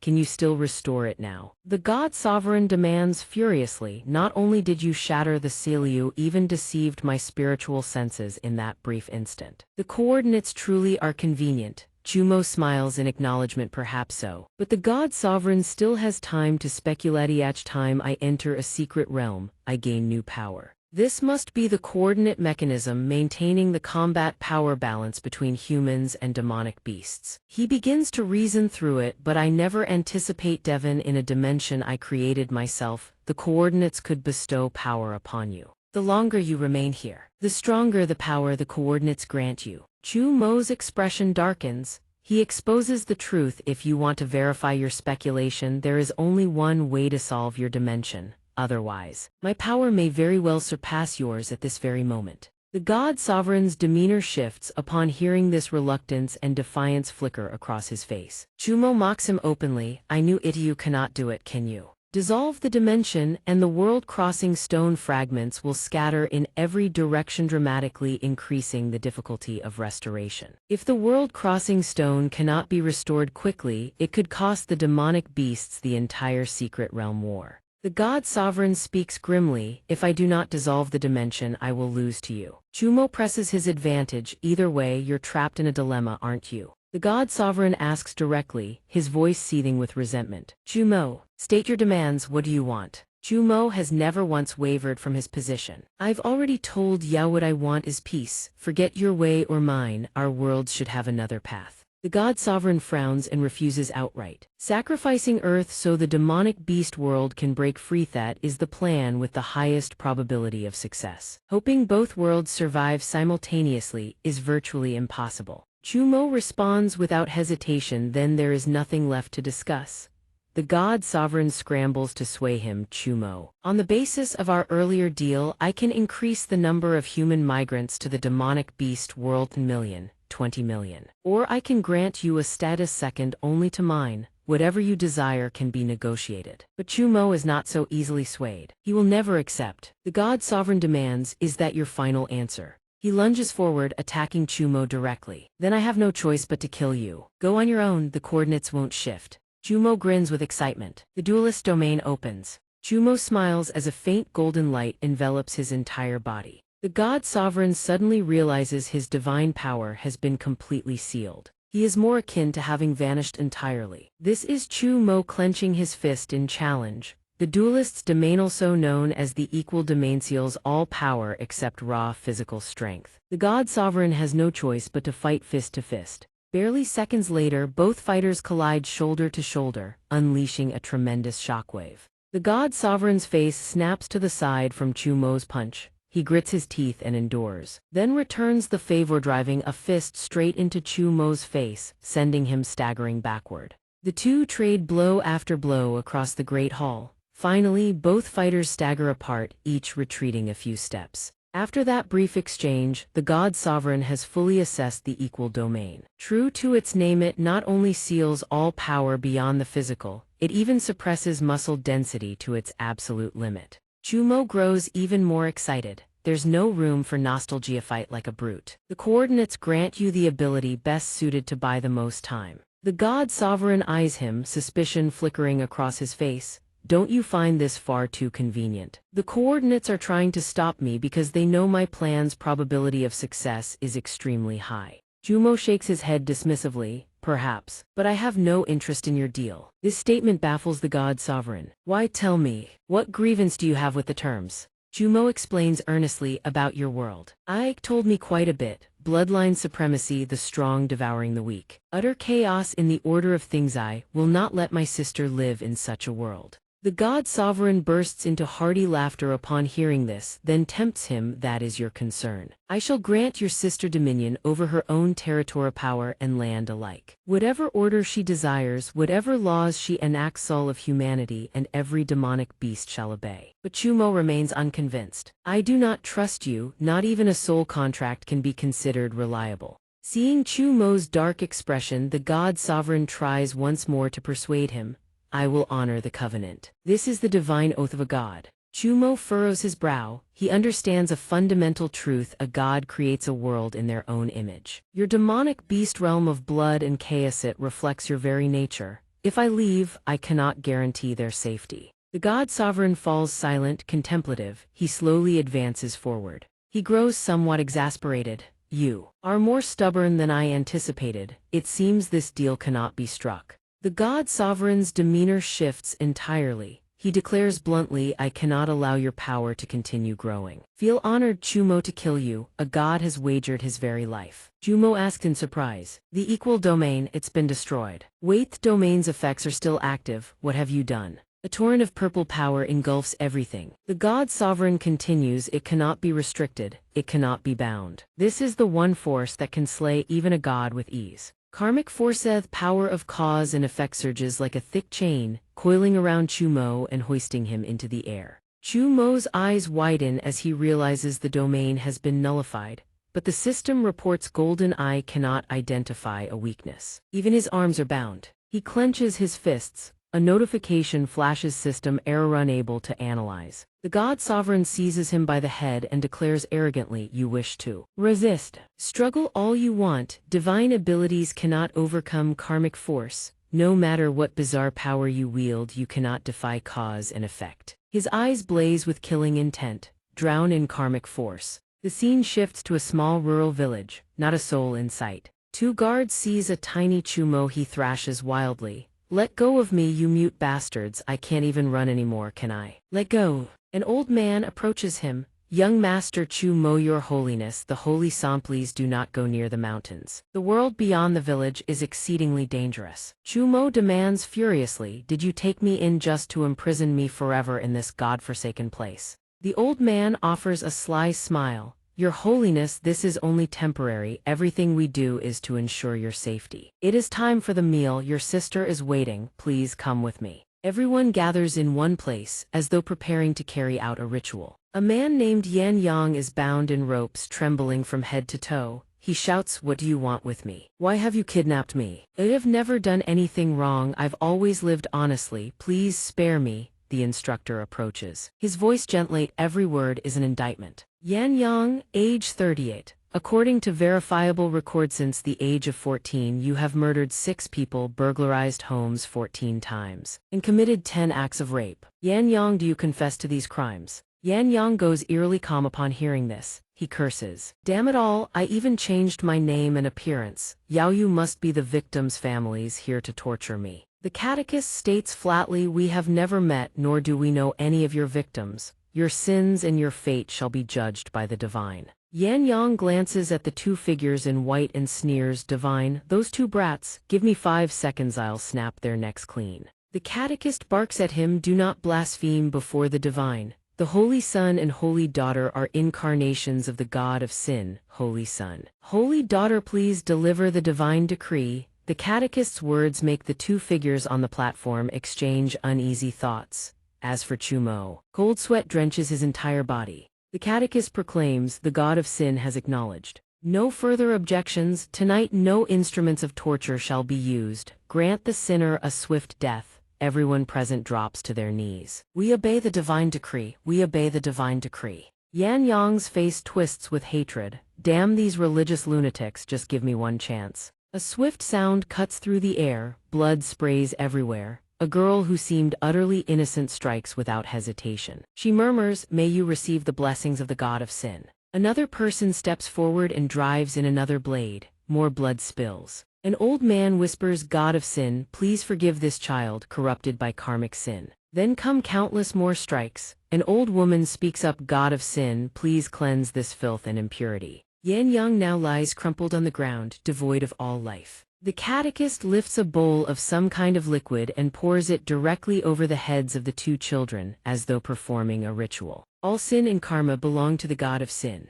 Chumo closes his eyes, lost in thought. This is an ordinary day in the Village of Peace. 6:30 a.m. The villagers wake one by one, each tending to their duties. 7:00 a.m. The villagers hold morning prayers, confessing their sins and purging their karmic burden. 8:00 a.m. Construction of the sacrificial altar begins, preparing for the annual ritual. 12:00 p.m. Distinguished guests from beyond the village arrive. The clamor of the mortal world invades the peace of this village. This too happens once a year. 2:00 p.m. Rest time. Everyone is free to go outside and take a stroll. Jumo glances to the side. Chu Yun nods. The ritual is about to begin. "I can tell from the way those guests look at us, they see us as nothing more than sacrificial lambs." Chumo is worried, "Can we really escape?" Chu Yun smiles reassuringly. "Because of the commotion you caused running off yesterday, I've already finished all the preparations. The yacht those guests arrived on is our only chance to leave this island. We will definitely make it out. The God Sovereign has been watching from somewhere unknown, a glint of killing intent flashing in his eyes. The God Sovereign makes his decision. This is Chu Mo's most vulnerable moment across the entire timeline. The chance to strike comes only once. He absolutely cannot let the coordinates detect him. The tranquil atmosphere of the Village of Peace is shattered by a sudden shout. The Holy Son and Holy Daughter have vanished. Search for them now. The entire village erupts into chaos as everyone scrambles to search. The ritual is about to begin. The guests are all waiting. The instructor grits his teeth in fury. "Where are the guards? How could you let them escape?" A man steps forward to report they're unconscious. "Looks like they were drugged." The instructor's face darkens. He seethes with worry. Unbelievable. It's the last day. Where do they think they can even run? A massive explosion erupts. Fire spreads rapidly. A young man comes sprinting out of the inferno. He screams in a panic, "Fire! Someone help over here!" But the explosions keep booming across the village, followed by the shrieks of many. An old man is pinned beneath a wooden beam, crying out, "Help me!" An old woman, seeing the flames, does not move at all. She simply kneels amid the inferno. She whispers, "Divine punishment. This is surely divine punishment." Other young people continue to flee in all directions. "Damn your divine punishment. Get lost." A scream rings out through the blaze. Every path out of the village is blocked.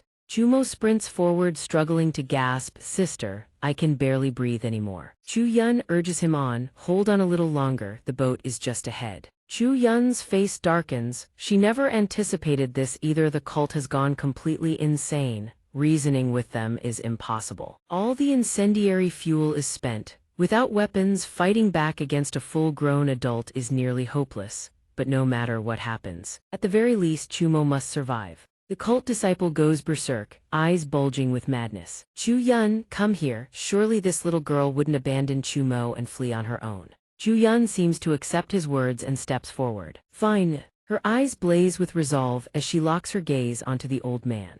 Then, mere seconds later, Chu Yun shoves him straight into the inferno. "Let's go to hell together." Suddenly, the flames falter and vanish without a trace. Chu Yun is utterly bewildered. She scans her surroundings. This place looks nothing like the village. "Where is this?" The cult disciple screams in a frenzy. The god of sin descends. The god of sin has manifested. The very next instant, the disciple has no head left to spout nonsense. The god sovereign approaches Chu Yun. "Filthy mortal." Chu Yun flinches, flustered. "The god of sin, for real?" The god sovereign glances at her. "I am a deity, but not the god of sin you speak of. I have come solely for Chu Mo." Chu Yun eyes him with suspicion. Frowning, she speaks without hesitation. "Wait, don't tell me you want a sacrifice too. If you need one, then take me," the god sovereign explains. "Harming Chu Mo might cause the coordinates to be displaced. That is not an outcome this seat wishes to see. My objective is singular: kill you, then complete my transaction with the future Chu Mo." Chu Yun's head fills with question marks. "A transaction with the future Chu Mo? You come from the future." The god sovereign continues, "You are the person Chu Mo cares about most and the very reason he refused to deal with me. If you die in the past, Chu Mo will lose all attachment to the human world."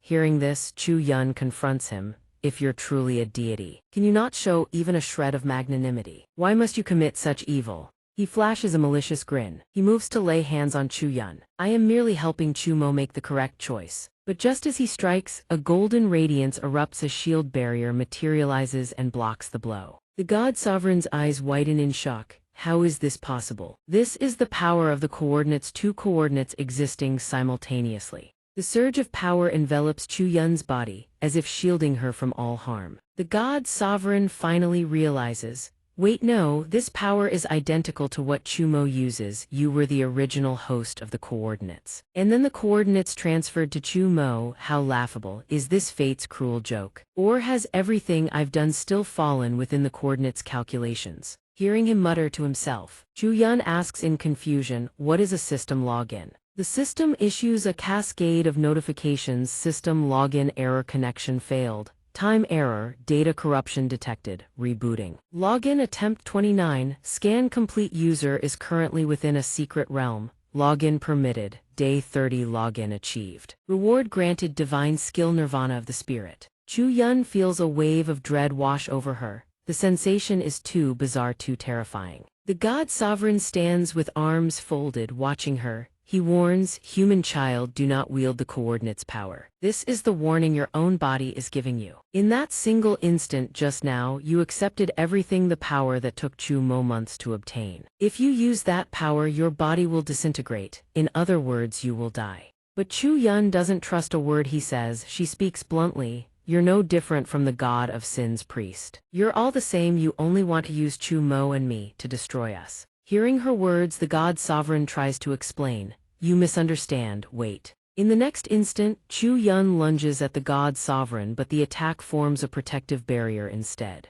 The god sovereign closes his eyes, remarking on her reckless temperament. "You and Chu Mo are no different, just listen to me." Suddenly, golden cracks appear across the god sovereign's body. More fractures spread rapidly across his entire form. The god sovereign himself is utterly bewildered. He mutters in disbelief, "What the hell is this?" The damage from that single punch earlier. Then the god sovereign shatters into countless fragments. Chu Yun watches the spectacle, utterly stunned. That malevolent deity just died like that. Her entire body grows lighter, as light as a feather. Chu Yun thinks to herself, "Ah, I'm about to die too." Her body gradually dissolves like a wisp of white mist, and Chu Yun fades into the void. The atmosphere around her darkens, as if losing all meaning. Looking at her surroundings, Chu Yun realizes she has returned to the village's seaside. She looks at her own hands and ponders. Was that a dream? Something's wrong. I can't feel the existence of my own body. A notification flashes from the system. Host Chu Yun has died. Life signature extinguished. Data corruption detected. System login initiating transfer protocol. Searching for a new host. Chu Yun is utterly confounded. Neither dead nor alive. Am I a ghost now? What am I? What am I exactly? Chumo suddenly appears, pulling Chu Yun back to lucidity. Sister, what happened just now? My head is splitting. When I woke up and found you gone, I was so worried. She turns her head and smiles gently at him. Chumo, it's all right now. We're safe. Let's go home. Chumo asks in confusion, home? What home do we have? Do you mean the orphanage, sister? No, we will have one somewhere safer. Scene change back to the desolate island where Chu Yun and Chumo stood together. Chumo lies unconscious on the sand. A man reports in a panic. Rescue Team 18 has discovered a survivor on the beach, a young boy, unconscious but still breathing. Chu Yun stands as if watching his actions. Each of his words jolts her awake. Yes, only one survivor was found. Chu Yun looks at herself in bewilderment once more. Her arm has turned translucent. She can see the sand and see right through it. Chumo sits in brooding silence, listening to the whispers around him about the evil cult's village every year. They purchase one boy and one girl orphan, designating them as the Holy Son and Holy Daughter for a year. They serve them tribute made from the flesh of sinners. Their words echo incessantly in his ears. Each year's end, the village hosts a cannibalistic banquet. The invited guests include wealthy merchants and high-ranking officials. They say consuming the flesh of the Holy Son and Holy Daughter bestows divine blessings. The officer looks at Chumo and reports, in the end they were all burned to death in that fire. Another person speaks up. Was this fire truly an accident? He says nothing, doesn't cooperate in the slightest. The officer says indifferently, it doesn't matter anymore. Too many people don't want this case investigated further. File it as an accidental fire. Chu Yun stands sorrowfully behind Chumo. Chu Yun gently consoles him. It's all right, very soon we can leave this place. Scene change, another major city. Chumo begins a new life. The old woman sees him and asks, kid, you want to rent a place all by yourself? Chumo shakes his head. There are two of us, me and my sister. The old woman stares, stunned. Two people. Chu Yun stands beside him, smiling as she introduces herself. I'm Chu Mo's sister. The old woman hurriedly rubs her eyes. Oh, indeed there are two of you. Forgive me, my eyes aren't what they used to be. I didn't notice you just now. You two kids renting a place, I can give you a discount. Chu Mo and Chu Yun decide to sell goods on the street to make a living. Everyone who sees the two of them feels deep sympathy. These two children have it so hard, no parents since they were young, forced to set up a street stall just to survive. But alongside the pity, there are plenty of malicious whispers. SHH. I heard rumors that they were adopted by a heretical cult and caused many deaths. Anyone who gets close to them ends up cursed. Their miserable fate is just what they deserve. Sumo turns to look at Su Yun. Sis, I didn't earn enough this month. We still can't pay the rent. People have been gossiping behind our backs. And the usual crowd stopped coming. Don't listen to them. I'll figure out the rent money. As he grew up, they constantly argued over the same issue. I'm dropping out of college, sis. I need to get a job. You're exhausted. What are you even saying? His education. Don't worry about the tuition. I found a high-paying job recently. Sumo tries to stop her, but his hands grasp at thin air. Sis, don't go. Back in reality, Sumo is still trying to grasp at something. His eyes are cold. Your system's plan is truly impressive, requiring a 30-day login just to kill the God Lord. But this implies I would acquire power beyond your control. So you arranged for her to complete the 30-day login in the past to assassinate the God Lord. But the price was her life. She couldn't maintain the power the system transferred to me. System report, your sister has never truly died. He says indifferently, but she isn't living normally either. System, the God Lord of Beasts tampered with the timeline.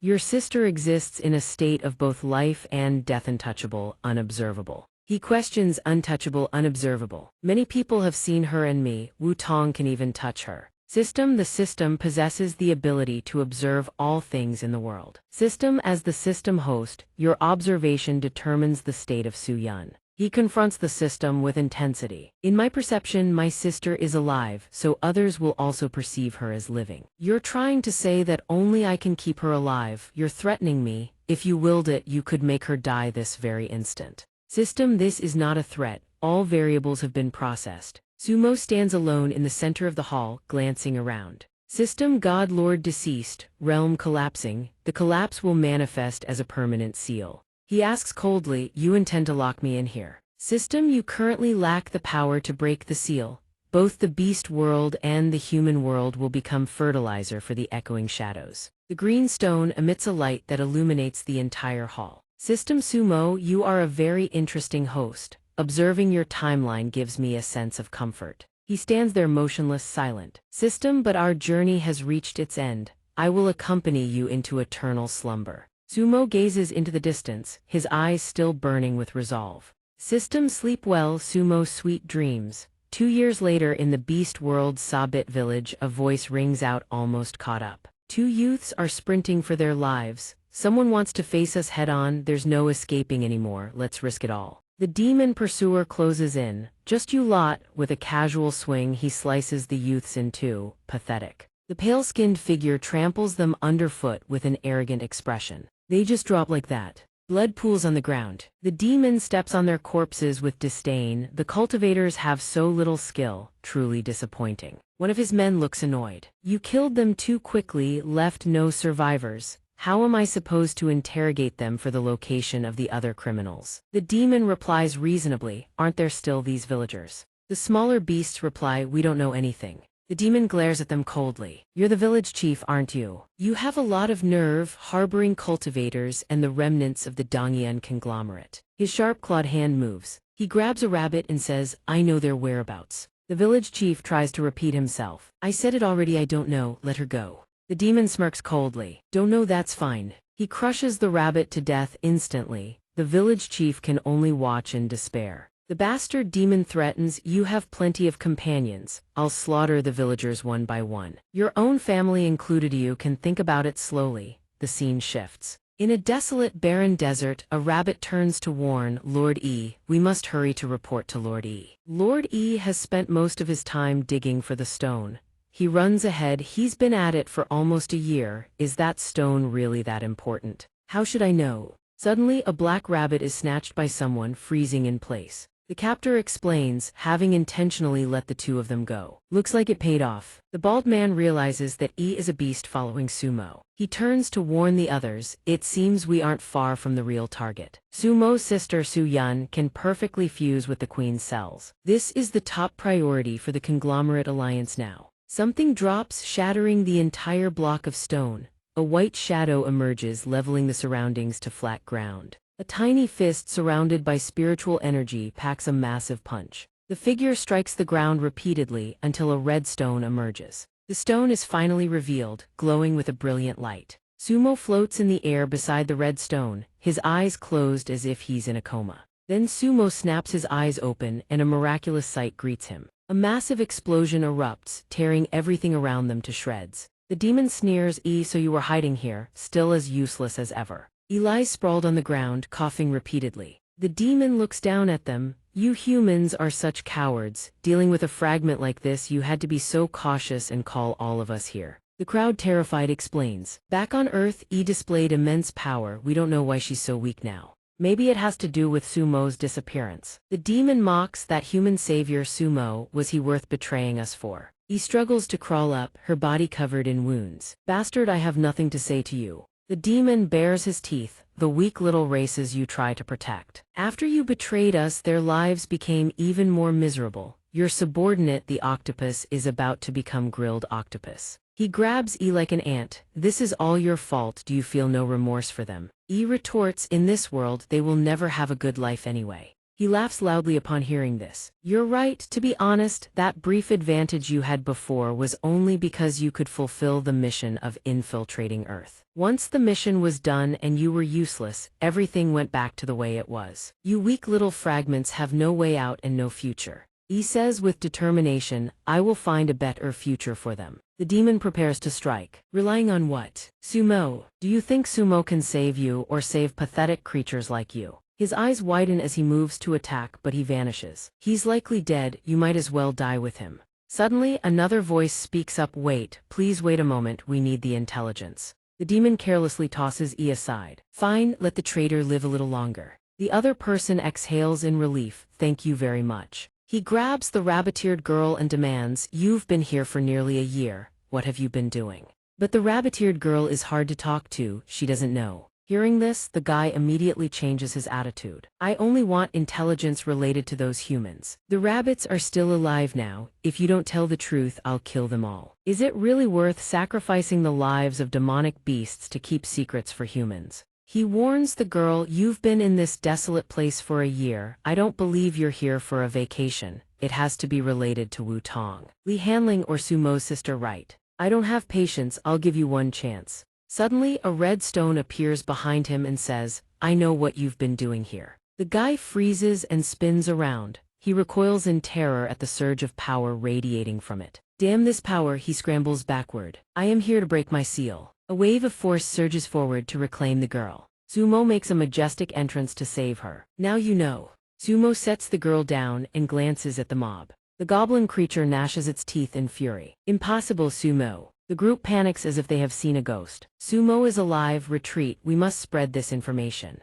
Sumo eyes them with chilling indifference. So, the hunters from the conglomerate alliance have reached the beast world. It seems a lot has changed while I was dormant. The group realizes their predicament, damn, we can't move. A single step brings him closer to Sumo. The goblin asks Sumo, why have you suddenly appeared? What is the status of the Divine Lord? He coolly informs him, he is dead. The goblin trembles violently. No, I don't believe it, the Divine Lord cannot be dead. Sumo turns to the others and challenges, the conglomerate alliance has been revived. How did you get to the beast world? Colluding with demonic beasts. You have some nerve, how dare you capture my sister? One of them hurriedly denies it. I won't tell you.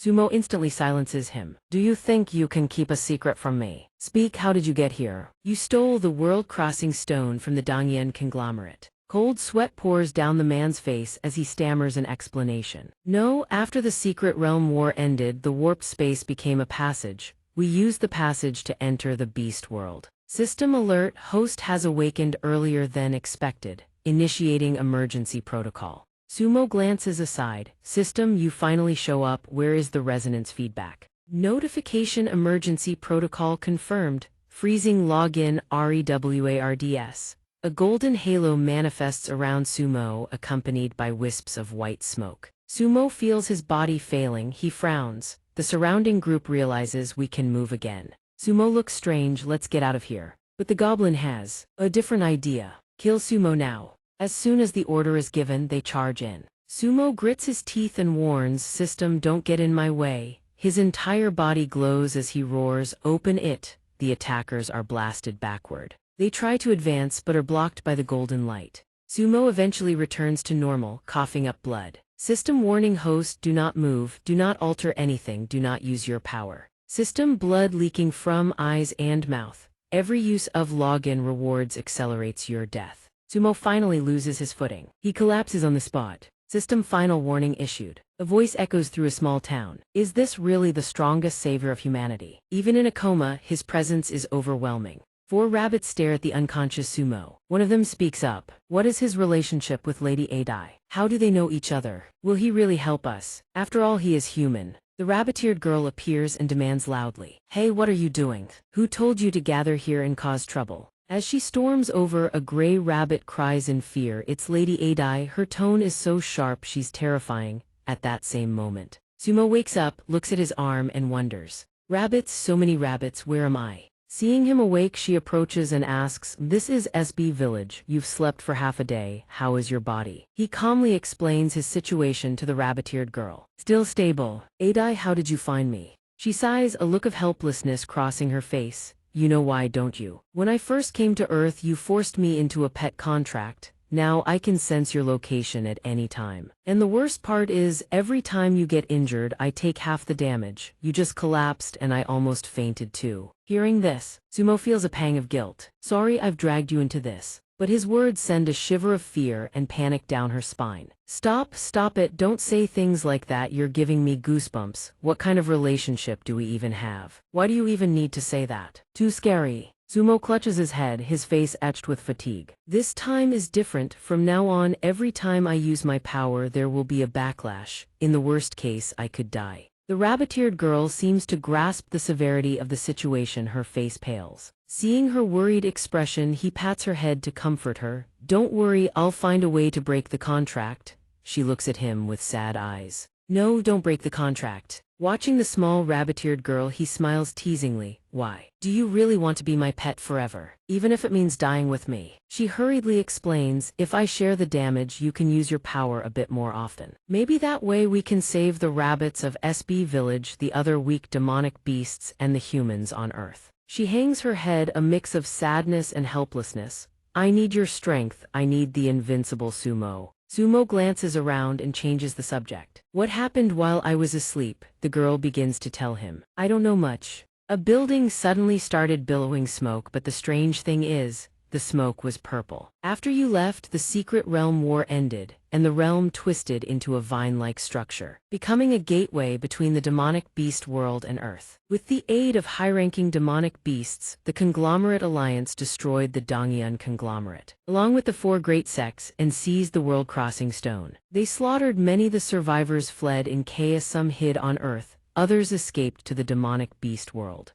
Aer kept her head down, her gaze locked on the ground as she spoke in a mournful tone. The Alliance and the high-ranking beasts acted as if some terrifying enemy was imminent. Those fearsome enemies would slaughter all of humanity and the beasts alike. After processing the intel she provided, Sumo rested his hand on his chin, lost in thought. The echoing shadow show. Does Xing know about them? It was the God Lord who told his confidants. She pressed her hands tightly against her chest as she continued to feed him information. According to Li Hanling's investigation, the high-ranking demonic beasts collaborated with the Alliance on a plan to evade the impending catastrophe. In the end, only a fraction of the beasts and the Alliance members would survive. All other living souls were to perish. Hearing her say this with such a melancholy expression, he spoke up. I will stop them. Do you know where Wu Tong and Li Hanling are hiding now? Aer's complexion improved slightly, and she produced a scrap of paper. I don't know for sure. They hide very well, but there are clues. The rabbit folk are helping the cultivators hide. The nearest location is on a barren desert. A group of people stands gathered on the scorching ground. Chairman Su Yue Tianyan suddenly spoke up. Your resistance is meaningless. We don't care about the risk. Just tell me the whereabouts of Sumo's sister and I will let all of you go. Tianyan watched him boast, then calmly replied, shut up, you dwarf. Meanwhile, a person with green hair was submerged inside a liquid storage tank.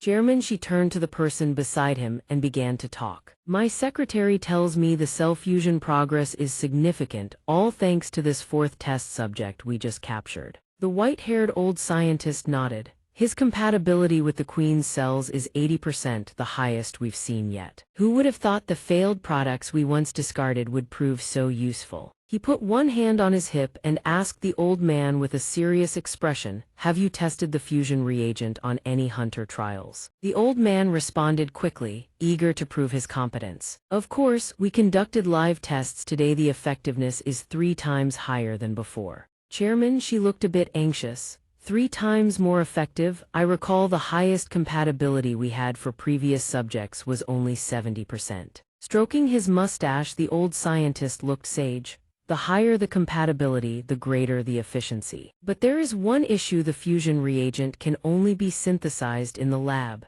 The quantity is low and the cost is too high for mass production. He spoke in a stern voice, his expression turning cold. I don't care about the cost. Small quantities are acceptable. Once hunters reach the demonic beast world, they grow stronger in that high-energy environment, but it still isn't enough. We need elites capable of matching high-ranking demonic beasts. The old scientist began to panic. The demonic beasts are about to move against us. Chairman, she clasped his hands behind his back, his voice reassuring the old man, we are safe for the time being. The demonic beast's world-crossing stone has been destroyed. To escape their own crisis, they need the world-crossing stone in our hands. But once the threat is removed, if we lack strength equal to the beasts, what do you think our fate will be? We don't have much time left. He started plotting his own schemes to make the hunters reach the strength of high-ranking demonic beasts. I need more test subjects. It's a pity most of them were hidden away by the Donghua conglomerate. The most important subject is Sumo's sister. Her estimated compatibility is over 95%. He joined the discussion. We have every corner of the earth under surveillance. In the demonic beast world, hunters injected with the fusion reagent can easily slaughter cultivators.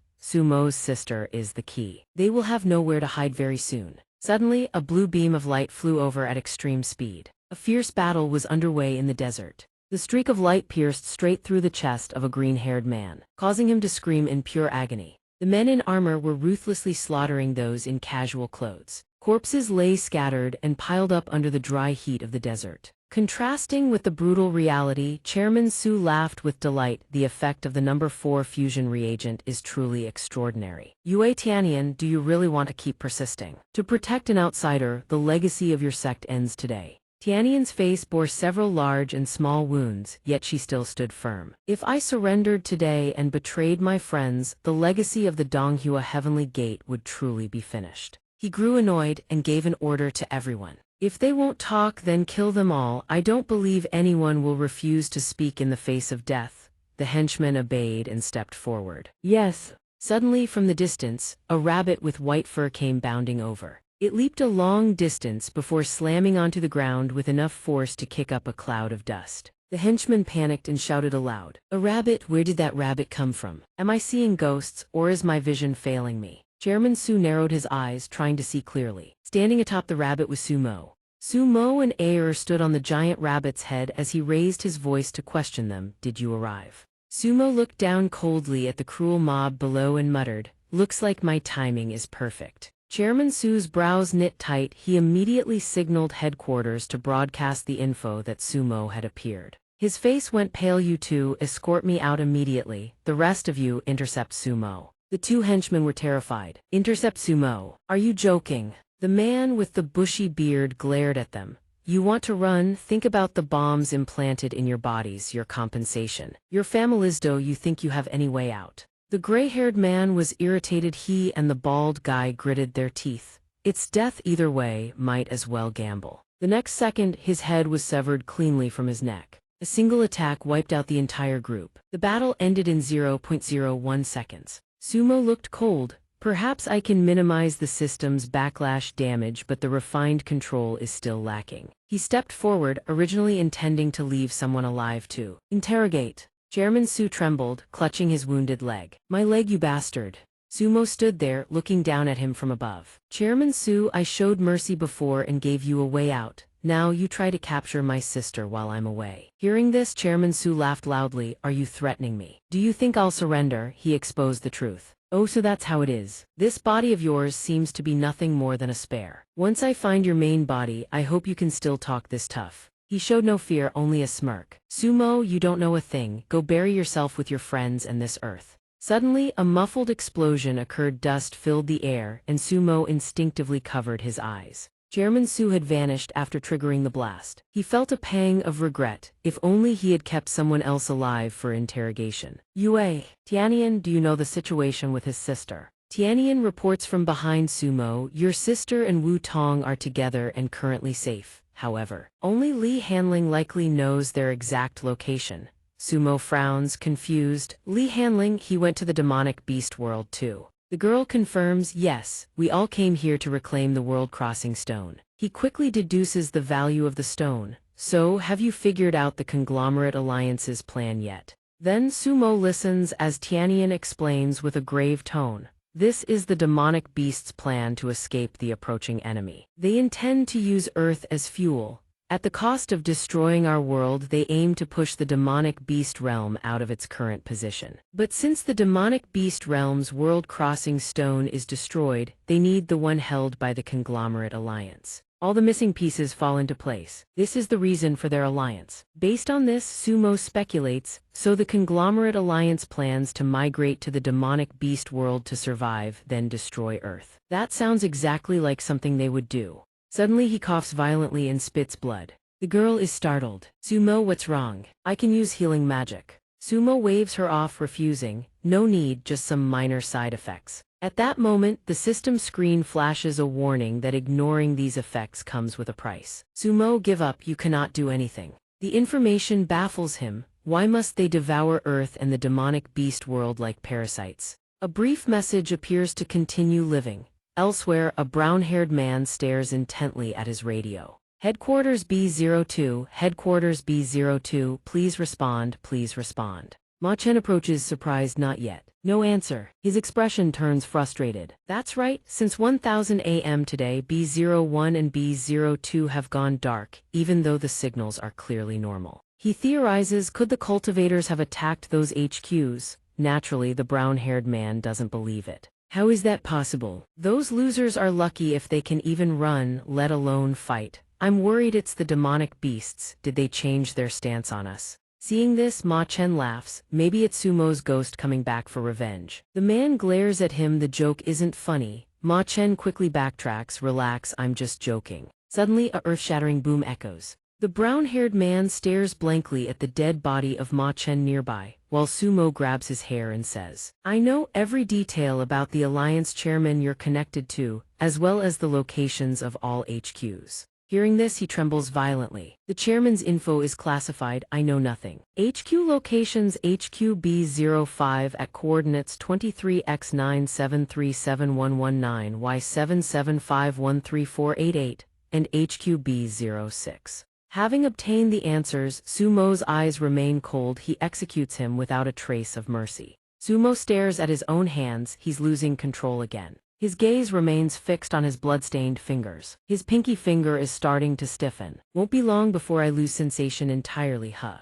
Tianyan watches with worry. Sumo, you're hurt again. Sumo remains indifferent. Don't worry about it, it'll recover on its own. The next HQ location is confirmed. Time to move. Seeing his condition, the girl warns him, rest a bit. You've already destroyed 3 bases this morning. Your body, those side effects. They aren't just minor injuries. Everything Sumo does has a purpose. The conglomerate alliance is sparing no effort to capture my sister. Every time I destroy an HQ, she becomes safer. Since I don't know her location, this is the only thing I can do. Tianyan remains hesitant. You're only targeting the alliance. Aren't you worried about the demonic beasts? He analyzes based on what he knows. Listen to me. The demonic beasts aren't fully cooperating with the alliance to capture the cultivators. The demonic beasts have never looked at you lot as equals anyway. This information shocks the girl. What? Sumo remains calm, unwilling to accept it. It's the truth. Demonic beasts for 10,000 years, exhausting their efforts to probe the world. How much longer do you think you can hide? I don't know what those beasts are thinking, but it doesn't matter. Destroying the alliance as quickly as possible won't just protect my sister, it will seize the world-crossing stone and halt the beasts' escape plan.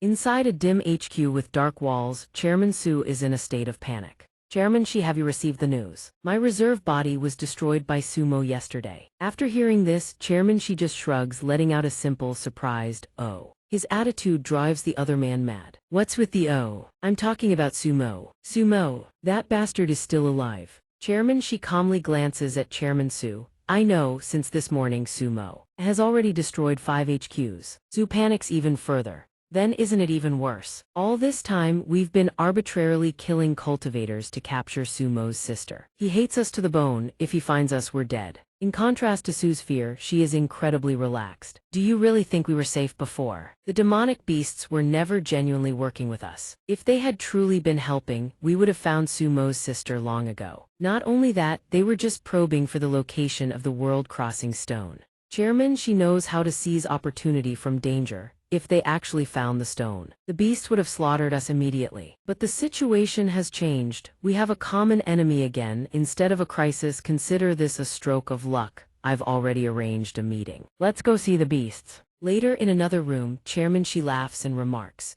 Lord He, after a year you still have the same elegance. He Yao looks annoyed and interrupts, I don't like this unnecessary small talk, get to the point. Chairman Shi and Su, seeing this, drop the act. She says, Lord He, you've been preparing the blood sacrifice ritual for a long time. We want an update on its progress. She regains her composed demeanor. Everything is proceeding smoothly. As for the details, you don't need to know. Just like you weren't willing to resonate the world-crossing stone with Yuzit's the same logic. When the ritual is ready, I will notify you. Chairman Su speaks up, but we need to know how long until the ritual is complete. Lord He, I'm afraid you aren't aware that Sumo has resurfaced. Are you?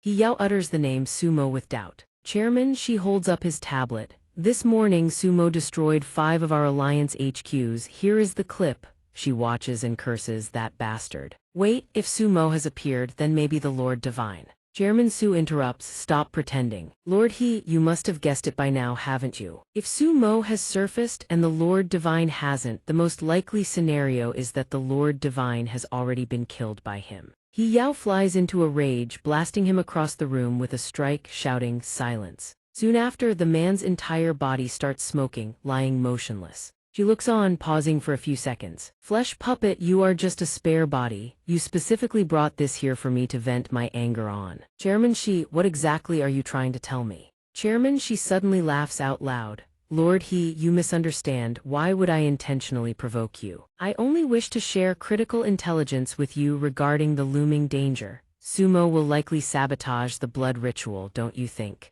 He Yao's anger dissipates. He stares intently at the tablet, as if contemplating something. "Your reasoning is sound. If the worst-case scenario occurs and the Lord Master suffers a mishap, no one in this world can stop Sumo anymore." He then reveals information. While Sumo has returned, he sustained heavy injuries during the battle against the God Lord. Look at this clip. After he destroyed the 5 pillars, his combat time was less than 10 seconds. Yet he shows signs of blood loss and his right pinky finger is hemorrhaging, she says, staring at the tablet with confusion. "Indeed, Chairman Shi, it seems you already have a plan." Chairman Shi replies, "As long as we find the right method, we can kill Sumo." He furrows his brows tightly. With a gaze sharp as early winter snow, he speaks of his inner calculations in a cold tone that chills the soul. "The key is to keep Sumo in constant combat to aggravate his injuries. Sumo intends to dismantle all the headquarters of our conglomerate alliance. If you dispatch powerful demonic beasts to guard them, you can prolong Sumo's combat time. Secondly, I request that you join us in investigating the whereabouts of Sumo's sister. We must make a grand spectacle of it to force Sumo into action." He Yao is sharp. He grasps the plan after just one hearing. "I understand, Chairman Shi. From now on, we will fully cooperate with the conglomerate alliance until Sumo is killed." Somewhere in the desert, the scorching, arid sun beats down. Wu Tong effortlessly neutralizes 5 assassins, her blade swishing through the air. Whoosh. "The conglomerate alliance's sweeps are getting more frequent. We need to relocate," she says suddenly. "From where?" A doctor with thick glasses rushes over in a panic to deliver the news. Director Wu Tong, she moved. Patient 0 is moving." Wu Tong is stunned by the news. "Patient 0, Su Yun." She rushes to Su Yun, who lies motionless on the sand, which is as hot as asphalt under the 40-degree heat. She stares intently at Su Yun's hands, as if hoping for another twitch, a sign of her sister's resurrection. And not disappointing Wu Tong, the pinky finger twitches. Seeing this sign of life, Wu Tong immediately calls out, breaking the long state of cold hibernation. Her right pinky just moved. What is it? Has a change occurred? Wu Tong looks off into the distance, deep in thought as a flood of reflections washes over her. Today is the 6th day of Su Yun's finger recovery, and also the 400th day since I came to this world. Suddenly, thoughts of the hunters running rampant outside flash through her mind, making Wu Tong anxious. The number of hunters coming to catch us is increasing. Her gaze follows a cat, while her mind remains lost in nameless thoughts. If the kitten hadn't led the way, we would have been captured, right? Wu Tong looks at the cat with a piece of dried fish in its mouth, feeling a sudden warmth in her heart. She smiles faintly. The kitten even shares its dried fish with us. It's delicious. While sharing the food with her 2 comrades, Wu Tong ponders, their morale slightly lifted. That snowstorm E, who likes to play dumb, is still somewhat useful. She helps contact our allies and handles many tasks. Hopefully, she can find Sumo soon. As comrades fall in battle one by one, Wu Tong can only mournfully bury them in silence. Day 405. The high-level hunters are catching more of us now. The frequency is higher and many of our comrades are dead.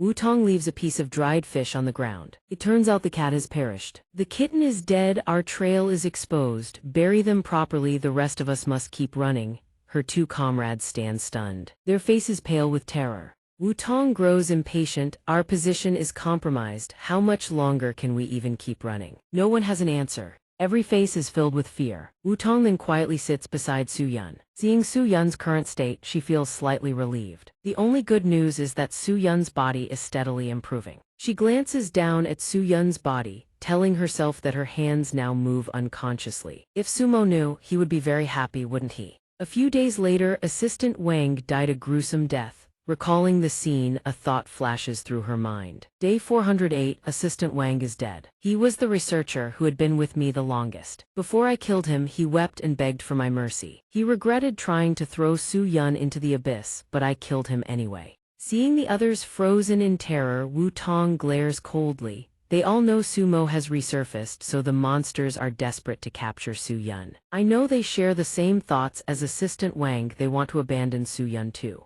The cold resentment in Wu Tong's eyes strikes fear into everyone. She thinks to herself, if not for that, we might have been killed by the monsters before Sumo defeated them. Remembering her comrades' terrified faces, I decide to take Su Yun and leave. They try to hold me back again. Without my protection, they will die even faster. Wu Tong bows her head in weariness, her heart feeling heavy. I don't know who else I can trust, but they still have their uses. I cannot take care of Su Yun alone. From now on, I must be more careful. In the following days, Wu Tong and her team move silently, their footprints scattered across the burning sand. Day 410, the siege is closing in. The range where we can hide is getting smaller. One comrade has died of hunger and thirst. His skeletal frame looks miserable. Wu Tong's heart sinks. Food and water are gone. For 3 days we haven't found an oasis. Their expressions have changed, their eyes have become cruel and wild. The way the comrades look at each other has become dangerously malicious. Now hunger is eroding her own body as well. Seeing her exhausted comrades, Wu Tong feels helpless. I know what they want to do, I want to stop them, but I can't. Every fight drains me, I can only protect myself and Su Yun.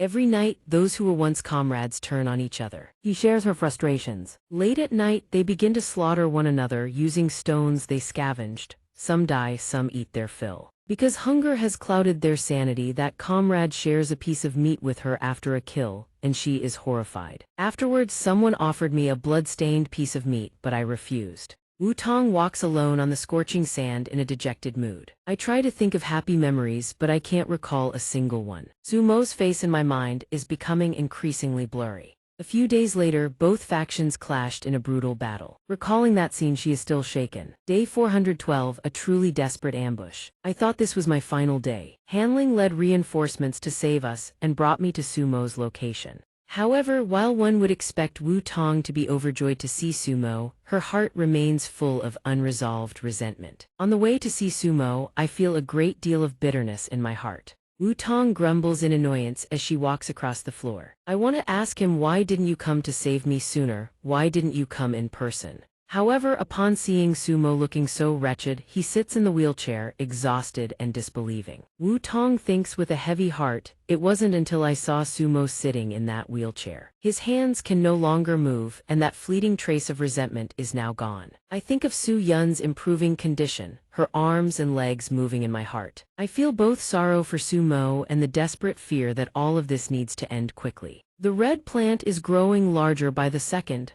A man is trapped in the root system, his face twisted in terror. Why save me? He Yao looks at him coldly. Get in. With a ruthless gaze, she uses her hand to shove the man's head deeper inside. Xuan Daio's teammate crosses his arms with a smug grin. The growth rate of the blood-flesh tree is accelerating. Xuan Daio glances over indifferently. After all, it's not just low-level demonic beasts anymore. Now even high-level ones are being fused into fertilizer. The 13 high clans have already begun to protest. He Yao hears them but couldn't care less. If they want to protest, let them protest. The man with the scar on his face chuckles with amusement. I agree, Sumo, that human is too dangerous. If we can complete the ritual first, sacrificing a few high-level demonic beasts is worth it. Xuan Daio nods in agreement. 2 against 1, fine, we'll listen to you, but factor in the risks. You are responsible for the compensation to the 13 high clans. Hearing this, He Yao turns around sharply. No problem, how is the situation with the alliance of conglomerates now? The teammate raises his hand enthusiastically. Sumo's output is ferocious.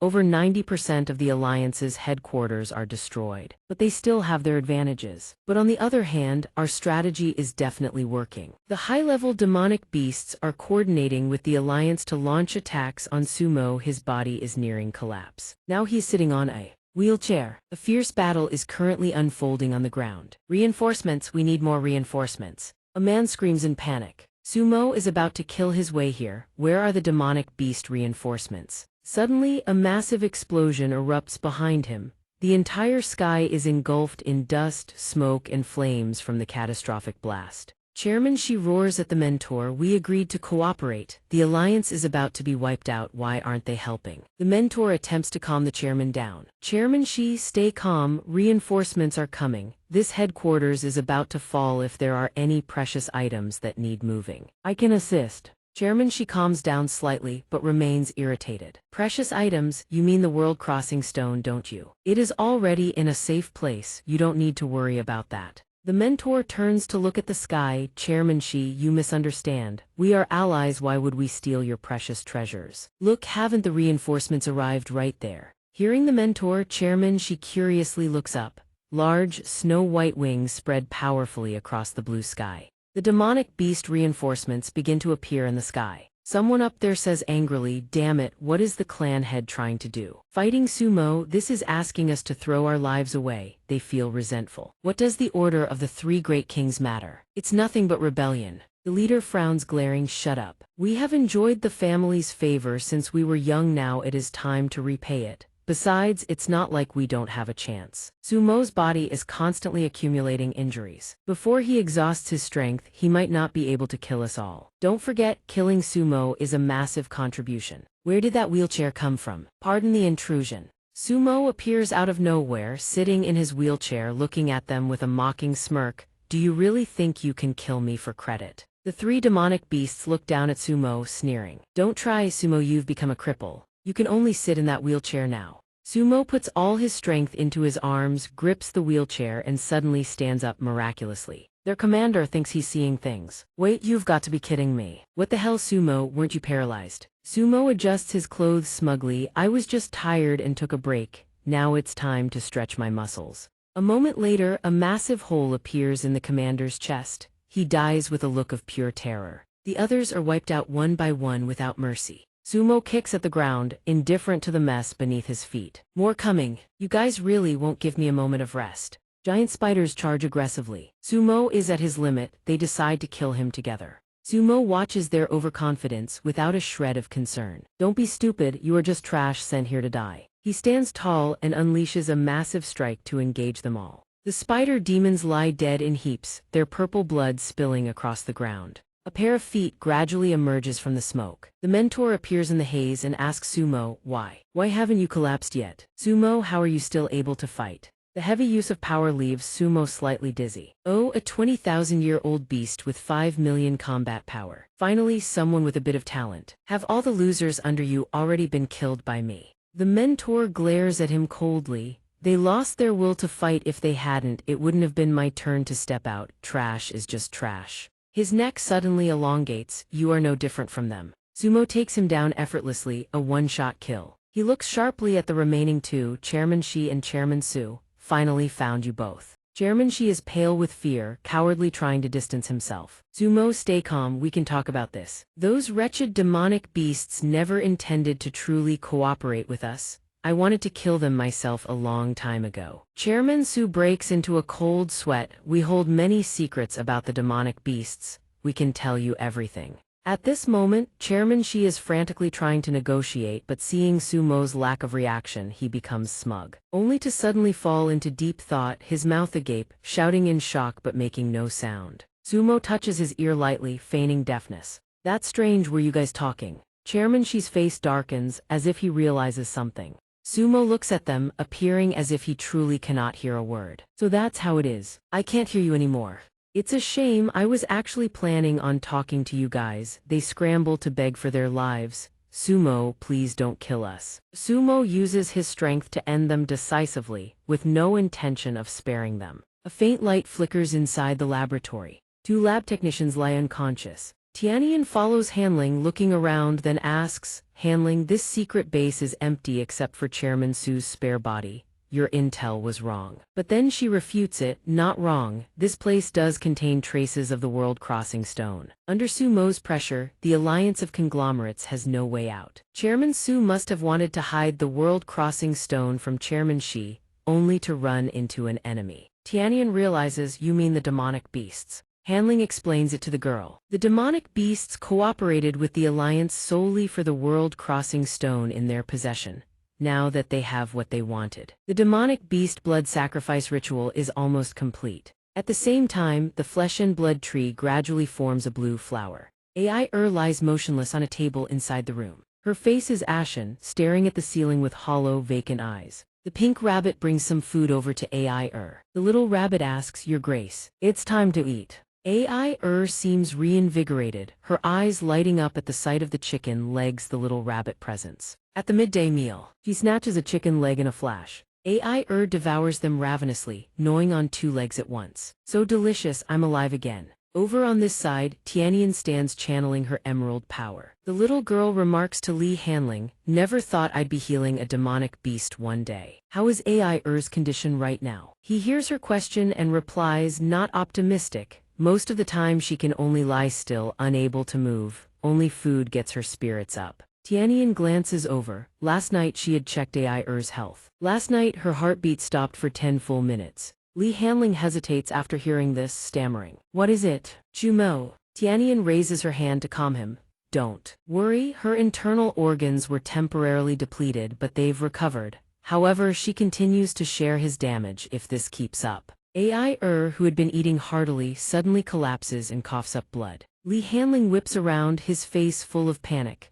AI Tianyan also rushes over to support her head. This much hemorrhaging, nothing like this has ever happened before. The reason must be that Chumo has encountered a truly formidable enemy. "Damn it, there's nothing we can do right now." AI tries to take a deep breath but something lodges in her throat, leaving her gasping. Blood streams from her eyes and mouth. Tianyan desperately channels her power to heal AI "Relax, don't resist the healing." At that moment the alarm siren suddenly blares. Li Hanling's face darkens as he looks up, knowing this can't be anything good. "Damn, a red level alert now of all times. Don't tell me even this stronghold has been discovered by the demonic beasts." AI's current state makes moving her impossible. Footsteps come sprinting toward Li Hanling's position. A person rushes over, gasping for breath, shouting, "Commander, thank heavens you're here." Li Hanling looks at him. "Calm down, what's the situation?" The panicked staff member explains, "Chumo's sisters just vanished right before our eyes." In a desolate, scorching desert, a wisp of black chi materializes, hovering in the sky. Chumo stares with a hollow, helpless expression. The black flame has already embedded itself into his soul. He tries to steel himself, persisting any longer will only prolong the torment of body and spirit. "You're dead for sure." He Yao draws the black power back into her body, her predatory gaze locked on Chumo. "Chumo, why won't you just die quietly?" He Yao lunges toward Chumo's wheelchair. "Why does such a freak exist among these weak and wretched humans?" Chumo's hands begin to tremble. He murmurs, "How troublesome." She draws ever closer. A terrifying surge of power envelops He Yao and suddenly a wisp of white chi engulfs her. He Yao gradually dissolves into the white mist. Her final thought, "God sovereign, I come to follow you." Inside Chumo's body, crimson root-like veins intertwine like a web of life, spreading into every crevice. At the center, an ethereal blue flower materializes. Cracks have already begun to spiderweb across the blue flower's surface.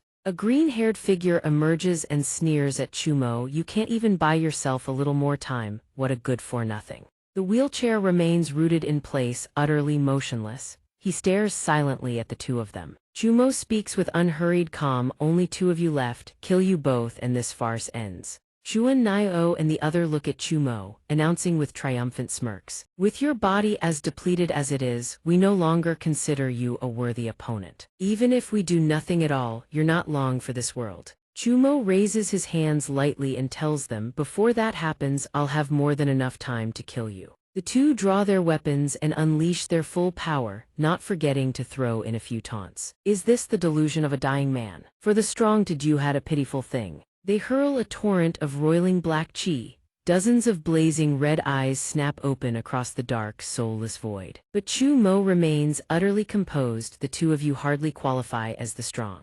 Chuan Nio grips her sword, glaring at him with undisguised irritation.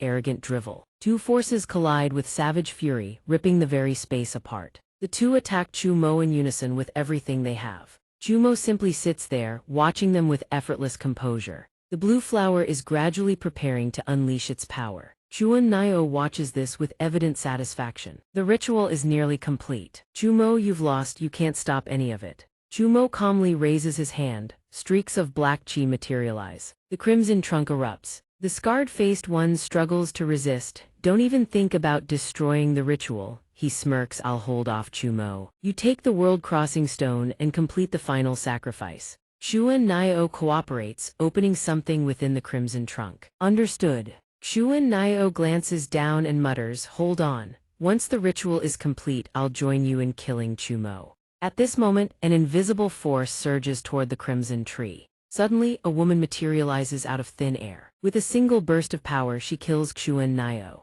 Xuan Nio vanishes without leaving a single trace. The scarred-faced one freezes on the spot. Xuan Nio, just like that, she's dead. How can a human exist who's stronger than Chumo? Chu Yun appears without warning, staring at him with emotionless eyes. Then Chu Yun speaks a name completely foreign to him. I am We're the Echoing Shadow. Inside the laboratory, every electronic device suddenly levitates inexplicably into the air. The two staff members experience the same phenomenon, crying out in panic, what the hell is happening? Their bodies rise off the ground. Cracks spread rapidly across the ceiling, filling them with terror. Look up, the ceiling is about to shatter. An enigmatic blue flower materializes, punching a massive hole through the ceiling. Li Hanling and Tianyan stand stunned, unable to comprehend what's happening. The sky is being devoured, but the young girl seems to piece something together. The sect's secret realm has been forcibly opened. Then, Earth and the demonic beast realm are merging. He still can't believe it, mulling it over for a long while.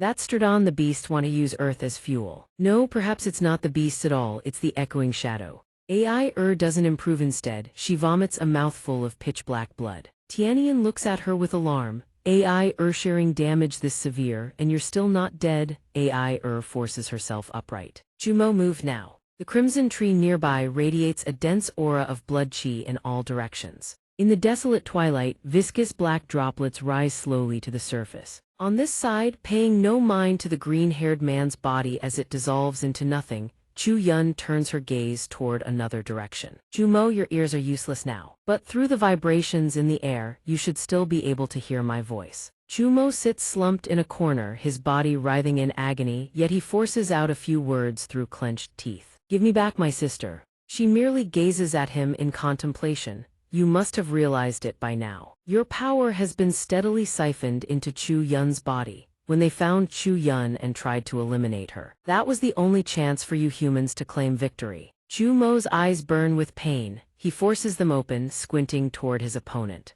Chu Yun draws closer. Now sit right there and watch as the demonic beast world and earth are devoured and become our nourishment. Chumo refuses to accept it and fires back with a challenge. Why not come for me directly or kill her and claim a new host? She hears this and falls into a long, contemplative silence. His face covered in scratches, he presses on. Let me guess, you were locked onto both me and my sister. Because using her body to destroy the god sovereign in the past created a paradox.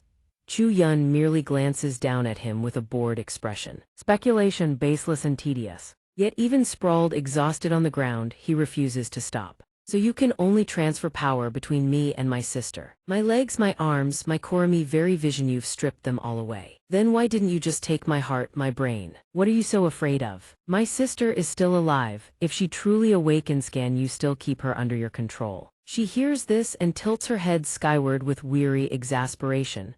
How many more times must we explain before you understand? Your sister is gone, but I promise ya, once we devour the demonic beast world and earth, we will revive her at your side. Chu Mo's entire body trembles. No need for all that trouble. He slowly raises his frail, utterly powerless hands. My business, I'll settle it myself. Chu Yun's eyes flare with alarm. Chu Mo, what are you trying to do? At this moment, Chu Mo strains to draw out something ashen black from deep within his mind. Come, take everything from Medicare, my memories too, take it all. The black chi surges outward, splitting into multiple streams as it tries to break free. Chu Yun simply stands there, watching him in stunned silence. Chu Mo fades fast, his eyes gradually falling shut. In his final breath, he barely whispers, echoing shadow. He clutches his hands loosely but keeps murmuring the same demand, give back my sister's body. The blue flower before him fractures with countless cracks, then detonates in an instant, blazing across the entire sky.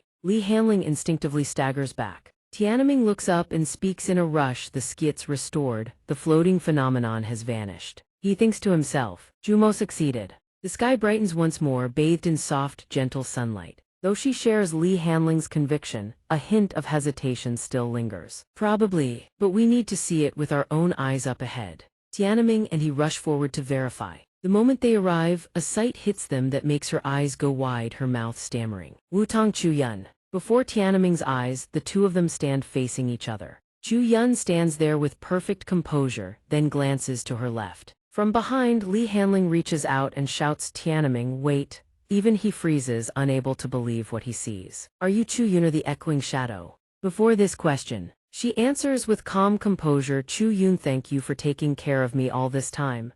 Then she gently kneels down, gazing at Chu Mo lying motionless on the ground. Chu Yun places her hand softly against his face. Strange light blooms around her as her body begins to dissolve. She manages only a few final words, my little brother, please look after Chu Mo. In the gentle breeze that follows, Chu Yun vanishes completely, leaving Chu Mo lying still and silent where she knelt. Tianming rushes over anxiously to check on him. Wutong, what happened here? What is Chu Mo's condition? Wutong ponders for a moment, then answers quietly. When I arrived, Chu Mo had already fallen. The sky had already returned to normal. She recounts the events with measured calm. Chu Mo's sister was fighting the echoing shadow within her own body. Chu Yun told me even if I destroy myself, the echoing shadow will still return.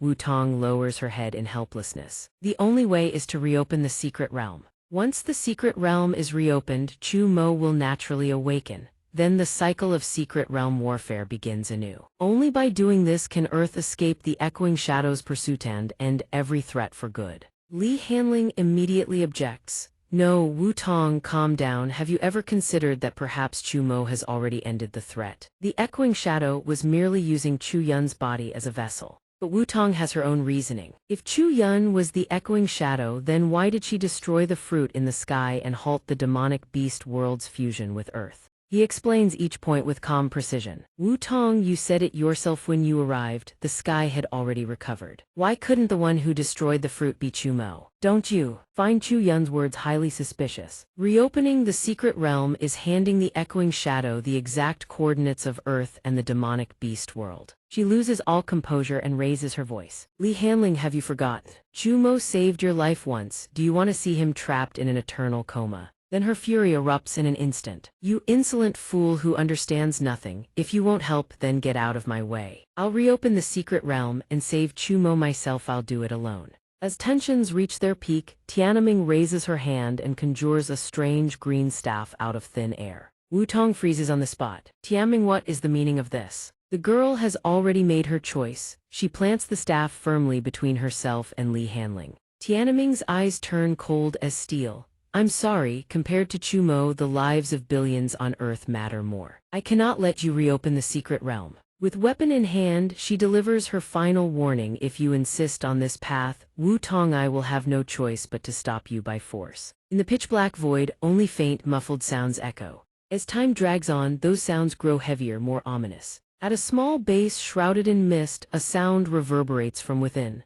A hand reaches out from the haze, clenching tightly at empty air. It is Chu Mo still drifting in a haze, half-conscious. Where is this place? AI stretches herself with unrestrained delight, shouting at the top of her lungs. Am I alive again? He hears her and looks over with a gentle, warm smile. Then faint mechanical whirring of something approaching. Both Chu Mo and AI turn to stare at it, transfixed. Welcome, esteemed savior Chu Mo. The secret realm war is about to commence. Please set out at once. Still bewildered, he asks, who are you? It registers his question, and its screen lights up with a friendly smile as it introduces itself. Void celestial super radiant glazed sublime Rankai, am your biggest fan, sir. Once he gets his bearings, Chu Mo cuts straight to the point. Leolith's secret realm war has started again. What's the current situation? But a question still lingered in his mind. Could there be echoing shadow demonic beasts as well? Liu Li did not answer immediately. Instead, she urged him forward, a fresh set of clothes already in hand. Time is of the essence. Please set out at once, my lord. I will explain everything along the way. Please change into these. They were prepared for you in advance. The three of them walked through the city streets side by side. The landscape was barren and choked with dust, utterly devoid of life. Every footstep kicked up a thick cloud of grime. Chu Mo surveyed the desolate surroundings and turned to ask, is this really Earth? Why is it so ravaged? And this pollution, it immediately began reporting the situation. Indeed, this is the center of East Sea City but 300 years in the future. At that moment, a trembling hand reached out from the roadside. Please, I beg you. A man, his face grotesquely twisted by strange mutations, was pleading desperately. Kill me. AI leaned in, unable to contain her curiosity. What is that? Jumo recognized it at a single glance. A human, this is a mutation caused by extreme levels of pollution. Liu Li spoke up, I now understand what happened here. Liu Li turned to answer him. I have an audio recording left behind by Miss Wu Tong set to play upon your awakening. It begins by activating some of my dormant functions. Perhaps it can answer your questions. Its eyes glowed bright as it activated the function. Moments later, a voice rang out. BP's recording started. It was Wu Tong's voice, though it had changed somewhat over the years. Chumo, it has been a long time. This is quite the reunion, isn't it? My voice sounds a bit different. I wonder if you can still tell it's me. That familiar cadence stirred a faint recognition within him. Wu Tong continued. Liu Li turned and kept walking. Keep it brief, she muttered. After you fell into your coma, your sister managed to suppress the echoing shadow and completed the ghostly purification ritual. But she told me that this was not the end. The echoing shadow would ultimately come for Earth. To end everything for good, the secret realm must be rebooted. Many opposed me, claiming Earth was already safe, that I shouldn't fall for the echoing shadow's schemes and become a tyrant like you once were. Liu Li paused beside two men slumped on the roadside. It was incredibly difficult. I did many terrible things. I had no choice but to destroy my own people with my own hands. Crushing the rebels, draining vast resources to maintain the secret realm, it left countless people in suffering. The grim, lifeless cityscape around them lent a crushing weight to Wu Tong's words. There were times I even wondered if Earth would be destroyed by my hand before the echoing shadow ever arrived. Her confession continued, delivered in a slow, measured tone. On countless sleepless nights, I doubted whether everything I had done truly had any meaning. On Liu Li's small screen, a line of text appeared. Was it to save the world, or simply to see you again? But in the end, the restoration of the secret realm is nearly complete. My body, however, is on the verge of total collapse. I could take life-extending elixirs to buy a few more years, but I didn't want you to see me withered and old. Jumo stood there helpless, his head bowed low as the recording played on. The story drew to a close as Wu Tong delivered her final words. That's all I'll say. I've left Liu Li as your guide. Please, save this dying world. Here, a spatial rift unfolded before his eyes, accompanied by a voice brimming with desperate hope. Everything rests on you now. Jumo stepped forward, one foot after another, drawing closer to that spatial void. At that moment, the surrounding system flooded him with countless messages. Chumo, stop. He was already aware of it. He pressed on, stepping into that space. The instant the secret realm opened, it would lure the echoing shadow to Earth, but at the same time, the system would be fully activated. So that's how it is. The system displayed another line of text. Sign in day 30, reward Lu Jin Tong. The full path revealed. Destiny is seen. The path is known. Deeds are fulfilled. What must be done is done. Unbound by consequence, leaping beyond the three realms, free from the five elements. The place where Chumo had just arrived was blanketed in a torrential downpour. But in this world, there was no longer any trace of the dust-choked wasteland. East Sea City Police cracked down on major criminal case orphanage in collusion with evil cult. Below, people clamored as officers evacuated the children. Every orphan had been rescued. Ju Yun trailed shyly behind a police officer, heading toward the squad car. Without realizing it, she kept glancing back yet said nothing. The officer noticed and asked gently, Hey, kiddo, did you leave something behind at the orphanage? I can go back and get it with you. I can go grab it with you. Ju Yun hesitated for a long moment before she dared to answer. I feel like I've forgotten something very important, but I can't remember what it is. Amid the surging crowd, she caught a fleeting glimpse of a familiar figure passing by. Instinctively, Chu Yun leapt forward to chase after them. Wait, don't go. The officer asked gently, what's wrong? Did you see the orphanage director running off? But her eyes held only a deep, aching sense of loss. It's nothing, I think I was mistaken. Deep within a cavern, darkness reigned. The space was dim and ethereal. Tianming sat imperiously upon a throne, murmuring to himself. His clouded eyes could discern nothing of his surroundings. Very good, the movements of the four great sects are all within my calculations. the secret realm is about to open. Hearing a sudden noise, he whipped his head around and shouted, "Who's there?" Chumo stood there with AI. She peered at Tianming with open curiosity. So this blind guy is Tianming. Can he really see the future? Unable to see, Tianming felt a surge of irritation rise within him. Who are you? Why, there is a demonic beast beside you. I have never seen your existence in any future I have glimpsed. Chumo answered coldly, the future I envision has no need for your existence either. He unleashed his power, seizing Tianming where he sat.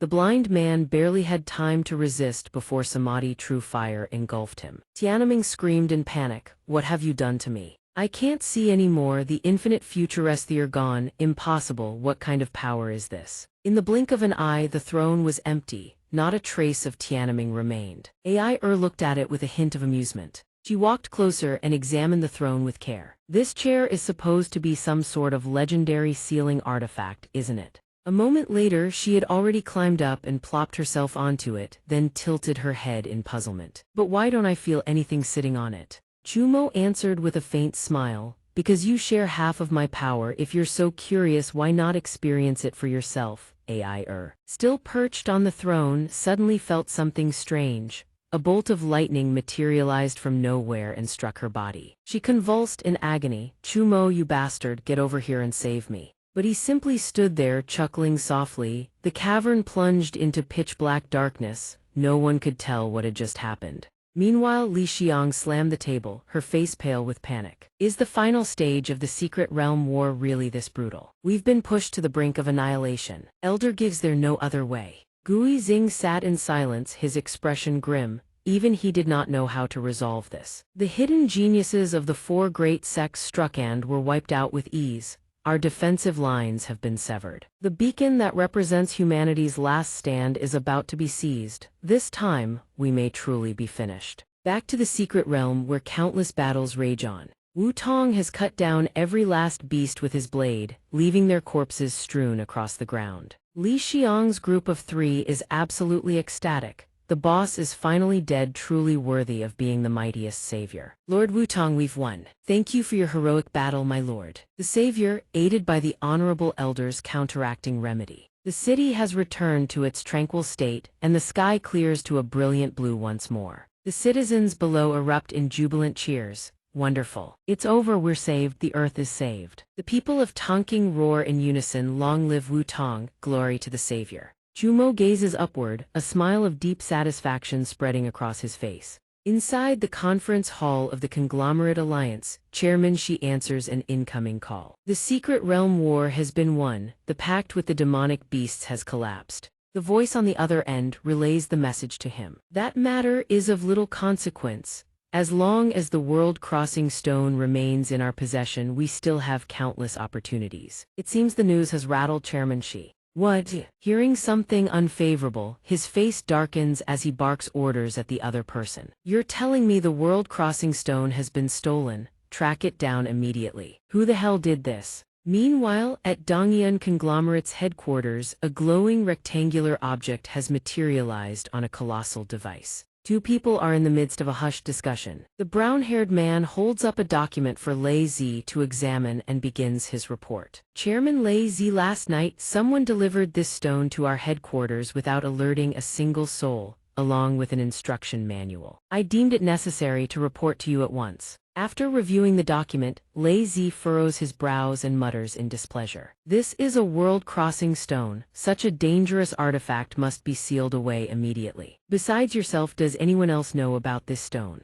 The brown-haired man replies with a rigid salute. The moment I discovered it, I came straight to you. No one else is aware. At this point, Lei Zi can no longer maintain his composure. His temper flares. The world-crossing stone must be kept under the strictest guard. Information regarding the world-crossing stone apart from the 2 of us shall be known only to the future chairman of Donghua Conglomerate. The man accepts the order and pledges his honor. Understood. Should the world-crossing stone be misused, it could trigger a world-ending catastrophe. I will guard it with my life. Meanwhile, in the demonic beast world, specifically at the Beast King Palace, the entire structure shudders violently, tremors rippling across the earth. The God Sovereign stands there, utterly baffled. How is this possible? Chumo sits amid the dissipating smoke, calmly watching everything unfold. Even now, he still cannot fully grasp the situation. If it had been your attack, I could understand, but so it was you, AI who caused such a tremendous disturbance to the palace. He looks up with a dissatisfied expression. This is going too far.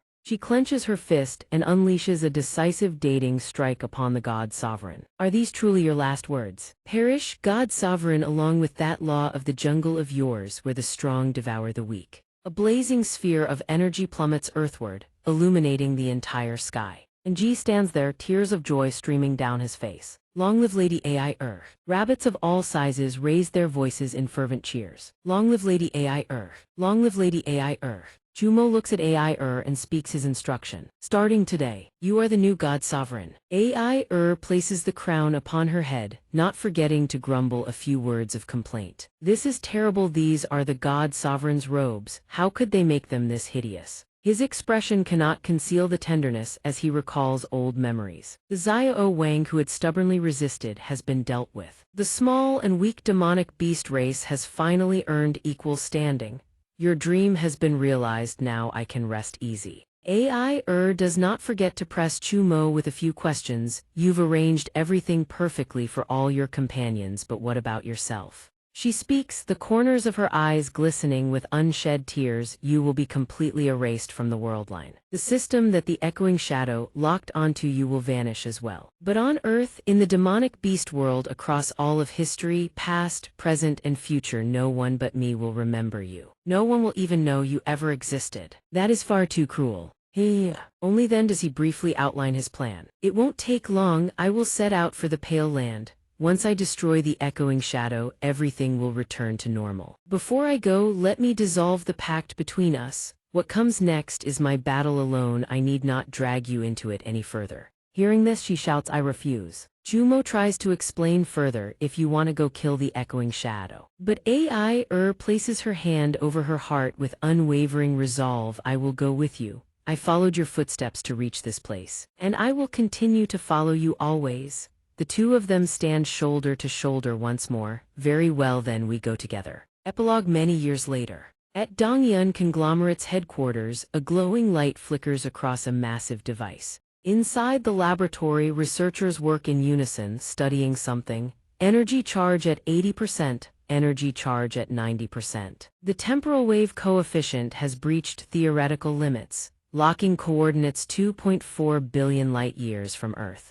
The short-haired female researcher exclaims with elation, we found it. Another planet with signs of life. Suddenly, a tremendous roar tears through the facility. The two standing there immediately clamp their hands over their ears. The sound is unbearable. This bizarre noise seems to emanate from the colossal device. The short-haired girl ducks under the desk in fright. Do any of you see anything right now? Accompanied by hallucinations of roaring. The gray-haired researcher, clutching his head, reports a white dragon and a red dragon. A colossal red dragon and white dragon encircle the distant planet. The brown-haired researcher opens his tablet and observes carefully. Their size isn't the key point. Those two dragons have not only detected our presence, they're actively blocking our exploratory probes. Behind them, a slow round of applause sounds from a mysterious figure. A man approaches with unhurried steps. It is Chairman Zai, accompanied by Nanfeng.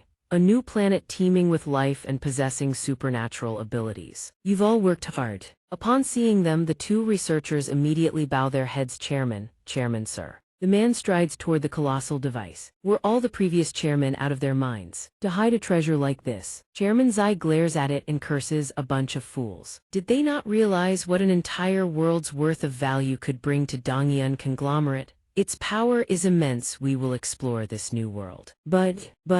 The short-haired girl speaks up urgently. Chairman Zai, this planet is 2.4 billion light-years from Earth. Under the original plan of direct dimensional traversal, the energy required would be astronomical. It's simply impossible.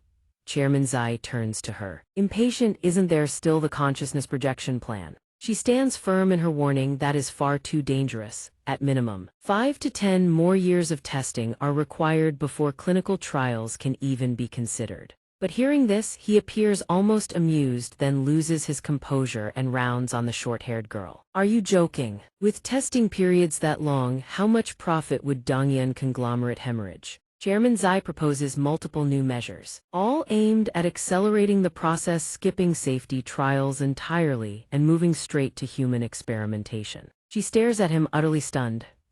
This is treating human lives like blades of grass. This is murder. I will no longer work for you people. Chairman Zai's face darkens as she declares her refusal so bluntly. Suit yourself, don't work, there are plenty of others who will. The chairman slowly stepped back and gave instructions to his secretary. Nanfeng, keep tabs on her for me, don't let her speak out of turn. Also, dig up any leverage you can on her. If necessary, threaten her into returning to work. Nanfeng placed a hand over her chest in a gesture of respect. Yes, Chairman, there is also the matter you previously tasked me with investigating. We have found someone with a frequency compatible with the world-crossing stone, a person in East Sea City named Lin En. Hearing this, the man's composure returns. Excellent, go invite him. Wait, the consciousness projection experiment. It doesn't require the subject to be conscious, does it? The gray-haired researcher immediately obeys. Yes, Chairman, as long as the brain is fully intact, it will suffice. The chairman puts his glasses back on, his mood lifting at this glimmer of hope. Then arrange an accident for this Lin En, and bring him